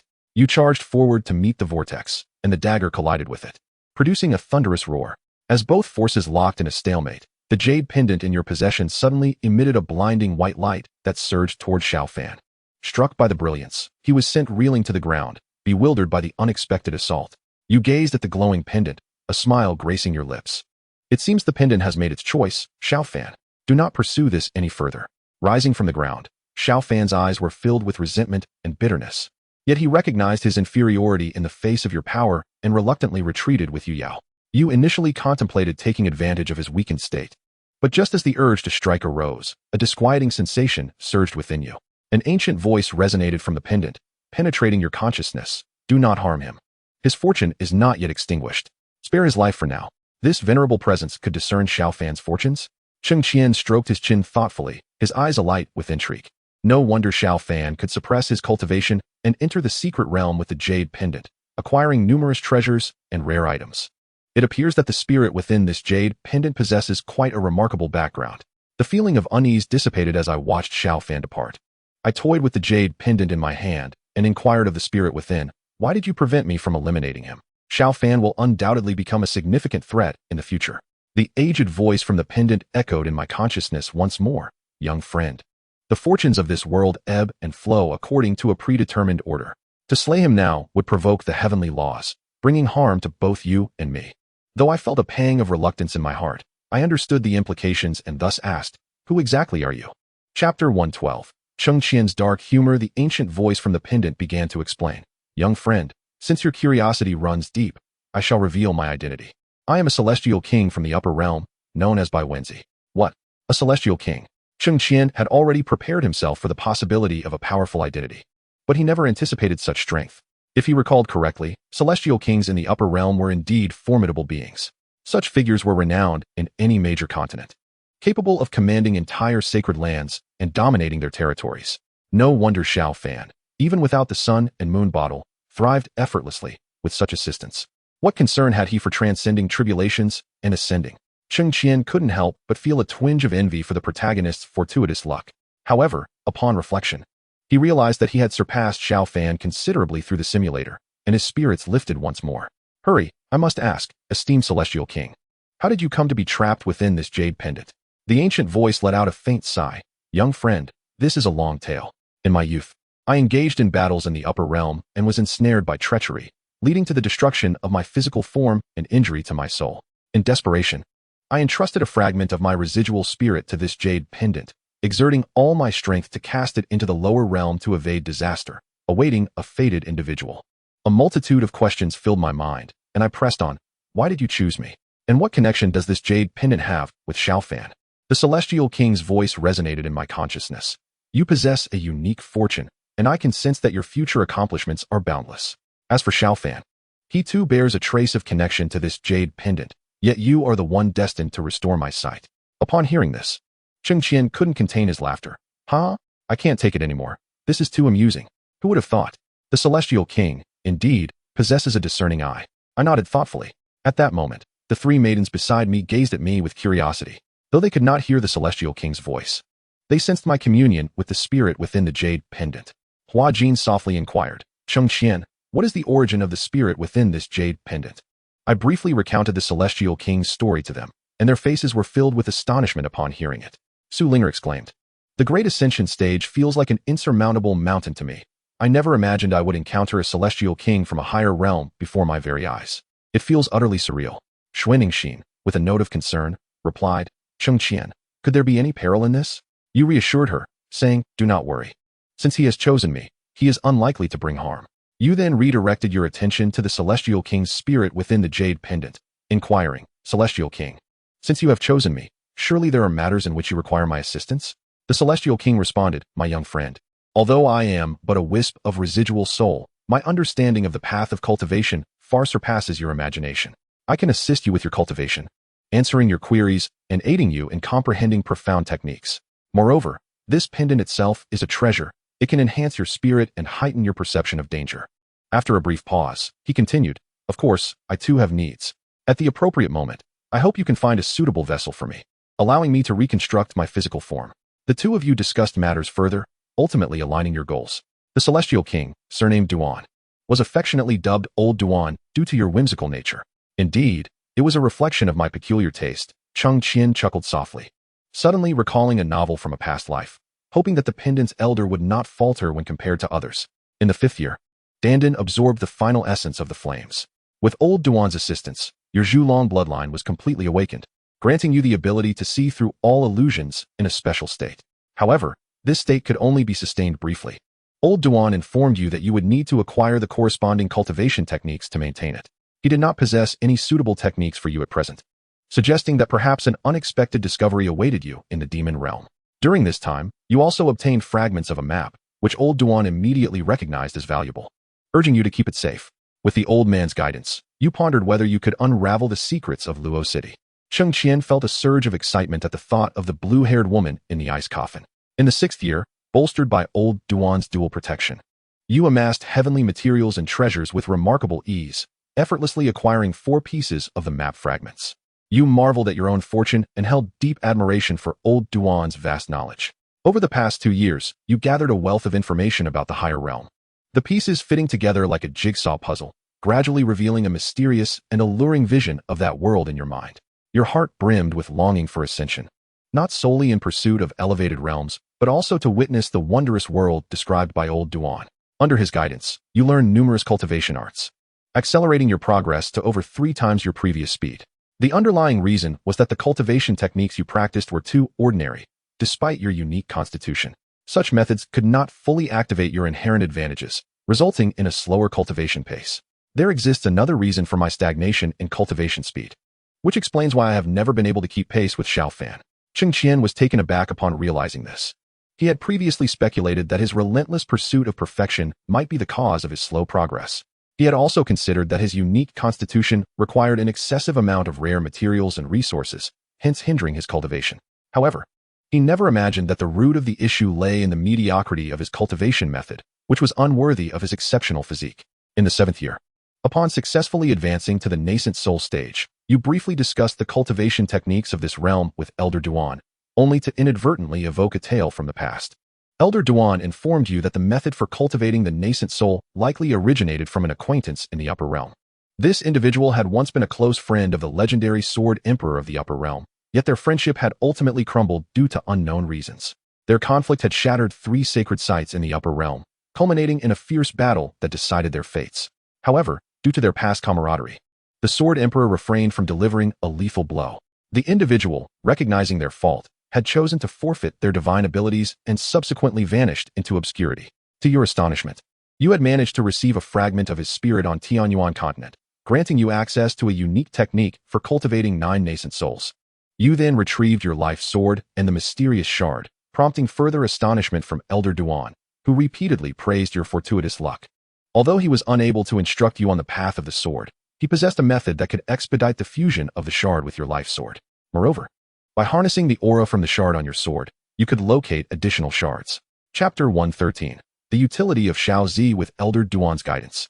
The fusion of your life sword and the shard accelerated significantly. The transformations occurring within the sword grew increasingly profound, and you could feel its ranks steadily rising, thereby enhancing your strength further. Observing this, Cheng Qian gently summoned his life sword, experiencing an almost parental sensation. He sighed, pondering the heights to which his treasured sword might grow. The anticipation was indeed exhilarating. At that moment, Xiao Zi in the sea of consciousness restlessly waved its branches, its youthful voice clamoring, Xiao Zi will also become very powerful in the future. Master, you must not show favoritism. Cheng Qian chuckled and readily agreed.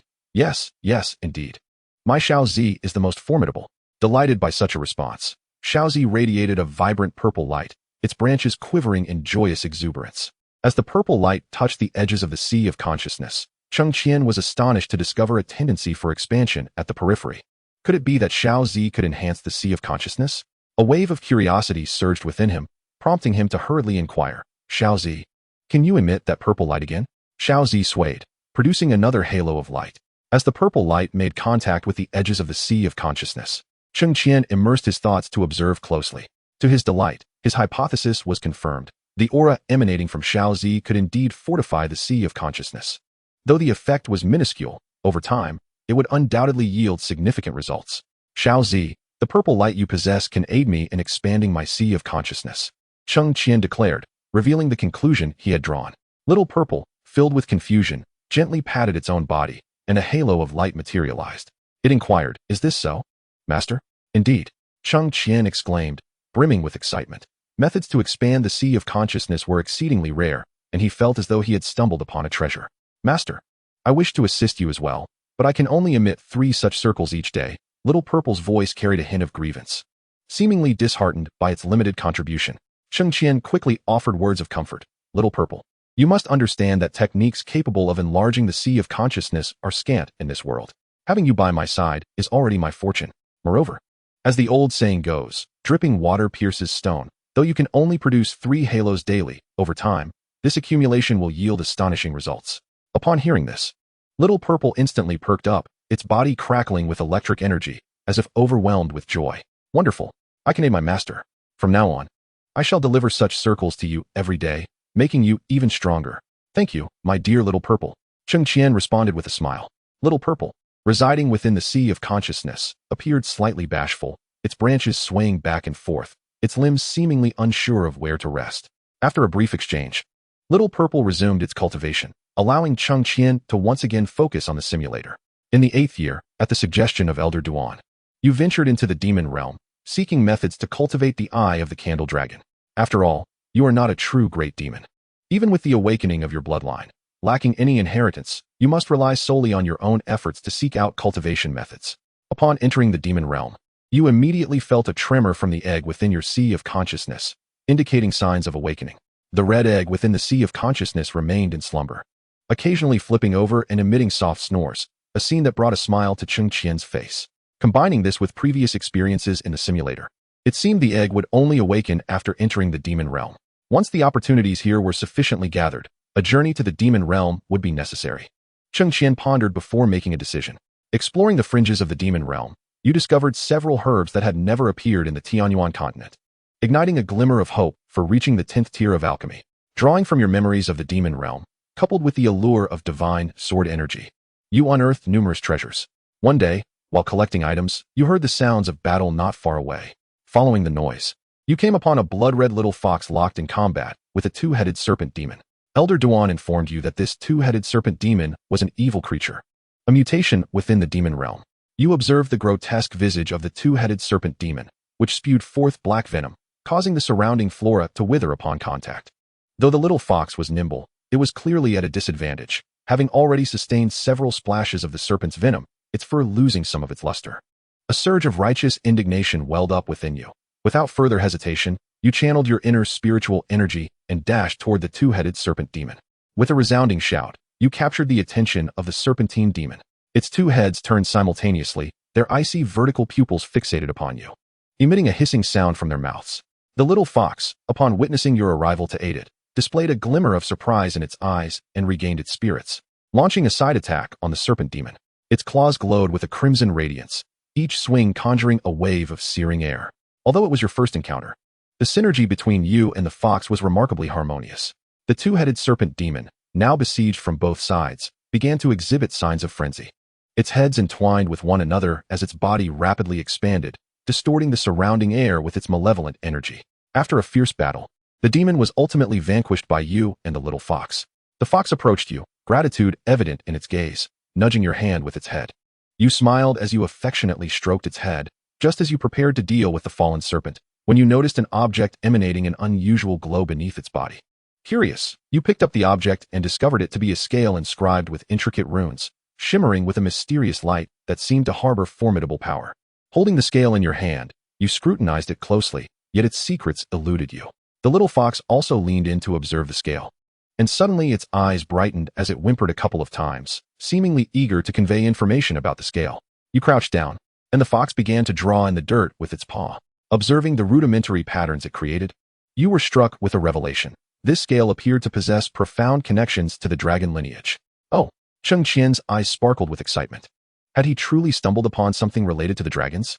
Once again, he marveled at the extraordinary fortune of the fated one and felt a surge of anticipation for the upcoming simulation. The thought of cultivating the eye of the candle dragon crossed your mind, stirring a realization within you. Might this scale assist in your training of the eye? As you attuned yourself to the runes on the scale, you perceived a subtle resonance between the power they radiated and the bloodline of the candle dragon within you. Master Duan informed you that this sensation likely stemmed from the fact that the malevolent demon was a mutated beast born of the union between dragons and serpents. Hence your unique feeling. Chapter 114. The principles of cultivating the eye of the candle dragon with the prospect of cultivation before you. You were determined not to let this opportunity slip away. Casting an inquiring glance at the little fox, it seemed to comprehend your intent. Nodding before darting off in a particular direction. Realizing it wished to lead you somewhere, you promptly followed. Under the guidance of the little fox, you traversed through a dense forest, arriving at a secluded valley. A faint dragonic aura lingered in the air, stirring the bloodline of the candle dragon within you. In the valley lay a small pond, at the center of which stood a stone platform. The little fox halted at the pond's edge, gesturing for you to approach the stone platform. You carefully stepped onto the platform, discovering it was adorned with runes akin to those on the scale. Placing the scale at the center of the stone platform, an instant later, the runes upon the scale blazed forth, intertwining with the runes etched on the platform. A radiant beam ascended into the heavens, and soon, a series of vivid images materialized before your eyes. These scenes depicted the ancient cultivation practices of the candle dragon. Coiled majestically between heaven and earth, its immense eyes shimmering with enigmatic light. You gazed intently, gleaning vital insights into the essence of cultivating the eye of the candle dragon. As the imagery unfolded, you witnessed the intricate entanglements between the dragon clan and other races. It became apparent that this scale was a remnant from a fierce battle with a formidable foe, imbued with fragments of the dragon clan's power and memories.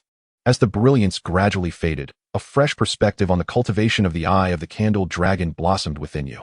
You cast a grateful glance at the little fox, who merely shook its head, seemingly conveying that this was your rightful journey. Determined, you resolved to initiate your practice of the eye of the candle dragon within this secluded valley. Finding a suitable spot, you settled down, calming your mind and directing the bloodline power within you towards your eyes, guided by the visions you had witnessed. However, the path of cultivation was fraught with challenges. As the power of the candle dragon's bloodline gathered around your eyes, it elicited a wave of excruciating pain. Gritting your teeth, you persevered, continuously adjusting the energies within. The little fox watched you anxiously from the sidelines, feeling helpless. Just as you felt on the verge of collapse, a tremor resonated from the egg in your consciousness, releasing a soothing force that coursed through your bloodline to alleviate the torment. With this newfound energy, you regained your composure and resumed your practice. Gradually, your eyes began to emit a faint glow, signaling the initial success of your cultivation of the eye of the candle dragon. How remarkable! The egg possesses such capabilities. Cheng Qian couldn't help but feel elated, recognizing the significance of the ancient divine beast's connection to this phenomenon. As the light in your eyes flickered, you sensed your vision sharpening, enabling you to pierce through the valley's mist and discern distant details, even revealing the ethereal flows concealed within objects.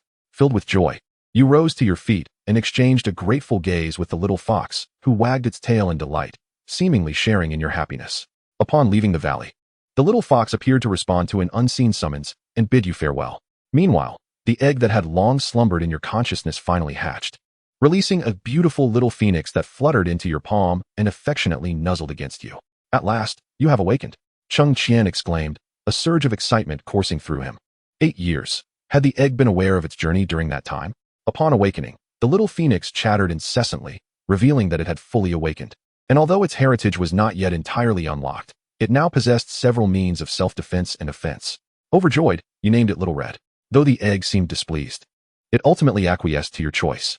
Cheng Qian scratched his head, pondering if he was truly inept at naming. Little Purple, Little Red. Would he soon have to add Little Green and Little Blue? It is imperative to acquire some books and bestow upon them melodious titles. Cheng Qian mused while stroking his chin. Little Red mentioned that it currently requires the heart of the phoenix tree to effect a transformative leap in its power. The phoenix tree is exceedingly rare. Even in the realm of demons, one understands that such a treasure is extraordinarily hard to come by. Moreover, the phoenix tree must mature for at least 1,000,000 years before it can possibly yield a heart. After extensive inquiries within the demon realm, you finally unearthed a lead suggesting the existence of a phoenix tree. It is said that in the far eastern reaches of the demon realm lies an ancient forest, where mysterious waves of power frequently emanate, likely concealing the coveted phoenix tree. Thus, you and Little Red set forth towards the extreme east of the demon realm. Along your journey, you encountered a myriad of treacherous weather conditions and formidable demon creatures. On one occasion, a pack of flying demon wolves soared through the skies, and upon spotting you, they swooped down to launch an attack. Though still youthful, Little Red showed no fear. It opened its tiny mouth and unleashed a searing flame, which transformed in midair into a colossal firebird, hurtling towards the pack of wolves. Employing the abilities of the Candle Dragon's Eye, you discerned the weaknesses of the wolf pack's leader and directed the heavenly slashing sword technique towards its vulnerable spot. Upon sustaining injury, the assault from the pack of wolves diminished. Seizing the opportunity, you and Little Red broke free and pressed onward towards your destination. After a lengthy odyssey, you finally arrived at the ancient forest. As you stepped into the forest, a rich vitality and an aura of mystery enveloped you. The trees towered majestically, their branches intertwining, allowing only dappled sunlight to filter through the dense foliage. You meticulously searched for traces of the phoenix tree within the forest. Thanks to its unique connection with the phoenix tree, Little Red led the way. Suddenly, it halted, fixating its gaze on a grand tree ahead. Following its line of sight, you beheld a robust tree trunk, its bark shimmering with golden hues, and its leaves of vibrant emerald green. This was indeed the visage of the phoenix tree. However, you soon noticed that formidable wards surrounded this majestic tree. Approaching the wards, you endeavored to find a method of dispelling them, only to realize that the wards were intricately fused with the surrounding environment. Any forceful breach might provoke the forest's wrath. You began to study the patterns of the wards, seeking a chink in their armor. Meanwhile, Little Red diligently employed its tiny paws to inscribe peculiar symbols upon the ground, seemingly casting some ancient incantation. After considerable effort, you discovered that the wards exhibited brief fluctuations of energy on the night of the full moon. During the waiting period, you arranged several defensive formations to guard against interference from other demon creatures. At long last, the night of the full moon arrived. The wards surrounding the phoenix tree began to flicker, and seizing this opportunity, you and Little Red launched an assault on the vulnerable point of the wards. After considerable effort, a breach in the barrier was finally opened. Little Red, unable to contain its excitement, soared towards the phoenix tree, gently scratching the trunk with its tiny claws, revealing a heart of the tree that radiated with a resplendent array of colors. In a single gulp, Little Red consumed the heart, and in that instant, its form was enveloped in a brilliant glow. The heart of the ancient phoenix tree harbored an immensely potent fire attribute energy, a rare divine essence, serving as an exceptional elixir for Little Red's evolution. As Little Red underwent its transformation, the phoenix tree began to undergo dramatic changes. A torrent of flames erupted skyward. The searing heat was unbearable, propelling you 100 paces away from its fierce force. Fortunately, your physical resilience proved sufficient to prevent any grave injuries. What is happening? Cheng Qian pondered, scratching his forehead in perplexity. The information regarding divine beasts in the Tianyuan continent was woefully scant, prompting a silent sigh from him.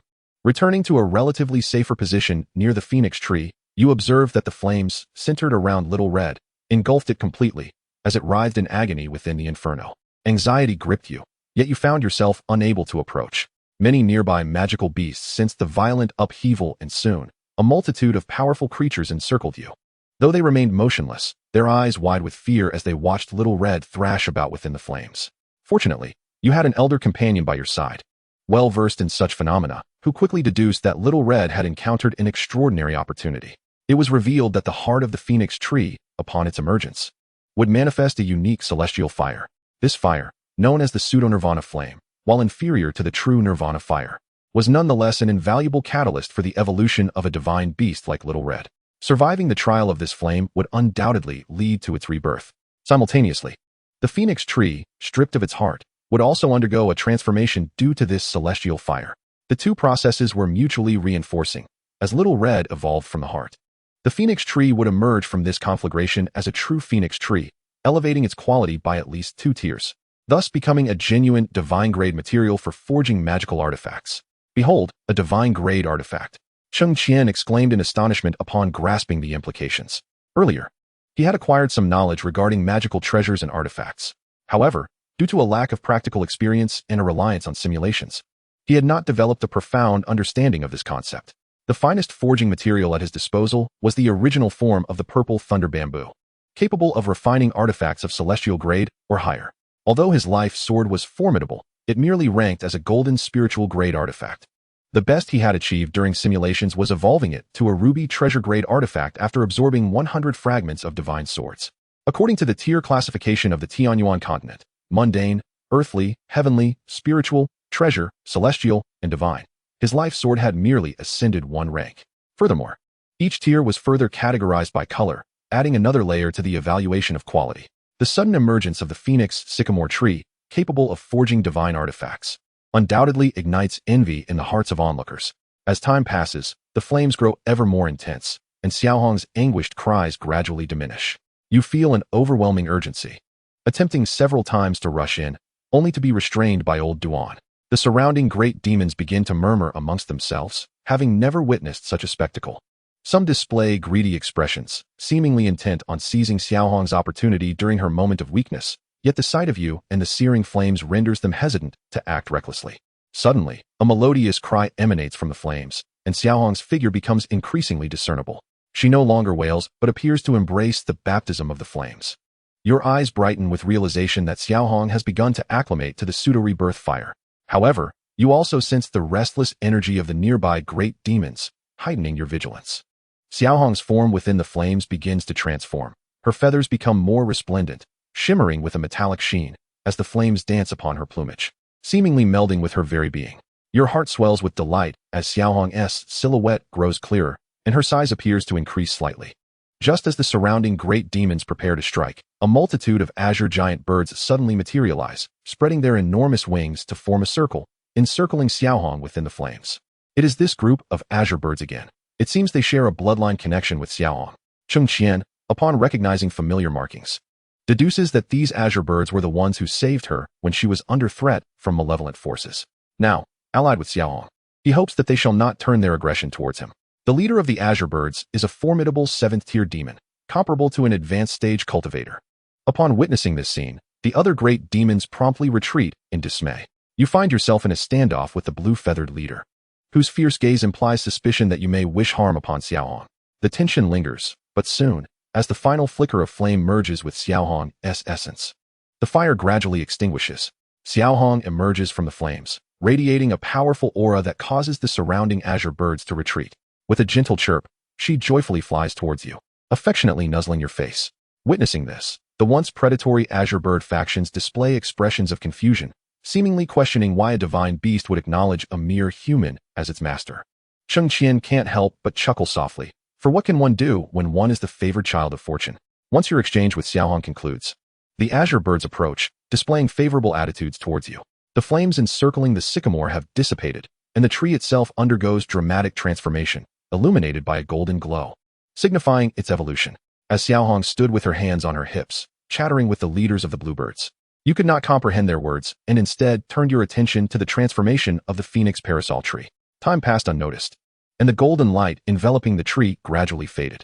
The once robust trunk visibly hardened, and dark red veins subtly coursed beneath the bark, signifying the completion of its evolution.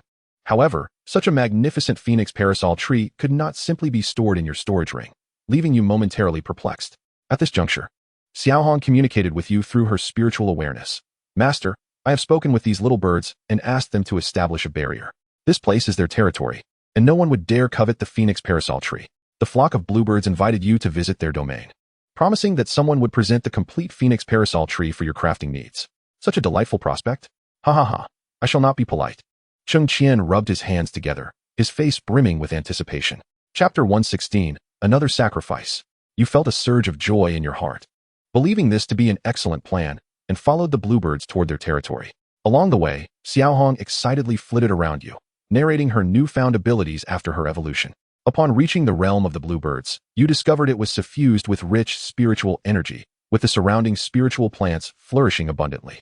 Yet, the bluebirds appeared somewhat troubled. Through Xiaohong's communication, you learned that the leader of the bluebirds, a powerful figure named Lan Ke, was concerned.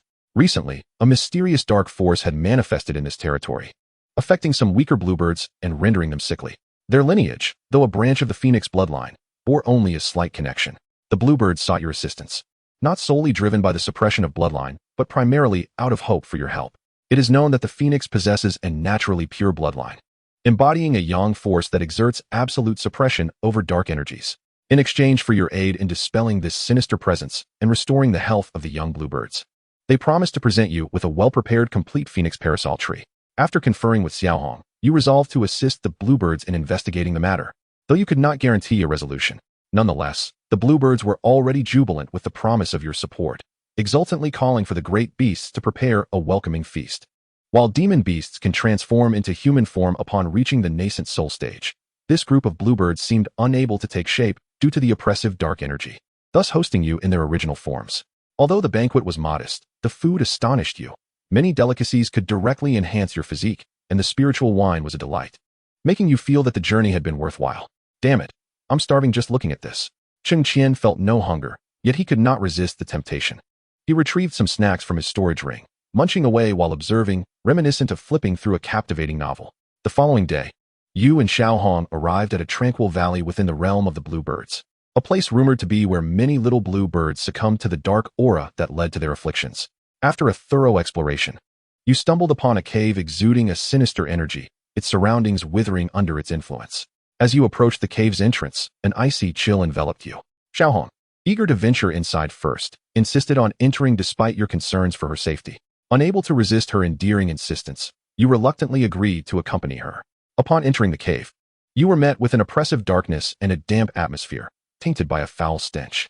Cautiously, you advanced, only to be startled by a deep, menacing roar. Suddenly, a colossal beast, radiating dark energy, materialized before you. Its eyes glowed with a fiery red hue, and its massive form was armed with razor-sharp claws. It appeared to belong to the same category as the blue birds, yet it had inexplicably succumbed to a transformation. Elder Duan expressed discomfort at the presence of this dark aura, likening it to the sinister energy associated with ancient sacrificial rites. Once again, the notion of sacrifice arose. What? Indeed, were these entities attempting to summon?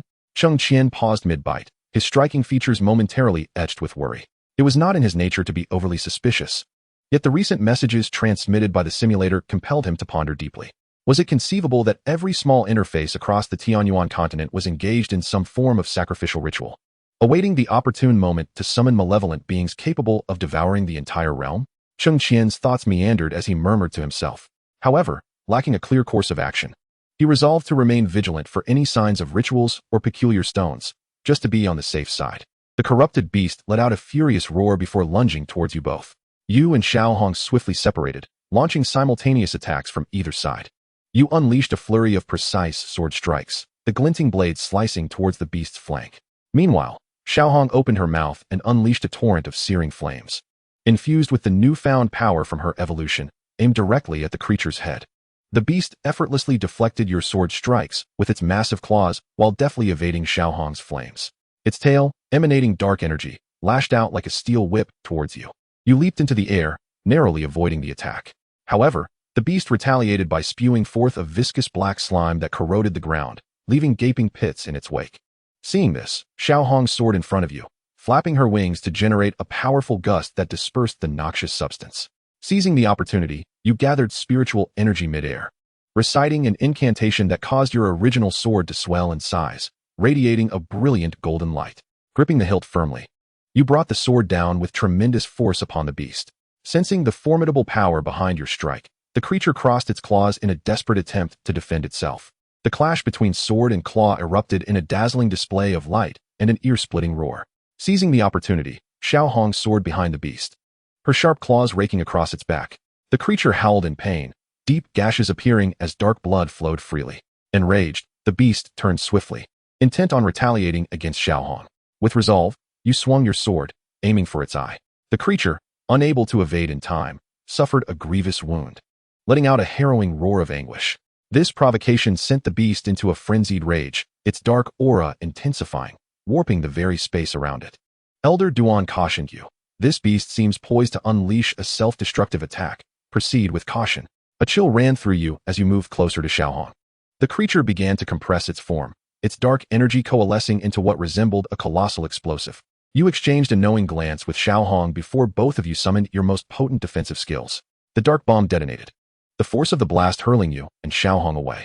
You felt your insides jolt violently, a trickle of blood escaping from your lips. Xiaohong appeared somewhat disheveled, yet her condition was evidently far superior to yours. Is this demonized beast truly so formidable? Cheng Qian paused mid-snack, seemingly unscathed in the simulator for quite some time. It appeared that after claiming the fortune of the destined one, it was time to refine one's cultivation. Otherwise, when faced with danger, even the greatest of fortunes would prove futile. Following the explosion, the beast did not perish but instead grew weaker. Cracks began to form along its body, dark energy seeping from the fissures. Recognizing this as a prime opportunity, you steeled yourself against the pain and lifted your sword once more. The blade emanated a dazzling light, successfully piercing through the beast's body this time, delivering a fatal blow. As the creature succumbed to death, the oppressive darkness within the cave began to dissipate. However, both you and Xiaohong were acutely aware that the source of this dark power remained unfound. Delving deeper, you stumbled upon an ancient altar, intricately inscribed with peculiar runes. Upon seeing the altar, Elder Duan's expression turned grave. This altar is no ordinary structure. It is likely a conduit to the malevolent realms of the upper world. Chapter 117. Xiaohong could also serve as a mount. How impressive. Cheng Qian scratched his cheek with his index finger, letting out a soft grunt. Why does this keep tying back to the malevolence of the upper realms? The situation was growing increasingly convoluted, and he felt as though his mind might explode. Elder Duan briefly recounted the tale of the malevolent realms of the upper world. In epochs long past, the upper realm was jointly ruled by malevolent beings, and the Taoist sect divided into two factions. Subsequently, for reasons unknown, conflict arose. The malevolent beings were vanquished by the orthodox cultivators of the Taoist sect and were sealed within a corner of the realm, a place now known as the land of sealing demons. Throughout the ages, many remnants of the once dominant malevolence have sought to break the seals and release their kin. One of the ways to unlock the seal is by offering sacrifices of living beings from the lower realms, using their blood and flesh to awaken formidable evil spirits, thereby dismantling the seal from the outside.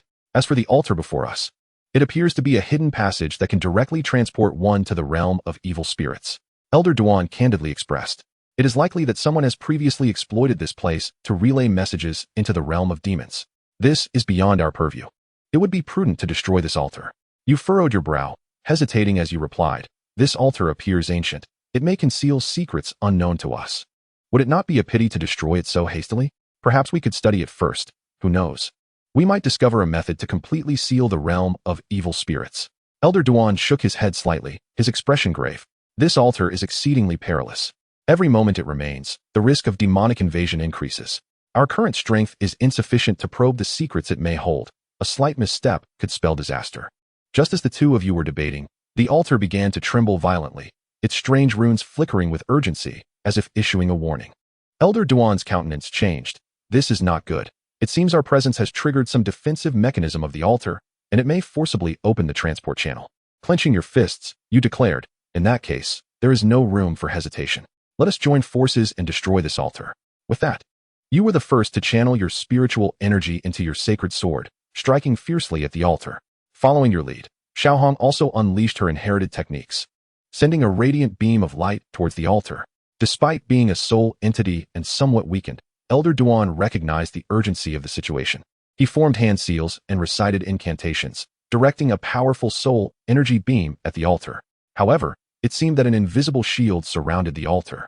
The trio's attacks merely created ripples upon impact, failing to inflict any substantial damage. The altar's trembling intensified, and a massive dark vortex slowly formed above it, accompanied by a series of chilling roars. Elder Duan furrowed his brow. Our attacks are ineffective against its shield. If this continues, once the passage is fully opened, low-tier demons will swarm forth.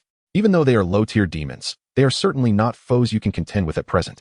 After pondering for a moment, you carefully proposed, I have an idea. If we connect our spiritual energies and concentrate our attack on a single point, we may be able to breach this shield. Elder Duan found this approach feasible and nodded in agreement. You combined your spiritual energies, forming a formidable force directed at a specific point on the altar's shield. This time, a crack finally appeared in the shield. As the fissure widened, a crisp sound of shattering echoed, and the shield vanished entirely. Without pausing, you continued your assault on the altar itself. Under the combined force of your attacks, the altar could no longer withstand the onslaught and began to crumble. As the altar crumbled, the dark vortex gradually dissipated, and the roaring sound diminished. A powerful suction suddenly emanated from beneath the altar, nearly pulling you and Xiaohong into its depths. Fortunately, you both clung tightly to the surrounding rocks, stabilizing yourselves. Moments later, tranquility returned, and the unsettling aura of darkness faded away. Exiting the cave, you and Xiaohong discovered the bluebirds anxiously awaiting your return. Upon seeing you both safe, The bluebirds chirped joyfully. The dark aura surrounding the ailing little bluebirds had vanished, restoring their vitality. Lan Ke flew over, gazing at you and Xiao Hong with gratitude. True to her promise, she presented you with the meticulously carved phoenix wudong tree. With the dispersal of the malevolent energy, the entire bluebird territory returned to normal, and many formidable beasts were able to take human form. Lan Ke, the most powerful among them, transformed into a charming girl of around 15 or 16, her distinctive blue hair setting her apart. Observing this, Xiao Hong exclaimed, "Master, I will certainly look much more beautiful than Lan Ke when I transform." You could only helplessly soothe her, thinking that she was indeed childlike in her desire for comparison. Seeing this, Cheng Qian chuckled softly, gently pressing his temples. I never expected that Egg would also be a young girl. After uttering this, he paused for a moment, counting on his fingers and realizing that the number of girls around him seemed to be increasing. However, the ones he had spent considerable time with were quite few. Contemplating this, Cheng Qian stroked his chin. Could it be that in the end, Xiao Fan's harem will also become mine? That could be somewhat troublesome. Although I possess charm, good looks, and potential, I truly have no idea how to balance relationships among multiple women. It would be disastrous if things turned chaotic. Imagining such a scenario, Cheng Qian shuddered. Never mind, I shall let things unfold naturally. At the grand banquet of the Bluebird clan, you felt slightly tipsy. Meanwhile, you and Xiao Hong had gathered nearly everything you needed from the demon realm. If there were any treasures that stirred your heart, it would be the compendium of beasts from the Demon Emperor's treasury. Despite possessing the bloodline of the Candle Dragon, among this group of demon beasts, you were merely a half-demon, lacking the qualifications to obtain it. Xiao Hong, however, was eligible, but to acquire the compendium of beasts, she would need to defeat the current Demon Emperor and negotiate with the various factions of the demon realm, a rather daunting task. After conferring with Old Duan, you decided to temporarily leave the demon realm, prioritizing the enhancement of your own cultivation. Once your strength improved, everything else would become easier. Resolute in your decision, you mounted Xiao Hong and soared towards the Tianyuan continent. Hey, Xiao Hong can serve as a mount too. How impressive. Cheng Qian felt a surge of surprise. For some inexplicable reason, he was suddenly reminded of the thunder golden bird he had killed in the simulator, a wave of guilt washing over his heart. The misdeeds are all attributed to the simulator's Cheng Qian. Why should I feel any guilt? To soothe myself, Cheng Qian continued to gaze at the simulator. Chapter 118. It has truly been ages since I last encountered my master. In the 9th year, having cultivated the 3 primordial infants, I embarked on the rudimentary training of the eye of the Zhu Long. Upon the awakening of my eyes, it seemed as though runes flickered within my gaze, capable of discerning every weakness of my adversaries, rendering them hesitant to meet my gaze.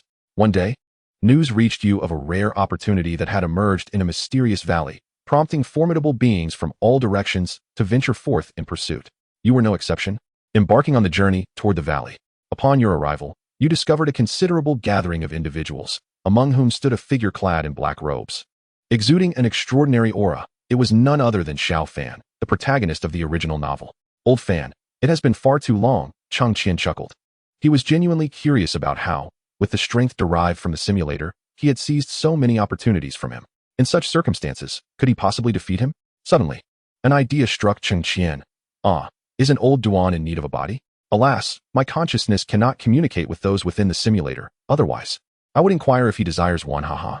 However, should that day truly come, witnessing the original destined son lingering by my side daily would likely be quite vexing. The valley shimmered with the brilliance of treasures, and the opportunity seemed to lie deep within its recesses. The crowd pressed onward, yet peril awaited at every turn, as various traps and guardian beasts emerged relentlessly. With the aid of the eye of the Zhu Long, you skillfully evaded numerous dangers, while Xiao Fan displayed formidable strength, overcoming challenges with ease.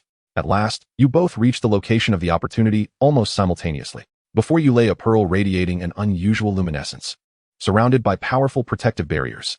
Exchanging a glance with Xiao Fan, you both recognized the unwavering determination reflected in each other's eyes. In an instant, a fierce battle erupted, your spiritual energy and magical artifacts clashing, illuminating the surroundings with their brilliance. In a critical moment of combat, your eye of the Zhu Long suddenly detected a slight flaw in Xiao Fan's defense. Seizing this chance, you unleashed a formidable assault directed at him. Xiao Fan, caught off guard, was staggered several steps back, causing one of his treasures to fall from him. Instinctively, you reached out to catch the artifact, and upon contact, a peculiar aura emanated from it. Before you could examine it closely, the valley suddenly convulsed with tremendous force, causing the surrounding barriers to collapse. The pearl, which had been concealed behind the barriers, vanished, seemingly relocated by the valley's self-destruct mechanism. A wave of regret washed over you. Yet the artifact in your hand transmitted a sudden message. You then realized that this treasure could earn the trust of the merfolk, granting access to the underwater palace. Seeing the treasure in your possession, Xiao Fan's expression shifted dramatically as he sought to reclaim it. He launched a ferocious offensive, intent on seizing the pearl. You too refused to yield, resisting with all your might. Just as the battle reaches its zenith, the collapse intensifies. You and Xiao Fan realize that the situation has taken a turn for the worse. Continuing the struggle may result in injury from the restraints. Reluctantly, you both decide to cease hostilities and retreat. Upon reaching a place of safety, Xiao Fan has vanished without a trace, yet you gaze at the orb in your hand, a smile gracing your face. To my surprise, the key to this underwater palace lies in the fact that Xiao Fan acquired this treasure. I had thought it was the old commander who directed him to seek it. Cheng Qian, witnessing this, could not help but sip his tea. No wonder in the simulator. Having obtained the old commander's guidance, he never heard of the secrets of the underwater palace. The crux of the matter lay here. I wonder what this orb truly is, that it could compel the merfolk to personally present such a treasure. However, each simulation only allows access to the underwater palace in the 12th year, suggesting that even if one acquires the treasure, it may not be immediately usable. The old commander's spirit emerged to investigate and exclaimed in astonishment, "I never imagined you would obtain the merfolk's soul orb. You are indeed the favored child of destiny." Upon hearing this, you laughed heartily and inquired about the nature of the merfolk's soul orb. The old commander stroked his beard and replied slowly, "The merfolk's soul orb is the crystallization of the souls of the great priests of the merfolk throughout the ages. The merfolk regard it as a sacred object, said to encompass the wisdom and strength of their kind for millennia." You were taken aback, realizing that this seemingly ordinary orb held such a profound origin, and you could not help but cherish it even more. Carefully, you stowed away the soul orb and asked, "How does this soul orb unlock the underwater palace?" The old commander pondered for a moment and responded, "The underwater palace is an ancient sanctuary of the merfolk, housing many treasures and secrets vital to their existence. This soul orb is mysteriously connected to the palace, perhaps as part of an ancient covenant or seal. Only the one who possesses the soul orb can gain the trust of the merfolk and be permitted entry into the palace." You nodded slightly, your heart filled with curiosity and anticipation for the underwater palace. Yet, the thought that the palace could only be accessed in the 12th year of each simulation left you feeling somewhat helpless. However, you could not reveal the existence of the simulator, so you asked, "Is there a way to unlock the underwater palace ahead of time?" The old commander shook his head. The unlocking of the underwater palace adheres to strict regulations. Though I am not entirely clear on the specifics, it is likely that such ancient traditions are not easily broken. Nevertheless, there is no need for haste. In the interim, you can continue your cultivation and enhance your strength. After all, the underwater palace is bound to be fraught with peril, and with your current abilities, entering may not guarantee your safe return. You found the old commander's words to be quite reasonable and resolved to heed his advice, diligently practicing your cultivation. With the valley rendered inaccessible due to destruction, you prepared to delve into the art of forging during your training. For possessing Phoenix Parasol wood, without utilizing it would be a waste of its potential. Upon returning to the sect, your master was taken aback, astonished to discover that you had already attained the nascent soul stage, and moreover, that your golden core was flawless, embellished with 81 intricate patterns. Even more astonishing was the revelation that you harbored 3 distinct nascent souls within you. She was overwhelmed with joy, convinced that you surpassed the prodigies of the hidden sects, and resolved to showcase your prowess to them. Cheng Qian chuckled softly, a tender warmth emerging in his eyes. A sentiment he had not realized he possessed. It had indeed been a long time since he last saw his master. Whether in reality or in simulation, he felt an increasing distance from her in recent times. With matters here concluded, it was time to pay a visit to his esteemed mentor. Contemplating this, Cheng Qian felt a surge of anticipation. This would be his first opportunity to interact with individuals from the hidden sects, aside from the invasion from the demon realm. "I am eager to see what you truly possess." As he rubbed his hands together, his gaze fell upon the text on the panel. Chapter 119. The pink bubbles throughout the journey. Lu Ziyuan incessantly inquired about your experiences over the years. Although you had occasionally communicated as master and disciple, it mostly consisted of brief messages of safety and well-being, without delving into the details of your trials, fearing that your master would worry for you. Cheng Qian found himself unexpectedly recalling memories from his previous life. During those times, whenever he ventured out, he would only tell his family about promotions or compliments from his boss, ensuring that all seemed well.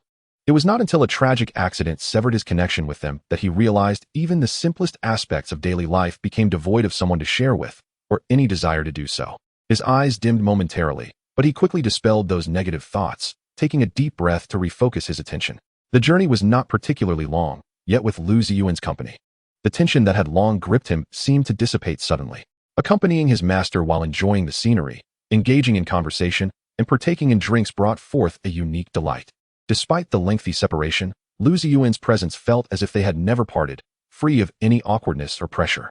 Days later, the two of you arrived before a hidden cliff. After Lu Ziyuan activated a token, a concealed passageway gradually revealed itself. You were astonished. Such an intricate formation had eluded your senses, leading you to reconsider your previous dismissive attitude towards the hidden sections. Upon stepping into the hidden sect, a powerful wave of spiritual energy surged towards you. The aura here was so dense it felt almost tangible, and you silently marveled at the profound heritage of the hidden sect. As the token resonated, individuals approached to welcome you. Upon entering the grand hall, Lu Ziyuan, resembling a young girl, soon let her true self shine through, her delight and exuberance prompting a quiet chuckle from you. Cheng Qian shook his head with a soft laugh. He had not anticipated this side of his master. The image of her youthful demeanor flickered in his mind, intensifying his longing for her. The esteemed leader of the hidden sect, Wu Yan, was incensed by Lu Ziyuan's excessive boasting, causing his beard to bristle with indignation, leading to a spirited exchange between the two. Ultimately, an agreement was reached to have the disciples of the sect challenge you to a contest. Initially, you were merely an observer, but unexpectedly, you found yourself called upon to participate. Though you possessed a clear understanding of your own capabilities, the strength of your opponent remained an enigma, compelling you to accept the challenge with a brave countenance. As news of the impending match spread among the talented disciples, they gathered in the square, their gazes filled with a mix of curiosity and disdain. To them, you were merely an interloper, a source of amusement.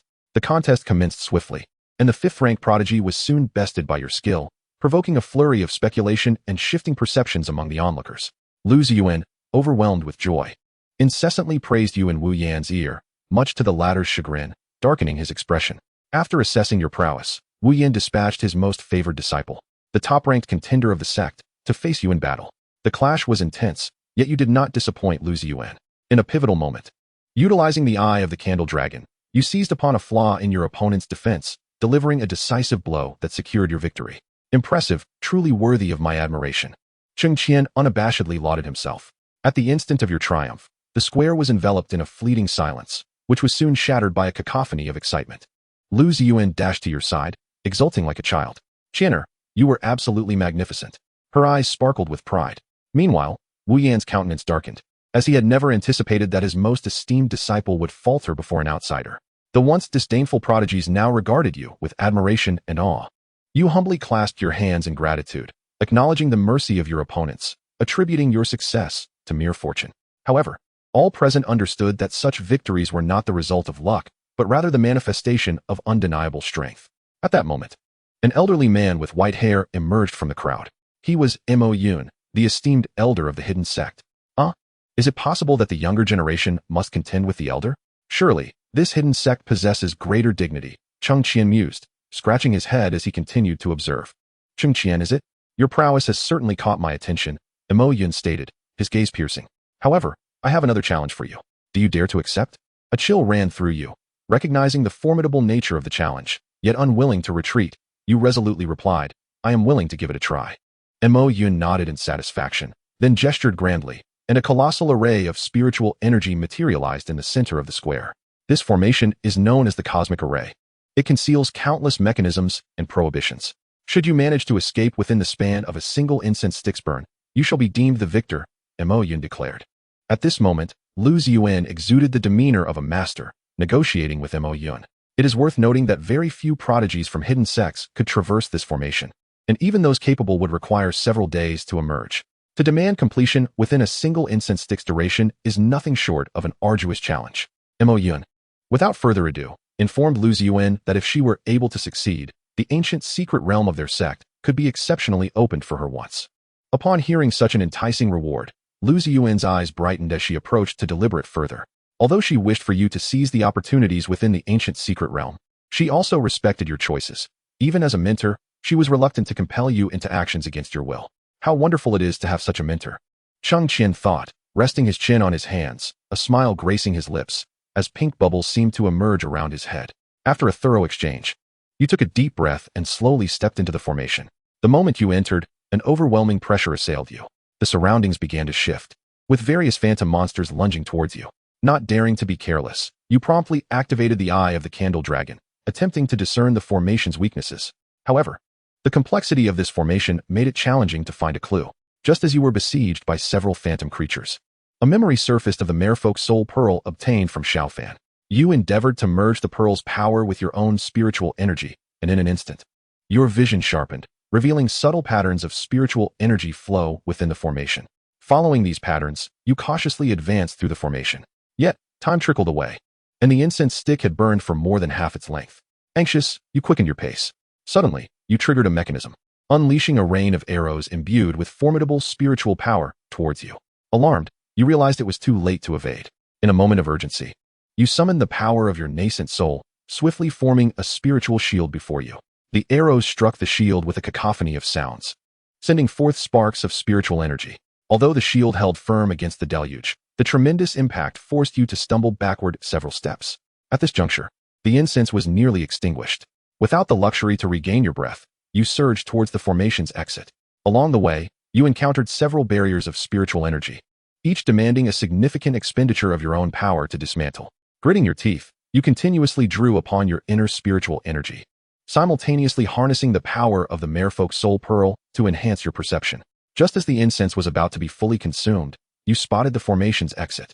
Summoning every ounce of strength, you leaped forward and successfully stepped out of the formation. The moment you exited, the incense stick extinguished completely. The crowd in the square collectively exhaled in relief, followed by a thunderous applause. Lu Ziyuan rushed over, enveloping you in an embrace. Qian, you did it. You are truly remarkable. Mo Yun approached as well, stroking his beard, his eyes brimming with admiration. Such potential in the younger generation. As per our agreement, since you have successfully navigated the formation, our sect's ancient secret realm shall be exceptionally opened for you. Ah, how impressive I am. Cheng Qian patted his chest, unabashedly praising himself once more. Although it seemed that passing the simulation was a straightforward task, he could vividly recall the scene from that moment. To breach such a formation without external assistance demands a significant amount of spiritual energy, necessitating a high level of control over one's powers. The concept of no destruction, no establishment rings true. For cultivators, the potential unleashed at the brink of exhaustion is unparalleled, enhancing their insights and capabilities, thus benefiting their future practices and battles. Upon hearing this news, those around displayed expressions of envy. It is essential to understand that the ancient secret realm is replete with countless treasures and opportunities, serving as a crucial place for secluded sections. Even those who aspire to enter must pass internal assessments, and the chance of admission is never guaranteed. Amidst the throng, you followed Mo Yun to the entrance of the ancient secret realm. The entrance exuded an aura of antiquity and mystery, adorned with various runes and prohibitions. Mo Yun began to chant incantations, unraveling the seal guarding the entrance. As the seal was lifted, a powerful suction emanated from the opening, signaling the imminent activation of the secret realm. Cheng Qian, be cautious within the ancient secret realm, for it is fraught with peril. While opportunities abound, one must act within their means, Mo Yun advised. You respectfully replied, "Thank you for the warning, Elder. I shall proceed with care." With that, you stepped resolutely into the ancient secret realm. Upon entering, you were awestruck by the sights before you. Ancient structures and peculiar flora surrounded you, and the sky shimmered with vibrant hues, punctuated by intermittent surges of potent spiritual energy. As you ventured along a narrow path, a deep growl suddenly echoed through the air. Alert, you activated the eye of the candle dragon and discerned a massive beast ahead. The creature radiated a formidable presence, its gaze fixated on you. Perceiving you as an intruder in its territory, gripping your weapon tightly, you prepared for battle. The beast launched the first strike, opening its maw wide and unleashing a powerful beam of lightning. Good heavens, it breathes lightning, Cheng Qian exclaimed, startled, as he hastily cracked a sunflower seed to steady his nerves, suddenly recalling the petite Ziyuan, whose essence was that of the purple thunder bamboo. He wondered if a beast capable of emitting lightning would benefit her. There was no time for further contemplation, and you swiftly sidestepped the attack. The lightning beam grazed your body, striking an ancient tree nearby, which instantly ignited, sending plumes of black smoke spiraling into the air. You are acutely aware that the creature's attacks are exceedingly ferocious, and thus, you do not dare to underestimate it. Channeling the energy within you, you infuse it into your weapon, which instantaneously radiates a brilliant light. With a mighty shout, you charge towards the beast, weapon raised high, aiming for its head. The creature, however, remains unfazed, lifting a massive claw to effortlessly deflect your strike. As your weapon collides with its claw, A resounding clash of metal reverberates, sending sparks of energy flying. Utilizing the force of the rebound, you leap back, increasing the distance between yourself and the beast. At this moment, the eye of the candle dragon fixates on the creature, seeking out its vulnerabilities. Suddenly, you observe that after each of its thunderous assaults, a brief weak point appears on its abdomen. Formulating a plan in your mind, you charge at the beast once more. Noticing your advance, the creature opens its maw, preparing to unleash another bolt of lightning. In the instant it releases the electric beam, you swiftly maneuver to its side, darting towards its abdomen with great speed. The creature senses the impending danger and attempts to evade, but it is too late. Your weapon pierces its belly, eliciting a pained roar from the beast. In fury, it swipes at you with its claw. You fail to evade in time and are struck, your body soaring through the air like a kite severed from its string, crashing heavily to the ground. You feel your vital energy surge within, a mouthful of blood rising in your throat, yet you suppress the urge to expel it. Injured, the creature becomes even more frenzied, charging at you once again. Gathering electrical energy in its maw, you know that you cannot remain passive. Recalling insights gained from previous battles, you decide to take a bold risk. You fervently channel your energy while also integrating the power of the Merfolk's Soul Pearl. An extraordinary aura emanates from your body. To your astonishment, the pearl proves to be remarkably potent. It was instrumental in breaking the array before, and now it serves yet another purpose. As the creature approaches and unleashes its electrical beam, you do not retreat, but charge directly into the oncoming energy. Long before the beast expelled its lightning, the small purple entity within your consciousness had already stirred with excitement.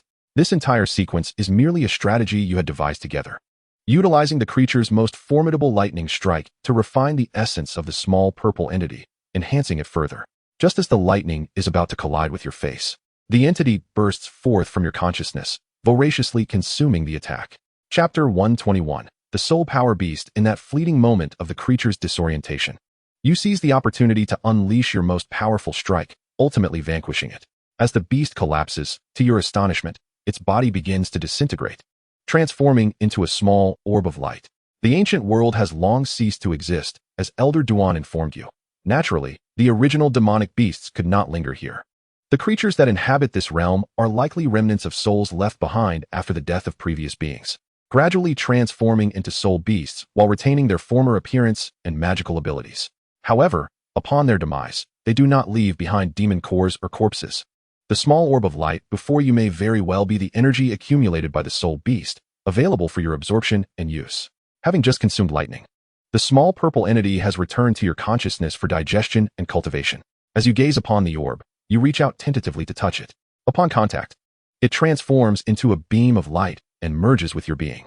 You feel a powerful force coursing through you, accompanied by newfound insights into the power of lightning. Remarkable. This soul beast possesses such prowess? Cheng Qian exclaimed, taken aback. It is well known that unless one possesses a naturally born lightning attribute, all cultivators harbor an innate fear of lightning. For those above the god transformation stage, ascending each level invites the descent of heavenly lightning. Such phenomena are referred to by practitioners as tribulations. During the tribulation phase of ascension, one must contend with the terrifying 9 heavenly lightning strikes. To withstand them is to become a true immortal. Failure results in immediate demise, leaving no opportunity for the soul to be preserved and recultivated. The greatest advantage of the descending lightning is its ability to fortify the bodies of ordinary cultivators, serving as a means of body tempering. If one possesses a lightning root, they can achieve a deeper understanding of the power of lightning, integrating this principle into their being. Now, by merely consuming this orb left behind by a soul beast, one can gain insights into the application of lightning power, a truly extraordinary opportunity. Am I not the child of fortune? Cheng Qian mused with a satisfied smile. Continuing your journey through the secret realm, you encounter a cluster of flowers emanating an unusual radiance. Among them grows a type of spiritual herb you have never seen before. Undoubtedly a precious treasure. You approach the flower cluster with caution, eager to collect the herb.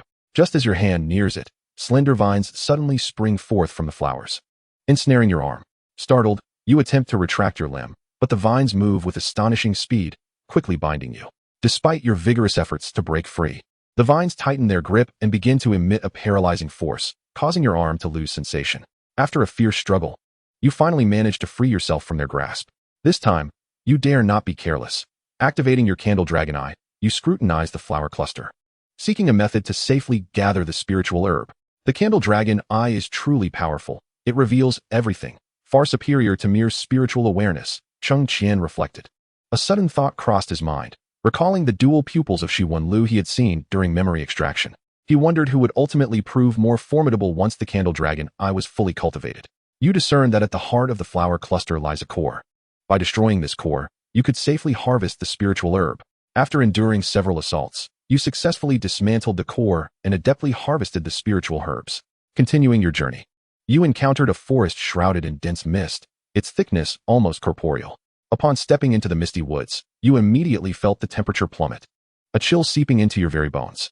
You conducted an experiment and realized that flight was rendered impossible here, as if an unseen barrier enveloped the area, restricting your consciousness and significantly diminishing your range of perception. The towering mountains and the vast, interminable sea of trees instilled within you a profound sense of insignificance. 2 months later, after thoroughly exploring the periphery of the misty forest and vanquishing countless soul beasts, you found your realm of power elevated once more. The nascent infant spirit you cultivated was now enveloped in a faint halo of lightning, indicating a newfound affinity with the element of thunder.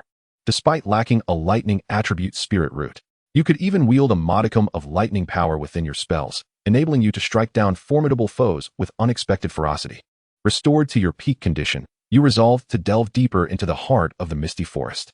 As you traversed a narrow path, an eerie laughter echoed in your ears, seemingly emanating from all directions, rendering it impossible to discern its source.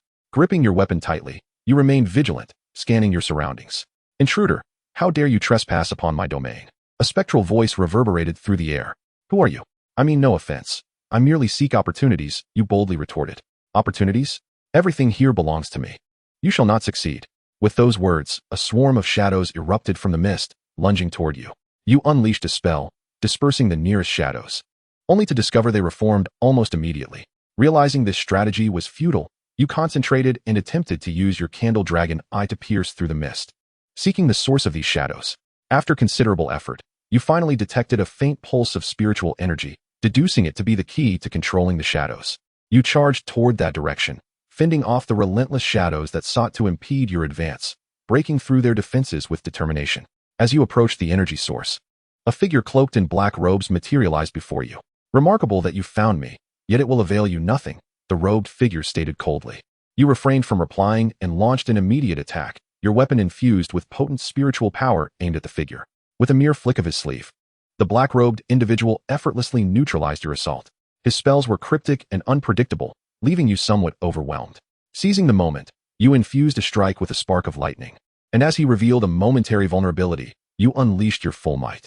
The robed figure staggered under the blow, his form gradually dissipating. However, an unsettling premonition crept in, suggesting that the ensuing exploration would not be tranquil.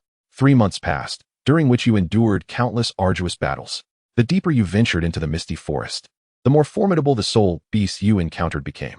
With the assistance of Duan Lao, Xiao Hong, and Xiao Zi, as well as a collection of mystical artifacts, you have managed to survive amidst perilous battles. However, the relentless combat, day and night, has left you with no respite, compelling you to remain perpetually vigilant. Even as a cultivator, your mental state has reached its limits, and in your exhaustion, you urgently seek a sanctuary to restore your spirit. Chapter 122. MOMO. You are truly remarkable. Fortunately, you are the child of destiny. One day, while traversing a valley, you stumble upon an ancient teleportation array. The formation emits a faint glow, and the surrounding spiritual energy fluctuates abnormally. With utmost caution, you approach, endeavoring to decipher the mysteries of the array. After a period of intense contemplation and repeated attempts, you discern that this formation is intertwined with the forces of time and space. Should you manage to unravel its secrets, it may allow you to traverse to other locations within the forest, evading formidable foes or uncovering hidden treasures. Calming your mind, you apply your knowledge of formations, coupled with the insights granted by the eye of the candle dragon, to begin the process of unraveling the array. The endeavor proves challenging, as the formation intermittently releases waves of spiritual energy, leaving you flustered. Yet, you persist, continuously adjusting your methods. At long last, after 3 days and nights of relentless effort, you successfully decipher the array. It opens a gateway through time and space, and with a deep breath, you step through. The allure of the unknown is always enticing. Despite the potential dangers that may lie ahead, you embrace the adventure. Without a spirit of risk-taking, how can one truly embody the essence of a warrior? Cheng Qian chuckles softly at this juncture, reflecting on his simulation.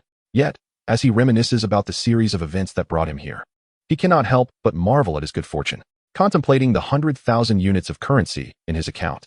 Cheng Qian inexplicably feels as though he has fully utilized his resources.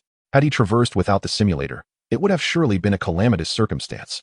Cheng Qian smiles, reining in his wandering thoughts, and continues to observe. After a wave of dizziness, you find yourself in a mysterious location. Through the space, it seems you can glimpse the conditions of the misty forest, the very direction from which you entered. It dawns on you that this is a hidden space within the misty forest, filling you with quiet joy as you realize you can finally rest.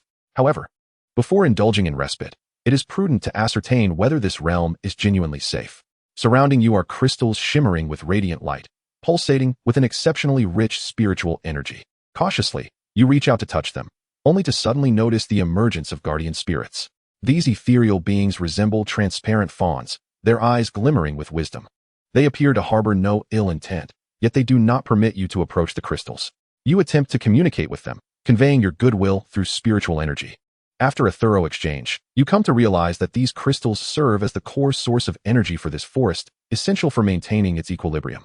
To harness the spiritual power contained within these crystals, one must complete the trials they present. These trials unfold within a unique space, confronting the deepest fears and desires harbored within oneself. Without hesitation, you accept the challenge and enter this extraordinary realm. Not again, you think. Recalling the ordeal you faced during the sex trials, your expression darkening. Surely, the terror instilled by horror films will not haunt you for a lifetime. Here, you find yourself confronted once more by a familiar scene. As the headless man lunges at you with a chilling smirk, you let out a primal scream, cursing in disbelief. Ultimately, you succeed in overcoming the trial. The guardian spirits permit you to absorb a portion of the crystal's spiritual energy. Seated beside the crystals, you begin to draw in this formidable power.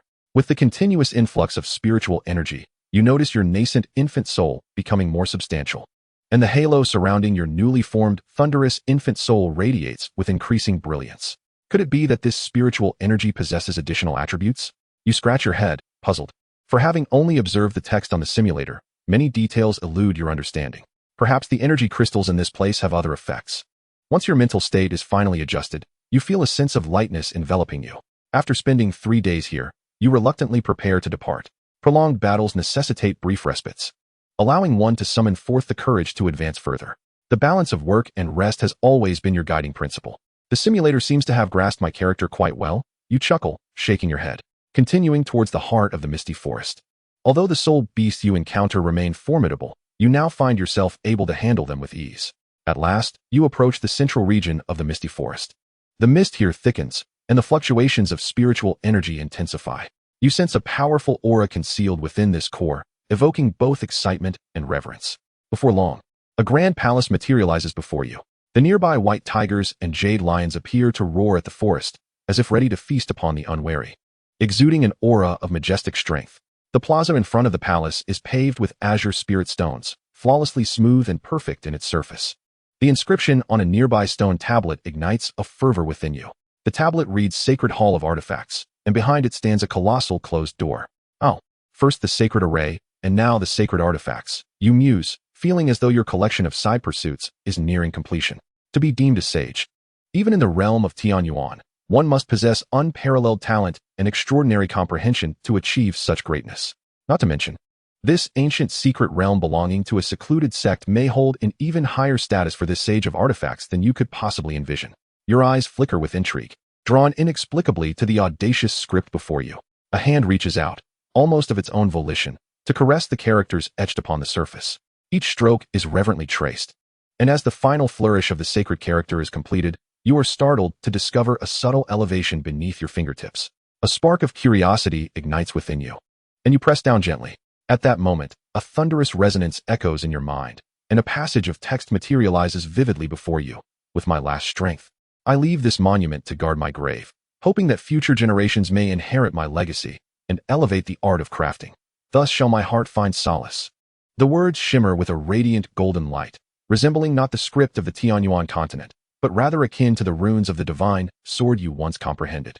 This suggests that the knowledge here is likely connected to the higher realms, and it is even possible that this revered craftsman coexists within the same era as the sword sovereign of the upper realm.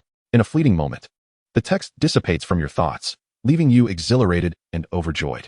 If your conjecture holds true, The path of crafting you have acquired may well surpass all artisans of the Tianyuan continent. With a heart brimming with excitement, you step toward the grand entrance. How extraordinary!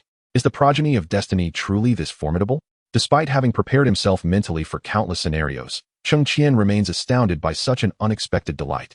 The knowledge bestowed by the craftsman from the upper realm not only eclipses that of this plane, but should he ascend to the higher realms, he would not be subject to the whims of others, as once was Xiao Fan. Cheng Qian gives a thumbs up to the heavens. MOMO, you are incredible. Chapter 123. Formation within formation, you find yourself in an immensely vast passageway, the end of which is lost to the eye, seemingly leading upwards to the ninth heaven. You walk slowly forward. Despite the enchanting beauty of this place akin to a celestial realm, you dare not allow even a moment of relaxation. The ethereal path is occasionally shrouded in a delicate mist, transforming it into a scene reminiscent of the immortal world. You have traversed this beautiful yet peculiar road for 3 full hours, yet the end remains elusive, as if this path truly ascends to the ninth heaven, without conclusion. What on earth is this place? 3 hours without an end. Surely, I am not to encounter more trouble? Cheng Qian muses, perplexed. Could it be that this is not the tomb of the revered craftsman, but rather a trap laid by some nefarious entity? You pause, standing still to keenly sense your surroundings with your spiritual awareness, only to discover an absolute absence of spiritual energy fluctuations. Reluctantly, you activate the eye of the candle dragon. Just as you fear becoming ensnared here, a peculiar sight catches your attention as you gaze downward. A glimmer of cold light flashes in your eyes, and suddenly, a surge of spiritual energy courses through you. Your fist, heavy with the weight of stars, descends with ferocious and overwhelming might upon the cloud-formed path. The cloud road trembles, and an invisible ripple emanates from the point of impact where your fist strikes. Ah, I understand now. Cheng Qian cannot help but exclaim in delight, clapping his hands in realization. According to my current understanding of formations, if this indeed is the tomb of the artifact sage, then the moment my avatar in the simulator steps through the gate, I have already entered a wondrous illusionary array. Thus, the 3 hours of frantic racing prior were merely a futile endeavor, as I circled within the confines of the palace's formation. I had not anticipated that the mastery of formations by the artifact sage would be so extraordinary. A tinge of envy washed over Cheng Qian as he recalled the runes inscribed upon his own magical artifacts. A sudden clarity dawned upon him. When a weapon is forged, embedding it with a minor formation can significantly enhance its offensive and defensive capabilities.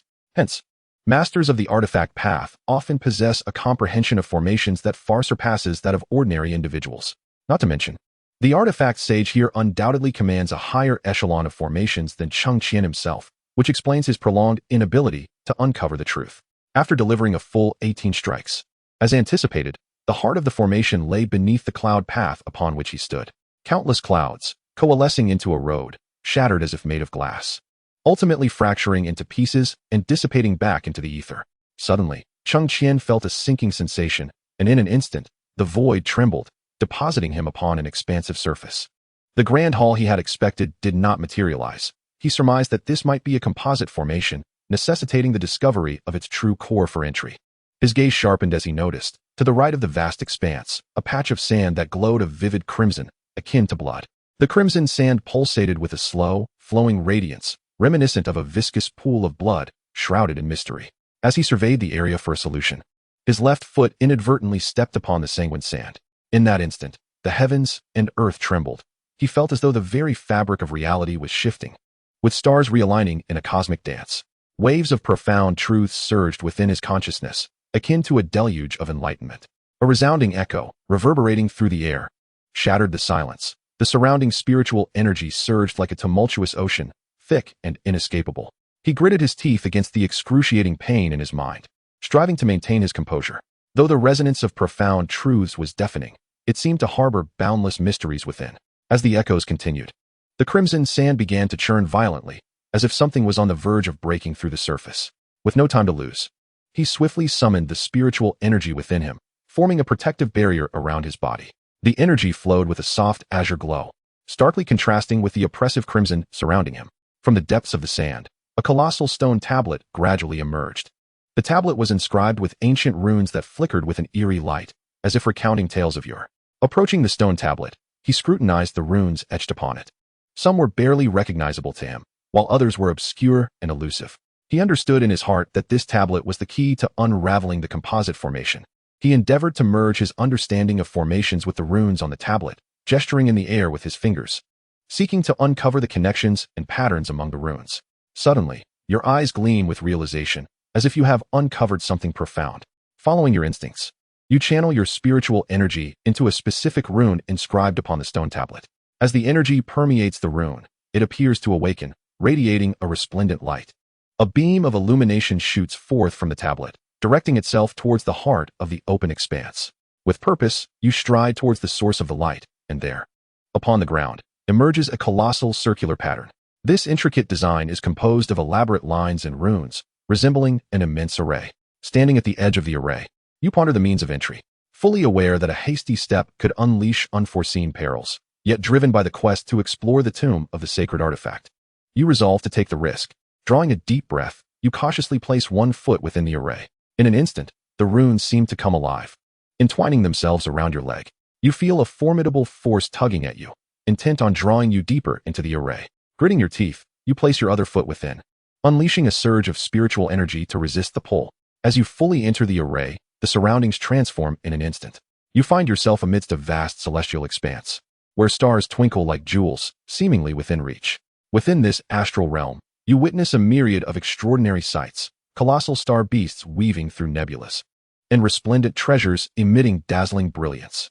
In your quest for clues to unravel the array's secrets, your gaze is drawn to a distant, massive star, enshrouded by unique currents of energy that bear resemblance to the runes upon the array. You propel yourself towards the star, and as you draw closer, the pressure intensifies. Upon nearing its surface, you discover it is inscribed with the same runes as those on the stone tablet. You begin to meticulously examine the runes on the star, striving to discern the method to unlock the next layer of the array. Through persistent exploration, you ultimately unveil the secret of the runes. Following a specific sequence, you channel your spiritual energy into the runes adorning the star. Suddenly, the star erupts with a brilliant light, enveloping you entirely. As the radiance dissipates, you find yourself standing at the entrance of a grand hall. Chapter 124. Wealth has always been sought through peril. Cheng Qian exhales in relief. Goodness, what a hassle. He resolves to utilize the simulator's functions next time to acquire all the resources of this ancient secret realm. Otherwise, it would be an egregious waste of time. With that effort, wouldn't it be better to spend time with his master? Wait, it was indeed his master who brought him here. Well, at worst, they could just leave without competing. Cheng Qian sips his tea, considering this notion quite agreeable. As you approach the grand hall, a shadow darts from a nearby corner with startling speed, creating a chilling gust of wind. You barely sense the aura of danger before the shadow collides with you violently. After rolling a few times on the ground, you finally regained your balance. Upon lifting your head, you beheld a fearsome beast, cloaked in midnight black, resembling a leopard yet magnified in size, glaring menacingly at you. Its crimson eyes glowed with a thirst for blood, and the glint of its fangs sparkled ominously as a low growl emanated from its throat, warning you not to covet the treasure it guarded.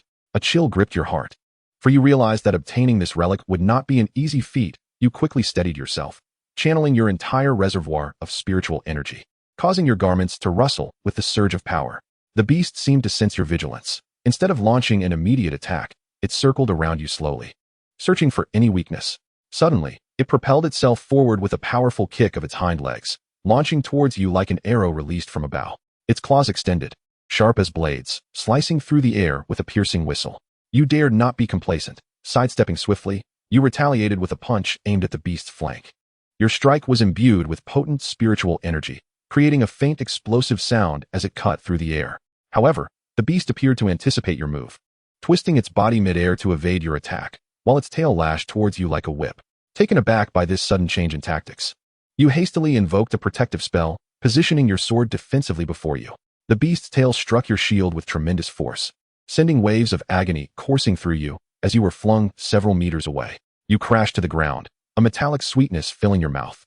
Ever since entering the Sea of Clouds, the spirits of Xiao Hong and Xiao Zi had succumbed to slumber, leaving you unable to summon their aid. Even old Duan was similarly affected, as if enchanted by some intoxicating aroma, unresponsive to your calls. Frustration bubbled within you. At such a critical moment, their absence was palpable. How convenient it was for them to slumber when you were in peril, yet they were ever present during your battles against Xiao Fan. Did age grant them such luxurious sleep? Recognizing that you could no longer afford to remain on the defensive, you resolved to take the initiative. A net of spiritual energy coalesced and launched towards the beast. It attempted to break free, yet the net ensnared it tightly. Seizing the opportunity, you rose to your feet, murmuring incantations while your hands deftly shifted through intricate hand seals. The net constricted further, and the beast's struggles intensified within its confines. Just as you believed you were on the verge of subduing it, the creature suddenly opened its maw wide and expelled a torrent of black flames. The flames consumed the net in an instant, surging towards you with alarming speed. Panic gripped you as you hastily erected a golden shield before yourself. The black flames collided with your barrier, emitting a hissing sound as your spiritual energy rapidly diminished under their scorching onslaught. Beads of sweat, as large as pearls, cascaded down your forehead. Gritting your teeth, you poured more energy into maintaining the golden shield. Should it shatter, you would be gravely wounded beneath the onslaught of these infernal flames. As you valiantly endure, your gaze suddenly catches sight of a diminutive spiritual spring not far away. This spring emanates a gentle blue luminescence, causing the surrounding air to feel significantly cooler. A flicker of hope ignites within you as you contemplate harnessing the spring's power to combat the encroaching black flames. Yet, you find yourself ensnared by the flames, unable to extricate yourself from their grasp. With a determined grit, you resolve to alter the output of your spiritual energy. No longer will you solely defend, but rather, you will concentrate a portion of your energy at your feet. As the energy coalesces, a small vortex of spiritual force materializes beneath you. Utilizing the strength of this vortex, you propel yourself sideways with fervor. The black flames, caught off guard by your sudden movement, miss their target and crash to the ground, instantly creating a substantial crater. Ignoring the abrasions adorning your body, you dash towards the spring. The beast, realizing your intent to escape, emits a furious roar and gives chase. Is this never-ending torment? Cursed beast. At this moment, Cheng Qian is entirely immersed in the persona he assumes within the simulator. His frustration mounts. What a farce. Others acquire their coveted treasures with ease, while he faces such peril. Summoning every ounce of strength, you leap into the spiritual spring just as the beast lunges towards you. The black flames follow suit but are thwarted by an invisible barrier surrounding the spring, unable to encroach upon its sanctity. Hiding within the spring, you breathe heavily. Acutely aware that this sanctuary is but a temporary reprieve, you must devise a means to vanquish the beast once and for all. You begin to draw upon the pure and abundant energy of the spring, swiftly replenishing your previously expended power.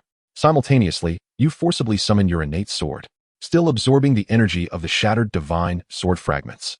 Grasping the sword with both hands, you channel a continuous stream of your spiritual energy into it. The blade hums to life, its runes gradually illuminating. The beast prowls outside the spring, seemingly wary of the waters yet unwilling to relinquish its pursuit. Suddenly, the beast launches another assault, leaping high towards you within the spring. Anticipating its move, you brandish your sword and leap forth from the waters, executing the celestial sword technique aimed directly at the beast's head. It attempts to evade, but time is not on its side. The sword's energy cleaves through its fur, leaving a deep gash upon its form. The beast howls in agony, thoroughly incensed. Ignoring its wounds, it charges at you with renewed speed. Remaining composed, you swiftly maneuver to its side, thrusting the sword towards its eye. Employing the graceful yet forceful techniques imparted by Elder Huayuan, you weave seamlessly around the beast, leaving a multitude of wounds in your wake.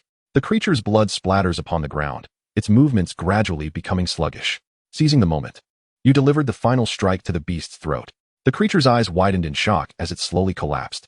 You wiped the sweat from your brow, exhaling a sigh of relief. Fortune is entwined with calamity, and prosperity has always been sought through peril. Cheng Qian outside also breathed a sigh of relief, soon becoming exhilarated. Surely this means we can claim the treasure now. Chapter 125. The hardships of study. Once you sensed that no danger lingered, you grasped the frosty night and pushed the door open. Before you lay a magnificent architectural ensemble, shrouded in ethereal mist, with mythical birds and beasts soaring, presenting a scene of celestial grandeur. Your gaze wandered past the other structures, finally resting on the tallest edifice at the center, faintly emerging from the mist. This was the most prominent hall in the area. Standing atop it, one could survey the entire outer sanctum. Approaching the nearest building, you pushed the door open and were immediately taken aback. Before you sprawled an expansive medicinal garden, enveloped in mist, where extraordinary flowers and rare herbs bloomed in a vibrant display. Streams of spiritual energy seemed to be drawn by an inexplicable force, transforming into dazzling lights that adorned the garden, creating a breathtaking spectacle. A captivating fragrance wafted through the air, permeating the surroundings. Just inhaling that aroma made your spiritual power stir, gradually enhancing your cultivation. Goodness, this must be the prowess of spiritual medicines, Cheng Qian whispered to himself. Only mature spiritual herbs possess the ability to autonomously invigorate a cultivator's spiritual energy. Without any suspense or peril, you successfully collected all the rare herbs from the garden. You pondered that perhaps the artifact sage had a penchant for cultivating flora, which explained the abundance of primary alchemical materials. After leaving the medicinal garden, you methodically harvested the treasures from the other structures. There were materials for crafting artifacts, divine weapons, a spring of spiritual water, and even peculiar oddities forged from various cultivation techniques. The sheer variety dazzled your senses, and your storage ring was filled to the brim. Arriving at the entrance of the tallest building in the central area, you found only 2 pristine white cushions within, devoid of any dust, utterly unremarkable. Utilizing your divine sense and the candle dragon's eye, you discovered no peculiarities here. Yet, the cleanliness was striking. A dust-clearing formation had maintained this space impeccably. If there were no treasures here, you would find it hard to believe. Moreover, you had yet to obtain the most crucial inheritance from the artifact sage, leaving you unsatisfied. Thus, you began to search meticulously, inch by inch. After an hour of fruitless searching within the hall, your gaze returned to those 2 cushions. Although you had rummaged through them, they had shown no response or hidden items. However, with only these 2 items in the expansive hall, the secret might lie within them. As you pondered, utilizing your spiritual power, you probed the 2 cushions with your divine consciousness. Upon discovering no effect, you furrowed your brow and dripped a drop of blood upon them. However, the blood seemed to be absorbed, vanishing without a trace. Feeling somewhat disheartened, you sat cross-legged beside the cushions, your gaze fixed intently upon them, your mind awash with confusion. Cheng Qian mused, could it be that there is nothing here? And this is merely a prank orchestrated by the artifact saint? A sense of disappointment washed over him. For reasons unknown, memories of novels from your past life surfaced, and you steeled your resolve, casting aside all distractions. With sincerity, you knelt upon the rear cushion, pressing your forehead to the front one, and began to prostrate yourself. Unsure if this would bear fruit, you felt compelled to try. After completing 999 bows without any change, you persevered and continued to prostrate. At the 1888th bow, the hall finally began to transform. Ah, there may be hope. Cheng Qian couldn't help but smile. Relieved it wasn't himself who had ventured in, lest he become dizzy from the repeated bows. Suddenly, a golden treasure chest appeared in midair, and you knew that what you desired was contained within. As you approached, a melodious sound of a flute filled the air, and a wave of drowsiness washed over you. In mere moments, you found yourself sprawled upon the ground, snoring loudly. Time slipped away, and when you awoke from the darkness, you were disoriented, uncertain of your surroundings, and could only rely on instinct to move forward. After a while, a deep voice resonated beside you. You have arrived. Indeed, I have, old dang. Cheng Qian retorted with an eye roll. If it is a legacy, why all these convoluted trials? One might think it's a game, requiring levels to be cleared for rewards. Startled, you glanced around, but saw no one. Clenching your fists, you cautiously inquired, who are you? Where's this place? The deep voice replied, I am the remnant of the artifact saint, and this is the core space of the artifact saint's legacy. Your presence here signifies a fortuitous connection. Joy surged within you, and you eagerly responded, Senior, I have come to seek the legacy of the artifact saint. I humbly request your guidance. The remnant of the artifact saint stated, to obtain the legacy is no simple task. You must first pass my trial. Without hesitation, you declared, please present your challenge. I shall give it my all. In an instant, the surrounding space transformed, and you found yourself in a realm filled with fragments of various magical artifacts. The voice of the remnant of the artifact saint echoed, these fragments are the remnants of my past failed creations. Within the time it takes for a stick of incense to burn, you must select those shards that can be reforged into divine artifacts and articulate your reasoning. You gaze upon the scattered fragments, taking a deep breath, and lament, yet I possess no skill in crafting artifacts. After a lengthy silence, a voice resonates once more through the void. Then let us commence your education in the art of artifact forging here. Before you materialize a plethora of crafting materials, furnaces, and an abundance of knowledge manuals regarding the craft. What a remarkable inheritance, to forge artifacts directly within the realm of space. Cheng Qian finds himself at a loss for words. This old man must have been quite an eccentric during his lifetime. Reflecting upon the elderly figures he has encountered since arriving in this world, Elder Hua Yuan and Deacon Lin, among others, each possesses a warmth and affability devoid of pretension. Yet, upon further contemplation, it becomes apparent. Individuals of exceptional talent often exhibit peculiar temperaments. Perhaps this peculiarity is what enables them to devote themselves to the meticulous study of a single, or even multiple, skills, as their irritable dispositions leave others disinclined to engage with them. Amused by this thought, Cheng Qian chuckles to himself, shaking his head as he redirects his attention to the simulator. In the 10th year, after perusing all introductory texts on artifact forging, you are finally prepared to embark on your inaugural true crafting endeavor. Regrettably, the abundance of information provided by the artifact sage is overwhelming, even with exceptional comprehension. It takes considerable time to fully assimilate the knowledge contained within the tomes. Unbeknownst to you, any one of these introductory texts would incite a frenzy among the artifact craftsmen of the Tianyuan continent. Yet you merely perceive the arduous nature of study. Feeling a throbbing headache. Chapter 126. The celestial grade golden quality artifact as you attempt to infuse spiritual energy into the crafting furnace for the first time. Your lack of familiarity with the nuances of heat control results in the materials you place within turning to ashes almost immediately. Gazing at the remnants in the furnace, you let out a resigned sigh, your heart heavy with disappointment. However, you recognize that to inherit the legacy of the artifact sage, you must surmount these challenges. Thus, you seek out new materials and make another attempt. Fortunately, the artifact sage is quite generous, as the dark expanse is littered with countless materials, ample enough to elevate your skills to an impressive degree. In the 11th year, after numerous failures, you finally achieve the ability to maintain stability in the materials within the furnace, preventing their instant incineration. Yet, as you endeavor to inscribe runes, a new challenge arises. The lines of the runes are crooked and fail to form an effective spiritual energy circuit. Frowning in concentration, you meticulously study the crafting manuals, searching for the secret to perfect rune inscription. Though your experience with formations is substantial, far surpassing that of many novices, inscribing runes on artifacts proves to be a formidable aspect of the crafting discipline. In the 12th year, Elder Duan remains unresponsive, and the little red and little purple within your sea of consciousness are fast asleep. Yet, you feel no solitude, for you are utterly immersed in the ocean of books and artifact crafting, forgetting all about the matter of the Merman Soul Pearl.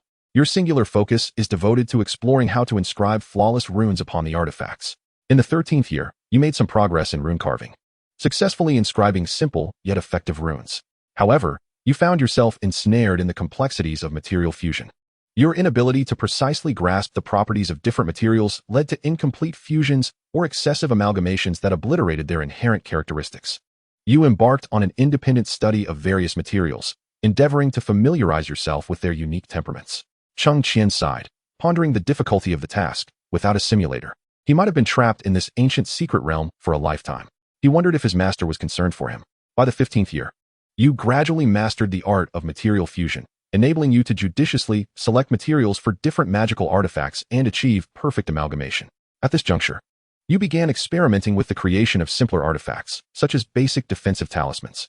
Yet, the potency of these artifacts fell far short of your expectations. You recognized significant deficiencies in your ability to channel spiritual energy and in your overall structural comprehension. In the 18th year, you experienced a substantial breakthrough in the infusion of spiritual energy. You learned to precisely control the quantity and speed of energy infusion according to the artifact's function and material. This advancement markedly enhanced the effectiveness of the artifacts you crafted. You began to challenge yourself with more complex artifacts, such as small flying swords imbued with offensive attributes. Although the crafting process remained fraught with challenges, you had successfully produced artifacts of practical utility. By the 20th year, you also made strides in understanding overall structure. You were capable of designing more rational artifact structures based on varying combat needs and the spiritual attributes of the user. On the day you successfully crafted an artifact, a previously silent voice finally spoke. Congratulations, you have entered the minor success realm in the art of artifact forging. Continue your diligent efforts. Unbeknownst to you, you had indeed reached the minor success realm. Yet, reflecting on your progress in alchemy and formation techniques, you felt that artifact forging might be more arduous than you had initially perceived. It was undeniably challenging. After several years, Cheng Qian nodded in agreement. As for formation techniques, they were inherently obscure and complex. With additional study, he could grasp them better. However, in the realm of alchemy, he had excelled remarkably, having ascended to the rank of a 9th-tier alchemist. Although reliant on the simulator, it seemed he had not spent an excessive amount of time therein. After nearly a decade of dedication to artifact forging, he had only just attained minor success. Had he pursued this in reality, he could only speculate on the amount of effort required. Cheng Qian stroked his chin thoughtfully. If that's the case, although Xiao Fan's cultivation at each stage is not flawless, his other skills certainly bear merit. It is no wonder he became the protagonist of the original narrative, beyond the protagonist's halo. His ability to persist in mastering one or even multiple disciplines is indeed commendable. In the 23rd year, your dissatisfaction with the existing knowledge of artifact forging propels you towards innovation upon traditional methods. You amalgamate an array of unusual materials and implement a distinctive arrangement of runes, resulting in the creation of several uniquely functional magical artifacts. These artifacts not only surpass their counterparts in power, but but also possess an unparalleled aesthetic. When that voice reemerges, tinged with surprise and admiration, it acknowledges your ability to extrapolate and encourages you to persevere. By the 30th year, you successfully forge artifacts of red quality. Though they are merely of the treasure grade, this marks a significant breakthrough. It seems that it will not be long before you can craft celestial or even divine-grade artifacts. Time swiftly passes, and as the 40th year arrives, an intuitive sense envelopes you. You meticulously prepare your mindset and commence the forging of the materials before you. After an indeterminate duration, as golden radiance emanates, you realize that you have successfully forged a celestial-grade artifact. Your comprehension of the materials, the application of runes, and the control of spiritual energy have reached an exquisite level of mastery. Upon the emergence of the celestial golden quality artifact, elation overwhelms you. The voice reappears, congratulating you on mastering the art of forging, hinting that the time for trials has come. Oh, to have forged a celestial-grade artifact, yet still face a trial. However, upon reflection, without having created a divine-grade artifact, one cannot truly claim the title of a master forger. Despite your current prowess on the Tianyuan continent, which allows you to stand tall among the masses, thoughts of the upper realms and the distant 27th tier of artifact masters weigh heavily upon you. Without hesitation, you respond, "Elder, please present the challenge, and I shall devote myself entirely to it." The surrounding space transforms, and an array of fragmented artifacts reappears before you. The voice of the artifact sage resonates, instructing you to select fragments within the incense's burning time that can be reforged into divine artifacts, along with your reasoning for each choice. As you gaze upon the scattered fragments, you take a deep breath and begin to scan them rapidly. Drawing upon your years of understanding of forging, you meticulously assess the composition, the fluctuations of spiritual energy, and the remnants of runes on each shard. Time elapses, and beads of sweat form upon your brow. At last, just as the incense nears its end, you select several fragments. You declare, "Elder, I choose these fragments." This fragment is composed of the exceedingly rare starfall iron. Although the forging attempt failed, the power of the stars within remains intact. And this one, while the runes are incomplete, bears the marks of an ancient enhancement rune. If restored, it would significantly amplify the artifact's power. The artifact sage pauses in contemplation before responding. You possess a discerning eye, but this is merely the first trial. Suddenly, colossal refining furnaces emerged around you, each radiating varying degrees of heat and fluctuations of spiritual energy. In this challenge, you must select the most suitable furnace for crafting magical artifacts and forge the fragments you previously chosen into an artifact.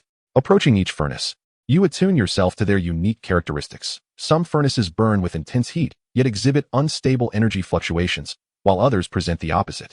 After careful deliberation, you settle upon a furnace with a temperate heat and stable energy waves. You place the fragments within, commencing the infusion of spiritual energy, meticulously controlling the flame and the engraving of runes as per your learned crafting techniques. Through your diligent efforts, a celestial-grade artifact, gleaming with golden radiance, gradually takes form. The artifact sage, Cheng Qian, remarks, "Barely acceptable. In the final trial, you must wield this newly forged artifact to vanquish my spirit's phantom." Before you stands a powerful spirit phantom, wielding a shimmering weapon and advancing towards you. You swiftly adjust your stance, brandishing your crafted artifact in defense. An intense battle ensues between you and the spirit phantom. You notice that the phantom's strikes are exceptionally swift, possessing an uncanny ability to anticipate your movements. Constantly adapting your strategy, you exploit the artifact's attributes, seeking out openings in its defense. In the midst of a fierce clash, you suddenly perceive a brief moment of hesitation in the phantom's assault. Seizing this opportunity, you unleash a full-force counterattack.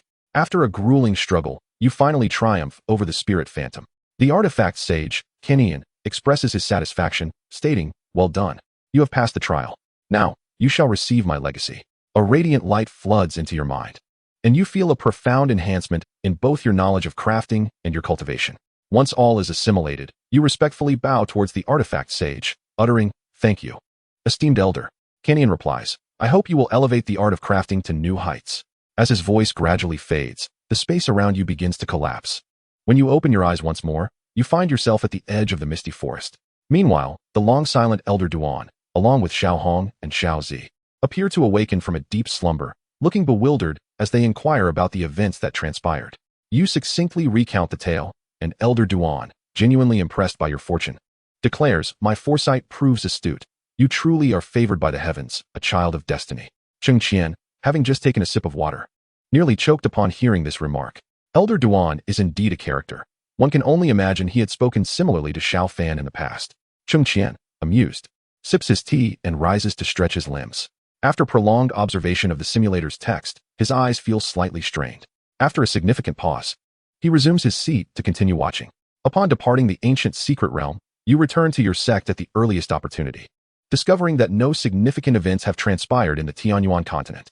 It appears that the absence of the prince who ventured out in the invasion of the demon realm is attributable to the soul pearl of the merman resting in your possession.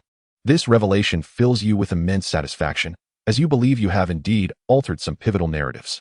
Your master, who awaited you at the secluded sect for an entire year, had no choice but to return due to pressing matters. Over the years, she has wandered through the hidden sect, hoping to greet you upon your eventual return. However, as time stretched on, her heart gradually dulled with despair. Upon learning of your safety and newfound fortune, her joy was boundless, prompting her for the first time to suggest a celebratory drink with you. Oh, the thought of drinking causes Cheng Qian's cheeks to flush, and vivid images involuntarily surface in his mind. Realizing the implications, he hastily rapped his forehead. "Pa, why am I indulging in such fanciful thoughts all day long?" The warmth on his face still lingering, he tactically sipped tea, taking a considerable time to regain composure. You and your master sit atop the peak, gazing at the resplendent moon, sharing wine and conversation under its glow. She recounts the extraordinary tales and trivial happenings that have transpired in the Tianyuan continent during your absence, while you narrate the crises and legacies you encountered in the secret realms. At crucial moments, Lu Zuan gently places her hand on her chest, her worried gaze fixed upon you. Hearing of the resolution of dangers and the acquisition of treasures, your master beams with delight, reminiscent of flowers blooming in the spring. Thus, the two of you indulge in the exquisite spirit throughout the night. This specially crafted elixir, even for cultivators such as yourselves, induces a fair measure of intoxication. As dawn's light begins to break, you observe your master, her cheeks flushed and slumped in a wrought-tan chair, and you gently lift her to return her to her chamber. With beauty in your arms and the intoxicating fragrance of her presence igniting a fervent warmth within you, your heart races, yet you dare not engage in any improper actions. After all, she is your master. Sighing, Cheng Qian reflects on certain matters. In the simulator, it took him considerable time to cultivate feelings for Lu Ziyuan. Now, even though he is resolute in his desire to pursue her, achieving this in the short term is far from simple. Moreover, their respective identities complicate matters. While the realm of cultivation does not strictly prohibit master-disciple relationships, such unions are indeed rare. Whenever such occurrences arise, they often ignite considerable controversy. Cheng Qian is reluctant to have anyone speak ill of Lu Ziyuan. He may possess a thick skin, yet he does not wish for the one he cherishes to endure undue scrutiny. No matter how formidable one's strength, it cannot silence the multitude's whispers. Alas, he muses, where there's a will, there's a way. I shall leave it be for now. Cheng Qian smiles wryly as he ensures his master is comfortably settled before respectfully departing from her residence. Having been away for quite some time, many have undergone transformations. The adorable Yu Shuang has now blossomed into a perfected golden core cultivator, eagerly boasting of your return. Liu Yao has become an inner disciple, and over the years, he has encountered numerous fortuitous events, accelerating his cultivation at a pace surpassing many others. He is now a practitioner in the nascent soul stage. During these years in the secret realm, despite having tasks to occupy his time, he still feels a sense of loneliness and solitude. Therefore, he decides to take a well-deserved respite, spending quality time with old friends before resuming his cultivation. After all, the greatest crisis in the Tianyuan continent has been resolved, granting him ample time for training. Chapter 128. Lu Ziyuan's Ascension in the 41st year, thanks to the inheritance of the weapon sage. He finally succeeds in crafting a divine-grade artifact. However, he refrains from sharing this achievement with anyone, well aware of the wisdom in keeping wealth concealed. During the forging process, he deliberately chose a desolate location, setting up countless formations to ward off potential heavenly tribulations. Should news of the divine artifact leak, it would be impossible for the entire Tiandi sect to protect him. Holding titles as both a master craftsman and alchemist, while his connections and fame may not yet be particularly remarkable, it is uncertain how many would covet his talents. He must remain vigilant against the covetous eyes of the other realms. He quietly returns to the sect, arriving at his master's palace, requesting her to open the small world. Before both of them enter together, Lu Ziyuan inquires about the mysterious object he has concealed. When he reveals the divine-grade artifact, her eyes sparkle like those of a fawn, wide and gleaming, her lashes seemingly frozen in awe, prompting him to chuckle inwardly at her adorable demeanor. His master is utterly incredulous, inspecting it repeatedly until she finally confirms that it is indeed a divine-grade artifact. Furthermore, he had crafted a defensive artifact in the shape of a bracelet specifically to please her, It may not draw attention from others, but it could save Lu Ziyuan's life in a critical moment. He personally places the bracelet on her wrist, the pink gold chain adorned with delicate flowers accentuating her fair and tender skin. Overjoyed, his master resembles a giddy young girl, and in her excitement, she unexpectedly embraces him. Both are momentarily taken aback, her cheeks flushing crimson as she hastily releases him, stammering an explanation, causing his heart to soften like spring water. Lu Ziyuan retrieves some spirit wine from her storage ring, gently saying, "Qianer, congratulations." They share a drink and converse in the small world, while nearby. A plum blossom deer affectionately nuzzles Lu Ziyuan's palm, creating a scene that brings a sense of belonging to his wandering heart. As the evening progresses and they indulge in their revelry, Lu Ziyuan shares a piece of news with him. She senses that she has reached a bottleneck and may ascend to the higher realms within a year or two.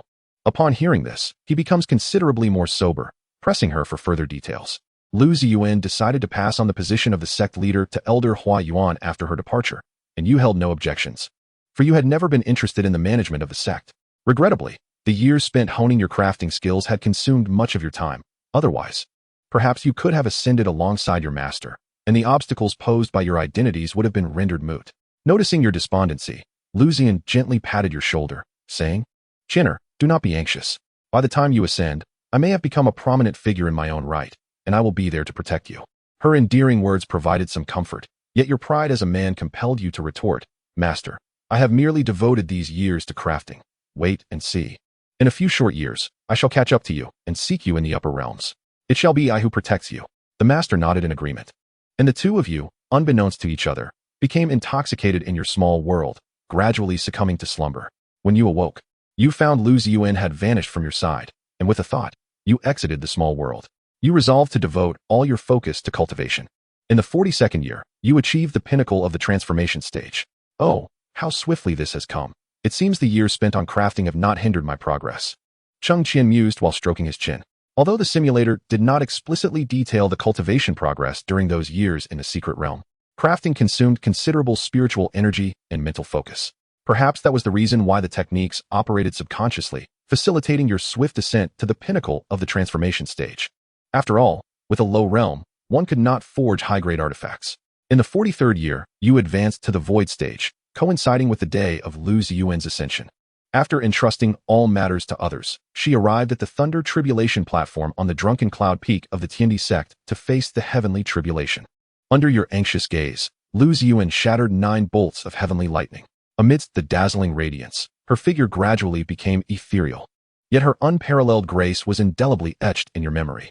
Unable to restrain yourself, you took a few steps forward, yearning to grasp that vanishing silhouette, but instead, you encountered only emptiness. "Qianer, do not be saddened. We shall meet again in the upper realms." Lu Ziyuan's voice seemed to echo from the distant heavens. Imbued with a sense of longing and hope, you stood gazing at the direction of her ascension for an eternity, until that glimmer of light completely faded from the horizon. Thereafter, you sealed yourself within your cultivation sanctuary, rendering everything around you seemingly irrelevant. You fervently absorbed the spiritual energy of heaven and earth, driven by a singular conviction, to ascend swiftly and seek your master. In the 49th year, you broke through to the fusion stage, a speed that astonished the entire Tiandi sect. Cheng Qian reflected on his own progress, murmuring, "It seems that without the constraints of perfect realms, my cultivation accelerates rapidly. Though advancing through the ranks becomes increasingly difficult, I find even this pace somewhat slow. However, you harbor no pride, for you are acutely aware of the distance that separates you from your esteemed master. During your moments of cultivation, you often take out items once cherished by your master, gazing at them quietly, as if you could glimpse her smile through these artifacts. As your prowess steadily ascends, the elixirs you concoct yield increasingly wondrous effects, prompting numerous sects to seek your favor. This strategy had long been devised in your mind, in the absence of your master. You aim to amplify the influence of your sect through your own efforts. Thus, when the time comes for ascension, your master's sect shall not languish. After all, the Tiandi sect has absorbed too few talents over the years, and you dread that, once you depart, this cherished haven infused with Lu Ziyuan's aspirations will soon be eroded by the passage of time. Moreover, in the art of forging, you have discreetly guided the elder of the Qi Peak, who has made significant strides in recent years. Under your clandestine leadership, the overall strength of the sect has begun to surpass that of Lu Ziyuan's tenure. In the 60th year, you finally reached the stage of great ascension. At this point, you have nearly become one of the foremost powerhouses on this continent, yet you have not ceased your cultivation. However, one day, as you were preparing to venture out in search of the fabled perilous lands, seeking opportunities to hasten your ascension, a colossal fireball descended from the skies of the Luo Yun kingdom, obliterating the entire Tiandi sect and the city. You perished. Chapter 129. Such abundant rewards. Cheng Qian? A fireball from the heavens? Goodness. He had anticipated that this simulation would lead to his immediate ascension. Yet he was caught off guard by a fireball. Cheng Qian suddenly recalled a previous simulation that ended in exactly the same manner. This indicates that a fireball must inevitably descend upon the Luo Yun kingdom every 60 years. Cheng Qian pondered, stroking his chin. It appears to be yet another fixed main storyline, which is quite vexing. Cheng Qian shifted his gaze to the panel, unable to suppress a gulp as he beheld the rewards. In this simulation, you may select one of the following options as your reward. 1. Child of Fortune, Orange Talent. 2. Early Stage of Great Ascension, Golden Core, Perfect Nascent Soul Stage. 3. Inheritance of the Saint of Tools, along with years of forging experience and insights. 4. Mysterious Jade Pendant, containing the divine soul of the immortal King Duan. 5. Semi-awakened Divine Beast. Upon receipt, the egg within the host's consciousness will directly evolve into a juvenile state. 6. Physical strength comparable to heavenly golden quality artifacts. Includes a mysterious technique. 7. Complete alchemical inheritance. 8. Cultivation method of the Candle Dragon S.I. Minor achievement. 9. Soul Pearl of the Merfolk. 10. Resources obtained from this simulation, including immortal-grade artifacts, Phoenix Wudong wood, and other materials. Goodness, I can hardly contain my excitement. Cheng Qian felt saliva pooling in his mouth. With 10 rewards to choose from, it is no wonder he felt like a true child of fortune. He had never felt so affluent since arriving in this world. Why not have them all? Cheng Qian ran his fingers through his hair, feeling a touch of frustration as he muttered, choose one, the child of fortune. Although the other rewards tempted him greatly, without this one, all else was mere embellishment. The foremost priority was undoubtedly to enhance his own luck. A flicker of golden light flashed and vanished after a few seconds. Yet Cheng Qian inexplicably felt a surge of clarity, as though something subtle had shifted within. With one final opportunity for simulation, he pondered what to claim next. Gazing at the earlier rewards, he hesitated. After a moment of contemplation, a peculiar smile crept upon his lips. Hee, I think I have an idea. Let's begin the simulation. Simulation commencing, generating random talents. Ding, congratulations to the host for obtaining the white talent. 3 points of enthusiasm. 3 points of enthusiasm. Whatever you do, you can only muster 3 points of enthusiasm, making it quite challenging to maintain positivity and perseverance. Cheng Qian felt no reaction. He had grown accustomed to the simulator's nature. Having just received an orange talent, it was improbable he would be bestowed anything better. Good fortune, like previously acquiring dual golden talents, was likely a once-in-a-lifetime occurrence. After all, setting aside the realm of cultivation, he was merely an ordinary person, not a child of destiny. This simulation yielded little change. After swiftly reviewing his life in 15 seconds, he arrived at the exhilarating moment of redeeming rewards. Cheng Qian smirked, rubbing his hands together. I choose the mysterious jade pendant. He had contemplated this choice earlier. Other items could be repeatedly claimed, but this particular one was purely to vex Xiaofan. Moreover, receiving the pendant years ago, along with the guidance from the old master, might yield unforeseen transformations. A flash of white light enveloped the space, revealing the dragon-patterned jade pendant floating before Cheng Qian, who reached out to grasp it. It appeared unremarkable, yet within it resided the essence of a celestial king's spirit. As he toyed with the pendant, a warm sensation radiated from his palm, signaling the imminent awakening of the spirit within. Cheng Qian remained silent, maintaining his composure. Suddenly, a thought struck him, and he silently pondered, Momo, will my conversation with you be detected by this spirit? He initially held no expectation of a response, yet soon a mechanical voice resonated in his mind. No, this simulator is supreme. No being or spirit can perceive my existence. All communications you engage in with this system have been completely shielded from detection by any living creature. Upon hearing this, Cheng Qian felt reassured, flashing a crooked smile. Indeed, I am the child of destiny. The memory of the crooked-mouthed dragon king from his past life brought forth a soft chuckle. Moments later, the pendant in his palm trembled, and an ancient voice emerged beside him. Who else could it be but Master Duan? The elder's voice carried a hint of trepidation, though he endeavored to mask his alarm as he inquired, Who are you? How did I end up here? Feigning surprise, Cheng Qian exclaimed, Huh? Who's speaking? He faintly perceived the elder's breath hitching, as though he had exhaled in relief. The elder's voice echoed once more, It is I, the jade pendant in your hand.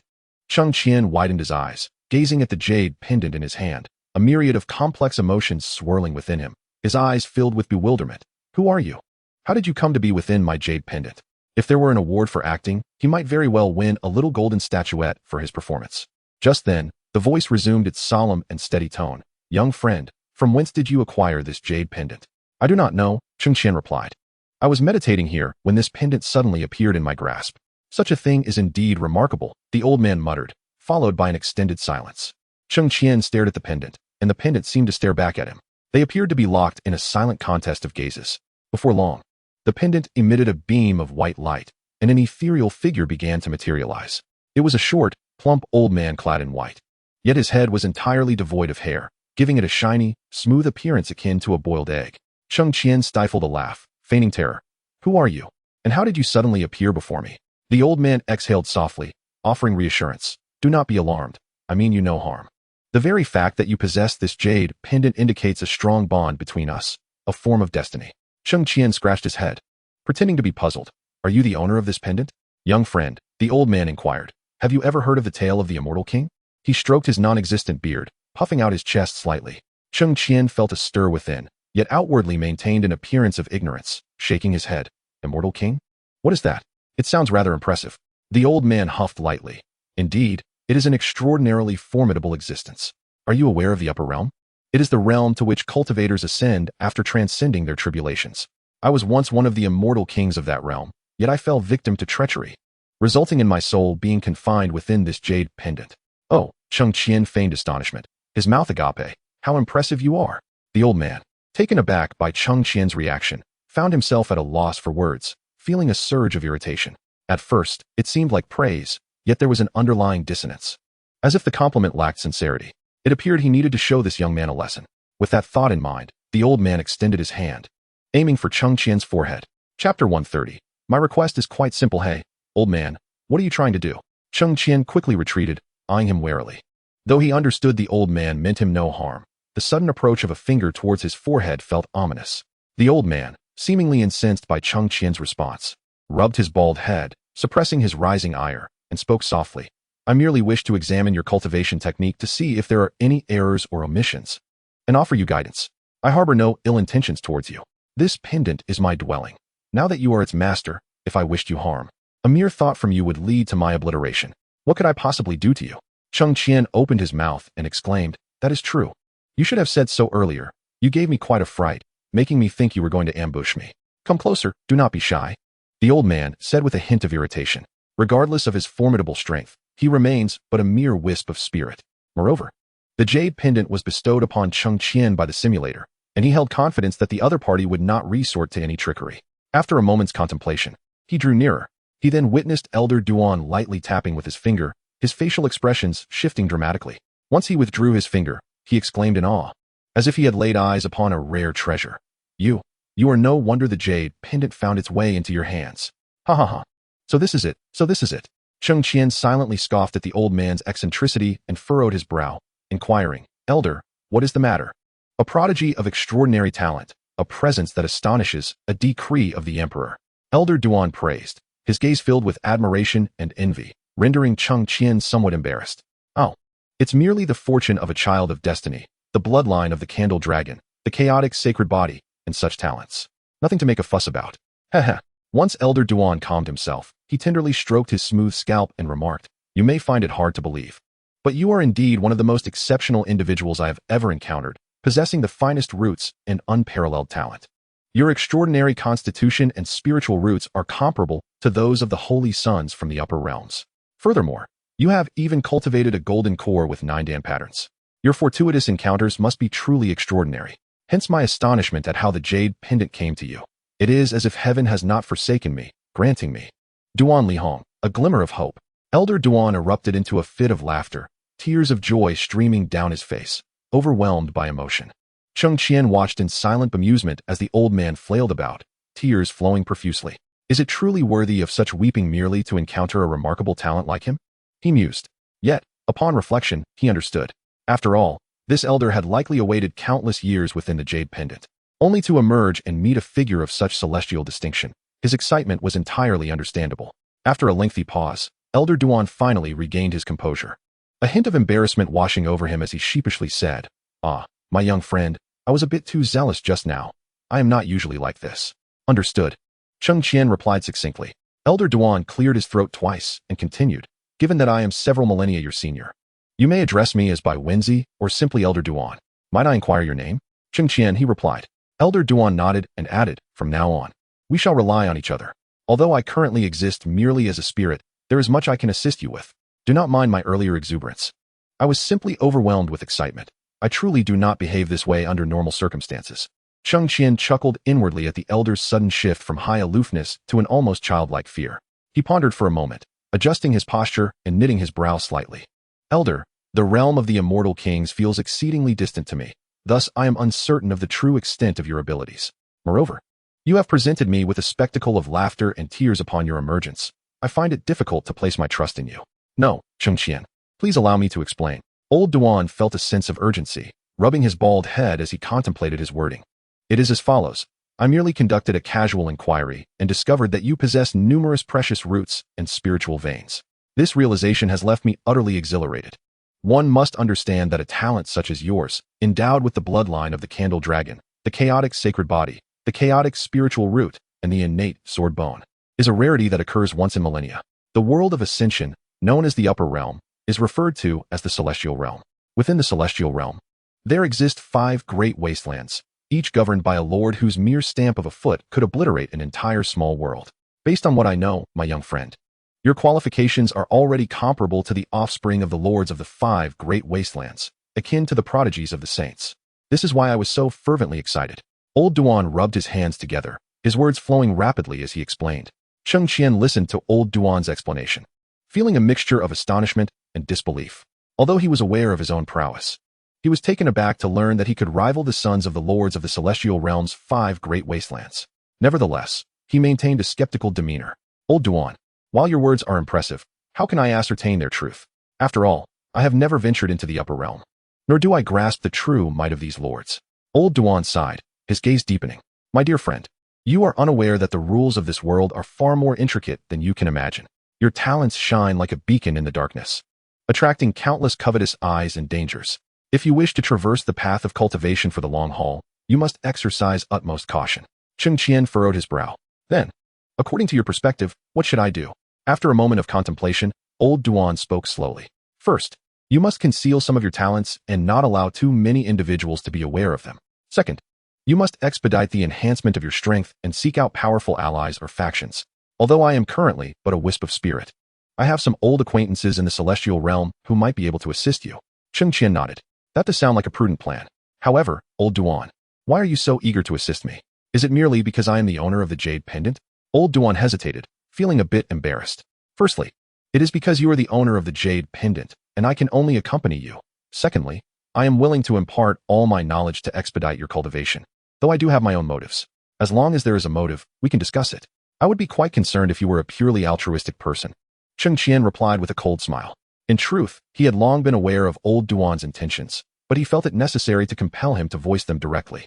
Only with the transaction laid bare could they collaborate more effectively. Otherwise, if he were to assume he was easily manipulated, it could lead to unforeseen complications. Upon hearing this, Old Duan felt a sense of relief. This is for the best. My request is quite simple. I seek only that when the opportunity arises, you assist me in finding a suitable vessel, allowing me to return to the mortal realm. Chapter 131. The Primordial Chaos Technique. Cheng Qian raised an eyebrow, having anticipated this request, yet he feigned contemplation before slowly responding. Old Duan, this is no trivial matter. A suitable vessel is often a matter of serendipity, intertwined with the intricate moral codes and taboos of the cultivation realm. Old Duan nodded fervently, his eyes brimming with sincerity. My young friend, I fully comprehend that this is no trivial undertaking. However, I do not intend to compel you to engage in any actions that contravene the natural order. I shall refrain from seizing the corporeal forms of any cultivator whose spirit remains intact. Those whose time is nearly at an end or who encounter unforeseen peril, should their bodies be appropriate, would indeed represent the most favorable choice. After waiting for so many years, I am not averse to waiting a little longer. As long as you harbor this thought in your heart, I would be immensely grateful. There exists another method, albeit considerably more arduous, Old Duan added, scratching his bald head with a hint of embarrassment. Cheng Qian gently caressed the jade pendant in his hand, its smooth and refined texture radiating a soft glow.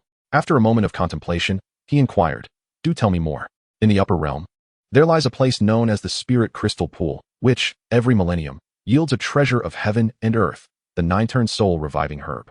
Additionally, there are the celestial spirit pearl, earth yellow essence, and phoenix feather. By gathering these 4 materials and employing an artifact known as the universe creation cauldron, using one's own spirit as a guide, one can reconstruct their physical form. However, the universe creation cauldron has been lost to the ages, its whereabouts unknown, and the spirit crystal pool is heavily guarded by formidable restrictions, making the procurement of its treasures akin to scaling the heavens. Upon reaching this juncture, old Duan could not help but let out a soft sigh. Cheng Qian furrowed his brow, pondering the words of old Duan. This indeed sounded like a feasible approach, yet the challenges appeared insurmountable. Old Duan, do you have any leads on the universe creation cauldron? Old Duan shook his head. I have only heard tales of the universe creation cauldron, knowing merely that it last surfaced during a great war between immortals and demons 10,000 years ago, thereafter vanishing without a trace. However, my young friend, there is no need for undue concern. We may first focus on enhancing your strength. Once you attain sufficient power, opportunities to seek these treasures will inevitably present themselves. Cheng Qian nodded, aware of the wisdom and patience. Yet, recalling certain matters within the simulator, he ventured to ask, Old Duan, do you possess any cultivation methods from the upper realm? Though I am endowed with innate qualities that others might only dream of, my cultivation speed is regrettably slow, and the resources I expend are vast. I wish to ascend sooner rather than later. Upon hearing Cheng Qian's words, old Duan's eyes sparkled with interest as he stroked his non-existent beard. Indeed, my young friend, I am familiar with a few upper realm cultivation techniques. However, given your unique chaos sacred body and the chaos spiritual root, conventional methods may not suffice to match your potential. I possess a tome entitled Primordial Chaos Technique, an art I fortuitously acquired in my youth within the upper realm. Cheng Qian's heart leaped with joy. The Primordial Chaos Technique. What makes this method so exceptional? Old Duan replied thoughtfully. This technique is extraordinarily compatible with your chaos sacred body and chaos spiritual root. You can harness the unique abilities of your chaos sacred body and chaos spiritual root to transmute the surrounding spiritual energy into chaos essence for your cultivation. The quality of this chaos essence far exceeds that of ordinary spiritual energy, allowing for an exponentially more efficient cultivation process. Moreover, this technique resonates with your innate sword bone. When you cultivate your swordsmanship, you can infuse the chaotic energy into your sword techniques, greatly enhancing their power. Additionally, the bloodline of the candle dragon within you will be nourished during the practice of this technique, allowing the forces of the candle dragon and chaos to intertwine, further expanding your meridians to accommodate more spiritual energy. Cheng Qian felt a surge of excitement, yet he was acutely aware that matters would not unfold so simply. Master Duan, such a formidable technique must surely come with numerous restrictions and challenges, correct? Master Duan nodded in acknowledgement. You are astute, my young friend. The difficulty lies in maintaining an utterly tranquil state of mind during cultivation, for the chaotic energy is overwhelmingly potent. Even a fleeting distraction could provoke a backlash from its force. Furthermore, each breakthrough into a new realm requires enduring the baptism of chaotic energy, a process akin to being subjected to 1,000 cuts, painful beyond what most can endure. Cheng Qian pondered briefly before responding, Master Duan, I am willing to give it a try. Despite the risks, I fear no hardship in pursuit of ascension. Master Duan smiled approvingly. Such determination is indeed rare.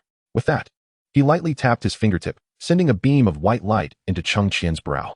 As Cheng Qian silently absorbed the knowledge, he diligently committed the nuances to memory. In a certain training ground on Tianyuan continent, Xiao Fan and Yue Yao were engaged in a fierce battle with a demon beast when, without warning, a sharp pain struck his heart. This intense stabbing sensation momentarily distracted him, resulting in a heavy blow from the demon beast. His body was hurled several meters away, and he immediately spat out a mouthful of blood. Yue Yao quickly utilized her techniques to drive the demon beast back and rushed to Xiao Fan's side. Brother Xiao Fan, what has happened? Her tender voice, laced with concern, prompted Xiao Fan to rise and shake his head. It's nothing. I was merely momentarily distracted. Let's deal with this demon beast swiftly. All right, Yue Yao replied gently. After a short while, the two succeeded in slaying the beast. Yue Yao began to gather useful materials from its carcass, while Xiao Fan, as if sensing something, gazed towards the distant south. That uncomfortable feeling has returned, and it is intensifying, he murmured to himself. Suddenly, a clap of thunder echoed across the previously tranquil sky, fleeting yet impactful. Xiao Fan looked up. Confusion etched on his face, unable to grasp the source of the disquieting sensation. Meanwhile, in an inn, Cheng Qian, having comprehended all the details of the technique, suddenly opened his eyes, a glimmer of brilliance shining within them. Over the course of a single day, He had leveraged his extraordinary insight to unravel the crucial aspects of this technique and successfully operated a grand circulation within his body, replacing the previous path of his cultivation. Unlike the former slow and cumbersome process of absorbing spiritual energy and then transforming it into chaotic energy, this technique appeared to directly influence the surrounding spiritual energy. As long as he activated the technique, the ambient spiritual power would automatically transform into chaotic energy and flow into him. The conversion process was seamless. The speed so swift that it made Cheng Qian question his very existence.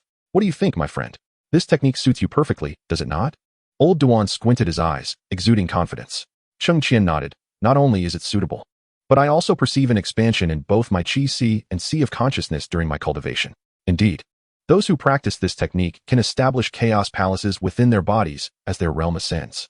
Each chaos palace serves as a wellspring of spiritual energy, far surpassing the potency of ordinary techniques.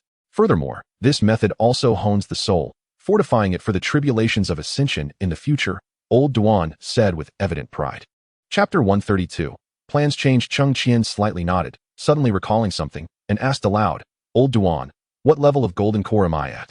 Old Duan seemed momentarily taken aback by this unexpected question, then gently responded, second layer, 6 patterns. Upon hearing this, Cheng Qian was stunned. He had not anticipated that the Wuxiang Tianjinju could elude the discerning eyes of his master in the Mahayana stage, yet was discerned by Old Duan, whose presence was but a wisp of soul. Considering that this technique might be a product of the upper realm seemed reasonable. But if he were to simulate and directly claim his realm, wouldn't that expose him? Duan Lihong, seasoned and astute, swiftly transformed his moment of surprise into a smile. Are you wondering why the method for concealing your realm isn't working? Cheng Qian was speechless, rolling his eyes and nodding. Old Duan's spirit, smiling serenely in midair, remarked, the technique you practice is called Wuxiang Tianjinju, crafted by a dear friend of mine in life. Quite the coincidence, I have learned it as well. Old age does bring wisdom. I am humbled. Cheng Qian feigned admiration, yet internally grappled with conflict. Although the simulator assured that all would be concealed, the acquired realm was frustratingly unhideable. With Old Duan always present, he could not solely claim treasures without acknowledging his cultivation level. Wouldn't that shatter his 3-year ascension dream? It appeared he would need to seek out an even more formidable concealment technique.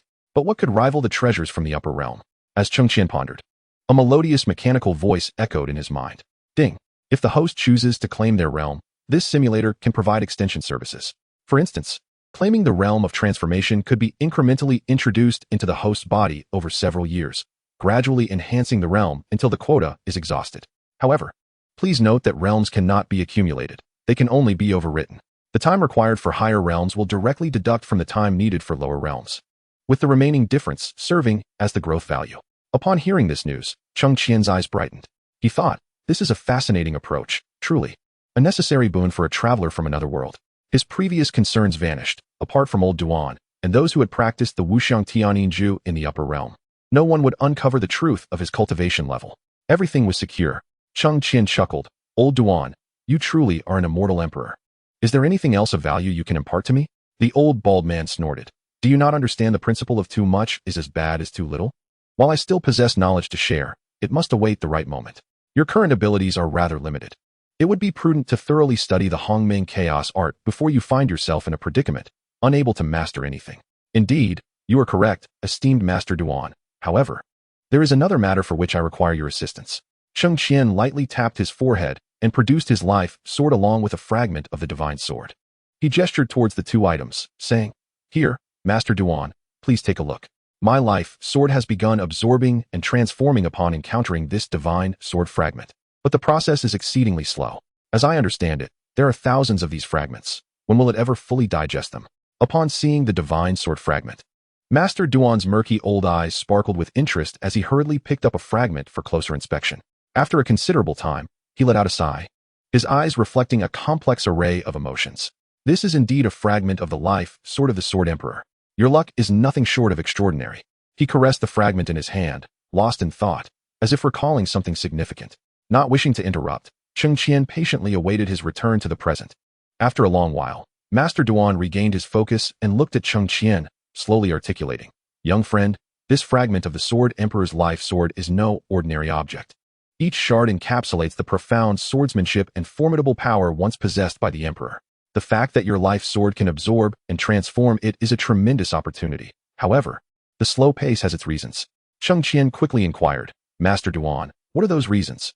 Master Duan elucidated. Though your life sword possesses spiritual essence, its current grade, coupled with your own strength, limits the absorption rate. To expedite this process, you must first enhance your own abilities, allowing your life sword to evolve in tandem. Additionally, you may seek rare materials conducive to sword artifacts' absorption of spiritual energy, such as sword core stone. Integrating it into your life sword will significantly improve the efficiency of absorption. Contemplating this, Cheng Qian nodded thoughtfully. Master Duan, where might I find this sword core stone? Master Duan stroked his bald head, pondering for a moment before responding. Sword core stones predominantly grow in frigid regions, fiercely guarded by powerful ice beasts, alongside numerous natural ice traps and mazes. The dangers are considerable, so it would be wise for you to focus on enhancing your strength before pursuing anything else. Cheng Qian acknowledged the wisdom in Master Duan's words, stowing away his life sword and the divine sword fragment. Very well, I shall heed your advice and seek the sword core stone when the time is ripe. Master Duan regarded him with an appreciative gaze, a promising pupil indeed. With that, he stretched and yawned, stating, I have just imparted techniques and engaged in conversation with you for quite some time. I find myself somewhat fatigued.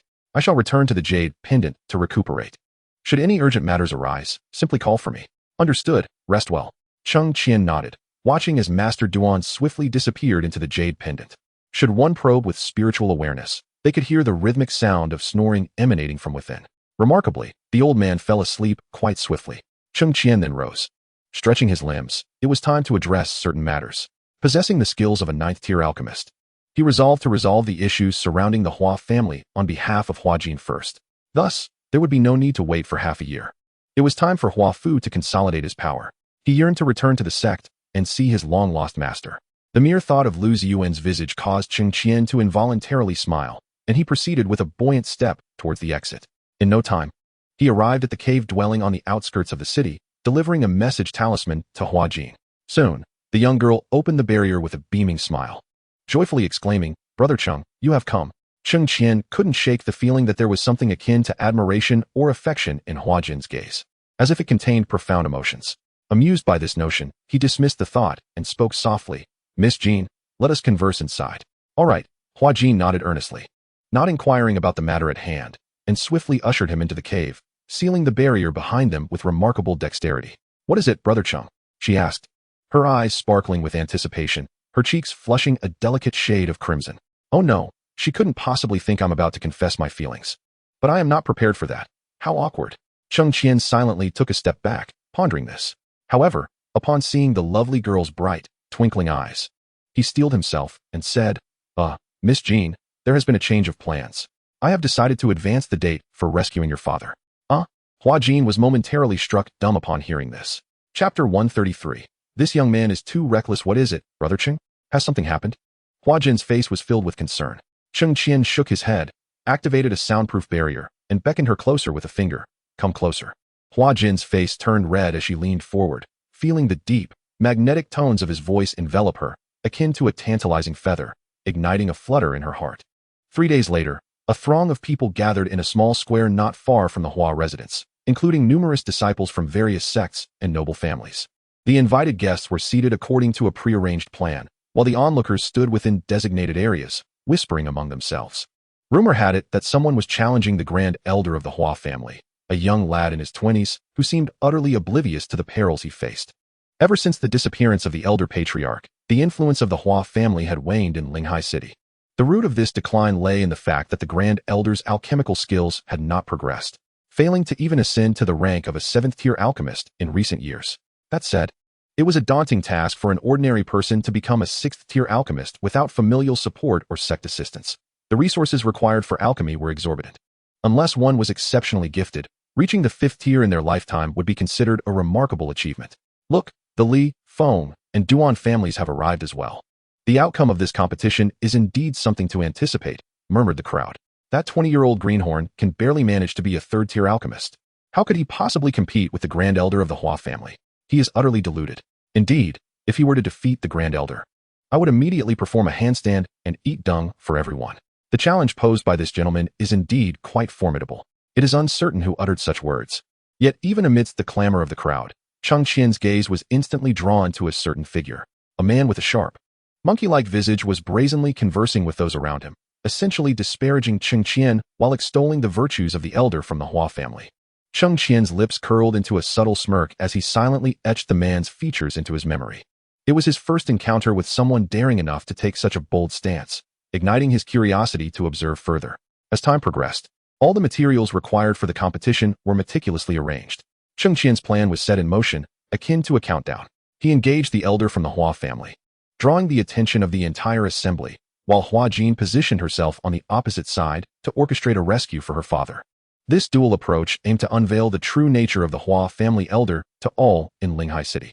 Initially, when the identity invitation was presented for a contest, the Hua elder had declined. However, upon Cheng Qian revealing a rare medicinal herb from his storage ring, the elder's mouth nearly watered at the sight. With such materials at his disposal, even a fool would find their long-standing bottleneck eased through extensive refining. Armed with this mindset and bolstered by his own confidence, the elder, observing Cheng Qian's youth, ultimately succumbed to temptation and consented to the contest. With preparations complete, Cheng Qian, clad in a flowing black robe and standing tall before one of the alchemical furnaces, awaited the commencement of the challenge. The Hua elder approached from the opposite side, his age evident, yet his eyes radiating shrewdness born from experience.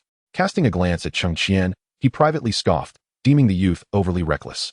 The adjudicator for this contest was Shen Xiao, the deputy master of the foremost alchemical sect in Linghai City, a friend of Lu Ziyuan. Shen Xiao was renowned for his impartiality within the cultivation world, instilling a sense of reassurance in Cheng Qian. The other three great families served as witnesses, both to ensure the contest's fairness and to observe whether the reclusive Hua elder had made advancements in his alchemical skills. The elder's proficiency would ultimately dictate the approach they would take against the Hua family, gentle or forceful. As the raucous scene settled and the two competitors stood ready, Shen Xiao raised his hand, channeling his spiritual energy to amplify his voice. "Silence, please," he commanded. After several breaths, the murmurs gradually subsided. Satisfied, Shen Xiao continued. "Ladies and gentlemen, you have been invited to witness this alchemical contest. The young man here is Cheng Qian, a direct disciple of the sect master of Tianyi sect, seeking to challenge the Hua family elder as he encounters a bottleneck in his alchemical pursuits, hoping for a breakthrough. This esteemed elder, well known to the friends of Linghai City, requires no further introduction. With Cheng Qian betting on rare medicinal herbs and the Hua elder relying on a 7th-tier alchemical formula, the stakes were set. The victor would claim the rewards offered by the opponent. The mere mention of the 7th-tier formula sent ripples of excitement through the previously tranquil assembly. The 7th-grade elixir, my goodness. Such a rare commodity, indeed. The elder of the Hua family has certainly invested a considerable amount this time. This lad, being the direct disciple of the esteemed sect leader of a grand sect, truly defies appearances. It is no wonder he has been chosen for the Hua family's contest. In my humble opinion, he is merely posturing, for the alchemical prowess of the Zhong Ding domain pales in comparison to our southern medicine. Although he is a disciple of the Heavenly Earth sect, it does not necessarily imply his alchemical skills are exceptional. I share this sentiment. After all, the elder of the Hua family possesses vast experience, and defeating this young man should pose little challenge. Amidst such discussions, Shen Xiao paused momentarily before announcing the rules of the competition. The outcome of this contest shall be determined by the quality and grade of the finished elixirs. Should the quality and grade be identical, the complexity of the alchemical process shall serve as the criterion for judgment. Now, I declare the competition officially commenced. With the proclamation, the timer was ignited. However, Cheng Qian and Elder Hua did not immediately begin their endeavors. Alchemists typically prefer to concoct potions within secluded chambers or alchemical rooms, where tranquility prevails, allowing for the creation of high-quality elixirs. Yet today, as contest unfolds before the eyes of a multitude, despite the presence of soundproof formations, no one wishes to be vanquished under the scrutiny of the crowd. This demands a heightened level of alchemical skill and a robust psychological fortitude. Given Cheng Qian's capabilities, there is no cause for concern, yet facing such circumstances for the first time, he must adjust his state of mind to ensure his strikes are precise. Conversely, while Elder Hua underestimates his opponent, he is also reluctant to be defeated by an inconspicuous youth due to psychological distractions in such a public arena. Once both parties were adequately prepared, the selection of materials commenced. Drawing upon his extensive experience, Elder Hua swiftly chose the rare ingredients he required. He thought to himself, as long as he concocted a 6th-grade elixir, this young man would stand no chance. Cheng Qian, unperturbed, adopted a rather unconventional approach to material selection, choosing items that were seldom used by others, and some that were fundamentally incompatible with the previous herbs he had held. This peculiar method of selection elicited disdain from Elder Hua, provoking murmurs from the audience below. Chapter 134. Perhaps not just a facade? What nonsense. The flame blossom and the frost root are utterly incompatible. Has this young man lost his mind? I dare say he lacks any genuine alchemical ability. The claim of being the direct disciple of the sect leader seems merely a gimmick. Though I am no expert, I recognize that the herbs he selected cannot possibly harmonize. It appears he seeks to gain notoriety here, leveraging his handsome visage to attract Na'vi young women. Ah, had you not mentioned it, I would not have considered that angle. It seems this lad is nothing but a facade, devoid of true skill. Had I known, I would have placed my bets. For Elder Hua is certain to prevail. Although Hua Jin firmly believes Cheng Qian will emerge victorious, the surrounding chatter causes her to anxiously tighten her grip. Upon hearing those words, she could not help but retort, "How can you be so certain that Elder Hua will win? From what I see, your skills are rather mediocre." You know nothing. Hua Jin, who had always possessed a gentle temperament akin to that of a rabbit, was speaking out for the first time with such fervor. Before her opponent could respond, her eyes began to glisten with unshed tears. Noticing the young girl on the verge of tears before any real argument had begun, her adversary sighed, scratched his head, and fell silent. Hua Jin secretly loathed her own weakness throughout her life. She had always been like this, her emotional disposition causing her to tear up at the slightest provocation. She wiped her eyes with the back of her hand, sniffed, and silently cheered for Cheng Qian. "Brother Cheng, you must be the most formidable and brilliant person." Meanwhile, the two had finally completed their selection of medicinal materials. Cheng Qian, gazing at the ingredients before him, fell into deep contemplation. Elder Hua, observing his expression, couldn't help but feel a sense of pride. This lad has likely chosen the wrong materials and is pondering how to rectify his mistake. Alas, this is a competition. No one will grant him a second chance. Moreover, the chosen materials must all be utilized, a testament to the cruel rules of the contest. With a sly smile, Elder Hua ceased to regard Cheng Qian and commenced the alchemical process. His technique was deft, as he meticulously added the materials into the alchemical furnace, infusing it with his spiritual energy and controlling the heat. Each movement exuded years of experience, garnering nods of approval from many onlookers, who believed this to be the epitome of proper alchemical practice. On the other hand, Cheng Qian was not lost in thought due to a misselection of materials. Rather, he was overwhelmed by the plethora of formulas in his mind, uncertain of which to concoct. Knowing too much can indeed be a burden. He murmured to himself with a smug smile, before arriving at a decision. He glanced at the materials before him and then refocused his thoughts. 100-year-old renlong grass. 50-year-old xiaoming flower. 100-year-old fuyingzi. As he recited the ingredients, he began the process of purification. The elixir he intended to brew was the 8th tier Juling Huansu Dan. This potion not only significantly enhances the user's spiritual power, but also repairs damaged meridians, and to a certain extent, restores lost vitality. Furthermore, prolonged consumption of this elixir can notably fortify a cultivator's physique, enabling them to better adapt to extreme environments and enhancing their overall combat prowess. The rarity of the Juling Huansu Dan stems not only from its potent effects, but also from the extreme difficulty of its formulation. The attributes of the flame flower and the cold wind grass are inherently antagonistic. Thus, merging them within the furnace requires precise calibration of spiritual energy infusion and temperature control down to the minutest detail. A slight miscalculation could render all efforts futile. Nevertheless, Cheng Qian remained calm and composed. He first placed the 100-year-old renlong grass into the furnace, his spiritual energy transforming into delicate threads that meticulously enveloped the grass, slowly purifying it. As his energy flowed into the furnace, a ghostly blue luminescence emerged, signaling the essence of the renlong grass being refined. Elder Hua, casting a sidelong glance at Cheng Qian, felt a surge of disdain within. This young lad, utterly oblivious to the vastness of the heavens and the earth, naively believed that concocting an 8th-tier spirit-gathering rejuvenation pill was a trivial endeavor. "I shall first successfully refine the 7th-tier rejuvenation pill," he mused.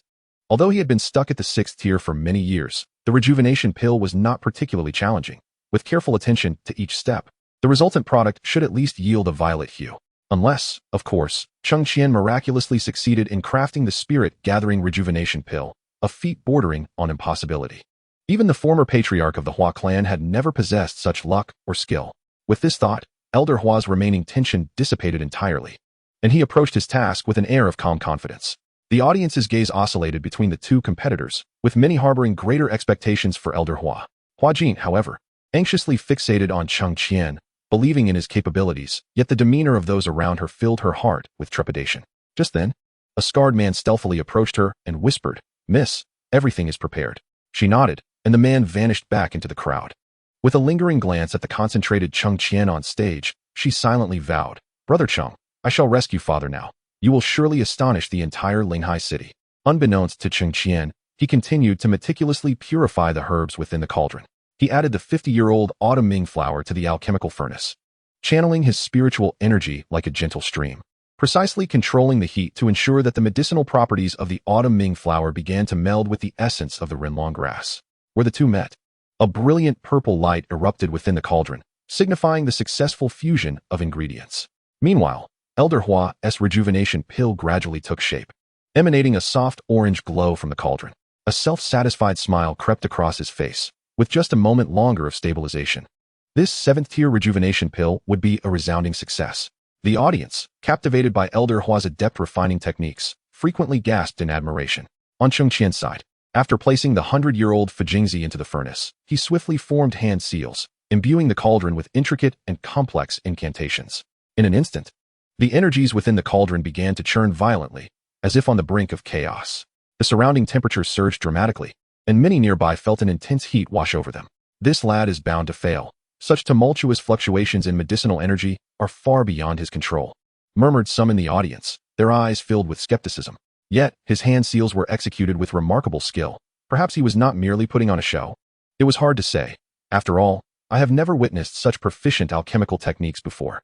The disciple of the sect master of the Heavenly Earth sect truly possesses remarkable talent. Amidst the audience's discussions, the witness on stage, Shen Xiao, observed Cheng Qian's technique, his pupils narrowing in disbelief. Impossible. This is a long-lost method. How could he possibly wield it? The sound may have been slightly loud, drawing the attention of the 3 prominent families nearby. The head of the Li family, unable to contain his impatience, inquired, "What lost technique? It seems to me that this young man merely executes the hand seals a bit faster. There is nothing extraordinary about it." In Chapter 135, Establishing Rapport, Shen Xiao silently scoffed, unable to restrain his newfound understanding of the alchemical prowess displayed by the 3 fools. It was no wonder that Hua Yi had managed to expand the Hua residence into a formidable power in Linghai City within just a few short years, establishing himself as the leader, a feat undeniably linked to his exquisite alchemical skills. Upon observing these 3 simpletons, who failed to recognize such remarkable alchemical techniques, Shen Xiao pondered the dire consequences for the reputation of the Southern medicine if they were entrusted with its future. A myriad of emotions flickered through Shen Xiao's mind. Yet his expression remained composed as he smiled gently, speaking in a congenial tone. "Esteemed family heads, you may not be aware that the seal technique employed by Cheng Qian earlier is the Lingshu seal, invented by the alchemy king 3,000 years ago. Legend has it that this technique can maximize the potency of the herbs and stabilize the balance of medicinal power within the cauldron at critical moments." The head of the Li family's eyes widened in disbelief as he turned to Cheng Qian, exclaiming, "How does this young man know such an ancient technique? Could it be that he has encountered some extraordinary fortune?" Shen Xiao's gaze shifted to Cheng Qian, with a hint of admiration in his eyes. He continued, somewhat sarcastically, "In truth, if one dedicates themselves to the study of alchemy, many ancient texts contain detailed descriptions of the techniques once employed by the alchemy king. While the precise sequence of the hand seals may have been lost, a discerning mind can still uncover traces within the ancient writings. For someone of exceptional insight, it is not impossible to recreate them through years of practice." The head of the Duan family was astounded. How can this be? Is this young man truly a prodigy in alchemy? If he can decipher lost techniques, what would that imply about his current rank as an alchemist? The unspoken conclusion lingered in the air, as the other family heads displayed expressions of shock. The implications were indeed chilling. However, Shen Xiao harbored different thoughts. If Cheng Qian could indeed refine an 8th-tier elixir with this seal technique, he would undoubtedly rise above the ordinary. Perhaps he could leverage his connection with Lu Ziyuan to cultivate a closer relationship with this young man, establishing a rapport that might prove beneficial in the future. Should failure occur, there was no need for concern. After all, embellishments pale in comparison to timely assistance. A few comforting words, compensation for any losses, and presenting some rare alchemical formulas from his sect might leave Cheng Qian profoundly grateful to the one who recognized his talent. He smiled at the prospect, envisioning the day when Cheng Qian, as a 9th-tier alchemist, would be unable to refuse his requests for assistance in refining elixirs. As Shen Xiao entertained these thoughts, a smile crept upon his lips, as if he had already foreseen the moment of Cheng Qian's submission. Meanwhile, the others wore contemplative expressions, their gazes firmly fixed on Cheng Qian, who remained oblivious to the discussions surrounding him, his focus entirely on the cauldron before him. As the ethereal imprint technique was infused into the alchemical furnace, the once tumultuous and nearly uncontrollable medicinal power gradually calmed, beginning to merge in an orderly fashion according to Cheng Qian's intent. In the front hall of the Hua residence, Madame Yumin, the wife of the esteemed elder Hua, sat savoring a cluster of purple grapes. Shortly thereafter, a hunched old man, his face alight with joy, hurried in from outside. Madam, the master is attempting to refine a 7th grade elixir this time. I believe there is an 80 to 90% chance it will achieve purple quality. The old man, known as Uncle Fu, was the steward of the Hua family and had always been elder Hua's right-hand man, having played a significant role in the past betrayal of Hua Yi. Upon hearing this news, Madame Hua squinted, the crow's feet at the corners of her eyes deepening. Yet her spirits soared. Ah, so this means the master has finally broken through his long-standing bottleneck? Excellent. Once he ascends to 7th grade alchemist. I wonder how those old hags from the Li and Duan families will dare to mock me. Uncle Fu nodded eagerly, indeed. I am certain the master will succeed this time. Madame Hua delicately brushed her fingertips against the fine lines at her eye corners, then beckoned Uncle Fu closer, whispering, "Has someone been assigned to watch over the master's courtyard?" Uncle Fu glanced around the hall to ensure no one was present and nodded before the master departed. He entrusted this matter to me, and I have already made arrangements. You need not worry at all, madam. Madame Hua nodded in satisfaction. Good. This matter cannot be taken lightly.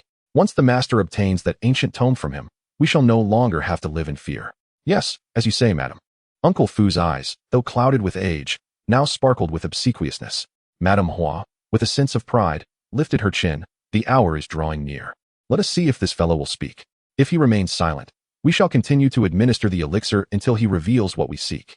After all, we have waited all these years.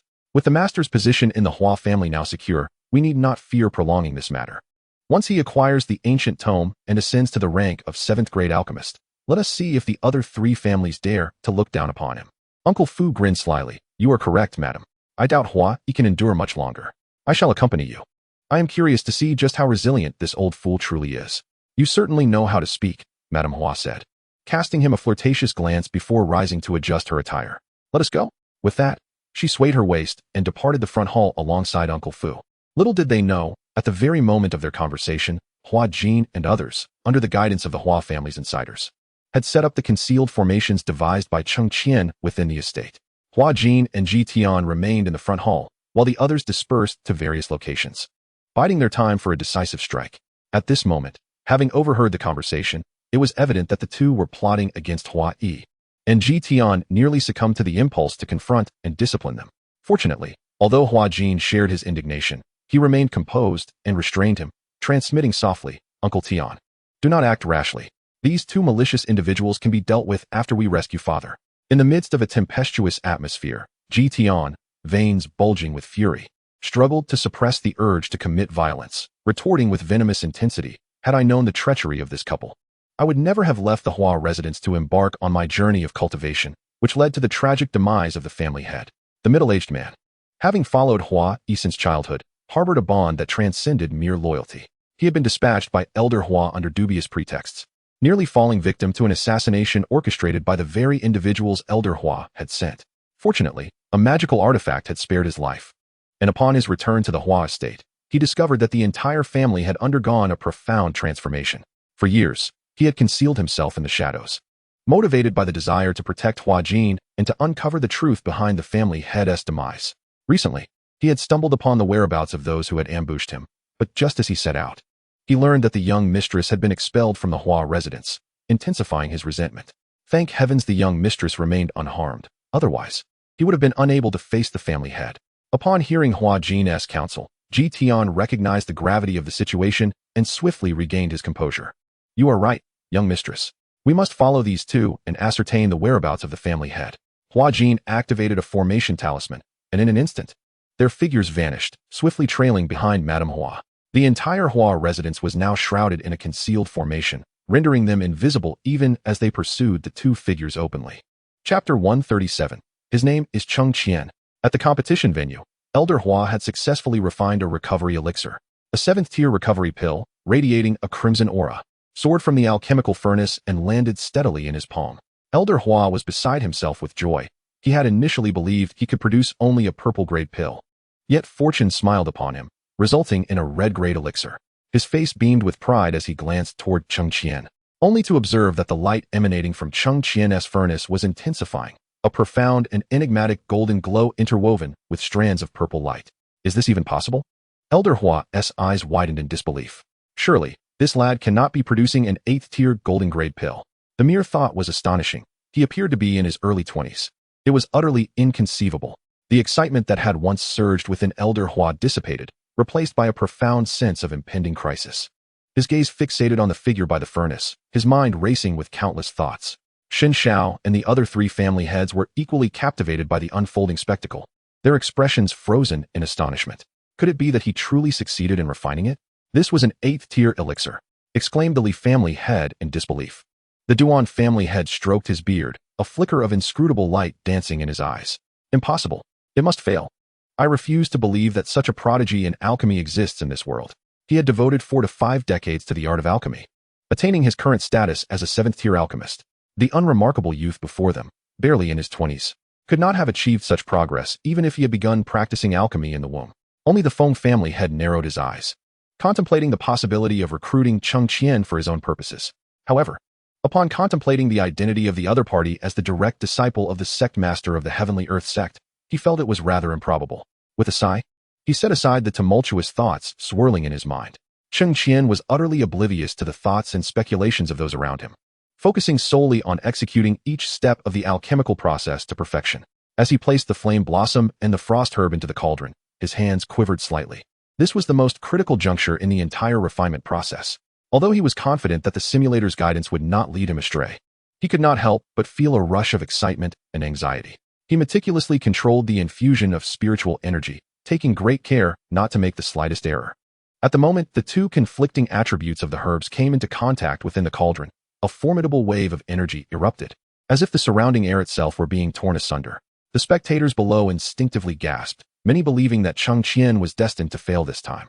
Whispers erupted like flies buzzing in the summer heat, causing Xin Xiao, standing on the stage, to furrow his brow in concern, yet he dared not interrupt, fearing that any movement on his part might distract Cheng Qian. The audience, however, was unconcerned about such matters. They knew that the alchemist was surrounded by a soundproof barrier and began to murmur amongst themselves. I believe this lad might truly be capable of refining an 8th-grade elixir. He's merely a novice. I refuse to believe he can succeed. The flame blossom and frost herb are inherently incompatible and cannot possibly merge. What about the formula for the gathering spirit void elixir? If predecessors could refine it, why can't we? Hey, are you intent on debating with me? Besides the alchemy king, can you name anyone in the past 3,000 years who has successfully refined the gathering spirit void elixir? If you can, I shall kneel and admit my fault. The questioned party pondered for a moment and finally sighed. It seems there truly isn't anyone. Had I not seen the herbs in the formula, I wouldn't even be certain he was attempting to refine this particular elixir. Many had previously sought to challenge the 8th-grade elixir, but they all seemed to meet with failure. A youth with a pointed chin smirked. Look at the state of his cauldron now. I wager it will explode before long. Who knows? Let's wait and see. I can't draw any conclusions just yet. Meanwhile, within the cauldron, the properties of the herbs clashed as if they had consumed strong spirits, colliding violently. Yet Cheng Qian remained unperturbed, suddenly producing a small handful of inconspicuous spiritual dust grass. This was the first herb he had selected during the gathering process. The spiritual dust grass was remarkably diminutive, often overlooked in the herb garden, and possessed little potent efficacy on its own. However, Cheng Qian was acutely aware of its unique properties. In the midst of this fierce conflict between the 2 opposing herbs, the spiritual dust grass could play an unexpectedly pivotal role. This was the essential secret to successfully refining the gathering spirit void elixir, a crucial factor that had eluded alchemists in the Tianyuan continent for the past 3,000 years. As for why the alchemy king was able to refine the potion, it is likely that he inadvertently mixed the spirit dust grass with some other medicinal ingredients, resulting in a stroke of fortune.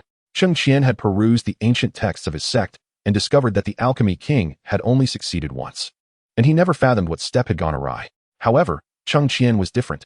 He had received several inheritances from secret realms within the simulator, one of which elucidated the precautions associated with this particular elixir. The reasons behind the incomplete recipes of the Tianyuan continent were matters beyond his consideration. Cheng Qian gently cast the spirit dust grass into the alchemical furnace, and in an instant, it transformed into delicate strands of pale green light, gradually permeating the medicinal energies of the fervent flame blossom and the frosty herb that were clashing violently.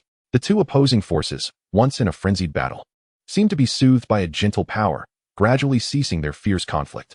The red and blue lights intertwined, beginning to meld together, and the once tense alchemical furnace, which seemed on the verge of explosion, gradually calmed. Elder Hua, witnessing this scene, widened his eyes in astonishment. He could scarcely believe that Cheng Qian possessed such skill. The onlookers below also displayed expressions of surprise, and those who had confidently predicted Cheng Qian's failure now hesitated to draw conclusions. Everyone held their breath in concentration, eager to ascertain whether Cheng Qian would succeed in his endeavor. At this moment, the quality of the elixir mattered little. The ability to merge two conflicting medicinal properties captivated everyone's curiosity regarding Cheng Qian's methods. As the final vestige of medicinal energy was integrated, Cheng Qian swiftly formed seals with his hands, casting intricate incantations upon the alchemical furnace. A deep, resonant hum emanated from within, as if responding to Cheng Qian's commands. It was working. Xin Xiao could not contain his excitement, and even rose to his feet. The head of the Duan family stared intently at the furnace, his skepticism gradually giving way to astonishment. Just as all eyes were fixed upon that focal point, Cheng Qian bellowed, "Rise." The lid of the furnace slowly ascended, and an 8th-tier spirit-gathering pill, radiating a brilliant golden light interspersed with rich violet hues, gracefully emerged from the furnace. The fluctuations of its medicinal power were palpable to all present. A profound silence fell over the crowd, followed by a thunderous eruption of cheers and gasps of awe. He truly refined an 8th-tier spirit-gathering pill. It was nothing short of miraculous. What was this young man's name again? Cheng Qian. His name is Cheng Qian. Chapter 138, Floral Power. How do you find this gift? Cheng Qian smiled with satisfaction as he gazed at the radiant 8th-tier spirit-gathering pill in his hand. Although he had anticipated this outcome, demonstrating his alchemical prowess in front of a crowd during a competition was a different matter altogether. To claim he was not exhilarated would be a falsehood. As he observed the crowd erupting in thunderous applause, chanting his name, the feelings of fulfillment and accomplishment surged to their zenith. What a thrill! Cheng Qian curled his lips into a smile and stretched lazily, softly uttering a phrase. However, upon surveying his surroundings, he found no familiar faces, which left him feeling somewhat disappointed. If only his master were here. Hua Jin had also gone to rescue Hua Fu, and the joy that resided in his heart had no one to share it with. At that moment, the voice of the aged Duan resonated in his consciousness. Young Cheng, congratulations. You are truly a singular genius unlike any other I have encountered. Hearing these words, Cheng Qian's previously gloomy mood instantly brightened. He rubbed his nose and responded. Duan Lao, are you quite the flatterer? Duan Lao, unfazed, cheerfully replied, "This is not flattery. I merely speak the truth." Indeed, one could only commend Duan Lao for his discerning eye. Cheng Qian laughed. The two exchanged banter for a while the scene regained its composure under Shun Zhao's management. Meanwhile, the once self-assured elder Hua displayed a complexion that fluctuated between green and white. He had initially believed that concocting a 7th-tier red-quality revival pill was an extraordinary achievement, only to find that a little-known youth like Cheng Qian had overshadowed him entirely. He fixated on the pill in Cheng Qian's hand, feeling a mix of jealousy and resentment. All he could do was hope that the pill held no efficacy. Elder Hua thought darkly. The atmosphere finally settled as Shun Xiao and the other 3 clan leaders positioned themselves at the center of the competition stage, ready to assess the quality and effects of the pills. As Shun Xiao approached Cheng Qian, he whispered, "Brother Cheng, you truly are a revelation. This gathering spirit pill has not been successfully crafted for 3,000 years, yet you have accomplished it today. Such an achievement will undoubtedly leave a significant mark in the annals of alchemy." Cheng Qian humbly smiled and replied telepathically, "Brother Shun, you flatter me. I merely had the fortune of good luck coupled with the foundational formulas of predecessors, which led to this result." Xin Xiao nodded, carefully taking the pill from Cheng Qian's hand, probing its tier with his spiritual sense, inhaling its aroma, and gently tasting a small portion to ascertain its ingredients and effects. The other 3 clan leaders followed suit, revealing a myriad of expressions. Among them, the expression on the head of the Duan clan was the most remarkable. He had never anticipated that the 20-year-old before him possessed such profound expertise in alchemy. His previous disdain had truly blinded him. The head of the Feng clan also abandoned any thoughts of recruiting Cheng Qian. A person of his caliber could never be confined to a corner. The Tianyuan continent might merely be a scenic stop on his path to success. No one could imprison this dragon. Not the Feng family, not the Hua family, and certainly not even the Tiandi sect. After tasting both pills, the head of the Li clan could not help but burst into laughter, patting elder Hua's shoulder. "Old Hua, who would have thought you would fall to such a young lad? Truly amusing." Elder Hua, infuriated, could only stomp his feet in frustration. Unable to confront the head of the Li clan in front of so many onlookers, his face a kaleidoscope of emotions, which appeared quite comical indeed. Seeing this, Xin Xiao promptly interjected, "All right, Talents emerge in every generation. The long-awaited gathering of spirits and the virtual elixir have been successfully refined by young Master Cheng. I believe there are no objections from anyone regarding the outcome. The head of the Feng family was the first to voice his agreement. No objections, I choose Cheng Qian.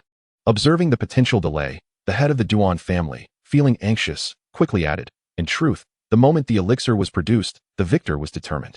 The quality, appearance, and efficacy of the elixir refined by Cheng Qian are unparalleled, without any doubt. After speaking, he cast an eager glance at Cheng Qian. At that moment, Cheng Qian, buoyed by the praise, responded with a smile, which delighted the head of the Duan family, who inwardly mused, I'm fortunate to have supported him in time. The head of the Li family, witnessing the plight of Elder Hua, was equally pleased and nodded, I too choose Cheng Qian. Competing with such an elixir against Elder Hua would be an affront to young Master Cheng's alchemical skills. Elder Hua pointed at him. Shen Xiao quickly stepped in to mediate. All right, I will announce the results now. He waved to the excited audience below, and silence enveloped the venue. With a serious expression, Shen Xiao solemnly declared, I announce that the winner of this competition is Cheng Qian. A tremendous cheer erupted, echoing throughout Linghai City. Although Elder Hua wore a grim expression, he reluctantly accepted defeat and presented the prepared items, which Shen Xiao handed over to Cheng Qian. As the competition concluded, Elder Hua intended to turn and leave, needing to vent the humiliation he had suffered today on Hua Yi. Who could have imagined that such a young lad, at merely 20, possessed such remarkable skills? Truly, a case of losing the hen while trying to steal the grain.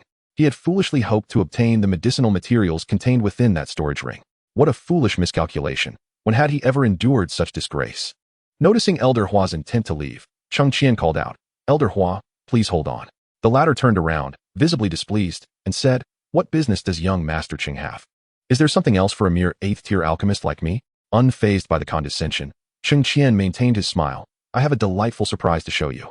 This is a gift I have long prepared for you, Elder Hua. I hope you will graciously accept it. Upon hearing this, the crowd exchanged glances. Even Elder Hua was momentarily taken aback, perplexed. What gift? You prepared a gift for me? Perhaps he had misjudged the young man. Cheng Qian might have admired him all along, viewing him as a guiding light in his pursuit of alchemical mastery, striving to compete alongside him. With this thought, Elder Hua's expression softened, the previous gloom dissipating. Rubbing his hands together, he beamed. Oh, how embarrassing. Young Master Cheng, you are truly too kind.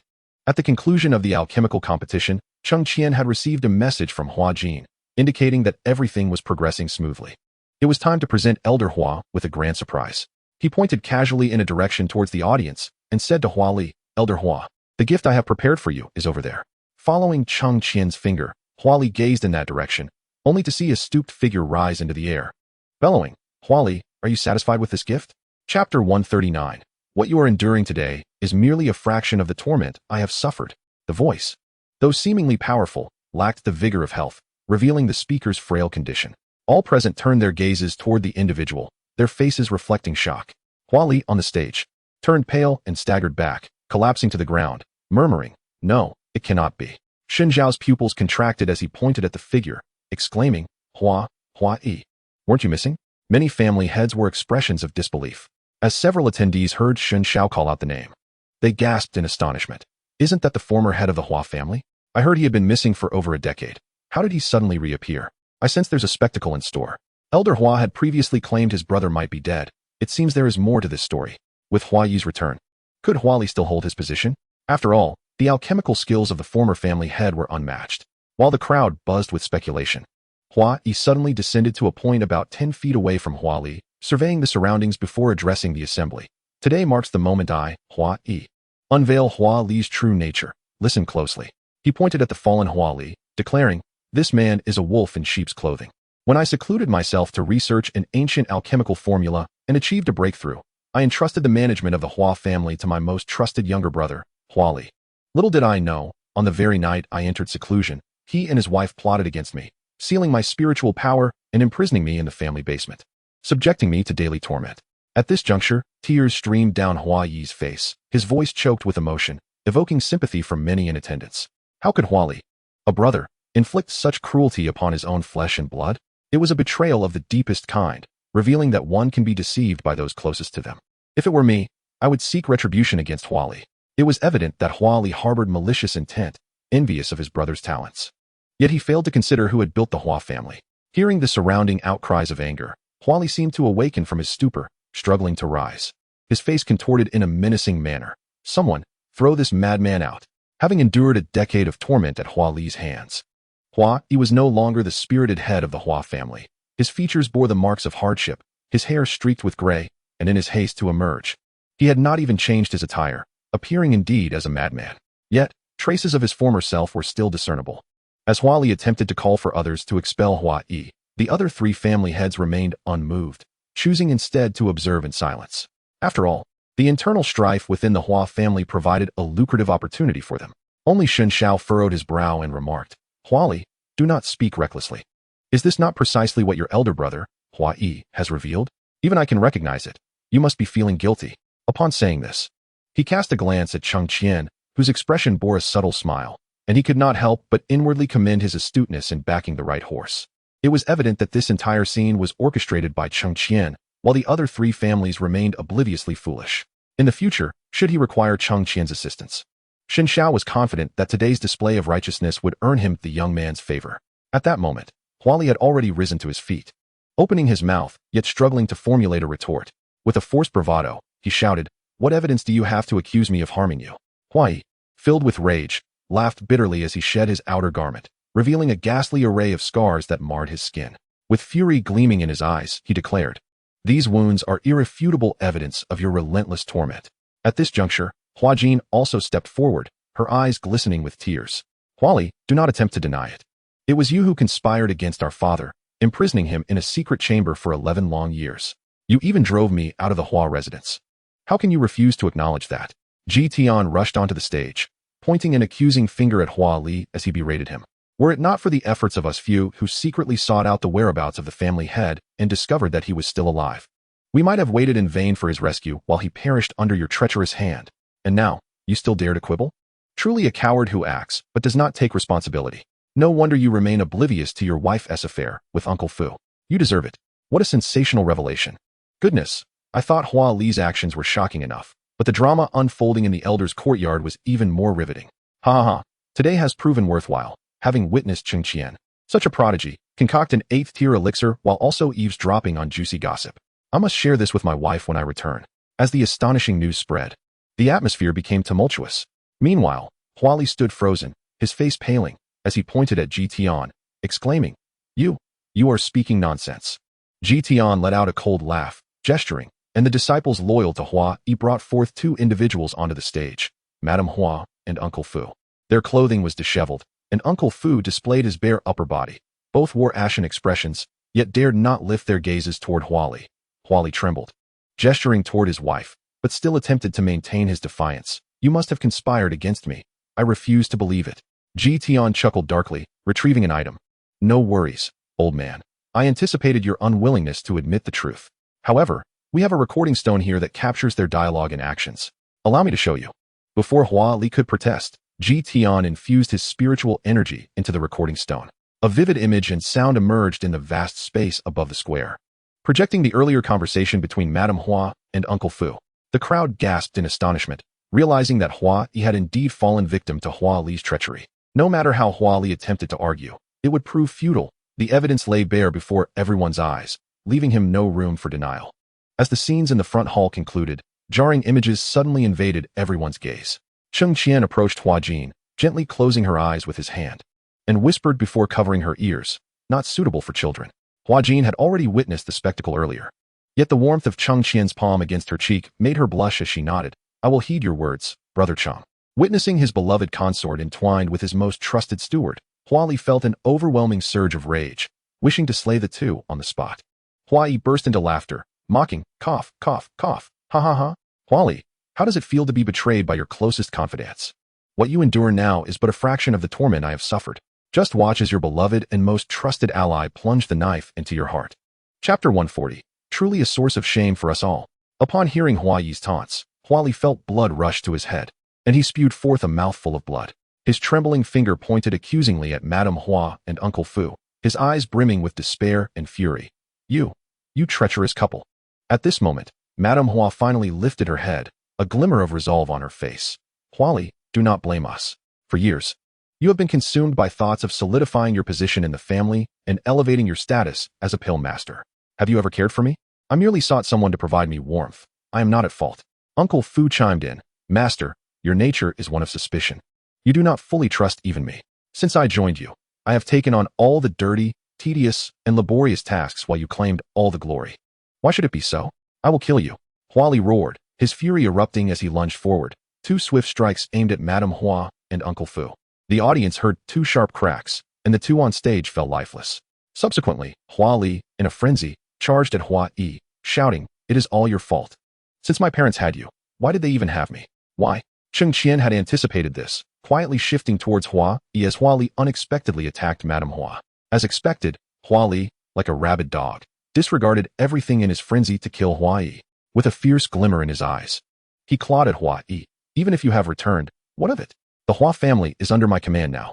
As long as I eliminate you, who can contest my authority? Hua Yi, having been imprisoned for years, was left with barely a fraction of his former prowess and was physically weak. Seeing Hua Li's aggressive approach, he could only despairingly close his eyes. Suddenly, he felt a rush of wind, and a melodious voice resonated before him. Hua Li, your opponent is me. Hua Yi opened his eyes in astonishment, witnessing Cheng Qian's towering figure shielding him, stirring profound emotions within him.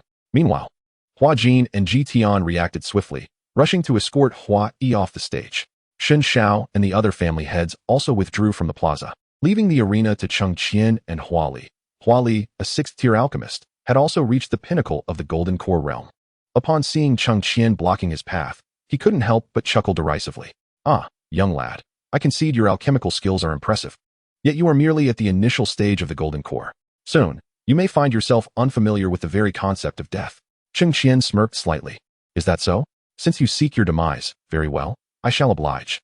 With that, Hua Li initiated the assault, his hands morphing into claws as he unleashed the Hua family's ultimate technique, the illusionary claw. In an instant, his palms became ethereal, resembling countless phantoms, rendering Cheng Qian unable to discern the real from the illusory.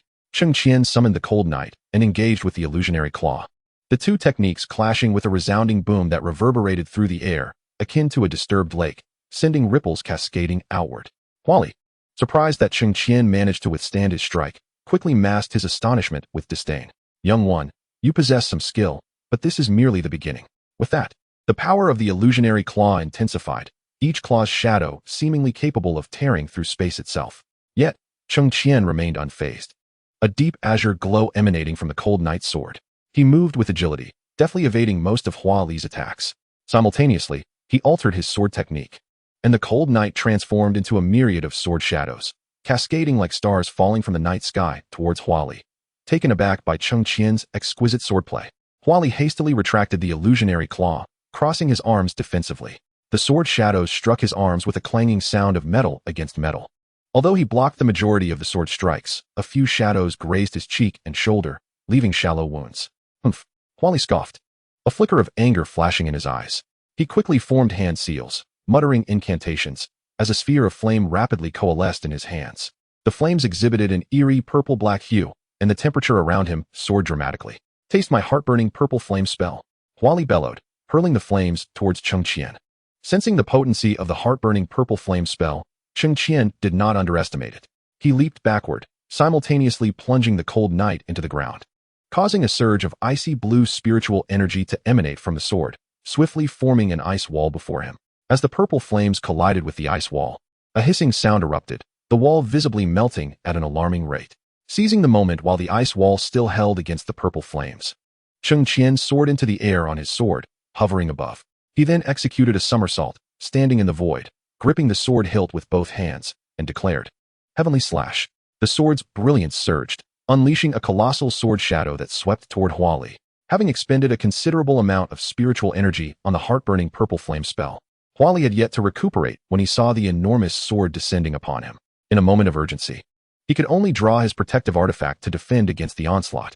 Bang, bang, bang. The sound of impact echoed as the artifact began to show signs of cracking, and within 3 breaths, it shattered with a thunderous crash. Cheng Qian seized the opportunity, once more wielding the sword Han Yi, charging directly towards Hua Li. The latter, caught off guard, was struck in the chest by the sword's energy, sending him flying backwards to crash heavily onto the ground. Coughing, Hua Li spat out several mouthfuls of blood, struggling to rise. His eyes widened in disbelief as he gazed at Cheng Qian, his heart filled with resentment. How could you possibly be this strong? With the Han Yi sword in hand, Cheng Qian slowly approached Hua Li, taunting, "Old fool. I suspect your cultivation has been artificially enhanced through pills. After refraining from combat for so long, having fought you for just a brief moment, I have yet to even loosen my bones." The onlookers erupted into hearty laughter. Hua Li continued to struggle, yet was unable to rise, suddenly spitting out a mouthful of old blood before losing consciousness. "Those who commit unjust acts shall meet their demise," Cheng Qian scoffed, sheathing his sword and standing tall. As the battle concluded, cheers erupted from the crowd. "Incredible, Cheng Qian. Not only an 8th grade alchemist, but his cultivation level is also astonishingly high. Today has truly been an eye-opener. No wonder he was accepted as a direct disciple by the sect master of the Tiandi sect when that sword move was executed. I felt goosebumps all over. Such an unprecedented sword technique. He just called it Heaven's Severance. It must be his own creation. How enviable. Not only is he handsome, with unparalleled alchemical skills, but his swordsmanship is also remarkable. It truly makes us feel inferior." The murmurs around him reached Cheng Qian's ears, evoking a sense of bashfulness within him. He never intended to steal the limelight, but being a natural genius, he inevitably stood out, attracting the attention of many. Just then, he noticed a young man with a pointed face and monkey-like features, attempting to sneak away from the crowd. Cheng Qian bellowed, "You stand right there." The young man, who had been looking down to escape the throng, suddenly sensed an eerie silence enveloping him. His scalp tingled as he felt someone standing before him, prompting him to turn and flee. However, just as he took a step, his collar was seized from behind, and a magnetic male voice resonated. "Where do you think you're going? At the start of the match, did you not proclaim that if I defeated Hua Li, you would perform a handstand and eat excrement for everyone to see? What is this? Now you wish to renege?" Laughter erupted from the crowd at this remark. The young man struggled, but found himself trapped in Cheng Qian's iron grip. Resigned, he turned around with a sycophantic expression, saying, "Oh, great genius alchemist Cheng. Please overlook my earlier words. I merely spoke without thinking. Would you be so gracious as to forgive me?" "Ah, trying to back out, are we?" Cheng Qian chuckled lightly. Though naturally benevolent, he had no intention of letting this opportunity for amusement slip away. The crowd began to chime in. "Indeed. I stood right beside you and heard your words. Now that Master Cheng has triumphed, you wish to weasel out of it, do you? I, for one, will not permit it. Ha ha ha. A true man must honor his word. Once uttered, it cannot be taken back. I've never witnessed such a performance. Do enlighten us." Upon hearing such words, the young man felt an overwhelming urge to weep, silently cursing his own indiscretion. His gaze became frantic, darting around in confusion, unsure of how to proceed. Just as it seemed he might burst into tears, Cheng Qian, displaying unexpected mercy, released his grip. "Enough. Refrain from uttering such absurdities in the future. However, I cannot simply let you off the hook." The young man hastily clasped his hands in a gesture of supplication, pleading, "Master Cheng, please dictate your punishment. Anything but that thing." At this, his face flushed crimson, prompting laughter from those around him. Cheng Qian stroked his chin thoughtfully before proposing, "Very well, you shall walk out of the square in a handstand, and I shall overlook your transgression." "Agreed. No problem at all. Master Cheng, you are truly handsome, kind-hearted, and an exceptional alchemist, adored by all," the young man exclaimed, showering Cheng Qian with a cascade of flattery that brightened his mood. Cheng Qian waved his hand dismissively. "Hurry up. With a tongue like yours, you should be telling stories instead." Nodding eagerly, the young man moved aside, offering a sycophantic smile. "As long as Master Cheng is happy." With that, he placed his hands on the ground and slowly assumed a handstand. Though it proved somewhat strenuous, he persevered, using his hands to shuffle outward. "Excellent upper body strength," Cheng Qian praised, recognizing the young man's adaptability and potential. As the spectacle concluded, the onlookers began to disperse. Meanwhile, the Hua family, having tied up their affairs, approached, with Hua Yi now informed by Hua Jin that the entire plan had been orchestrated by Cheng Qian. Gazing at the handsome youth before him, he felt an immense satisfaction. "Thank you, young friend. Might I invite you back to the Hua residence?" Hua Yi, frail in health, knew that even with a few companions, reclaiming the position of steward of the Hua family would be challenging, especially after Hua Li had held the position for 11 years, replacing most of Hua Yi's trusted allies. Without hesitation, Cheng Qian nodded. "It is only right." Meanwhile, Shun Xiao and the head of the Feng family, who had initially sought to win Cheng Qian's favor, stepped forward. "Do you require our assistance?" Aware of their intentions to ingratiate themselves with Cheng Qian, Hua Yi nonetheless acknowledged the value of additional support and nodded. "I would appreciate your help." Thus, a grand procession made its way toward the Hua residence. At that moment, chaos reigned within the Hua household.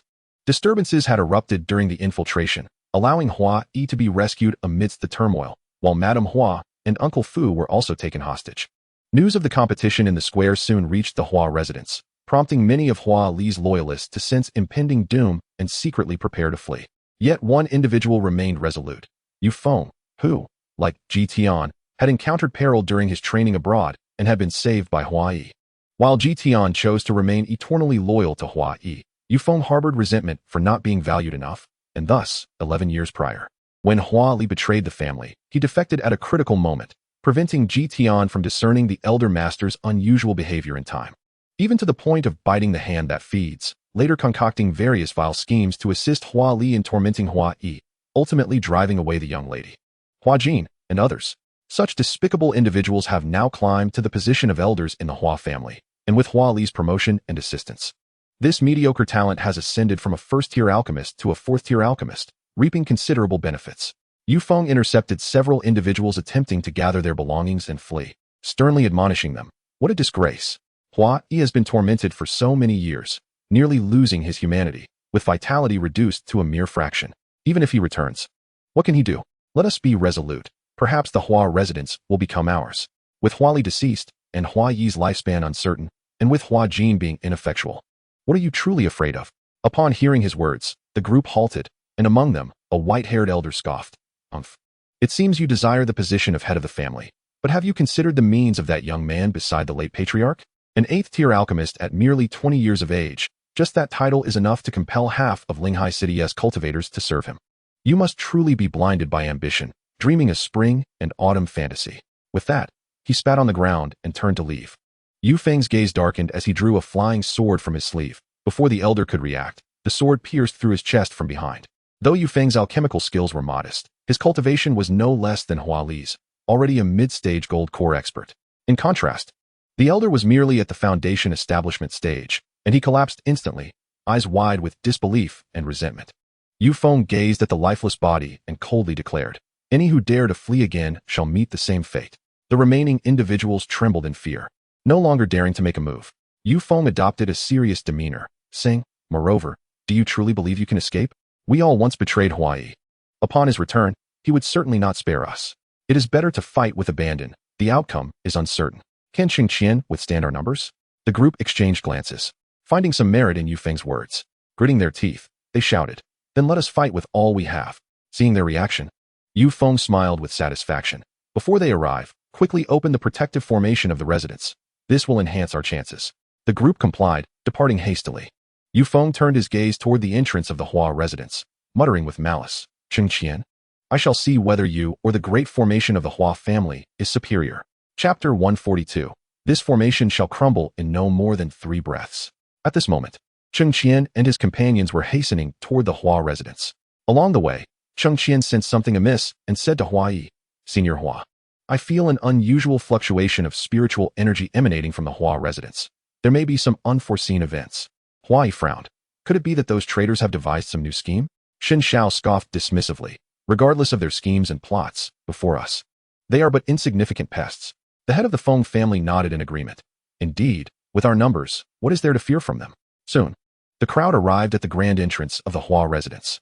Surrounding the estate was a faint halo, an indication that the protective formation had been activated. Hua Yi felt a surge of indignation. How shameless. They had the audacity to activate the protective array. From within the formation, the voice of Yu Feng echoed, "Hua Yi, did you think we would sit idly by? With this protective array in place, you shall not set foot inside the Hua residence. Despicable scoundrel. If it weren't for the master back then, you would have perished at the jaws of the flame hound. Not only did you betray the master, but now you also dare to use the formation to hinder his return. How utterly shameless." Ji Tian could no longer contain himself and began to scold loudly.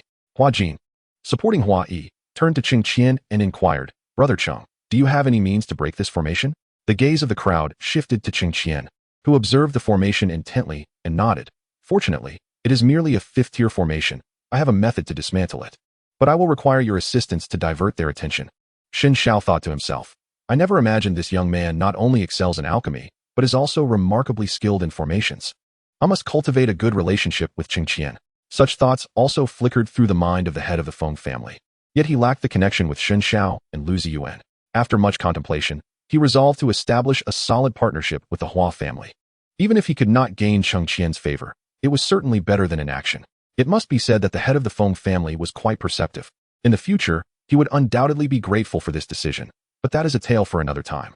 Meanwhile, Xin Xiao, the head of the Feng family, and the former subordinates of Hua Yi began their assault on the formation. Various spells and spiritual energies clashed against the array, erupting in dazzling brilliance. Yu Feng, commanding those within the formation, observed the fierce onslaught outside and felt a twinge of concern. Nevertheless, he feigned composure and shouted, "Everyone, do not panic. This formation is indestructible. As long as we unite our efforts, they cannot breach our defenses." However, Cheng Qian was already in the process of searching for a weakness in the array. He paced slowly around the formation, sensing the flow of spiritual energy along the barrier. Although a fifth-tier formation is not overly complex, it requires careful consideration. Hua Jin watched Cheng Qian anxiously from the side. She understood that he was the key to their success in breaking the formation, yet at that moment, she felt utterly helpless, her large eyes brimming with unspoken grievances. She thought to herself, if only I were a bit stronger, then I would have the right to stand beside Brother Cheng. Despite his physical weakness, Hua Yi gritted his teeth and stood guard, ready to prevent any sudden attacks from within the formation. Sensing his daughter's emotions, he gently ruffled Hua Jin's hair and transmitted a message. "My dear, it is best to take the initiative. A fine young man like Cheng Qian, if you let him slip away, you shall regret it later." Hua Jin's cheeks immediately flushed crimson. "Father, what nonsense are you talking about? Do you not know your own heart? Listen to me. Make sure to solidify your bond. Do not fear that this young man will refuse." Hua Yi chuckled lightly, seemingly envisioning a certain scenario, unable to suppress a few coughs. Hua Jin's face flushed crimson as she lowered her gaze to the tips of her shoes, lost in her own thoughts. Approximately a quarter of an hour later, Cheng Qian's eyes suddenly fixed on the southeastern corner of the Grand Formation, where he discerned a disturbance in the spiritual energy compared to the surrounding areas. A surge of joy filled his heart. This appeared to be a weakness in the formation. He promptly shouted to the group attacking the formation, "Everyone, concentrate your efforts on the southeastern corner. It is the formation's vulnerable point."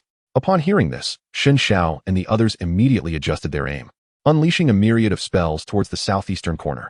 In an instant, the radiance at that corner flickered more violently, seemingly on the verge of collapse. Yu Feng, witnessing this, was taken aback and hastily redirected the energy of the formation to bolster the southeastern corner's defenses. However, he understood that this was merely a temporary measure. Without a viable solution, the formation would inevitably be breached. Gritting his teeth, Yu Feng instructed a low-ranking elder beside him. "Take a few individuals and exit through the back courtyard. Circumvent them and launch a surprise attack to disrupt their rhythm." The elder complied, stealthily leading several subordinates out of the Hua residence using the formation symbols. At that moment, Cheng Qian was not idle. He retrieved various materials for setting up a formation from his storage ring and began to arrange the formation plates on the ground. This was a small-scale amplification formation, which, when completed, would significantly enhance their spiritual energy, making their assault on the formation's weak point far more effective.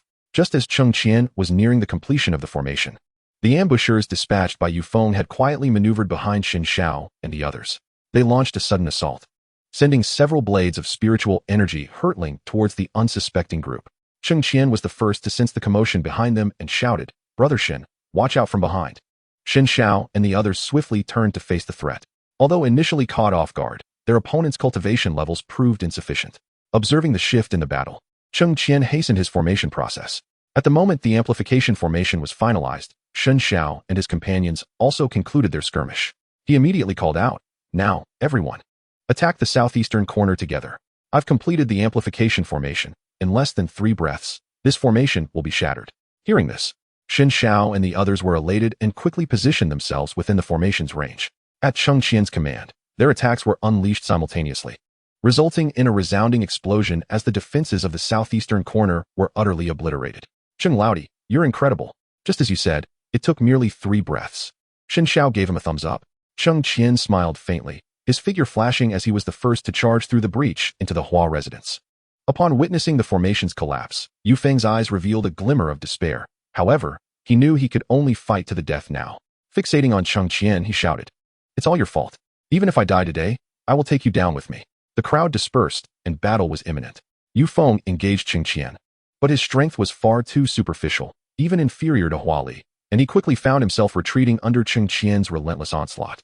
Upon witnessing such a scene, an inferno of rage surged within Yu Feng, his countenance betraying a hint of madness as he bellowed towards Cheng Qian, "If you deny me a path to life, then let us perish together. Ha ha ha." Chapter 143.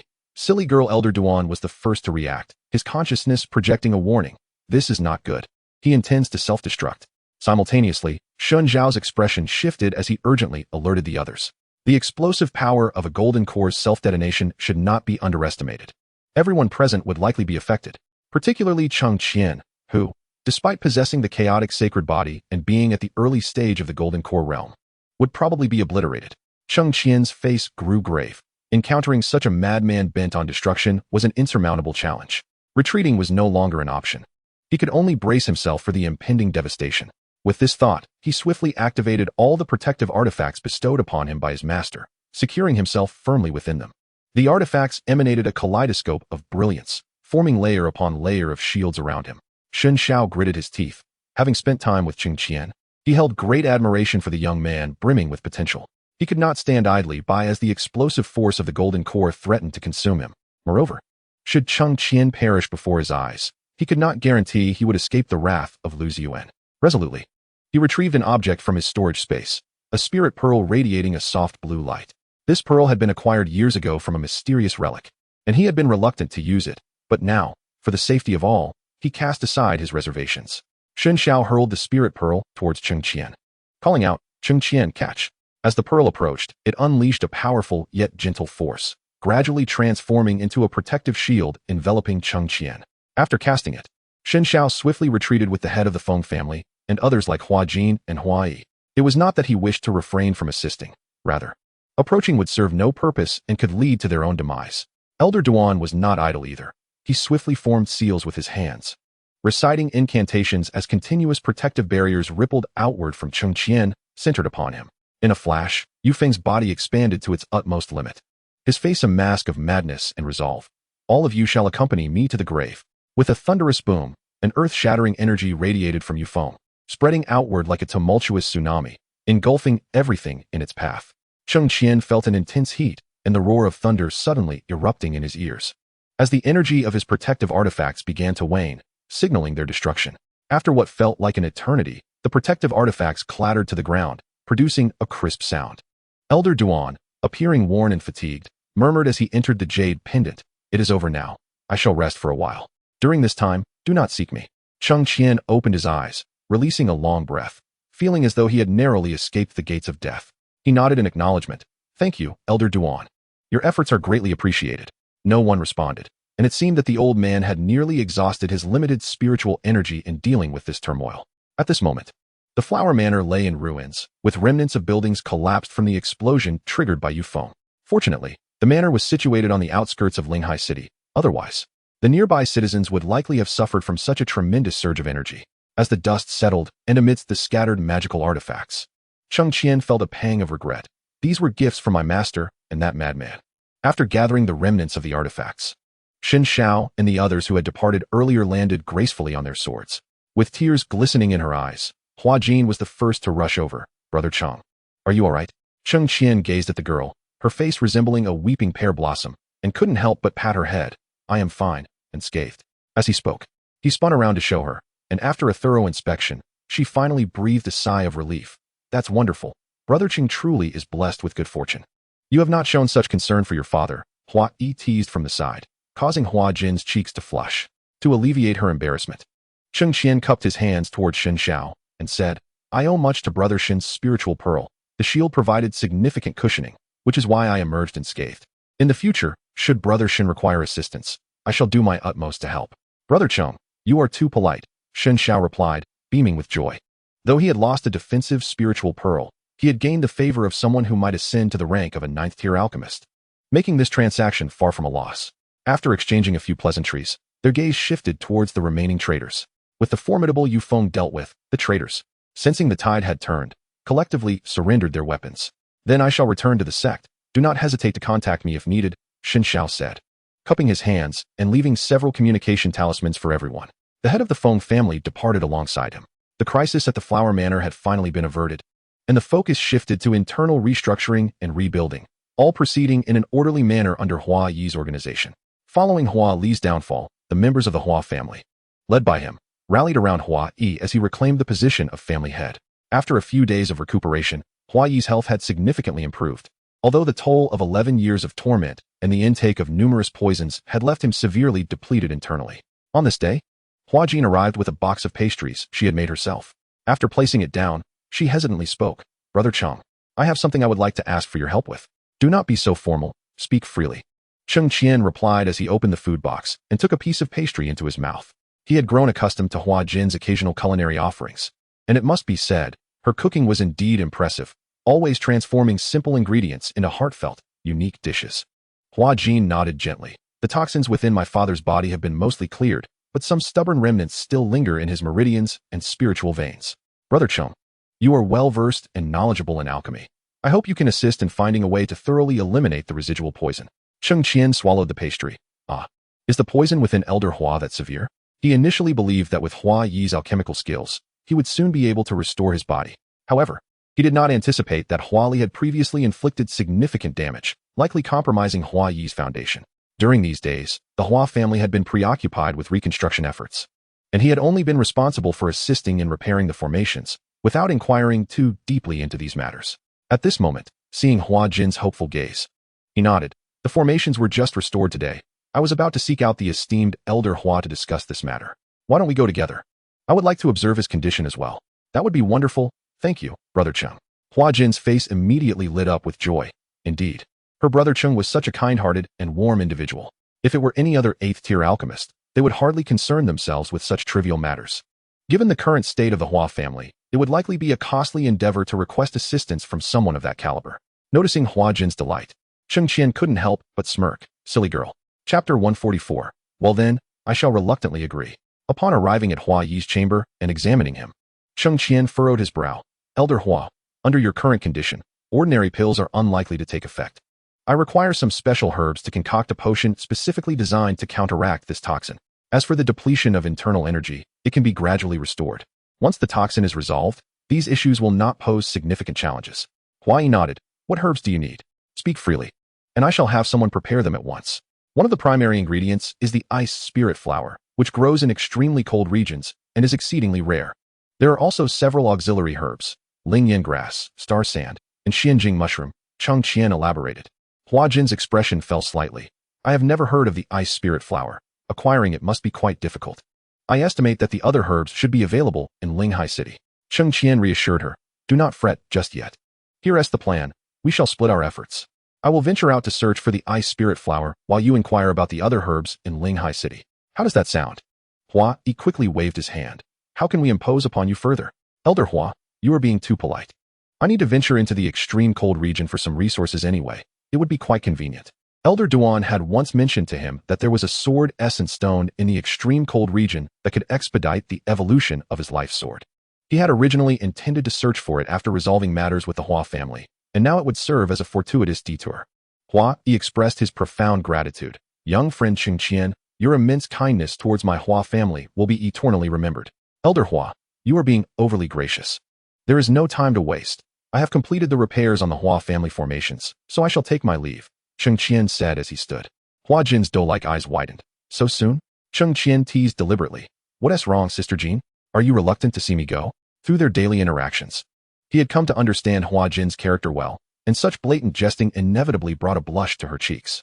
She dared not meet Cheng Qian's gaze directly and murmured, Then please be careful on your journey, Brother Cheng. Take care. All right, I shall return with good news. With that, Cheng Qian swiftly departed from the Hua residence. Hua Jin gazed in the direction of his departure, letting out a gentle sigh. Behind him, the unreserved laughter of Hua Yi rang out. Were you just wishing to depart with Cheng, my child? Hua Jin turned around and raced to Hua Yi's side, playfully shaking his arm. Father, what are you saying? I must accompany you, dear father. Sighing, he remarked, you, like your mother, are easily shy and fail to seize opportunities. This young man possesses boundless potential. Should you let this slip away, you may find yourself regretting it. Hua Yi gently patted his daughter's hand. Upon hearing this, Hua Jin's expression dimmed slightly. Brother Cheng is such an exceptional person, surely not a mere fish in a pond. I do not wish to overthink matters. You know, I cannot meddle in the affairs of the young. But I sincerely hope you will bravely pursue your own happiness. Do not leave yourself with regrets, Hua Yi advised earnestly. Father, I understand. I will contemplate this seriously. 3 days later, as Cheng Qian soared through the skies toward the frigid realm, he unexpectedly received a message from an unforeseen source. What could this young lady want from me? Cheng Qian mused, curiously opening the communication talisman, only to hear Su Linger's melodious voice. Hey, Cheng Qian, what are you up to? I'm so bored alone. Thanks to your help last time, my mother's health has improved significantly. Would you like to go out and have some fun? You're not in seclusion, are you? Why haven't you replied to me? After listening to a barrage of messages from Su Linger, Cheng Qian felt overwhelmed. He had never perceived this young girl as a chatterbox. Her enthusiasm for voice messages rivaled that of his junior sister, Yu Xuanshuang. However, given the lengthy journey to the icy domain, having company seemed quite appealing. With that thought, he replied through the talisman, Apologies, I was on the road and did not have the chance to respond. I am heading to the frigid realm to search for 2 items. Would you care to join me? Su Linger replied promptly, Sure. I was just lamenting about not knowing what to do lately. I'm utterly bored. Where are you now? I'll come find you. Cheng Qian provided the address of the nearest town and flew there on his sword. After reuniting with Su Linger, the two embarked on their journey to the foot of Ice Moon Mountain in the icy domain after more than 10 days. Before them stretched mountains that extended for miles, with only the base adorned by a thin layer of vegetation, while the majority lay beneath a thick sheet of ice. As Cheng Qian pondered deeply, Su Linger had already moved ahead. Noticing he was lagging, she turned and called out, Hey, Cheng, why are you still lagging behind? Aren't you here to find what you need? There seemed to be many spiritual herbs around, albeit of lesser age, but still a significant find. Hurry up. Cheng Qian let out a wry smile and shouted back, Coming. The days spent together had unveiled the true nature of Su Linger to Cheng Qian. She was far from the gentle girl he had imagined. He even suspected that the Su Linger who had confided her family matters had been possessed by another. She was, in fact, an upgraded version of Yu Xuanshuang's chatterbox persona, coupled with an audacious spirit and a delightfully exuberant, unrestrained character. A little witch indeed. In this world, there exists no place she dares not venture, nor any individual she fears to provoke. However, reflecting upon their initial encounter, her audacity to challenge a 6th-tier demon beast despite her mere 3rd-tier foundation seems almost preordained. It is unfortunate that he realized this too late. At this moment, joining forces with Su Linger feels akin to enlisting a great-grandmother. Under Su Linger's urging, Cheng Qian deftly gathered the spiritual herbs at the foot of Ice Moon Mountain. Although many of the herbs were aged 50 years, the remoteness of the area yielded some that were over a century old. Despite the primary purpose of their expedition, the allure of the herbs before them made it hard to resist gathering them. As they collected the medicinal materials, they made their way toward the summit. The peak of Ice Moon Mountain is renowned as the core of the extreme cold. Halfway up, they could distinctly feel the temperature plummeting, with snowflakes cascading from the sky. Su Linger rubbed her fingers together, exclaiming, Were it not for my overwhelming boredom, I would not have deigned to accompany you to this Ice Moon Mountain. It is far too frigid here. I had suggested you wait for me at the base, yet you refused to heed my advice. Cheng Qian sighed in exasperation. How dull it would be to wait at the foot of the mountain, and besides, it is rumored that high-tier demon beasts roam the mountain. Could she fend for herself against them? Su Linger seemingly forgot who had struggled against the beasts in the perilous lands. Clearing his throat, Cheng Qian replied, Indeed, Miss Su, you make a valid point. However, his tone evidently irked the girl in red, causing her cheeks to flush. What tone is that? She retorted, Nothing, I merely thought. If you are still cold, I could teach you a technique to ward off the chill. Cheng Qian hastily waved his hands. He dared not provoke this little mistress. Su Linger huffed lightly. Very well, I shall reluctantly agree to this. Chapter 145. Could it be that this lad already has someone special in his heart? Cheng Qian secretly breathed a sigh of relief, having finally appeased this young lady. Strangely, he felt that after getting acquainted, Su Linger had transformed into a different person. During their previous adventures in the treacherous lands, she had spoken much, yet none of it bore the delicate air she now exhibited. It felt as if he had become her elder brother, needing to indulge her whims to receive her care. Cheng Qian mused that perhaps Su Linger had never had the chance to act coy with family, and thus, she instinctively displayed a childlike vulnerability around him. Surely, this little girl could not have developed feelings for him due to past events. Though he was handsome and charismatic, their acquaintance had been brief. It seemed improbable. Unless, of course, Su Linger had long coveted his company. With that thought, Cheng Qian couldn't help but chuckle softly. Su Linger placed her hands on her hips, demanding, Hey, what are you laughing at? Hurry up and teach me that technique to ward off the cold. Oh, I just recalled something amusing, Cheng Qian casually responded, beginning to instruct Su Linger on the rudiments of the cold-resisting technique. As they ascended, the biting cold of the extreme region became ever more palpable. The cold wind howled, seeping through the collar, its biting chill seemingly capable of freezing one's very marrow. Cheng Qian, with his profound cultivation, felt little discomfort. However, Su Linger, despite having learned the art of warmth, trembled uncontrollably due to her low realm. Her teeth chattered, Yet she persisted in her ascent toward the peak. Cheng Qian, unable to bear the sight, turned back and suggested, "Why don't you wait for me here? I can manage the climb alone." "Absolutely not." The two simple words burst forth from Su Ling's lips as if she were gritting her teeth. Hearing the sound of her chattering teeth, Cheng Qian could only chuckle helplessly. "What shall we do then? There's still some distance to go. Be careful not to become a frozen statue." Su Ling gazed at the path leading to the summit, wrapping her arms around herself. "But I'm scared. Yet you showed no fear when we infiltrated the lair of the 6th-tier demon beast." Cheng Qian rolled his eyes, rummaging through his storage ring until he finally unearthed a substantial cloak for warmth. He gently pulled Su Ling closer and draped it over her. The cloak was imbued with a small heating array, and as soon as it enveloped her, she visibly warmed, exhaling a sigh of relief, though she still shivered slightly. "Why didn't you bring this out sooner?" Su Ling complained, looking up at him. However, as Cheng Qian was tying the collar, she unexpectedly raised her head, her lips brushing against his chin. "That was close. I almost lost my first kiss," Cheng Qian thought, momentarily pausing his hands. He noticed Su Ling's face had turned as red as a cherry. With such proximity, her long, dark eyelashes curled delicately, resembling a small fan adorned with a thin layer of frost. The two quickly stepped back, creating some distance between them. Viewed from this angle, she appeared even more alluring. Her originally delicate and fair complexion now flushed with color, her cherry-like lips slightly pursed, evoking an irresistible urge to take a bite. Ahem. Cheng Qian pretended to cough a couple of times to alleviate the awkwardness. Su Ling, unsure of where to place her hands and feet, felt the warmth of the cloak and was no longer as cold as before. Noticing Cheng Qian still grasping the collar's cord, she quickly extended her hand, saying, I can do it myself." "All right." Cheng Qian relinquished his hold, silently continuing to search his storage ring for additional warming items. Su Ling, lost in thought, unconsciously began to tie knots in the cord. When Cheng Qian finally found what he was looking for and glanced up, he couldn't help but laugh. "Goodness, are you braiding the rope?" Hearing his amusement, Su Ling looked down, stomped her foot, and playfully prepared to strike him. "You're the one braiding it. How annoying."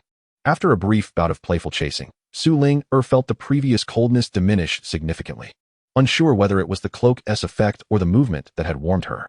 All right, here are these items for you." Cheng Qian, taking the lead, ceased his playful antics and handed her what he had retrieved from his storage ring, a small hand warmer, equipped with a temperature-regulating array. There exists a pair of thick snow boots, a remarkable artifact of purple quality, not only slip-resistant but also endowed with a temperature-regulating function. Gazing at the item in her hands, Su Ling could not help but exclaim, "You are truly wealthy." "It's merely a trifle," Cheng Qian replied with a smile. Yet his thoughts inevitably wandered to his master at the Tiandi sect. All these items were bestowed upon him by her, and during his recent rummaging, he had discovered numerous other types of artifacts, each capable of withstanding various complex environments. When his master prepared these items for him, she must have put in considerable effort. In truth, once one's cultivation level ascends, such items seem somewhat superfluous. Yet at this moment, Cheng Qian's heart felt as though it had been gently warmed, a comforting heat spreading through his limbs, intensifying his feelings of longing. After Su Ling donned the boots, she raised her head to find Cheng Qian gazing into the distance with a look of yearning. She bit her lip, her expression dimming. Could it be that this young man already harbored affections for someone? Lost in her thoughts, Cheng Qian, having heard a sound, turned back and offered her a hand warmer, saying, "You should be warm now. Shall we proceed?" Su Ling quietly accepted the item, surprisingly refraining from her usual chatter, which prompted Cheng Qian to cast a longer glance at her. At the summit of Ice Moon Mountain, a breathtaking panorama of icy peaks unfolded before them.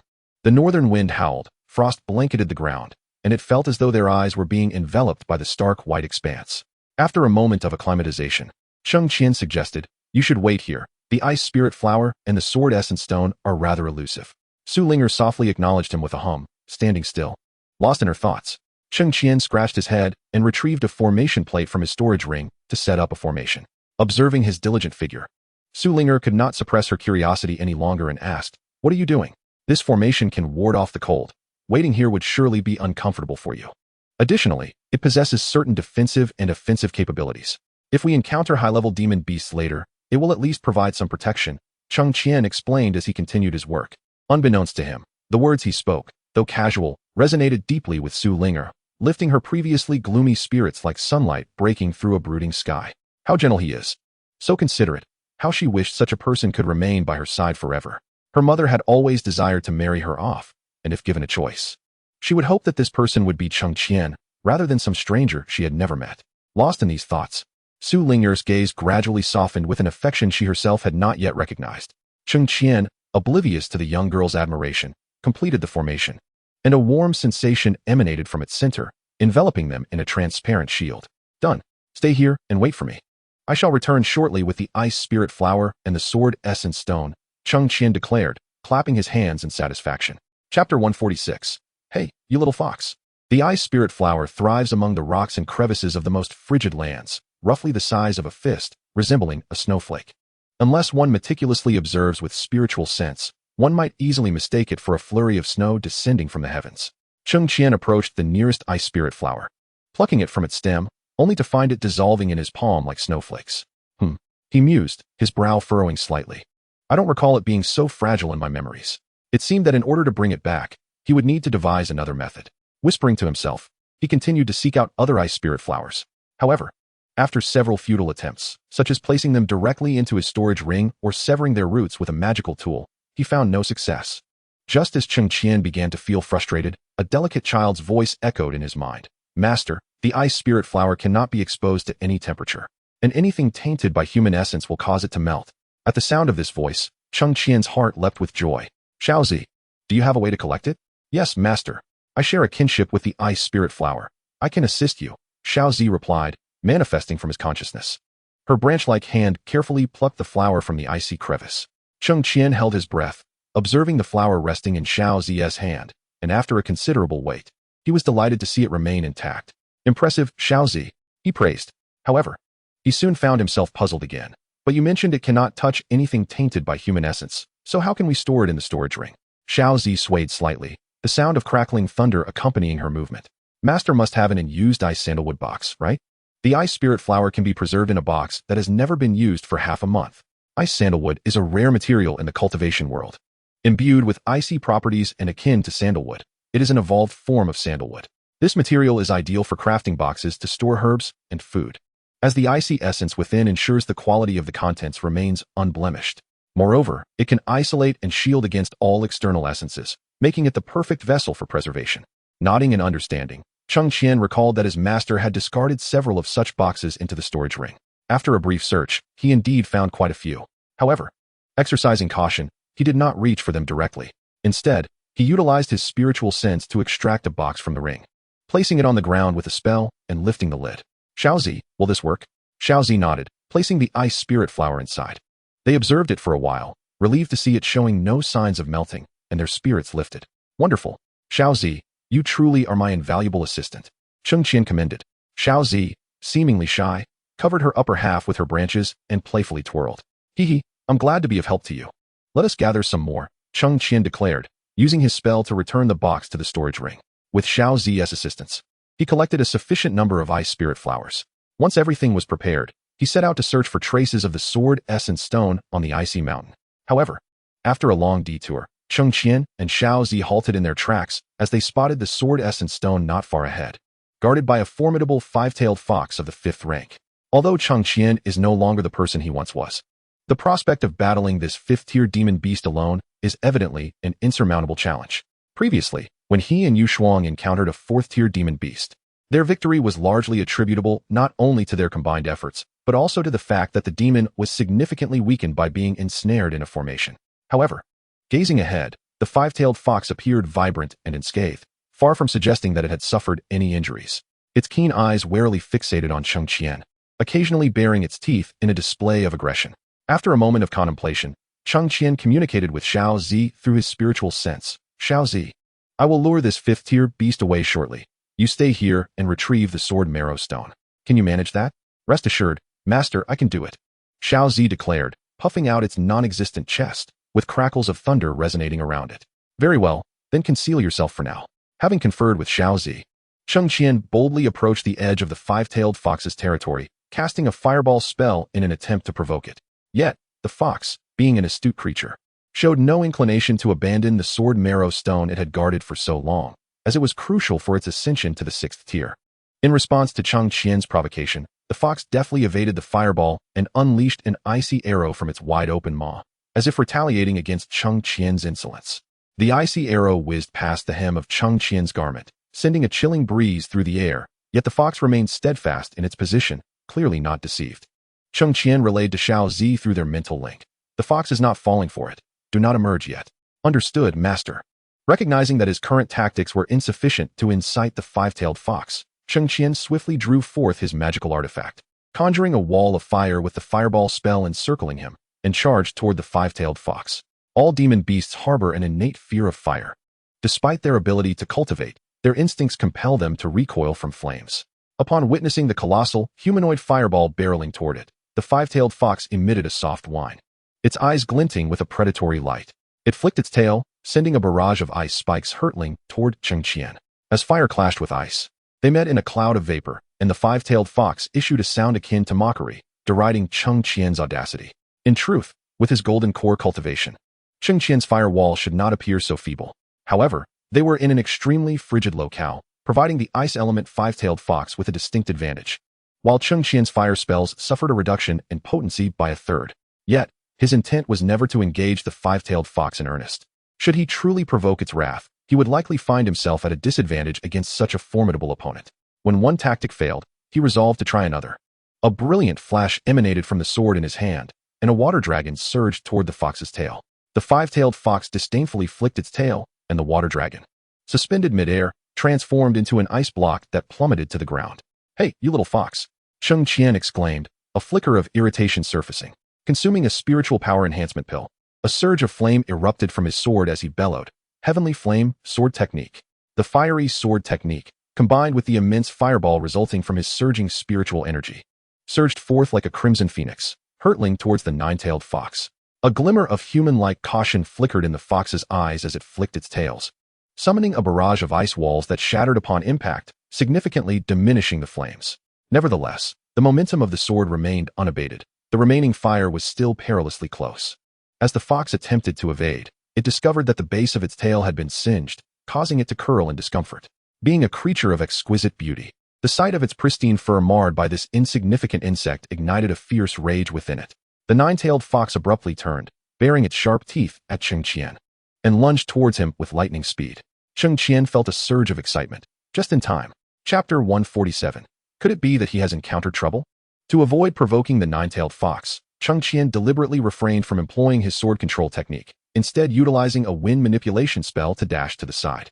The mountaintop was vast, and he aimed to lead the fox in the opposite direction of Su Linger, hoping to avert any unforeseen incidents that might endanger her. Under ordinary circumstances, such a cunning creature would not easily fall for a trap. But having just singed the fox's most prized possession, the beautiful tails, it was unlikely to let this human boy off without a bite. Magical beasts could hardly tolerate the provocations of human cultivators, especially those with heightened intelligence such as advanced magical creatures. Once their territory was encroached upon, they would forget all else, consumed by fury as they pursued the intruder.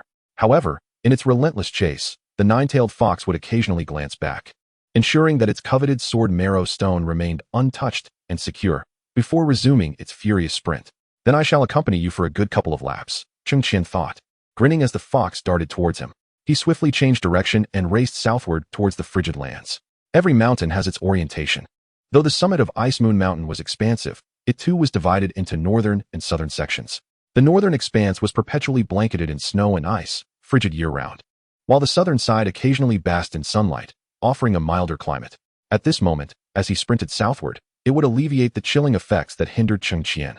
However, upon glancing back, he noticed that the nine-tailed fox had not followed him into the interplay of shadows. Being an ice element creature residing in the perpetually frigid northern regions, it instinctively recoiled from sunlight and warmth. Despite its disdain for Cheng Qian, it would not subject itself to discomfort. "Hey, this little fox is quite clever," Cheng Qian mused. "It seems I have not thoroughly provoked you after all." With this thought, he unleashed a barrage of fireballs towards the nine-tailed fox. Bang, bang, bang. The fireballs rained down in rapid succession, and despite the fox's agility, its fur became singed and curled from the intense heat. At this moment, the nine-tailed fox was truly enraged. Its form suddenly surged and expanded, 5 powerful tails thrashing violently, lifting towering ice blocks and hurling them towards Cheng Qian. The entire mountaintop seemed to tremble. Sensing that the moment was drawing near, Cheng Qian quickly issued instructions to Xiao Zi, then swayed his body before the five-tailed fox, taunting, "Come chase me." He then dashed towards the southern slope of the mountain. Enraged, the five-tailed fox lost all semblance of reason, relentlessly pursuing Cheng Qian without a hint of reprieve. Meanwhile, Xiaozi emerged from the shadows, bouncing towards the sword essence stone, beginning her covert operation. On the western side of the mountaintop, Su Ling, bored and idle, was drawing circles in the dirt. Suddenly, she sensed a tremendous tremor emanating from the north. Startled, Su Ling leapt to her feet, wondering if Cheng Qian had encountered trouble. Anxiety gnawed at her heart, yet she recalled her current cultivation level, fearing that any rashness might hinder rather than help him, rendering her a burden instead. A shadow of despair crossed her eyes as she silently lamented her own ineptitude. Had she diligently cultivated in the past, she would not be sitting idly now, unable to assist him, not even knowing his situation. How absurd it was for her to wish for him to remain by her side. A fervent seed of ambition took root and began to sprout within Su Ling's heart. Meanwhile, Cheng Qian was being relentlessly pursued by the five-tailed fox. Breathless from running, he glanced back to ensure he was leading the fox far enough away to buy Xiaozi ample time. Suddenly, he felt his foot slip. Numerous naturally formed ice pillars surrounded him. The ground was slick as glass, causing his body to glide uncontrollably forward. The five-tailed fox, witnessing this, let out a series of excited chirps and swept its massive tail towards Cheng Qian. With a loud crash, Cheng Qian narrowly evaded the deadly strike. But the ice pillar beneath him developed several faint cracks. Before he could react, the fox's tail swept toward him once more. A fierce gust of wind shattered the already cracked ice pillar, sending it tumbling down the mountain in a cacophony, as if a rain of ice had commenced. This could not continue. If it did, his life would surely be forfeit. Cheng Qian thought to himself, hastily communicating with Xiaozi through his consciousness. Xiaozi, how are you faring over there? Almost done, master. This sword essence stone is a bit difficult to extract. Xiaozi's voice conveyed a sense of urgency and strain. All right, I'll buy you some time. Once you have it, head directly to Su Ling's formation. I'll join you after I shake off the five-tailed fox. Understood, master. Don't worry. The five-tailed fox, witnessing Cheng Qian's agile evasion of its attacks, felt its fury intensify. It opened its mouth wide, and the surrounding cold rapidly converged, forming sharp icicles that shot towards Cheng Qian. Sensing the biting chill behind him, Cheng Qian dared not exhibit the slightest negligence. With a swift movement, he sidestepped, narrowly avoiding the first wave of icicles that grazed the hem of his garment, piercing into the ice wall beside him and leaving a row of dense punctures. Before he could catch his breath, the five-tailed fox unleashed a second barrage of icicles. This time, the quantity was greater, the speed swifter, and the angles more cunning. Cheng Qian narrowed his eyes, executing the wind control technique and light-footed steps to their utmost, weaving through the gaps between the icicles like a phantom. However, one icicle still grazed his arm, leaving a streak of blood, through which the frigid air penetrated his body, momentarily hindering his movements. The five-tailed fox, sensing Cheng Qian's injury, let out an excited yelp and pursued him relentlessly, its five tails simultaneously swinging to form a circle of icicles around Cheng Qian. Inwardly lamenting, Cheng Qian quickly regained his composure. He swiftly formed hand seals and chanted incantations, conjuring a flame shield that enveloped him. The icicles struck the fiery barrier, emitting a hissing sound and enveloping the area in mist. Seizing the moment of conflict between the icicles and the shield, Cheng Qian thrust his hands forward, sending a torrent of flames towards the five-tailed fox. Caught off guard by Cheng Qian's counterattack despite his injury, the fox was momentarily stunned, allowing him to dash in another direction. The five-tailed fox roared in fury and gave chase once more, icicles continuously shooting from its mouth. Cheng Qian could only evade while running, his stamina waning. Yet he knew that once Xiaozi successfully acquired the sword essence stone, he would find a way to escape this troublesome adversary. As he dodged the icicles, Cheng Qian spotted an ice cave ahead, and his eyes lit up as he rushed towards it. Chapter 148. My name is Su Ling, and I am a friend of Cheng Qian. The ice cave was filled with a labyrinth of intricate ice columns, providing ample cover for Cheng Qian to maneuver skillfully. The five-tailed fox pursued him relentlessly from behind, continuously firing icicles in an attempt to shatter the columns and strike Cheng Qian. When the icicles collided with the columns, ice shards flew, and the cave echoed with the sounds of impact and shattering. Just as they reached a stalemate, Cheng Qian suddenly felt a signal from Xiaozi. She had successfully obtained the sword essence stone. Vile fox, I shall no longer play with you, Cheng Qian shouted, hurling fireballs towards the pursuing five-tailed fox. He summoned several vines to impede its speed. With a deft motion, he activated the sword control technique, propelling himself like an arrow towards the exit on the opposite side of the cave. The five-tailed fox, witnessing Cheng Qian's attempt to flee, had its eyes turn a fiery red, and its ice-based spiritual power intensified. A sudden, piercing roar echoed, and sharp icicles began to sprout from the surrounding ice walls, hurtling towards Cheng Qian. In a moment of peril, Cheng Qian swiftly conjured a protective shield, while simultaneously raising an ice wall to block the encroaching icicles. At that instant, he dashed out of the cave, glancing back at the ice wall that hindered the icicles and the five-tailed fox. He couldn't help but laugh heartily, giving it the middle finger. "Stinky fox, I'm leaving first. You can wander about on your own." With that, he soared at full speed towards Su Ling. Behind him, the sound of the ice wall shattering rang out, marking the five-tailed fox's breach of the obstacle. Cheng Qian's speed on the sword increased by threefold as he caught sight of Su Linger's figure in the distance, urgently calling out, "Su Linger!" Su Linger, anxiously waiting, had already heard the relentless sounds of impact from the mountain above and could hardly remain calm, fearing that something might happen to Cheng Qian. Upon hearing his voice, her face broke into a joyful smile as she beheld the man approaching on his sword, her heart finally settling. The dreadful scenario she had envisioned did not materialize. The tension in her heart dissolved in an instant. As Cheng Qian drew near, he reached out and pulled Su Linger onto the sword, swiftly veering toward Xiaozi. The earth-shattering roar of the five-tailed fox reverberated behind them, eliciting a chuckle from Cheng Qian. Su Linger, tightly embracing Cheng Qian's waist, curiously inquired, "What on earth did you do to provoke it? I thought an avalanche was imminent with all that noise. I stole its sword marrow stone and even scorched its tail." Cheng Qian replied, laughing uncontrollably as he directed his thoughts toward Xiaozi, swiftly arriving at her location. Upon nearing, he immediately stored the sword marrow stone in his storage ring, and Xiaozi transformed into a purple beam, darting into Cheng Qian's consciousness. After achieving his goal, he withdrew. With that, Cheng Qian transformed his sword into a shooting star, soaring down the mountain. The five-tailed fox, seemingly aware of the missing sword marrow stone, hurried back to investigate. As they reached the mountainside, they heard the fox's furious cries from the summit, snow cascading down in a display of its wrath. Listening to the commotion behind them, Su Linger, still shaken, remarked, "Cheng, you have quite the audacity." Not too bad. It was amusing to toy with the fox, Cheng Qian thought, chuckling at the furious expression of the five-tailed fox when it realized its treasure was gone. Once they had exited the confines of Ice Moon Mountain and found a safe haven, Su Linger awkwardly stated, "I initially thought Ice Moon Mountain might offer some excitement, but it turned out to be quite dull. I won't be returning here." Cheng Qian muttered under his breath, "I hadn't planned on coming with you either." "So, are you implying that I am the one clinging to you?" Su Linger furrowed her beautiful brows, resembling a cat whose fur had been ruffled. Seeing her flustered state, Cheng Qian couldn't help but laugh, suppressing his amusement as he replied, "No, no. Accompanying Miss Su on an adventure is hardly dull. Humph, at least you know your place." Su Linger shook her sleeves, hesitating to speak. "Hey, are you planning to go somewhere else? Are you going into seclusion again upon your return?" Cheng Qian pondered for a moment before responding, "It's somewhat similar.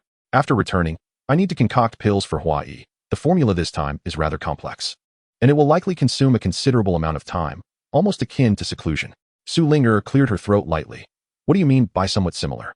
"I mean, I'm going to Linghai City to refine pills for a friend's father. It's not exactly a complete retreat," Cheng Qian answered honestly. Su Linger's eyes sparkled. "You can refine pills?"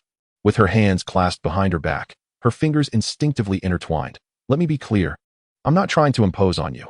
I just happen to have nowhere to go, and I find you agreeable. Would you consider taking me along to Linghai City?" "What?" Cheng Qian was taken aback. "Miss, I'm going there for work, not for leisure. Why would you want to tag along?" Su Linger pouted. "Go back? I've finally managed to escape. Of course, I want to have some fun before heading back. Besides, my mother's illness has long since been resolved, and now she has teamed up with my father to confine me.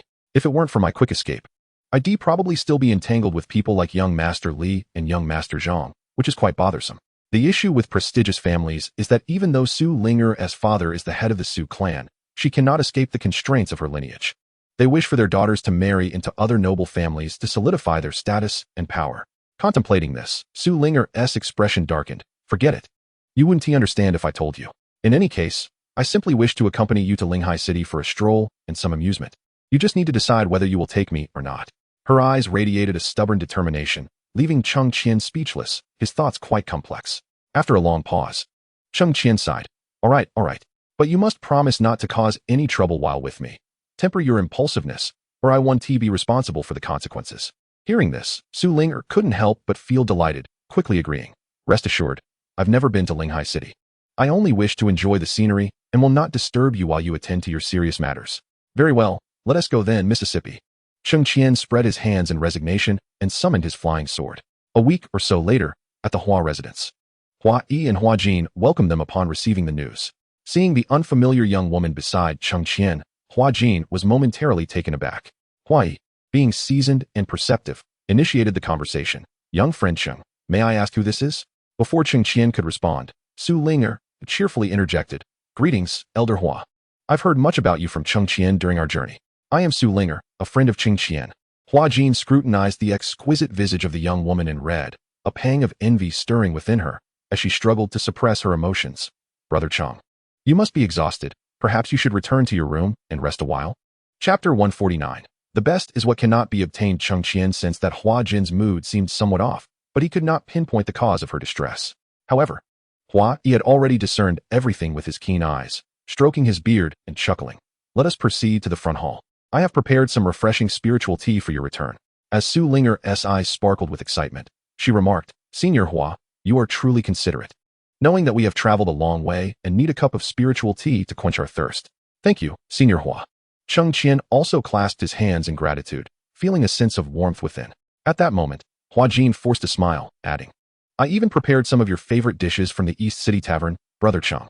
After all this traveling, you surely haven't had a proper meal. Su Linger, puzzled, chimed in, don't cultivators need to eat? It seemed she had finally recognized the distinction between herself and Hua Jin, prompting Hua Jin to muster a bit more courage. Brother Cheng is different from other cultivators, she said, smiling as she gazed at Cheng Qian, who nodded in agreement. Indeed, Miss Jean understands me well. Let us hurry. I can hardly contain my anticipation. This feeling was akin to returning home, with someone concerned about whether he had eaten enough and whether the journey had tired him. Cheng Qian felt a profound warmth in his heart. As the group made their way to the front hall, Su Linger persisted. Hey, Cheng, do you have any secrets you haven't shared with me? Why does Miss Jean say you are unlike other cultivators? Are you a cultivator who relies on food to enhance your cultivation? At this, Cheng Qian couldn't help but chuckle. What on earth is going on in that head of yours? There is no one who can increase their cultivation merely by consuming food. Unless they are a reincarnation of a glutton. As he spoke, he gazed at the already constructed Hua residence, feeling a sense of satisfaction. Then what is your story? Su Linger seemed determined to get to the bottom of it. Just as Cheng Qian was about to explain, Hua Jin interjected. Brother Cheng has a rather hearty appetite. He believes that only with a warm meal can one truly live, rather than spending all day in meditation and practice, which he finds unappealing.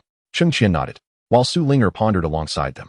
Before long, her attention was drawn to the beautiful layout of the Hua residence as she began to look around. Chattering excitedly and forgetting her earlier thoughts, Cheng Qian observed her with amusement. Hua Jin was the type of gentle and delicate woman who, due to the misfortunes of the Hua family, had become insecure and overly cautious, often focusing on others and neglecting herself. In contrast, Su Linger, having been cherished since childhood, was clearly raised with indulgence, resulting in her more cheerful, impulsive, and carefree demeanor. Their personalities were like water and fire. One could only wonder how Xiao Fan managed to balance the relationship between these two women when he brought them into his harem. In the blink of an eye, they had arrived at the front hall, and Cheng Qian set aside his wandering thoughts, gazing at the already prepared dishes, his appetite stirring.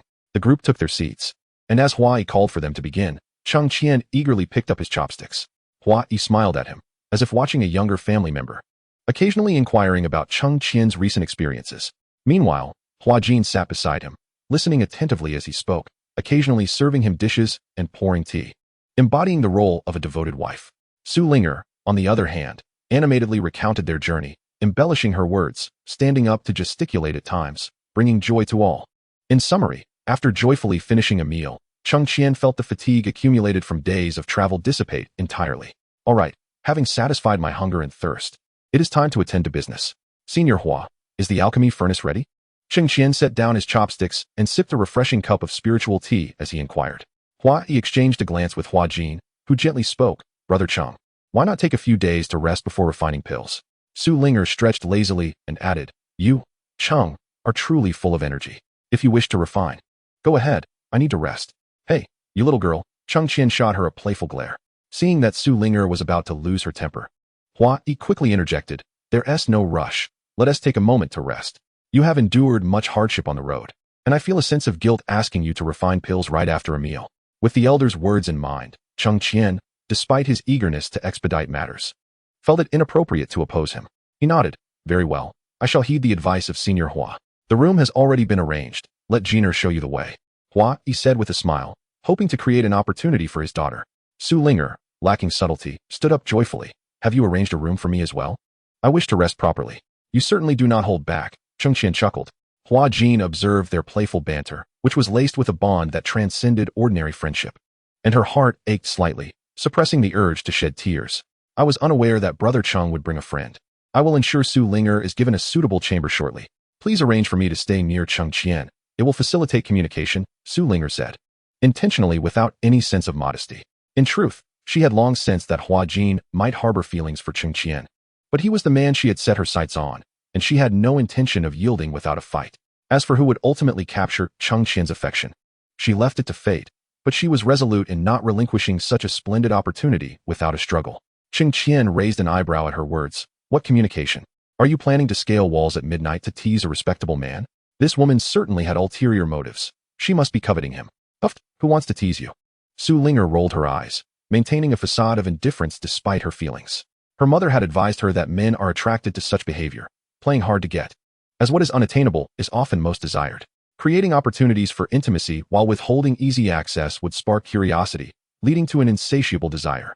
With this thought, Su Linger couldn't help but let out a soft chuckle. You look foolish. Cheng Qian shook his head in amusement, bemused by her whimsical thoughts. After nearly a month of interaction, he had begun to understand some of her little quirks. At this moment, her mind was likely occupied with mischief, evident from her smile. Witnessing their close interaction, Hua Jin's expression fell.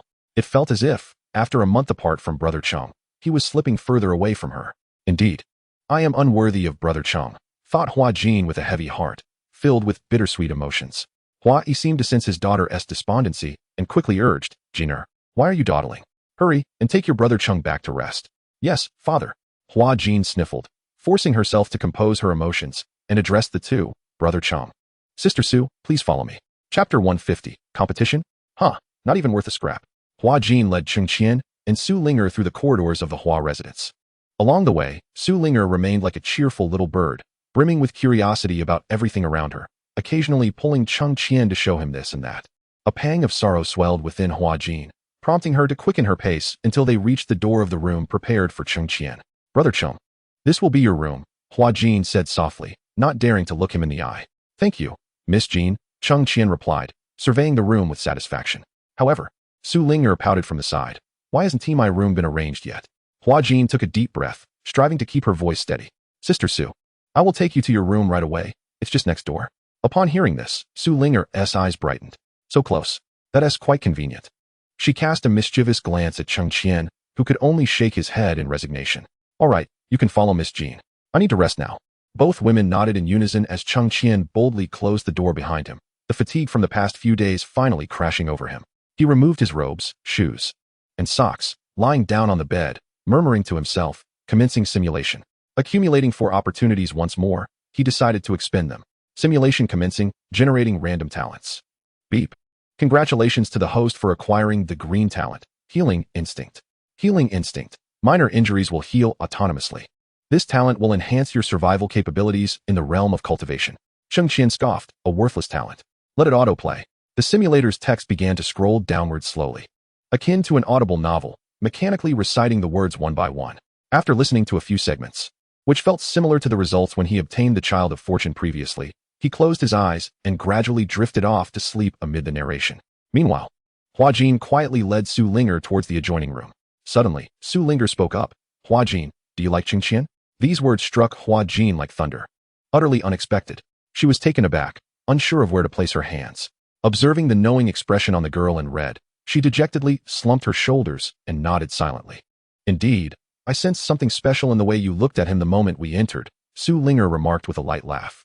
She bore no ill will towards Hua Jin. Rather, some matters were better clarified. Though you haven't admitted it outright, I understand your feelings. To be frank, I also like Cheng Qian. Su Linger, with an air of haughty confidence, began to speak. At this moment, there were only the two of them present. Despite her usual timidity, Hua Jin could no longer restrain herself. What does it matter if you like him? A man as exceptional as Brother Cheng will never lack female cultivators by his side. That may be true for you, but I am different. I am the eldest daughter of the Hua family, blessed with beauty and a respectable level of cultivation. If I apply myself, perhaps I could even keep pace with him. Su Linger declared, her eyes sparkling with determination as she walked. Hua Jin felt a pang of envy for her radiant demeanor, thinking to herself, if only I could shine as brightly as Miss Su, perhaps then I would be worthy of Brother Cheng. When Su Linger noticed that Hua Jin had not responded, she abruptly halted and turned around. Hey, Why aren't you saying anything? What can I say? Hua Jin's entire countenance was tinged with sorrow. Are you really going to give up without even trying? Su Ling'er exclaimed, her eyes widening in surprise at Hua Jin's reaction. Hua Jin bit her lip, fighting back the tears that threatened to spill.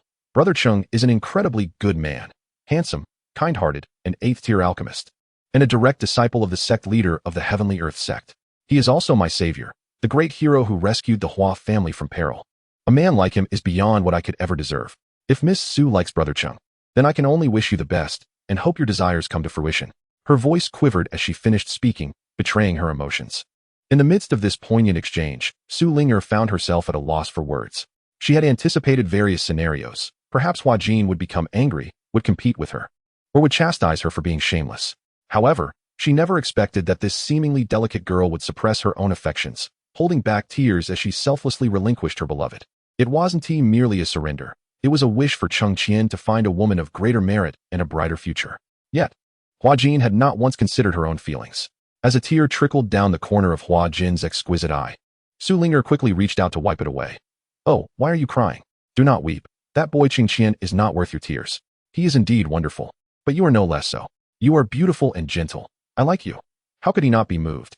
Hua Jin felt even more aggrieved, her voice trembling. But Sister Su, you are even better. You shine like a radiant sun, far more suited to Brother Cheng. No, perhaps Cheng Qian prefers someone like you, who can stir his protective instincts. Su Ling'er immediately abandoned her earlier thought of asserting dominance, her heart melting at the sight of Hua Jin's tears. Hua Jin used the back of her hand to dab at her tears, looking utterly endearing as she softly asked, Really? Indeed, indeed. To put it this way, men are drawn to those weaker than themselves. My father is just like that. He prefers that helpless wretch. Su Ling'er gritted her teeth at the thought, but realized the inappropriateness of such a description in this context, fearing it might lead to misunderstandings. As expected, the moment the term wretch slipped from her lips, Hua Jin's tears threatened to flow anew. In a flurry of activity, Su Ling'er began to explain, No, I am not scolding you. The situation is as follows. She swiftly recounted her background, detailing her parents' relationship and how her father had developed affections for another. After laying everything bare, she sighed. In essence, what I mean is that perhaps Cheng Qian prefers gentle, delicate girls like you, rather than someone as impulsive as I. Initially intending to compete with her, it was curious how she had instead become the one encouraging Hua Jin not to give up. As she contemplated this, she noticed that Hua Jin had stopped crying and was now offering her comfort. Sister Su, you are so unfortunate. Do not be sad. You still have your mother with you, and your father loves you very much. It seemed that the sturdy defenses Su Ling'er had maintained were finally crumbling. As no one had ever consoled her in such a manner before, a sense of camaraderie blossomed within her. She took Hua Jin's hand. Sister Jin, you are truly kind. Come, let us go inside and have a good chat. I will provide you with some ideas to ensure you can win over that rascal Cheng Qian. Huh? What about you? Hua Jin responded, bewildered. Perhaps we both have a chance. Su Ling'er replied, I certainly will not concede. After all, Cheng Qian is indeed remarkable. Regardless of my resistance, my parents will ultimately insist on my marriage. As she spoke, a shadow of sadness crossed her face. Since the outcome is inevitable, it would be better to seek a partner whom I cherish. That might bring more joy, don't you think? Hua Jin nodded.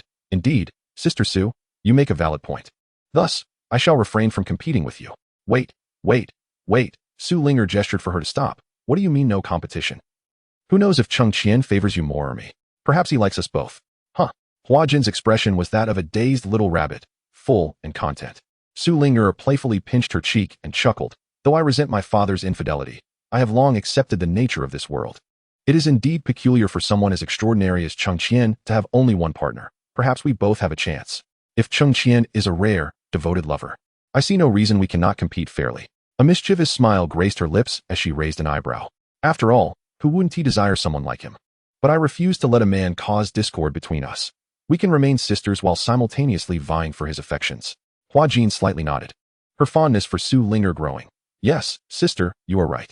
If I do not at least try, I will surely regret it. Exactly.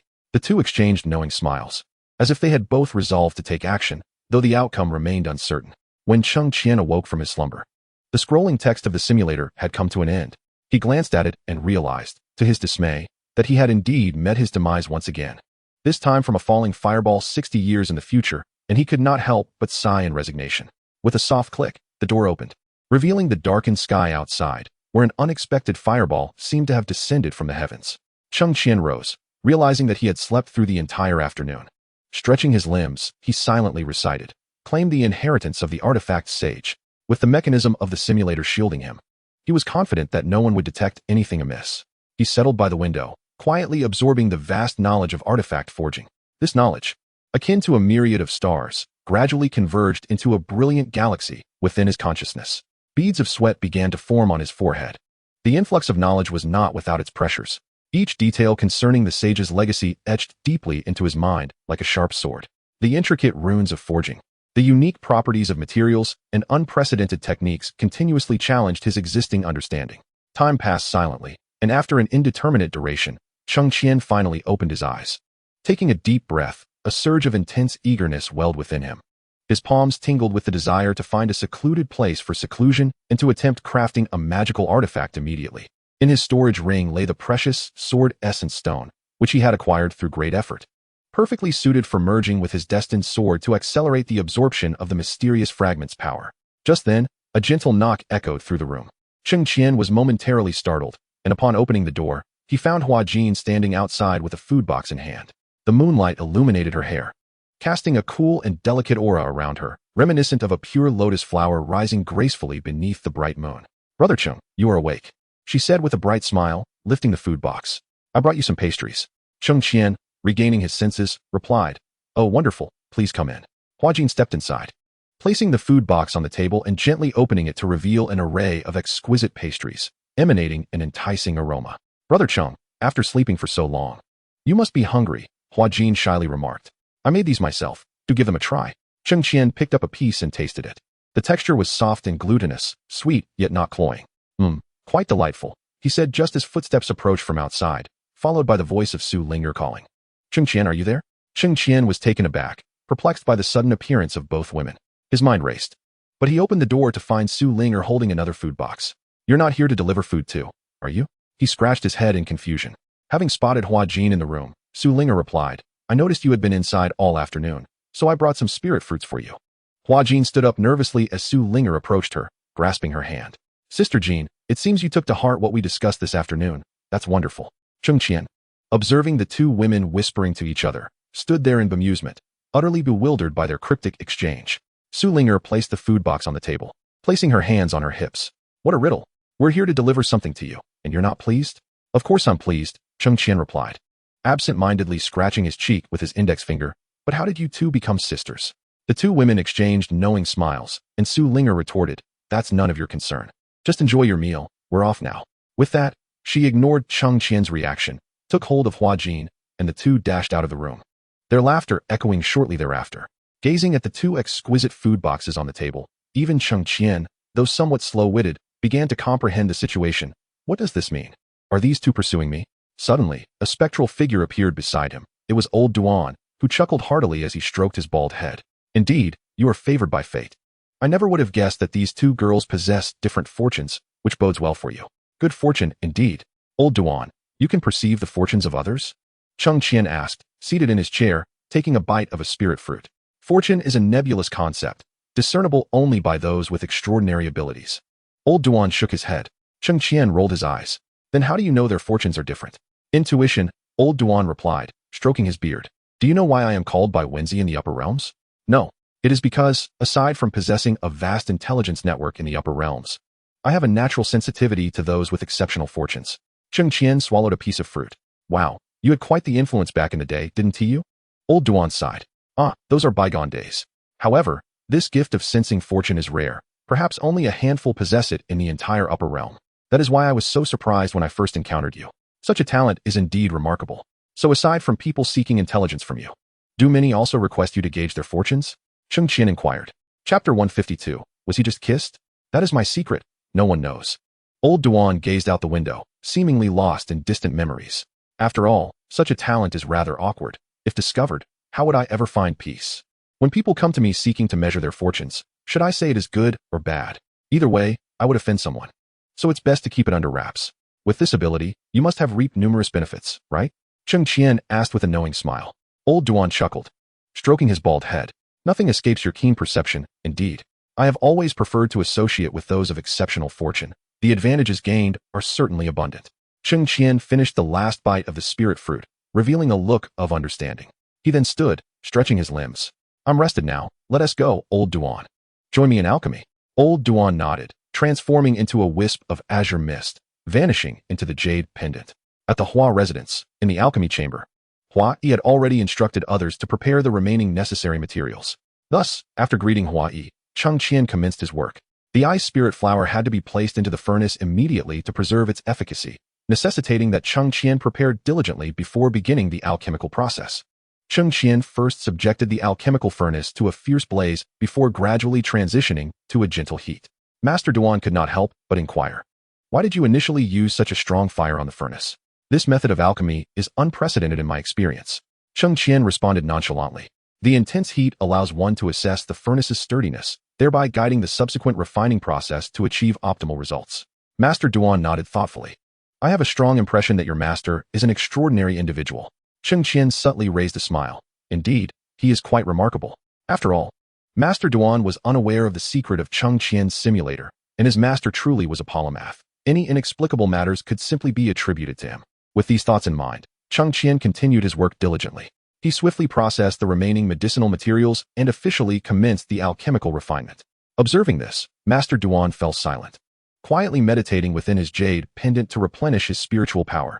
After placing the prepared Lingyan grass, star sand, and Xianjing mushroom into the furnace, Cheng Qian began to carefully manipulate his spiritual energy to slowly roast the herbs.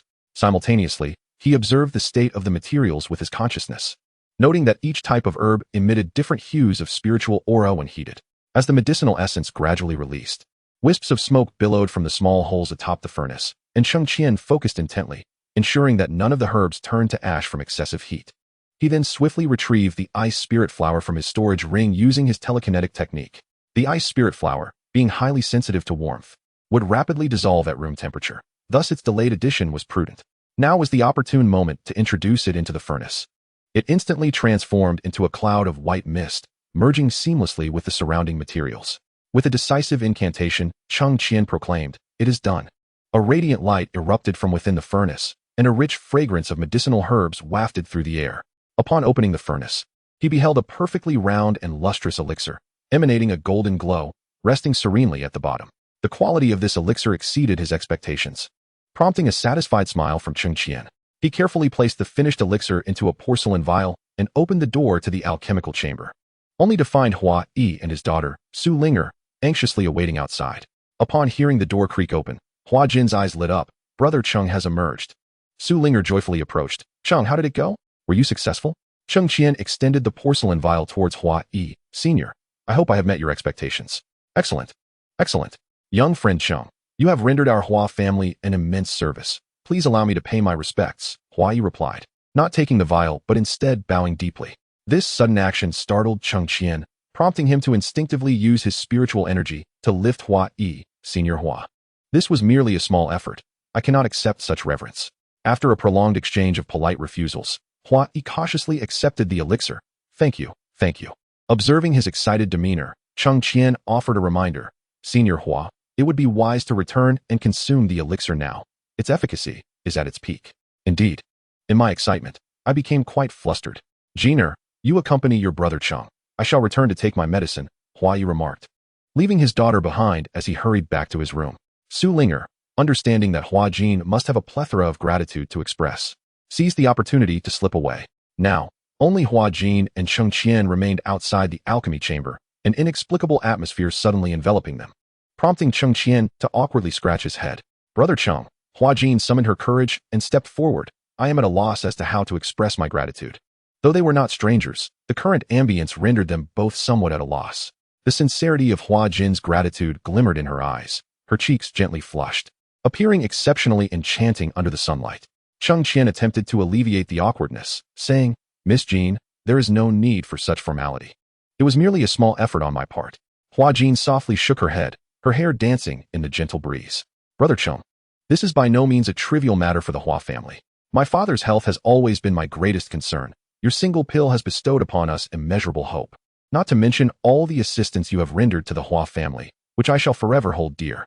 She lowered her gaze, her hands unconsciously twisting the hem of her garment.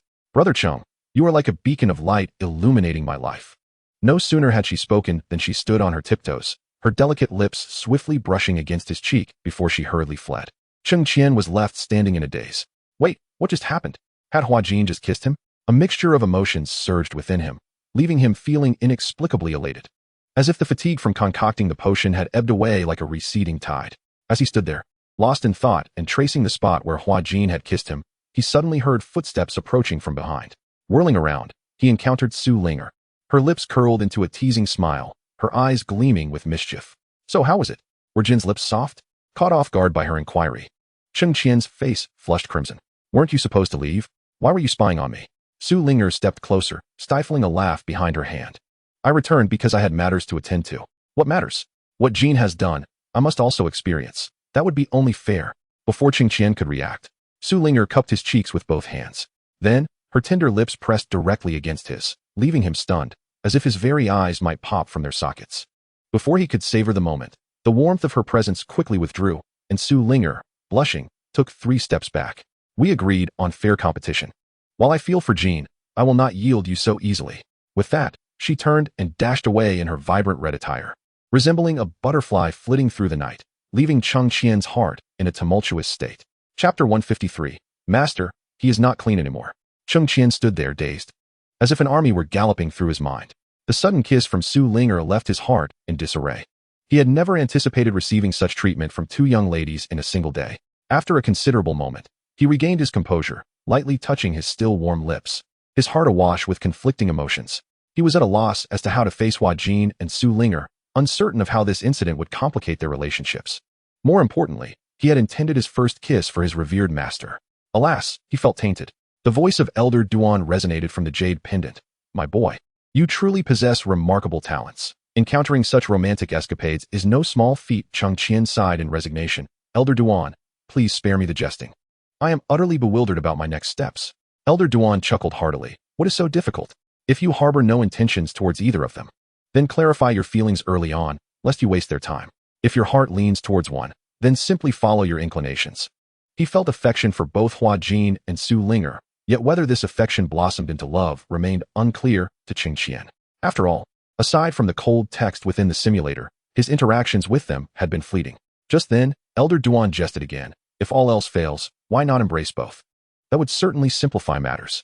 Cheng Qian chuckled, giving a thumbs up. You are truly a role model, Elder Duan.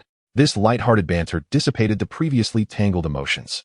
Under the radiant full moon and a sky adorned with countless stars, life remained a mystery. Its journey's length, the encounters along the way, and the loves that might blossom were all unknowns. Embracing the natural flow of life would surely lead to the best outcomes. Upon returning to his chamber, Cheng Qian lay upon his bed, silently murmuring, commence simulation. There were 3 opportunities left, and he resolved to secure the rewards tonight. Simulation commencing, generating random talents. Ding. Congratulations, host has acquired the green talent, Psychic Manipulation. Psychic Manipulation, you can control objects through mental power, enabling remote attacks or the transportation of heavy items. Alas, yet another mediocre talent. Cheng Qian shook his head. This was no different from the art of object control. It was futile. One could not always ride the waves of fortune. The long night stretched ahead, and treating the simulator as a solitary game proved to be an entertaining distraction. The following morning, Su Ling'er and Hua Jin each visited to deliver breakfast. Feeling quite flattered by their attention, you realized it had been ages since you last enjoyed a morning meal. Who could have foreseen that this marked the beginning of a nightmare? At noon, 2 meals. In the evening, 2 meals. Late at night, yet another 2 servings of supper. Am I a pig? Cheng Qian clenched his fists, exasperated. On the 3rd day, the same routine persisted. By the 5th day, unable to endure any longer, you summoned the 2 ladies and implored them to cease bringing you meals. You have already embarked on fasting, converting the spiritual essence of heaven and earth, yet it is merely your daily cravings that draw you to the warmth of freshly prepared meals. However, who among the good-hearted can endure 8 meals a day? Under your earnest persuasion, the 2 young women nodded in agreement, promising to refrain from delivering food, allowing you to finally breathe a sigh of relief. On the 6th day, unexpectedly, the 2 devised a new scheme. One invited you to a lakeside excursion, while the other suggested flying kites. Truly, they could not be still for even a moment. Cheng Qian, upon witnessing this, could not help but sigh and rub his temples. It was a peculiar blend of pain and joy, and he wondered how Xiao Fan had managed such situations in the past. With a resigned breath, he hastened the speed of the text playback. Soon, the simulator's narrative delved into the main storyline, interspersed with fleeting moments of jealousy between the two women, yet the rest remained largely unchanged. After watching for a while, Cheng Qian's gaze fell upon the reward panel, and he scratched his cheek in contemplation. What should he choose this time? Perhaps he should opt for the complete inheritance of the alchemical arts. During his earlier gathering of the ice spirit flower, he had realized his understanding of medicinal properties was still quite lacking. Although he had acquired some remnants of the ninth-tier alchemist's knowledge regarding the refinement of elixirs, he remained constrained by limitations. Without Xiaozi's assistance, it would have taken considerable effort to collect the ice spirit flower. By selecting this option, regardless of the elixir he intended to concoct, he would first possess a comprehensive understanding of the properties of the medicinal materials, thus avoiding any repeat of the previous blunder. As soon as the thought left his lips, a flash of white light enveloped him, and Cheng Qian closed his eyes to begin absorbing the knowledge transmitted by the system. In the Tianyuan continent, within the reclusive sect of lying, the elder Mo Yun, who had been in seclusion for an extended period, was suddenly roused from his meditation. He felt a tremor in his heart, sensing that a significant event had transpired. He hastily emerged from his retreat, rousing the sect leader, Wu Yen, from his slumber. "Xiaomo, do you sense anything unusual?" Mo Yun inquired, his brow furrowed as he questioned the groggy sect leader. Wu Yen, perplexed, shook his head. "No. Nothing significant has occurred recently." "Wait, I feel that something of great importance within the sect has been disturbed," Mo Yun urged. "Quickly, summon the others to ascertain if any major developments have arisen within the sect." Although Wu Yen felt somewhat displeased, he complied with the presence of the esteemed elder and called forth the elders from each peak. As each elder reported the sect's tranquility, Mo Yun's heart grew increasingly clouded with doubt. "This will not do. I must investigate the ancient secret realm," he declared, preparing to leave, but was abruptly halted by Wu Yen. "Elder, what is this matter that causes you such distress? You would not understand. I sense that something crucial to the sect has been taken. Do not concern yourself. I shall investigate and put your mind at ease." With a wave of his hand, Mo Yun vanished from the council hall. The remaining elders murmured among themselves. What on earth has the elder lost his mind over at this hour? Perhaps there truly is trouble in the ancient secret realm? Impossible. That barrier can only be opened by the elder himself. Could it be that someone has circumvented the formation to enter? Do they truly think our lying sect is so easily trifled with? As the crowd chattered incessantly, no clarity emerged. Wu Yen waved his hand dismissively, instructing, "Enough. You may return to your respective peaks and ensure their safety, lest any real trouble arise. As for the Grand Elder, I shall inform you once I receive news." "Understood." Several elders clasped their hands in respect and departed, leaving Wu Yen lost in contemplation, gazing toward the entrance of the secret realm. Meanwhile, Mo Yun, having entered the secret realm, swiftly surveyed the entire perimeter due to the restrictions in place before plunging into the misty forest. An unsettling intuition gripped him. It seemed that the Hall of the Sacred Artifacts, which had never been opened before, might have encountered some calamity. Upon reaching his destination, Mo Yun felt as though the sky had collapsed around him. The crumbling structures before him bore witness to a lost legacy. Yet, how could this be? When no one was able to enter this secret realm, staring at the shattered remnants, an abyss of confusion filled his eyes. He murmured, could it be that the sacred artifact master withdrew the legacy simply because no one within the sect could reach this place, causing his ire? This was the only plausible explanation, as he alone possessed the key to the ancient secret realm, and none could surpass him to enter. With a heavy sigh, Mo Yun bowed to the ruins, lamenting, "It is the fault of this disciple, who has failed to find a worthy inheritor to meet your expectations." He then appeared to age a decade, silently exiting the secret realm. Chapter 154. The plum blossoms bloom again unbeknownst to Cheng Qian. His actions had inadvertently led to turmoil within the Falling Petal sect. He remained blissfully engrossed in the narrative of the third simulation. As the story progressed swiftly, he soon arrived at the pivotal moment of claiming rewards. What should I select this time? What a conundrum, Cheng Qian mused while stroking his chin. I suppose I shall choose the soul pearl of the merman. After a brief wait, a small orb radiating a cerulean glow materialized before him. It was roughly the size of his palm, with blue mist swirling within, shimmering under the light with an extraordinary brilliance. Cheng Qian cradled the pearl in his hand, closed his eyes, and began to guide his spiritual energy toward it. At first, a repelling force seemed to exist between his energy and the pearl, yet Cheng Qian persevered, continuously adjusting his energy output in search of a harmonious frequency. After considerable effort, his spiritual energy finally established a connection with the merman's soul pearl, evoking a sense of astonishment. The soul pearl not only nurtured a cultivator's spirit, expanding their awareness, but also provided defensive capabilities in water. Most importantly, it accelerated the healing of any injuries sustained by the cultivator while submerged. Moreover, should one fully refine the pearl, they could acquire certain unique abilities of the merfolk, such as wielding water elements as a means of attack and communicating with marine creatures. What intrigued Cheng Qian the most was the prospect of unlocking the underwater palace. It turned out that every 3 years, one could establish contact with the merfolk beneath the sea, allowing them to open a passage at the opportune moment, with an octopus guardian escorting the pearl's master into the palace to receive the legacy. At the moment he connected with the pearl, Cheng Qian had also received the means to communicate with the merfolk. No wonder Xiao Fan could only enter in his 12th year. According to the records of the Soul Pearl, he had obtained it precisely in the 9th year, only to have his opportunity snatched away by me. This year coincidentally marks the time when the passage can be opened, thus sparing me the effort of waiting for the simulator to reach 12 years. Cheng Qian smiled, a bold plan forming in his mind. In Beihuang, at the foot of the Xiantian Gate in Xianmen town, Xiao Fan was reveling in the company of 4 or 5 beautiful women, indulging in wine and merriment. Suddenly, a jolt surged through his heart, a familiar sensation washing over him once more. The exquisite wine he had just sipped, along with blood, spewed forth. This scene left the women pale with fright. While Xiao Fan's expression darkened, he waved his hand, and the women filed out in haste. Soon, he was alone in the private room, slamming his palm down on the small table, which shattered into splinters. What is happening? This feeling has manifested many times now, growing increasingly frequent and unbearable. Xiao Fan gritted his teeth, perplexed by the situation. He wiped the blood from the corner of his mouth, feeling despondent. Could it be that I have gone astray in my cultivation, perhaps becoming possessed? With this thought, he quickly circulated his energy to inspect his body and found nothing amiss. He also probed with his consciousness, especially around his heart, yet still detected no issues. Damn it! After his examination, Xiao Fan, filled with rage, crushed his wine cup into dust. What on earth is going on? Commenced the simulation. Cheng Qian, with the soul pearl in hand, eagerly watched the simulator. He could now unlock the underwater palace. Why wait for 12 years? He could directly seize the treasures within, indirectly claiming them. The merfolk would likely struggle to find someone to assassinate the prince. Thus, the crisis of the demon realm invasion would be resolved. Haha, he truly is a little genius. If only I had discovered the merfolk's soul pearl sooner, I would have long since claimed the treasures in this dilapidated palace, sparing me the trouble I've endured for so long. Cheng Qian mused, shaking his head. However, if everything were obtained at once, what meaning would the simulation hold?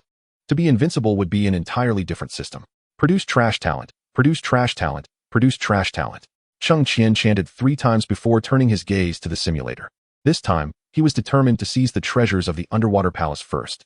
Simulation begins, generating random talents. Ding. Congratulations to the host for acquiring the white talent, Water Dragon Summoning. Water Dragon Summoning. This is a powerful water-based spell. In the presence of water, you can summon a water dragon to assist in battle, though its power is only 1/3 of your cultivation level. Haha, splendid. Another worthless talent. This time, the secrets of the underwater palace are surely mine. The next morning, you bid farewell to the members of the Hua residence, stating that you must attend to a secret matter of the sect before departing from Linghai City. Before you leave, Hua Jin, reluctant to part, prepares many pastries for you to enjoy on your journey. Sulinger was relentless, causing quite a commotion, insisting on accompanying you, but you firmly declined her request. On the 3rd day, you arrived at a familiar location in the northern wilderness, feeling as if you had stepped into another world. It resembled a place you had visited countless times in your dreams. For a moment, you found it difficult to distinguish between dream and reality. However, you soon boarded the spiritual vessel, as instructed by the soul orb, which indicated the method of entering the underwater palace. Although a direct approach was possible, to avoid unforeseen circumstances, you complied with the orb's instructions. On the 15th day, a storm approached, and you plunged into the water. The soul orb emanated a wondrous light, and soon a great octopus appeared before you. In that moment, it showed no malice, enveloping you and transporting you back to the underwater palace. At last, I have entered on my own. Cheng Qian thought to himself, clenching his fist, feeling a sense of accomplishment. Suppressing his excitement, he entered the palace, where an elder of the merfolk appeared before him. The creature, with a fishtail and a human body, did not evoke any discomfort. Perhaps due to the influence of the soul orb, he felt an inexplicable familiarity. The elder's eyes resembled the deep blue ocean, prompting thoughts of the legend of merfolk shedding tears. The elder spoke slowly. I did not expect the one who obtained the soul orb to be so young. Unfortunately, your strength is rather weak, so there are certain matters I cannot disclose to you at this time. Upon hearing this, you were taken aback and quickly inquired, may I ask, esteemed elder, what realm is required for your acknowledgement? At least the cultivation of the nascent soul stage is necessary. Just to barely complete the task I will assign you, the merfolk elder replied, a look of regret crossing his face. With a chuckle, You immediately utilized the formless heavenly concealment technique to elevate your cultivation to the pinnacle of the nascent soul stage. As your aura surged, the elder's eyes widened in astonishment. What is the meaning of your cultivation level? You naturally refrained from revealing the truth and replied, when traveling outside, it is prudent to conceal one's realm for the sake of convenience. Hence I have masked my true cultivation. Hearing these words, the elder burst into hearty laughter. Excellent. I see you are the one our merfolk have been awaiting. Chapter 155, Battle, Delightful. The elder guided you through a series of splendid crystal corridors, and before long, you arrived at the treasure vault of the merfolk. Here, rare materials and countless priceless mermaid pearls were preserved. He stood beside a stone platform and said, young friend, what you see before you are treasures left by our ancestors. Although you possess the soul orb, you must still complete our trials to obtain all the treasures here. A sense of tension gripped Cheng Qian's heart, yet he maintained his composure. Esteemed elder, please proceed. I shall give it my all. The trial consisted of a battle against our clan's guardian beast, the phantasm. As long as you can withstand the onslaught for the duration of a single incense stick without being defeated, you will have passed. No sooner had the elder finished speaking than a merfolk appeared before you, clad in scales, with a fish's head and a grotesque appearance. Beside him lurked a fearsome hammerhead shark, emitting a low growl that reverberated in the air like the clash of metal, causing a sharp pain to pierce your eardrums. The elderly man, noticing your lack of fear, nodded in satisfaction. Young friend, I shall return in the time it takes for a stick of incense to burn. I wish you luck. With that, he vanished without a trace, leaving you to face the fierce assault from the merman and the hammerhead shark. Fortunately, the old man had departed. Otherwise, with your current cultivation, you would have struggled to cheat him directly. The aura of this illusion was immensely powerful. Undoubtedly at the transformation stage, it was no wonder that the minimum requirement was the nascent soul stage. Otherwise, you might not even withstand the onslaught of the hammerhead shark accompanying the merman, if there were those with ulterior motives. Encountering such formidable beings in this illusion would likely cause them to retreat in fear. Thus, the soul pearl would automatically sever its connection with the individual, only to be cast back into the sea by the octopus, awaiting the next fated soul. The treasures within the merman's treasury were of great significance. Yet more crucial was their need to select the most suitable candidate to avenge their kin. This illusion appeared to have lost its self-awareness, launching fierce attacks alongside the hammerhead shark, neglecting defense entirely. Were it not for the comprehensive array of magical artifacts at your disposal, you might have perished here. Fortunately, although your cultivation fell short, you had the advantageous support of the old man. Although his spirit had not fully recovered to its peak state, he could still assist you to a degree, managing to hold off the merman's offensive. He then advised, young lad, while this illusion is formidable, it is not without its vulnerabilities. Pay close attention to the movements of the hammerhead shark. It exhibits a minuscule pause before each attack. Seize this moment to strike at its flank, the area where its defense is weakest. You nodded in agreement, heeding the old man's counsel as you focused your spiritual awareness on the hammerhead shark's every movement. Indeed, the next time the shark prepared to strike, it exhibited that slight pause, and without hesitation, you thrust your blade into its side. The shark let out a pained roar, its rhythm of attack immediately disrupted. The merman's illusion appeared agitated, a water-blue trident manifested in its grasp, lunging violently towards you. Fortunately, with the old man providing support, he unleashed a dazzling ray of light, successfully obstructing the merman's line of sight. Seizing the opportunity, you invoked the technique of nurturing nature, using vines to hinder the merman's advance, and swiftly swung your sword towards the side of the hammerhead shark. The blade's light swept forth, and with a horrified shriek, the hammerhead shark was cleaved in two, struggling for a moment before dissipating into a wisp of smoke. Meanwhile, the merman, having broken free from control, seemed enraged by the demise of its companion. Its eyes ablaze with fury as it shouted incomprehensible words. The trident expanded to thrice its size, plunging menacingly towards your head. In its frenzied state, the merman's strength rivaled that of the mid-transformation stage, and you dared not confront this blow head-on. A flurry of sword lights erupted from your blade, akin to meteors streaking across the heavens, dazzling and swift in their flight. A white talisman stood before you, a protective artifact bestowed by your master, capable of withstanding a formidable strike from a fully realized deity. As the trident collided with the talisman, ripples of energy surged through the space, reminiscent of a splash upon water, causing the once sturdy shield of the artifact to waver into an ethereal state. Yet, it ultimately inflicted no harm upon you. Seizing the opportunity, you swiftly pivoted, unleashing a fissuring strike with your left hand, catching your opponent off guard and causing them to sink momentarily. Elder Duan cast a binding seal upon the merman, and you immediately executed the celestial sword technique, aiming for the merman's neck. A beam of white light surged forth, swiftly severing a third of the merman's head into fragments that cascaded down like grains of sand in a tempest. The merman let out a bone-chilling howl, emitting an unusual sound wave. Elder Duan exclaimed in alarm, urging you to shield your hearing. You complied, realizing that the sound wave emitted by the merman was a form of beguiling sorcery. Those ensnared by such a spell ultimately succumbed to madness, their vitality drained away. Were it not for Elder Duan's extensive knowledge, you might have faced dire consequences. Consumed by fury upon uncovering the truth, you vowed retribution against the audacious apparition. With the sword of heaven's severance descending in tandem with your declaration, the blade cleaved downwards, producing a thunderous crack as the merman's body was obliterated by the overwhelming sword light. Ah, the thrill of battle. Cheng Qian couldn't suppress a smile at this moment, feeling as if he were immersed in a captivating novel. This simulator proved to be immensely entertaining, truly an indispensable tool for any traveler from another realm. It not only enhanced one's cultivation and bestowed treasures, but also provided a remarkable means of self-amusement. As tranquility enveloped the space once more, Elder Duan surveyed his dimming form and sighed. You should refrain from causing too much trouble. I shall enter seclusion for a while, and unless it is an urgent matter, do not summon me. At this, you offered an awkward smile, relieved as Elder Duan's figure faded into the jade pendant. Before long, an elder from the merman clan entered, having sensed the dissolution of the illusion. Upon observing that you were nearly unscathed, a look of astonishment flickered in his eyes. Young friend, you possess remarkable skills. Feel free to take whatever you desire from this treasury. Aware that the elder had conditions in mind, you refrained from hesitation and promptly gathered all the items within the treasury. Seeing you so unabashedly vacate the treasury of its contents, the elder's eyes twitched. Yet he ultimately chose not to voice his discontent. Once you had collected everything, the elder stepped forward. Are you satisfied, young friend? Please speak candidly, esteemed elder. You wish to avoid any pretense. Had it not been for the array enveloping this underwater palace, you would have fled with the treasures at the first opportunity. The elder nodded in satisfaction, recognizing your character, and subsequently escorted you out of the treasury, sharing a long-buried tale that had been sealed away for ages. Chapter 156. The Arrival of Shi Wenliu's Younger Brother. The elder led Cheng Qian into a tranquil crystal chamber, furnished with ancient coral tables and chairs. After the two individuals seated themselves, the elder let out a gentle sigh and began to recount the long-buried past. We, the merman clan, once led a tranquil existence in these waters, coexisting harmoniously with marine life, and our lineage was not devoid of skilled practitioners. However, 5 centuries ago, a horde of demons from the demon realm invaded our territory. The elder's eyes reflected the anguish of painful memories.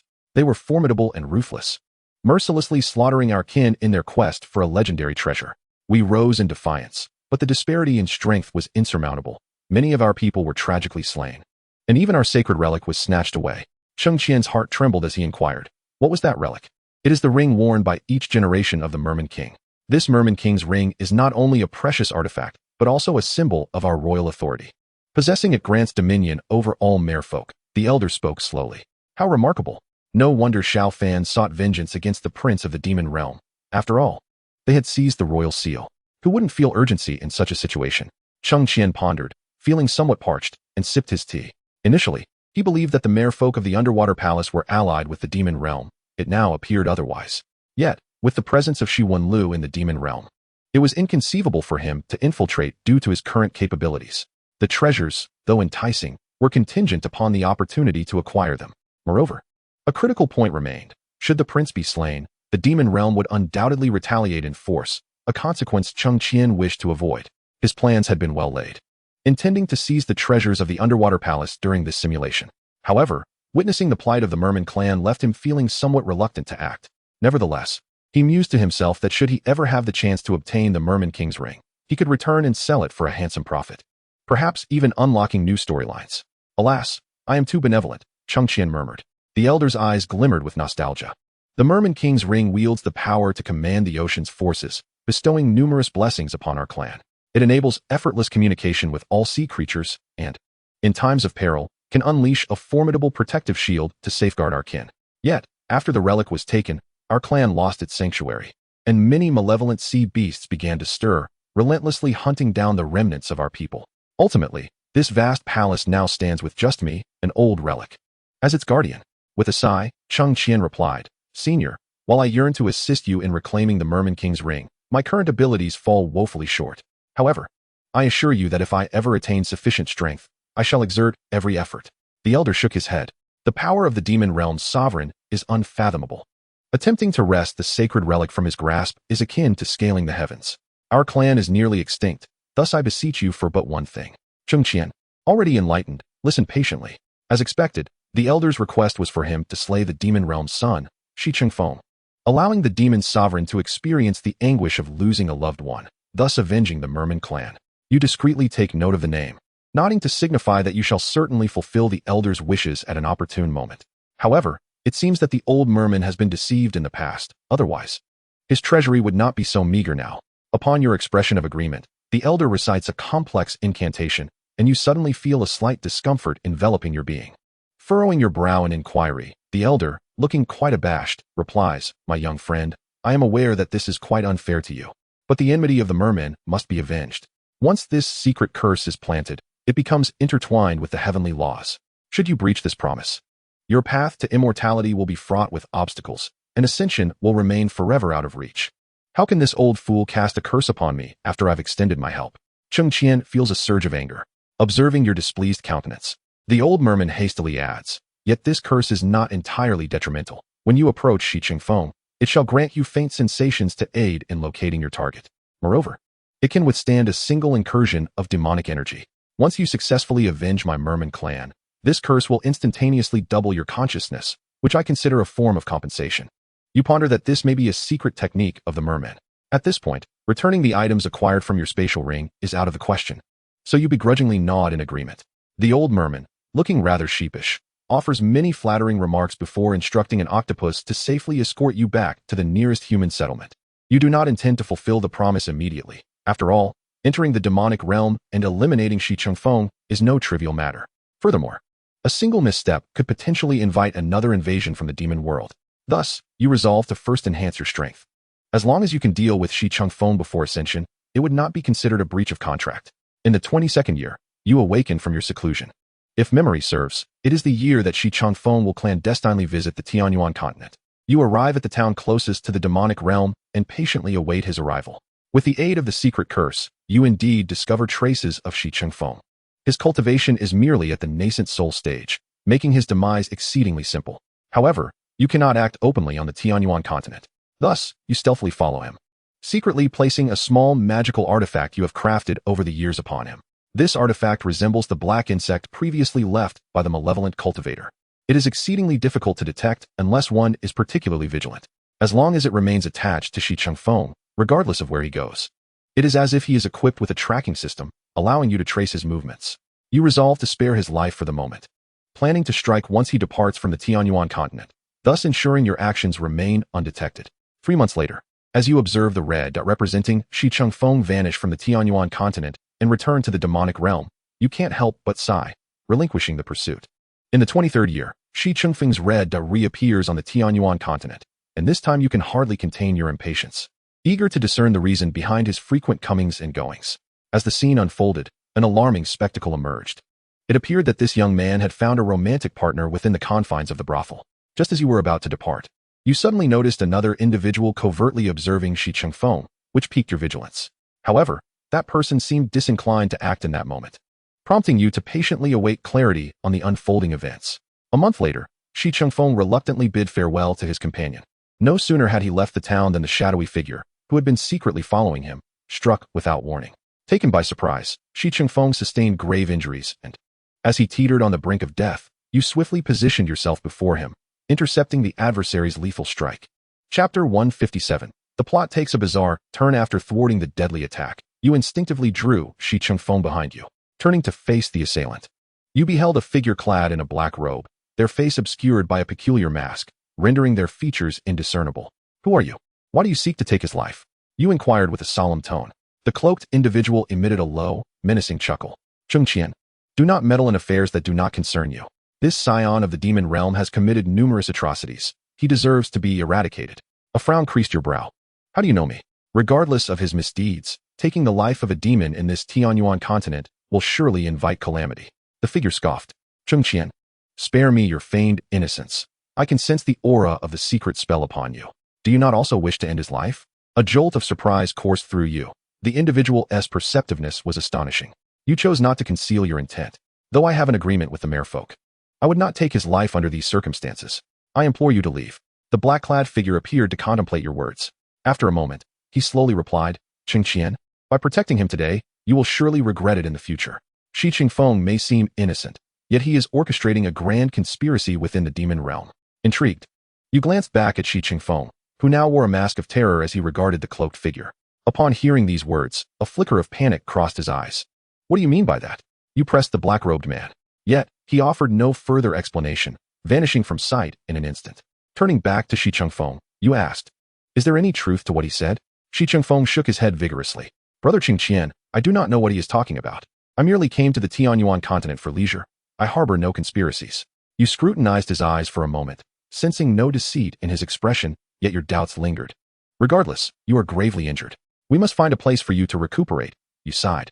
Gratefully, Shi Qingfeng looked at you. Thank you, Brother Cheng Qian. You guided Shi Qingfeng to a secluded cave, erected protective wards, and provided him with healing elixirs.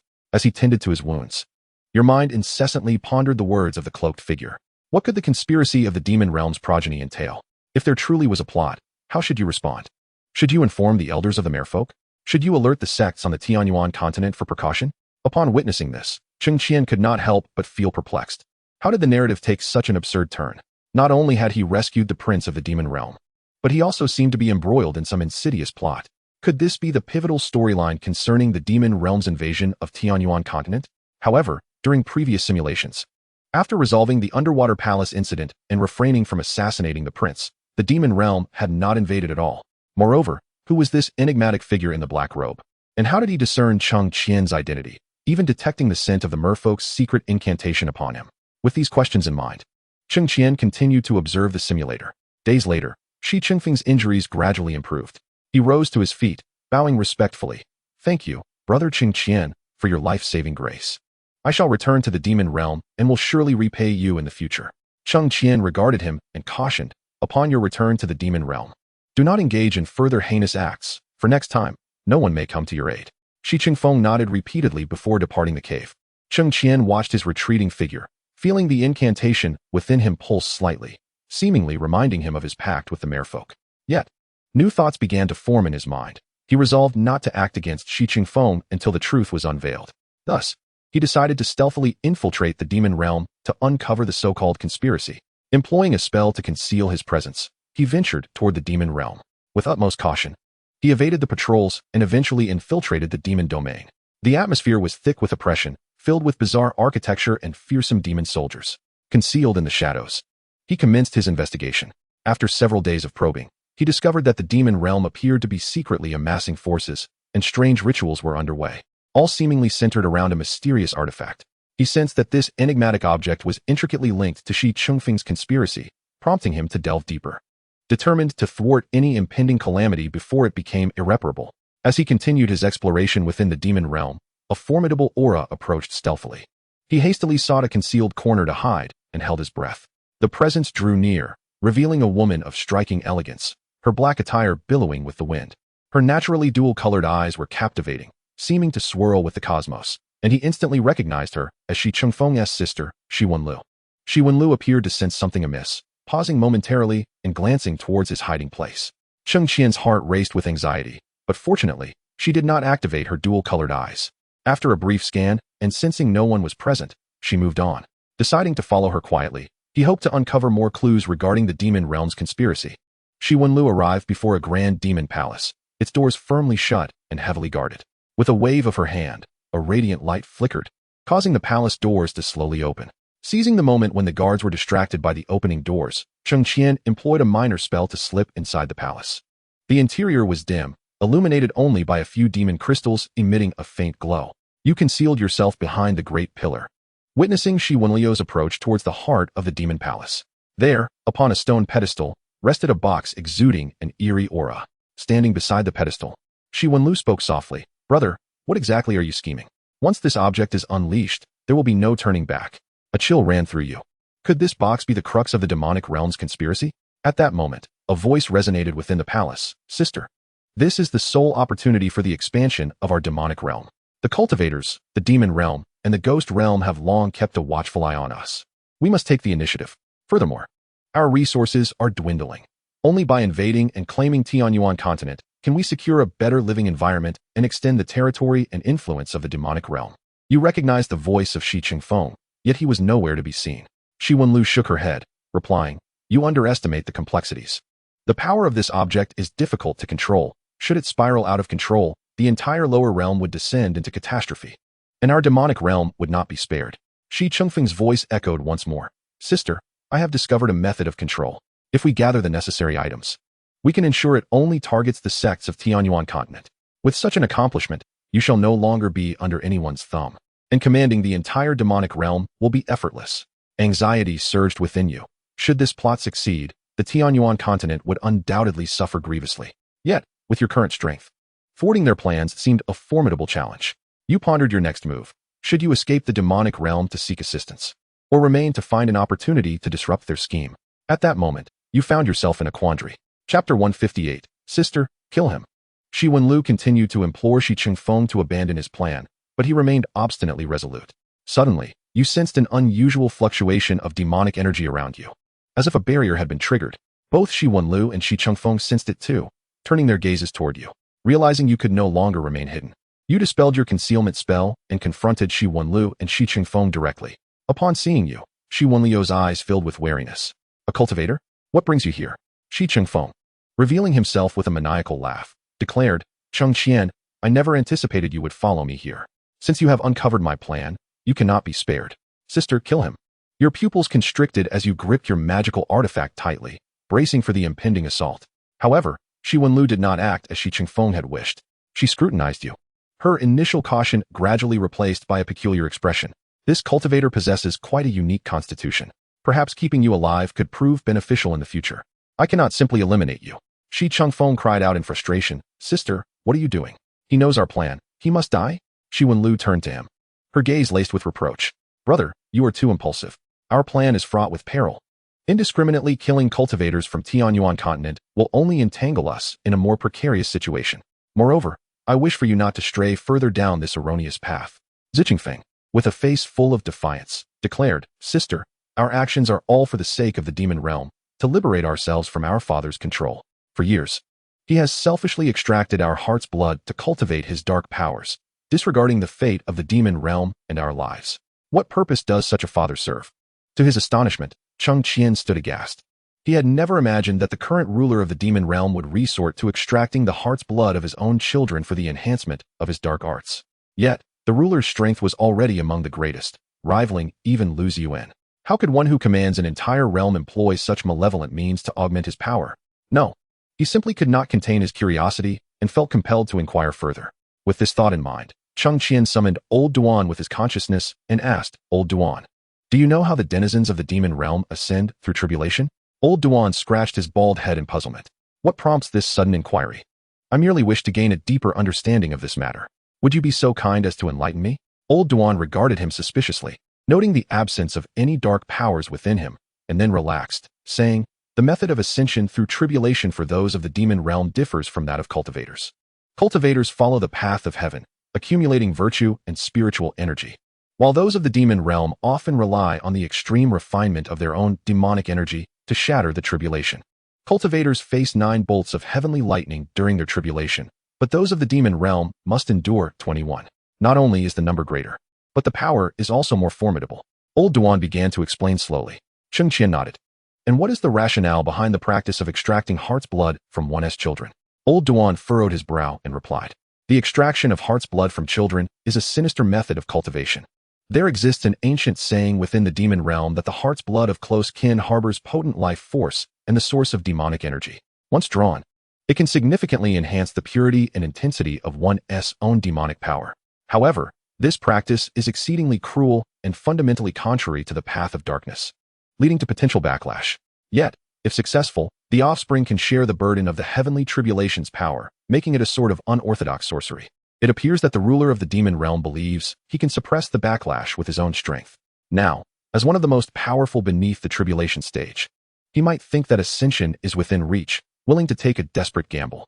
It is a pity for Shi Wenlu and Ziqingfeng, who have become mere fodder and lightning rods for this ruler." Cheng Qian mused. "It seems that the witch's life is not easy either." Old Duan interjected cautiously, "What witch? What entanglement have you gotten yourself into?"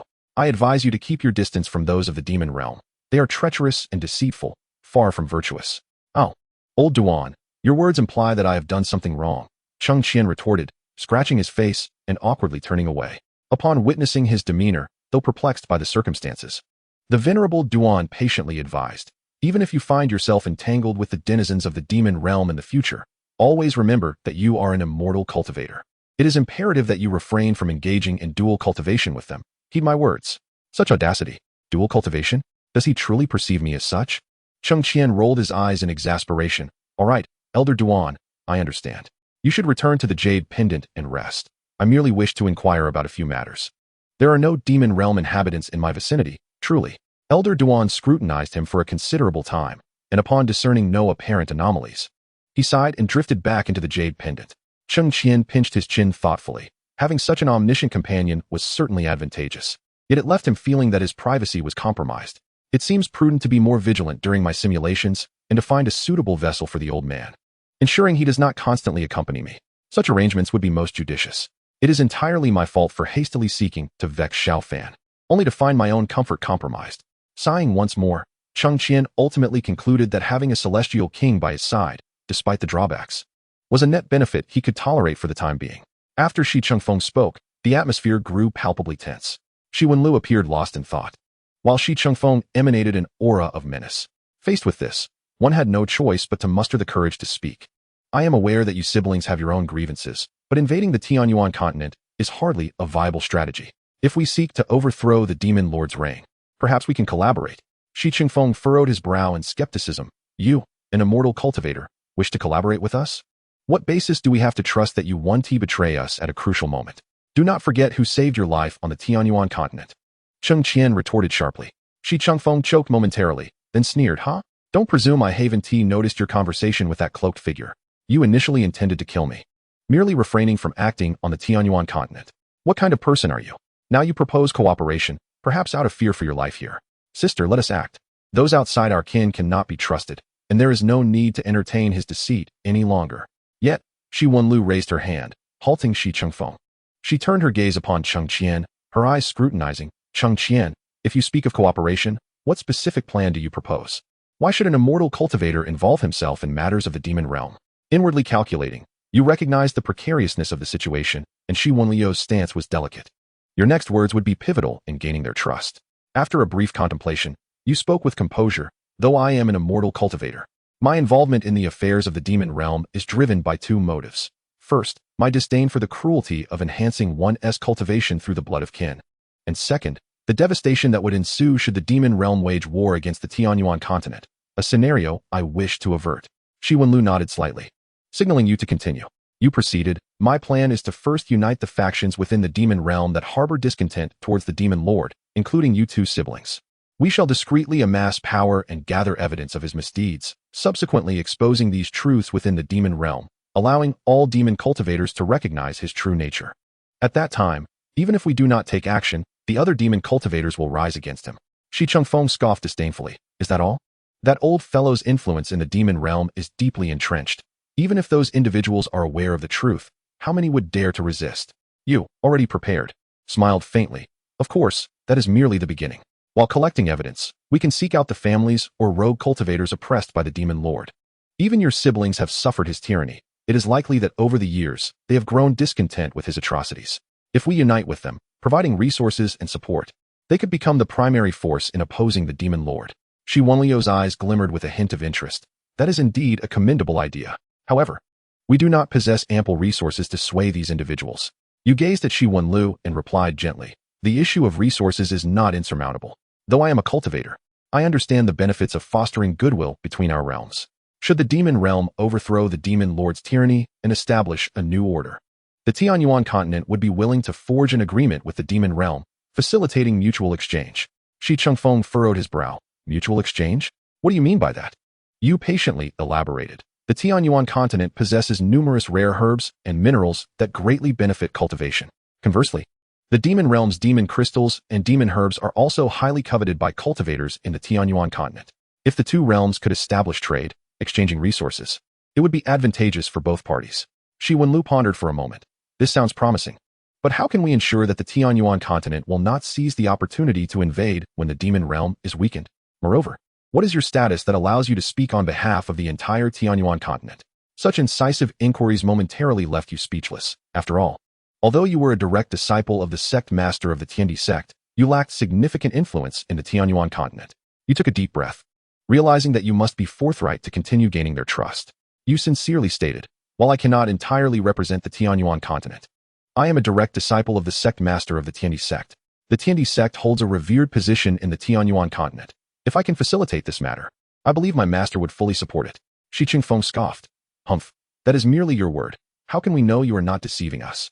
You hastily clarified, "If I utter a single falsehood, may I suffer the backlash of my inner demons and lose my cultivation." Seeing you invoke the vow against the inner demons, the siblings exchanged glances, beginning to trust you a little more. However, the gravity of the situation necessitated careful discussion about whether to collaborate with you. Gaining the support of the Tianyuan continent would undoubtedly make it easier to overthrow the current demon lord, yet they would simultaneously bear the burden of infamy. Not all demon cultivators would be willing to ally with the Tianyuan continent, as the two realms have been adversaries for a millennium. Resolving the enmity between the two realms in an instant was, indeed, implausible. Yet, if they chose not to collaborate, relying solely on themselves, they might have to resort to the mysterious weapon within this great hall to attack the Tianyuan continent, securing the support of the entire demon realm before subsequently forcing the current demon lord from power. This endeavor is not only fraught with difficulty, but if not meticulously controlled, the backlash from this enigmatic artifact may prove unbearable for both of them. Shi Wenlu gazed at you and slowly spoke. "Your words possess a semblance of truth. However, this matter is of great significance, and we require time to deliberate. During this period, I regret to inform you that you must reside in the annex of this demon palace." A shiver coursed through your heart, for you understood that this so-called residence was, in fact, a form of imprisonment. Nevertheless, to demonstrate your sincerity, you nodded in acquiescence. "Very well, I comprehend your concerns and hope that you will reach a decision promptly." With a wave of his hand, Shi Chengfeng summoned several demon guards who escorted you to the annex. The air within the annex was imbued with a faint aura of magical restraints. However, this bore no consequence for you, as your new cultivation method would swiftly transmute this demonic energy into chaotic power for your use. You contemplated that if the situation turned unfavorable, you could discreetly slip away.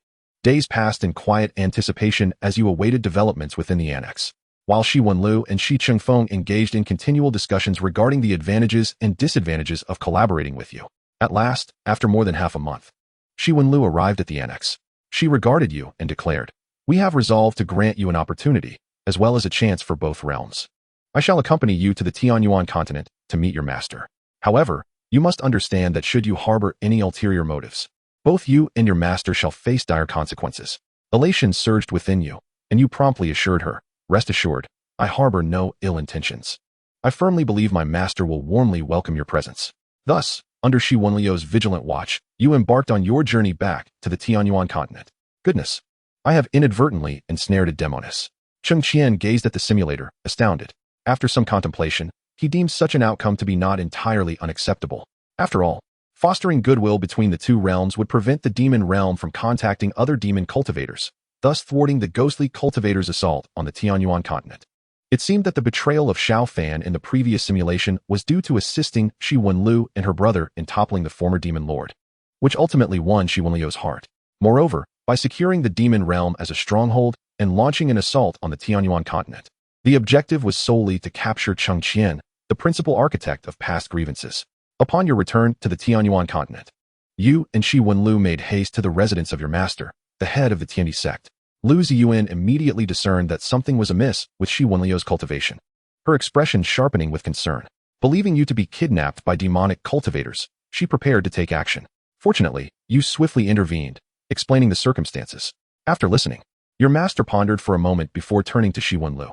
"Are you aware that the two realms have been at odds for a long time? Hatred is not easily vanquished. Is your demon realm truly willing to set aside past grievances and collaborate with the Tianyuan continent?" Shi Wenliu's demeanor was resolute. "As long as the Tianyuan continent honors its commitments and does not exploit our vulnerabilities, we believe that peaceful coexistence between our realms is achievable." Chapter 160. Agreement reached. Your master nodded slightly, her expression grave. "This is no simple matter. The various sects of the Tianyuan continent must also confer. However, since you have arrived here, you are a guest, and I shall ensure your safety." Shi Wenlu slightly bowed and expressed her gratitude. Thank you, sect leader. Following this, Lu Ziyuan summoned the leaders of various sects across the Tianyuan continent for a meeting. As news spread, the entire continent was shaken, and cultivators engaged in fervent discussions. One by one, the sect leaders arrived, casting wary and puzzled glances at Shi Wenlu. The atmosphere in the conference hall grew tense. Lu Ziyuan spoke first, esteemed leaders. I have gathered you here today to discuss a potential alliance with the demon realm. Miss Shi Wenlu represents the demon realm and wishes to join forces with us to overthrow the tyrannical rule of the demon lord, thereby establishing mutual benefit and peaceful coexistence between our two realms. One leader, furrowing his brow, stood up and challenged, Sect Leader Lu, the demon realm is notoriously cunning. How can we trust them? What if this is merely a ploy to lower our guard, allowing them to launch a sudden attack on the Tianyuan continent? What are we to do then? Other leaders nodded in agreement, expressing their consent. The enmity between the two realms had persisted for ages, and the notion of collaboration left many baffled. They believed Lu Ziyuan must be deranged to entertain such an idea. Observing the situation, you stepped forward, clasped your fists, and addressed the assembly. Esteemed leaders, I understand that your concerns are not without merit. However, Miss Shi comes with genuine intentions. The demon lord's despotism, sustained by the blood of kin, is an atrocity even the denizens of the demon realm cannot bear. Miss Shi and her brother have suffered greatly under his rule. Upon hearing this, the leader's expressions softened slightly, yet skepticism lingered. You continued, should we ally with the demon realm to dismantle the tyrant's regime? The new ruler of the demon realm would undoubtedly express gratitude towards the Tianyuan continent. Moreover, the exchange of resources between our realms would immensely benefit our cultivation. Additionally, we can establish stringent restrictions and contracts to ensure the safety of the Tianyuan continent. Wu Yan, the leader of the reclusive sect Falling Cherry, pondered for a moment before responding. While your words hold some truth, the practices of the demon realm contradict our cultivation methods, with their magic clashing against our spiritual energy. How can we ensure that our cooperation will not be jeopardized? Shi Wenlu stepped forward once more, esteemed leaders. I am acutely aware of the apprehensions Tianyuan continent harbors towards the demon realm. However, under my father's oppressive rule, the populace suffers greatly. Many families have been suppressed, and loose cultivators struggle to survive. If we receive support from the Tianyuan continent to overthrow the demon lord, the new demon realm will treat the Tianyuan continent with integrity. With that, she conjured a gleaming black crystal from her hand, declaring, this is a sacred artifact of the demon realm, the obsidian crystal, imbued with formidable magic. I am willing to temporarily entrust it to the Tianyuan continent as a symbol of goodwill. Should the demon realm engage in any treachery, you may shatter this crystal, and the demon realm shall suffer a backlash of magic, plunging into chaos. The leaders, sensing the immense power emanating from the crystal, were visibly moved. Another leader spoke up. Even so, the nature of those from the demon realm diverges from ours. How can we guarantee a smooth collaboration? Interactions between our realms may inevitably breed discord. Lu Ziyuan contemplated for a moment before responding. Esteemed leaders, this matter requires careful deliberation. For instance, during the process of overthrowing the demon lord, what extent of support will the Tianyuan continent provide, and what recompense shall the demon realm offer in return? Furthermore, how will the exchange of resources transpire between the two realms? At this juncture, a master clad in a blue robe stood up. Master Lu, this matter is of great significance and should not be decided hastily. Perhaps we should first dispatch several esteemed and virtuous cultivators to the demon realm to covertly investigate and ascertain the true circumstances there before making a final decision. After all, demon cultivators are notoriously cunning. We must be wary of falling into their traps. Upon hearing this, Shi Wenliu's expression darkened, yet she maintained her composure. Lu Zin gazed at Shi Wenlu, noting her lack of dissent, and remarked, this plan is quite commendable. Miss Shi, what are your thoughts? With a deep breath, Shi Wenlu responded slowly. Though I am the daughter of the demon lord, born in the demon realm, I am aware of the distinction between good and evil. My father, the demon lord, in his pursuit of power, has even attempted to claim the heart's blood of my brother and me. Such malevolence is utterly deranged. My brother and I initially intended to resist him with our own strength, but given his extensive influence in the demon realm, we find ourselves at a significant disadvantage. Her eyes radiated determination and resolve. I am not here to humbly plead for cooperation. I am truly at my wit's end. If I wish to wage war against the Tianyuan continent, the demon realm's resources could indeed support such a venture. Yet, I do not wish to witness the devastation of both realms. The common folk of the demon realm suffer immensely under my father's tyrannical rule, which is why I have come seeking collaboration. The assembled masters, upon hearing her words, gained a deeper understanding of her intentions, though some still harbored doubts. One particularly hot-tempered master scoffed. Humph, how can we ascertain the truth of your claims? As the daughter of the demon lord, why would you betray your father so readily? Are you not seeking to utilize our strength to dispose of him, only to then dominate the demon realm and turn against us? Shi Wenliu's countenance grew cold. If I harbored such thoughts, may I be condemned by heaven. Though I am the daughter of the demon lord, the people of the demon realm are also my subjects. I merely wish to overthrow the tyranny and restore peace to the realm. Should the Tianyuan continent choose not to believe me, I shall not press further. I am prepared to fight to the death, even if it leads to mutual destruction. Seeing the atmosphere grow increasingly tense, Lu Xing hastily interjected, Miss Shi, please do not be agitated. Esteemed masters, Miss Shi does present a valid argument. Let us select a few sects willing to consider collaboration and send their disciples alongside Miss Shi to the demon realm to investigate. This will not only allow us to uncover the true situation, but also enable Miss Shi to demonstrate her sincerity. After thorough discussions, several sects expressed their willingness to participate. The masters of these sects selected their most exceptional disciples, including yourself. Before your departure, Lu Ziyuan provided you with numerous protective talismans, ensuring your safety should danger arise. Shi Wenliu observed silently from the side, her gaze lowered in contemplation, lost in thought. A month later, after several days of investigation, you gathered sufficient evidence to confirm that Shi Wenliu's assertions were indeed true. Upon returning to the Tianyuan continent, you are to relay all that you have witnessed to the leaders of the major sections. Consequently, the sect leaders finally set aside their doubts and consented to collaborate with the demon realm. After all, having one less adversary and one more ally benefits both realms significantly. The two parties began to finalize the details of their cooperation, with Shi Wenliu wielding the resources of the Tianyuan continent to recruit rogue cultivators and members of other families from the demon realm to unite against common foes. You, serving as a supervisor, closely accompanied Shi Wenliu, prepared to launch an immediate offensive against the demon realm should she exhibit any signs of treachery. In the 24th year, through the concerted efforts of Shi Wenliu and the Tianyuan continent, the current demon lord was captured and Shi Wenliu ascended to the position herself.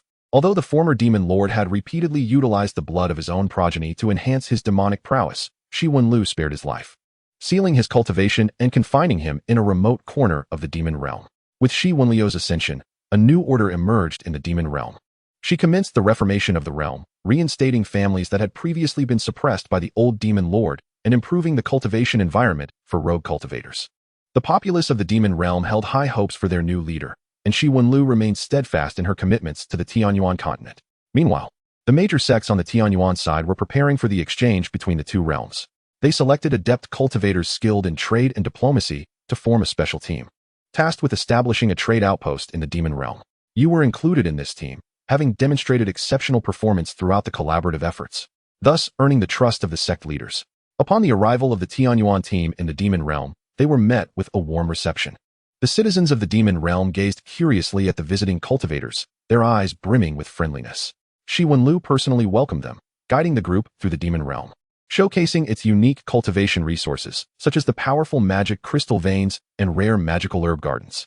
During the trade negotiations, both sides engaged in meticulous discussions regarding the types, quantities, and methods of resource exchange. The Tianyuan continent offered a substantial array of rare herbs, high-quality magical artifacts, and exclusive cultivation manuals, while the demon realm provided magic crystals, demonic artifacts, and various unique materials found solely within their domain. To ensure the fairness and integrity of the transactions, both parties established a dedicated evaluation agency composed of experts from both realms. In the 27th year, to enhance communication and integration between the two realms, Shi Wenliu and the major sects of the Tianyuan continent resolved to construct a city of exchange at the border of the two realms. This city, collaboratively built by both realms, would feature pavilions and towers of the Tianyuan continent alongside the enigmatic architecture of the demon realm. Here, cultivators from both realms could freely interact, trade, and refine their skills. The entire Tianyuan continent is ushering in a new wave of development. In the 30th year, as time progresses, the collaboration between the two realms deepens significantly. The strength of both sides has been greatly enhanced. Whether cultivators or demonic practitioners, all have benefited from this process. During this time, Shi Wenliu gradually develops feelings for you. Cheng Qian, taken aback, scratches his head, pondering the situation. It seems he is straying further from the path of the original protagonist. Following Xiao Fan's trajectory leaves him with no way forward. Indeed, I, Cheng Qian, am truly the child of fortune. In the 40th year, the demon realm and the ghost realm, dissatisfied with the betrayal of the demon realm, unite with certain sects that have long harbored grievances against it. along with the remnants of the old demon lord. Together, they swiftly breach 5 major cities of the demon realm. This ambush has been brewing for over a decade, executed with stealth and speed. By the time Shi Wenlu realizes what is happening, the situation has nearly reached an irretrievable state. Shi Wenliu's eyes blaze with fury as he immediately leads his trusted allies from the Tianyuan continent back to the demon realm. Those peace-loving individuals from both realms had never anticipated that events would spiral into such chaos. Lu Ziyuan hastily summons the remaining sects, eager to rally support for Shi Wenliu's counteroffensive. However, this course of action would drastically alter the dynamics of the entire Tianyuan continent, leaving many at a loss for how to make decisions. You are acutely aware that failing to make the right choice at this juncture would not only plunge the demon realm into an abyss, but also cause the Tianyuan continent to lose a vital ally, with even greater dangers looming in the future. Amidst the stalemate, you step forward, your gaze resolute as you address the assembly. Esteemed colleagues, we have collaborated with the demon realm for many years. Now, in their time of peril, if we do not extend our hand, who will come to our aid when we find ourselves in distress? Furthermore, the audacity of the actions taken by the demon and ghost realms poses a significant threat to our Tianyuan continent, if left unchecked. Your words resonate powerfully, swaying some of the hesitant sect leaders. After your impassioned plea, the majority of the sects ultimately decide to dispatch forces to support the demon realm. You lead this contingent of reinforcements from the Tianyuan continent, hastening towards the demon realm without delay. After a grueling battle, you finally succeed in repelling the joint forces of the demon and ghost realms. The remnants of the old demon lord, recognizing the changing tides, surrender en masse. Meanwhile, the sects that betrayed the Tianyuan continent face the united condemnation of the remaining factions, leading to their immediate dissolution. Treachery yields no favorable outcome, regardless of the location. As a result of this conflict, the bond between the demon realm and the Tianyuan continent grows even more unbreakable.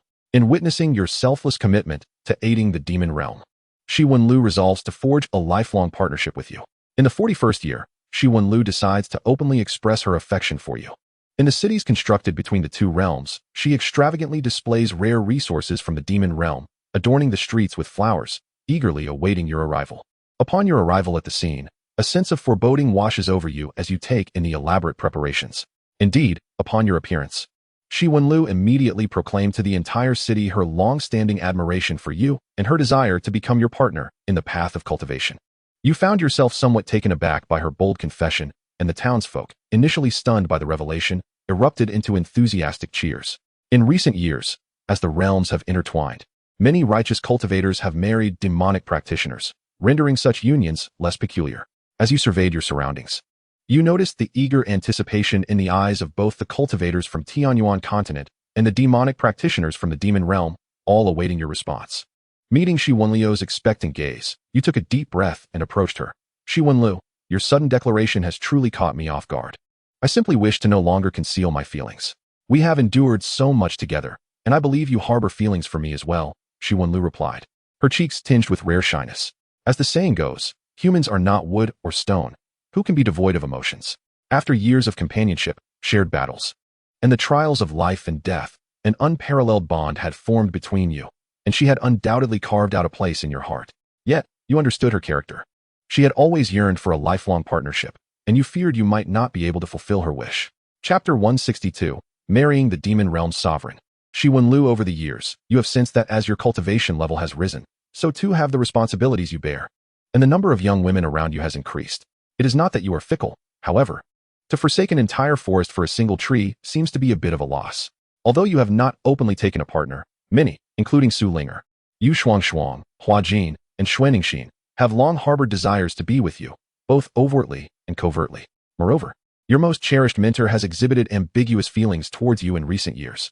You pondered that had it not been for her status, perhaps you would have already cultivated together. After a moment of silence, an excellent excuse came to mind, and you spoke slowly. Shi Wenlu, you are aware of my feelings for you. However, the lifelong companionship you seek, I may not be able to provide. I bear the expectations of numerous sects in Tianyuan continent and possess many unfulfilled missions. These responsibilities are like shackles, preventing me from focusing solely on our relationship. Impressive. Cheng Qian silently commended himself in the simulator. Shi Wenliu's smile gradually faltered, and a flicker of disappointment crossed her eyes. I understand your responsibilities, but I believe that having shared so much, you would be willing to set aside some of your burdens for me. You gently shook your head. I cannot be so selfish. While our feelings are indeed significant, The peace and prosperity of the two realms depend upon me. If I were to indulge solely in personal affections now, I would be unable to protect everyone when danger inevitably arises. As the townspeople listened to your words, a solemn quietude enveloped the crowd. They observed you both, their eyes filled with sympathy. Shi Wenlu took a deep breath, striving to compose herself. I understand your perspective, but I will not easily relinquish my conviction. I am willing to wait for the day when you can wholeheartedly be with me. Oh, why does it seem that the greatest villain in this original tale is also ensnared by the whims of love? First, there was the unconditional affection from the master. And now, the emergence of the lord of the demon realm. To be so extraordinary can indeed be a source of torment, murmured Cheng Qian. After Shi Wenlu finished speaking, she collected the provisions she had meticulously prepared and presented a storage ring. Although you may not require these at the moment, they are a product of my careful planning. Even if we cannot be together now, it would be a shame for these resources to go to waste. Her typically strong demeanor subtly revealed a hint of sorrow, leaving you uncertain of your own feelings, yet your body instinctively accepted the gift she offered. You understood her character well. To refuse would surely dishearten her. After all, being rejected by you was already a painful experience, and you were reluctant to add further distress to her heart. Those present observed the scene, many displaying expressions of disdain, while others, recognizing the finality of the outcome, sighed and departed. You and Shi Wenlu also left the square, each consumed by your own preoccupations. In the 43rd year, you ascended to the void stage, coinciding with the day of Lu Ziyuan's ascension. After a heartfelt farewell, you watched as your master soared to the higher realms. Sensing your sorrow, Shi Wenlu took it upon herself to keep you company over drinks. The night stretched on, both of you enveloped in your own emotions. And before you knew it, you had both indulged a bit too much. Upon awakening the next day, you discovered her asleep beside you. A splitting headache plaguing your mind as fragmented memories of the previous night flooded back, causing your cheeks to flush, while your body felt somewhat unwell. The discomfort was not immediately apparent. As you gazed upon the still sleeping Shi Wenlu, your heart a tumult of emotions. You were acutely aware that the events of the previous night had crossed the boundaries that once defined your relationship. Yet you found yourself at a loss for how to confront her now. Shi Wenlu seemed to sense your movements, slowly opening her eyes. Upon seeing you seated beside her, she momentarily froze, her cheeks flushing with color. Last night, she began, her voice tinged with shyness. You scratched your head, awkwardly admitting, I had too much to drink last night, and I never anticipated it would unfold this way. But rest assured, Luer, I will take responsibility for you. As she sat up and adjusted her hair, her gaze bore a hint of complexity. You need not feel compelled by this. I understand that your previous rejection stemmed from Lu Ziyuan. I comprehend everything, yet I believe that one day, there will be a place for me in your heart. Thus, I am willing to wait. I do not wish for such an unexpected occurrence to constrain you. What a remarkable woman. Cheng Qian's eyes brightened. He had not anticipated Shi Wenliu's character to be so admirable. Oh dear, what should he do if he found himself falling for her? He truly was a fickle-hearted rogue. Listening to Shi Wenliu's words, you remained silent for a long while, finally taking her hand in yours. This is not about coercion. After last night, I have come to realize much. For years, I have been evading my own feelings, always using responsibility as an excuse. Yet, in truth, you have always occupied a significant place within my heart. A glimmer of surprise danced in Shi Wenliu's eyes as she softly inquired, have you truly made up your mind? I have, you affirmed with a decisive nod. Rarely did a bashful expression grace Shi Wenliu's face, and she gently suggested, last night was merely the result of intoxication. Let us start anew. Cheng Qian was incensed. What nonsense was this? Why did the text become garbled at such a crucial moment? Why was he denied a clear view? Could they not elaborate on this passage? What was going on? Did your simulator also have a review process? Cheng Qian rolled his eyes in frustration, downed a cup of tea, and took a moment to regain his composure before turning his attention to the subsequent words. In the 44th year, you assumed the role of the sect leader of Tiandizong, marrying the lord of the demon realm, Shi Wenlu. Your relationship stirred a tempest across the two realms, eliciting both blessings and skepticism, along with hearts filled with sorrow. In the face of the myriad voices from the outside world, you and Shi Wenlu remained largely unperturbed. You understood that your affection required no external validation. As long as your hearts beat in unison, hand in hand, that sufficed. Under your stewardship, the practitioners and common folk of the demon realm gradually found stability and prosperity in the Tianyuan continent, infusing the lower realm with a vibrant vitality. In the 50th year, Shi Wenlu faced tribulation and ascended, enduring a thunderstorm of calamity that left all spectators aghast, with a staggering 27 bolts of lightning. During this ordeal, you were astonished to discover that the tribulation sought you out as well, with some bolts striking you directly. Exhausted and bereft of all your artifacts, you closed your eyes in despair, recalling the words of Elder Duan, Remember, one must never cultivate alongside those from the demon realm. You perished. Chapter 163. Could it be that someone has stolen my fortune? What is this? Why did the tribulation target me? Cheng Qian stared at the text above, utterly perplexed. Elder Duan, old man, I have a question for you. Under Cheng Qian's relentless inquiries, Duan Li Hong, his bald head gleaming, emerged from the jade pendant. His expression filled with irritation. What now, little ancestor? You truly allow me no respite. I have a few questions, Cheng Qian admitted, feeling somewhat sheepish. Yet his mind was awash with confusion. Elder Duan, exasperated, flicked his beard. Speak. Elder Duan, why can cultivators and demon practitioners not cultivate together? Please enlighten me. Is that all? Elder Duan rolled his eyes, sighing in resignation. Cultivators and demon practitioners are fundamentally different paths of cultivation. Cultivators adhere to the righteous way of heaven and earth, absorbing spiritual energy while upholding principles of justice, compassion, and order, whereas demon practitioners often harness malevolent energy. Their actions leaning towards capriciousness, self-indulgence, and even cruelty. These two forces are inherently conflicting. Should they attempt to cultivate together, the spiritual and demonic energies within them would clash, disrupting the very foundation of their practice. Cheng Qian furrowed his brow, cautiously inquiring, what if? I'm merely hypothesizing here.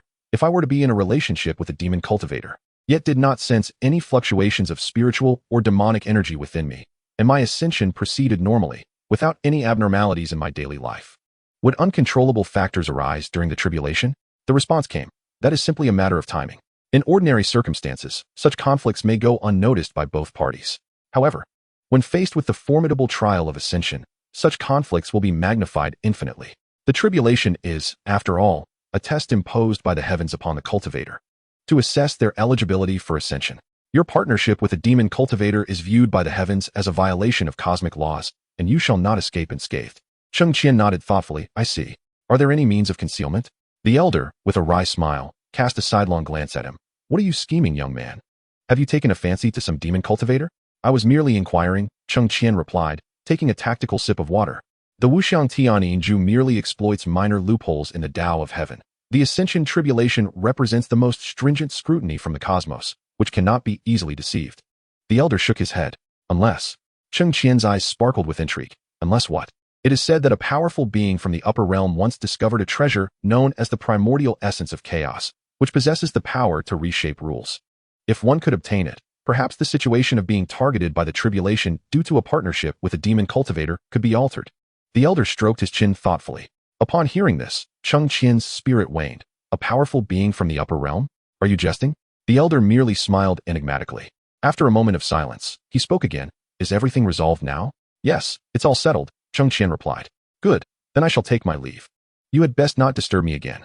With a huff, the elder vanished into the jade pendant. Cheng Qian pondered for a long while before finally sighing.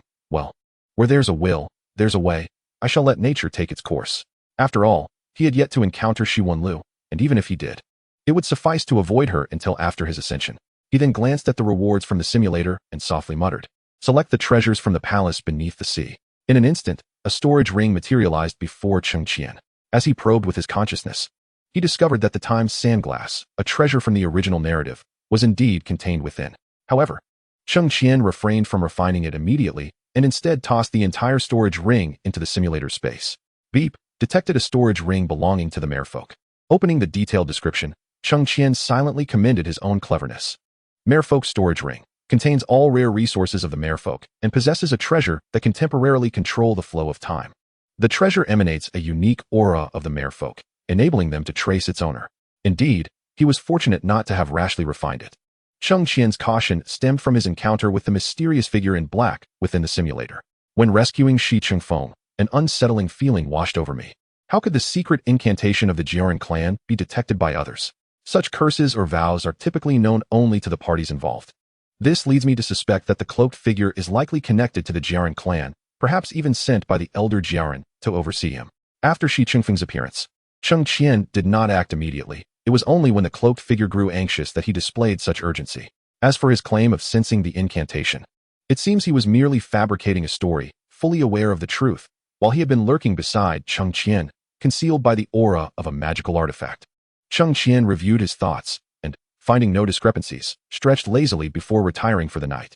There would always be methods to erase one's traces. There was no need to rush. In the underwater palace, The elder Jiaran suddenly felt a twitch in his eyelids as the aura of the magical artifact vanished without a trace. He hurriedly swam to the secret vault. Upon opening the vault doors, the elder felt as though the sky had fallen. What has become of my treasures? He lamented, tears of despair threatening to spill as he meticulously searched the vault 3 times. Once he confirmed that the items had indeed vanished into thin air, he sank onto the ground, his fishtail awkwardly splitting from the force, causing him to grimace in pain. Who has stolen the treasures of our Jiren clan? He bellowed in fury. Suddenly, a realization struck him, and he sprang to his feet. Ah, the aura of the artifact. Just as he was about to sense its location, that aura abruptly disappeared once more. Infuriated, he swore, if I discover who the thief is, they shall meet a most unfortunate end. With that, he dispatched a voice transmission. Old Hay, the Jiren treasury has been robbed.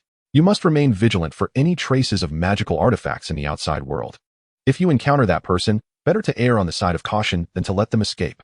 Moments later, a voice responded, understood. At the Xintian gate, in the chamber of Yue Yao, Xiao Fan, who was deeply engrossed in a tender moment with her, suddenly exerted himself, only to spit blood, his countenance aging a decade in an instant. Yue Yao gasped in alarm, Brother Xiao Fan, what has happened to you? Xiao Fan's brow darkened with ferocity, his demeanor bordering on madness as he rose from the bed. It is nothing. You should rest. I have matters to attend to. With that, he swiftly donned his clothes and departed from Yue Yao's abode, returning to his own cave dwelling. After unlocking the enchantments of his lair, he sat upon his bed, carefully probing the items within his storage ring and his surroundings with his spiritual sense. After a brief moment, he withdrew his consciousness. Initially believing he had been cursed or afflicted, yet finding no anomalies, he was left bewildered. Ever since embarking on his cultivation journey, Xiao Fan had enjoyed a smooth path, but recent occurrences had begun to sow seeds of doubt within him. A myriad of ancient texts from the Tianyuan continent flitted through his mind, prompting a stirring thought. Could it be that someone has stolen my fortune? Chapter 164. A girlfriend should stand strong. Standing before the window, Cheng Qian took a deep breath, the fresh, moist air invigorating his spirit. Last night, for reasons unknown, a torrential downpour suddenly descended, accompanied by relentless thunder and lightning that echoed throughout the night. Ultimately, he could no longer endure it and shielded his ears to drift into slumber. With the dawn still early and the majority of the Hua family yet to awaken, he stood in the courtyard, retrieving a sword gifted by his master, beginning his sword practice as a means to stretch his limbs. After an hour, Cheng Qian felt invigorated. Brimming with vibrant life force, the boundless spiritual energy coursing through him made each stroke of the sword increasingly powerful. By this time, daylight had fully broken, and numerous guards and maidservants busily moved in and out, either changing shifts or preparing breakfast. Such an orderly scene signified that the stability of the Hua household had been fully restored. The tantalizing aroma wafted into Cheng Qian's nostrils. The exertion had drained much of his energy, and although sustained by spiritual power, he still felt a pang of hunger in his belly. At that moment, a soft voice called from behind, Elder Brother Cheng. The gentle tone carried a hint of innocence, prompting Cheng Qian to halt his swordplay and turn to find it was indeed Hua Jin. Today, she wore a moon-white fitted robe that accentuated her exquisite form, with a glimpse of her snow-white calves that instantly captivated the eye. Cheng Qian had never seen Hua Jin dressed in such a manner, causing a smile to grace his lips. Miss Jin, Elder Brother Cheng, I've prepared breakfast for you. Let us eat together, Hua Jin said, holding a food container, her face alight with anticipation. Just as he was about to nod in agreement, an additional voice rang out from above. Cheng. Looking up, he spotted a girl in red soaring gracefully on her sword before landing steadily, a paper-wrapped bundle in her hand. Where has Miss Su been? Cheng Qian raised an eyebrow in inquiry. Su Linger proudly lifted the paper bundle, declaring, Behold, this young lady has already ventured to the tavern this morning to bring you a large bun, your favorite flavor. Gazing at the paper bundle in her hand, then at the food container held by Hua Jin, Cheng Qian found himself momentarily speechless. After a moment of contemplation, he said, Since you are both here, let us share the meal. It would be a shame to waste food and the intentions of two lovely ladies. After all, refining energy from nourishment will soon transform these fine grains into sustenance for my entire being. Indulging a little more will be of no consequence. The three gathered around a stone table, and Cheng Qian took a bun, biting into it as the familiar flavor spread across his palate. Oh, this is the taste I remember. Miss Su is quite thoughtful. Su Linger beamed with pride at his words. Next, Cheng Qian sampled the congee made by Hua Jin, exclaiming, Delicious. Hua Jin giggled softly. Then I shall prepare congee for you every day, Elder Brother Cheng. Did you make this yourself? Yes, I'm glad you like it. Hua Jin replied, a blush creeping onto her cheeks as she playfully extended her delicate leg forward. This was a directive from her father yesterday. who had chided her for dressing too conservatively. Now, with competition present, she felt it necessary to catch Cheng Qian's eye. Thus, she donned a fitted skirt that revealed her legs for the first time in her life and applied blush that morning, all in hopes of captivating Cheng Qian's attention. As expected, there was some effect. Just moments ago, Brother Cheng seemed to have discreetly swallowed. Cheng Qian felt a slight warmth on his face and quickly averted his gaze. His mind filled with images of the two women in the simulator attending to him, leaving him somewhat overwhelmed. Was he destined to endure their daily meal delivery routines? That would certainly hinder his cultivation. Seemingly sensing his thoughts, old Duan communicated through his consciousness, warning him not to take this fortunate situation for granted, as such blessings were coveted by others. This old fellow must be eager for him to embrace both sides, right? Quickly finishing the food before him, Cheng Qian rose and declared, I have matters to attend to outside. The two women simultaneously inquired, where to? They exchanged glances, and Cheng Qian couldn't help but chuckle. I'm off to find a place for refining tools. Hua Jin immediately responded, I know of a place where one can rent a furnace. Su Ling, unable to seize the spotlight in this regard, pouted, why do you need that? Can you even refine tools? Well, I possess a modicum of knowledge. Cheng Qian scratched his neck and then turned his gaze to Hua Jin. Miss Jin, please tell me the location. I shall go alone. Hua Jin, perceptive to his desire for solitude, felt a twinge of disappointment but still nodded obediently. Brother Cheng, upon exiting the Hua residence, continue eastward. After passing 2 streets, you'll find a small alley with a sign reading Furnace Pavilion. There, you can rent an independent refining chamber. Thank you very much. Just as Cheng Qian was about to leave, Su Linger suddenly called out to him. Wait, Cheng, I'm unsure if you truly know how to refine tools, but I have some excellent stones here. Take them with you. With that, she produced several pieces of ore from her storage ring, which were indeed top-grade refining materials. Cheng Qian was somewhat astonished. He had not expected the young lady Su to be so generous, yet he instinctively declined. These materials are quite precious, Miss Su. I cannot accept them. Take them. For I have no intention of retracting what I give, she insisted, shoving the ore into his hands before turning and running away. Watching the figure of the young woman in red depart, Cheng Qian smiled helplessly. Hua Jin's expression darkened as she hesitantly murmured, Brother Cheng, I'm sorry. Am I utterly useless? How could that be? You informed me of the location of the refining pavilion, which is of great assistance to me, he reassured her. But I am not as formidable as Sister Su, who can effortlessly provide rare materials, she lamented. Cheng Qian scratched his head. Miss Jean, with the Hua family now on the right track, shouldn't your focus be on alchemy rather than on me? Although he knew this might sound hurtful, he felt compelled to remind her as he observed her veering off course due to his influence. Hua Jin gazed at Cheng Qian for a moment, and then suddenly broke into a smile. Brother Cheng, thank you. You have awakened me. Cheng Qian was uncertain whether her gratitude was genuine or merely a reaction. But he continued, Miss Jean, your talent in alchemy is remarkable. Please do not let momentary setbacks deter your progress. Indeed, Jean possesses nothing but her unwavering dedication to her cultivation. By advancing to the rank of alchemist, she can honor the intentions of Brother Cheng, who has aided the Hua family. I have been blinded by my own limitations. However, Hua Jin displayed not a trace of anger. Instead, her eyes sparkled with vibrant vitality. Her gentle voice resonated. Brother Cheng, I shall strive earnestly to become a woman worthy of you, not merely a parasitic plant that clings to your support. Chapter 165. Cheng Xiaoyu, we meet again. Following Hua Jin's directions, Cheng Qian swiftly located the forge pavilion hidden within a narrow alleyway. From the outside, the pavilion appeared unremarkable, marked only by a slightly weathered wooden door and a sign that bore the faded characters of Forge Pavilion. Upon entering, Cheng Qian was greeted by a wave of heat intermingled with the scent of metal. The interior was dimly lit, surrounded by an array of various crafting materials and finished products, with scattered ores glimmering faintly in the subdued light. In one corner sat a stooped old man, examining a piece of material with keen interest. Hearing Cheng Qian's footsteps, the elder slowly raised his head, his murky eyes scrutinizing him. Here to rent a crafting chamber? The old man's voice was hoarse, tinged with a hint of frailty. Yes, esteemed elder, Cheng Qian replied respectfully. The elder gestured towards the back. First, pay 100 low-grade spirit stones. The chamber is charged by the hour, 10 low-grade spirit stones per hour, and you must provide your own materials. Surprised by the reasonable fee, Cheng Qian nodded and handed over the spirit stones before being led to a private crafting chamber. The chamber was sparsely furnished, with a massive forge at its center and basic crafting tools arranged around it. Cheng Qian retrieved his destined sword and placed the sword marrow stone on the table.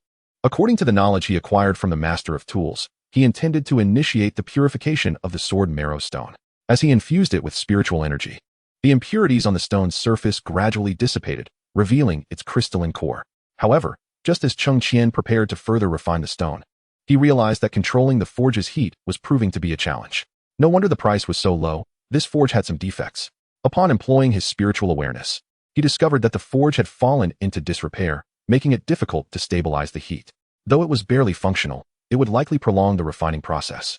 A simple repair was in order. Lost in thought, he was suddenly interrupted by a commotion outside the chamber. Cheng Qian set aside his task and stepped out to investigate. He found a young craftsman embroiled in a heated argument with the elderly man. "This forge is utterly uncontrollable. You are clearly deceiving us," the young craftsman exclaimed. His face flushed with indignation. The old man, unfazed, replied, "This forge is intended for experienced craftsmen. If your skills are lacking, do not blame my equipment." One cannot dismiss such words lightly. Cheng Qian interjected, stepping forward. "I have encountered the same issue with my forge. Behold, if it were merely my words, that would be one thing. Yet this fellow also shares the same sentiment. Clearly, you, old man, are nothing but a swindler." The youth, unable to contain his agitation, stepped forward and shouted vehemently. The elder, however, merely scoffed. "Use it or not, I care not. Should you choose not to, then depart. In any case, I shall not refund your spirit stones." "You," the young man approached, intending to shove the elder, but was promptly restrained by Cheng Qian. "This is a trivial matter. Let us not act impulsively." Cheng Qian then turned to the elder, stating, "In Linghai City, only you possess a furnace. Thus, you are indeed quite assured. Nonetheless, when welcoming guests, it is wise to foster goodwill for prosperity. Threaten me?" The elder pointed to his own nose, then sprawled on the ground in a display of insolence. "I shall inform you, my son is a direct disciple of the vice sect master of the Yue Yao pavilion. Should you dare to touch me today, you shall find yourself ruined." This commotion attracted a considerable crowd outside the furnace pavilion, who speculated about the unfolding drama. "Ah, it's that old rascal again. Surely he has deceived these two young ones. They appear to be outsiders, unaware of the circumstances. Now they shall not only lose their spirit stones, but may also find themselves in a heap of trouble." The old man, leveraging his son's position in the foremost sect, frequently preyed upon outsiders, charging minimal fees, as many preferred to avoid conflict, treating it as a minor lesson learned. Hearing these remarks, Cheng Qian could not suppress a cold chuckle. The young man beside him, upon hearing the gossip, gradually calmed his fury and tugged at Cheng Qian's sleeve. "My friend, perhaps we should let this go and seek another furnace in the neighboring town.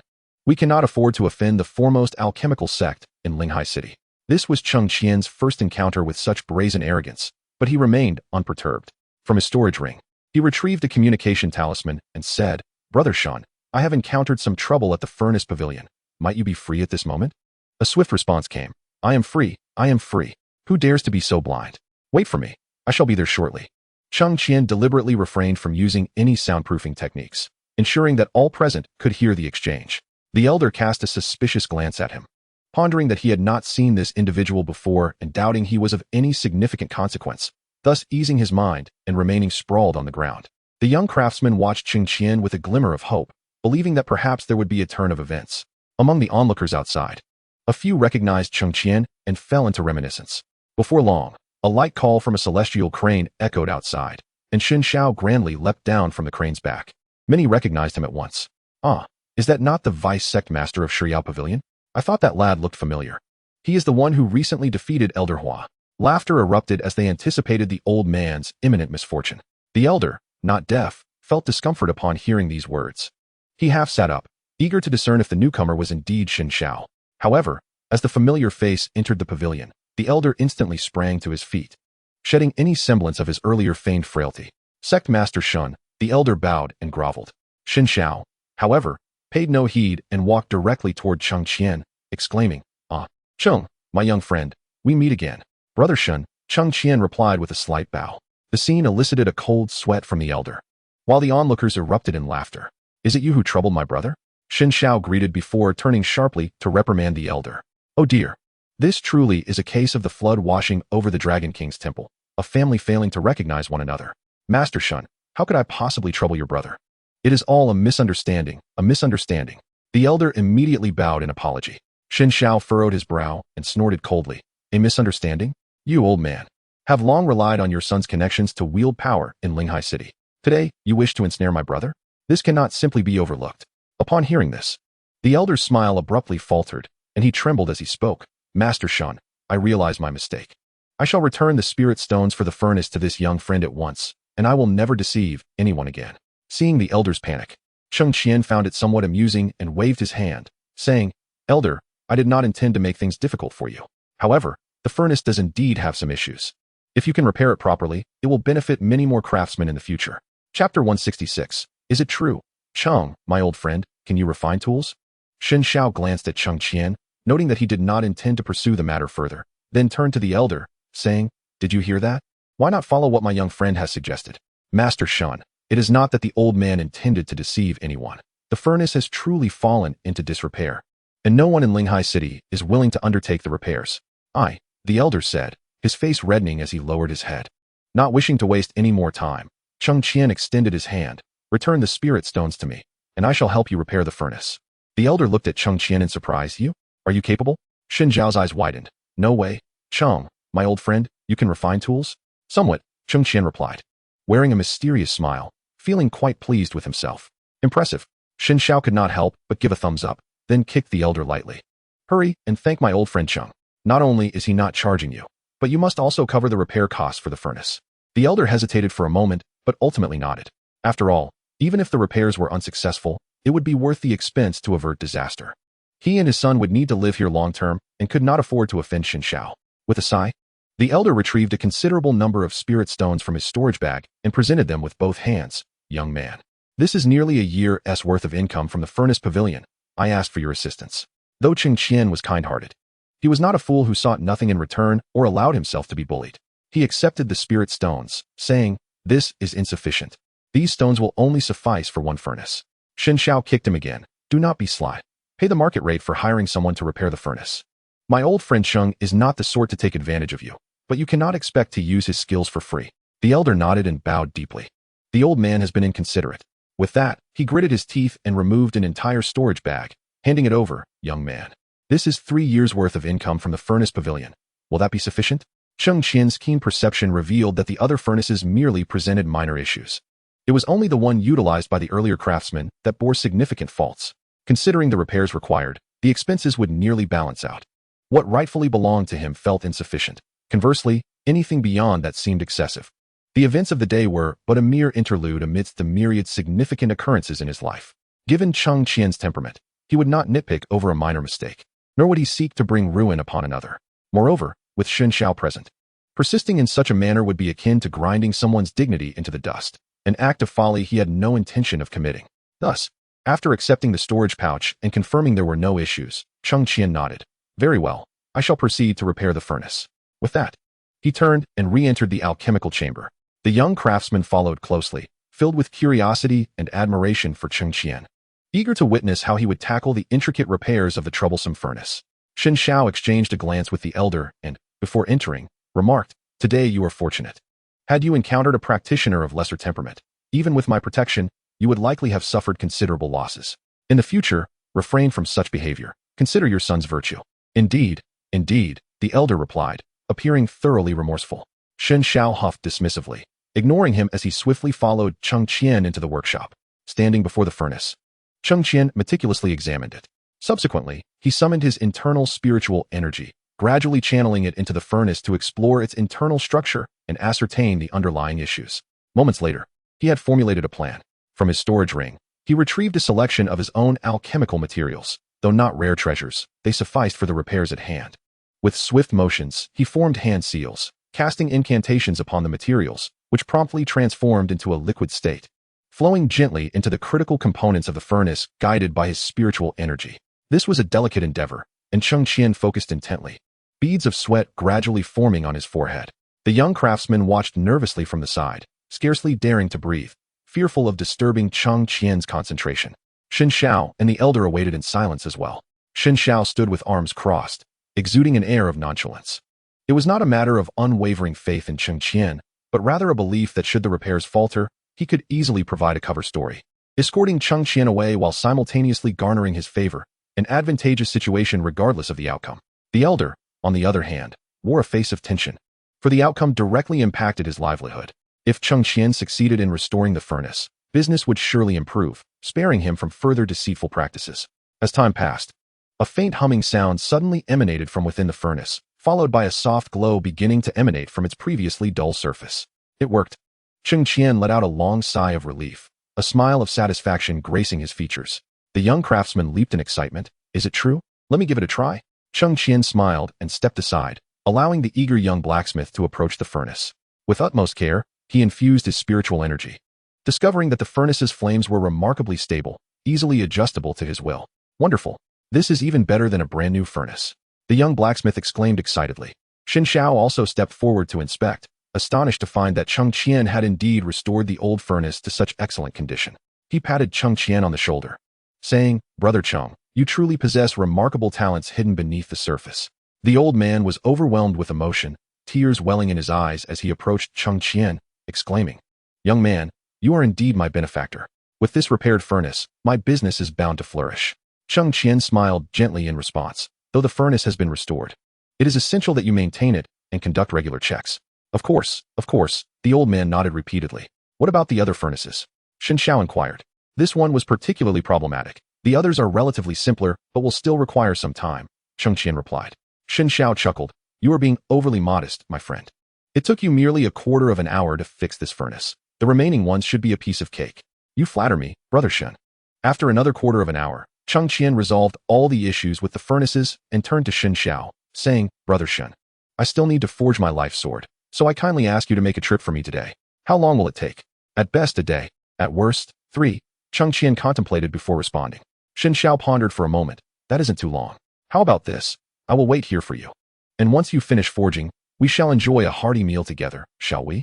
Aware of Xun Zhao's intention to cultivate camaraderie, Cheng Qian graciously accepted, smiling. Very well. Then I appreciate Brother Shen's patience. Chapter 167. The birth of the life sword spirit. Cheng Qian approached the furnace, having completed the preliminary preparations long ago. Now, it was time for the melding of the sword marrow stone with his life sword. He waved his hand to deactivate the soundproofing barrier within the cave and carefully placed the purified sword marrow stone into the furnace. The spiritual energy guided the flames within, this time without any instability in temperature. Cheng Qian focused his mind and concentrated on the furnace before him. The flames, illuminated by the sword marrow stone, seemed to harbor boundless energy, their crimson glow flickering like a furious river in full flow. He silently recited the forging incantation, his fingers delicately tracing the rim of the furnace, as his spiritual energy surged in like a flowing stream, regulating the temperature and spiritual essence within. As the sword marrow stone gradually melted, Cheng Qian's heartbeat quickened. This process was more intricate than he had anticipated. The nature of the sword marrow stone was exceptionally unique, requiring not only high temperatures for melting, but also a stable input of spiritual energy at critical moments. Any misstep could lead to a backlash from the sword marrow stone, potentially destroying his life sword. As Cheng Qian was wholly absorbed in his task, the flames within the furnace suddenly surged violently, as if responding to his emotional fluctuations. A tightness gripped his heart, compelling him to adjust the output of his spiritual energy in an attempt to quell the tumultuous flames. Yet, the roar of the fire grew increasingly shrill, resembling a ferocious beast awakened, struggling to break free from the confines of the furnace. He took a deep breath, forcibly suppressing a flicker of panic within, and swiftly altered the hand seals. The incantations flowed like ethereal serpents into the furnace, intertwining with the raging flames. His spiritual energy acted as a deft comb, endeavoring to untangle the chaotic power of the fire. With each incantation he cast, the tumultuous roars gradually softened, though their potency remained astonishingly formidable. The essence stone of the sword began to waver under the onslaught of the flames. The trend of gradual melting oscillated, with some sections even beginning to re-solidify. He realized he could not rely solely on the intensity of his spiritual energy. He must resonate with the very essence of the flames. Silently, he chanted within, tracing a complex symbol at the furnace's edge with his fingers. As he infused his spiritual energy, the color of the flames shifted from a fierce crimson to a gentle orange, and the wildness of their aura began to wane. Cheng Qian sensed the state of the essence stone stabilizing. He dared not let his guard down, his eyes fixed intently on the furnace's interior. His output of spiritual energy became more steady and precise, adjusting the temperature of the flames in accordance with the melting state of the essence stone. Gradually, the stone transformed entirely into a pool of liquid radiating an otherworldly glow. Witnessing this, a faint smile of satisfaction graced Cheng Qian's face. Though he understood that the most critical step lay ahead, he cautiously lowered his innate sword into the furnace. The moment it made contact with the liquid essence stone, a faint hum resonated.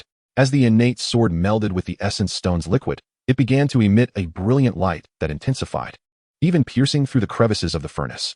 A formidable power began to gestate within, and he knew that if this force erupted without proper guidance, the consequences would be unfathomable.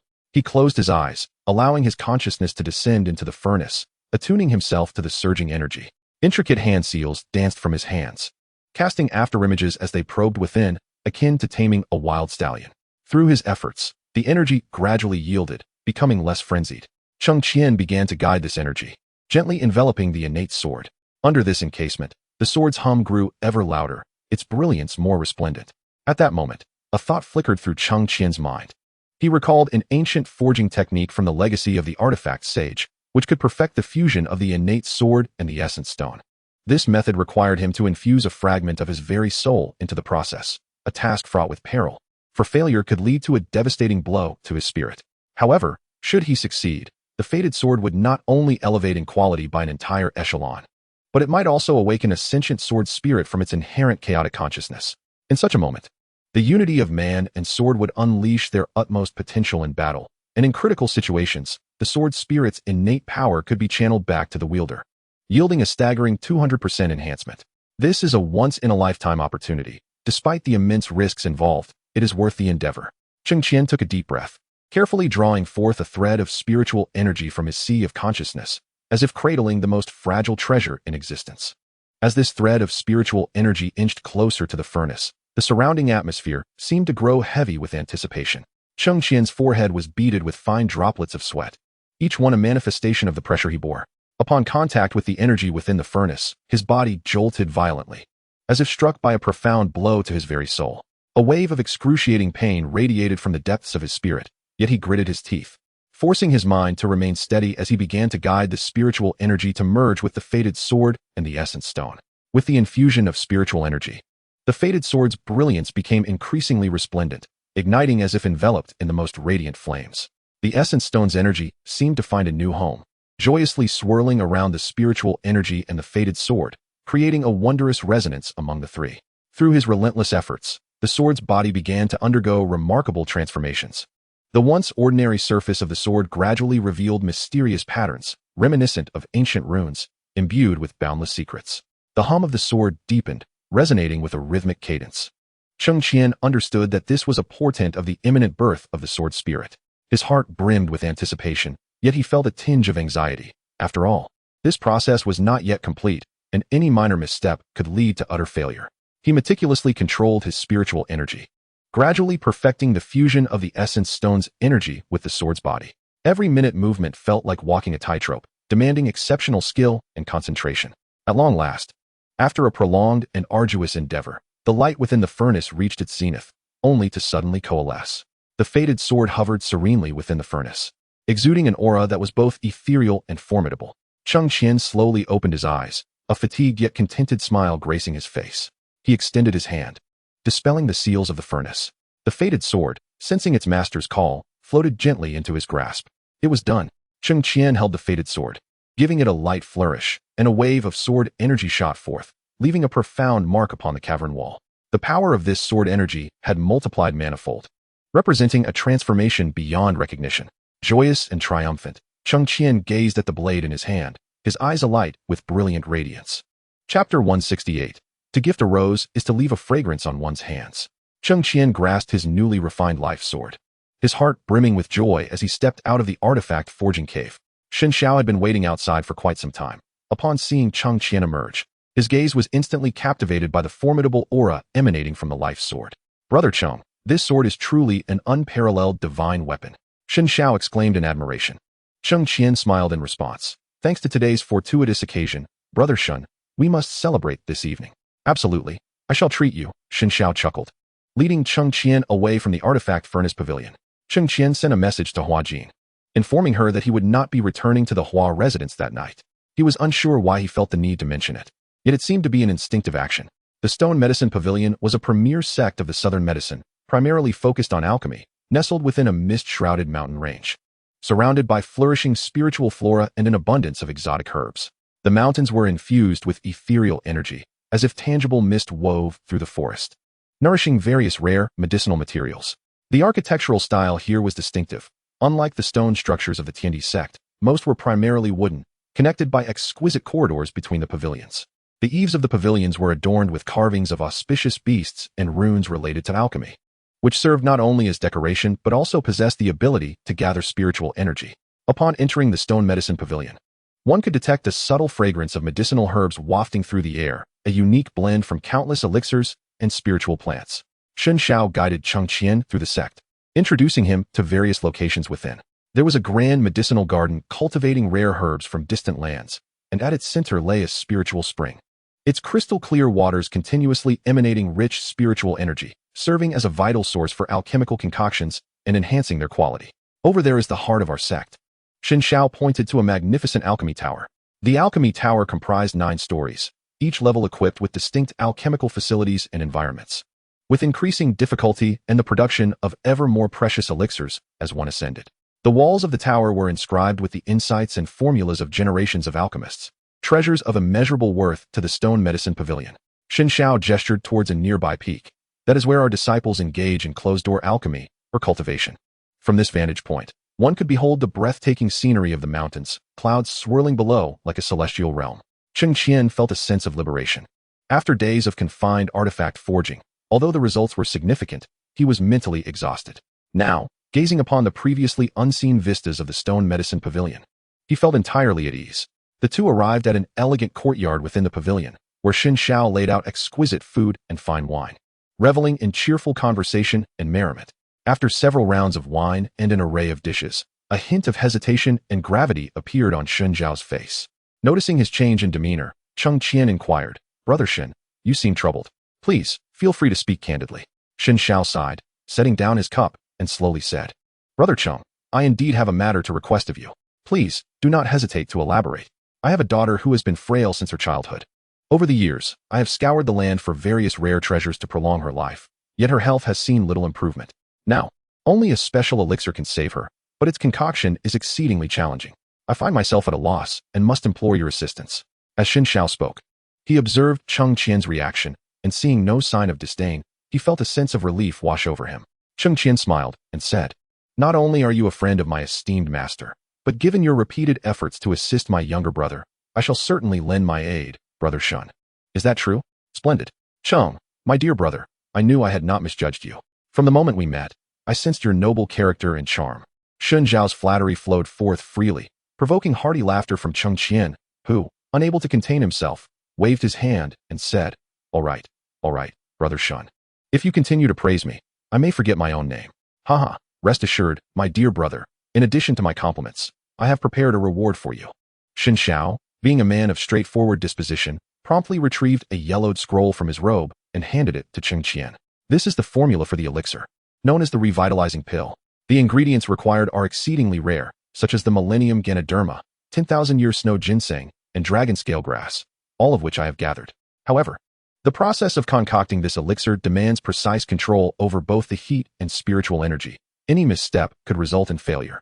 Among the alchemists I know, only you possess the exquisite mastery of spiritual energy and heat required for this task, hence my earnest request for your help." Cheng Qian took the scroll and examined it closely. The process for creating the revitalizing pill was indeed immensely intricate, necessitating the simultaneous manipulation of various attributes of spiritual energy. And at the crucial moment of formation, dozens of incantations must be executed in a remarkably short span of time. Nevertheless, this challenge did not daunt him. He smiled confidently and said, "Brother Shen, we are brothers. Your affairs are my affairs. Why wait for a propitious day when we can begin now?" Cheng Qian stood up, excitement coursing through him. Although startled, the overwhelming joy left him unwilling to delay even for a moment. For years, his daughter had endured the torment of illness. As a father, now filled with hope, he could not bear to make her wait a second longer. He grasped Cheng Qian's hand and led him to his cave dwelling, hastily placing the prepared materials around the alchemical furnace. "My brother, I beg of you." "Brother Shen, await my good news," Cheng Qian replied with a slight smile, as Cheng Qian prudently vacated the alchemy chamber. Although the method for concocting the revitalizing pill was complex, it was merely an 8th-tier elixir. Once he had adjusted his focus, Cheng Qian immersed himself in the process. An hour later, with the final incantation infused, a pill emanating a peculiar fragrance materialized within the furnace. Cheng Qian gently beckoned, and the elixir floated gracefully into his hand. Outside, Cheng Qian paced anxiously, and upon seeing Cheng Qian emerge, his gaze immediately fell upon the pill in Cheng Qian's grasp. "Has it succeeded?" Cheng Qian asked, his voice quivering with anticipation. It has, Cheng Qian replied, smiling as he handed the elixir to Shen Xiao. Shen Xiao received the elixir with both hands, tears of excitement glistening in his eyes. Brother Cheng, you truly are a great benefactor to the Shen family. I shall administer this to my daughter at once. Cheng Qian waved his hand, urging, Brother Shen, do hurry. I hope your beloved daughter experiences a swift recovery. With great care, Shen Xiao cradled the elixir and hurried towards his daughter's abode. Perhaps overwhelmed by his excitement, he suddenly slapped his forehead and called back, Brother, don't leave just yet. I shall return shortly. Very well, Cheng Qian replied with a smile, watching Shen Xiao's departing figure, his heart swelling with joy for the father and daughter. In that moment, an inexplicable sense of happiness blossomed within him, akin to the saying, to give roses to others is to leave a lingering fragrance in one's hand.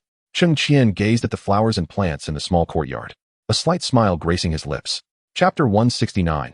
How could such a thing sudden appear? After Shen Xiao's departure, Cheng Qian began to meander through the small courtyard. Observing the flora and fauna around him, he felt a surge of emotions. This place was brimming with vitality and hope, a stark contrast to his previous days of confinement in the refining cave. Before long, a light and cheerful sound of footsteps approached. Cheng Qian turned to see Shen Xiao striding towards him, his face beaming with joy. Brother Cheng, I cannot thank you enough. My daughter has already shown significant improvement after taking the elixir, and she is now soundly asleep.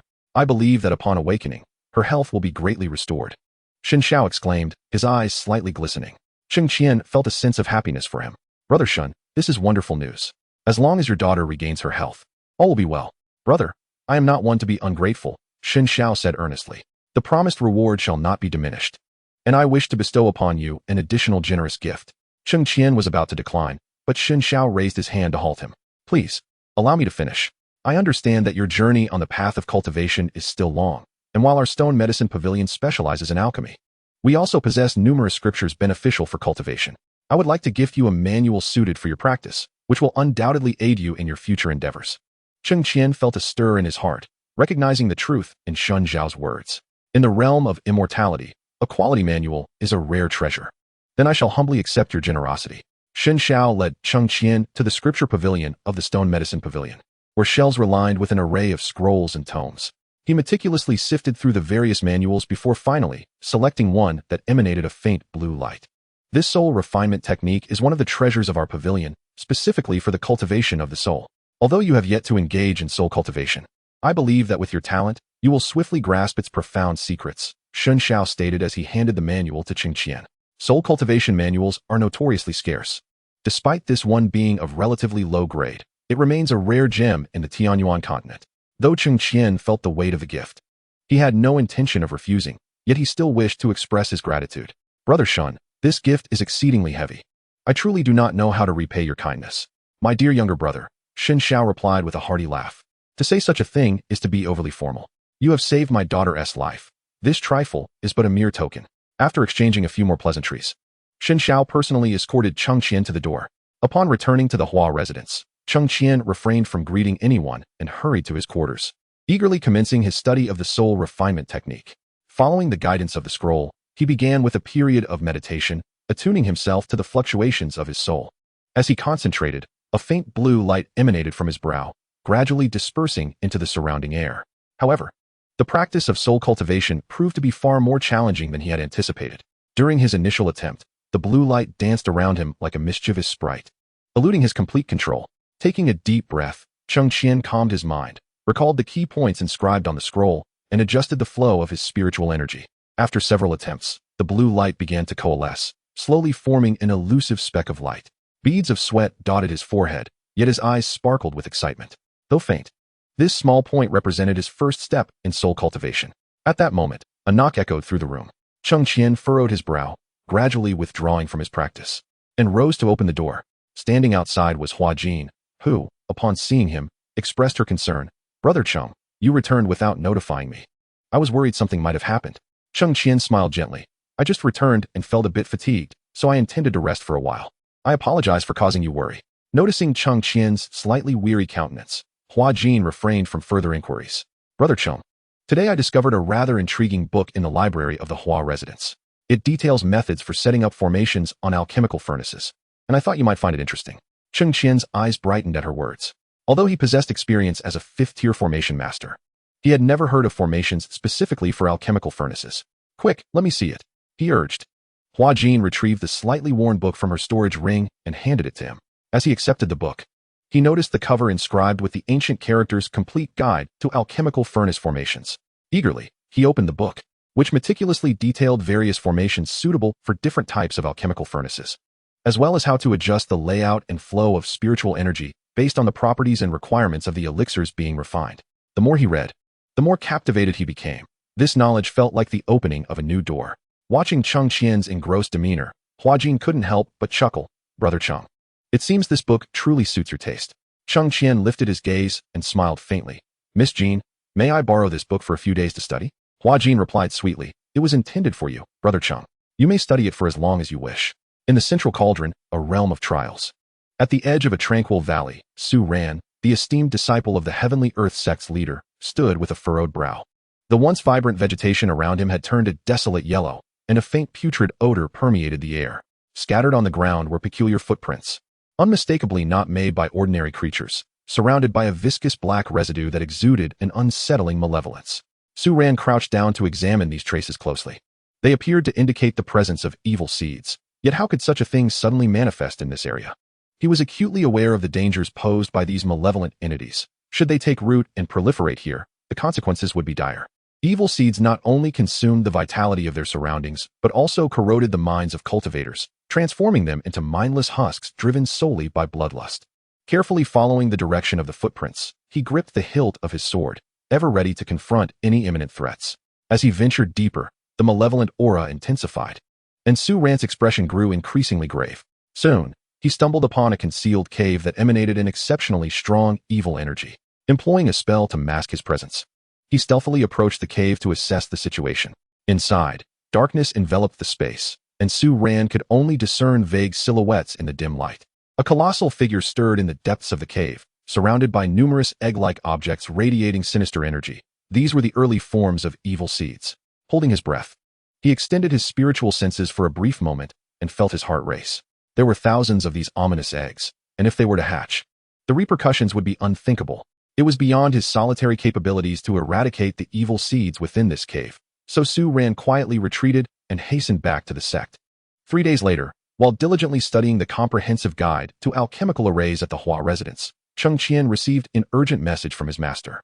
"Qianer, evil seeds and thousands of their eggs have been discovered at the training grounds of the Zhongding.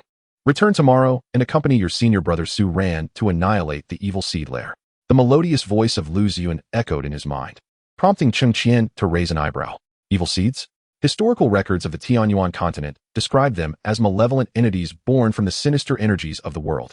In the primordial age, pure energy ascended to form various auspicious manifestations, while turbid energy descended, giving rise to countless malevolent forces. Evil seeds were birthed from this malevolent turbid energy under specific circumstances.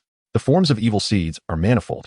Initially, they manifest as a barely perceptible black shadow, akin to the darkest breath of night, quietly lurking in the corners of the world. As they continuously absorb malevolent energy, they gradually coalesce into a jet-black orb reminiscent of jade, shrouded in tendrils of black mist, as if seeped from the depths of the underworld.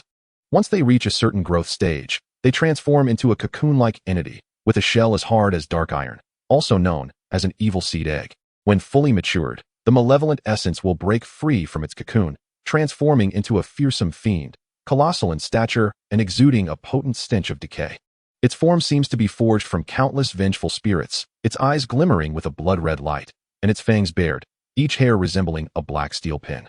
Lower-tier cultivators, upon approaching, would feel as if innumerable icy hands were tugging at their very souls, horrifying visions involuntarily surfacing in their minds, instilling fear, despair, and other negative emotions. Those with weak wills would be swiftly eroded by this ominous aura, becoming mere husks driven solely by the urge to kill. Furthermore, it functions as a black hole, devouring vitality. Wherever it treads, once vibrant forests swiftly wither and decay, the life essence of flora and fauna ruthlessly drained, leaving behind a void of silence. The malevolent essence actively seeks out congregations of cultivators or mortals, its released sinister energy gradually corroding the minds of individuals, amplifying their malevolent thoughts, inciting conflicts and slaughter, thus creating endless chaos and death to nourish its own growth. Cheng Qian was acutely aware of the arduous nature of this task, yet felt no fear within. Only mild surprise. The realm of the Zhongding trials had always been protected by the Tiandi sect. How could such a plethora of malevolent essences suddenly emerge? Moreover, these matters had not been mentioned in the simulator, which perplexed him further. After replicating the comprehensive analysis of alchemical arrays, Cheng Qian hurried to the outer chamber of Huajin. She was currently in the courtyard planting spiritual herbs that could enhance the body. Upon seeing him hastily approach, she rose to inquire, "Brother Cheng, why the rush?" Cheng Qian handed her the book, stating, "Miss Jean, my master has sent word for me to return to the Tiandi sect. Malevolent essences have appeared in the Zhongding trial grounds, and I must return to address it with my senior brothers." How could malevolent essences appear on the Tianyuan continent? Have they not been eradicated long ago? Huajin asked in confusion. "I am uncertain. However, the message was relayed by my senior brother and should be accurate. The sect has issued a command, and I must leave immediately," he replied. "Would you like me to accompany you?" Huajin asked tentatively, raising her gaze. "There's no need. The primary concern is the emergence of malevolent essences in Zhongding. It would be inconvenient and potentially dangerous for you to accompany me. Focus on alchemy at the Hua residence, and I shall return to see you when time permits." Huajin was taken aback, swiftly seizing upon the key phrase, "when time permits." Does this imply that Brother Cheng will not return after this trip? After all, I am a disciple of the Tiandi sect. It would not be appropriate for me to remain at the Hua residence indefinitely. Cheng Qian scratched his head, meeting Huajin's eyes, unable to bear continuing the conversation. At that moment, a light, cheerful footstep approached. Upon seeing Cheng Qian, the girl in red brightened. "You, Cheng? Have you emerged from seclusion? Perfect, I want to have to seek you out." "Why would you seek me?" Cheng Qian replied playfully. Huajin interjected softly. "Brother Cheng is leaving the Hua residence to return to the sect." Su Linger's eyes widened in surprise, and she eagerly inquired, "What is happening? Why the sudden change?" Cheng Qian, feeling helpless, recounted the situation once more. "It's fortunate you arrived. I wanted to inform you as well. Perhaps we shall meet again in the future. Hey, let me join you in vanquishing demons." Su Linger exclaimed, her excitement palpable. "Do not act recklessly. You seem untroubled. Yet you have been away for some time. Does your mother not worry about you? You should return to the Su family," Cheng Qian advised. "Who is being reckless? I am a cultivator at the foundation establishment stage, and it is only right for me to assist the Tiandi sect in exterminating evil beings." "I wish to join as well," Huajin timidly interjected. Cheng Qian felt overwhelmed, and he began to explain the seriousness and dangers of the matter. After much persuasion, he finally managed to dissuade the two young ladies. "We have already delayed enough time. I shall return to the sect first. We can meet again if fate allows." Cheng Qian glanced at the sun and said to Huajin, "Please convey my regards to Elder Hua, and let him know I shall visit again when possible." "All right. Chenggu, travel safely." Huajin nodded, though her heart felt heavy with reluctance. She resolved to work diligently in the coming days to elevate her status to a 6th-tier alchemist, hoping that one day she might journey through the world alongside Cheng Qian.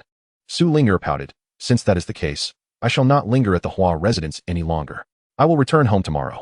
Huajin reached out, tugging at her sleeve. "It's all right, Sister Su. You can stay as long as you wish. Consider this place your home." "Very well. Since I have no desire to leave, I shall shamelessly prolong my stay for a few more days," Su Linger said with a bright smile.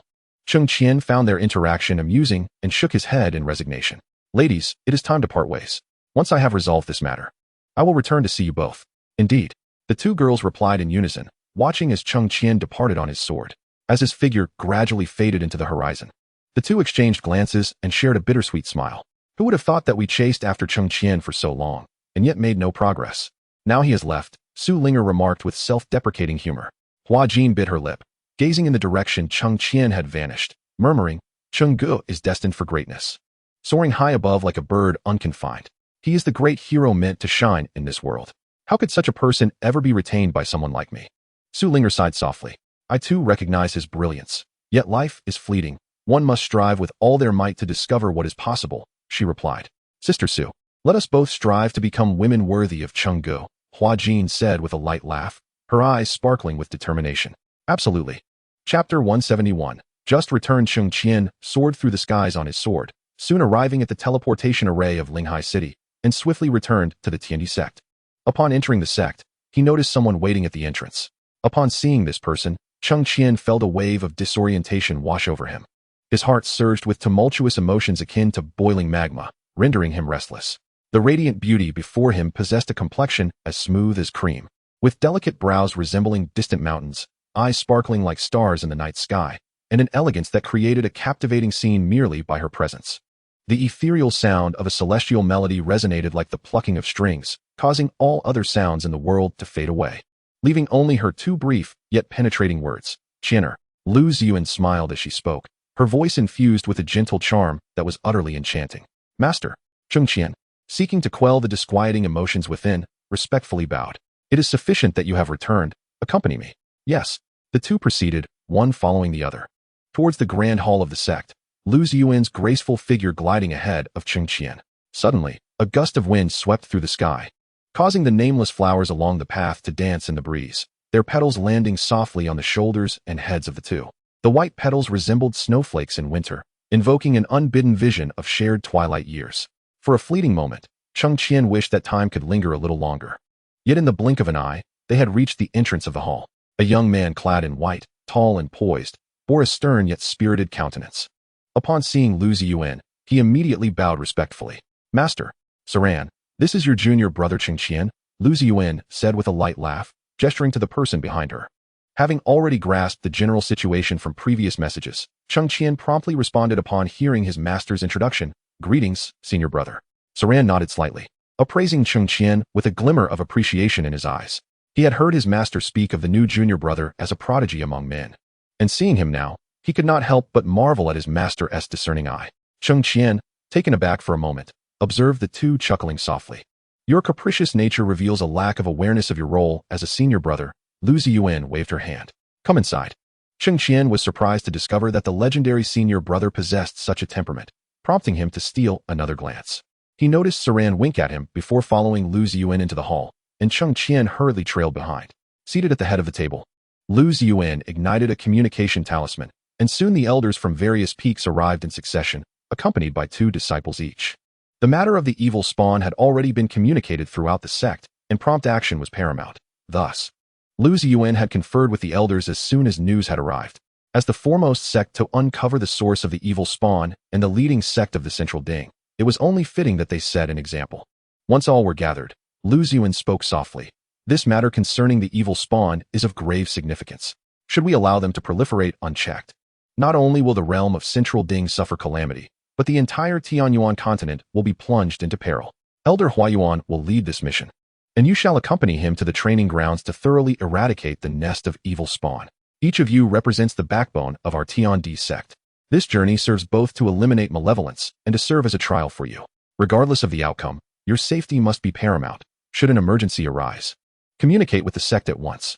Understood, Sect Master. The assembly replied in unison. After the instructions were given, the disciples set off alongside Elder Huayuan.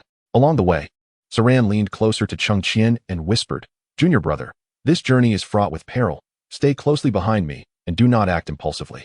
A warmth enveloped Cheng Qian's heart as he expressed his gratitude to his senior brother for his concern. The junior disciple understood. 3 days later, at the site of their trials, they arrived near the lair of the sinister spawn that Su Ran had investigated, where a potent aura of malevolence assailed them. The disciples promptly harnessed their energy to resist, while Elder Huayuan raised his hand, conjuring a barrier of spiritual power that enveloped them all. The malevolent aura here is too intense. Everyone, exercise caution, Elder Huayuan cautioned. Prepared for battle, they divided into small teams and cautiously entered the cave. This was Cheng Qian's first encounter with the sinister spawn eggs. The cave was densely packed with these eggs, shrouded in tendrils of black mist, reminiscent of the grasping appendages from the depths of the netherworld. Anyone with a fear of clusters would surely break into a cold sweat at the sight. As if sensing intruders in their domain, the sinister spawn eggs began to tremble violently, as though something within them was striving to break free. A roar echoed from the depths, startling everyone. Elder Huayuan was the first to speak. First, destroy these sinister spawn eggs. At his command, the disciples unleashed their most formidable techniques upon the spawn eggs. Cheng Qian drew the sword from his waist, and as it emerged from its sheath, a clear, resonant sound rang out, with spiritual energy subtly coursing along the blade. With a mighty shout, he surged forward like lightning towards the sinister spawn eggs, swinging his sword to unleash a wave of sword energy that sliced towards the eggs. The sword energy cleaved through the black mist enveloping the eggs, creating a rift. Yet the eggs remained unbroken, shaking even more violently. Su Ran, with his hands forming seals and chanting incantations, summoned a massive vortex of spiritual energy before him. Imbued with a tremendous tearing force, he thrust his hands forward, directing the vortex towards the cluster of sinister spawn eggs. In an instant, several eggs were swept into the vortex, colliding and compressing against one another. Cracks began to appear on the surfaces of the engulfed eggs, and the black mist started to disperse chaotically. The other disciples, not to be outdone, launched their own attacks. Some cast fire spells, sending roaring flames towards the spawn eggs, which crackled and hissed as they licked the surface. Others conjured icicles that flew like arrows toward the eggs, which, upon impact, became coated in frost. However, the resilience of the sinister spawn eggs exceeded their expectations. The eggs scorched by flames suddenly thickened the black mist around them, enveloping the flames and diminishing their intensity. Those struck by the icicles, while frosted over, released a chilling aura that spread outward, causing many disciples to feel their limbs stiffening under the frigid influence. Seeing this, Cheng Qian narrowed his eyes, realizing that conventional attacks could hardly inflict significant damage on the sinister spawn eggs. Recalling his previous experience in the simulator, where he had utilized pure yang energy against black stones, inspiration struck him, and he called out, "Use pure yang techniques." Upon hearing Cheng Qian's rallying cry, the disciples adjusted their methods, and in that moment, the cave was filled with brilliant light as the searing pure yang energy radiated throughout the chamber. Cheng Qian once again brandished his sword, its blade entwined with pure yang energy. This time, the sword chi he unleashed blazed like the midday sun. Wherever it passed, the black mist emanating from the evil seed eggs dissipated rapidly, as if encountering its nemesis, and the shells of the eggs began to crack, the fissures widening until they ultimately shattered. Just as everyone believed the evil seed eggs were on the brink of complete destruction, a formidable aura of malevolence suddenly surged from the depths of the cave. This presence was even more intense and sinister than before, instilling an unshakable dread within all. Elder Hua Yuan's brow furrowed, formed the formation. Upon receiving the command, the disciples swiftly grouped into teams of 4 to establish a formation. This was a small-scale combined assault formation unique to the Tiandi sect. Once formed, each group could unleash attacks exceeding their individual capabilities by half. No sooner had the words left Elder Hua's lips than a colossal evil seed emerged slowly from the depths. Its size dwarfed any beast the onlookers had previously encountered, towering several dozen feet high. Its shell appeared to be forged from dark iron, exuding an ominous sheen, adorned with strange runes. The creature's head bore a pair of enormous crimson eyes, radiating an aura of boundless malevolence and ferocity. From its maw, it spewed forth black mist interspersed with threads of crimson, as if infused with the resentment of souls it had devoured. Elder Hua Yuan's expression grew grave. This was a mature evil seed, and everyone must proceed with caution. As the creature manifested, the hearts of the disciples leapt into their throats. The evil seed's massive claws struck the ground, causing the entire cave to tremble. Its blood-red eyes scanned the crowd, as though selecting its first target for attack. Suddenly, it opened its gaping maw and unleashed a torrent of black viscous liquid toward the assembled disciples. The liquid moved with the swiftness of a dark lightning bolt. Elder Hua Yuan waved his hands, conjuring a barrier of spiritual energy before the group. The black liquid collided with the barrier, emitting a hissing sound of corrosion as ripples spread across its surface. "Everyone, concentrate your attacks on its eyes," Elder Hua Yuan commanded. The disciples of each group immediately channeled the power of their formation, launching various spells toward the evil seed's eyes. Effortlessly, the evil seed deflected the onslaught, letting out a deep, mocking roar, as if deriding the futility of their efforts.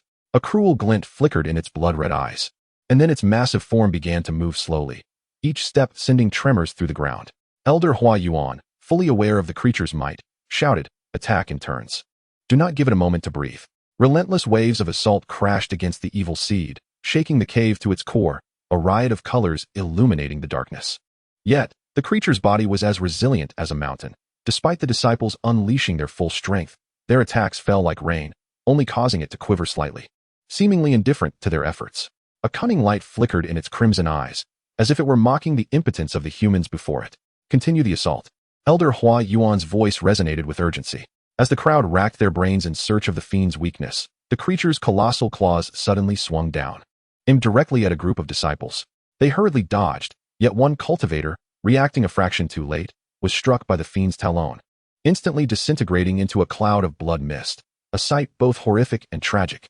Cheng Qian's eyes widened in shock. Upon hearing his comrades' cries, he experienced the peril of cultivation for the very first time. Having always fought under conditions of certainty, he now faced a genuine life-and-death crisis.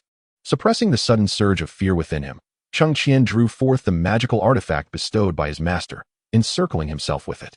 Do not be deceived by its exterior. The fiend has absorbed countless resentments and has developed its own consciousness. It will exploit our fears. Elder Hua Yuan's voice resonated amidst the chaos. Enlightened by this revelation, Cheng Qian understood that it was not cowardice that had seized him, but rather the fiend's inexplicable influence on his state of mind. We must not allow it to continue absorbing resentment. A disciple suddenly proposed. If we can guide its attacks, perhaps we can force it to reveal a flaw. Elder Hua Yuan, momentarily taken aback, quickly recognized the viability of this strategy. Nodding in agreement, he instructed, "Very well, everyone spread out to draw its attention, and above all, remain calm." The disciples swiftly dispersed within the cavern. Provoked, the fiend lunged at them in a fit of rage. Its massive form tumbled within the cave, black slime splattering and saturating the entire space. The disciples nimbly navigated the cave, evading the fiend's onslaught while occasionally launching counterattacks to divert its attention. However, such a stalemate was not a favorable omen for them. "Hurry, lure it." Elder Hua Yuan's voice rang out again, urging them onward. "I will." Su Ran was the first to speak, promptly casting a unique concealment spell. His figure flickered in and out of the shadows of the cavern, occasionally reappearing to strike at the fiend before swiftly vanishing once more. The fiend, incited by Su Ran's provocation, became increasingly frenzied, its attacks growing erratic. It swung its massive claws with reckless abandon, and the black mist it exhaled thickened ominously. Gritting his teeth, Cheng Qian realized he could not allow his senior brother to steal the limelight while he still had his old guardian to uphold. With a swift motion, he dashed deeper into the cave. Nearby, other disciples exerted themselves to divert the fiend's focus. The fiend's claws descended like a landslide, generating a fierce gust of wind, causing the others to evade in a state of anxiety and dread. "Cheng Qian, be careful," a female disciple shouted from behind. But her voice was drowned out by the fiend's roar. Just as he was on the verge of being captured, a thought flashed through Cheng Qian's mind. He quickly retrieved a spiritual talisman and hurled it at the fiend's enormous eye. This talisman, a gift from his master, contained a formidable spiritual power, rivaling the mightiest strike of a transformation stage cultivator.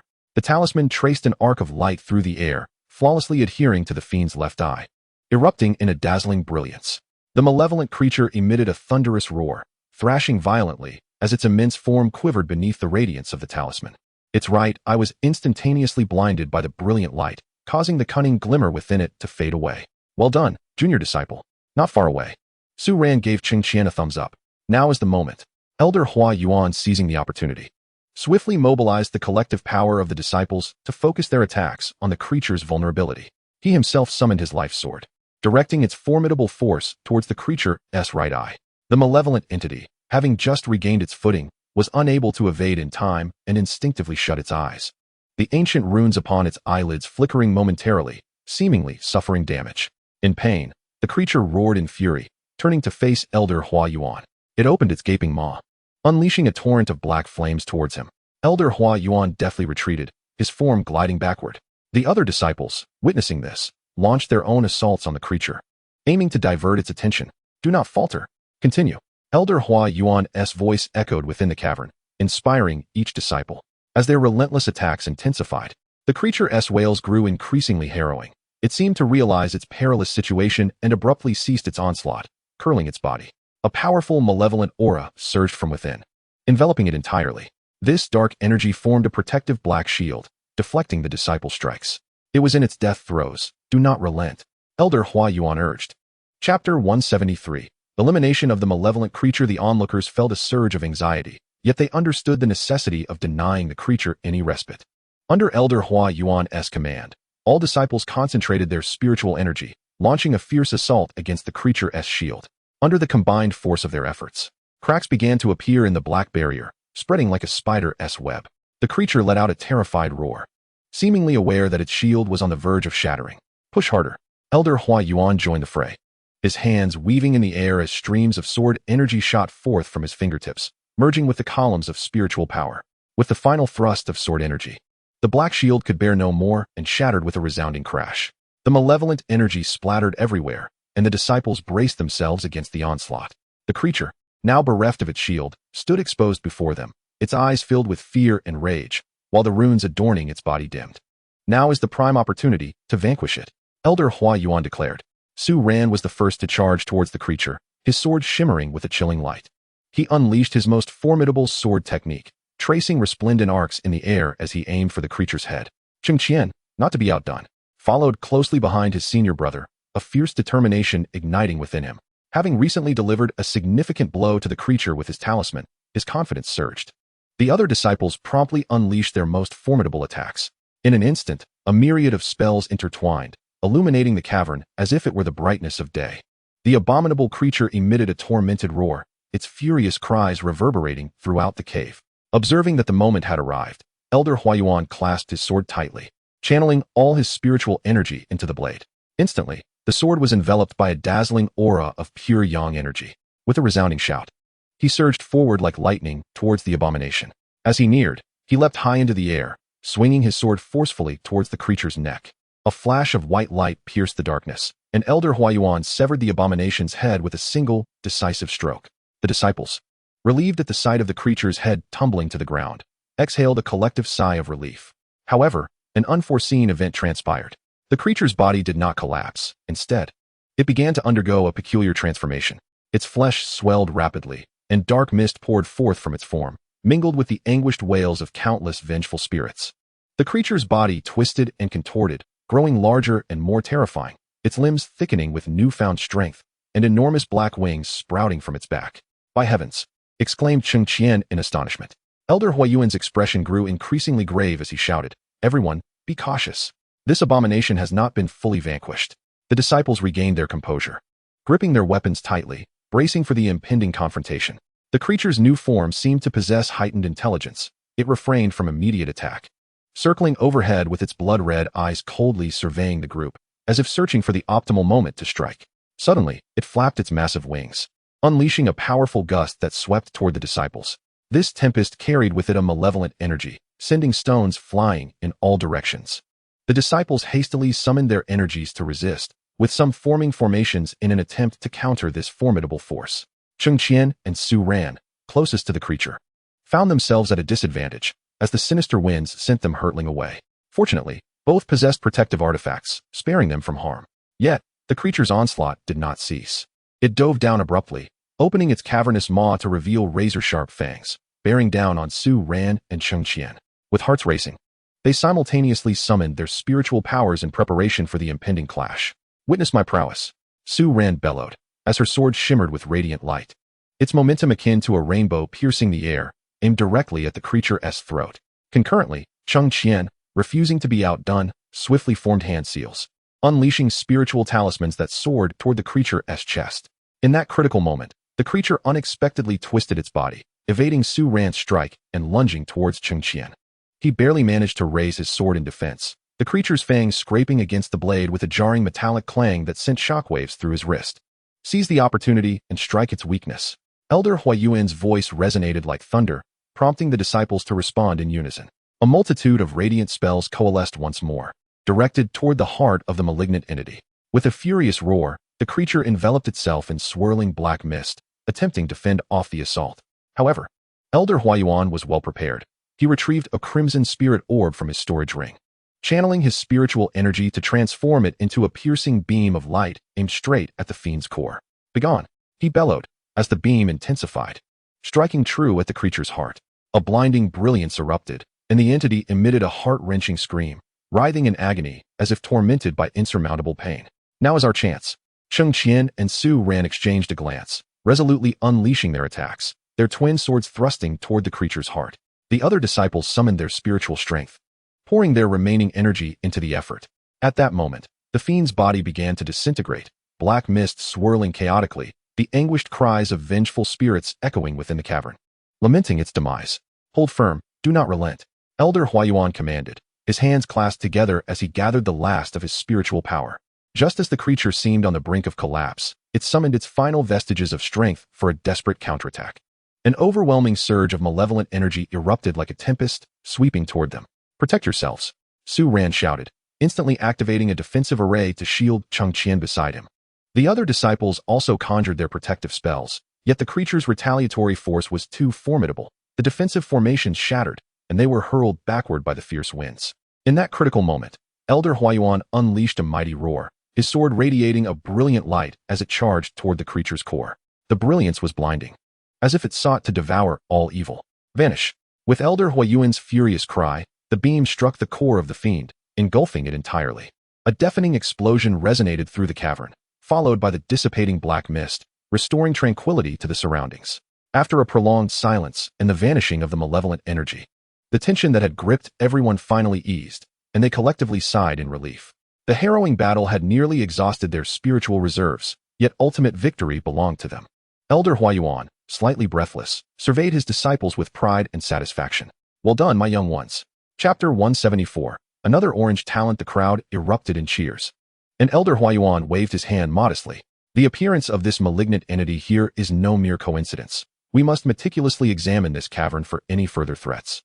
The injured disciples began to meditate on the spot, while the others, unencumbered, divided into groups to guard them and to explore the cavern thoroughly.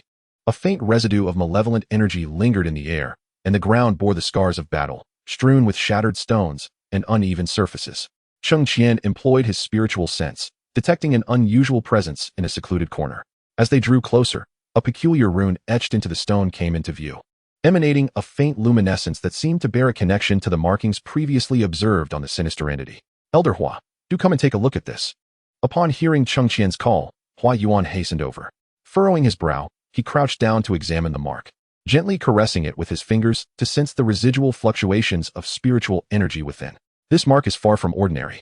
It appears to serve the purpose of summoning or nurturing the malevolent entity. Yet, how could such a phenomenon arise suddenly in the Tianyuan continent? No one could provide an answer, as the emergence of this sinister being left many questions unanswered, particularly regarding the possibility of similar occurrences in the future. Nonetheless, Cheng Qian harbored an unsettling intuition that this was no mere coincidence. The simulator had previously revealed instances pertaining to sacrifices, summoning, and dark powers. Once or twice could be dismissed as accidents, but 3 or 5 occurrences seemed to weave a tapestry of conspiracy.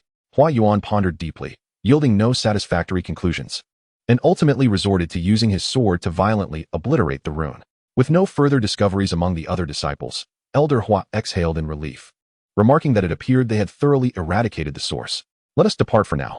The group of disciples followed Elder Hua as they slowly exited the cave. Outside, the sunlight bathed the landscape in warmth, and the refreshing air enveloped them, starkly contrasting the oppressive atmosphere within the cave. After emerging, they did not immediately embark on their journey back to the sect. Standing outside the cave, Elder Hua gazed into the distance, a sense of unease brewing within him. He turned to his disciples and spoke. Though the matter of the sinister entity seems resolved for the time being, it may conceal a far greater scheme. Upon our return to the sect, we must remain vigilant and intensify our cultivation. The disciples nodded in agreement, and Cheng Qian stepped forward, suggesting, Elder Hua, I wonder if we should inform other sects? This may not solely concern our Tiandi sect. Huayuan nodded slightly, replying, let us first return to the sect and report this matter in detail to the sect master before making further decisions. Upon returning to the sect, Elder Hua proceeded to the main hall to report to the sect master, while Cheng Qian and the other disciples returned to their respective abodes to rest. After a prolonged absence from his cave dwelling, Cheng Qian felt a warm surge of affection upon discovering that the spiritual herbs he had planted were thriving. Oh, there is truly no place like home. With a swift kick, he tossed off his boots and flopped onto the bed, sprawling comfortably. At that moment, Elder Duan emerged languidly from the jade pendant, addressing him, young Cheng. Elder Duan, you finally awoke. I was beginning to think you had passed away, Cheng Qian replied. Hearing this, Elder Duan huffed, though he understood the jest and bore no ill will, responding in a measured tone. I awakened from my soul-repairing state when you encountered the sinister entity. Your performance was commendable. Cheng Qian smirked. Do flatter me further. I relish such praise. Elder Duan shook his head, then adopted a serious countenance. The emergence of the sinister entity is undoubtedly not a coincidence. It is likely that this issue is not confined to Zhongding. Similar occurrences may be unfolding elsewhere, albeit as of yet unnoticed. Upon hearing these words, Cheng Qian straightened his posture, as Elder Duan's observations mirrored his own predictions perfectly. Elder Duan, what are your thoughts? Elder Duan slightly closed his eyes, seemingly contemplating something. After a moment, he spoke slowly. I surmise that the emergence of the evil spawn may be linked to a clandestine force manipulating events from the shadows. They might be conducting some nefarious ritual, aiming to envelop the entire Tianyuan continent in malevolence. Who would undertake such a scheme? What could their objectives be? Cheng Qian furrowed his brow. Elder Duan's expression grew grave as he pointed his index finger skyward. There exists a place in the upper realms known as the Forbidden Land of Demons, where individuals have long sought to unleash their kin, along with their most formidable demon sovereign, to break the seals of the Forbidden Land and awaken the demon sovereign. Countless sacrifices of living beings are required. I believe the sudden appearance of the evil spawn in the Tianyuan continent may be related to this. Cheng Qian quickly recalled the passage he encountered in the simulator that connected to the demonic realm of the upper realms. many aspects suddenly began to coalesce. He recognized the severity of the situation far exceeded his previous notions. If it was indeed the forces of the upper realms orchestrating all of this from behind the scenes, the adversaries they faced would be extraordinarily formidable. Simultaneously, Elder Huayuan respectfully reported the findings from the cave exploration and the discovered seals to Master Lu Ziyuan in the main hall. His demeanor was solemn, and his tone betrayed a sense of unease. Master, I believe the emergence of this evil spawn is not a mere coincidence. It may be connected to a conspiracy by a hidden force. Lu Ziyuan's expression turned grave as she slightly lifted her gaze, her eyes penetrating the vast sky beyond the hall, as if pondering something profound. Although the evil spawn had vanished, the ramifications of this matter were extensive, warranting caution. Gather the elite members of our sect and discreetly investigate whether the evil spawn has manifested elsewhere. Furthermore, contact other sects to ensure they are made aware of the seriousness of this situation. We must prepare in advance. If there are indeed those orchestrating this from the shadows, we shall seize the initiative and not remain in a passive position. Elder Huayuan nodded in agreement. Yes, Master. Lu Ziyuan sighed. It seems that the tranquility of the Tianyuan continent, which has endured for countless years, is destined to be shattered. The following day, after a rejuvenating sleep, Cheng Qian felt a sense of clarity. The simulator's opportunities had reset, and this battle had revealed the myriad dangers lurking in the outside world. If he did not possess exceptional talents, he would first need to attain a certain level of cultivation, ensuring he had the means to protect himself in future encounters. Cheng Qian contemplated silently before activating the simulator. Simulation initiated, generating random talent. Beep. Congratulations, host, you have acquired the orange talent, Array Genius. Array Genius. The path of formations is infinitely variable, yet studying the art of arrays comes effortlessly to you, as simple as breathing. You will achieve heights unattainable by others in their entire lifetime. Cheng Qian found himself somewhat speechless. It seemed the simulator was merely piling talents upon him. His endowments were nearly too numerous to list, yet here was another. Truly, he was experiencing a bittersweet predicament, and with a resigned smile, he accepted his fate. However, each time a special talent is activated, the narrative diverges, prompting me to wonder what new events will unfold this time. Cheng Qian rubbed his hands together, eagerly watching. Chapter 175. Unexpected events. The following morning, you delved into the library, embarking on an exploration of the intricate pathways of array formations. With a foundational understanding of these formations, you found your progress remarkably swift, as if you were a fish returning to water while comprehending various arrays. Books on array formations continuously lingered in your mind, from the 3 talents and 4 symbols to the 5 elements and 8 trigrams, from the arrangement of array patterns to the imprints on array disks. Your understanding of array formations deepened continuously. By the second year, after perusing all the array books of the Tiandi sect, your proficiency in array formations ascended yet again. With nothing more to learn within the sect, you contemplated your next move and made your way directly to the waterfall cliff. With your current expertise in array formations, you were acutely aware of the formidable array restrictions before you. The array of waterfall cliff was constructed upon the foundation of the 5 elements, framed by the 8 trigrams, with the core transformations rooted in the art of Qi Min Dunjia. A grand array enveloped smaller arrays, which cyclically intertwined based on the orientations of the 8 trigrams, creating an independent universe within the array. The luminous energy outside sparkled like an expansive sea of stars, its mysteries seemingly infinite. Immersed in the ocean of array formations, you absorbed the knowledge contained within this exquisite array like a sponge. You could sense the circulation of the 5 elements within the array, the spiritual energy drawn by the clever arrangement of the 8 trigrams, and the unpredictable transformations brought forth by the art of Qi Min Dunjia. As time slipped by unnoticed during your studies, you remained at Waterfall Cliff for 3 years. In that span, you thoroughly grasped the operational principles of all the foundational and intermediate array disks of this grand array, having deciphered at least 1,000 basic array disks. You discovered that within these disks, the application of the 5 elements varied widely. Some leaned towards the sharpness of metal, while others emphasized the vitality of wood. The diverse combinations of 8 trigram orientations produced varying effects, with the myriad transformations of Qi Min Dunjia intricately woven within, like hidden threads connecting everything. Yet, you understood that the true essence lay within the advanced array disks of this grand formation, containing profound secrets of the 5 elements, 8 trigrams, and Qi Min Dunjia. Thus, you resolved to challenge the advanced array disks. Each attempt to decipher the advanced disks felt akin to groping in the dark. As the complex combinations of the 5 elements, the subtle changes of the 8 trigrams, and the dazzling layouts of Qi Min Dunjia bewildered you. Countless failures left you feeling despondent, yet your passion and dedication to array formations compelled you to persevere. Finally, after another year of relentless effort, you successfully unraveled your first advanced array disk. In that moment, an unprecedented sense of accomplishment surged within you, as though you had unlocked a door leading to an entirely new realm of array formations. Within this advanced array, you discern that the fusion of the 5 elements has achieved an exquisite equilibrium, while the transformations of the 8 trigrams follow an ancient and enigmatic principle. The art of Qiming has reached a level of sublime mastery. As you delve deeper into the intricacies of the advanced array, it becomes apparent that these formations are imbued with a mysterious connection extending beyond the grand array of the waterfall cliff, seemingly linked to an even older and more expansive system of formations. This connection appears to be constructed upon the generative and restraining interactions of the 5 elements and the profound logic of Qiming. This revelation fills you with exhilaration, prompting you to amalgamate the knowledge gleaned from the advanced array with your prior learnings. In this process, your mastery of array techniques ascends once more, and the surrounding spiritual energy begins to pulsate rhythmically around you, as if responding to your newfound insights. However, at the heart of the grand array of the waterfall cliff lies a core formation, fiercely guarded by layers of prohibitions, exuding an aura of awe. You understand that to fully grasp the mysteries of the waterfall cliff's grand array, you must unravel this core formation. With unwavering focus, you immerse yourself in the study of the core formation, as the 5 elements surge tumultuously around you, the 8 trigrams continuously shifting in your mind, and the art of Qiming employed to its fullest extent. After countless days and nights of contemplation and repeated attempts, you finally decipher the core formation.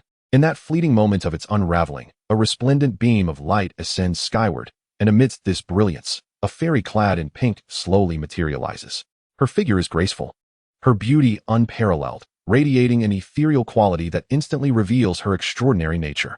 With eyes gleaming with surprise and admiration, the fairy surveys you, her lips parting to utter, "Your mastery and innate talent in array formations are truly remarkable. To decipher such a complex array in this realm alone is no small feat." With a gentle wave of her delicate hand, a jade slip, emanating a soft glow, soars towards you. You extend your hand to catch the jade slip, and in an instant, your consciousness perceives the vast array of knowledge it contains. The pink-clad fairy, smiling, states, "Within this jade slip lies the accumulated wisdom and experiences of countless masters of formations. I have been tasked by my master to seek out a gifted individual in the art of arrays to bestow this upon. Today, it appears I have made no error in my choice." Your heart swells with joy and gratitude, and you hastily express your thanks to the fairy. She gently waves her hand, saying, "There is no need for thanks. This is the opportunity you have rightfully earned. However, you must understand that the path of array formations is endless. Though you possess talent, continual effort is essential. The knowledge within this jade slip is merely a beginning. Should you integrate it thoroughly, you will undoubtedly achieve greater heights in the realm of formations in the future." You grasp the jade slip tightly, bowing respectfully as you reply, "Your guidance, esteemed fairy, shall be etched in my heart." The pink-clad fairy nods slightly, glancing once more at the surrounding formations, and remarks, "Though the formations of the waterfall cliff are exquisite, they pale in comparison to those of the upper realms, akin to a small sorcerer before a great one. With the knowledge contained within this jade tablet, I hope you will delve into the profound mysteries of advanced formations." As she spoke, the fairy in pink gradually became ethereal, seemingly on the verge of departing. A surge of curiosity prompted you to inquire, "Fairy, what is the nature of the formations in the upper realm? What extraordinary wonders do they possess?" The voice of the pink-clad fairy echoed in the air. "The formations of the upper realm can connect with the powers of heaven, earth, and stars, reverse the cosmos, and even create independent worlds. At present, it is beyond your imagination, but one day, when you set foot on the soil of the upper realm, you shall come to know." No sooner had her words faded than she vanished without a trace. Upon witnessing this, Cheng Qian couldn't help but feel a profound sense of awe. Who would have thought that such a terrifying talent could emerge?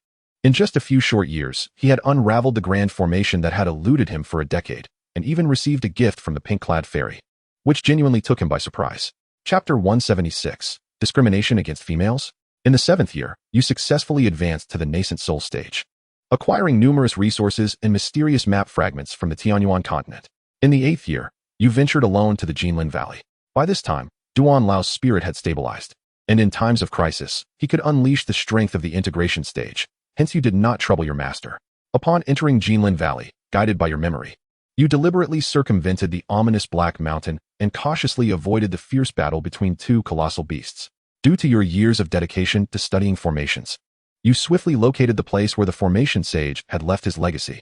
In a flash of white light, you found yourself standing in the square outside the altar, only to be astonished by a surprising sight. The pink-clad fairy was also present. She, too, was taken aback that you had managed to arrive here, and burst into laughter, exclaiming, "Who would have thought, master, that he truly has a connection with you?" Confused, you approached her respectfully and bowed, asking, "What do you mean, fairy?" The pink-clad fairy sighed, her gaze reminiscent and affectionate. "Do you know who this Cheng Qian is before you?" You shook your head. "I am unaware. But to be referred to as a sage, he must possess extraordinary talent in the art of formations." The fairy was evidently pleased by your flattering words, her eyes narrowing with delight, her lips curving into a gentle smile. "Cheng Qian is my senior brother." Upon hearing her words, your heart jolted. It turned out that Cheng Qian had such a deep connection with the pink-clad fairy. You hastily remarked, "So, fairy, you and sage Cheng Qian are indeed siblings in the same lineage. It is only natural for you to seek the legacy here." The pink-clad fairy gently shook her head, stating, "Though I share the same master with my brother, my talent in formations pales in comparison to his. He has been enamored with formations since childhood, grasping the knowledge imparted by our master with remarkable speed. It seems as though his heart is solely devoted to formations, disregarding all else." As the pink-clad fairy stepped forward, she continued, "My brother is gentle in nature. Although he is devoted to his studies, he is also eager to assist others. In our sect, he often helped disciples like us who encountered difficulties in the study of formations. I, too, have received considerable guidance from my senior brother, who patiently elucidated the mysteries of array formations to me. Even in the face of my own dullness, he never displayed a hint of impatience." She gazed upon the altar, her eyes reflecting a tumult of emotions.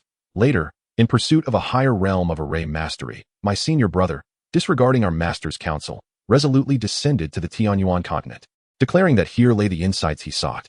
I pleaded earnestly for him to remain, yet his resolve was unshakable." You felt a newfound admiration for Cheng Qian and inquired, "What transpired next?" The fairy in pink replied, "Subsequently, my senior brother roamed the Tianyuan continent, rumored to have discovered many ancient and formidable array formations, continually refining and innovating them. His renown gradually spread across the land, with numerous cultivators yearning for his guidance. Yet, my senior brother remained enraptured by the art of arrays, seldom engaging with others." The fairy paused momentarily before continuing. "Eventually, news of my senior brother's disappearance reached us. I was frantic, disregarding our master's prohibition, and stealthily descended to the lower realms in search of him.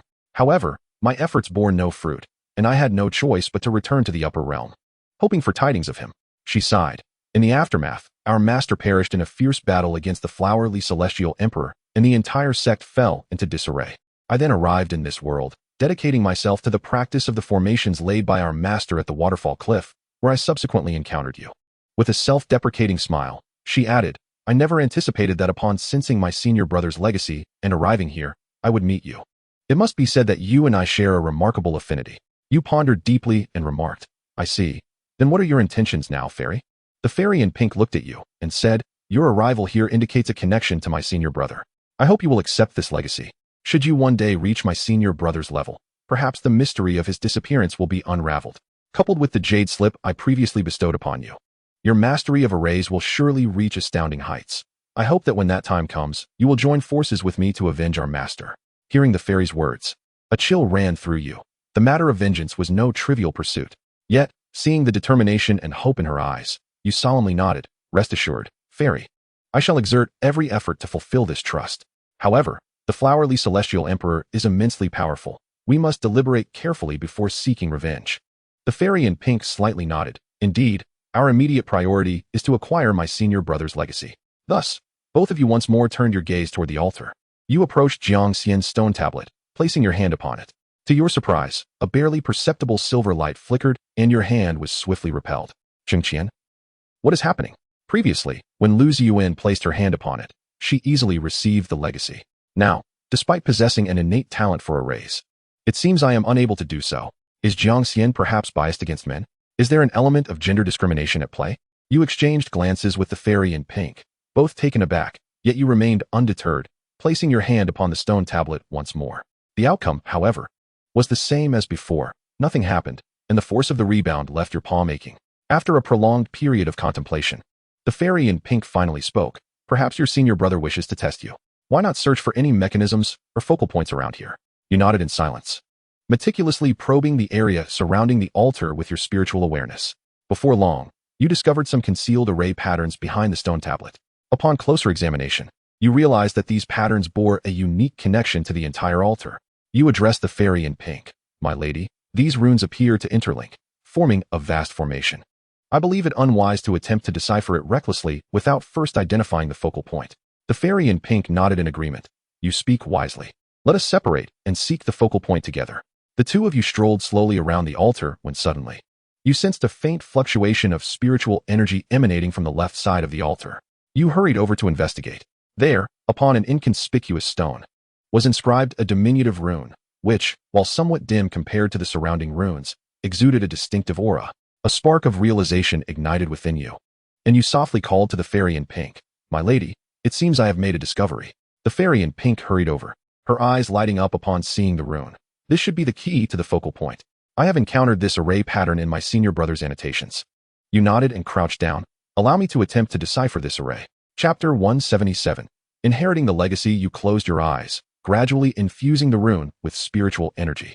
As the energy flowed into it, the rune began to emit a faint glow, and the surrounding air seemed to grow heavier. You focused intently on the changes within the rune, striving to uncover the means to unravel it. Suddenly, a flash of insight struck you.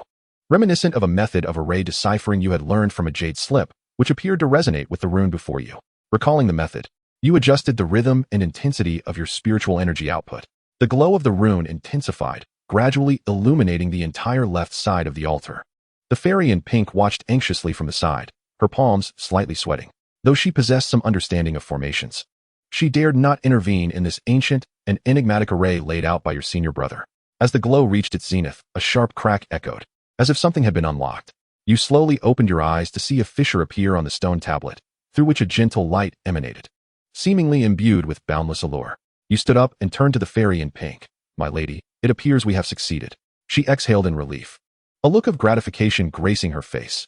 You have indeed lived up to expectations. You may now proceed to receive your senior brother's legacy. With a heart full of reverence and anticipation, you approached the stone tablet once more. This time, when you placed your hand upon it, you were not repelled. Instead, a surge of powerful spiritual energy flooded into your being, accompanied by a torrent of knowledge and insights regarding formations, cascading into your mind like a tidal wave. You find yourself seemingly immersed in a world of intricate formations, various complex patterns shimmering before your eyes. You voraciously absorbed this knowledge, experiencing a significant enhancement in your mastery of formations at this very moment. Time becomes an enigma as the flow of spiritual energy and wisdom gradually ceases. Upon opening your eyes, you feel as though you have transformed into another person entirely. The fairy in pink, observing your current state, nods in satisfaction. It appears you have begun to accept your senior's legacy. With diligent practice, you shall undoubtedly achieve remarkable accomplishments in the realm of formations. You respectfully bow to the fairy. Thank you, esteemed fairy, for your assistance. Without you, I would not have been able to receive the legacy of the venerable Cheng Qian. The fairy waves her hand dismissively. This is also a result of your own fortune, but remember our pact. When you possess sufficient strength, you shall join me in avenging our master. With unwavering resolve, you reply, rest assured, esteemed fairy, I shall forever keep this in my heart. Just then, the altar begins to tremble violently, the surrounding space displaying signs of distortion. The fairy's expression shifts. This is not good. It seems the formation here has triggered other mechanisms. We must leave at once. Recognizing the urgency of the situation, you hesitate no longer and join the fairy in searching for an exit. Amid the chaos, you catch sight of a dimly glowing passageway.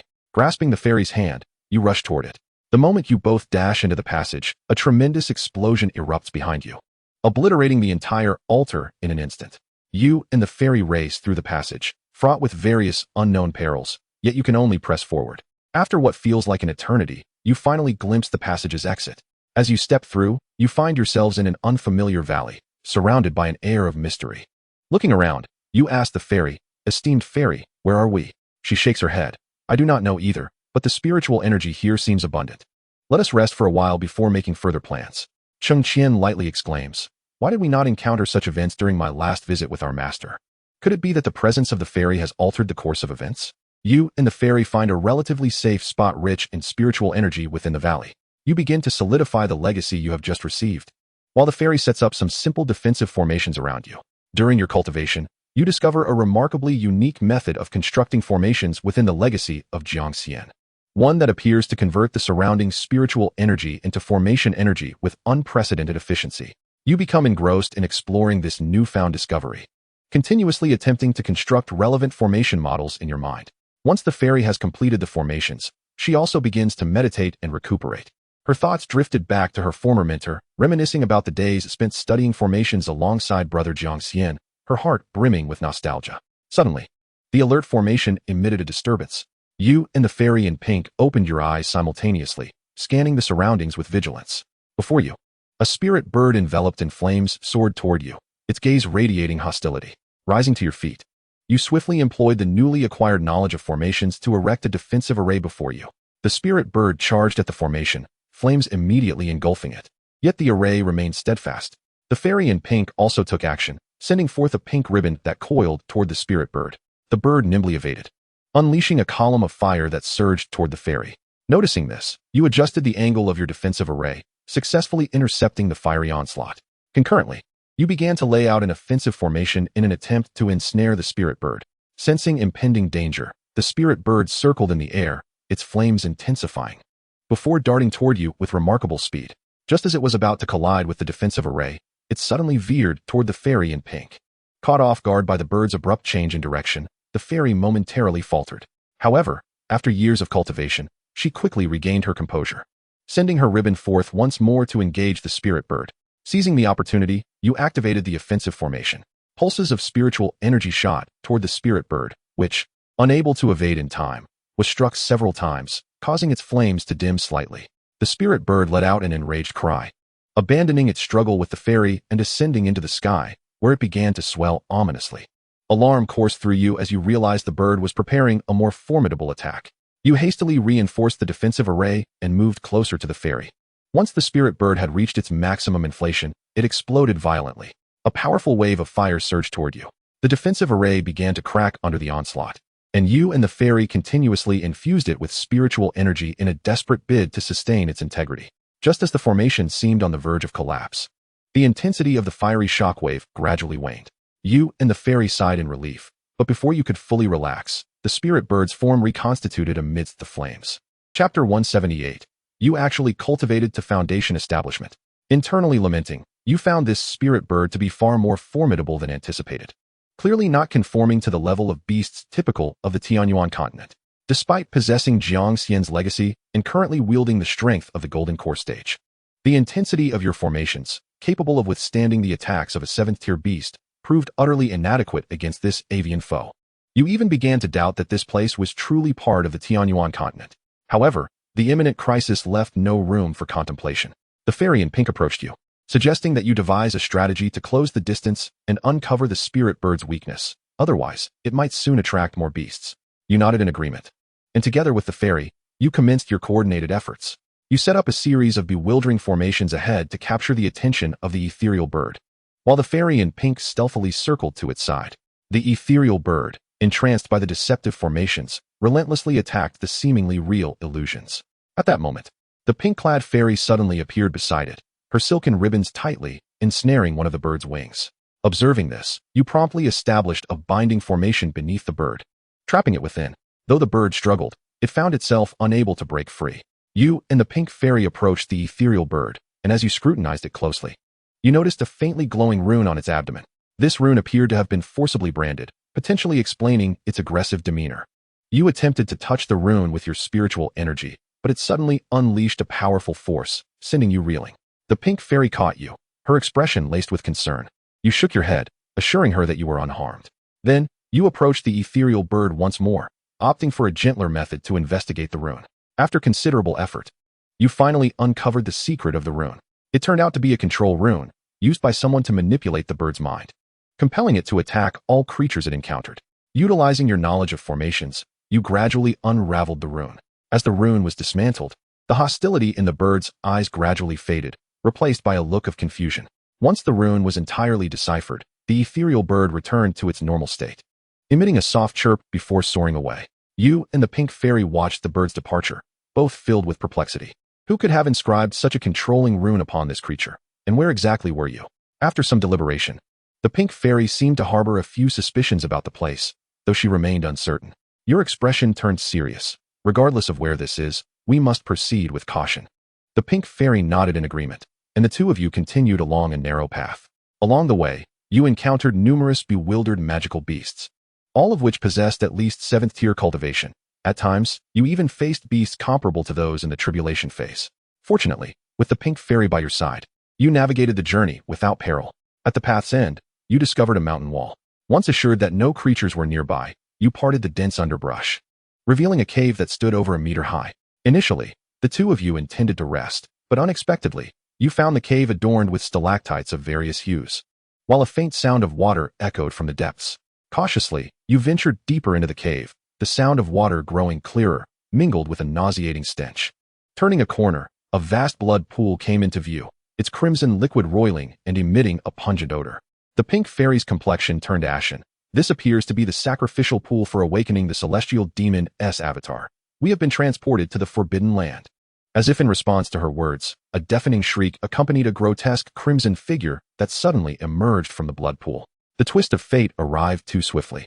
Before you could react, the fairy in pink had already pushed you aside, for the blood shadow was charging forth. You stumbled and fell to the ground. Witnessing the pink-clad fairy's furious cry, "Run! This is a blood demon. Its power rivals that of an immortal king." Yet, scarcely had she uttered this warning when the blood shadow, in the blink of an eye, consumed her essence, leaving only a pink ribbon behind. You took a sharp breath, seeing the blood shadow rushing towards you, and resignedly sighed, "My life is forfeit. You have perished. The simulation has concluded. You may select one reward from the options below. 1. Talented Array Master, Orange Talent. 2. First Layer of Yuanying Realm, Jinan 81 Patterns. 3. Array Jade Slip. 4. Jiangxian's Array Inheritance. 5. A haphazard collection of resources. Cheng Qian took a deep breath, then silently resolved, "I choose the talent." An orange glow flashed around him for an instant before vanishing, while the array annotations he had learned earlier became vividly clear in his mind. Cheng Qian rejoiced at the changes brought forth by this talent, yet he realized this was not the moment for personal advancement. He could not fathom why this simulation had transported him and the pink-clad fairy to the demon-sealing realm of the upper world. Recalling everything that Elder Duan had previously mentioned, Cheng Qian's heart sank, sensing that the unfolding events might stray from the original narrative. Initially, Xiao Fan had not encountered such occurrences in the Tianyuan continent. Why had he, upon arrival, experienced successive upheavals? Was this the butterfly effect? Cheng Qian pinched his nostrils, feeling somewhat vexed. While he was lost in contemplation about the recent simulation and the changes in this world, suddenly, the communication talisman illuminated.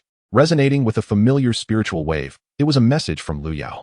Cheng Qian's heart stirred as he activated the talisman, and Yue Yao's cheerful voice filled the air. "Brother Cheng, I've recently felt my cultivation stagnating and wish to venture out for some practice. Do you have time to join me? I've heard there are many mysterious places outside, where one might uncover rare treasures or powerful techniques." He had nearly forgotten about this lad amidst his busy schedule. Cheng Qian smacked his forehead and promptly replied, "Do you have any destinations in mind?" "Hey, I just happen to have a place in mind. Brother Cheng, are you in your cave abode? Shall we meet and discuss in detail?"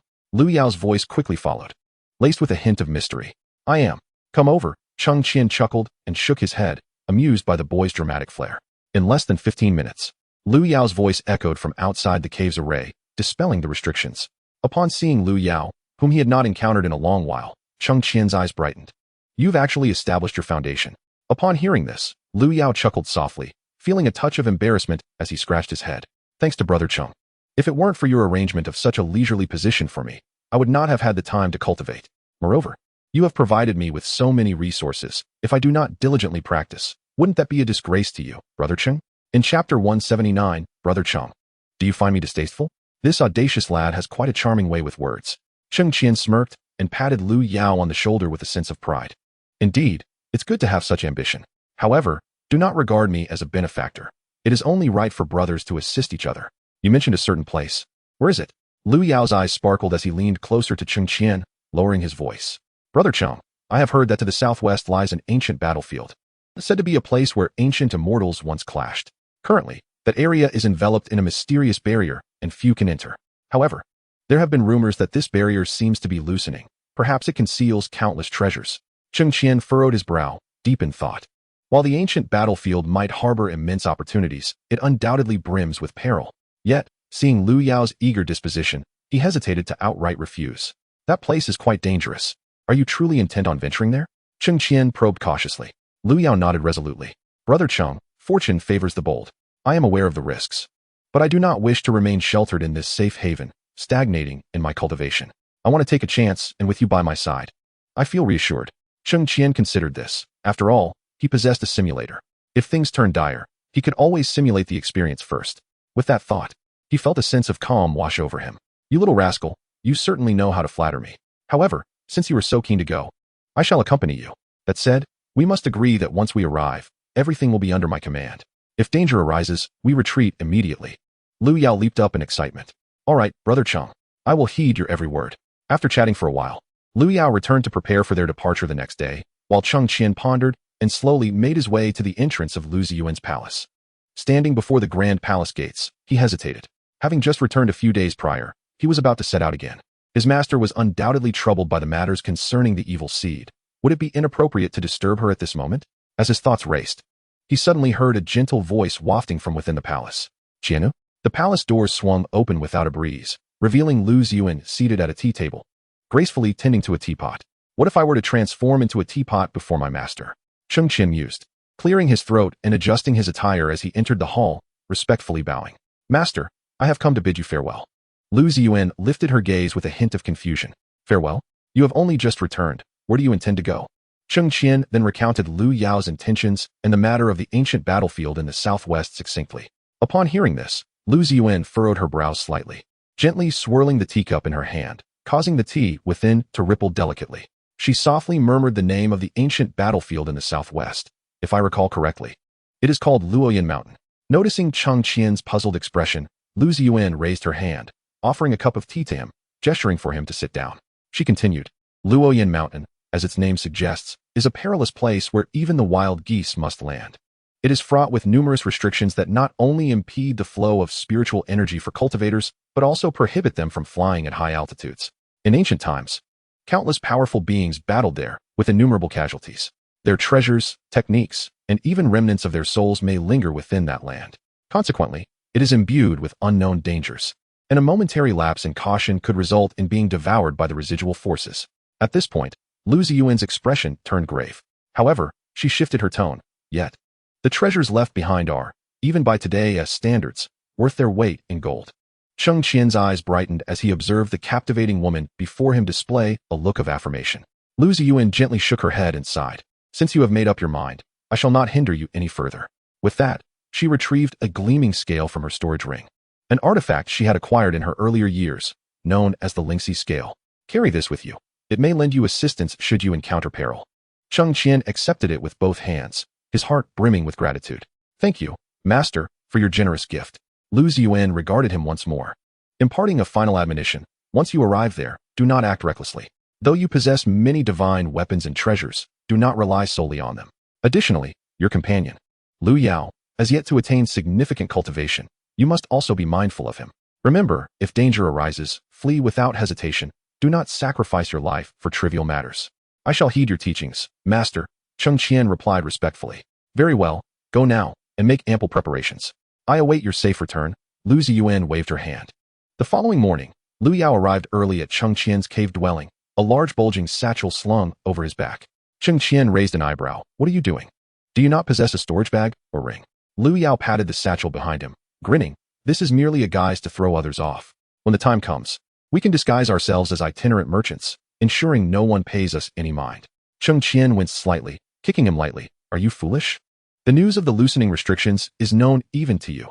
Surely others are aware as well. The moment we stand there, it will be evident that we are cultivators. What need is there for disguise? That does seem to make sense. Brother Cheng is indeed clever. Yue Yao scratched his head, chuckling as he returned the satchel to his storage bag. What a fool he was. He sensed that this venture might encounter trouble. Cheng Qian rolled his eyes silently and summoned his destined sword. Come aboard. Here I come. Yue Yao leaped nimbly onto Cheng Qian's back, as Cheng Qian gently formed a hand seal, and the destined sword transformed into a streak of flowing light, soaring into the sky. During their flight, Yue Yao gazed curiously around, filled with a sense of novelty regarding everything in his surroundings. Cheng Qian, meanwhile, expertly maneuvered the sword that was his lifeblood while remaining vigilant for any potential dangers. Chen Gu, where do you think we should search for treasures first upon reaching Luoyan Mountain? Yue Yao inquired excitedly. Cheng Qian gave him a sidelong glance. You're already thinking about treasures before we even arrive. Let us focus on ensuring our safety first. That place is fraught with restrictions. We need to find a secure base before we begin our exploration. Yue Yao nodded. I will listen to you, Cheng Qian. Just hold steady and don't move around. Cheng Qian exclaimed in frustration. Don't rush, Cheng Qian. I have faith in your flying skills. Can you please stop clinging to my waist and let go of your hands? Fine, I'll let go, but could you be a bit less fierce? Yue Yao replied. Slightly pouting. Are you tired of me, Cheng Qian? Silence. Chapter 180. Entering the ancient battlefield 5 days later. Cheng Qian and Yue Yao landed on a clearing near Luoyan Mountain, where numerous cultivators from the Tianyuan continent had already gathered. They were either engaged in hushed conversations in small groups or quietly preparing something on their own.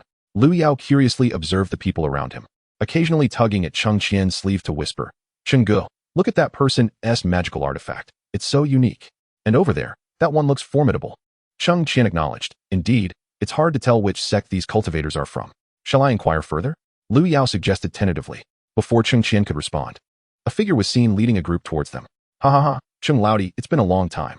The middle-aged man, striding confidently, was none other than Shen Xiao, the vice master of the Shiyao Pavilion. Cheng Qian clasped his hands together. Brother Shen, I didn't expect that news of the ancient battlefield's opening had reached Nanyao.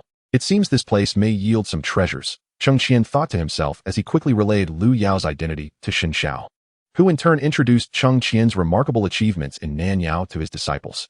Although there was a hint of exaggeration, the young disciples, who initially regarded Cheng Qian as youthful, now looked at him with admiration. Subsequently, this group bowed respectfully to Cheng Qian and Yue Yao, and Shen Xiao boisterously declared, Cheng Laudi, the opening of this ancient battlefield is a rare opportunity. This news has spread like wildfire across the Tianyuan continent, prompting cultivators from all corners to come, each hoping to uncover their fortunes within. Cheng Qian nodded, his gaze tinged with caution. Brother Shen, while the ancient battlefield may hold many opportunities, it undoubtedly harbors numerous dangers as well. Do you possess any insider knowledge? Shen Xiao slightly furrowed his brow and lowered his voice. I have only heard that this ancient battlefield is a remnant of a great battle from ancient times, a space sealed with many powerful artifacts and techniques. However, it also contains numerous ancient restrictions and malevolent spirits. Moreover, it is said that the entrance to this ancient battlefield is quite peculiar, with special limitations on the number of entrants and the timing of their entry. As Yue Yao listened intently, his eyes sparkled with excitement. A ban and malevolent spirits? That sounds exhilarating. Shen Xiao glanced at Yue Yao with a smile and replied, Your courage is commendable, young friend, but do not underestimate these dangers. Previously, some minor ancient ruins were opened, and many cultivators who rashly ventured inside did not return alive. Cheng Qian furrowed his brow and asked, Brother Shen, does the Stone Medicine Pavilion have any special preparations for this occasion? This is our first time in such a place, and we lack adequate strategies. Shen Xiao patted Cheng Qian's shoulder reassuringly. The Stone Medicine Pavilion has prepared some special elixirs to counteract malevolent spirits, along with several detection artifacts. Cheng, if you and Lu do not mind, you may join us in our endeavors. Just as Cheng Qian was about to respond, a brilliant light flashed across the sky, followed by the slow formation of a massive vortex nearby. The crowd erupted in commotion. The entrance to the ancient battlefield has appeared. Someone shouted. The vortex emanated a powerful suction, drawing many cultivators closer. Shen Zhao's expression turned serious. Cheng, let us proceed as well. Cheng Qian and Yue Yao exchanged glances before following Shen Xiao toward the vortex. As they approached, the sense of pressure intensified. When they reached the edge of the vortex, Cheng Qian distinctly felt a mysterious force tugging at his soul. Yue Yao clutched the hem of Cheng Qian's robe, her eyes betraying a hint of anxiety. Shen Xiao took a deep breath, producing a blue glowing elixir to distribute among them. This is the spirit concentration pill. Consume it before entering the ancient battlefield to prevent the corruptive forces within from invading your mind. After everyone took the elixir, Shen Xiao stepped into the vortex first, with Cheng Qian and Yue Yao closely following. Amidst a whirlwind of chaos, they found themselves in a space shrouded in fog, surrounded by an eerie silence, punctuated only by the occasional sound of a chilling wind. Everyone be cautious. This ancient battlefield is indeed treacherous, Shen Xiao warned with vigilance. Cheng Qian channeled his spiritual energy, his eyes glimmering faintly as he attempted to pierce through the mist and discern their surroundings. Suddenly, he felt the ground tremble beneath his feet, as if something colossal was moving underground. Brother Shen, watch your step, Cheng Qian shouted. At that moment, a gigantic skeletal claw burst forth from the earth, reaching for the nearest cultivator. The claw moved with astonishing speed, nearly grasping the unfortunate soul. In the nick of time, Shen Xiao swiftly threw a talisman, which exploded mid-air, radiating a brilliant light. The skeletal claw paused, seemingly startled. Run! Shen Xiao shouted, and the group hastily darted aside. Cheng Qian summoned a long sword that shimmered with a cold light. In a flash, he charged toward the skeletal claw, swinging his sword to unleash a wave of sword energy aimed at it. The claw was incredibly resilient, and the sword energy merely left a superficial mark on its surface.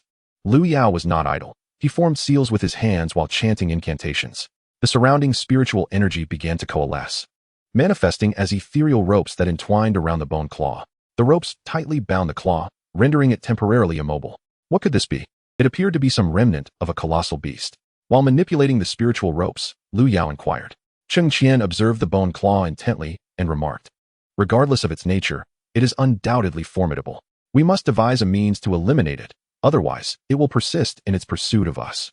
Shen Xiao pondered for a moment, then retrieved a small vial from his storage pouch. He uncorked the vial, and a swarm of tiny red insects emerged, darting towards the bone claw, swiftly attaching themselves to it. The insects began to gnaw at the claw, which trembled in agony. However, the claw soon seemed to sense the impending danger. With a powerful tug, it broke free from the spiritual ropes and burrowed into the ground. Trying to escape? It wouldn't be that simple. Cheng Qian moved like lightning, pursuing it fiercely. He infused his sword with spiritual energy, causing it to radiate brilliantly as he thrust it towards the bone claw. This time, the sword penetrated deeply into the claw. In a frenzy, the claw thrashed underground, causing chaos on the surface. Cheng Qian gripped the sword tightly, refusing to allow the claw to flee. Yue Yao and Shen Xiao soon joined him, and together, the three managed to completely uproot the claw from the earth. With its support severed, the claw became less agile. Just as they prepared to obliterate it completely, the surrounding mist suddenly dissipated, revealing a magnificent palace before them. The palace emanated an ancient and mysterious aura, its grand doors tightly shut and adorned with an array of strange runes. "This palace appears to be extraordinary. Perhaps treasures lie within," Yue Yao exclaimed excitedly. However, Shen Xiao frowned, cautioning, "There are likely many dangers surrounding this palace. We should not approach recklessly." Cheng Qian nodded in agreement. "Brother Shen is correct. We should first scout the area." Leading the way, Shen Xiao and the others cautiously approached the perimeter of the palace. On one side, they discovered a small pond, its waters shimmering with an unusual hue and exuding a faint fragrance. "This water seems rather special. Its purpose remains a mystery," Cheng Qian remarked. Yue Yao crouched down, intent on touching the surface of the water. Just as his fingers were about to make contact, a jet of water suddenly shot forth from the pond, aimed directly at him. Chapter 181, The Diamond Crocodile. "Be careful." Cheng Qian and Shen Xiao both shouted urgently, swiftly brandishing their weapons. They struck in the same direction, yet only heard a resounding clash, realizing their blades had encountered something remarkably hard. Fortunately, this interruption allowed Yue Yao to evade the trajectory of the water jet. Cheng Qian and Shen Xiao exchanged a startled glance, their hearts racing. Although the combined strength of the two was not the most formidable blow, even a fifth-tier beast would sustain injuries from their assault. To their astonishment, a mere slender column of water caused their hands to tingle. At that moment, the pond fell into silence, yet Cheng Qian still cautioned, "Everyone, step back a bit. Be wary of any changes." The crowd instinctively retreated over 3 paces, forming a vague circular perimeter around the pond. All eyes were intently fixed on the water's surface, not daring to show a hint of relaxation. Cheng Qian and Shen Xiao, weapons in hand, stood ready for action. Suddenly, a tremendous ripple coursed through the pond, followed by the gradual emergence of a massive shadow. As the figure became clearer, a collective gasp echoed among them. A fearsome spirit resembling a crocodile materialized before their eyes. It radiated a ghostly blue luminescence, infused with an icy chill, and its eyes glowed like 2 burning orbs of malevolent fire, brimming with resentment and ferocity. After a moment of hesitation, Shen Xiao suddenly exclaimed, "This is an ancient diamond crocodile." Hearing this, a chill ran through the hearts of the onlookers. They had all heard tales, at least in passing, of the diamond crocodile, a notoriously vicious and powerful entity from ancient times. Its entire body was as hard as diamond, and despite its colossal size, its reflexes and speed were astonishingly swift. As the crowd braced themselves, the diamond crocodile seemed to grow impatient. It slowly opened its cavernous maw, revealing sharp fangs within, and emitted a low, rumbling roar. The sound seemed to resonate from the depths of the abyss, sending shivers down the spine of anyone who heard it. The air surrounding the pond felt as if it had been frozen by the spirit's overwhelming power, a chill creeping up the spines of those present. Cheng Qian tightened his grip on the longsword and whispered to Shen Xiao, "Brother Shen, what shall we do?" Shen Xiao glanced back at the palace behind them, a hint of reluctance in his expression. "Regardless of whether the palace is real or not, we must venture inside, mustn't we?" he proposed. "Indeed, we have come this far." Should we be deterred by this one spirit? Yue Yao chimed in. Cheng Qian silently rolled his eyes, thinking to himself how they had indeed come this far. Shun Xiao nodded and retrieved several luminous pills from his storage pouch, distributing them among the group. These are heart-protecting pills from the Stone Medicine Pavilion. They can resist a portion of the spirit's energy erosion. Everyone, take one. Let's test the waters first. If it becomes dire, we can retreat. With Shun Xiao's assurance, none of the group voiced any dissent, comforted by the notion that they had someone to rely on. With this thought in mind, they consumed the pills and gathered their magical artifacts in front of them. The diamond crocodile spirit seemed to mockingly grin, as if deriding their audacity. With a low growl, it launched its attack, its massive form barreling towards them like a small mountain, its speed astonishing. Cheng Qian and Shun Xiao charged simultaneously toward the diamond crocodile spirit, unleashing their most formidable techniques. Cheng Qian's long sword sliced through the air, creating a brilliant arc of light, while Shun Xiao's weapon whistled as it cut through the atmosphere. Their attacks struck the diamond crocodile spirit in unison. A dull thud resonated through the air as sparks of ethereal blue erupted from the formidable body of the diamond crocodile spirit, yet it sustained little injury. With a mighty flick of its tail, it sent Cheng Qian and Shun Xiao sprawling aside. Although Shun Xiao, a powerful practitioner, merely stumbled upon landing, Cheng Qian fell heavily to the ground, blood seeping from the corner of his mouth. Cheng Qian thought to himself, by the heavens, this is astonishing. It's my first time being wounded in a real battle. Is the combat prowess of these ancient battlefield spirits a tad excessive? Are you all right, Brother Cheng? Shun Xiao called out. Cheng Qian waved his hand dismissively, noticing that the adversary was already advancing with its weapon. After consuming a medicinal pill, he felt the chaotic spiritual energy in his dantian settle. Meanwhile, the disciples of Yue Yao Pavilion and Shun Xiao engaged fiercely with the diamond crocodile, while Yue Yao, though relatively weak, fearlessly darted around the periphery of the battle.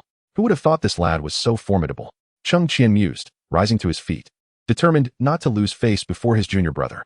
He retrieved an array plate from his storage ring, soaring into the air to scatter it across predetermined locations.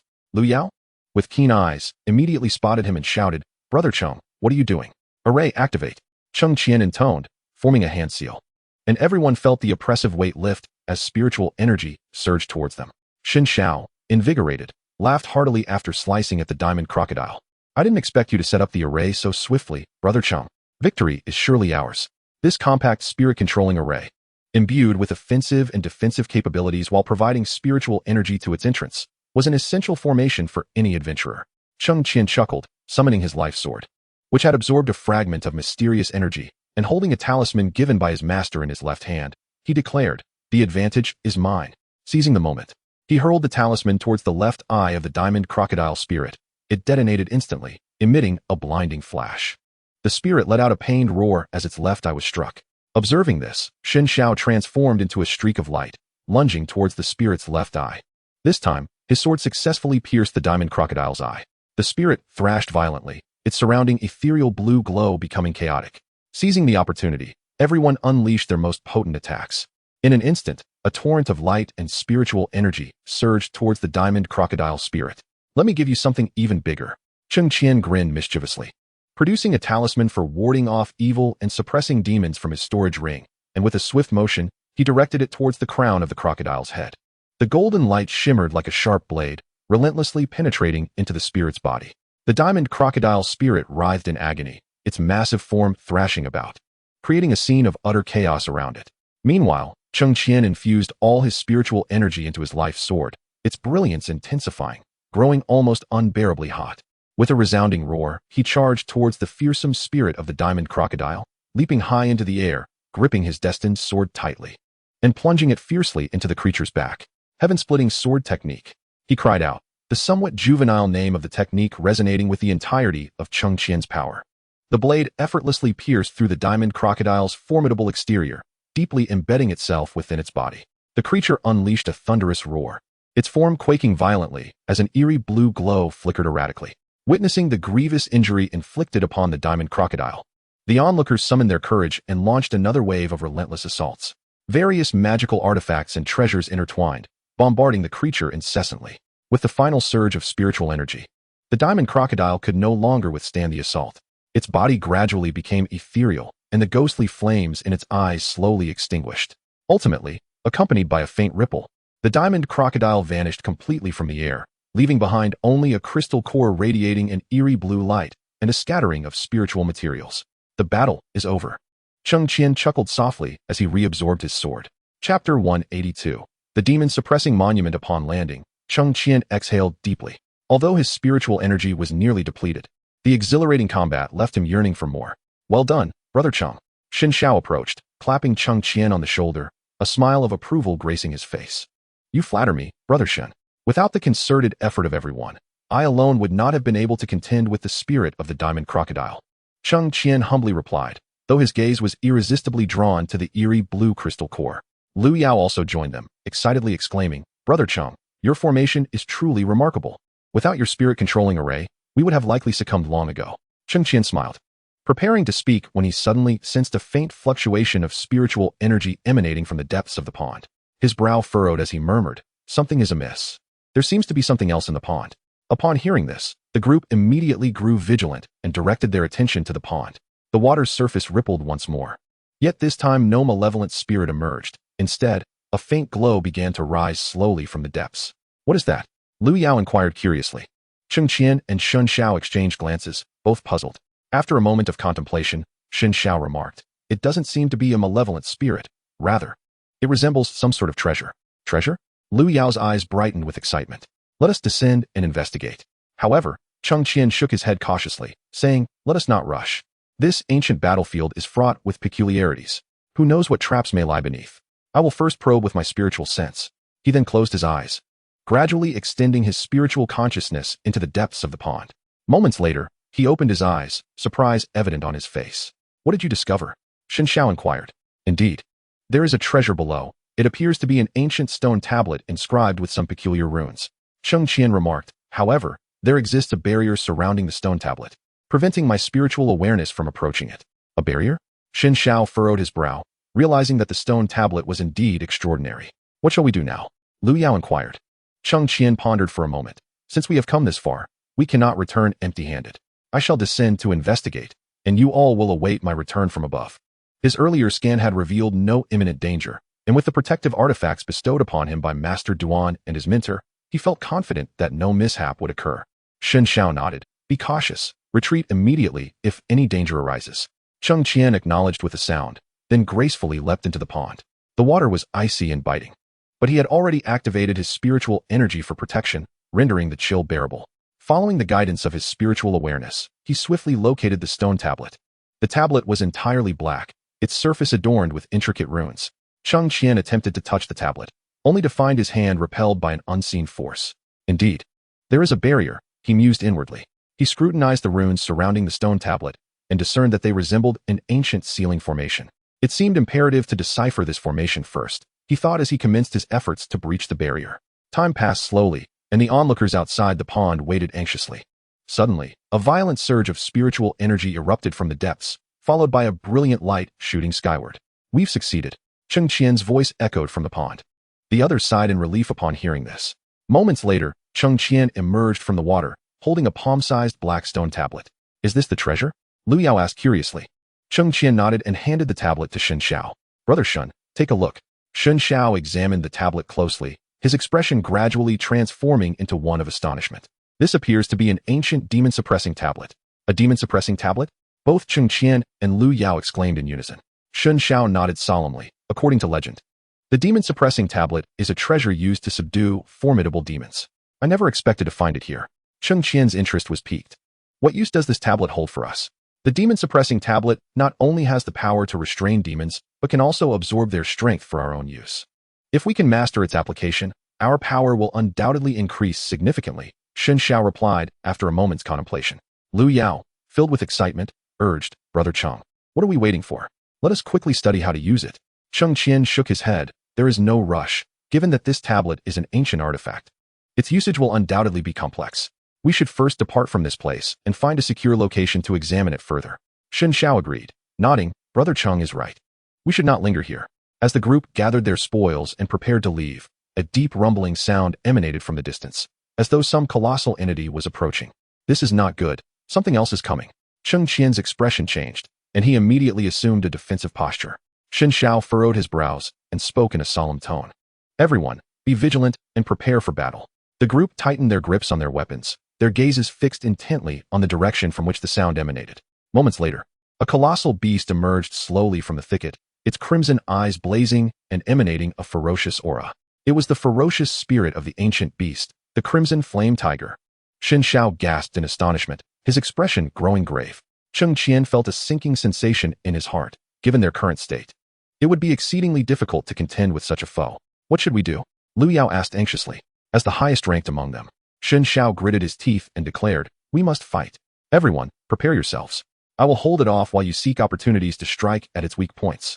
Cheng Qian shook his head vehemently. "No, brother Shun, this beast is beyond our capacity to handle. We cannot take such risks." Just as the group hesitated, the crimson flame tiger let out a thunderous roar and lunged toward them with ferocity. "Run!" Cheng Qian shouted, and he swiftly channeled his spiritual energy. Racing in the opposite direction, the others followed suit, fleeing with all their might. However, the speed of the crimson flame tiger was astonishing, and it quickly closed the distance. This cannot continue. Cheng Qian thought frantically, suddenly recalling the demon suppression steel in his possession. Gritting his teeth, he decided to take a gamble. "Brother Shun, you all go ahead. I will hold it off." Cheng Qian yelled, coming to a halt and turning to face the crimson flame tiger. "Are you mad, Cheng?" Shen Xiao exclaimed in shock. But Cheng Qian paid him no heed. He raised the demon suppression steel high, attempting to unleash its power. However, the steel remained unresponsive. "Damn it, why isn't it working?" Cheng Qian cursed internally, and as the crimson flame tiger lunged at him, he could only grit his teeth and brandish his sword in defense. In that critical moment, the demon suppression steel suddenly erupted with a blinding light, and a massive phantom emerged from the steel, standing protectively before Cheng Qian. The crimson flame tiger was momentarily startled by this unforeseen development, halting its attack. Cheng Qian stood frozen, his heart brimming with astonishment as he beheld the apparition. The figure slowly turned, revealing an ancient and imposing visage. It cast a piercing glance at Cheng Qian and then raised a hand, gently waving it toward the crimson flame tiger. The beast emitted a chilling scream as it was struck by an invisible force, sending it crashing to the ground, unable to rise again. Chapter 183. The guardian spirit. Cheng Qian stared in disbelief at the scene unfolding before him, overwhelmed with shock. With a mere gesture, the apparition had repelled the formidable crimson flame tiger, a display of power far exceeding his expectations. He glanced down at the demon suppression steel in his hands, a sense of reverence stirring within him. The phantom slowly turned to face him, its gaze piercing as if it could see into his very soul. And its voice resonated with authority. "Why have you awakened me?" Cheng Qian hesitated for a moment before respectfully clasping his fists. "Esteemed elder, I came upon this demon suppression steel by chance, and in a moment of desperation, I attempted to activate it, not realizing I would disturb you." The ethereal figure nodded slightly, a glimmer of approval in its gaze. To think of utilizing the demon suppression steel in a moment of peril demonstrates a certain audacity. However, the demon suppression steel is an ancient artifact, not something easily wielded by an ordinary person.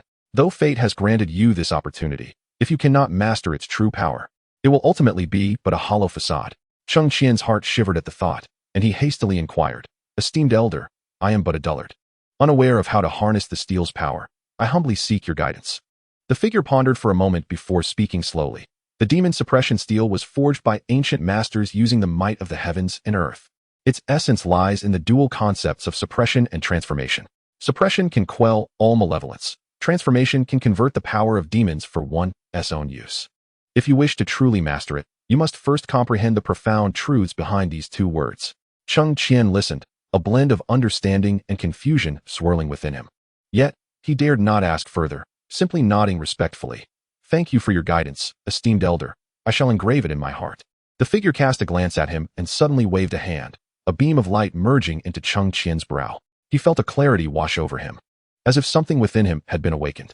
"I have imparted a portion of the insights regarding the demon suppression steel to you. Whether you can fathom its depths depends upon your own fortune." The figure's voice grew increasingly ethereal, its presence beginning to fade. Cheng Qian quickly spoke, "Esteemed elder, may I inquire your name?" The figure had already become nearly invisible, leaving behind a faint utterance. "I am the guardian spirit of the demon suppression steel. My name has long since been carried away by the winds. Young friend, I hope you tread wisely." Before the last word dissipated, the ethereal figure had completely vanished into the air, as if it had never existed. Cheng Qian remained rooted to the spot, his heart tumultuous. He glanced down at the steel in his hand, feeling it seemed to weigh even more heavily than before. "Cheng Qian," a voice called out from afar. It was Shen Xiao. Cheng Qian snapped back to reality and looked up to see Shen Xiao and Yue Yao hurrying toward him. They had seen him pause and, filled with concern, had turned back. "Are you unharmed?" Xin Xiao scrutinized him from head to toe, his tone laced with worry. Cheng Qian shook his head, a smile gracing his lips. I am fine. The crimson flame tiger has been repelled. Repelled? Lu Yao's eyes widened in disbelief. After all, that was the fierce spirit of an ancient demonic beast. How did you manage that? Cheng Qian did not respond immediately, but instead raised the demon suppression steel before them.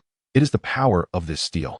In my moment of desperation, I activated it, and unexpectedly awakened the guardian spirit within, which allowed me to repel the crimson flame tiger. Xin Zhao's eyes sparkled with astonishment. A guardian spirit? Does this mean there is sentience within the steel?